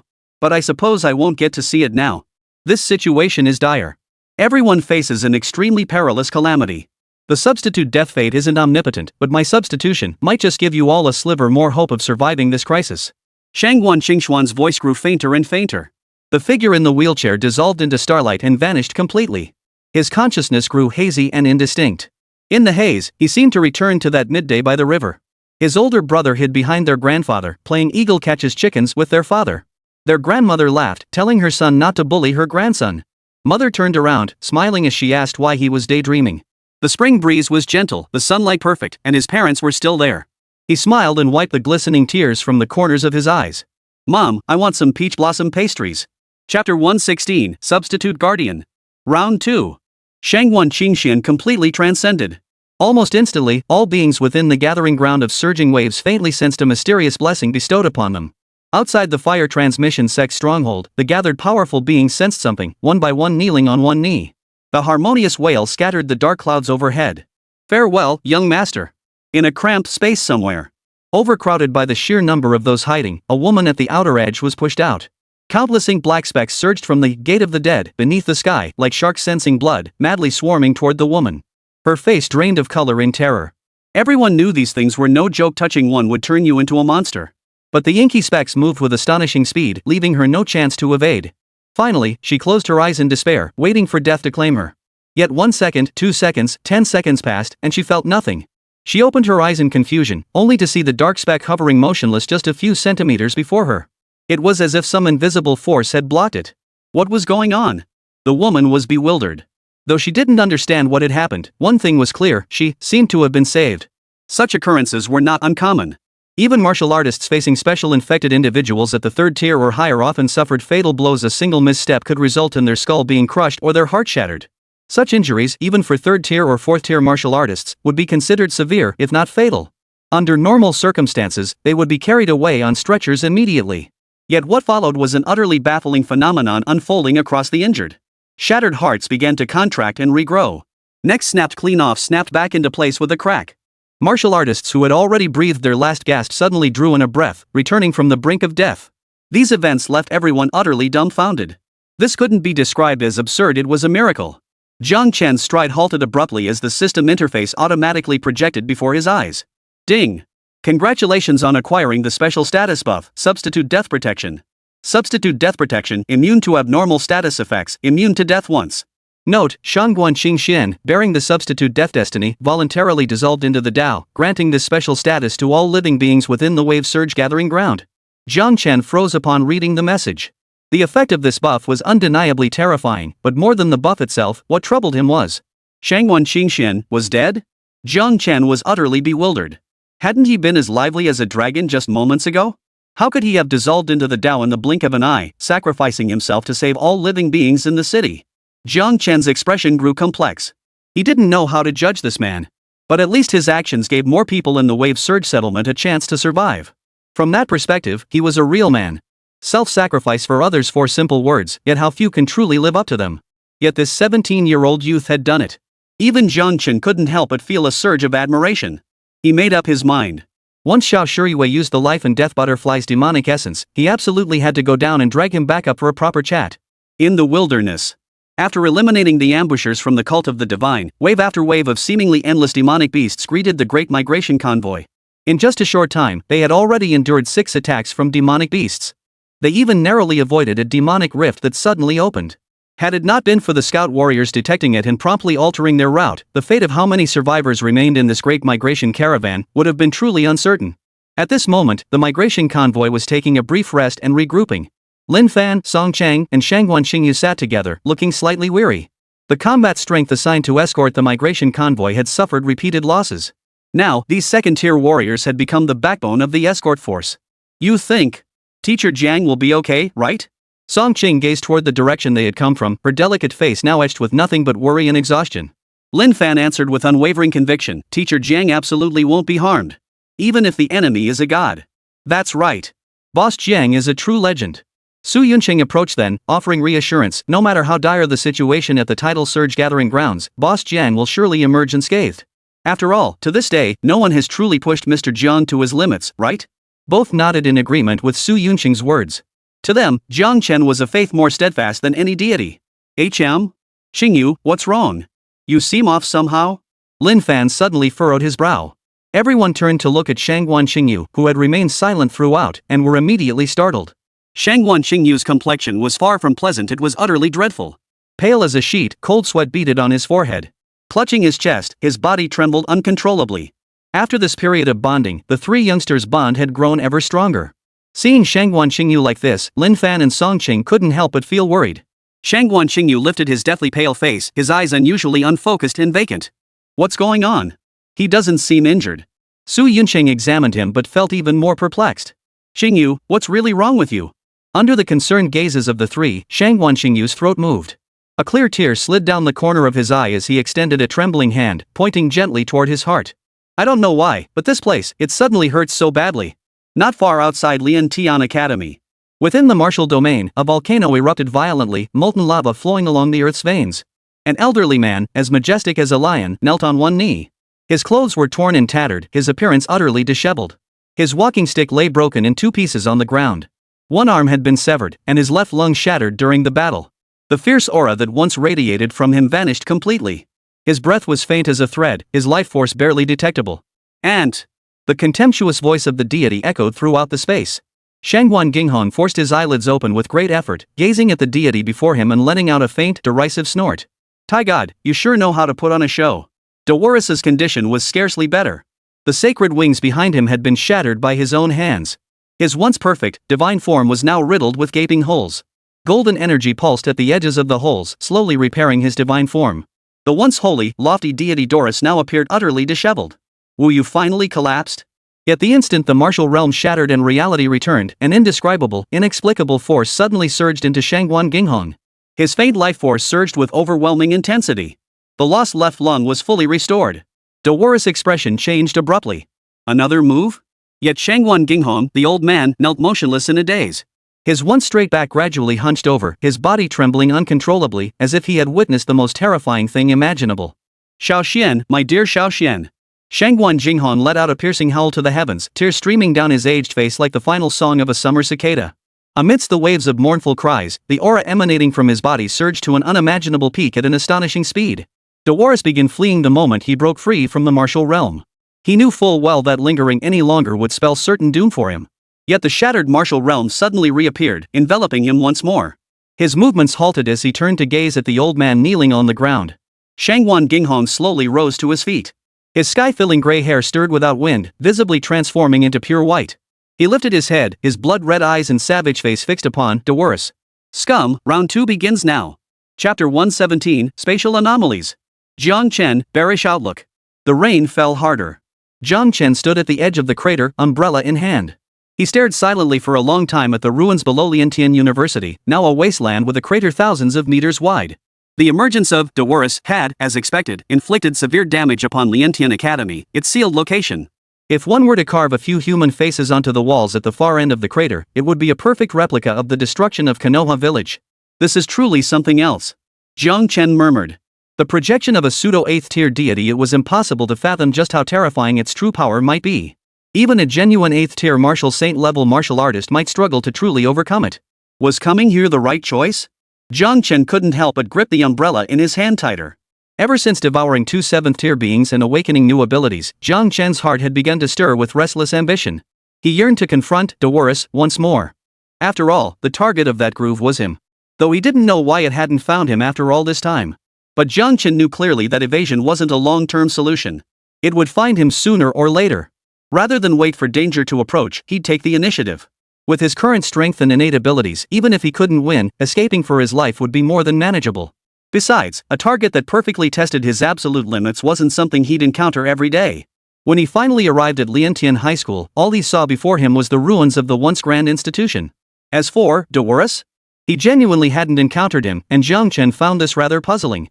After bursting out of the demon realm and descending into reality, that creature had even deliberately placed an image at his location, specifically informing Jiang Chen that it intended to come face to face with him in the real world. This was no different from issuing a formal challenge. Given the arrogance of deities, they wouldn't hide or evade after issuing a challenge. Jiang Chen pondered thoughtfully, sensing something amiss. Jiang Chen suddenly lifted his head and looked in another direction. The divine might talent of the void shadow allowed him to sense strange spatial fluctuations emanating from nearby. Unlike the spatial turbulence caused by normal combat, it felt more akin to the sensation of another dimension. Hesitating slightly, Jiang Chen headed toward the source.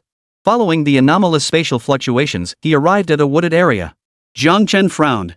The anomalous spatial fluctuations were like a megaphone continuously broadcasting infrasound barely perceptible.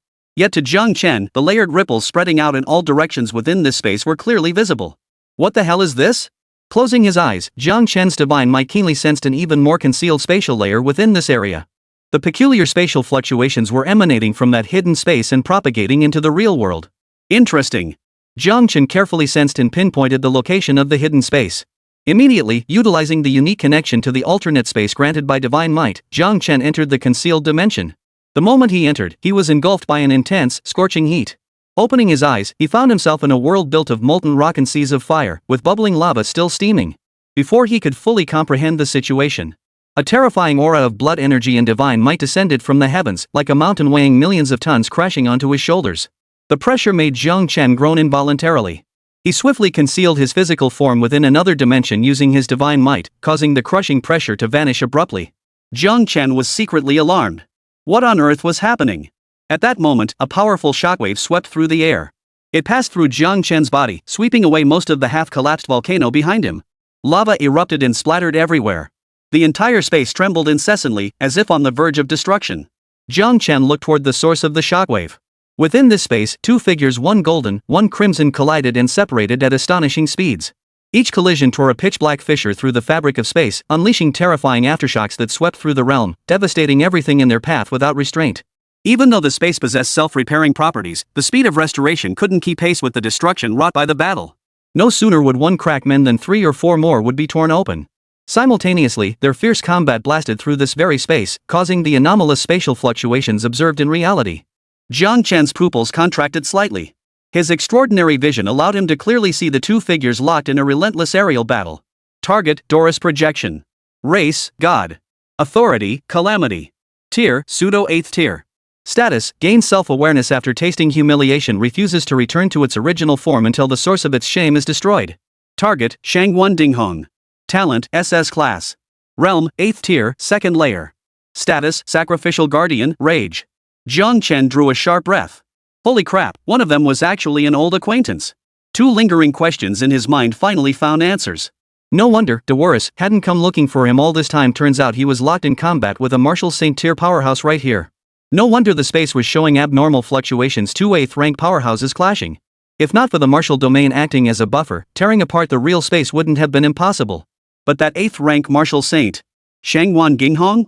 Jiang Chen stroked his chin. Another Shangguan? Could he be related to Shangguan Qingyu and Shangguan Qingxin? Jiang Chen felt this possibility was quite high. After all, in Great Zhou, the Shangguan surname was quite rare and seldom encountered. Shangguan Qingxian was unknown, but upon closer inspection, Shangguan Qingyu and this Shangguan Dinghong did share a certain resemblance in their eyes and brows. In the current battle, Shangguan Dinghong clearly dominated Doris, holding a steady upper hand. But neither fighter was in good shape. Shangguan Dinghong's bare upper body revealed a lean physique, its taut muscles torn by deep, bloody gashes. The crimson aura emanating from his body made him resemble a savage, raging lion. Devour's injuries appeared even more severe. His luminous white tentacles were all snapped off, and his once towering form had shrunk to the size of an ordinary human. The luminous aura enveloping his body had been shattered into fragments by Shangguan Dinghong's bare fists. The wounds that would normally heal in an instant now covered his divine form, each one forced to mend slowly. If health bars were visible, both combatants' health bars hovered around 10%. Observing their battle, Jiang Chen mentally simulated the scenario. If Devour were at peak condition, defeating him would be child's play. But now it was different. Devour was already in a severely wounded state. If all the celestial demon talents were pushed to their absolute limits, combined with the self-enhancing boost from the acquired transcendence liberation, Jiang Chen's eyes gradually lit up. Not only could he fight, he could win. He recalled how every enemy encountered along the way had either been gravely wounded or devoured by him. He'd certainly had his fair share of luck. But, as the saying goes, luck is part of strength too. Jiang Chen licked his lips, his expression turning savage in an instant. Oi! Doris! You bastard! Come see your daddy! Look at me! Look at me! Chapter 118, Enter at Will, the Authority of Calamity. Imagine this. When you're fully engrossed in a life or death battle with your enemy, and suddenly some man claiming to be your dad pops up beside you demanding your attention, how does that feel? Hey!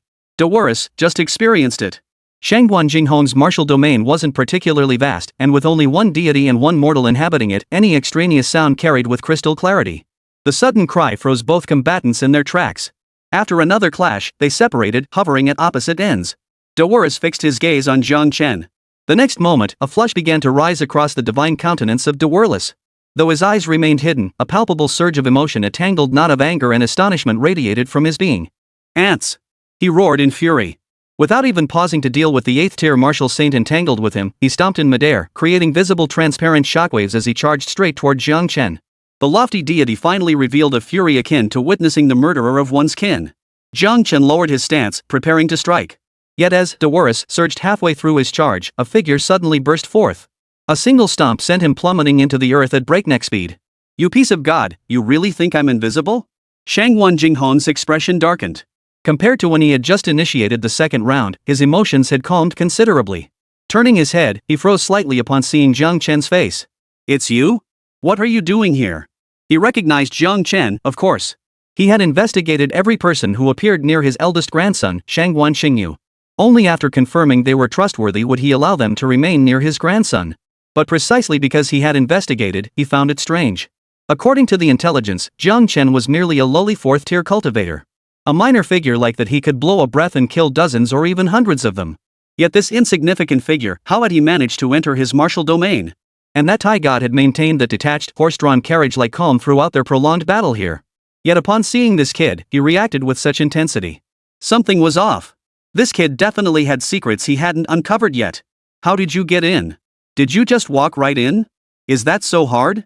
Jiang Chen's expression remained unchanged as he casually countered. Jiang Chen observed the flicker of emotion across Shangguan Jinghong's face, confirming beyond doubt that this man truly knew him and shared an extraordinary connection with Shangguan Xingyu. Shangguan Dinghong. A martial domain space unfolded by an 8th-tier martial saint and you, a mere 4th-tier practitioner, claim you just walked right in? Does that even make sense? Shangguan Ginghong turned, gazing at the newly soaring Devour. Regardless of how you got in here, you'd best leave now. This place isn't somewhere you should be. His grandson had sacrificed himself to transform into the Tao. Now, only Shangguan Xingyu remained. This fellow was a rare friend Xingyu had made. If he could keep him alive, he would do everything in his power to ensure it. Whether I belong here isn't for you to decide. Jiang Chen retorted, setting aside that I came here to slay gods in the first place. Even if I wanted to leave, those bastards over there might not be so willing to let me go. Shangguan Jinghong's expression turned icy. It wasn't because of Jiang Chen's bold words. Rather, it was because he noticed that after Devour took flight again, its gaze was fixed intently on Jiang Chen. As for the one who had ambushed and brought it crashing down, not a single glance was spared. He stole a glance at Jiang Chen out of the corner of his eye. This kid, just how did he manage to offend this deity? To be hated so intensely? And besides, hadn't this damn god just broken free from its seal? He'd rushed over the moment it emerged. Yet judging by its reaction toward Jiang Chen, it seemed like they'd had a long-standing grudge? Ant. The same old title, but this time laced with fury. Jiang Chen was sick of hearing it. It was as if that was the only phrase he knew, incapable of uttering anything else. Shall we slay him together? Stay here. I cannot protect you. Shangguan Dinghong said coldly. He didn't believe Jiang Chen, merely at the 4th stage of the cricket realm, was qualified to fight alongside him. Even Jiang Chen's mere presence here was a burden to him. Jiang Chen understood Shangguan Jinghong's thoughts, so his reply was straightforward. I don't need your protection. If I die, I die. Devour, seeing the two completely disregard him, suddenly had the sacred light enveloping his body engulfed by rolling black mist. The power of calamity and curses surged across his form. This was the authority and law wielded by Devour. An invisible wave swept out from him, engulfing Jiang Chen and the other. In an instant, a voice of supreme grandeur rippled through the depths of their minds, as if pronouncing judgment upon them. I curse you, your body shall grow 100-fold heavier, and wounds shall never heal of their own accord. The moment the words fell, both men's expressions changed abruptly. Their once light bodies suddenly grew heavy, the crushing pressure making their bones creak and groan. Shangguan Jinghong's expression darkened the most. The wounds that had been slowly healing on his body seemed to lose all vitality, blood flowing freely from the open gashes. So this was the hidden trick up his sleeve. That Thai god truly was too underworldly. Jiang Chen narrowed his eyes. This was the authority of Devour, the curse. It was indeed a curse-type ability. He had asked Zhang Tong before. Whether it was Devour or the Yasbir he had already devoured.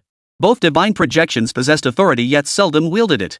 Even the tangible black light points representing their powers emerged from the Gate of the Dead, a prearranged preparation. Zhang Tong's explanation for this phenomenon was, the essence of deities is beings born from the convergence of certain rules. Their projections are similarly formed. Divine authority represents the highest concentration of these rules, the very source of their power. The rules within a deity's projection are limited. To wield the power of authority upon this foundation. This is akin to burning themselves to fight. Thus, ordinary divine projections, though possessing authority, will never wield it unless facing a life or death crisis. Devour has now reached the point where authority must be invoked. It seems that in this battle between the Divine Ascendant and Shangguan Jinghong, they have truly reached their limits, seemingly prepared to fight to the death. Then do as you please. Don't blame me when you die. Shangguan Jinghong's expression grew grave. He had thought he had already overestimated the so-called deity as much as possible, yet in the end, he had still underestimated it. Under the suppression of this bizarre force, his odds, which had been evenly split with the opponent, now stood at a mere 30% at best. Don't worry, we've got this in the bag. Jiang Chen was brimming with confidence. He could even see the divine form of Devour faintly dissipating. As long as they held out, the one who would die in the end would definitely be Devour. Their odds were at least 98%. The advantage is ours. But after Devour finished cursing them, it wasn't over. Hue Hong's voice echoed in their minds. My curse, rebirth of the flesh. My curse, overflowing divine power. Chapter 119, blonde hair, emerald eyes, bare feet, elven ears. The smile that had just been on Jiang Chen's face, certain of victory, froze stiffly. Hold on a sec, dude. What the hell did you just say? Jiang Chen lost his composure. Cursing to heal your wounds? Cursing to restore your strength? Is that how you're supposed to use cursing abilities? Are you exploiting a glitch? Are you cheating? Everyone else sticks to cursing others to a miserable death, but you go and invent this whole support-oriented approach? This is unfair to honest people. Not only Jiang Chen, but even Shangguan Jinghong's heart was now shrouded in an ominous foreboding. As the divine oracle of Devour descended, the countless blood-soaked holes covering his body wounds that should have been beyond healing began to mend anew. Simultaneously, the vitality that had been drained to its absolute limit surged back at an astonishing pace. Fortunately, perhaps due to his overwhelmingly high cultivation level, the effects of his divine decree weren't quite as exaggerated. His injuries and aura improved by roughly 5% compared to his previous state, less than 10%. At the 8th tier, or even pseudo-8th tier, ordinary attacks rarely inflicted lasting harm. Serious injuries typically required years of recuperation with spiritual artifacts. Such an improvement already made him a terrifying presence within his own realm. Jiang Chen's throat tightened. He looked at Shangguan Ginghong. Senior, I take back what I said earlier. Please, you must protect me. Shangguan Dinghong. This kid, he's being a bit of a jerk, huh? Though I'd dearly love to shield you, it's a pity. Shangguan Jinghong's voice grew low. In the current situation, forget about protecting you, I can barely protect myself. He watched as the tentacles he'd severed with tremendous effort slowly regrew their wings. A sudden wave of helplessness washed over him. This was a god. Merely a pseudo-8th rank, not even reaching true 8th rank. Yet he, an 8th rank martial saint standing at humanity's pinnacle, couldn't truly suppress it in battle. Was this the gap between humans and gods? How many such gods existed? Ant, I shall slay you. Devour gazed at Jiang Chen with unrestrained smugness and excitement in his eyes. Shangguan Jinghong couldn't help but avert her gaze. What grudge could this kid possibly hold against this deity? Could it be that his wife was stolen? Or that he desecrated the entire family's ancestral graves? Jiang Chen was desperate too. He'd merely toyed with the demon a bit to survive within its domain. Who knew this guy held grudges so fiercely? Standing right beside him was an 8th tier big shot who couldn't care less, yet he was relentlessly hacking away at this lowly soldier. Grunts have rights too, damn it. The thought barely crossed Jiang Chen's mind. Golden light retracted from Devour's body, and the tentacles behind him retracted into his form. Within mere seconds, Devour underwent a super transformation, shifting into human form. As the golden light faded, blonde hair, pointed ears, emerald eyes. A golden dress draped over a graceful figure, revealing a pair of slender legs so pale they seemed almost deadly beneath the hem. Further down, 2 exquisitely delicate feet treaded the void. The arches curved gracefully, the top smooth and milky white, the soles rosy and tender. Target, Devour's human form. Race, God. Domain, Calamity. Realm, pseudo-8th tier. Jiang Chen's throat convulsed as he forced his gaze away.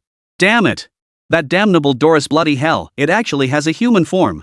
He actually exposed his unknown kinks. He'd assumed all divine forms were unspeakably monstrous, covered in countless eyes. Now it seemed that was just his own prejudice. Devour's sharp ears twitched slightly. Emerald pupils gazed down at the two, filled with contempt as if looking at trash. Full stun. Must be full stun. Though we have some history, I must remind you. Jiang Chen cleared his throat twice and gestured upward beneath his dress. You're showing a bit too much. Hearing this, Shangguan Jinghong, who had been on high alert, couldn't help but glance at Jiang Chen. You little. Mere ants. Devour sneered coldly. In the next instant, his figure vanished abruptly from where he stood. Before either of them could react, Shangguan Jinghong's body flew backward like a cannonball.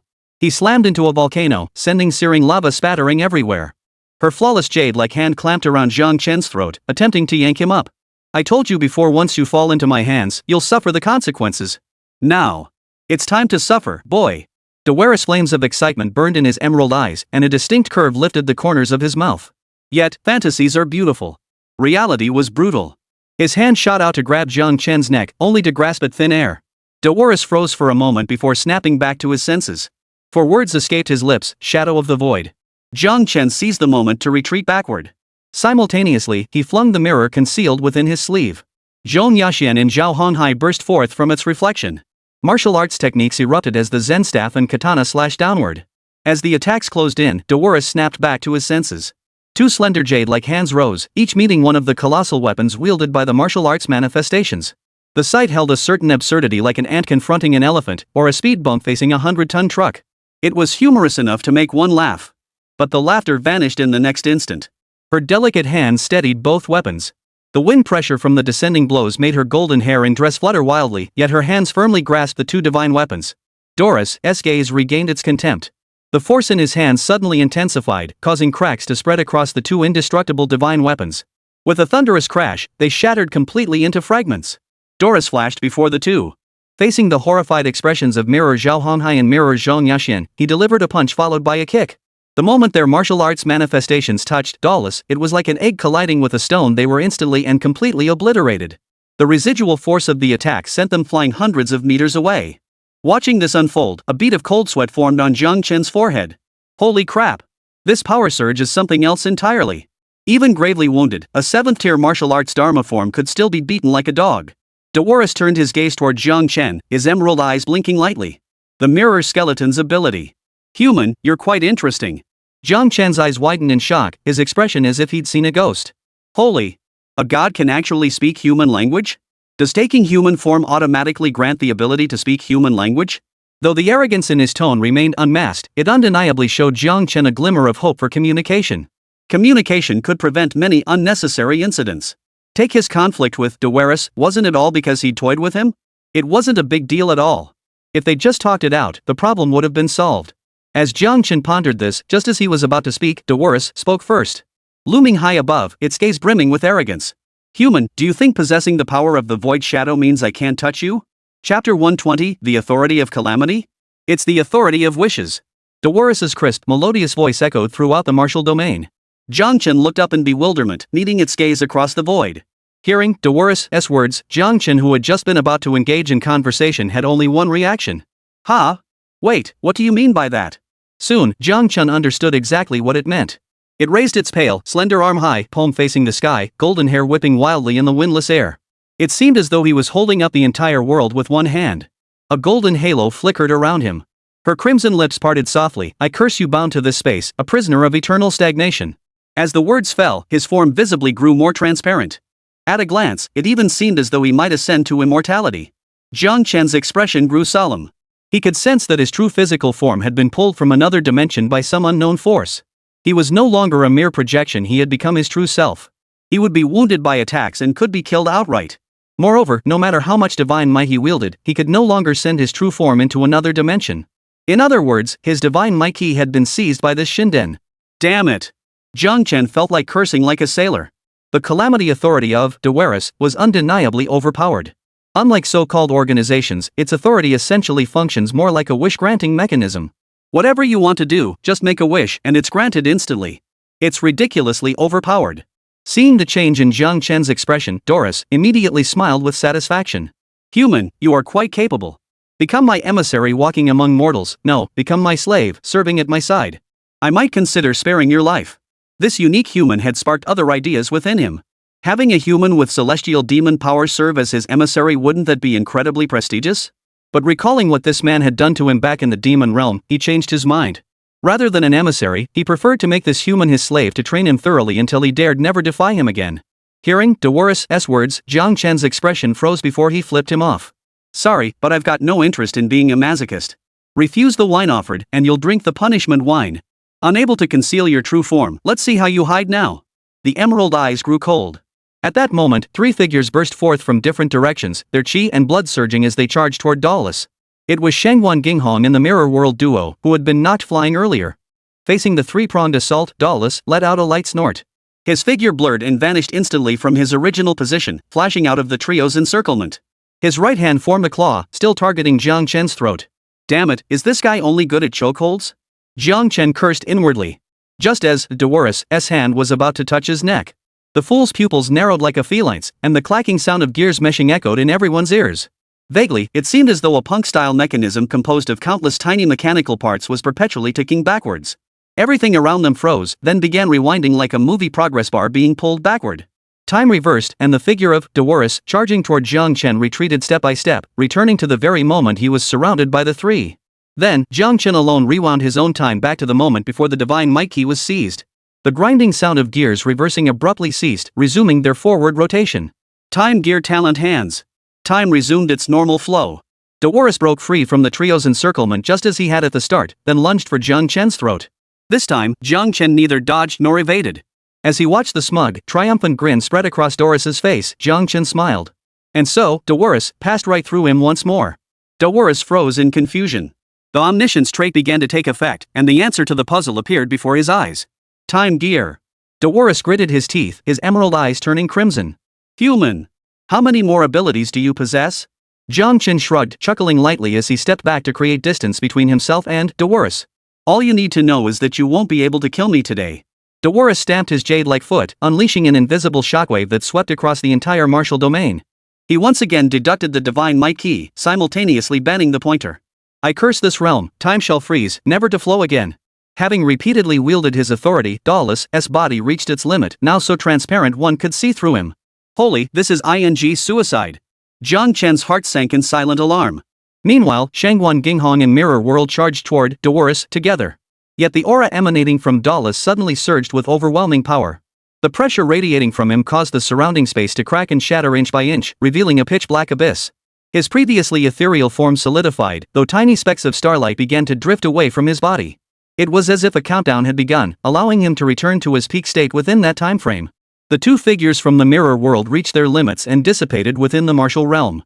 Shangwan Ginghong crashed to the ground like a comet colliding with Earth. He spat out a mouthful of blood, his ancient bones shattered and broken, his vitality drained to its lowest ebb. Damn, the Tai deity still had a backup plan. Shangwan Ginghong gritted his teeth in fury. As a formidable 8th-tier martial saint and the competitor who had battled Devour the longest, he understood that the current Doris was like a dying man's last gasp at his weakest. Yet at the same time, this was also the most dangerous moment. A faint crack echoed as Shangwan Ginghong's expression turned grim. The martial domain sustaining his entire battle with Devour reached the brink of shattering once more, beginning to disintegrate. What he hadn't anticipated was that Devour had intervened, using divine power to reinforce the crumbling martial domain. Perhaps earlier, it had been eager to shatter the domain and depart. But at this very moment, it desired more than anyone else for the martial domain to hold. For the time dilation effect granted by his divine authority was confined solely to this space. Should this space be destroyed, Jiang Chen's pointer would automatically be unsealed. Once unsealed, the divine might would be set free. Then all the energy expended thus far in wielding divine authority against Jiang Chen would prove utterly wasted. Watching Devour take down 3 heroes in one move, Jiang Chen swallowed hard. About that slavery thing earlier, do you think we could talk it over? But at this moment, Devour seemed to have lost most of his consciousness. His pupils were unfocused and hollow as he stared at Jiang Chen, muttering to himself. Human, kill you, just kill you. Got it. Jiang Chen sighed softly. Faced with this situation, he had only one last card left to play.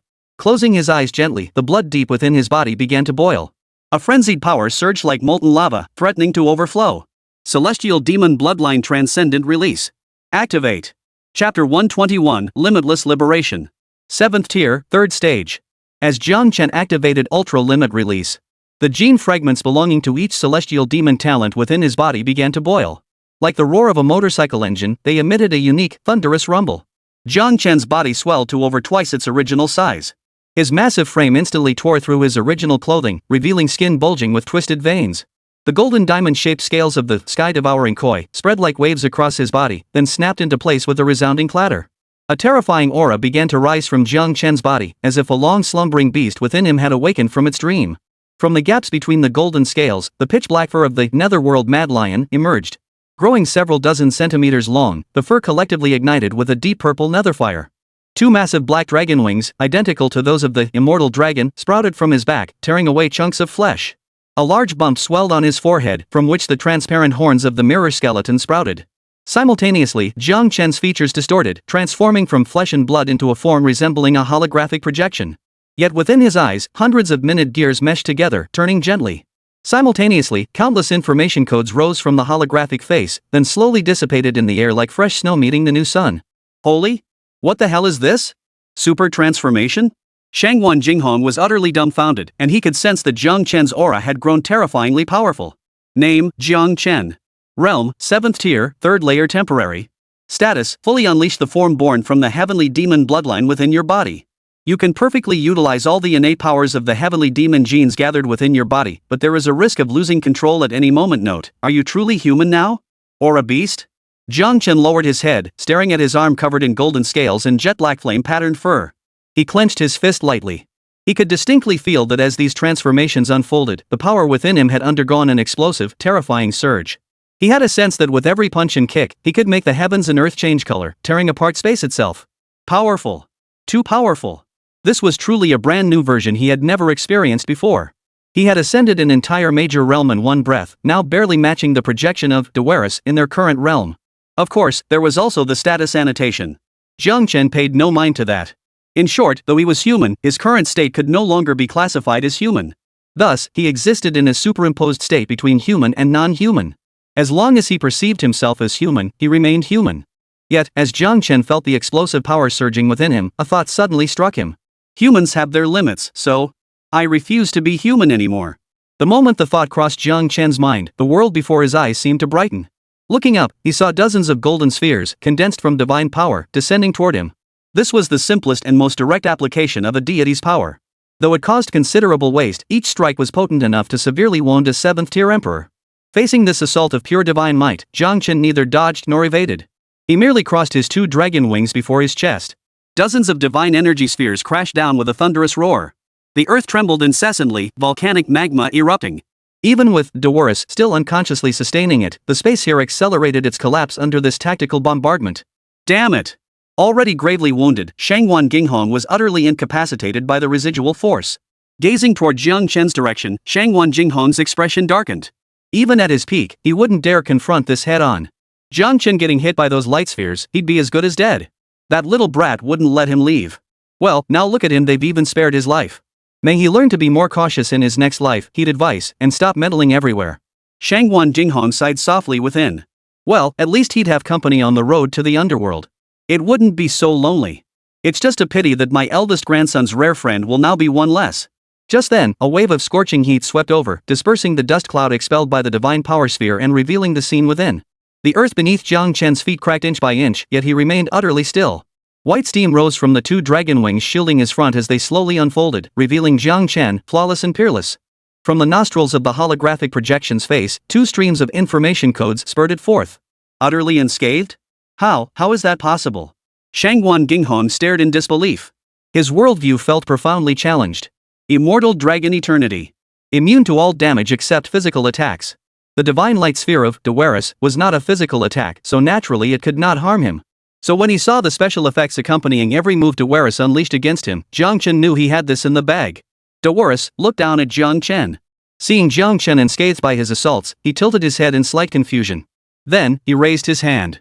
A golden orb the size of a light bulb appeared in his palm. The next instant, terrifying divine power surged forth in an instant. The orb in his palm began to expand like a balloon at an astonishing speed.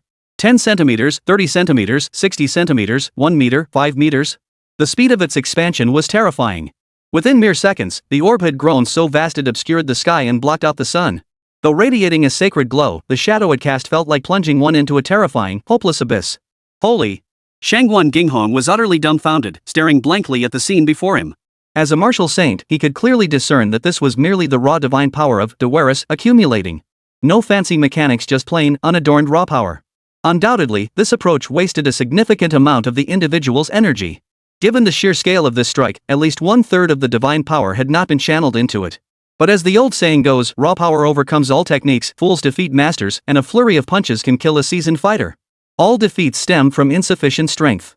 But unfortunately, Doris, who had temporarily returned to peak condition through authority. Lacking consciousness, lacking skill, yet what he never lacked was raw power. Why does this feel harder to fight than the god itself? Shangwan Ginghong muttered to himself. If a god had started a battle this way from the outset, even he wouldn't have been able to maintain composure and clear thinking. Are you kidding me? Youthful explosion unleashed its ultimate move right off the bat. Who wouldn't be stunned? But if that strike landed, the martial realm might truly shatter into pieces.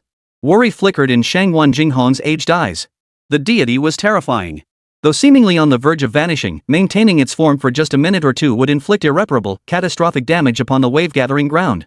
Jiang Chen welcomed the attack from Devour. He feared not the deity's overwhelming magical power, but rather its decision to engage in close combat. The golden orb held aloft by Devour finally swelled to its limit. Devour swung it down with tremendous force. The golden orb resembled a colossal sun, bearing down upon Jiang Chen with an irresistible, overwhelming might. The terrifying energy within the orb raged violently.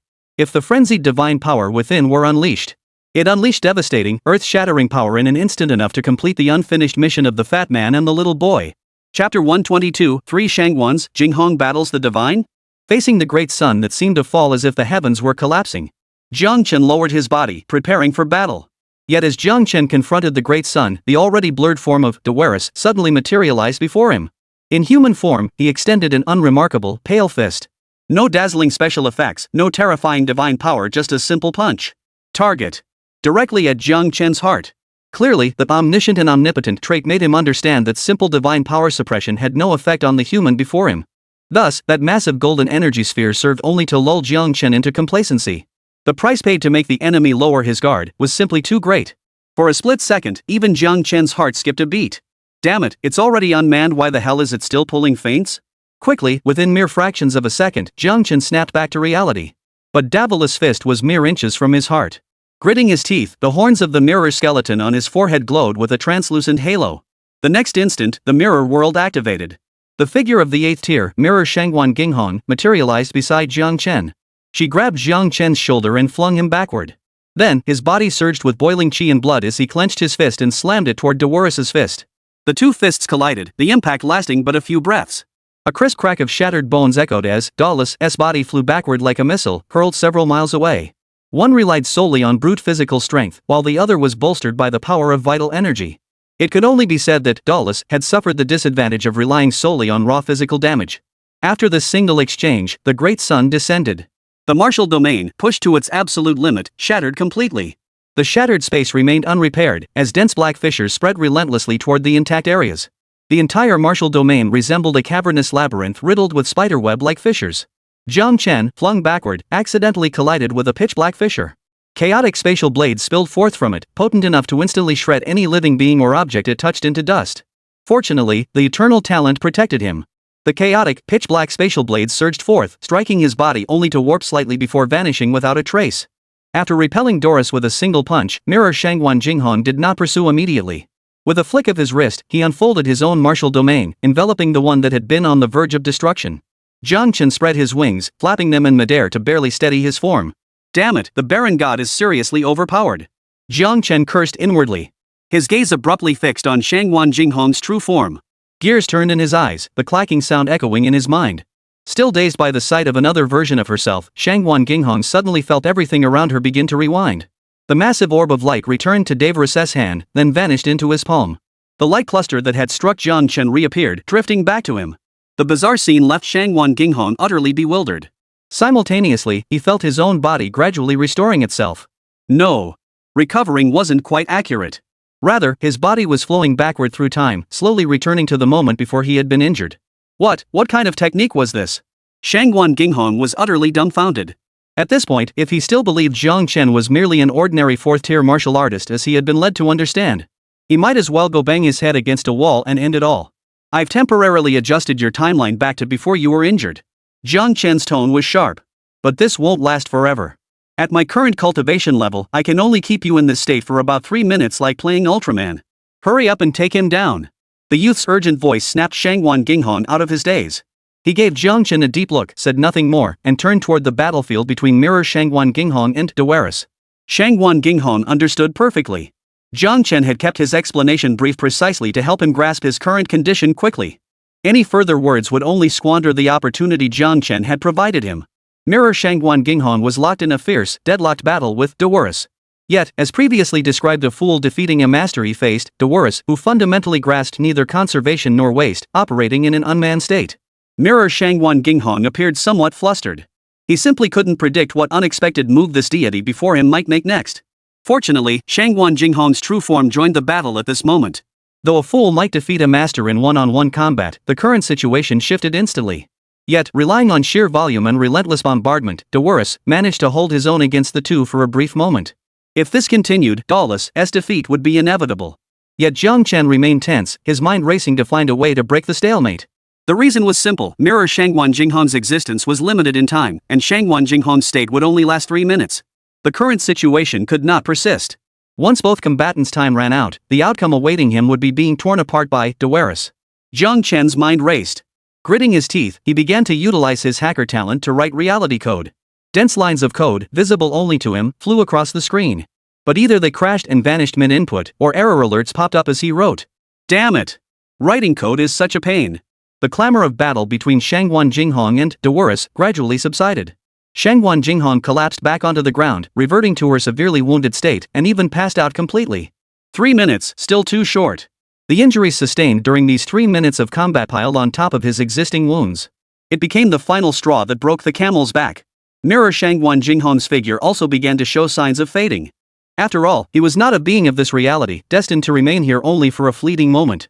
Jiang Chen's code compilation crashed and failed once more. Damn it! Jiang Chen could distinctly feel the frustration within him growing ever more intense. Simultaneously, the entire world seemed shrouded in a dark crimson hue, casting an unsettling aura. Jiang Chen understood that his current state likely signaled the onset of the system-warned runaway mode. Hesitating, he finally activated the divine might and pulled Shangguan Jinghong out of the combat zone. Sorry, I'll need to borrow your body for a moment. Placing his hand on Shangguan Jinghong's body, he closed his eyes. Dense streams of code surged through his mind, serving as a blueprint for a one-to-one replication. After a dozen seconds, dense, visible code information materialized out of thin air, coalescing into a cohesive whole. Like a cyberpunk 3D printer. From feet to legs, then to abdomen and arms. Finally, a perfect replica of Shangguan Jinghong slowly materialized before Jiang Chen's eyes. A smile spread across Jiang Chen's face. Shangguan Code Jinghong was born. Too bad Shangguan Jinghong had already passed out, or else he could have witnessed a battle between 3 Shangguan Jinghongs and the divine beings. Chapter 123, The Mockery of the Necropolis Gate, the Enduring Deity. Jiang Chen's joy quickly faded. Good news, using his hacker talent, he'd handcrafted an 8th-tier powerhouse identical to Shangguan Jinghong in both realm and raw strength speed. Bad news, this handcrafted hacker Shangguan Jinghong was a complete idiot. Well, calling him a blockhead might be a bit off, he was more of a simpleton. Though a perfect replica of Shangguan Jinghong, he possessed no genuine spirit or will. He was like a puppet or a robot, dumb and dumbstruck. Without explicit commands, it wouldn't react at all. In other words, what Jiang Chen painstakingly crafted is nothing but an empty shell. When sent to fight Devour, the hacker Shangguan Jinghong, unable to dodge or defend, was instantly blasted away. The speed was so fast that Jiang Chen was 2 seconds slower than him. This was disastrous. Jiang Chen's mouth twitched. He never imagined things would unfold this way. Just how many bizarre abilities do you possess? A voice suddenly rang out. Turning toward the source, he saw none other than Shangguan Jinghong, who had woken up. She stared at the expressionless herself with shock and disbelief. He could sense that this thing, aside from lacking consciousness, was indistinguishable from his own physical body. It was nothing short of miraculous. Useless. Jiang Chen sighed. This thing is a real pain to deal with, and now it's useless after all that trouble. Jiang Chen felt his composure starting to crack. No. Shangguan Jinghong's eyes lit up. How could it be useless? This thing is incredibly useful. Jiang Chen? The necropolis gate towered high above the clouds.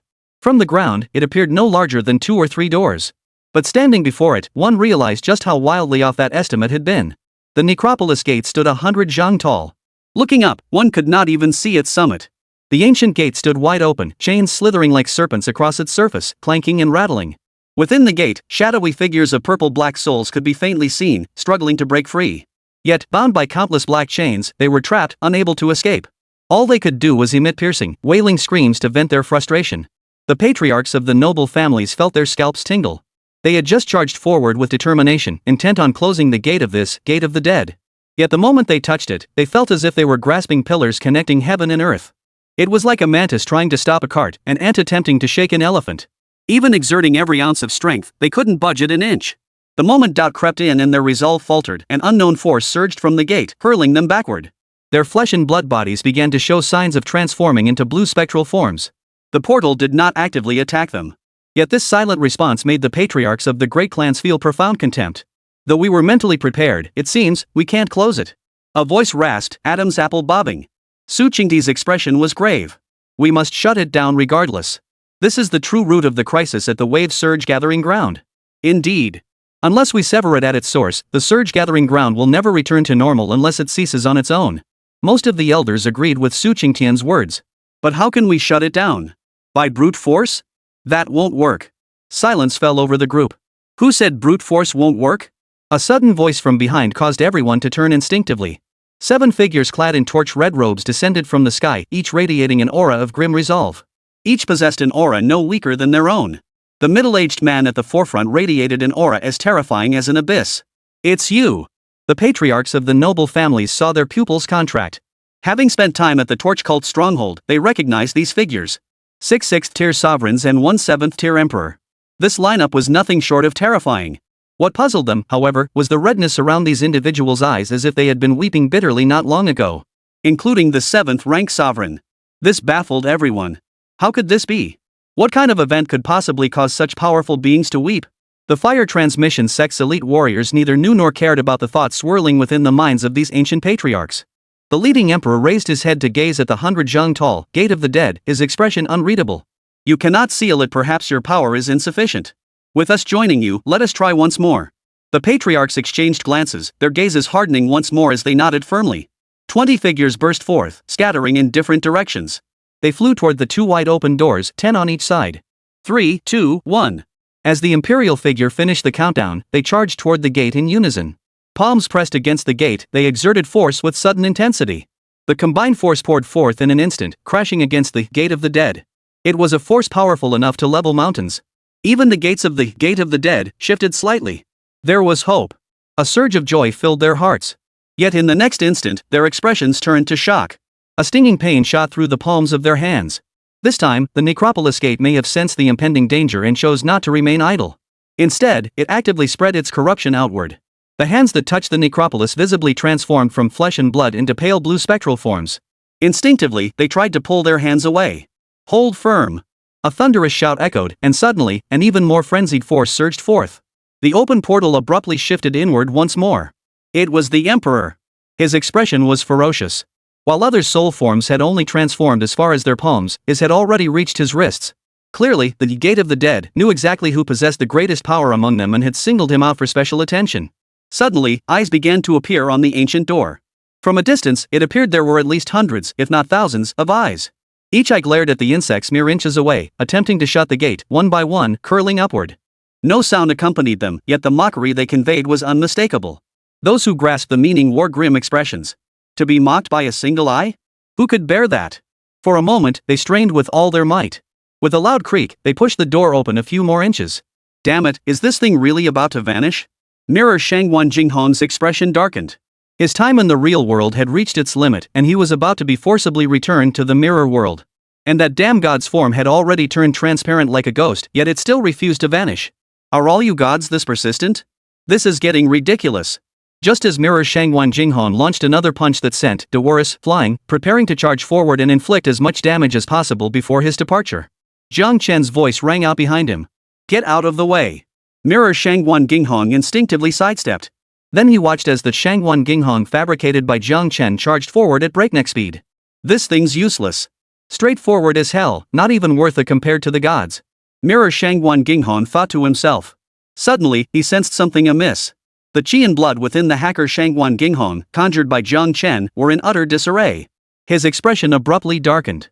The next instant, the instant hacker Shangwan Jinghong seized Devour. A terrifying explosion erupted. In that instant, the world was engulfed in blinding white light, as if someone had pressed mute. Chapter 124, All Show, No Substance, the MVP and the Free Ride Dog. The martial domain enveloping this space was utterly annihilated. The battlefield returned to reality.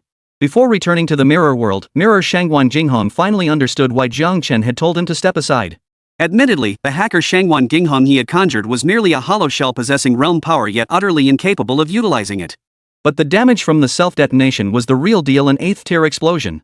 The dual martial domains enveloping this space couldn't even withstand 10 breaths. The remaining explosive force was carried over into the real world. Fortunately, the dual martial domain space acted as a buffer.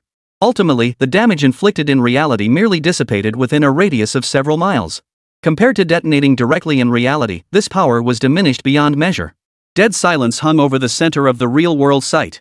After a long moment, Jiang Chen staggered to his feet. Blessed by the immortal dragon's eternity, he appeared unscathed, not even exiting his transcendent state. Yet, having been swept by the self-destruction's energy, his body ached unbearably, as if he might lose the ability to move. Surveying the surrounding ruins, Jiang Chen confirmed he had returned to reality.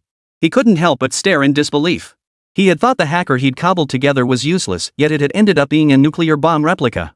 Indeed, ancient wisdom held profound truths. Thinking outside the box and using things not as intended could unlock entirely new possibilities. Shangwan Jinghong was right. What's not to like about this? It was incredibly useful.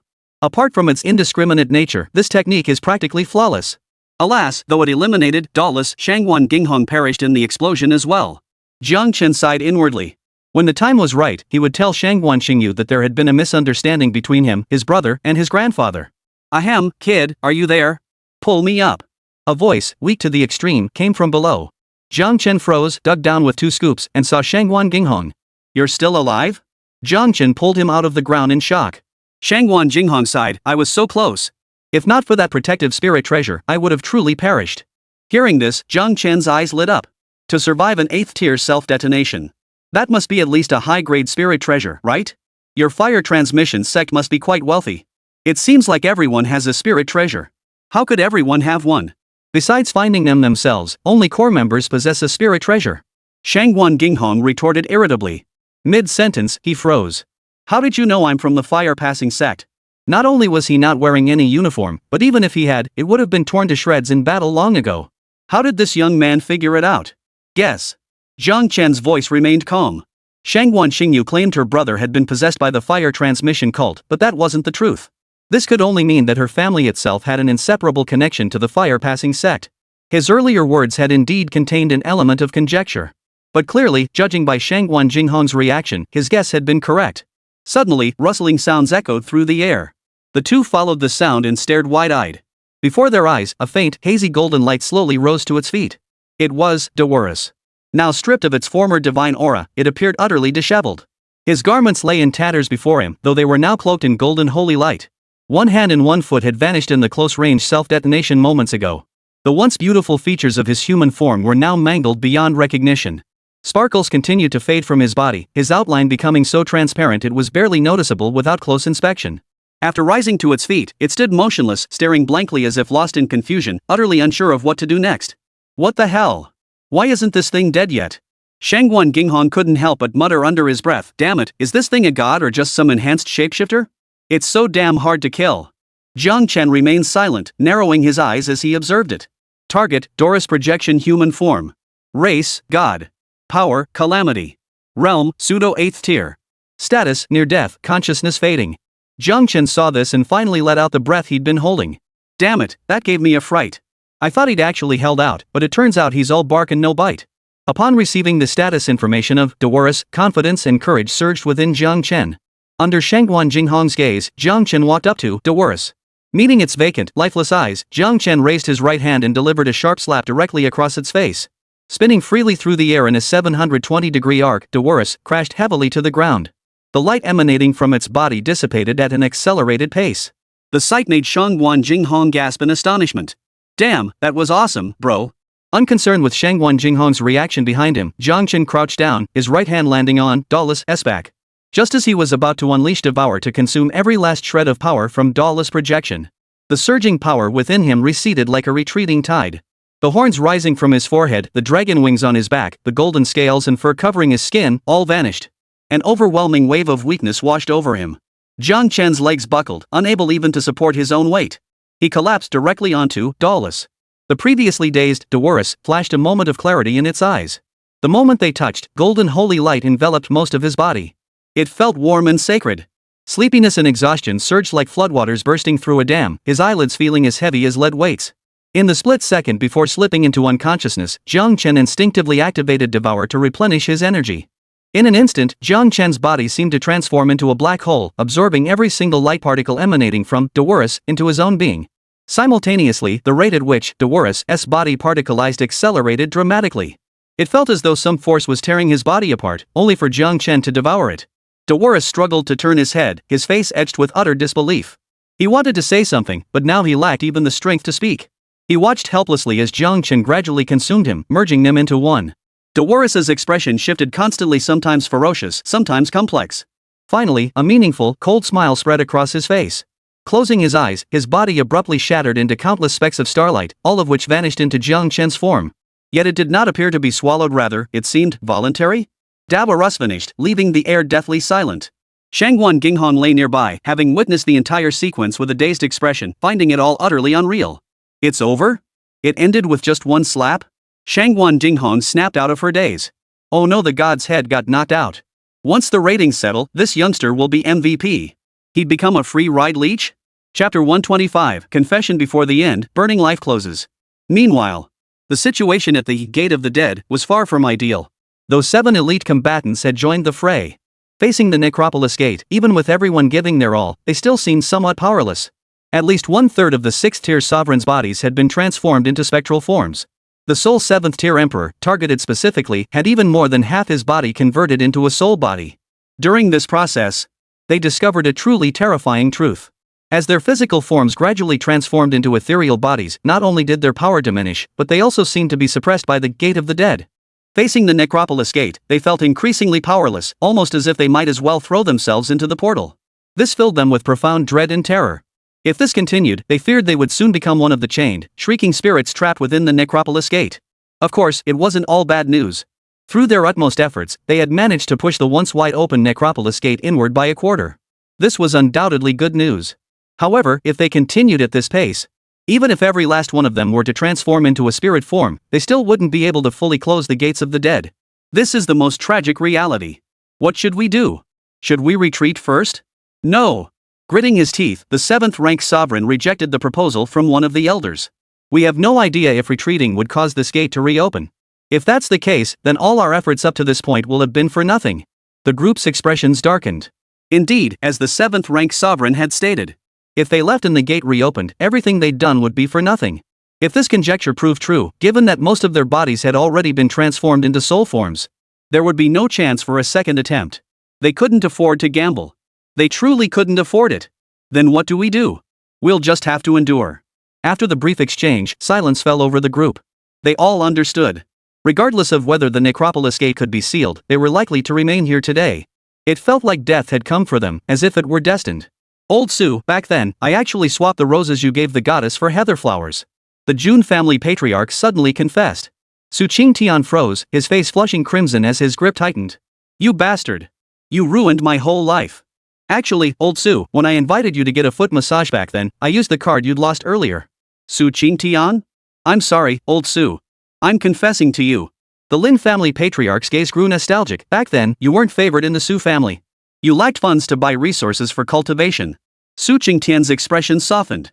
Yes, you even lent me 20,000 yuan back then. I'll remember that debt forever.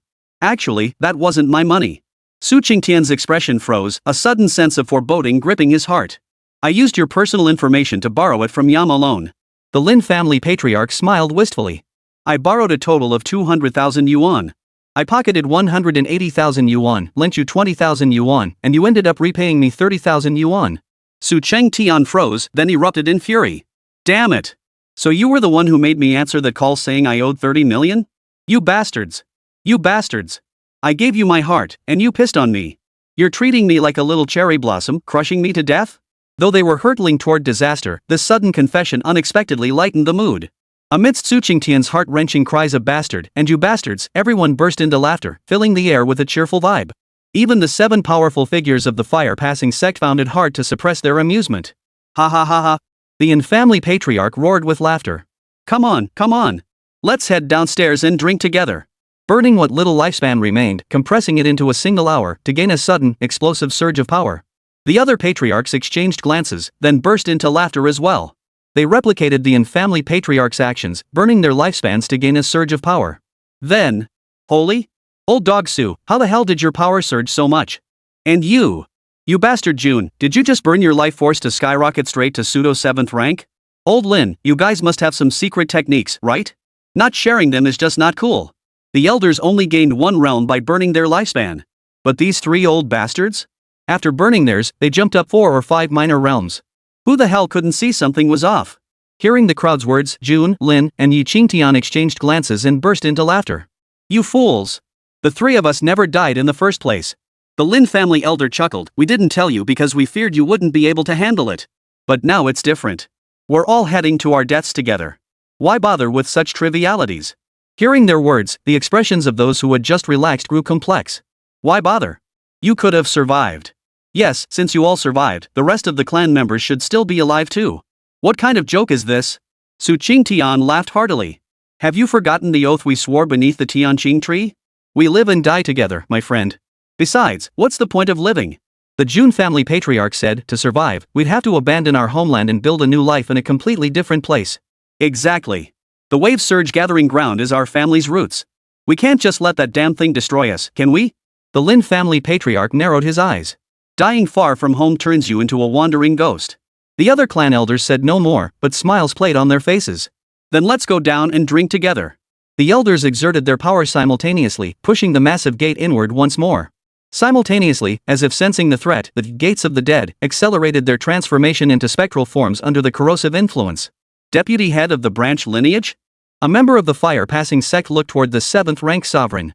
After a brief pause, crimson flames ignited upon his body, and his lifespan began to burn away. The other fire-bearers perked up at this sight, ready to follow suit in burning their lifespans, but were halted by the Emperor's stern rebuke. "None of you burn your life force. Let me go first." The Emperor's gaze was icy, his voice even becoming hoarse. "If I can hold out, then you may burn your lives. The situation at the Wave Surge Gathering Ground is unique now, there might be hidden dangers lurking. We can't all die here." The fire-bearers fell silent. The Emperor roared, his hair itself igniting into blinding flames. The enhancement gained from burning his life force was undeniably powerful. Even if he stood alone at this gateway, he could slowly push forward. The next instant, a meteor streaked upward from below, crashing violently into the gate. A low shout exploded in the ears of all present. "I'm here to aid you." Chapter 126, A Trivial Price. The door finally closes. Everyone saw clearly, their expressions turning stunned. For they realized that what had rushed in to aid them was not a person at all, but an eyeball. No, to be precise, it was a massive tumor. More precisely, a 6th-tier tumor. It was Jiang Tong, who had left Jiangchen behind to pursue its own hunting expedition. Dozens of fleshy tentacles extended from the tumor's surface, straining against the portal of the Gate of the Dead. Like a dozen thick arms braced against the gate, exerting force simultaneously. Simultaneously, a dozen more flesh tentacles spread out, coiling around the group. The group's expressions shifted slightly. The slimy, fleshy tentacles crawling over their bodies were utterly revolting. Just as they were about to struggle free, Tong's eyes widened, crimson divine power flickering within. The rules of authority were driven by her, and a sinister whisper echoed in their ears. Flesh. In an instant, everyone felt strange transformations occurring within their bodies. The parts of their bodies that had transformed into spirit form slowly began to revert back to flesh and blood. Yet soon, the restored flesh began showing signs of reverting to spirit form. The crowd stared in astonishment. This was a situation they had never witnessed before, as if two entirely different forces were battling for dominance within their bodies. Whichever prevailed would determine the direction of their body's transformation. Jiang Tong ultimately suffered the disadvantage of his lower cultivation level. The authority over flesh and blood was insufficient to fully revert the soul form back into flesh and blood under the current circumstances. Fortunately, with his assistance, the contamination from the Gate of the Dead had significantly slowed the rate at which their souls were transforming. The 7th-rank sovereign narrowed his eyes, watching Jiang Tong with heightened vigilance. 7th tier even within the fire transmission sect, that was undeniably top-tier combat strength. Thus, he was well aware of certain hidden matters, including those concerning the god-worshipping cult and the deities themselves. This suddenly appearing flesh tumor felt strangely familiar to him no matter how he looked at it. Resembling an eye, it bore tentacles, controlled flesh and blood, craved blood, and excelled at devouring. Its divine power could corrupt flesh, causing it to twist and mutate. Its name, Himegaru. The 100 records of deities, the evil gods. No matter how it was described, the Emperor felt this eyeball bore at least 70% similarity to the entity recorded in the text. Particularly since this deity, according to the description, also bore a deep enmity toward the deity possessing the folding fan gate. Coincidence? The Emperor shook his head. This was likely just his imagination running wild. After all, every deity possessed supreme power, with combat strength at least on par with pillar-level beings. Even a summoned projection is typically a 7th-tier Emperor. This eyeball before him was merely a 6th-tier insect. How could it possibly be connected to a divine being? Perhaps it's something fabricated by the mechanical heaven? Oi! You over there, human! Stop staring, I'm talking to you. The Emperor paused, startled. Only then did he notice Jiang Tong staring intently at him. Human, you are the strongest present here in terms of power and cultivation. Jiang Tong's gaze was intense, yet his appearance was undeniably unsettling. If I can temporarily bear the cost of this pollution for you, can you shut this damn gate? The Emperor's heart trembled at the words. Holy crap! This contamination, originating from a divine source at a higher plane, was something even he, a 7th tier, perhaps even 8th tier being, could not easily touch. He was completely immune.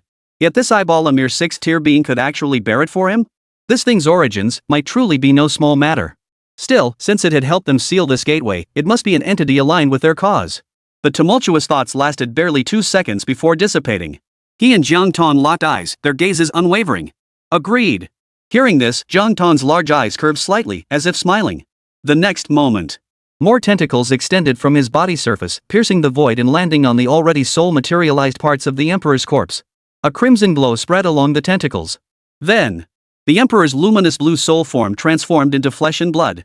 The power that had been weakened surged forth like a gushing spring. The Emperor's eyes lit up. Not buddies? You can really handle it? He thought it was just bragging. With the soul-corrupting taint of the necropolis gate gone, the restrictions binding him shattered like shackles being torn off. A colossal martial form over 60 meters tall surged forth behind him. Golden as if bathed in divine light, the night roared like a defier of fate as he charged toward the immense gate. A deafening hum shook the heavens and earth. In that instant, the people before the gate no longer seemed as insignificant as ants. The necropolis gate trembled violently under this full-force assault, emitting a shrill, teeth-grinding creak. The gate's terrifying corruption rapidly spread toward the Emperor. As if it knew that by fully infecting the sole 7th tier present, it could avert the crisis and continue standing atop these clouds. But alas! No matter how vast the corruption it channeled into the Emperor, it vanished entirely after merely causing a faint blue glow to flicker upon his body. Following the fleshly tentacles coiled around him, it spread directly to Jiang Tong. The corruption took hold, and even as a divine clone, the giant eyeball couldn't help but tremble. Of course, its effect on him ended there. It could only be said that the influence transmitted from the Gate of the Dead existed. But it was minimal. Jiang Tong's eyes brimmed with excitement. Yasbir, just you wait until I ban this thing. Then we'll see how you deal with encountering my true form next time. The Necropolis Gate was a divine artifact forged by Jesper at great cost, one of the few such relics summoned to other worlds. The Necropolis Gate possessed little offensive power, barely any at all, in fact. Its greatest effect, however, lies in its ability to help Yasbir better wield his authority, absorbing and harvesting sufficient souls to convert them into a part of his power. Yasbir is known as the God of Souls, the Lord of Death. Beyond that, he is also known as the Face of Deceit. This ancient entity takes particular delight in the art of the backstab. It doesn't care whether you're a believer or not. As long as you summon it, that's fine. Once your prepared offerings are devoured, when it's time to grant wishes and return power, your soul will be invited into the necropolis to spend eternity conversing with its colleagues.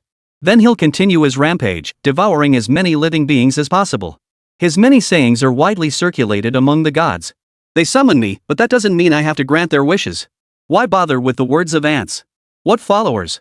They're nothing but souls to be devoured. Take your complaints to my necropolis. Thus, with the aid of the Necropolis Gate, this entity's power grew at a rate beyond mere rapid. And after all these actions by Yasbir, he successfully cultivated a batch of Inchi Yasbir dark gods. Summoned there, they were subjected to a relentless cycle of consumption and plunder. Whether you're a believer or not, you're first and foremost a sacrifice. Terrifying backlash surged from the Necropolis Gate in wave after wave. The mighty warriors still braced against the gate, groaned in unison, their resilient bodies torn open by fresh gashes. Even the martial Dharma form sustained by the sovereign emperor developed cracks spreading across his entire body. His lower teeth had been shattered clean off. A flicker of despair crossed his eyes before hardening into resolve. Without hesitation, he retrieved an injection vial from his personal storage device and plunged it into his neck. Instantly, the emperor's face contorted into a ferocious grimace. Veins bulged across his entire body, swelling to 3 times its original size within mere seconds. Even his martial form surged over 20 meters in an instant. Yet the already numerous cracks across his body seemed to multiply, as if he might shatter into pieces at any moment. Today, I will shut you down. The emperor roared savagely, like a ferocious beast. He hesitated no longer, burning away every last bit of the months of life he had greedily held onto. His martial Dharma form shifted from golden yellow to blood red, its surface steaming with scorching white vapor. This was a potion from the mechanical heaven, a finished product he had begged his friend for over a long period. After injection, it transformed his foundations, potential, and everything else into nourishment, granting a tenfold surge in overall strength within a short span. But the cost was equally immense. Death was the only possible outcome. The terrifying peak of vital energy caused visible distortions in the surrounding space. Snap, crackle. In an instant, both doors of the Gate of the Dead were simultaneously pushed inward by half. An even more terrifying backlash struck. All 6th-tier powerhouses holding the doors except for the Emperor wielding his martial Dao Dharma form were violently flung backward, vomiting blood mid-air. Even Jiang Tong spun uncontrollably through the air. Perhaps because its entire form resembled an egg, it flew farther than the others. The patriarchs of the great clans, who had already burned away their lifespans, rushed forward the moment they regained their footing. For them, this was death foretold. Since death was inevitable anyway, dying with meaning made it worthwhile. Only Jiang Tong, who had flown farther, had yet to return. The effects of the Necropolis Gate's corruption began manifesting once more upon the group. Damn it! Why is this damn gate so damn hard to close? An elder couldn't hold back his curse. I never felt this frustrated even when those 7 bastards beat me down. This is something connected to the gods, you know. The June family elder managed to say with effort. Once we seal this thing shut, even if we drop dead on the spot, we'll still have something to brag about. What kind of trash deity is that? It's just a demon beast with a bit more power. The hot-tempered elder's profanity erupted, his vital energy surging violently. The expressions of the others changed abruptly. Just as Su Qingtian was about to say something, the hot-tempered elder let out 3 loud laughs. I'm outta here. I'll go down first to clear the path for you lot. When you get down, remember to grab a drink with me. With that, he stomped the air, causing a thunderous crack. In an instant, he soared higher than the martial form of an emperor. The moment his limbs touched the gate of the dead, his body swelled. A terrifying explosion sent the gate of the dead trembling violently. The crowd froze. There was no time to mourn the departure of their old friend. As martial arts masters, their senses were astonishingly sharp. When the ancient ancestor detonated, they all distinctly felt the corruption emanating from the gate of the dead become chaotic. Even the accumulated backlash was swept away by the self-detonation, seemingly requiring rebuilding. Simultaneously, the pressure bearing down on them lessened considerably. The patriarchs of the great clans exchanged glances. Decades of tacit understanding allowed them to formulate a simple plan within mere seconds. Transmitter of fire, what is your name? Bai Jiqiu. Lord Bai Jiqiu, we will create an opportunity for you shortly. Bai Jiqiu nodded silently. If even a 6th-tier cultivator could sense something amiss, how could he, a mighty sovereign, fail to notice? Thus, whenever the backlash within the Gate of the Dead reached a critical point, an elder from one of the great clans would soar into the air. After loudly proclaiming their name, they would detonate themselves, disrupting the rhythm of the Gate of the Dead. Meanwhile, Bai Jiqiu would seize the moment when the gate's corruption faltered, forcing both doors inward. This back and forth continued. I am Su Qingtian, patriarch of the Su clan. Gate. Yahira. As the final patriarch from the wave-gathering ground ascended, he transformed into dazzling fireworks. Cracks now crisscrossed Bai Jiqiu's martial dharma form. Within, Bai Jiqiu's once black hair had turned white and whipped wildly, his wrinkled face still twisted in a ferocious grimace. Finally seizing the last moment of rigidity from the Gate of the Dead, the blood-red martial dharma form behind him surged with power. With a thunderous crash that seemed to echo from the distant primordial ages, the barely open portal of the necropolis finally slammed shut. The monstrous portal faded from solid form into blurred obscurity. Before Bai Jiqiu's eyes, it slowly vanished into the void. The sinister, purple-black mist dissipated, revealing the pitch-black night sky. Bai Jiqiu stared blankly, his martial arts aura shattering behind him into countless crimson specks of light. Is it over? He looked up at the sky as the relentless rain fell onto his face. Yet as if encountering no resistance, it passed right through his body before crashing to the ground, shattering into fragments. Yes, it was over. All of it. The patriarchs of the great clans of the Wave Surge Gathering had fallen. After enduring prolonged corruption, the flame-bearer Pope, Bai Jiqiu, had completely transformed into a spirit form. After paying these insignificant costs, they finally closed a door. Chapter 127, Origin, Supreme. Falling, an endless descent. When Jiang Chen regained consciousness, he felt as though he were in free fall within an endless abyss.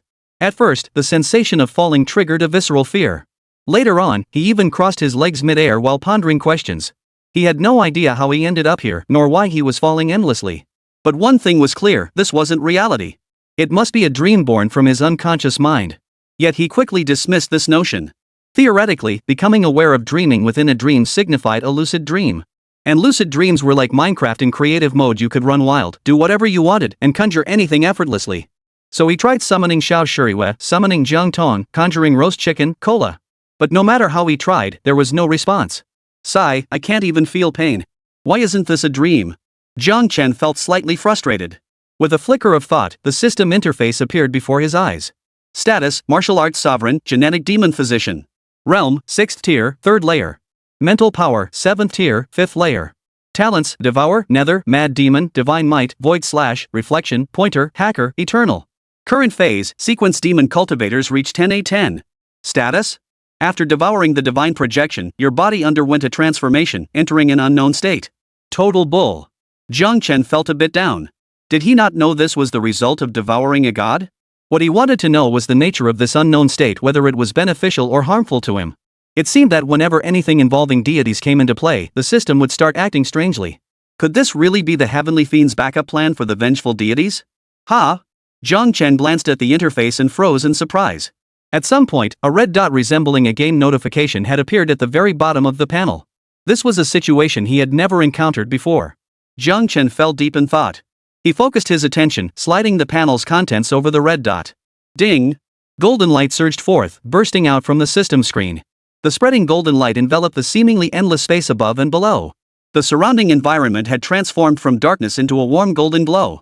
Jiang Chen's heart skipped a beat as an ominous foreboding suddenly arose within him. Within the golden light, words began to materialize. Esteemed Gene Demon Physician. Congratulations on defeating the deity. Though you have only overcome its projection and must continue striving, it cannot be denied that you too have earned the right to know the hidden secrets.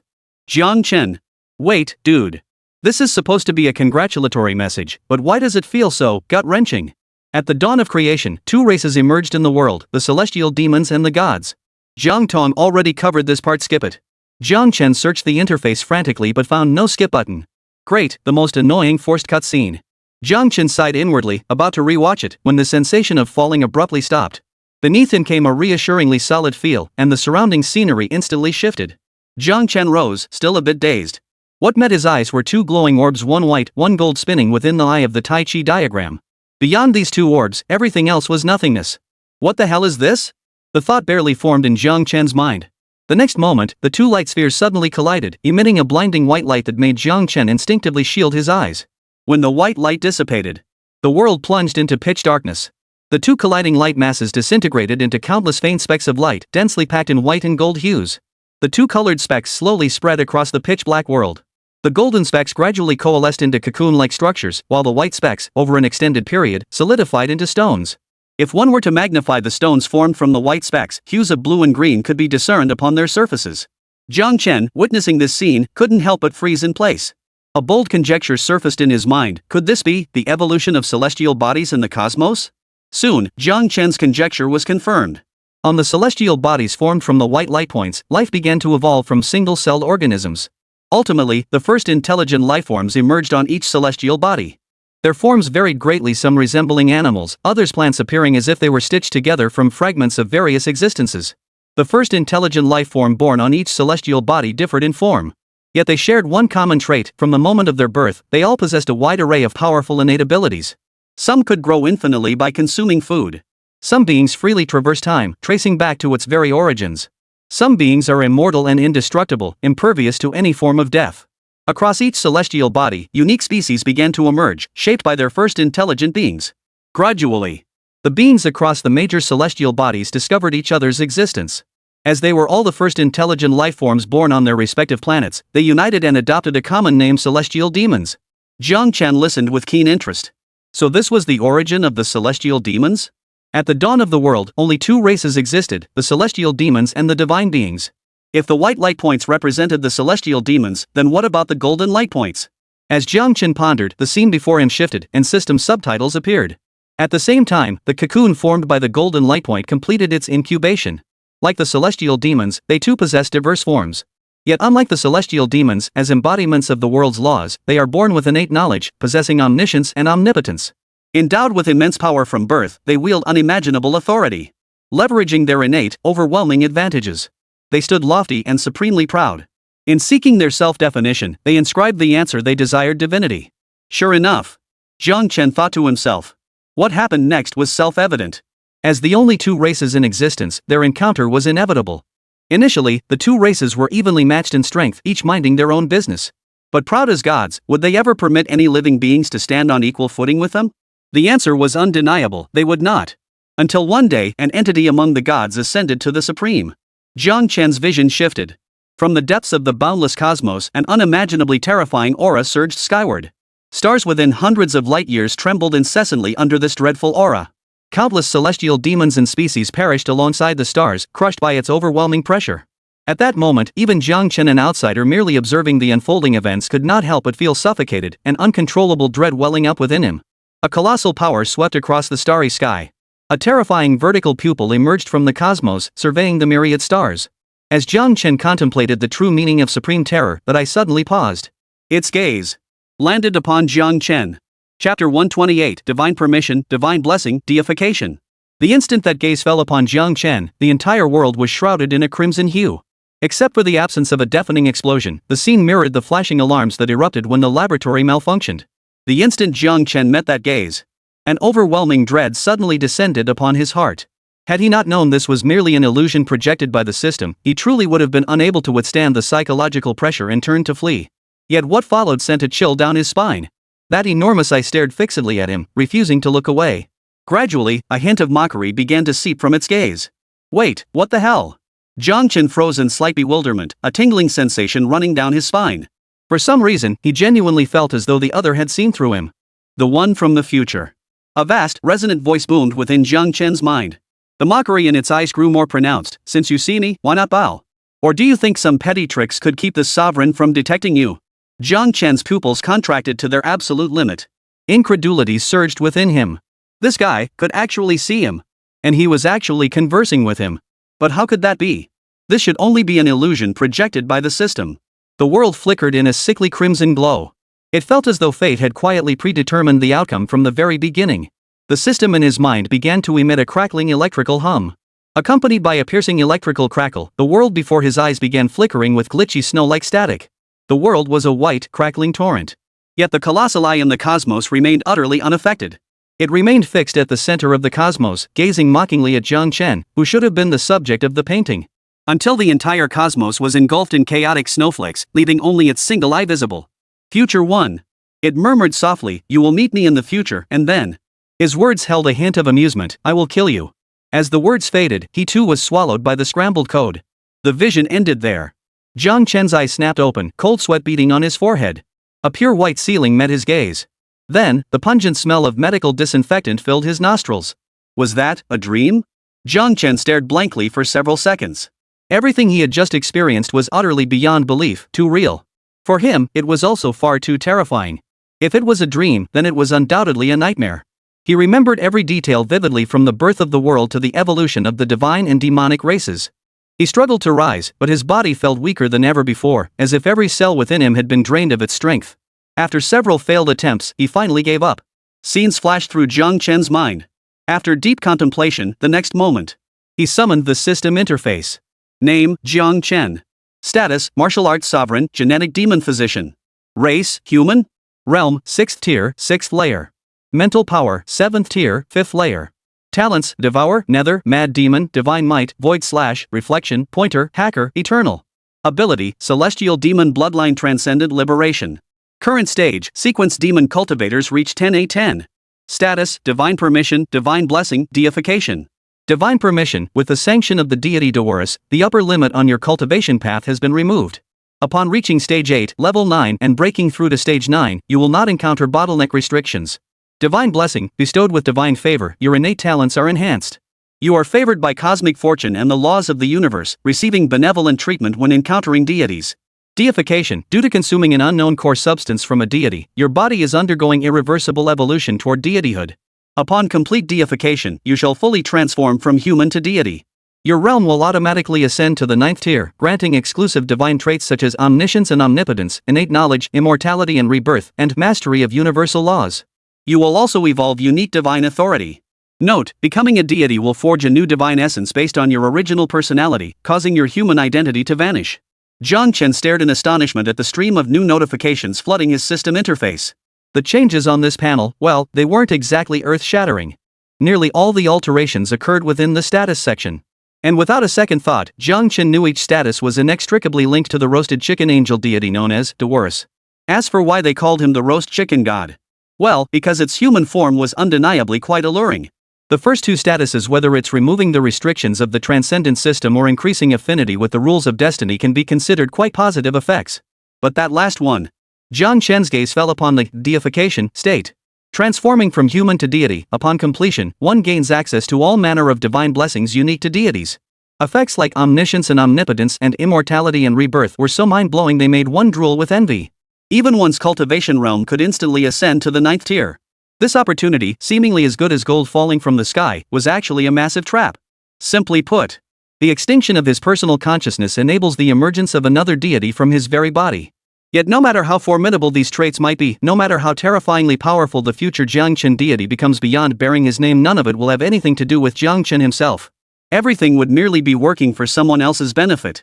Jiang Chen felt a chill run down his spine. Only he possessed the system, enabling him to detect the various issues emerging within him beforehand. Had it been anyone else, they would have unknowingly and imperceptibly completed their deification. Even if they sensed something amiss during the process, with the blessings of numerous divine traits upon them, those unaware would only quietly rejoice in their hearts. Ultimately, consciousness dissipated, replaced by the consciousness of a newly born deity. Chun Chun had brought this upon herself, yet she still had to thank the other party.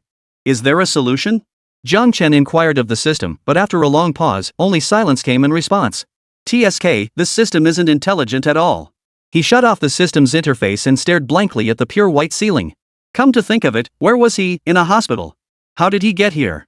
Or was he brought here by someone? Jiang Chen's last memory was the instant he devoured the residual energy left behind by the projection of Devour. He only remembered abruptly exiting the ultra-limit release. After that, his consciousness plunged into darkness. Could it be Shangwan Ginghong who brought him back? The thought flashed through Jiang Chen's mind, but he shook his head gently. Regardless of who had brought him to the hospital, the fact that he now lay safely in a hospital bed meant the turmoil at the wave-gathering site must have been completely resolved. Come to think of it, if resolving two divine projections couldn't calm the turmoil, then the wave surge gathering place might as well be destroyed immediately. It was utterly hopeless. At that moment, a creak echoed through the room. The ward door creaked open. Chapter 129, The Crimson-Hued Maiden, Jiang Tong's Manifestation. Hearing the door open, Jiang Chen mustered every ounce of strength he'd regained to turn his head. First to catch his eye was a rose-red crystal high heel stepping into the room, adorned with a vivid red butterfly at the ankle. His gaze shifted upward to reveal a pair of slender, flawlessly smooth legs so pale they were almost disorienting. Above them, a Western-style red evening gown swept over a gently undulating curve, revealing a face of striking intensity that seized Jiang Chen's gaze. A single strand of hair was gathered into a ponytail by a red floral hairpin. Silky black hair cascaded down like a waterfall. Her features were flawless, and her slightly rounded, fair face, paired with a hint of crimson eyeshadow, was enchanting and alluring. She appeared to be only 19 or 20 years old. Jiang Chen paused in surprise. Wow, she was dressed in red from head to toe. What's up? Getting married? To the uninitiated, she might well be mistaken for a bride fresh from the altar. Though her body was severely injured and utterly weakened. But Jiang Chen's mind was more alert than ever, racing through his memories at lightning speed. Then he froze. He was absolutely certain he didn't know the person before him. And in his memories, there was absolutely no woman with this or any similar style of clothing. So, you're in the wrong ward. Jiang Chen spoke indifferently, dismissing her. His current situation was precarious, and unless absolutely necessary, he didn't want to get too close to anyone else for the time being. Yet upon hearing his words, the girl at the ward door curved her lips into a smile. Jiang Chen frowned slightly, thinking he'd made himself perfectly clear. Why wasn't she leaving? Just as he was about to dismiss her again, the girl spoke up. Well, if it isn't my great master, Jiang Chen? Her voice lacked the youthful vibrancy typical of her age, instead carrying a distinctly alluring quality. Her tone was like a playful kitten purring in one's arms, sending a tingling sensation through the listener. Jiang Chen? Haven't seen you in a few days, and you're looking so rough? The girl stepped into the ward, casually closing the door behind her. Her high heels clicked sharply on the floor. She glided to Jiang Chen's window, gently bending down to bring her face close to his. Through her crimson pupils, Jiang Chen could clearly see his own reflection, along with the amusement and playful teasing in her eyes. What? How long has it been? Don't you recognize me anymore? Jiang Chen hesitated, finding it hard to believe. You're Jiang Tong? Yep, that's me. Still remember me? Looks like you haven't gone dumb. Jiang Tong rose, leaning against the wall with her arms crossed, her left foot casually resting on her right. She looked smug, clearly in a good mood. Well, surprised? Didn't expect me to appear before you like this, did you? You can take human form? You've reached the final stage? To be honest, Jiang Chen was genuinely surprised. Deities were proud, disdaining to take other forms, viewing it as a trivial act that diminished their status. But for cloned deities like Jiang Tong, transforming into human form required growing from infancy to maturity. Before that, they were indistinguishable from newborn infants. And she found it hard to believe that the hideous giant flesh tumor could possess such breathtaking beauty after its transformation. Wait. Jiang Chen suddenly recalled a detail. Devour's human form was that of an elven maiden, and Jiang Tong had also transformed into a beautiful young woman. Could it be that all deities take female forms after transformation? Was this a coincidence or an accident? Not yet. Jiang Tong turned her head, gazing out the window at something below. I can only temporarily take human form for now. But thanks to this buffet, I'm just a final step away from complete evolution. Is that so? Jiang Chen narrowed his eyes. Target, Jiang Tong human form. Race, God. Domain, flesh and blood. Realm, 6th tier, 7th layer. Status, collapse. Collapse. Through excessive consumption of flesh and blood, the artificial divine being's genes have reached the brink of collapse. Note, genetic collapse will trigger complete collapse at the level of life itself, an extremely dangerous situation. Come here. Place your hand on it. Jiang Chen said nothing, merely curling the fingers resting flat on the bed. Jiang Tong looked puzzled, unsure what Jiang Chen intended, but she stepped forward nonetheless, resting her wrist in his hand. Jiang Chen slowly closed his eyes. The countless dense chains of genetic material within Jiang Tong's body materialized before Jiang Chen's eyes. Her crimson eyes flashed brightly before returning to normal, her expression growing even more puzzled. Her divine attribute of omniscience and omnipotence had once again failed to take effect on Jiang Chen. This made her wonder if she was a fake deity. No, she was a cloned fake deity to begin with. The room fell silent. Jiang Chen traced through the dense network of genetic chains to locate the divine gene within Jiang Tong that held the power of authority. As the system had stated, this segment of the genetic chain was teetering on the brink of collapse. Without external intervention, allowing the situation to progress unchecked. Within 6 months at most, this segment of Jiang Tong's genetic chains would collapse entirely. Even as a clone of a deity, she would inevitably meet her predestined demise. Of course, all this was contingent upon the absence of any external force capable of interfering. Such power was rare, but by coincidence, Jiang Chen possessed precisely this ability. God-tier genetic modification activating. Jiang Tong's body trembled violently. Her crimson eyes slowly widened. Her omniscience could not discern what Jiang Chen was doing. Yet at this very moment, she knew with absolute clarity that the problem afflicting her was being resolved with Jiang Chen's assistance. What kind of power was this? Jiang Tong was stunned. She understood exactly where her problem lay. The clone of a deity, the materials used for cloning, and the genetic technology employed were the fundamental factors determining the clone's limitations. What Jiang Chen was doing now was breaking through the fixed limits imposed by various elements and elevating her potential beyond what was previously possible. The Great Zhou world was unique. Despite the spiritual energy revival lasting less than a few hundred years, it not only boasted dozens, nearly 100, 8th-tier experts, but even possessed 9th-tier spiritual treasures. Consider this: even if you strip 10 worlds bare, you might not find a single 9th-tier spirit herb. Yet the Great Zhou not only possessed them, but they were far from rare. As far as she knew, the cult of the divine alone possessed no fewer than 10 9th-tier spiritual herbs. What a terrifying number. Even with her divine perspective, she couldn't help but feel a chill run down her spine. If a single organization possesses such vast quantities of 9th-tier spiritual herbs and materials, then the entire world. Could it not hold at least 100 9th-tier spiritual herbs? If other world civilizations learned of this, they would undoubtedly go mad trying to invade this world, harvesting every last spiritual herb, spiritual material, and metal or within. Even the gods themselves would find it irresistible. And then there was Jiang Chen, a mere human. Not only did he wield immense power related to celestial demons, but now he possessed a method to raise the upper limit of life forms. She couldn't fathom what kind of world could be so extraordinary. Chapter 130, Hamguru and Jiang Tong, Insect and Creator. God-tier genetic modification didn't last long. After mere minutes, Jiang Chen released Jiang Tong's wrist. Feel it. Jiang Tong withdrew her wrist and gave it a few simple movements. Her expression instantly turned astonished. She discovered that the issue that had recently plagued her to the brink of collapse had improved significantly in the brief time Jiang Chen had held her wrist. Though the underlying issue hadn't been completely eradicated, judging by the extent of the change, she wouldn't need to worry about collapse until reaching the 8th tier. You figured it out just now? Jiang Tong looked at Jiang Chen, lying on the hospital bed, his complexion now even paler. It was obvious that after treating her, Jiang Chen's already poor condition had worsened considerably. Pretty much. Jiang Chen let out a deep yawn. After resolving the divine gene issue within Jiang Tong, a wave of exhaustion surged from the depths of his soul. His eyelids felt heavy. If he hadn't forced himself to stay awake, he would have fallen asleep. Seeing Jiang Chen in this state, Jiang Tong's expression grew complex for a moment. Initially, she held no positive impression of Jiang Chen, let alone any fondness. Her feelings bordered on outright loathing. Especially after he forced her to sign that unequal treaty, that disgust had turned into outright hatred. Yet simultaneously, her attitude toward him reached a turning point, undergoing an astonishing reversal as if hitting rock bottom and bouncing back. Jiang Chen had named her, guided her through the chaotic settlement to find blood sustenance, and personally severed the divine projection of her sworn enemy, Jesper, humiliating him. Now, he had saved her life once more when she faced hidden peril. Unconsciously, Jiang Tong's feelings toward Jiang Chen had grown complex. She couldn't quite say she disliked him anymore, yet calling him decent seemed an overstatement. An unnamed emotion quietly brewed within her heart.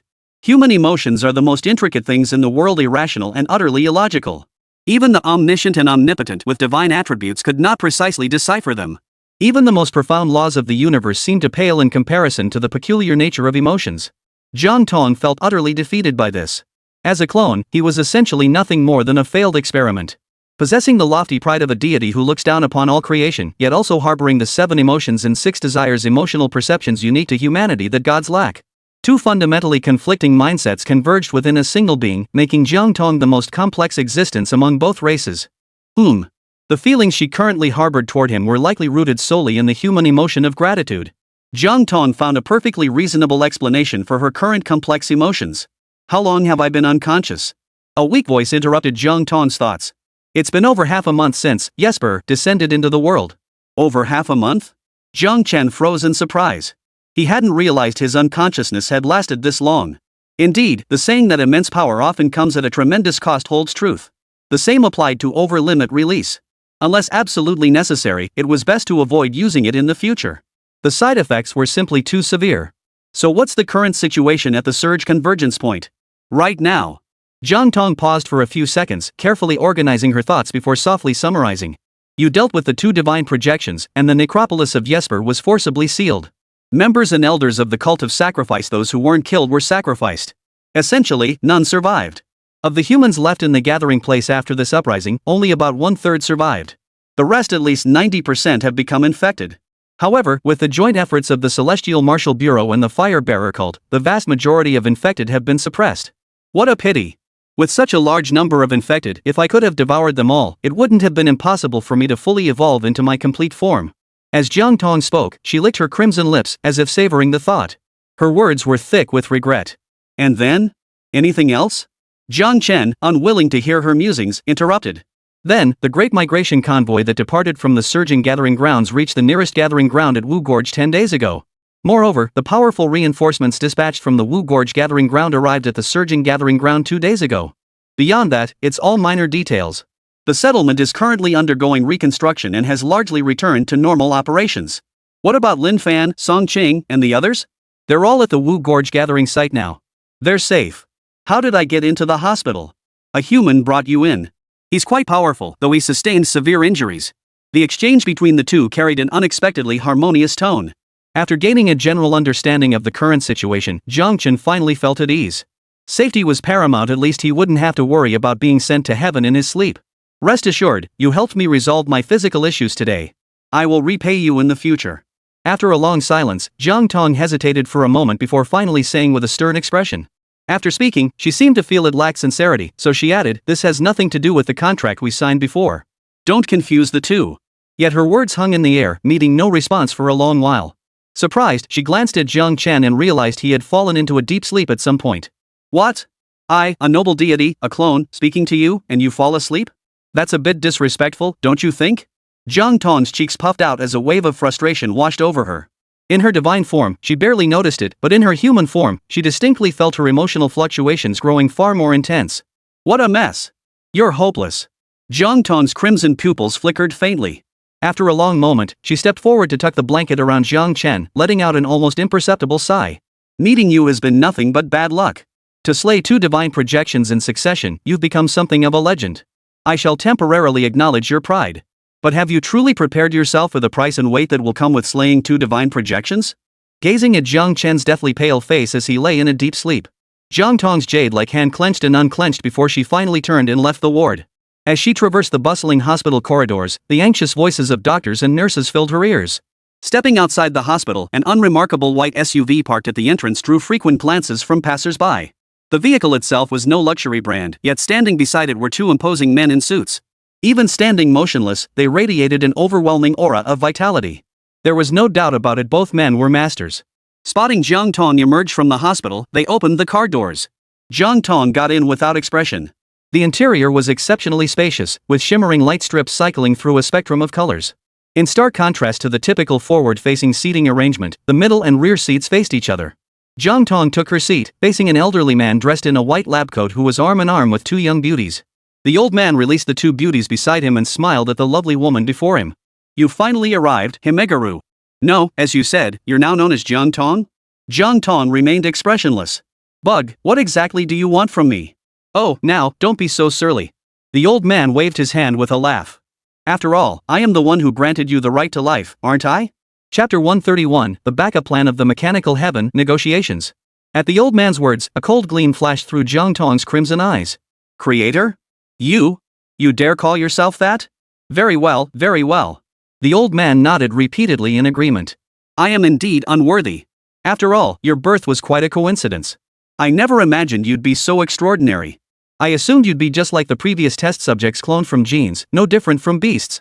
Had I known you'd be so extraordinary, I'd have never handed you over to the sacrificial cult even if it meant breaking ties with them and dying myself. And use me as an experiment, right? Jiang Tong's lips curled into a mocking smile. After all, that's always been the modus operandi of mechanical heaven. But unfortunately, from the moment you sent me away, I ceased to be something you could control. Oh? The old man narrowed his eyes, observing Jiang Tong with keen interest. I admit you're a bit troublesome now, but are you so certain we at mechanical heaven can't handle you? At these words, the smile on Jiang Tong's face suddenly turned eerie. She raised her translucent white right hand. Under the curious gaze of the old man and the two beauties, her arm visibly twisted and deformed.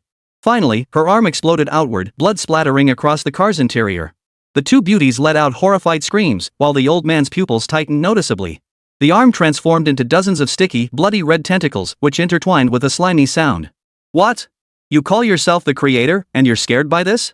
Seeing their reactions, Jiang Tong's smile grew even more sinister. A woman of peerless beauty displaying such a grotesque spectacle that it made one's sanity plummet. The contrast effect was utterly overwhelming. Jiang Tong extended the tentacles from her right arm toward the old man. The tangled flesh tentacles slowly unfurled like a blooming ephemeral flower, revealing a pale silver mechanical metal plate within, flickering with a crimson glow. Impossible? Dr. Zhang's expression instantly twisted in horror upon seeing the silver metal plate.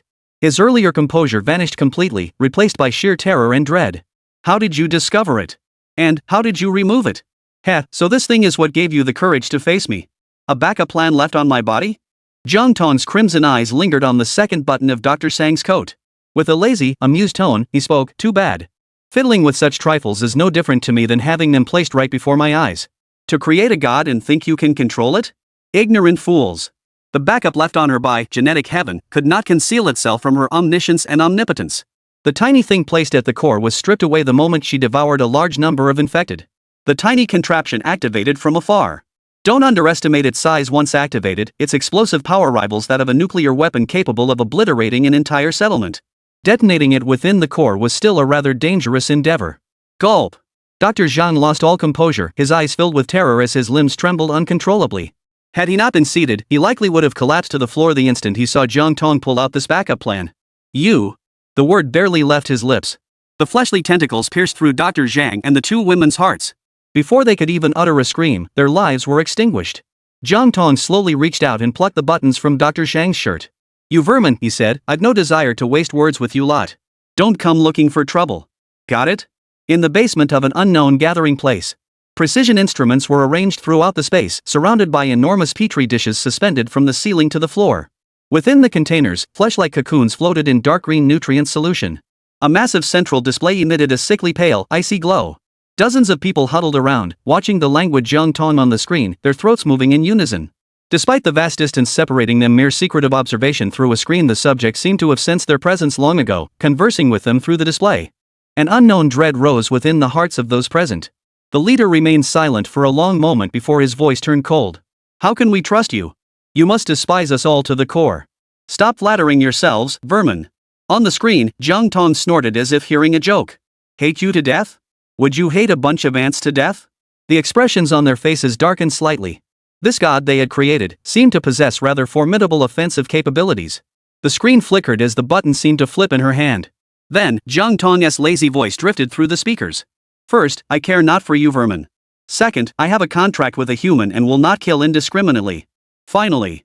Jiang Tong paused, and a sudden sense of dread washed over the crowd. The next moment, blood-curdling screams filled the air. The crowd turned toward the sound and gasped in horror at the sight before them. The screams came from a fifth-tier powerhouse. His face twisted in terror as crimson arms sprouted from his contorted body. Some of these arms clutched at his original limbs, others clawed at his flesh, while still others tightened around his throat in a chokehold. Having reached the fifth tier, his strength was undeniably formidable. He easily snapped, crushed, or severed the arms sprouting from his body. Yet each severed limb felt as though it were part of his very being, the excruciating pain as though his own flesh and blood were being torn away. He screamed incessantly. Witnessing this, the crowd sucked in their breath in horror, torn between helping and not helping. "This technique is unnerving. You see it now." Jiang Tong's voice rang out, "Killing you, targeting you, it's 100 times easier than eating or drinking. So when I told you not to bother me, it was a statement, not a discussion." The leader's eyes flickered.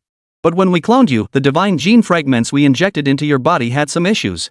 At most, your body will completely collapse by the 7th tier. How about we make a deal? You assist us with our experiments, and I don't need it." Jiang Tong's voice turned abruptly cold. "Better not bring it up, just mentioning it annoys her. Just do the experiment properly. Why use all that fancy material? They used a bunch of junk materials when cloning her, and now look, she's been saved by Jiang Chen again, owing him a huge favor. Who knows what she'll have to give up to repay this debt someday. This is so annoying. I'll give you 3 more breaths. Otherwise, we agree. We agree." The leader blurted out immediately. But inwardly, he was utterly bewildered. Were these clones truly divine beings? How could their mood swings be as unpredictable as the women described in ancient tales?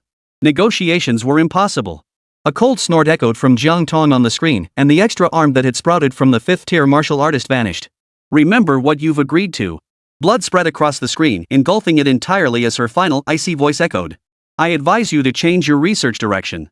This is one of the few benevolent reminders from a deity. Chapter 132, White Hair, Maiden, Savior. As Jiang Tong's final words fell, the screen abruptly went black. The room fell into dead silence. Over 10 seconds passed before the room filled with a chorus of exhalations. Brother Yun, what the test subject, Devour 103 just said, about our research into cloning divine and beast genes. Someone glanced at the leader, their tone hesitant. Brother Yun stared at the pitch-black screen, narrowing his eyes slightly. Of course we continue. Are you suggesting we abandon a century of our organization's efforts and beliefs just because of someone else's words? Absolutely not. The speaker shook his head repeatedly. But given our current situation, just as we've achieved some breakthrough progress in our research, he has directly. Can we truly achieve our goal? True. And this breakthrough also proves that even as clones, they're beyond our control.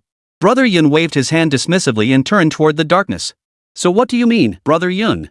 The man followed behind him, utterly perplexed. Brother Yun chuckled softly. We may not be able to fully control them, but it gives us hope that we can make them work for us. The assistant grew even more bewildered. Brother Yun chuckled softly. Emotions and intellect. Though their genes carry the arrogance of deities, clones are born with immature minds. And because emotional modules were integrated during cloning, they won't be as ruthless as true gods. What do you think would happen if we implanted false memories into them at birth? The assistant paused, lost in thought. Brother Yun halted before a colossal petri dish. Within it, masses of flesh and machinery intertwined, flesh writhing irregularly, mechanical parts pieced together and fused. The sight was eerily unsettling, sending shivers down one's spine. Yun Gu looked up at the creature within the dish and smiled softly. What do you think of this plot? He asked. A girl who ascended to godhood with the combined might of an entire civilization witnesses its destruction. Despite exhausting every effort to save even one soul, she ultimately destroys the invaders. As the sole survivor of her civilization, she falls into a lonely slumber. Brother Yun, you. The assistant's eyes widened. Yes, they are gods. But what if we set it up so that humans ascend to godhood?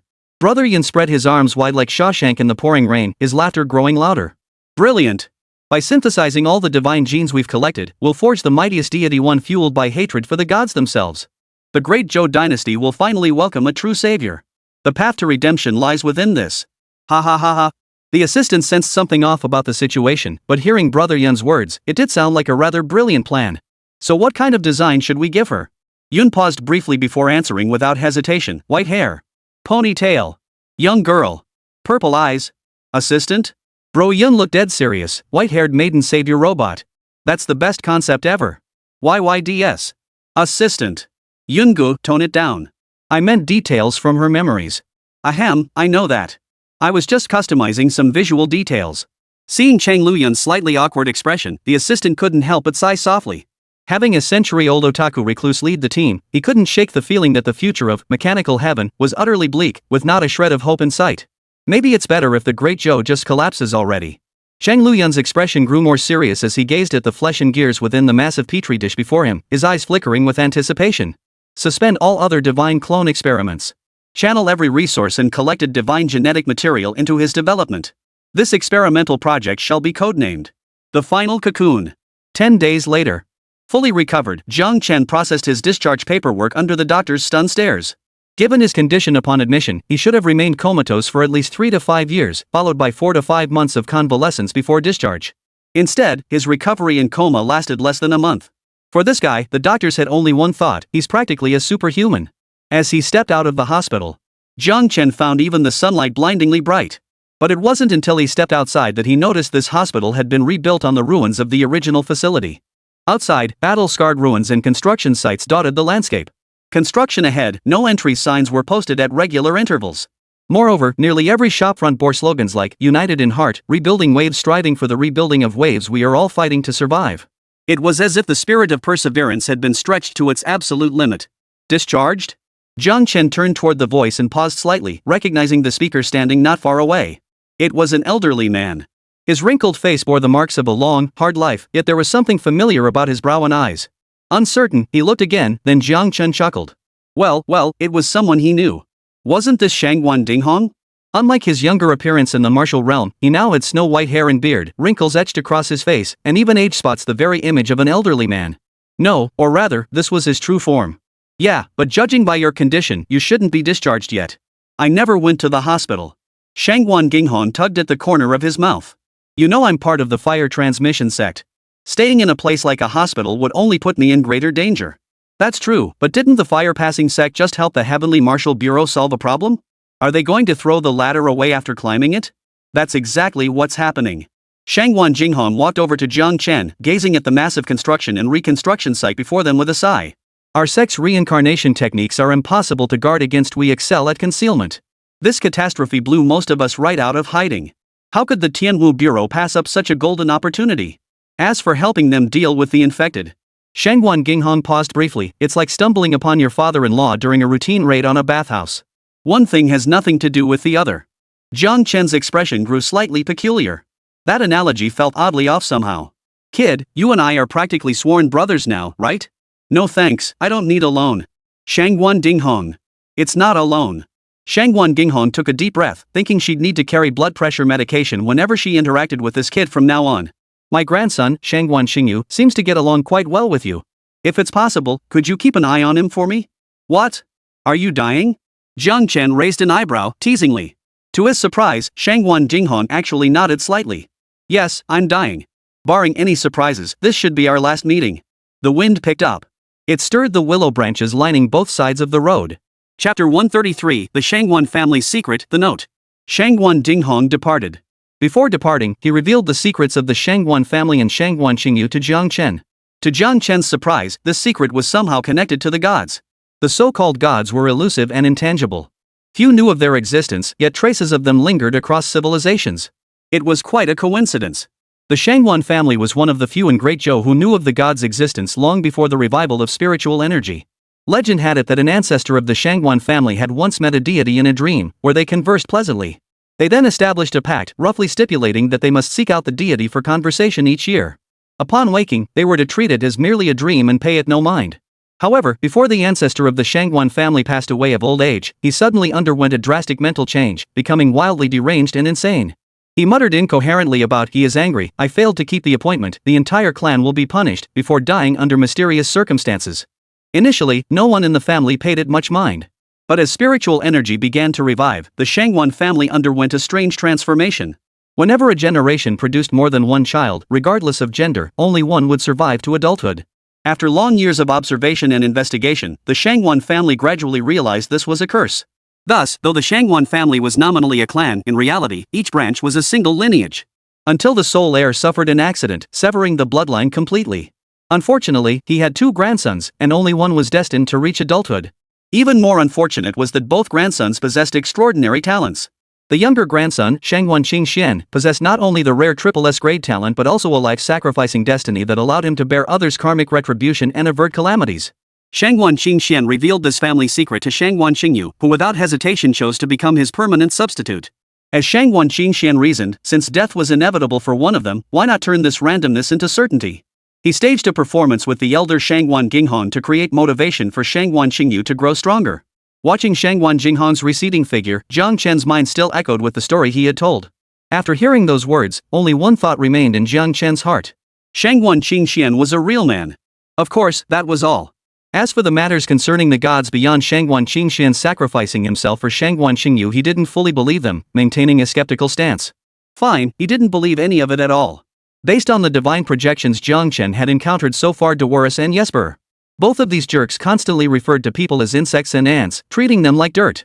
With such arrogant, high and mighty personalities and attitudes, these idiotic deities? Inviting someone into their dreams for pleasant conversation? Even arranging annual gatherings like old friends? Sorry, but he didn't buy that for a second. Rather than believing in such nonsense, Jiang Chen felt it was more likely that Jiang Tong would striptease for him in human form. Oh wait, Jiang Tong's true form was also a deity. Though she was a clone, and regardless of what she'd picked up lately that made her act so damn cheeky, the haughty look on her face when she appeared was every bit as arrogant as the other two. To be fair, humans possess truly formidable assimilation abilities. But then again, Jiang Chen narrowed his eyes, glancing down at the small note that had appeared in his hand. It was slipped into his hand by Shangguan Ginghong as she left, patting his shoulder before doing so. The meaningful look he'd given Jiang Chen as he departed had left him particularly intrigued. Jiang Chen unfolded the note. It contained only 6 brief words. Beware of the mechanical heaven. There wasn't much to do in the current gathering place of the title surge. Most facilities were under reconstruction, and compared to before the disaster, it was like night and day. For a once proud Tier 1 settlement to sink to this day, times truly have changed. Though only a month has passed since then. However, one development is worth mentioning. The damaged sections of the railway connecting to other settlements have finally been repaired. Consequently, the tidal surge hub has seen a sudden influx of people in recent days, passengers who had originally traveled from other hubs but were unexpectedly stranded en route. Among them were business travelers and members of other gathering grounds universities arriving for competitions. Upon exiting the subway and witnessing the current state of the surge settlement, each and every one of them was utterly dumbfounded. With no internet access in the wilderness, they had no way to learn about the outside world. Only after gathering information did they understand what had transpired here. So you're saying that while we were stuck on the tracks, the cult of the gods summoned 2 deities and nearly wiped out Surge Settlement? And the Gathering Grounds tournament is already over? No extension to the competition schedule? The speaker was a teacher accompanying a high school team from the Gathering Grounds to compete. He stared at Jiang Chen, utterly bewildered. Coincidentally, this was an acquaintance. During the martial arts college entrance exam, he had attended the same school as Jiang Chen. They were old classmates and got along reasonably well. Meeting an old friend in this place was truly like encountering an old acquaintance in a foreign land. Jiang Chen nodded. Yeah, you got it right. Wait, is that right? The team leader looked perplexed, while the 2 students behind him started chattering excitedly.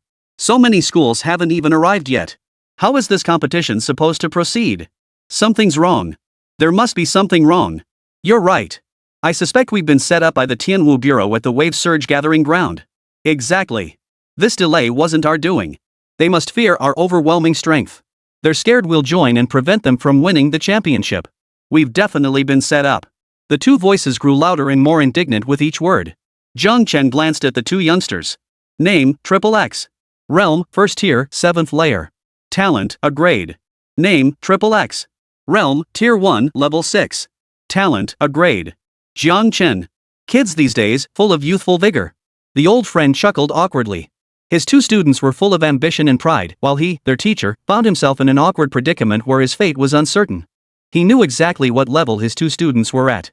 In the settlement's grand competition, they ranked in the upper middle tier, definitely decent, but only decent. They were nowhere near the caliber of the true prodigies from the major settlements. Those were terrifying prodigies, all at least at the 8th tier of the first stage, and some even at the 9th tier. Jiang Chen smiled, showing his understanding. Jiang Chen, you've been here longer than most.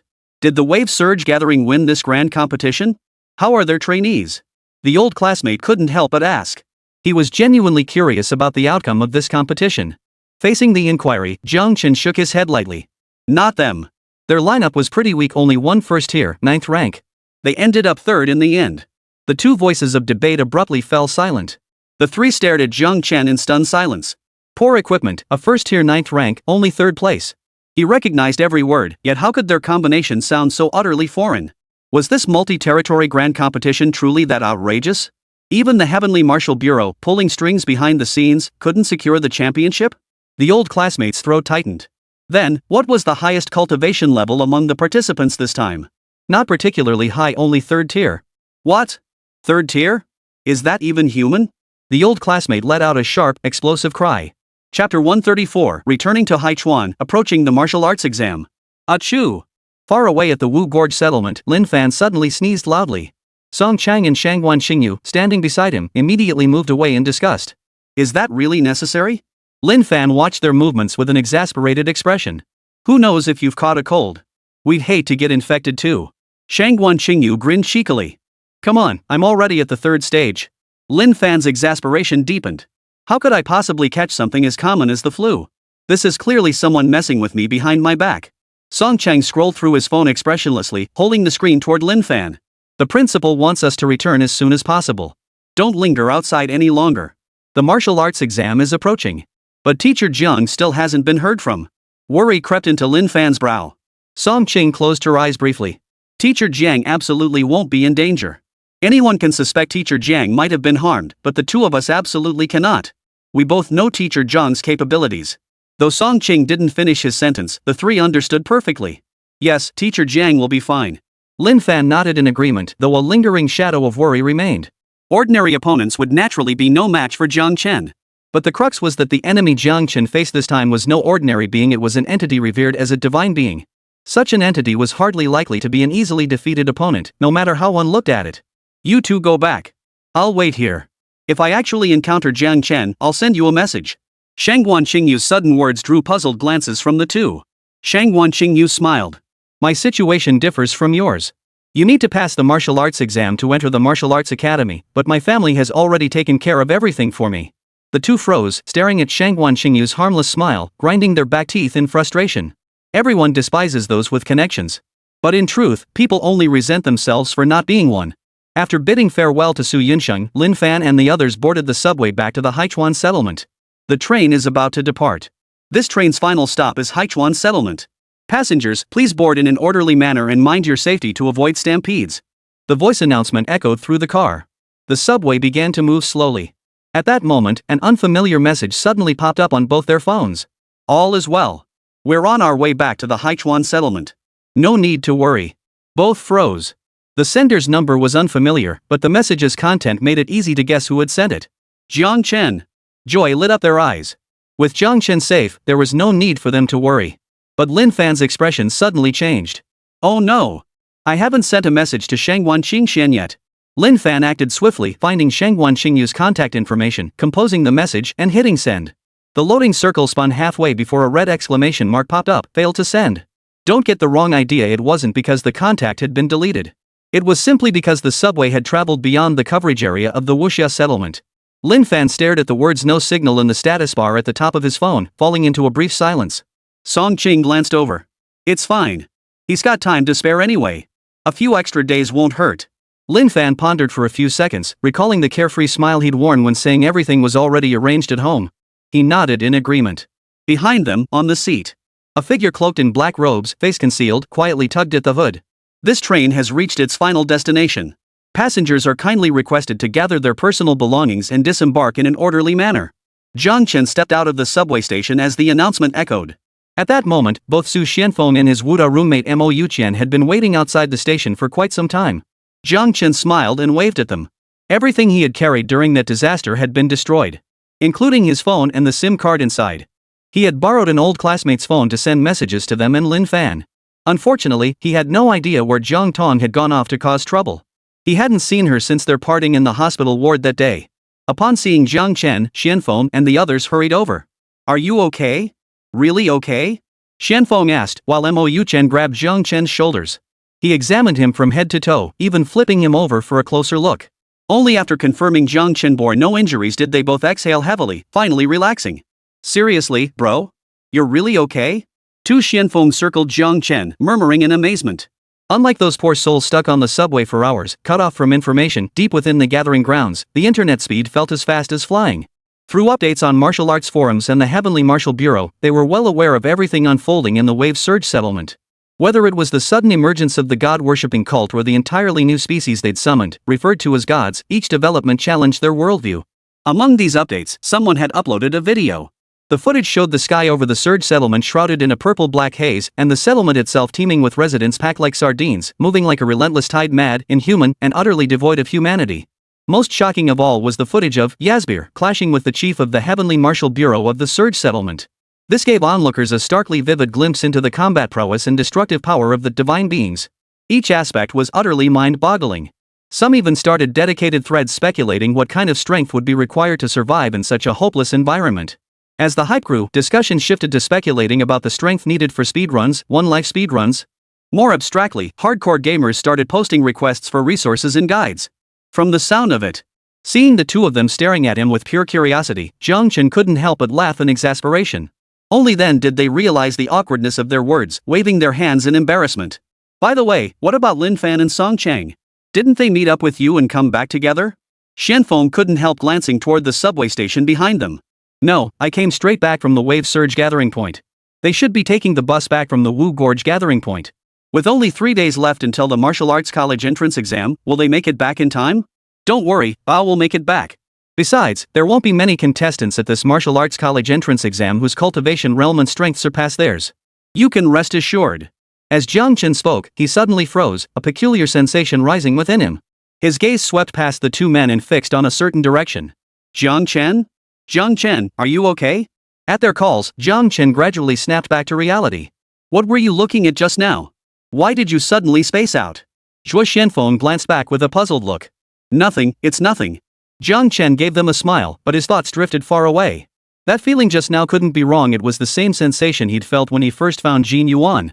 There was no mistake, it was the aura of a celestial fiend. Chapter 135, Lin Fan speculates, is Jiang Chen the protagonist? The day after Jiang Chen arrived at the Haichuan gathering place, Lin Fan and Song Cheng also returned to their hometown. Emerging from the subway station, watching the bustling crowd pass by, Lin Fan couldn't help but sigh.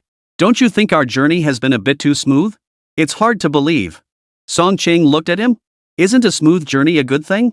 Does it have to be bumpy and full of crises to be normal? What kind of masochistic statement is that? Lin Fan suddenly paused thoughtfully. I just had a thought, could it be that our teacher Jiang is like a protagonist type figure? Song Cheng's eyes widened with confusion. Before he could ask, Lin Fan began explaining. First, let me stack a disclaimer, I'm not trying to shift blame onto teacher Jiang, okay? But think about it, when we're with teacher Jiang, don't unexpected situations happen most of the time? Yet when teacher Jiang isn't around, things generally go smoothly without incident. Song Cheng wanted to argue, but upon reflection, it seemed Lin Fan was right. Whether it was traveling to the Wave Surge gathering site, the multi-site grand competition, or the god-worshipping cult causing trouble, these locations where mishaps frequently occurred all shared one common factor: Jiang Chen was present. Conversely, whenever they separated from Jiang Chen, things tended to go much more smoothly. Right? I wasn't wrong, was I? Seeing the shift in Song Cheng's expression, Lin Fan knew she'd caught on. His expression grew excited. See how much teacher Jiang resembles protagonists in novels? Possessing special abilities, constantly surrounded by danger yet never truly facing mortal peril. And afterward, his strength always makes a quantum leap. These are just speculations. Isn't that a bit presumptuous? Maybe a bit hasty, but I think it's highly probable. Lin Fan's eyes sparkled with excitement. Teacher Jiang is most likely that kind of protagonist-like figure. Song Cheng hesitated, her mind swaying toward Lin Fan's theory. No doubt about it, we've latched onto a major powerhouse. Lin Fan chuckled, his mind unconsciously conjuring scenes from novels about riding a protagonist's coattails, advancing martial arts realms, marrying a wealthy heiress, reaching the pinnacle of life. Alright, we need to head back to school first. Compared to him, Song Cheng remained remarkably level-headed. Seeing Lin Fan's expression, she couldn't help but roll her eyes. The martial arts entrance exam is the day after tomorrow. We still have unfinished business at school, and teacher Jiang is waiting for us. By the time the two arrived at Haichuan No. 2 High School, dusk had fallen. As they stepped through the gates, the dismissal bell chimed. What made them both uncomfortable was that every student streaming out of the classrooms would cast glances their way as they passed by. Some gazed with curiosity, others with reverence, and still others with resentment. This left Lin Fan and his companion utterly baffled. When they reached the bulletin board, they stopped in their tracks. Reading the contents, they fell silent. Finally, they understood what had happened and why their classmates were giving them those peculiar looks.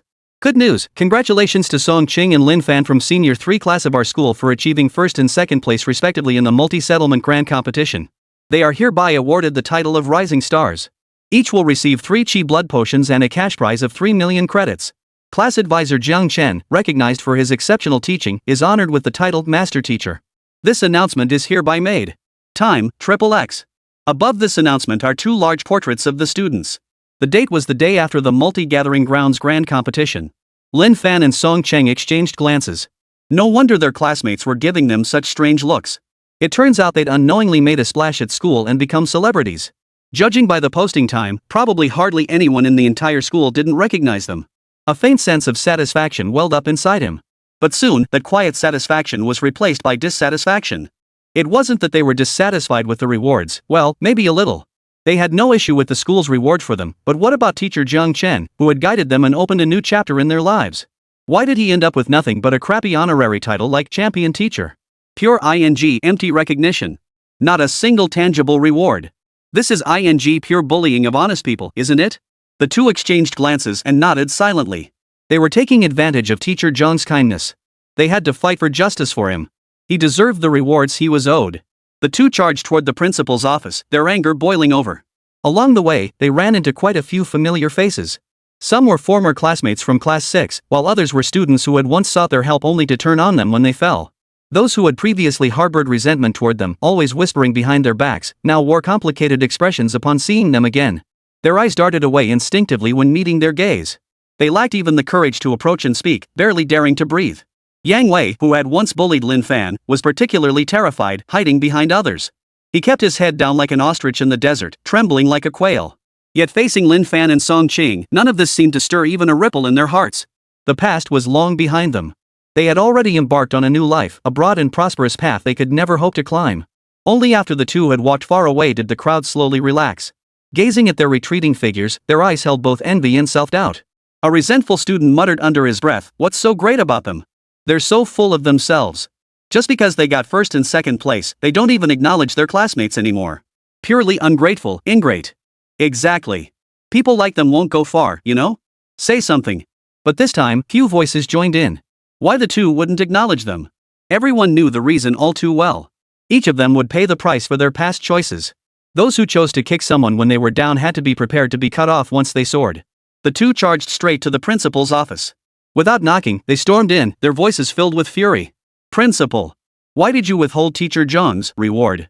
Both entered with fierce momentum, but upon seeing the scene inside, their anger dissolved into utter bewilderment. Inside the room, Zhang Chen sat in the chair reserved for the principal, his feet dangling and swinging non-stop on the rosewood desk.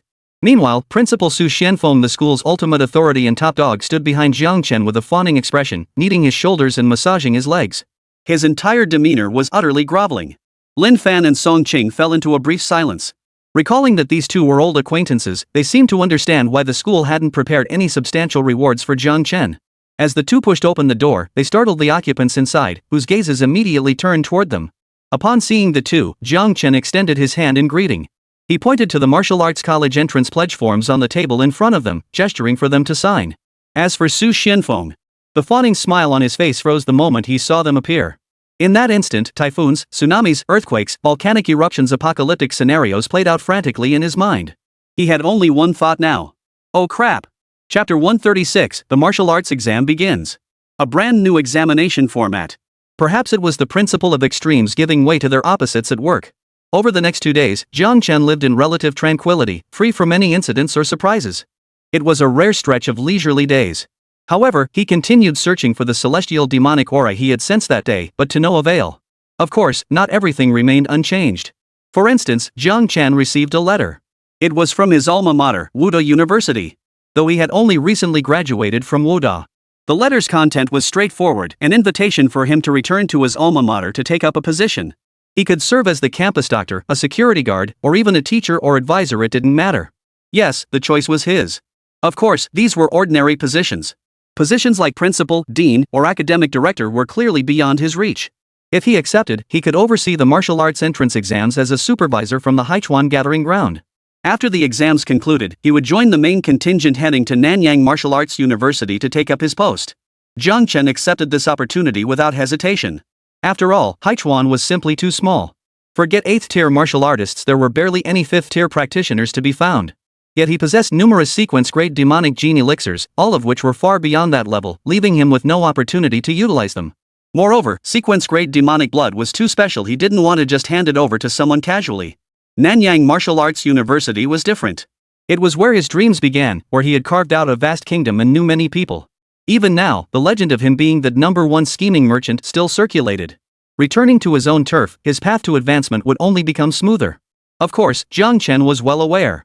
Nanyang Martial Arts University's sudden invitation for him to return and take up a position, barring any surprises, it was most likely due to the gene demon fluid in his possession.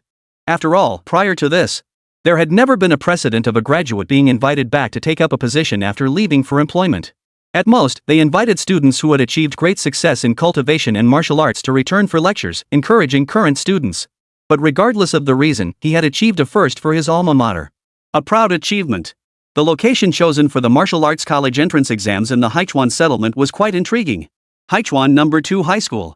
This choice caught all the major academies off guard, yet somehow felt inevitable. In recent times, the news of Haichuan No. 2 High School participating in and winning championships across multiple gathering grounds competitions had already spread throughout the major gathering grounds. Though rumors suggest this multi-settlement tournament was the least prestigious in history. Most institutions were barred from participating midway through. Of the 39 cluster universities originally slated to compete, only a handful of 10 ultimately took part. Now, those universities that did not participate.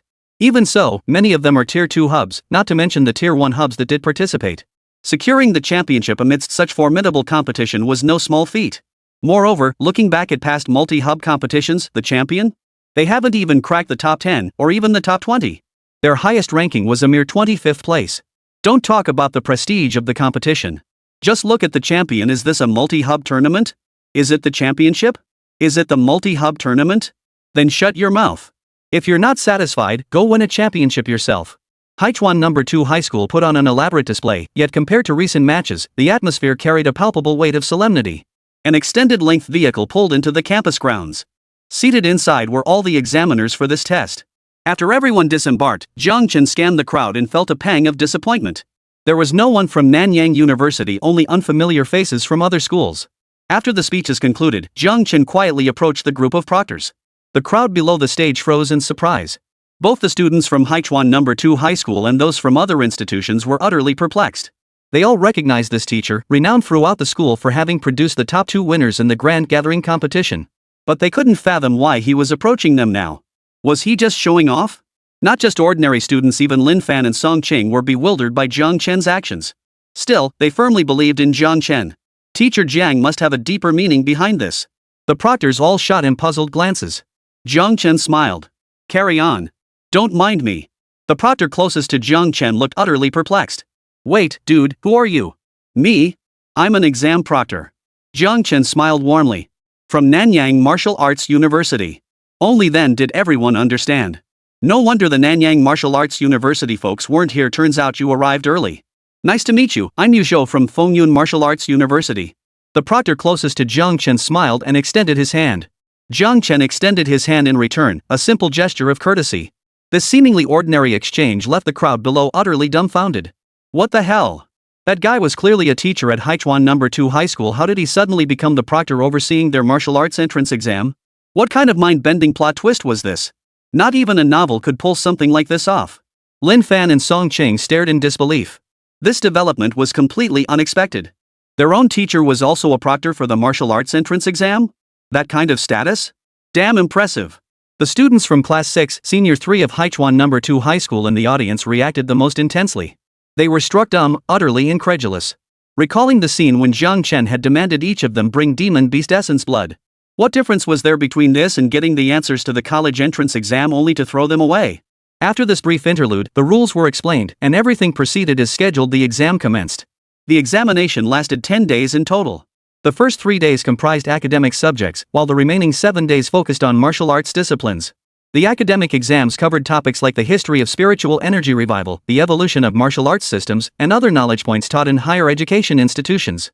Over the first 3 days, no incidents occurred, and both Lin Fan and Song Qing expressed confidence in their performance. On the 4th day, an unexpected incident occurred. Though perhaps unexpected isn't quite the right word. It was merely that the martial arts assessment underwent a slight modification. Originally, the martial arts exam was supposed to follow a format similar to the grand competitions held in major settlements, with the demon realm serving as the testing environment. But this year's martial arts exam was different. Every classroom in the entire teaching building had its desks and chairs cleared out, replaced by rows of containers resembling massage pods. According to other proctors, these were the latest research innovations called holographic sensory chambers. Through its massive system, it could connect all examinees using this device across the entire Great Zhou, using big data AI algorithms to match opponents appropriately. Both participants' brainwaves are uploaded to a dedicated combat space, where their realms are suppressed to match the lower-ranked opponent's realm. The initial battle proceeds without any rules as an unrestricted fight. Based on their performance, candidates from all major gathering points are ranked accordingly. Come on, little darling. Yang Wei rubbed his hands together excitedly as he selected his opponent. Through relentless training and various body-forging medicines purchased with loans from home, Yang Wei's cultivation level had achieved a tremendous leap from the 8th tier of martial trainee to the 1st tier of the 1st rank. He was now brimming with confidence. Among all the candidates in Great Zhou, those who successfully advanced to stage 1 and became official martial artists were, if not 1 in 10,000, then certainly 1 in 1,000. He believed his potential should secure him admission to a decent martial arts university. As Yang Wei pondered this, the light screen before him began to flicker. Candidate 1008611. Name Yang Wei. Realm 1st tier, 1st level. Matching you with an evenly matched opponent. Matching complete. You have been matched with an evenly matched opponent. Name Lin Fan. Realm 3rd tier, 5th layer, 1st tier, 1st layer. Uploading consciousness. Prepare for battle. Chapter 137. Framed. Yang Wei, speak for me. As his consciousness uploaded into the combat arena, Lin Fan's figure came into view from afar. Yang Wei's smile froze completely. The confidence on his face vanished, replaced by disbelief and terror. What kind of god-tier matchmaking system is this? Me fighting Lin Fan? Is this for real? And his stats? Genuine 3rd stage, 5th tier? Is that right? His cultivation had fallen below mine before. How could he have broken through so quickly in such a short time? At this very moment, Yang Wei desperately wanted to flip off this matching system. Thinking of Zhang Chen suddenly becoming the exam proctor, Yang Wei's sense of injustice reached its peak. He realized he'd been set up. What the hell kind of fight is this? Meanwhile, Lin Fan watched the utterly terrified Yang Wei from afar, his own expression growing subtly complex. When the name match first appeared, he'd wondered if it was a mistake. After all, the name Yang Wei was, frankly speaking, quite common, and the probability of a duplicate was not small. But seeing the man himself, he knew it was indeed the Yang Wei he had in mind. It seemed fate itself was creating an opportunity for him. At that moment, Lin Fan, who had convinced himself he'd let go of past grudges, couldn't stop the corners of his mouth from curling upward in a wild grin. Their consciousnesses were transported before each other by the device. The smile Yang Wei forced onto his face looked more painful than a cry. Zhang Chen, long time no see. You seem to be afraid of me? No kidding. Yang Wei cursed inwardly. How many first-tier martial artists wouldn't tremble facing a third-tier opponent? But how the hell did Lin Fan manage to break through so quickly? This question nagged at him relentlessly, yet he couldn't fathom the answer. Don't be nervous. We're all classmates. Even if there's been some unpleasantness, let's just let it blow over. This is the martial arts exam. We just need to give it our all. Lin Fan fought to suppress the laughter threatening to spill from his lips, his expression gentle, as if returning to the days when Yang Wei would seek his guidance. Yang Wei paused, his tension easing considerably as a wave of shame suddenly washed over him. Indeed, Lin Fan wasn't called a genius for nothing. With such magnanimity. How many people in the world could endure having someone who once kicked them while they were down standing right before them, offering words of comfort? After the shame passed, Yang Wei felt inspired. His gaze steadied as he met Lin Fan's eyes. I'm sorry, Lin Fan. My ignorance was my fault. If you ever need help in the future, just ask. I, Yang Wei, will do my utmost. A mere first-tier martial artist pledging his support to a third-tier prodigy of the same cohort. The scene felt odd no matter how one looked at it. Lin Fan narrowed his eyes, his smile unchanged. He listened to Yang Wei's words, but took them with a grain of salt. Believing them was unnecessary. He'd heard plenty of such go through fire and water declarations before. Credibility only holds value once. Once broken, it loses all credibility. An unseen force pulled the two men apart, placing them at opposite ends of the combat arena. Lin Fan, I know I'm no match for you, but this is the martial arts exam. We're at the same cultivation level. After receiving Lin Fan's forgiveness, Yang Wei radiated renewed vigor. The aura of a first-tier martial artist surged from him, and even his words carried the fervor of a I won't hold back. Finally, he'd taken the bait. Lin Fan's lips curled into a smirk he could no longer suppress. He slowly materialized his silver frost sword, now upgraded to the 3rd tier, and drew it from its scabbard. The icy silver glow stung Yang Wei's skin, making it tingle. Deep down, he suddenly sensed something was amiss. Relax. Lin Fan's smile was eerily sinister as he responded in a tone that was both intensely passionate and profoundly meaningful. Of course, I'll give it my all too. The entire battle was over in a mere 3 seconds. In the first second, Yang Wei charged at Lin Fan, shouting defiantly. In the second second, Lin Fan swung his sword. In the third second, the fight was over. A level 1 facing a level 3, the outcome of this fight could only be one thing, Lin Fan's victory. Even if their cultivation levels were synchronized to the same tier, the gap in equipment and experience between them remained irreparable. Do not underestimate these disparities. When stacked together, they rendered the outcome as predictable as Feng Shui facing Tyson, Yanlong battling Emperor, or Medius receiving Leo's flying kick. This kid's a bit of a hothead, isn't he? One of the proctors couldn't help but voice his thoughts. But to be fair, his courage and guts are commendable. Facing a certain defeat yet charging headlong into battle that's top-tier potential. It's just that this year's candidates are a bit too extraordinary.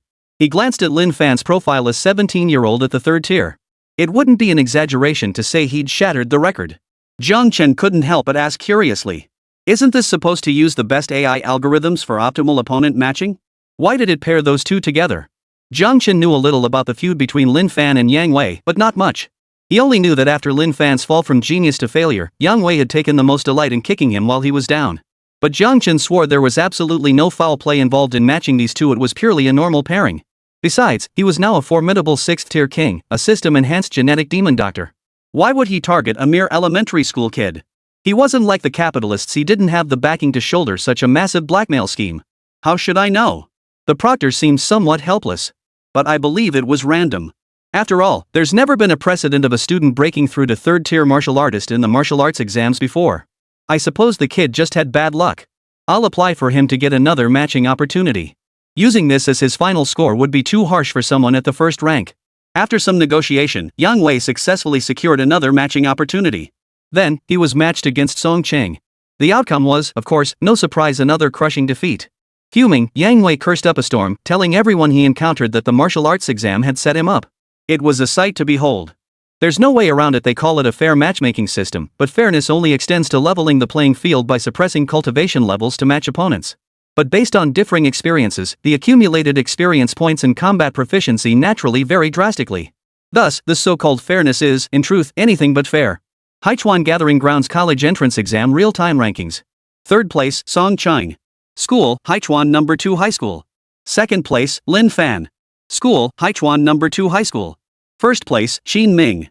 School, Haichuan No. 1 High School. Yes, after 3 days, the rankings were finalized. Both Lin Fan and Song Cheng remained firmly in 2nd and 3rd place respectively, while the top spot was held unshakably by a student named Xin Ming from another school. The reason for this unshakable position was simple. Through the matching system, he had been paired against Lin Fan. And then, within the same cultivation realm, he defeated Lin Fan. Chapter 138, Xin Ming? Wan Wu Dao. Reborn Martial Saint. My, your school truly boasts prodigies like dragons. 2 of the top 3 spots are yours alone. The speaker was none other than the principal of Haichuan First High School. The college entrance exam environment was solemn, with principals personally leading their respective schools. But as the saying goes, fellow travelers are often rivals. Gathered together, these high school principals began forming cliques with subtle jabs. Xian Feng's expression darkened slightly.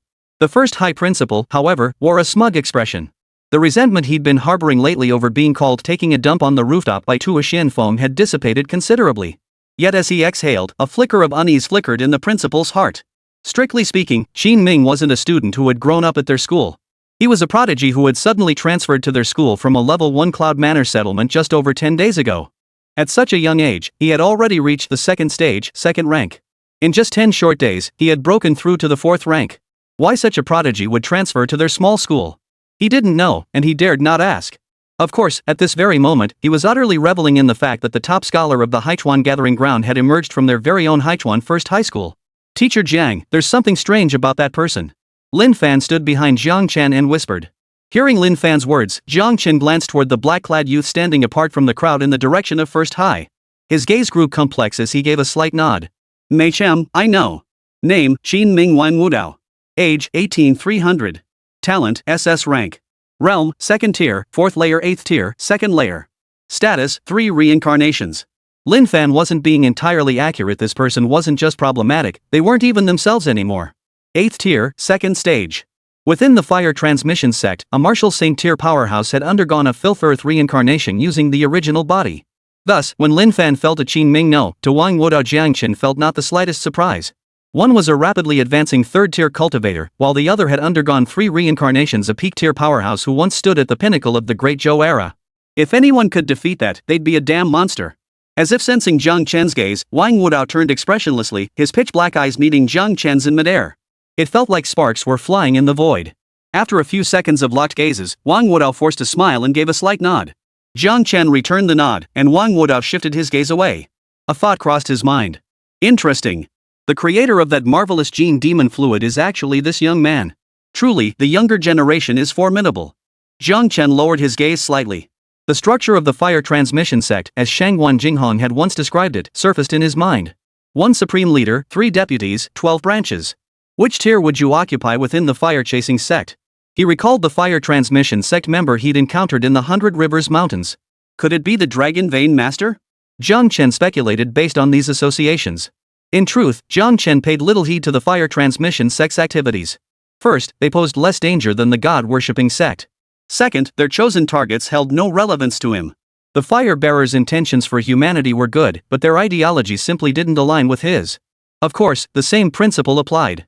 As long as they didn't touch those close to him, what the Fire Propagation sect did was essentially none of his concern. But this Wang Wudao was different. It wasn't because he had once been too powerful, nor because he had defeated Lin Fan to claim the top scholar title. The reason he cared about this man was solely because he carried the aura of a heavenly demon, the same aura Wang Wudao had sensed when he first returned to the Haichuan settlement. In other words, this reborn martial saint either possessed demonic blood or some object connected to the heavenly demons. The scope of the upcoming martial examination matchings was suddenly expanded from the Haichuan settlement to encompass the entire Great Zhou. Through a rational matching mechanism, the rankings for this year's National Martial Arts Examination prodigies would be determined. As for the outcome, it could only be said that the rebirth of a martial saint was an extremely rare occurrence, but the monsters were indeed numerous. Lin Fan and Song Qing remained undefeated, yet battling against geniuses from across the entire Great Zhou proved significantly more challenging. Surprisingly, the reborn martial saint who had been under Jiang Chen's close scrutiny was defeated by a person named Zhang Tong from the Xiandu Gathering Ground. When Jiang Chen first saw that name, he froze for a moment. He thought it was the Zhang Tong who had signed a contract with him. But upon reflection, he realized that settlements like Wavesurge and Sea River all fell within the realm of innate talent. The 8 capitals were situated at the 8 cardinal points of the Great Zhou, much like the battle zones, close to the periphery. The distance between Tiandu and Xuandu was immense, spanning nearly half the Great Zhou. No matter how capable Zhang Tong might be, it was impossible for him to traverse such a vast distance in such a short time. Most likely, it was just a coincidence of the same name. The remaining 4 days passed quickly, and the full map matching finally concluded. Through big data AI algorithms, rankings were determined based on each student's performance and sent to their phones via the email addresses they had provided beforehand. Thanks to their level advantages, Lin Fan and Song Qing secured 17th and 68th places respectively on the Great Zhou rankings. Wang Wudao, who had claimed the top spot in the Haichuan Gathering Ground, regrettably ranked 92nd due to his cultivation level. Beyond these 3 scholars, none of the remaining students made it into the top 50, top 100, top 1000, or even top 10,000 on the Great Zhou rankings. The highest ranking student outside this trio placed around 4.4 millionth. Yet the principals of these academies were incredibly excited about this outcome. To them, this achievement was exceptionally good as it could possibly be. For a single settlement to produce 3 students ranked within the top 100, such a staggering proportion could only be achieved by a Tier 1 settlement. In this era where martial arts practice permeates every citizen, everyone cultivates martial arts. The Great Zhou Empire alone had over 17 million martial arts candidates across all settlements each year. Yet only the top 5 million candidates could actually gain admission to martial arts programs. A staggering 2/3 elimination rate. What terrifying figures, what terrifying proportions. These 2 statistics alone reveal the Great Zhou people's fervent yearning for martial arts. The emergence of 3 top 100 students from a Tier 3 settlement left them unable to imagine the fervor that would soon engulf the Haichuan settlement. Perhaps even their settlement's development would be propelled forward, catapulting it to Tier 2 status or even Tier 1. We're made. This is truly our big break. Lin Fan and Song Qing stared at their respective rankings on their phones. Despite everything they'd endured recently, their expressions couldn't help but drift into a daze. Rank 16, rank 68. Though they might be considered minor geniuses, they deeply understand that there are always those more talented than themselves. For every prodigy, there exists one more prodigious. For every demonic talent, there dwells one more demonic. The Great Zhou Empire spans vast lands and teems with people. What this land lacks least is genius. Rankings like these were something they dared only dream of, yet those dreams seemed to be turning into reality. And all of this, without a doubt, was inseparable from Jiang Chen. The 2 looked up, about to express their gratitude to Jiang Chen once more, only to find he had vanished from the scene. Sigh. I'm about to fall out of the top 100. The Great Zhou of today truly gets stronger with each generation. Wang Wudao couldn't help but sigh as he looked at his own results. A faint voice echoed in his ear. What? An old man lamenting how the new generation surpasses the old? Chapter 139, Meeting an Acquaintance, Making a Deal. Holy. Are you a ghost? How the hell did you walk up without making a sound? Jiang Chen's silent approach startled Wang Wudao out of his skin. These things don't matter. No need to dwell on them. Jiang Chen smiled as he placed a hand on Wang Wudao's shoulder. What do you think of young people nowadays? How do they compare to your generation? Ha? What do you mean your time? I'm in the same class as them. Wang Wudao's heart raced, but he didn't let it show. He feigned confusion. No way, my acting's that convincing? He can't possibly see through me, right? Wang Wudao's heart pounded in his chest. Same graduating class. Are you sure? What's there to be unsure about? If you doubt me, go check the records. Qin Ming, walk tall and sit straight. I wouldn't dare forge information. Facing Jiang Chen's increasingly meaningful gaze, Wang Wudao forced himself to remain calm. Thanks to centuries of experience, his facial control was practically unmatched, not a trace of fakery showed. No. Personally, I think checking up on Wang Wudao would be more worthwhile than investigating Qin Ming, wouldn't you agree? Dragon Vein Sect Master? Holy. That kid actually saw through it. Wang Wudao's heart skipped a beat, a mix of unease and confusion washing over him. How bizarre. Theoretically, unless a 7th-tier emperor was present, their transmigration technique from the fire transmission sect shouldn't be detectable. How did Jiang Chen see through it? He couldn't possibly have reached the 7th rank already? Impossible. Absolutely impossible. As far as he knew, Jiang Chen was just a greenhorn fresh out of the martial arts academy, barely 20 or 21 at most. How could someone that young possibly reach the 7th rank? Even cheating wouldn't make it possible. Beyond that, what puzzled him most was how Jiang Chen knew his name and identity. His identity was classified at the highest level of secrecy. He was absolutely certain he'd never met him before, and all his knowledge came solely from intelligence gathered by his subordinates. Could it be this was actually an old acquaintance who had long since possessed another's body? As thoughts flashed through his mind, he asked in a deep voice, "Who exactly are you?" "Rest assured, I bear you no ill will. In fact, I'd say your fire transmission sect and I have a rather good relationship. Especially one of your deputy leaders were sworn brothers, bound by life and death." Wang Wudao narrowed his eyes and inquired, "The kind of sworn brotherhood where you beat him to death and then let him go? Jiang Chen?" He was utterly baffled by Wang Wudao's line of reasoning. A life and death bond. Is that even a thing? I'm not joking with you. Jiang Chen glanced at the candidates around him, their expressions ranging from agitated to distressed, and lowered his voice. "I'll just come out and say it. Do you have a drop of demon beast essence blood on you?" Wang Wudao's eyes narrowed sharply as he tried to break free from Jiang Chen. But the hand resting on his shoulder felt as if it were welded in place, immovable. Jiang Chen applied a little more pressure, instantly suppressing the surging qi and blood within Wang Wudao's body. Wang Wudao's body trembled imperceptibly, a flicker of disbelief crossing his eyes. As someone who'd been there before, he could sense from that instant that Jiang Chen was now at least at the 5th tier, perhaps even the 6th tier. This was completely different from what his subordinates had reported. Wasn't he only at the 4th tier before? How much time had passed? Even cheating doesn't work like this. Calm down. I just want to make a fair deal with you. That drop of essence blood, ask for anything you want. As long as it's within reason, I'll do my best to fulfill it. Jiang Chen soothed softly. Wan Wudao. Looking at you like this, it's not just unfair, it doesn't even feel like a deal. It feels more like robbery. Like you're threatening to kill me if I don't hand it over. Wang Wudao took a deep breath. Who would have thought he'd one day be threatened by a mere junior? This feeling was truly peculiar. Whether we strike a deal or not, this clearly isn't the right place for it, is it? True enough. Jiang Chen hesitated slightly before releasing Wang Wudao's shoulder. Find me after the gathering disperses. We'll discuss this deal properly then. All right. The martial arts entrance exams concluded. Students clutched their results and scattered home to their families. Even Song Cheng and Lin Fan bid farewell to Jiang Chen before heading home. The proctors dispatched by each school would transform into admissions officers the following day. Though called admissions officers, they weren't actually responsible for enrollment. That task fell to specialized staff from each school, who would distribute electronic admission notices to the students. Their role was to escort students back to their respective campuses.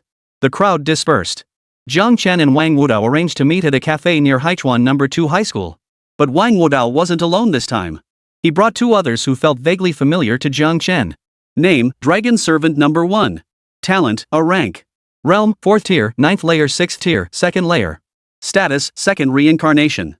Name, Dragon Servant No. 2. Talent, a rank. Realm, 4th tier, 9th layer, 6th tier, 1st layer. Status, 2nd reincarnation. Seeing the information through the eye of truth, Jiang Chen couldn't help but chuckle. No wonder they looked familiar, holy cow, they were all old acquaintances. Simultaneously, the appearance of these two individuals confirmed Jiang Chen's recent speculation about Wang Wudao's identity. He truly was the Dragon Vein clan chief. Long time no see, everyone. How have you been? Yet when they greeted Jiang Chen, their expressions bore none of the warmth typical of old acquaintances reuniting. Instead, their eyes brimmed with complexity and irritation. Long time no see. Dragon Attendant No. 1 gave Jiang Chen a slight nod, his expression layered with emotion. Dragon Attendant No. 2 snorted coldly and turned away, refusing to look at Jiang Chen. They knew that sooner or later they would cross paths with Jiang Chen, the thorn in their side, again. But they hadn't expected this day to come so soon. Still stuck at 4th tier, 9th layer. No progress after all this time. Guys, you're not exactly impressive either. Jiang Chen raised an eyebrow, looking somewhat surprised. Their faces darkened instantly. And you've made huge progress, huh? The hot-tempered Dragon Attendant No. 2 fired back immediately. Dragon Attendant No. 1 was about to join in when he sensed something was off. Jiang Chen, smiling lightly before him, felt his pupils slowly contract.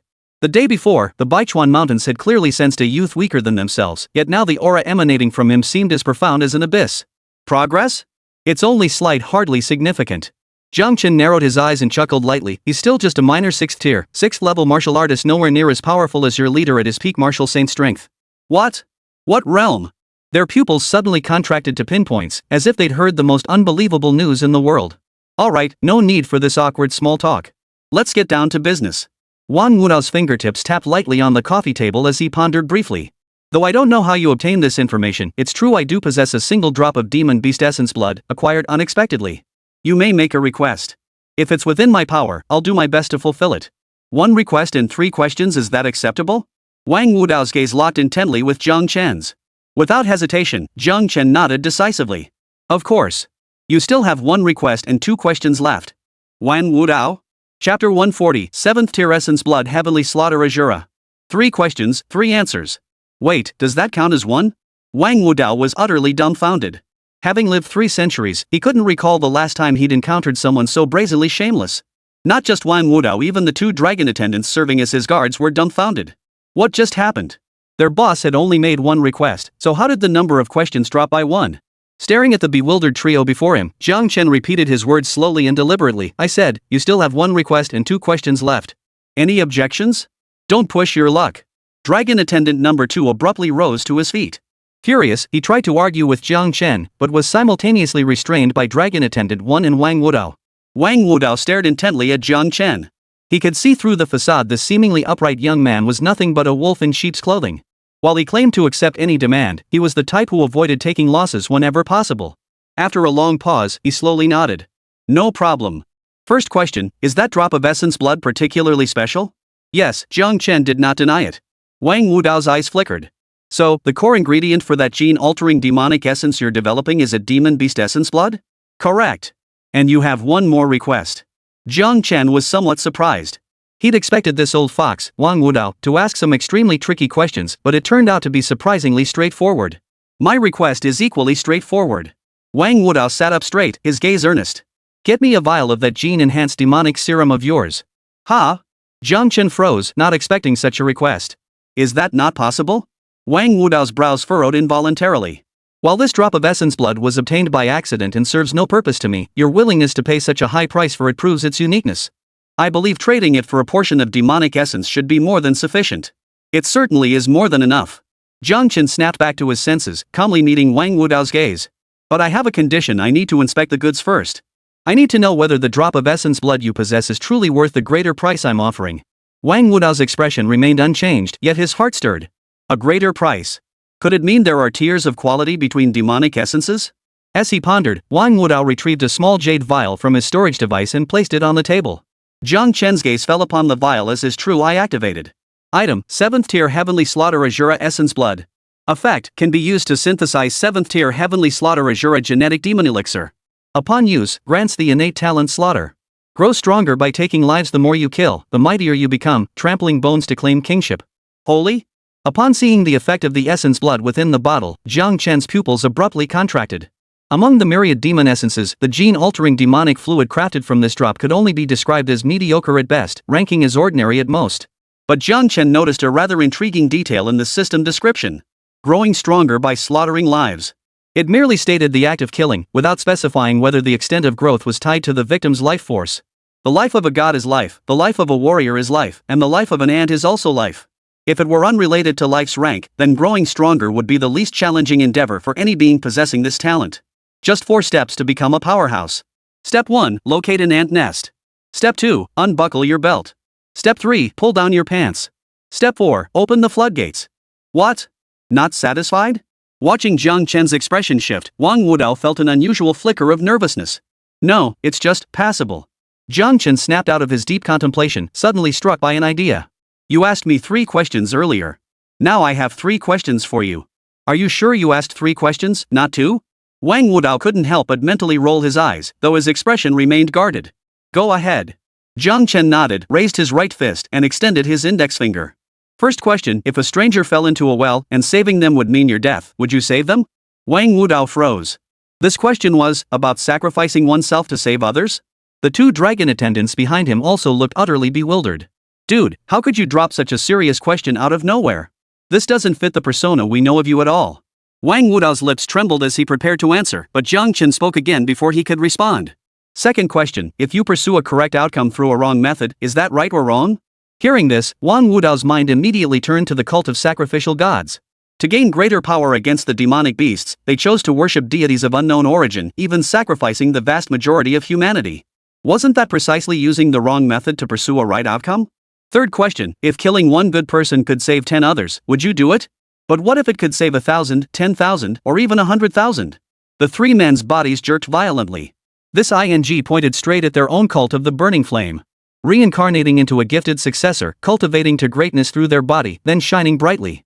Dragon Attendant number 1 and Dragon Attendant number 2 exchanged glances with Jiang Chen, their expressions growing far more complex. How did this escalate to such heights? Each subsequent question was more profound than the last, leaving them feeling like they barely recognized Jiang Chen anymore.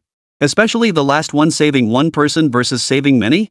Isn't that just a classic trolley problem? Is this really the same person who blackmailed them back in the Baichuan Mountains? Wang Wudao sank into deep contemplation, plunging the private room into silence. Jiang Chen showed no impatience, quietly waiting for his response. After a long while, Wang Wudao lifted his head. As a seasoned veteran whose combined age easily surpassed 3 centuries, the look he gave Jiang Chen was now one of solemn gravity. For these 3 questions of yours, I have only one criterion value. The first question, a stranger falls into a well. If I save him, I die. Should I save him? My answer is this: if he holds greater value than I do, I save him. If he cannot offer greater value to the great Zhou than I can, then I will simply watch him die. I absolutely will not save him. The second question, pursuing a righteous outcome through wrongful means, if the ultimate value generated is sufficiently great, then I deem it justified. The opposite holds true. Third question, killing one good person to save many others. Wang Wudao abruptly stopped. He understood that this was the true answer. The youth before him sought the core value of the firebearers.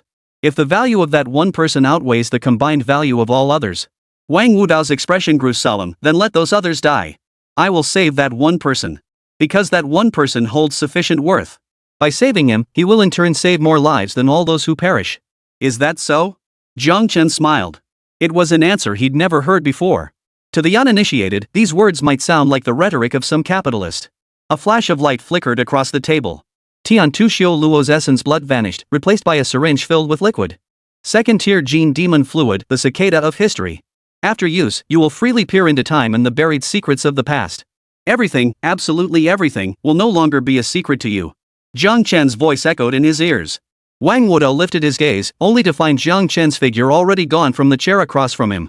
Chapter 141, Farewell to Li Yu, the Celestial Pillar Order. Wang Wudao stared blankly, Jiang Chen's words still echoing in his ears. Peer freely into the secrets buried by time and history. Regarding Jiang Chen's words, he had only one thought. Blowing smoke? As a genuine 8th-tier martial saint, he knew exactly what the limits of the 8th rank could achieve. To probe the ancient past buried by time? It was nowhere near enough. Wang Wudao didn't know what extraordinary feats a martial breakthrough to the 9th rank could achieve.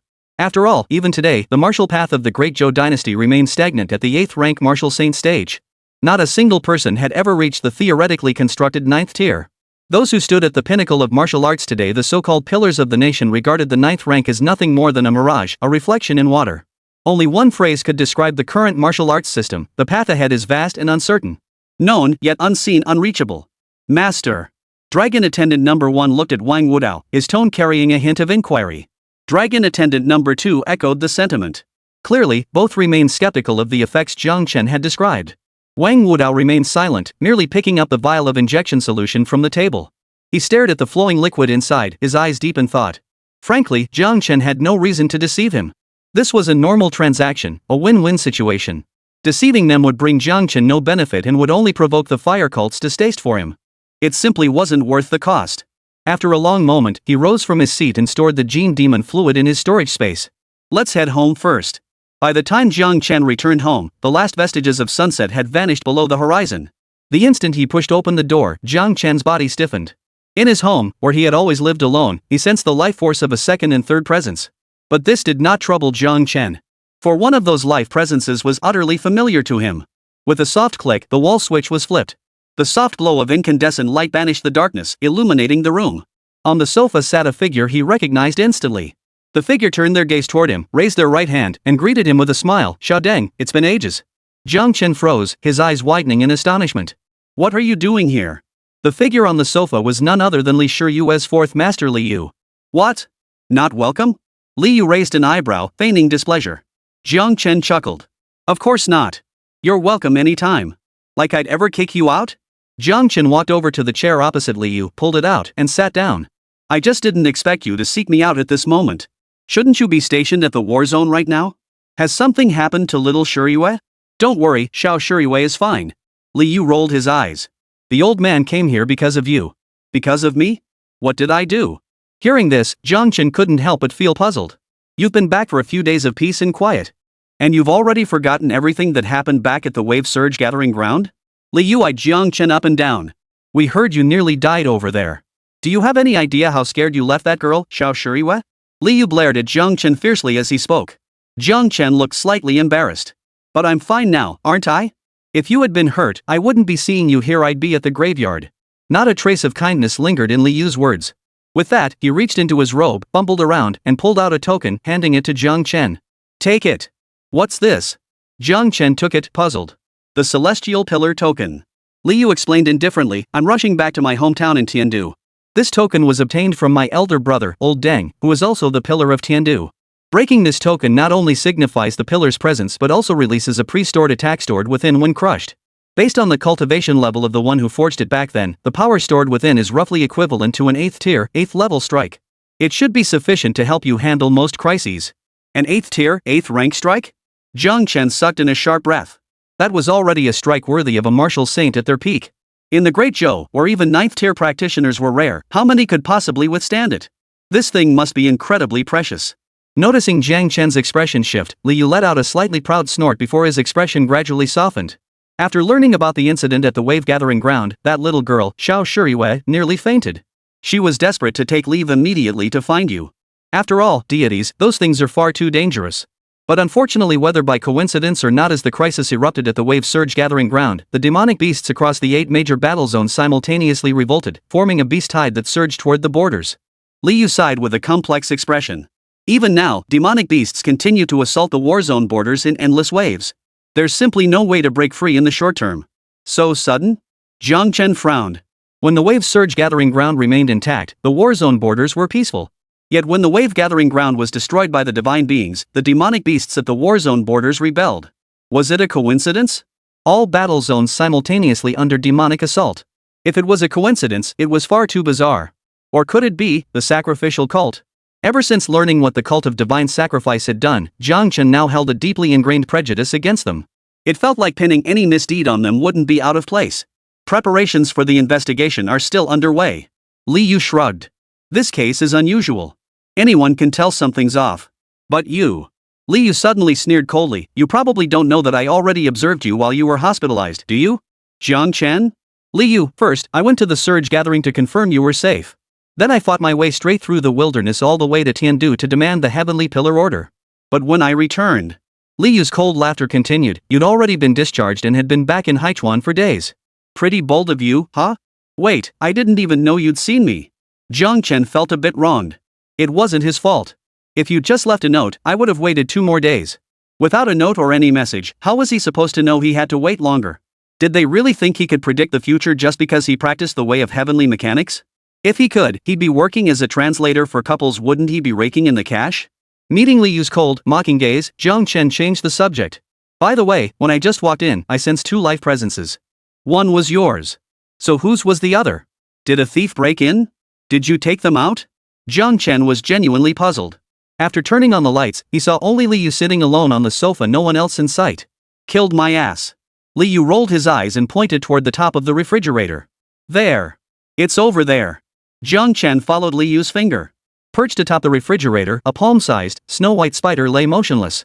Its shiny black eyes peered timidly yet curiously at Jiang Chen and Liu. Chapter 142, Test Subject Module, Sango Spirit Blood. Jiang Chen's gaze locked with the spider's across the distance.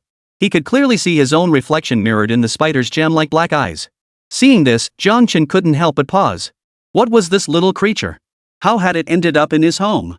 When it sensed Jiang Chen's gaze, the spider retreated as if startled. After a few seconds, its tiny head peeked out again, cautiously yet curiously studying him. Did you bring it? Like hell I brought it. This is yours. Liu rolled his eyes dramatically, deeply condemning Jiang Chen's shameless attempt to shift blame. Jiang Chen wore a look of utter bewilderment. When did his place get such a huge spider? His gaze shifted back, activating the Eye of Truth. Target, Golden Iron Demon Spider? Personality, timid yet curious. Realm, first tier, first layer. Juvenile stage. Assessment, a newly born juvenile demon beast with no understanding of the world. You may contract it as a demon pet and cultivate it as you see fit. Seeing the content projected by the eye of truth. Jiang Chen froze for about 2 seconds, then slapped his forehead in frustration. Damn it, I remember now. This must be the little demon spider hatched from the golden iron demon spider egg he'd obtained back in the Baichuan Mountains, reaching tier 1 immediately after birth. It just goes to show how overwhelmingly advantageous demon beasts are by nature. This version is way too powerful. A wave of guilt suddenly washed over Jiang Chen. He had solemnly promised that golden iron demon spider he would take good care of its offspring. But with so many things happening later, he gradually forgot about this little creature. Especially after moving into the new home, he'd casually tossed the golden iron demon spider egg aside and never given it another thought. TSK. Guilty. Truly guilty. Remembered? Li Yu's faint voice echoed in his ears. Wasn't it him who brought this golden iron demon spider? Back when Jiang Chen and Li Shiyue shared their experiences, the golden iron demon spider came up. He even pulled out the demon egg to show them. Even as an outsider, he remembered those events vividly. Yet the person involved had forgotten it all completely. I remember it all now. Jiang Chen nodded, stepping forward lightly. The little spider scurried backward in fright. But hiding was useless. With a slight squeeze of his index finger and thumb, he easily caught it and placed it in the palm of his left hand. Whether it was due to being newly born or simply its nature, the little creature was excessively timid. It curled itself into a tight ball in Jiang Chen's palm, trembling violently. Its milky white body showed not a single blemish, resembling pure, natural jade. Its texture felt smooth and warm to the touch. Its 8 spider legs rested on Jiang Chen's palm, cool and refreshingly comfortable. Holding it in his hand, Jiang Chen couldn't resist rolling it between his fingers like a walnut. You promised that golden iron demon spider you take good care of the child. Is this how you take care of it? Li Yu's expression was slightly peculiar. As an elder himself, he couldn't help but imagine the little spider in his hand as his own Xiao Shiriyue. If he were to entrust little Shiriyue to him, would she be treated this way too? Ahem, please don't mind it. Jiang Chen composed himself, meeting the little spider's fearful gaze. Little spider, I know you can understand me. Would you like to form a contract with me? If you're willing, just nod your head. As soon as he finished speaking, the little spider's tiny head began to shake wildly from side to side. If you refuse, recite the first 100 digits of pi backwards. Li Yu, who was nearly laughing beside him, looked utterly shocked. Wait, are you a poet or something? You're asking this of a newborn demon beast? Could you even recite that off the top of your head? I'll count to 3. If you don't say anything, I'll take that as a yes. Jiang Chen looked dead serious. 3. He bit his index finger until it bled. A droplet of blood, veined with gold, emerged from the wound and fell onto the little spider. The restless little spider suddenly stilled. A layer of minute golden scales began to appear on its translucent white body. A system voice echoed in his mind, congratulations. You have successfully bonded with your first demon pet. System sub-module test subject module activated. Note, you may apply the developed genetic demonic fluid to the experimental subject to observe reactions. Test subject, golden iron demon spider. Realm, tier 1, level 1. Level 2. Level 3 in progress. Juvenile stage. Nameable. Status, bound by contract with the gene demon physician, undergoing transformation under the influence of multiple celestial demon genes within its body, evolving toward an indescribable direction. A flicker of surprise crossed Jiang Chen's mind. He hadn't expected such an unexpected delight. He lowered his head. The little spider seemed to have drunk too much, its body trembling twice before suddenly collapsing limply in Jiang Chen's palm. Experimental specimen module. Could there be a chance to artificially cultivate a genuine celestial demon test subject? Jiang Chen couldn't help but speculate, but his fantasy was shattered in just 2.5 seconds. You killed it? Li Yu's face was filled with shock. Jiang Chen. It was merely undergoing metamorphosis due to the genetic demon fluid. Jiang Chen helplessly placed the little spider back on the refrigerator. Upon closer inspection, he noticed half a web already woven in the corner above the refrigerator. Beneath the web lay the spider egg that had originally encased the little spider. Jiang Chen carefully placed the little spider onto the web. Now that the little creature had been promoted from orphan ward to experimental subject, its value had skyrocketed. Next up is a name. Jiang Chen pondered briefly before quickly settling on one. Since it was originally a golden iron demon spider, adopted by me, Jiang Chen, and then became a contracted demon pet that consumed the celestial demon genes within my body to undergo a transformation. I'll call you Jiang Golden Iron Orphan Contract Pet Sky-Devouring Demon Spider. What the hell? Li Yu stared blankly. Is this some new age naming trend? He might be a bit old-fashioned, but surely he hadn't been left behind by the times that badly?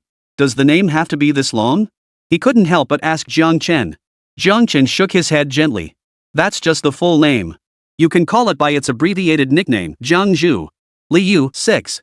Just then, Jiang Chen froze as a system notification echoed in his mind. Esteemed Gene Demon Physician, congratulations on creating a new demon cultivator. Congratulations on obtaining 4th tiered Sanggo Essence Blood. 4th tiered Sanggo Essence Blood can be used to synthesize 4th tiered Sanggo Gene Elixir. Upon consumption, grants the innate talent White Clouds. As the world is ever changing, White Clouds in Sanggo can arbitrarily alter the probability of uncertain events unfolding. Continue your quest. Sequence Demon Cultivators reach 10-9-10. New shared target, Demon Cultivator Sequence 009 Wang Wudao Changhua. Hearing the system's voice, Jiang Chen couldn't help but curve his lips upward. Especially upon learning about the newly acquired celestial demon's essence, its effects were simply incredible. Jiang Chen suddenly remembered something and turned to look at Liu, whose expression was complex. If I recall correctly, you mentioned earlier that the pillar of Tiandu Kingdom suffered severe injuries, right? So what? Liu's eyes narrowed in confusion, unsure why Jiang Chen would suddenly bring this up. What's the current situation? Barely clinging to life. Those 4 simple words spoke volumes. Jiang Chen took a deep breath. What if I told you I have a way to save that pillar of the Li family right now? What would you say? Don't joke around. Are you serious? Liu abruptly stood up, his eyes brimming with hope and trepidation. No joke. But before that, I need a little, minor support. Jiang Chen pressed his index and middle fingers together, his thumb gently rubbing them. Chapter 143, 6 Vials of Gene Demon Essence. Item, Tier 1 Celestial Calamity Gene Demon Elixir. Effect, upon use, grants the innate ability Heaven's Curse. All thoughts and desires become divine curses. Item, Tier 3 Twin Flower Gene Demon Liquid. Effect, upon use, grants the innate ability Substitute. Binds a living being as a daughter flower. All damage inflicted upon the mother flower is transferred to the daughter flower. The mother flower remains unharmed and undying until the daughter flower perishes. Item, Tier 4 Celestial Dog Gene Elixir. Effect, upon use, grants the innate ability White Cloud. As the world is ever changing, like fleeting clouds and shifting skies, the probability of uncertain events unfolding can be freely altered. Item, Tier 5 Celestial Demon Whale Gene Elixir. Effect, upon use, grants the innate ability Xuanming. Freezes molecular motion. Used skillfully, can freeze primordial abysses with a single thought. Item, Tier 7 Celestial Slaughter Azura Gene Demon Elixir. Effect, upon use, grants the innate talent Slaughter. Grow stronger by taking lives. The more you kill, the mightier you become, treading upon bones to claim kingship. Item, Tier 8 Ashen Abyss Gene Demon Essence. Effect, upon use, grants the innate talent Immortal and Indestructible. Cannot be killed or annihilated. Note, neither time nor fate can kill me. 7 days passed in the blink of an eye. Within that week, after the Li family delivered all the materials Jiang Chen required, he successfully processed every sequence-grade essence and blood he had acquired during this period except for the heart image into Gene Demon Elixir. To avoid the danger of sequence-grade essence blood resisting during the concoction process, Jiang Chen specifically brought Liu with him into the mirror world. Within the 100 Rivers Mountains of the mirror world, he completed the entire process of synthesizing the Gene Demon Elixir. Fortunately, with Liu protecting the process, everything proceeded smoothly. The entire process came at the modest cost of the complete destruction of the mirror by Chuan Mountains. Under the mirror world's replication of real-world rules, the destroyed 100 Rivers Mountains would soon be restored to their original state. What exactly is the origin of the essence blood used in this gene demon fluid you've created? After withdrawing from the mirror world, the two sat in the living room, staring at the table where 6 freshly produced syringes of gene demon serum lay. Liu felt a lingering sense of dread. Of the 6 gene demon elixirs, half had exhibited terrifying threats during their development. During the development of the Celestial Demon Whale, Celestial Slaughter Azura, and Ashen Abyss serums, one released frigid cold that plunged the entire Baichuan mountain range's temperature to -200 degrees Celsius. Another condensed blood and killing intent into various mindless monsters. These monsters weren't exceptionally powerful, roughly matching the strength of a newly ascended 7th-tier emperor. Liu swiftly subdued several within moments. But strangely, upon realizing they were no match for Liu, they began hunting their own kind. With each fallen comrade, their aura grew stronger. By the time only one monster remained, its combat prowess and cultivation base had been forcibly pushed to the early stage of the 8th rank. The final Jin Yuan was the most outrageous. Like Tian Tu Xiu Luo, it had also formed a monster. Fewer in number, right? The problem was that damn thing was immortal. Fortunately, he possessed the utterly shameless talent pointer, allowing him to drag things out until the monster's essence blood energy finally depleted. Otherwise, during the time spent developing the genetic demonic fluid, he would have died countless times. Knock knock knock. The door rattled.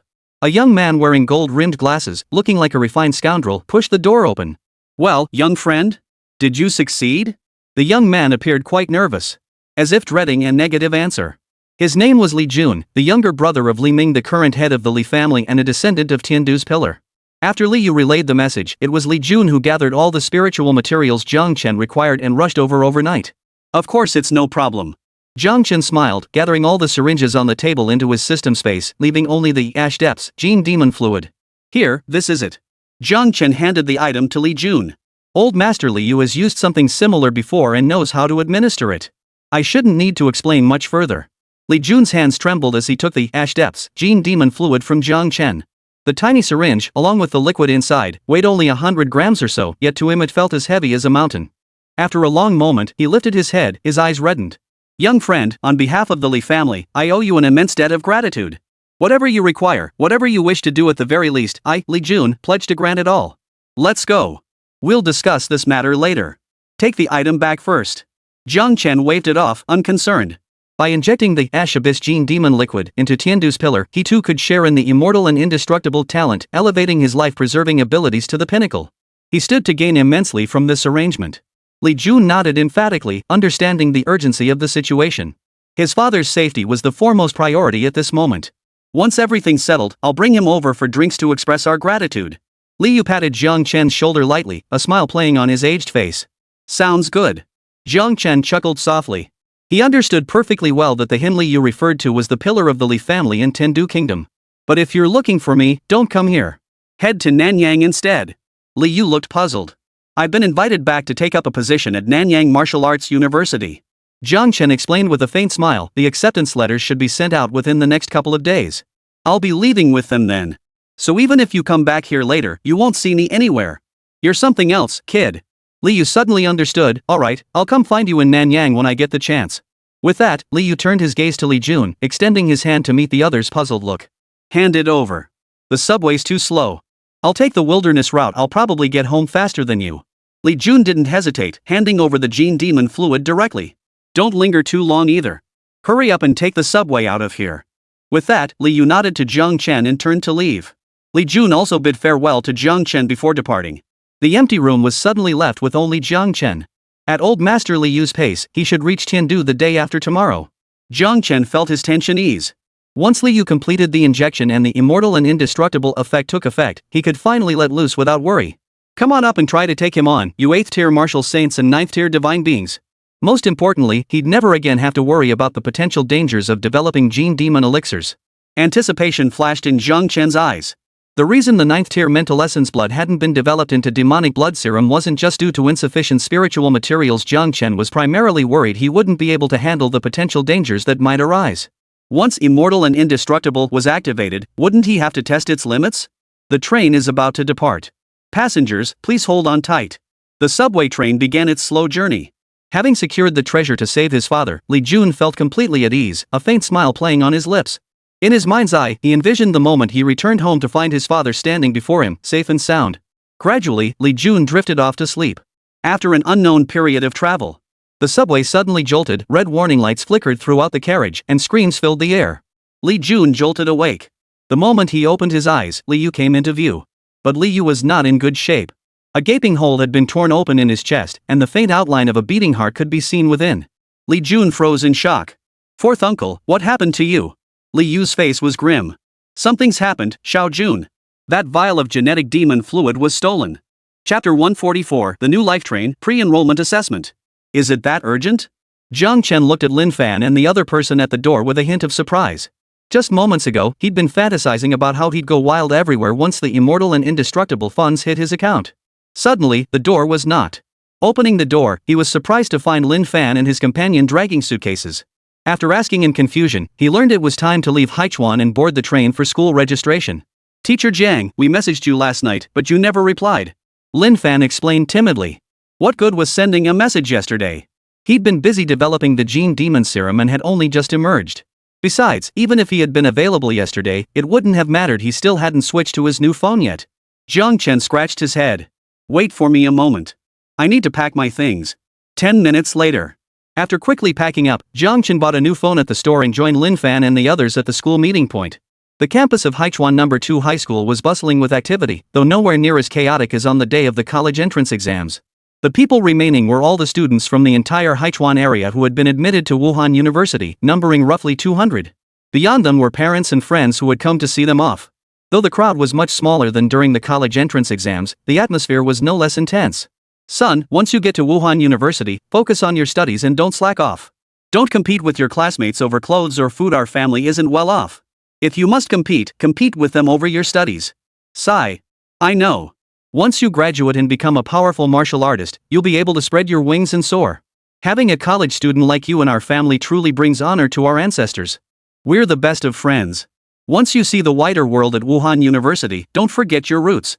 Don't worry, bro. After all this time together, you know me well enough. I don't have any hobbies, just love forgetting little things. Forgetting roots? That's a given. The air was thick with farewells and parting words. Perhaps swept up in the atmosphere, many students found their eyes welling up. Lin Fan and Song Qing were whispering quietly to their respective families. Jiang Chen found it hard to connect with this emotional atmosphere. Just as he was thinking of finding a place to wait, Lin Fan and Song Qing pulled their families over to him. Under Jiang Chen's puzzled gaze, both families grasped one of his hands. Teacher Jiang, our daughter truly owes everything to you. Song Qing's parents, their eyes reddened, were about to kneel. Jiang Chen hurriedly helped them up. I really didn't do much. No. If it weren't for you back then, we might never have seen our daughter again. You've given her this incredible opportunity, transforming her completely and enabling her to achieve what she has today. Song Qing's parents spoke with profound sincerity. Jiang Chen fell silent for a moment, feeling their words weren't quite accurate. He had indeed saved Song Qing and granted her an extraordinary opportunity, but did that mean she wouldn't have excelled without him? Of course not. As one of the world's rarest triple S-tier talents with a martial spirit body, Song Qing possessed the most exceptional innate potential. The gap between her and those prodigies in the big cities was merely a matter of resources. Once admitted to the martial arts academy, her potential would be unlocked, and she would grow at an astonishing pace, destined for a brilliant future.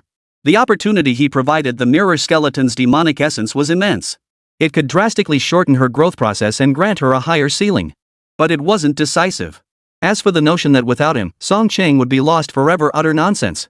It's common knowledge that after soul-stealing reincarnation, practitioners of the fire transmission sect return to their original lives. After being possessed, Song Qing would definitely return. They would undoubtedly see each other again, only the soul within would be different. Of course, this couldn't be said aloud. Saying it would just make them seem a bit too insensitive. Song Qing's parents were so emotional, and Lin Fan's family wasn't much different. Lin Fan came from a single-parent household. The man in his 40s or 50s bore the marks of hardship on his weathered face. His calloused hands gripped Jiang Chen's tightly, eyes brimming with tears. Beside him stood a little girl. She clutched a Pidgey plushie in one hand while tugging at her father's shirt hem with the other. Her eyes blinked rapidly as she looked at Jiang Chen, her little mind lost in thought. The expressions of gratitude from both families continued until roll call, finally ending as they boarded the bus. As the bus pulled away from the school and dropped them off at the subway station. A subway train reserved for Wuhan University students was already waiting at the platform. The students boarded the train, and it began its slow journey. Whether it was the impending departure from their hometown or the sadness of parting with family and friends, the atmosphere on the train gradually grew somber. Even the usual chatter seemed to fade away. Jiang Chen felt a bit puzzled. He couldn't quite put his finger on it, but something felt off, as if something was missing. He didn't dwell on it, however, as he logged into his personal account and scrolled through the messages his phone had received recently. The overwhelming majority of messages were from Li Shiyue, mostly asking how he was doing. Whether his health had fully recovered. The most recent message had arrived 7 days prior, containing only a few words, "Glad you're okay." It must have been news brought to her by Li Yu. Jiang Chen thought for a moment, then compiled everything that had happened from the surge gathering point a month ago up to the present, organizing it chronologically before sending it all over. Additionally, Jiang Chen reviewed his messages and discovered several expired friend requests. Judging by the notes and the time they were sent, Jiang Chen suspected they were from several proctors during the college entrance exams. After a moment's hesitation, he accepted one of the requests. To his surprise, the request was accepted within 3 or 4 seconds of being sent. Raven on the snowy mountain, Teacher Jiang? Startled, Jiang Chen tapped the screen keyboard. The rest of my life, it's me. The message had barely been sent when a reply came 2 seconds later. Snow Mountain Crow, where'd you go? Why didn't the proctor see you? Jiang Chen? What the hell? Where exactly is the proctor? Jiang Chen jolted awake. He finally realized what was wrong. This bus was filled entirely with students who had passed the exam, not a single proctor from Martial Arts University in sight. Snow Mountain Crow, you didn't end up on the student trial bus, did you? Jiang Chen. Jiang Chen looked up blankly. Students murmured in small groups, their voices barely audible. The subway station display was blank, showing no indication of the next stop. On his phone, messages kept popping up. Raven on the snowy mountain. 2 years ago, all martial arts academies changed their policies.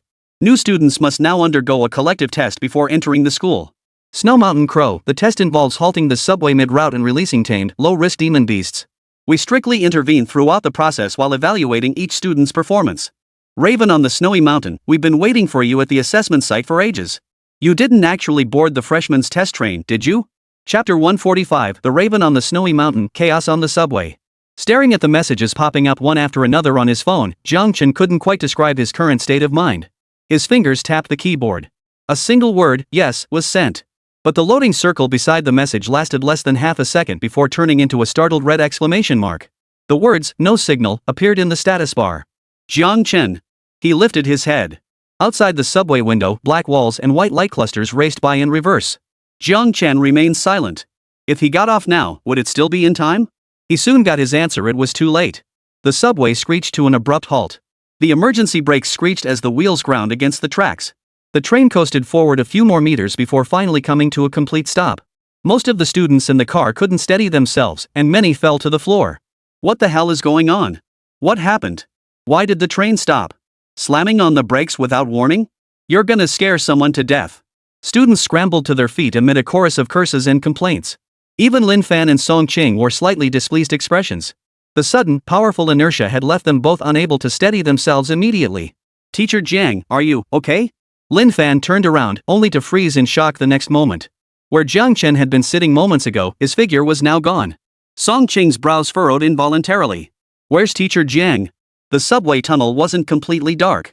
Luminous stones were embedded along both walls of the tunnel. Sparkling like scattered stars, they emitted a faint, glowing halo, lending the 100-ton behemoth traveling through the darkness a barely perceptible sense of safety and warmth. Jiang Chen watched the special subway car come to a halt ahead, silently letting out a sigh of relief. Thankfully, the divine might proved highly practical.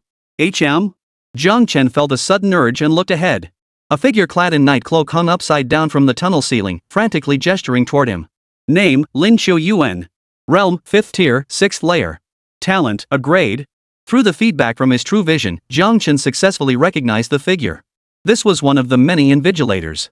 He had crossed paths with this individual once during the college entrance exams. Still, Jiang Chen couldn't help but inwardly grumble.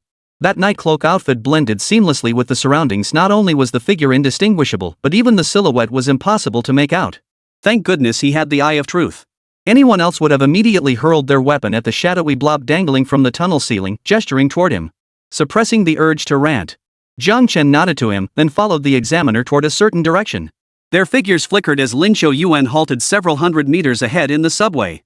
Then, under Jiang Chen's puzzled gaze, he felt along the wall until it suddenly emitted a click. As if triggering some mechanism, the unremarkable wall surface parted like a movie screen, revealing a dark, deep passageway. Follow me.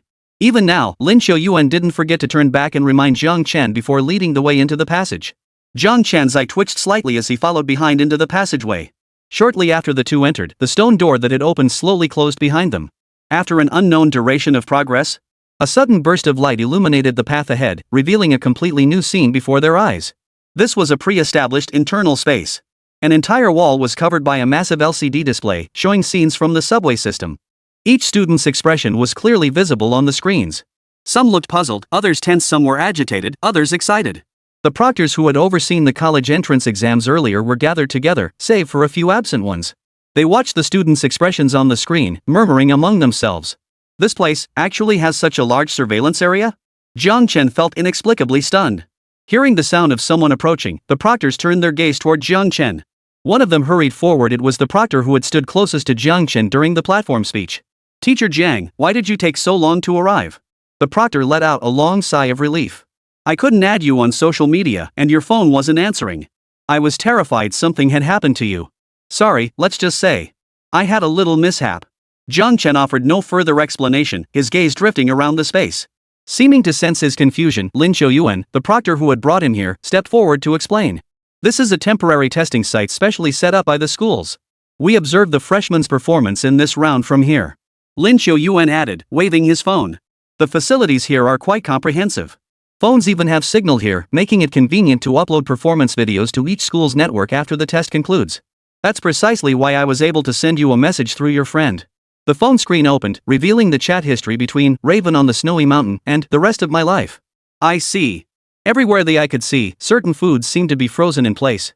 Air conditioner, refrigerator, washing machine. With a creak, the door swung open and a proctor in pajamas emerged, yawning. Holy crap, are the conditions this good here? They even have a bedroom? Jiang Chen couldn't help but whistle in amazement. Led by the two, he was shown to a seat at the coffee table. After pouring a cup of hot tea, they pressed it into Jiang Chen's hands. Rest for a bit. We'll go check on the student's performance first. Jiang Chen stared at the steaming cup in his hands, then glanced at the two figures disappearing into the crowd. He felt a bit overwhelmed. Wait. How can I possibly relax and enjoy my tea with you two being so dedicated? After a moment's hesitation, Jiang Chen downed the tea in one gulp and pushed his way into the crowd. Something's wrong. Way more than just a little wrong. Where are the teachers? Why are only us students on this train? Where are the teachers? Has anyone seen them? After a brief moment of chaos, the students aboard the train gradually realized something was terribly wrong. Scanning the surroundings, they indeed saw not a single teacher on the subway. Hey! You two from Haichuan No. 2 High School. Weren't you with that teacher when you boarded? Where is he? Don't you have anything to say? One student pointed the finger at Lin Fan and his companion. At this, numerous eyes in the carriage instantly turned toward them. We don't know. Lin Fan narrowed his eyes, his voice cold. Ever since the subway made that emergency stop, Teacher Jiang vanished. The way this guy was talking, looking for trouble? Who are you trying to fool with that?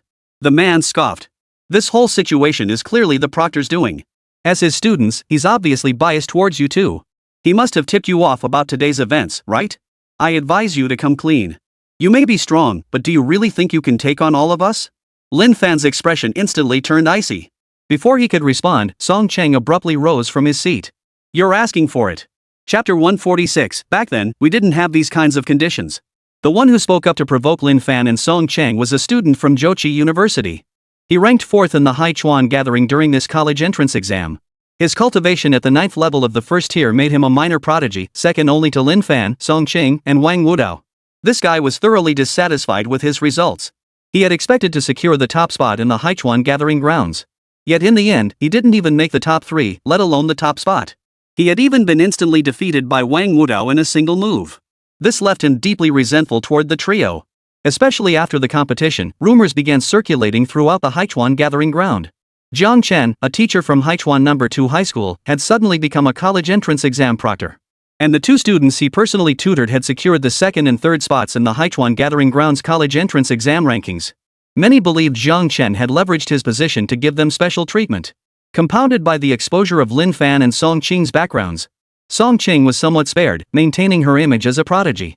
But Lin Fan, once a fallen genius, became the public scapegoat for venting their discontent.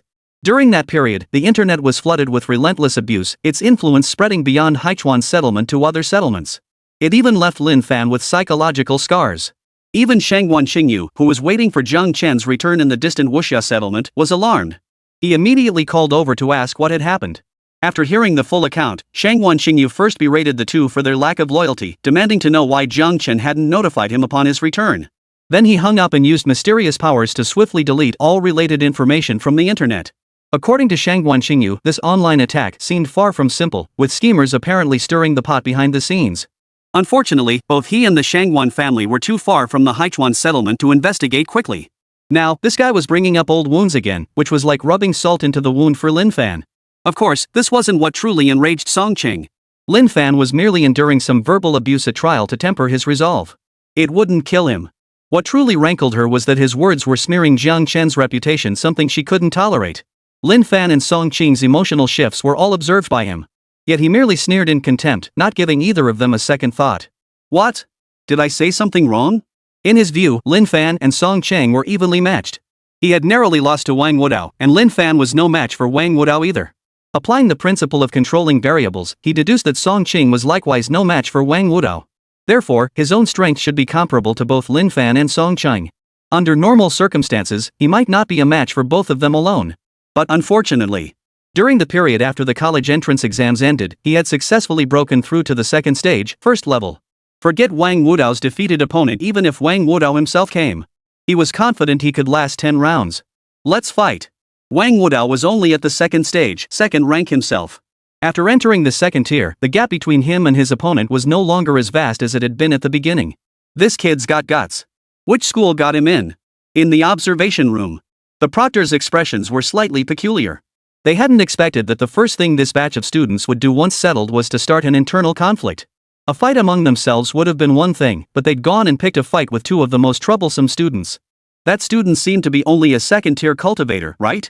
How dare he provoke two third-tier students simultaneously with such brazen confidence? The group silently turned their gaze toward Jiangchen. Why are you looking at me? This has nothing to do with me. Jiangchen sighed helplessly. I raised them both freely. Whatever they've achieved today is entirely down to their own growth and hard work. So when does this trial actually start? Are you guys really planning to just stand around here gossiping forever? Ahem, of course not. An examiner straightened his expression. We're only here to grade. Teachers have already gone to prepare the trial. Judging by the time, it should be about now. Look, there it comes. The scene on the screen suddenly shifted. The view shifted from inside the carriage to the rear of the subway car as it passed by. A massive crack suddenly split open in the tunnel ceiling. In the next instant, a dark figure plummeted through the gap. The massive body crashed down, shattering a section of the tunnel's tracks as dust rained down. Even the nearby subway car shuddered slightly. Jiang Chen's eyes glowed faintly. The demon beast's information appeared on the screen. Target, Sand Dragon. Realm, Tier 2, Level 3. Innate ability, Sandification. Sandification, while in soil, can transform touched substances into soft sand. Note, within sand, the sand dragon's strength, speed, defense, and other combat factors receive comprehensive enhancement. Status, Stunned. Stun, forced to the ground, causing disorientation and temporary loss of mobility. Damn. Jiang Chen couldn't help but inwardly marvel. Throwing second-tier demon beasts at a bunch of freshmen who'd just finished their college entrance exams, most of whom were still stuck at the first tier. Has Wuhan University's testing become this insane? For a moment, he glanced at the screen beside him, where the passengers' expressions had suddenly changed. His eyes gradually filled with a hint of pity. Students these days really have it made. Enjoy it while you can. Back when they attended Wuhan University, conditions were nowhere near this favorable. So good, huh? The invigilator's expression suddenly brightened, a wicked grin spreading across his face. Now then, let these fine young people put on a splendid show for us. With that, he pressed a button in front of him. What's going on? Was that an earthquake just now? We can't be this unlucky. First the subway emergency stop, now an earthquake. Thankfully it was just a single jolt.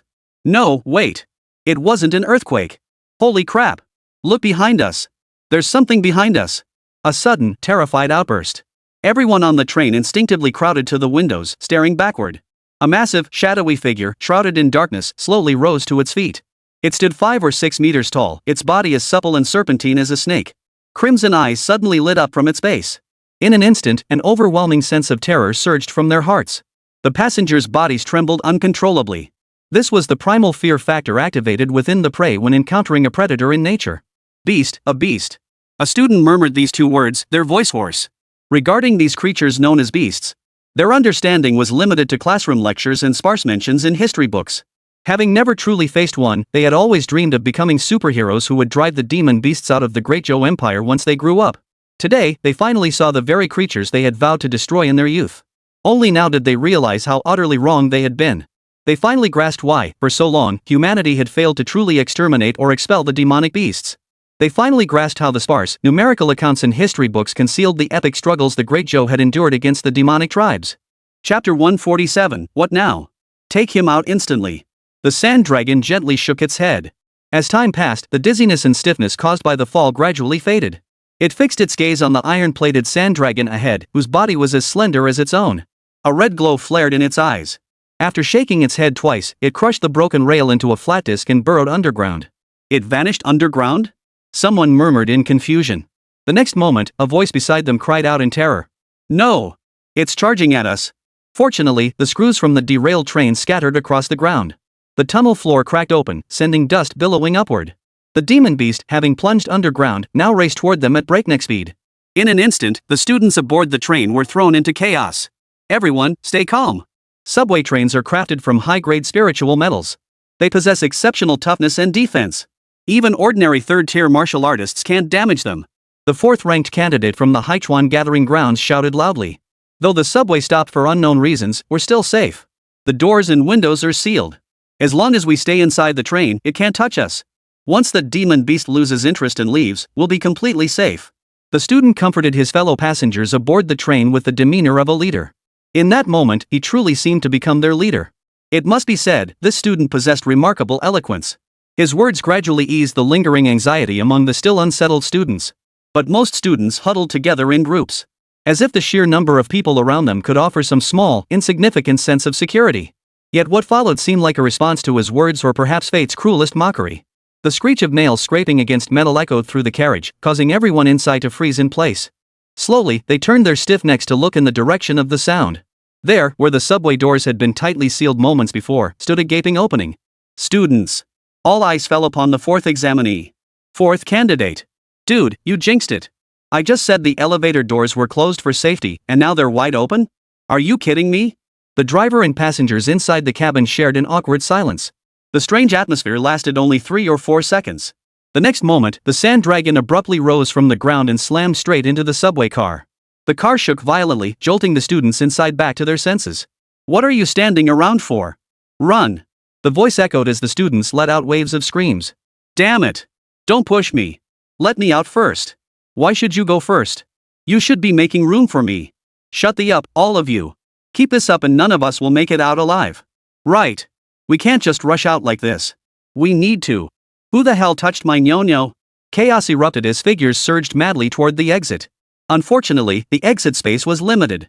In an instant, a stampede erupted, bodies crushed against one another, while the once harmonious greetings of bird songs and flower fragrances gave way to frantic shoving. The classmates who had shared a harmonious atmosphere moments before now scrambled to escape, each desperate to be the last one out, turning into the most hated figures to one another. Cold sweat poured from the fourth student's forehead. He kept shouting, trying to maintain order. Unfortunately, no one paid him any mind this time, and he was jostled back and forth in the crowd. As for the initial suspicion that the proctors might be behind this, it had long been cast aside. They naturally dismissed that possibility. Seriously? They'd even conjured up demonic beasts. How could this possibly still be a test? If even this was part of the test, it could only mean the proctors were treating them like little cherry blossoms. In the carriage, only 2 people remained calm. What do you think? Lin Fan looked at Song Chung. Song Chang spoke slowly, test and accident, 50-50 chance. After all, using a second-tier demon beast for testing is a bit excessive. Song Ching paused before adding, of course, it could also be because of us 2 overqualified freaks. Are we really that exceptional? Lin Fan scratched his head. Perhaps from spending too much time with Jiang Chen, he genuinely didn't feel he was that exceptional. At most, his breakthrough speed was a bit faster, and his strength was merely average. Instead of answering, Song Ching countered, what realm are you at now? 3rd tier, 7th level. I'm at the 2nd level of the 3rd tier. Song Chang stated matter-of-factly, gesturing toward the crowded crowd ahead. Besides us 2, the highest among them is only stage 2, level 1. Do you really think you're exceptional? Lin Fan pondered. Seems a bit. Secondly, I suspect this demon beast is the highest tier one among those prepared in advance by the examiners. Song Ching remarked calmly, otherwise, if possible, the monsters they prepared should have been at least close to 3rd tier. This beast, if we both go all out, we could slaughter it like a dog. Lin Fan nodded emphatically. That makes sense. With that, Lin Fan stood up and headed straight for the rear of the train. Hey! Where are you going? Haichuan IV, already overwhelmed, noticed Lin Fan's movement and hurriedly called out. But Lin Fan ignored his words completely. Lin Fan! He was about to say more when his eyes widened in shock. Lin Fan walked to the far end of the subway car. Then he raised his right foot and kicked out with all his might. A thunderous crash echoed. The entire specially constructed metal wall came crashing down. The immense force carried by the wall sent the sand dragon flying backward. Along with the rest of its body still buried underground, it was flung backward. How the hell is this thing so damn sturdy? Seeing Lin Fan's actions, Jiang Chen couldn't help but twitch his lips. Even though this was a surprise test, didn't this kid realize he'd have to pay for damaging public property? Any student called Lin Fan is probably already at the peak of the 3rd tier. Many students at our university only reach tier 3 by graduation, yet here he is, not even officially enrolled, already surpassing the peak of so many others. What a prodigy! How can the gap between people be this vast? An invigilator couldn't help but marvel.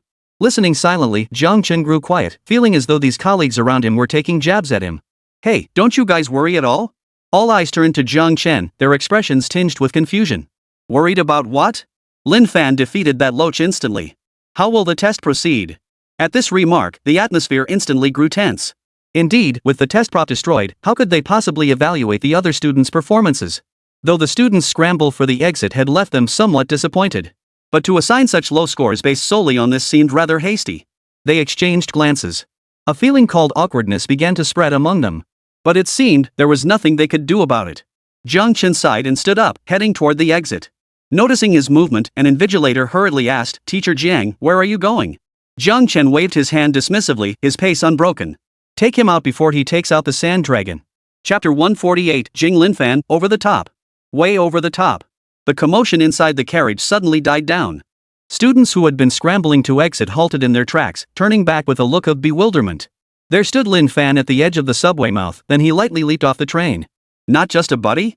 He kicked open that thick subway wall with one foot? Everyone felt utterly bewildered. Especially that guy from Haichuan 4th, his eyes widened as if witnessing something utterly unreal. He loved to show off and flaunt his information advantage. What he said was absolutely true. Including what he just said about the train's materials, they truly couldn't be breached by ordinary third-tier techniques. But what was he seeing now? A fellow student from his own class, one he had just provoked, simply kicked the subway car to pieces with a single blow. This meant he had at least reached the third tier, or more accurately, he possessed combat prowess surpassing that of an ordinary third-tier practitioner. Are you kidding me? Haichuan 4th couldn't believe it. A third-tier college entrance exam student, and he's a poet? EE. The Earth Dragon's body undulated as its crimson eyes fixed on Lin Fan, who was slowly approaching. It emitted an eerie sound, as if warning him. Oh? You're pretty cocky, huh? Lin Fan's eyebrows arched upward. A flash of light danced in his hand as the silver frost sword emerged from his spatial storage chest piece. Gripping the hilt, he slowly drew the silver frost sword from its scabbard. As he did so, the sharp, icy glint solidified, coating the path he walked with a faint layer of frost. The sand dragon seemed to sense the danger before it. Its massive body instinctively shrank back, writhing slightly in unease. You're not the first demon beast I've slain, Lin Fan declared, pointing the silver frost sword at the sand dragon from a distance, his tone tinged with arrogance. And you won't be the last. Looks like we don't need to run anymore? The crowd on the subway no longer jostled for the narrow doorway. They stared blankly at Lin Fan's retreating figure as he approached the sand dragon. Forget everything else, just the way he walks and draws his sword makes me think he's terrifyingly strong. Go, Lin Fan. Slay that beast. Gradually, the voices grew louder and louder. The pleasant chatter of people greeting family members faded away, replaced by cheers for Lin Fan. Haichuan clenched his fists, his emotions in turmoil. This guy. Lin Fan took a step forward, his figure abruptly vanishing from his original spot.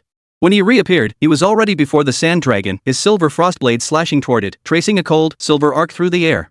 The crowd had gathered at the edge Lin Fan had kicked open, their expressions filled with excitement. It was as if they were witnessing a demon beast about to fall before their very eyes. Yet in the next instant, blades clashed, sparks flying through the air. Lin Fan flew backward at incredible speed, his blade plunging into the ground. He slid over 10 meters before finally coming to a halt. The crowd stared in shock, and Lin Fan himself looked up in disbelief. The figure holding the long sword drifted down like a falling leaf, landing gently before the sand dragon. The blade gleamed silver white with a frosty sheen. Short, neat hair framed a face with features so exquisitely carved they were a perfect replica. This person was identical to Lin Fan.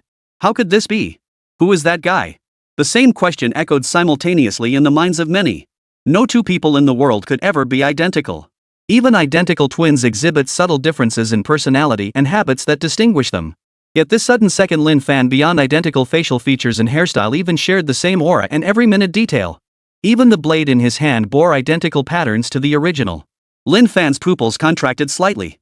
This is a mirror image of myself from the mirror world? He instinctively glanced behind him, his gaze colliding mid-air with Song Qing's. The tacit understanding they developed over time meant a single glance conveyed everything they needed to say. Song Qing shook his head slightly at Lin Fan, indicating this wasn't his doing. Lin Fan's heart stirred. If not Song Qing, then who else could have done this? The answer was obvious: Jiang Chen. But why would Teacher Jiang stop him? Lin Fan was utterly baffled. Before he could ponder the question, his mirror world counterpart had already launched an attack. A cold gleam pierced the air, and the hum of a sword song reached his ears. Lin Fan had no choice but to focus his mind, thrusting his sword forward to block the attack from himself. Yet the immense force transmitted through the blade made him pale slightly. In the next instant, Mirror Lin Fan twisted his wrist. The silver frost sword swept upward, flinging Lin Fan into the air. Mirror Lin Fan braced his knees, leaping abruptly upward to pursue his original self. Damn it! Is this really me from the mirror world? Lin Fan's pupils contracted slightly. He finally understood why Song Qing called them over-the-top freaks. But clearly, this thing was even more out of control than he was. Lin Fan clenched his teeth, ready to get serious, when the himself before him murmured softly. The next moment, a faint voice audible only to the two of them sounded. This is a test. That beast is a test prop. If you take it out instantly, I won't be able to grade the students. Hearing himself speak, Lin Fan froze in surprise. But in that split second of distraction, Mirror Lin Fan raised his left arm high, using his palm like a blade, and brought it crashing down, landing squarely on Lin Fan's shoulder. Mid-air, Lin Fan plummeted to the ground, kicking up a cloud of dust. Sprawled out in a wide open shape, his body was deeply embedded into the ground. Holy! The two words slipped lightly from Lin Fan's lips. So that's why he'd been getting beaten up for no apparent reason. Oh no, the second Lin Fan seems way stronger.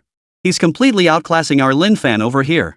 The students on the train turned pale upon witnessing Lin Fan's defeat. Their excitement swiftly turned to defeat and morale plummeted. The gap between the enemy's Lin Fan and ours is just too huge. That Lin Fan is clearly siding with the demon beasts, he's the enemy. But our Lin Fan lost. Who's left to carry the banner? Going up there means getting wiped out instantly. The fading resolve to retreat surged once more. Lin Fan staggered to his feet, noticing the group's current state. After a moment's thought, he shouted out a command, Song Cheng. Come help me hold off this imposter. The rest of you. Go take care of that demon beast immediately. Once it's dealt with, come back and help us. Song Cheng's initial suspicions were confirmed. Without hesitation, she burst out of the subway tunnel. Her speed was blinding as she streaked past Lin Fan, arriving before Mirror Lin Fan. His pale hand clenched into a fist, surging with the intent of stacked waves, and he delivered a brutal strike toward the crotch of Mirror Lin Fan. The sheer terror of this strike caused even Mirror Lin Fan, who held the upper hand against the original body, to pale, his figure flickering as he blasted backward. Lin Fan watched the scene unfold, his jaw dropping.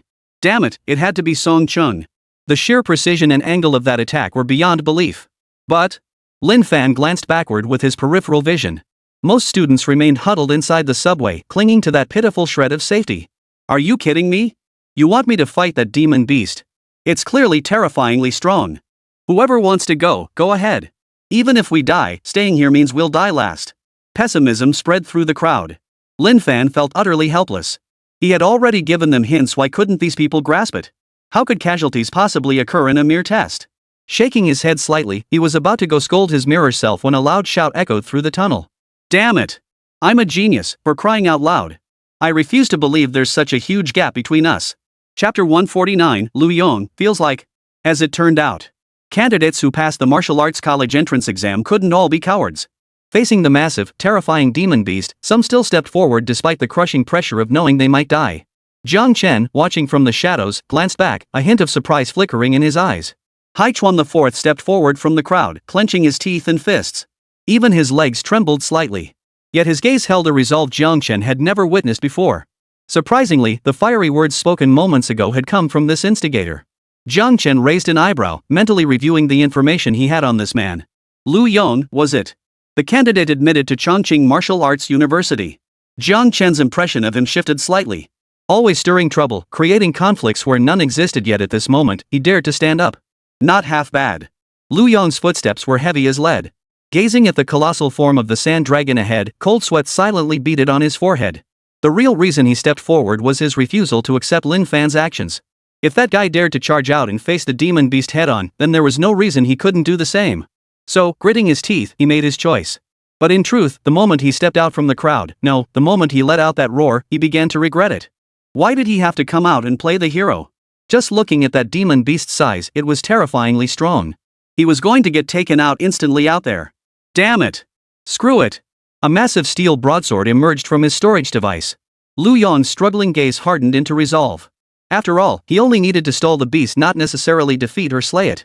Once he stalled it long enough for Lin Fan and the others to suppress the fake artifact and come to his aid, they could finish off this beast together. Besides, he was already a second-tier prodigy, among the elite of countless candidates in the subway system. Could he really be instantly killed by a mere demon beast? Besides, this beast might look intimidating, but its actual combat prowess was probably mediocre. Right. It's fine. I'm strong. I'm strong. Lu Yong muttered to himself as he advanced, his voice growing louder. It seemed this self-affirmation was granting him immense courage. As the words "I'm strong" fell from his lips, his muttering abruptly transformed into a roar. His chi and blood surged violently, leaving trails of afterimages in the air as his figure abruptly streaked forward. With a sudden step forward, the immense recoil propelled him high into the air, propelling him at breakneck speed toward the sand dragon. The machete gripped tightly in both hands hummed with a faint vibration. Under the glow of the surrounding wall stones, the blade flashed with a cold, sharp light. He swung with all his might, aiming for the sand dragon's head. Meanwhile, the sand dragon, after the two Lin Fans began fighting, remained frozen in place like a doll with its batteries removed. Stupidly frozen. Just before Lu Yong's blade descended, the sand dragon finally reacted. But by the time it shifted slightly, Lu Yong's blade had already struck its skull. A full power strike from a second-tier, first-rank martial artist proved devastating. Even though the sand dragon was 2 minor realms higher and possessed naturally superior defenses as a demon beast, it couldn't withstand the blow. It was instantly cut down and crashed to the ground. The sand dragon let out a piercing shriek, leaping to its feet and delivering a headbutt that sent Lu Yong, still mid-air, crashing into the adjacent wall. The crowd on the subway gasped in unison. Holy crap, was he really taken out in an instant? The sand dragon's shrieks continued unabated. Its body swayed unsteadily, a wound several inches deep gouged where the blade had struck. Bright red blood dripped from the wound. Embedded in the wall, Lu Yong coughed incessantly, his face pale as he spat out a mouthful of blood. His chest caved in slightly compared to before, his left arm twisted at an unnatural angle, and he'd likely broken 2 or 3 ribs. Lu Yong froze for several seconds. Gazing at the sand dragon before him, its body writhing and emitting shrill whines, his expression gradually twisted into something sinister. He bared a row of white teeth, his smile chilling to the bone. "Is that all you've got? You bastard, so this is all you've got?" Lu Yong murmured softly.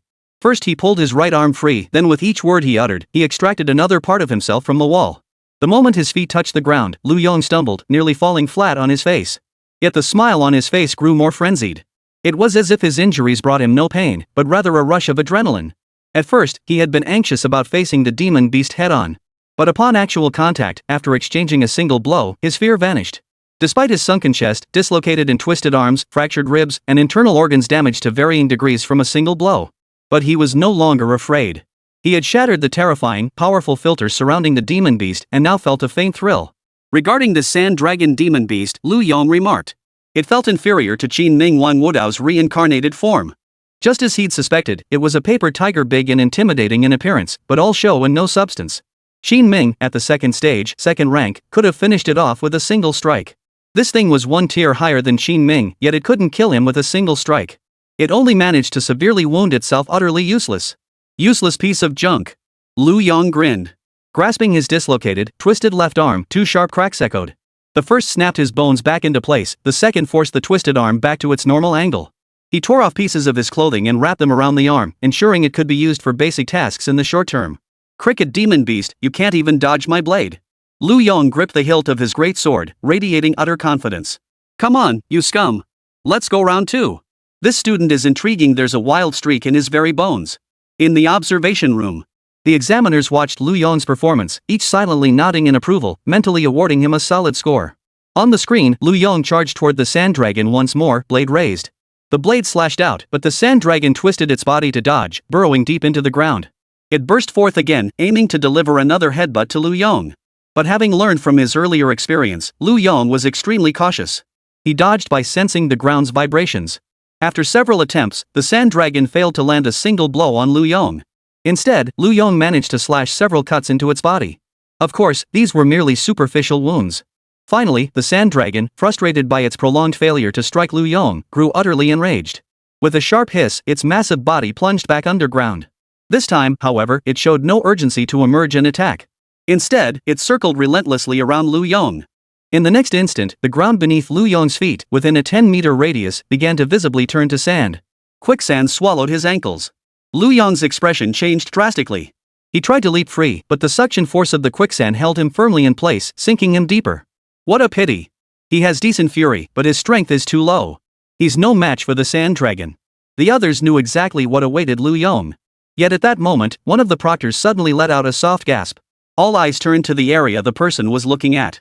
Whether it was Lu Yong's bold move that sparked it or not, after a moment of hesitant glances among the students in the subway car, 5 of them gritted their teeth and charged out. The first grabbed the second and hurled him out, then seized the third and flung him away. The third was caught mid-air by the second, who, with added force, hurled them outward once more. The cycle repeated, until finally the 5th person was flung out. Propelled by the combined force of the 4, the 5th person shot forward at an astonishing speed. Grasping Lu Yong, whose body was half submerged in the quicksand, the 5th person used the momentum of their flight to yank him violently out of the shifting sands. Both men tumbled to the ground. As Lu Yong gasped for breath, shadows closed in, and tense voices echoed from the distance. Watch your back. Chapter 150, let's give the sand dragon a righteous beating. The warning ignited a surge of danger within him. Lu Yong's pupils contracted as he strained to glance backward with his peripheral vision. The sand dragon had burst forth from the ground. Like a whale breaching the sea, its massive body sent a torrent of sand and gravel flying. Of course, none of that mattered. What mattered was, that thing was now directly above him, plummeting toward them. The exact weight of the sand dragon was unknown. But judging by its immense size and the deep tracks it left on the road, it was undoubtedly massive. One smash down, and both of them would be smashed into tomato paste. Damn it! Didn't they say low-tier demon beasts were no different from ordinary beasts? How did this thing figure out to use its size advantage? The shadows thickened, despair spreading through his heart as a crimson character for death rapidly closed in. Never killed a single demon beast in my life, and the first one I encounter kills me. Damn it, what a loss! Lu Yong couldn't help but close his eyes, waiting for death to come. But in the next instant, the expected agony of his body being crushed into pulp never came. Instead, a dull, heavy thud echoed in his ears, followed by the sand dragon's piercingly shrill screams and the tunnel's frenzied tremors. Lu Yong opened his eyes in confusion. The ferocious sand dragon that had just been attacking him was now embedded in the wall like a dead dog, just as he had been moments before. Its body still twitched spasmodically. What the hell? Lu Yong stared blankly. He'd already braced himself for death, so how did this thing end up inside the wall? Was it staging some kind of performance art? If so, its reflexes were incredibly slow. We're not dead? For now, it seems so. The classmate beside him seemed to have all his strength drained in an instant, collapsing onto the ground. His back was soaked through with cold sweat. Lu Yong scanned the surroundings, his eyes growing increasingly puzzled. No teachers were around. So how did that sand dragon take flight? It didn't seem like the beast was putting on any airs either. In stark contrast to Lu Yong and his companions' bewilderment, the passengers on the distant train stared wide-eyed, having witnessed the entire scene clearly. The sand dragon leapt from the sandy ground and then descended. Just as it was about to smash into Lu Yong and his companion, an invisible attack seemed to pierce through space, striking the sand dragon. The massive sand dragon, in that instant, flew away from above Lu Yong and the others like a tossed sack, crashing straight into the wall. Seeing Lu Yong and the others survive, the passengers on the train did not feel relieved. Instead, their faces turned pale. At this point, it was clear to everyone that Lu Yong's earlier suspicion had been correct. Their encounter with this demon beast was no accident, it was a deliberate surprise test orchestrated by the martial arts examiners from various schools. Powerful individuals had been hiding nearby all along, ready to intervene and save them in the event of a crisis, preventing any actual casualties. This was a blessing, no one would die in this trial. Yet it was also a bad thing. Because during this test, the ugly scenes they had just displayed, the chaotic scramble for the exit, the ugly behavior amid the birdsong and flowers, had all been witnessed by the examiners. Complex emotions flashed across everyone's faces. In other words, while the purpose of this trial remained unclear, it was certain that the vast majority of them would not receive high marks or even pass. The sand dragon struggled free. The sudden attack on its body caused it to instinctively curl its massive frame slightly, emitting a faint groan. Its distinctive sound instantly snapped the bewildered students back to their senses. One student, radiating pure malice, eyes suddenly reddening, screamed with all his might. Kill it! Kill it and we might just pass the exam. The words echoed like demonic whispers, dripping with murderous intent and a seductive allure. The students, who moments ago had been terrified out of their wits, now wore savage expressions. They emerged from the subway in unison, marching toward the sand dragon with the precision of trained soldiers. Weapon after weapon was drawn. Their earlier fear had stemmed from the danger itself, the belief that advancing would threaten their lives. But now it was different. They knew this was an assessment, and they wouldn't face real mortal danger. Of course, they also understood that even if they killed this demon beast, their assessment results would likely remain unchanged. Yet this did not deter them from making the sand dragon their target for venting their emotions. As if sensing the immense malice emanating from the group, the sand dragon stiffened its body and emitted a warning hiss. Yet the students did not halt their advance. Finally, with a single word, kill, they simultaneously unleashed their chi and blood, charging at the sand dragon with weapons drawn, commencing their righteous mob attack. Watching this scene, Lu Yong narrowed his eyes slightly, a cold smile curling his lips, yet he did not intervene. These fickle opportunists are unworthy of my company. He silently judged these future classmates of his. His peripheral vision caught a glimpse to the side, and he froze abruptly. Where two figures, Lin Fan and Song Qing, should have been locked in a bloody, head-to-head battle, they had stopped moving at some unknown moment. Now they stood in a row, watching this scene unfold as if it were a play. They were practically just missing the sunflower seeds to be full-fledged spectators. As if sensing his gaze, all three turned to look at him simultaneously. Their eyes instantly turned cold, and with a sharp snort, they turned their heads back toward the sand dragon's battlefield. Their movements were so synchronized it seemed as if they were one person. Clearly, all three were displeased with his earlier remarks about Jiang Chen on the train. Lu Yong unconsciously gritted his teeth, a vague, indescribable feeling suddenly welling up inside him. If this was an entrance exam, then the battle between Lin Fan and the others earlier, was that also part of the assessment? How dare they? Why were Lin Fan and the others allowed to conduct the assessment, yet he was not? Was the gap between him and those two really that vast? The seeds of self-doubt lasted only a few seconds before he swept them away. Who cares? So what if the gap is a bit wider? Those two just had a good teacher. He'd just work harder. Once he takes flight and surpasses them, people will defend him. The first one to step forward, not bad, but I still don't like him, Song Cheng remarked coldly. Lin Fan shrugged. Same here. Don't know why, but this guy seems kind of full of himself. Can't you guys just beat him up? Mirror Lin Fan crossed his arms, looking puzzled. Lin Fan felt a chill run down his spine. Dude, how can you say something so vile with such a straight face? He, Lin Fan, was a knight-errant of the martial world in ancient times. He'd be a noble, righteous hero who settled scores with righteous fury. Why was Mirror World Lin Fan so utterly rotten? Of course, he didn't think his own mirror self was rotten to the core just because of that one suggestion. It was because after being ambushed by Song Cheng, this guy had pulled a monkey-picking peaches move right on him. If he could be this underhanded even to his own body, Lin Fan couldn't imagine how lawless and reckless he must be toward others in the mirror world. Faced with his original self's utter speechlessness, Mirror Lin Fan had only one response. So what? Chapter 151, Dr. G, Ruler of the Mechanical Heaven. Ultimately, once exposed, this test spiraled completely out of control. A sand dragon at the third tier of the second stage was undeniably the pinnacle among the freshmen of the martial arts university, yet it was still torn to shreds by nearly 200 enraged students. Though the sand dragon possessed the earthworm-like ability to regenerate severed segments. Each severed segment caused a decline in its cultivation level and strength. Sliced into over 100 pieces by the enraged students, essentially one piece per person, the highest tier segment of its many bodies was reduced to mere first tier strength. It would not be an exaggeration to say it had lost all capacity for resistance. The observers in the monitoring room were unsurprised by this outcome. Though this carefully captured sand dragon surpassed most students in martial cultivation, it remained a solitary creature. For all the students to unite and kill it was truly easy. As the old saying goes, 3 heads are better than 1. A tiger cannot withstand a pack of wolves. World bosses were born to be trampled underfoot by the fourth calamity. Especially these freshmen from Woda University, elite warriors selected from countless candidates, possessing considerable strength themselves, not mere ants attempting to shake a mighty tree. Inside the tunnel, every student was furiously whipping the piece of sand dragon they'd been assigned, their mouths filled with constant low curses as they vented their pent-up resentment. Witnessing the brutal scene before him, Jiang Chen couldn't help but feel a hint of surprise. Just then, a teacher's resigned voice crackled through his earpiece. Professor Jiang, you were a bit impulsive just now. Was I impulsive? Jiang Chen snapped back to reality, his tone calm, even cold. If I hadn't acted, that student would have died. Does that mean it's acceptable for a few students to die during Wuda's assessment just to observe so-called performance? No, but... The proctor on the other end of the earpiece was rendered speechless by Jiang Chen's words. If that's not the case, then there's nothing more to discuss. Jiang Chen cut him off. Earlier, when the sand dragon was about to crush Lu Yong and the others, it was he who intervened. Using slashing the void, he had crossed the spatial barrier to blast it away. He'd exercised extreme restraint, only intervening after confirming none of the proctors had made a move. Had he hesitated even a few more seconds, that student would have been utterly destroyed. Because of this, Jiang Chen suddenly lost all respect for these proctors, a surge of anger building inside him. To stand by and watch a student die without lifting a finger, what kind of teachers were they? Observation room. Watching Jiang Chen hang up the call, the proctors exchanged bewildered glances. Why is he so furious? One proctor was utterly baffled. Yeah, someone beside him nodded, his tone tinged with displeasure toward Jiang Chen. We already warned him not to interfere during the test. He's the one who broke the rules first. Why is he getting angry at us? As the words fell, several other proctors nodded in agreement. Lin Xiuyuan, who had brought Jiang Chen over earlier, suddenly remembered something. Raising his hand timidly, he spoke up, I don't think we told him about the safety devices installed on the students, did we? Before boarding the bus.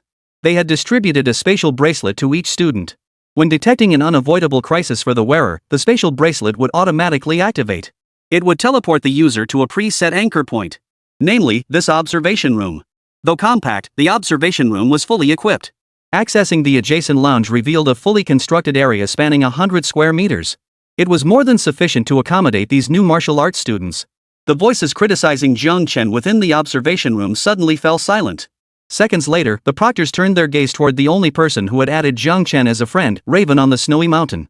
You, don't look at me like that. The Raven on the Snowy Mountain shrank his neck, his smile slightly awkward. I forgot in the rush back then. Everyone. No wonder Jiang Chen had to intervene forcefully. If they hadn't known about this advanced preparation, they wouldn't have stood by and watched students face mortal danger either. To hell with the rules. A perfectly good assessment test ended in such a baffling manner. So this is what they call a useless teammate. So this is the special type of gene demon fluid?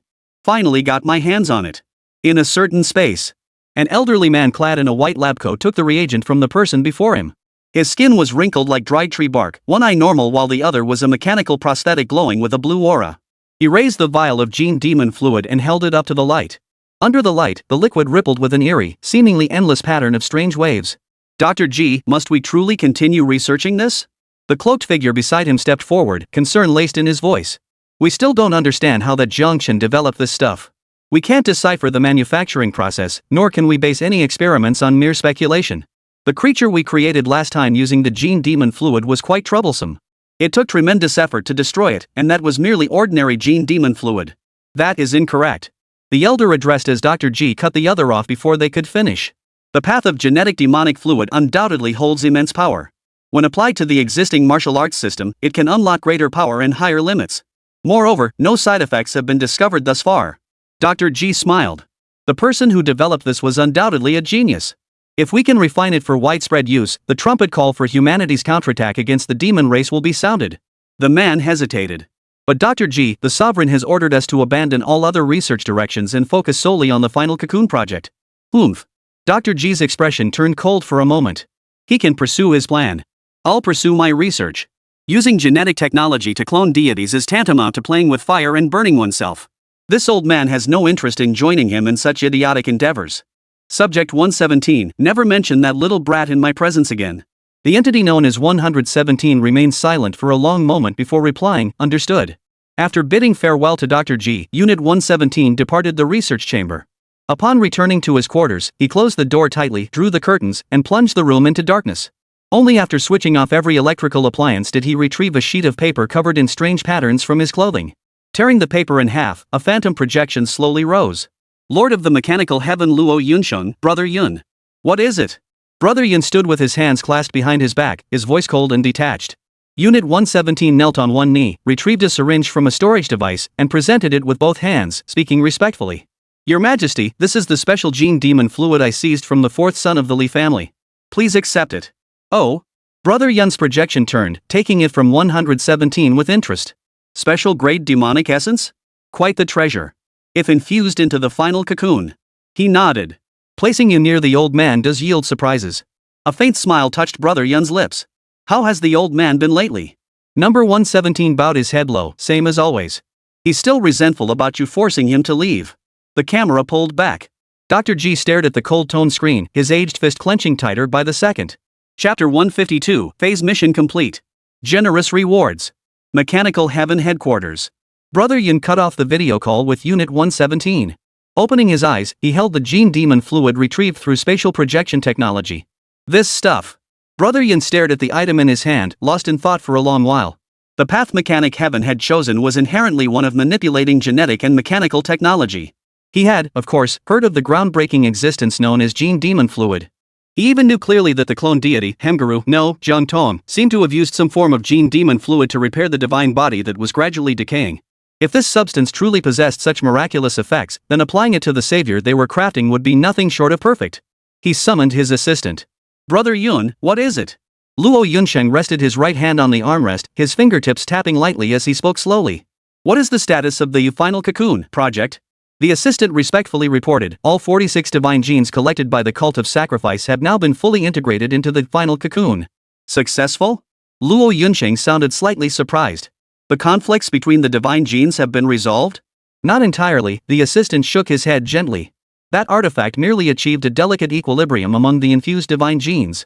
Though this equilibrium seems somewhat unstable, the initial phase is complete. We're now running memory simulations through the supercomputer. Once the simulations conclude, we can proceed to the next stage. I see. That's promising. Luo Yunsheng remained silent for a long moment before finally tossing the gene demon fluid to the assistant. The assistant caught it awkwardly, staring blankly at the syringe filled with the unknown liquid. Brother Yun, what is this? Inject this into him as well. It should be beneficial. Brother Yun paused, then waved his hand, signaling the assistant to leave. But the assistant remained frozen in place. Is there something else? The assistant lowered his head, wrestling with his thoughts for a moment before looking up, his expression slightly bewildered. Brother Yun, do you really think we can succeed? The existence of deities transcends common sense. Across the entire Great Joe, not even the Temple of the Gods knows more about them than our mechanical heaven. But even so, our understanding of the divine remains like a frog in a well gazing at the moon, or a mayfly glimpsing the sky. The assistant's expression grew complex. Our plan may be theoretically feasible, but can we truly replicate a god with our current technology? Even if we could, would we really be able to control such an existence? As the project gradually unfolded and entered its critical phase, he found himself increasingly bewildered by this endeavor known as the final cocoon. Luo Yunqing heard this and couldn't help but laugh. Rest assured, success is guaranteed. Once the final cocoon is complete and the savior descends, humanity will possess deities who stand entirely on our side. Then, not just the demonic tribes, even the gods themselves won't dare look upon us as mere ants. Luo Yunqing's eyes burned with fervor. He envisioned a future where the Great Joe no longer trembled under the demonic beast's watchful eyes, a world of universal harmony.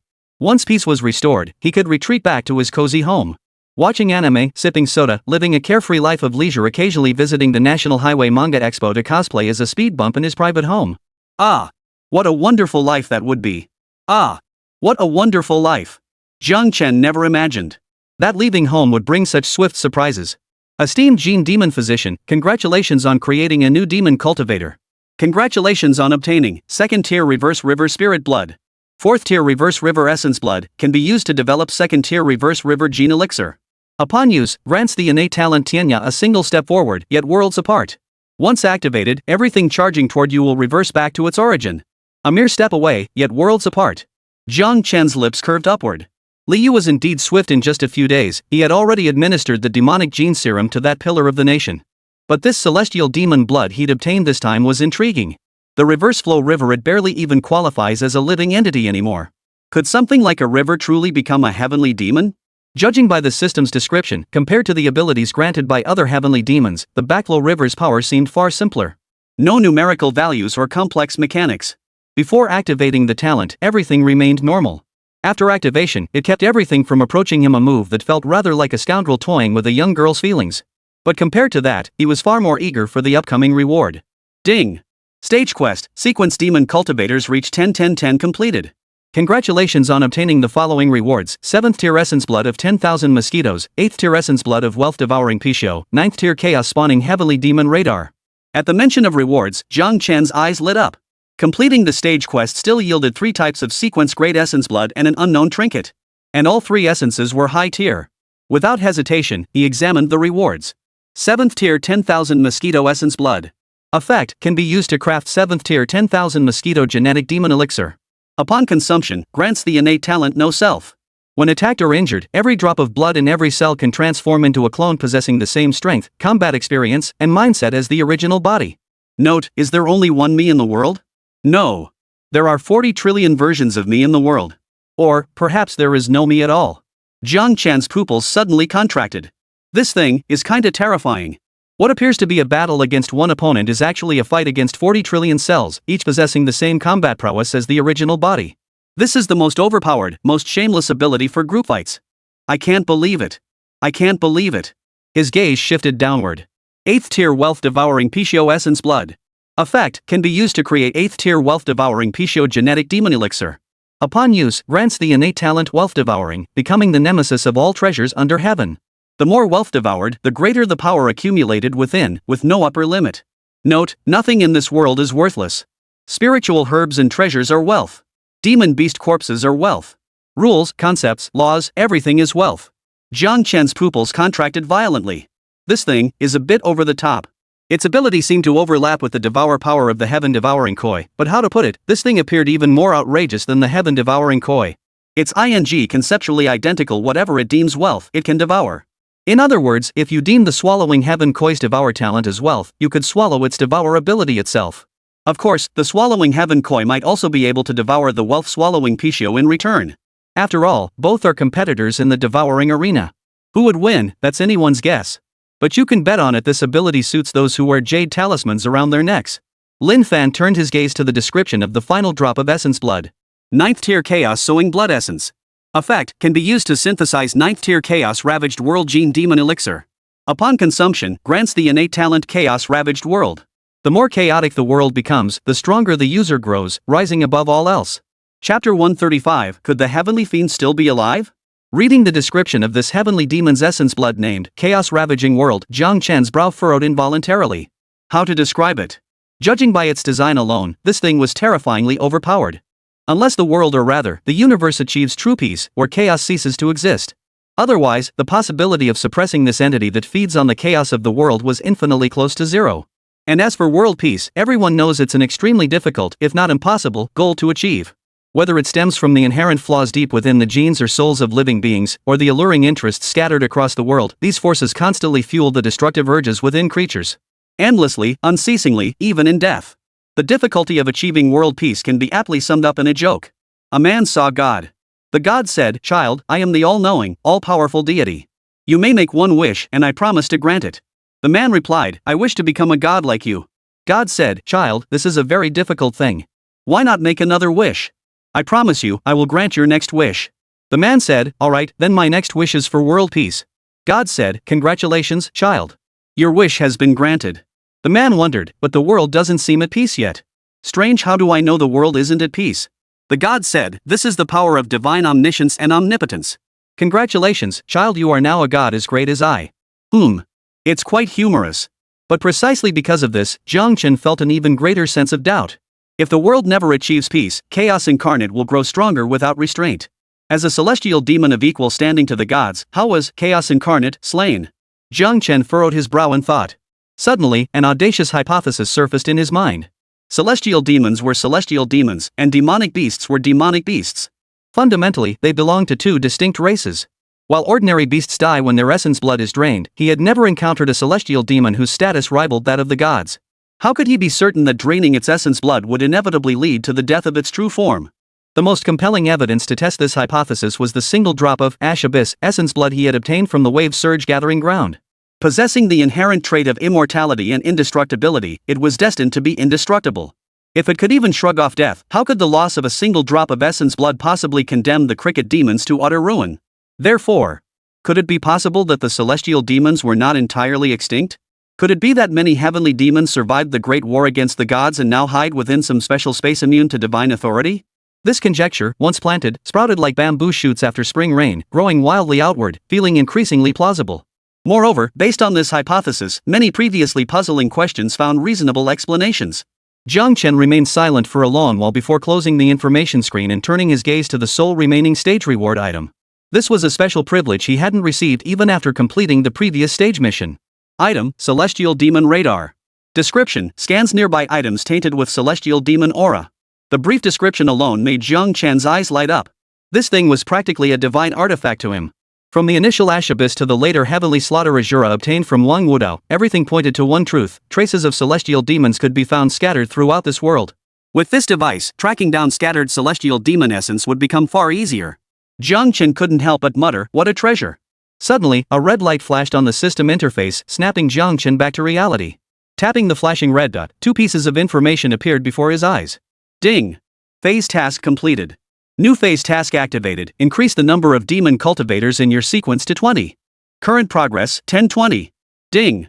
Esteemed Gene Demon Physician, you have attained mastery in this path. Newbie benefit: gain 1 drop of randomly graded celestial demon spirit blood for each demon cultivator created. Privilege expired. Please strive to collect celestial demon blood to create sequence demon cultivators. After reading the message, Jiang Chen was utterly baffled. So that means no more celestial demon blood rewards for creating demon cultivators? Not even a little bit generous? You gotta be kidding me with this stinginess.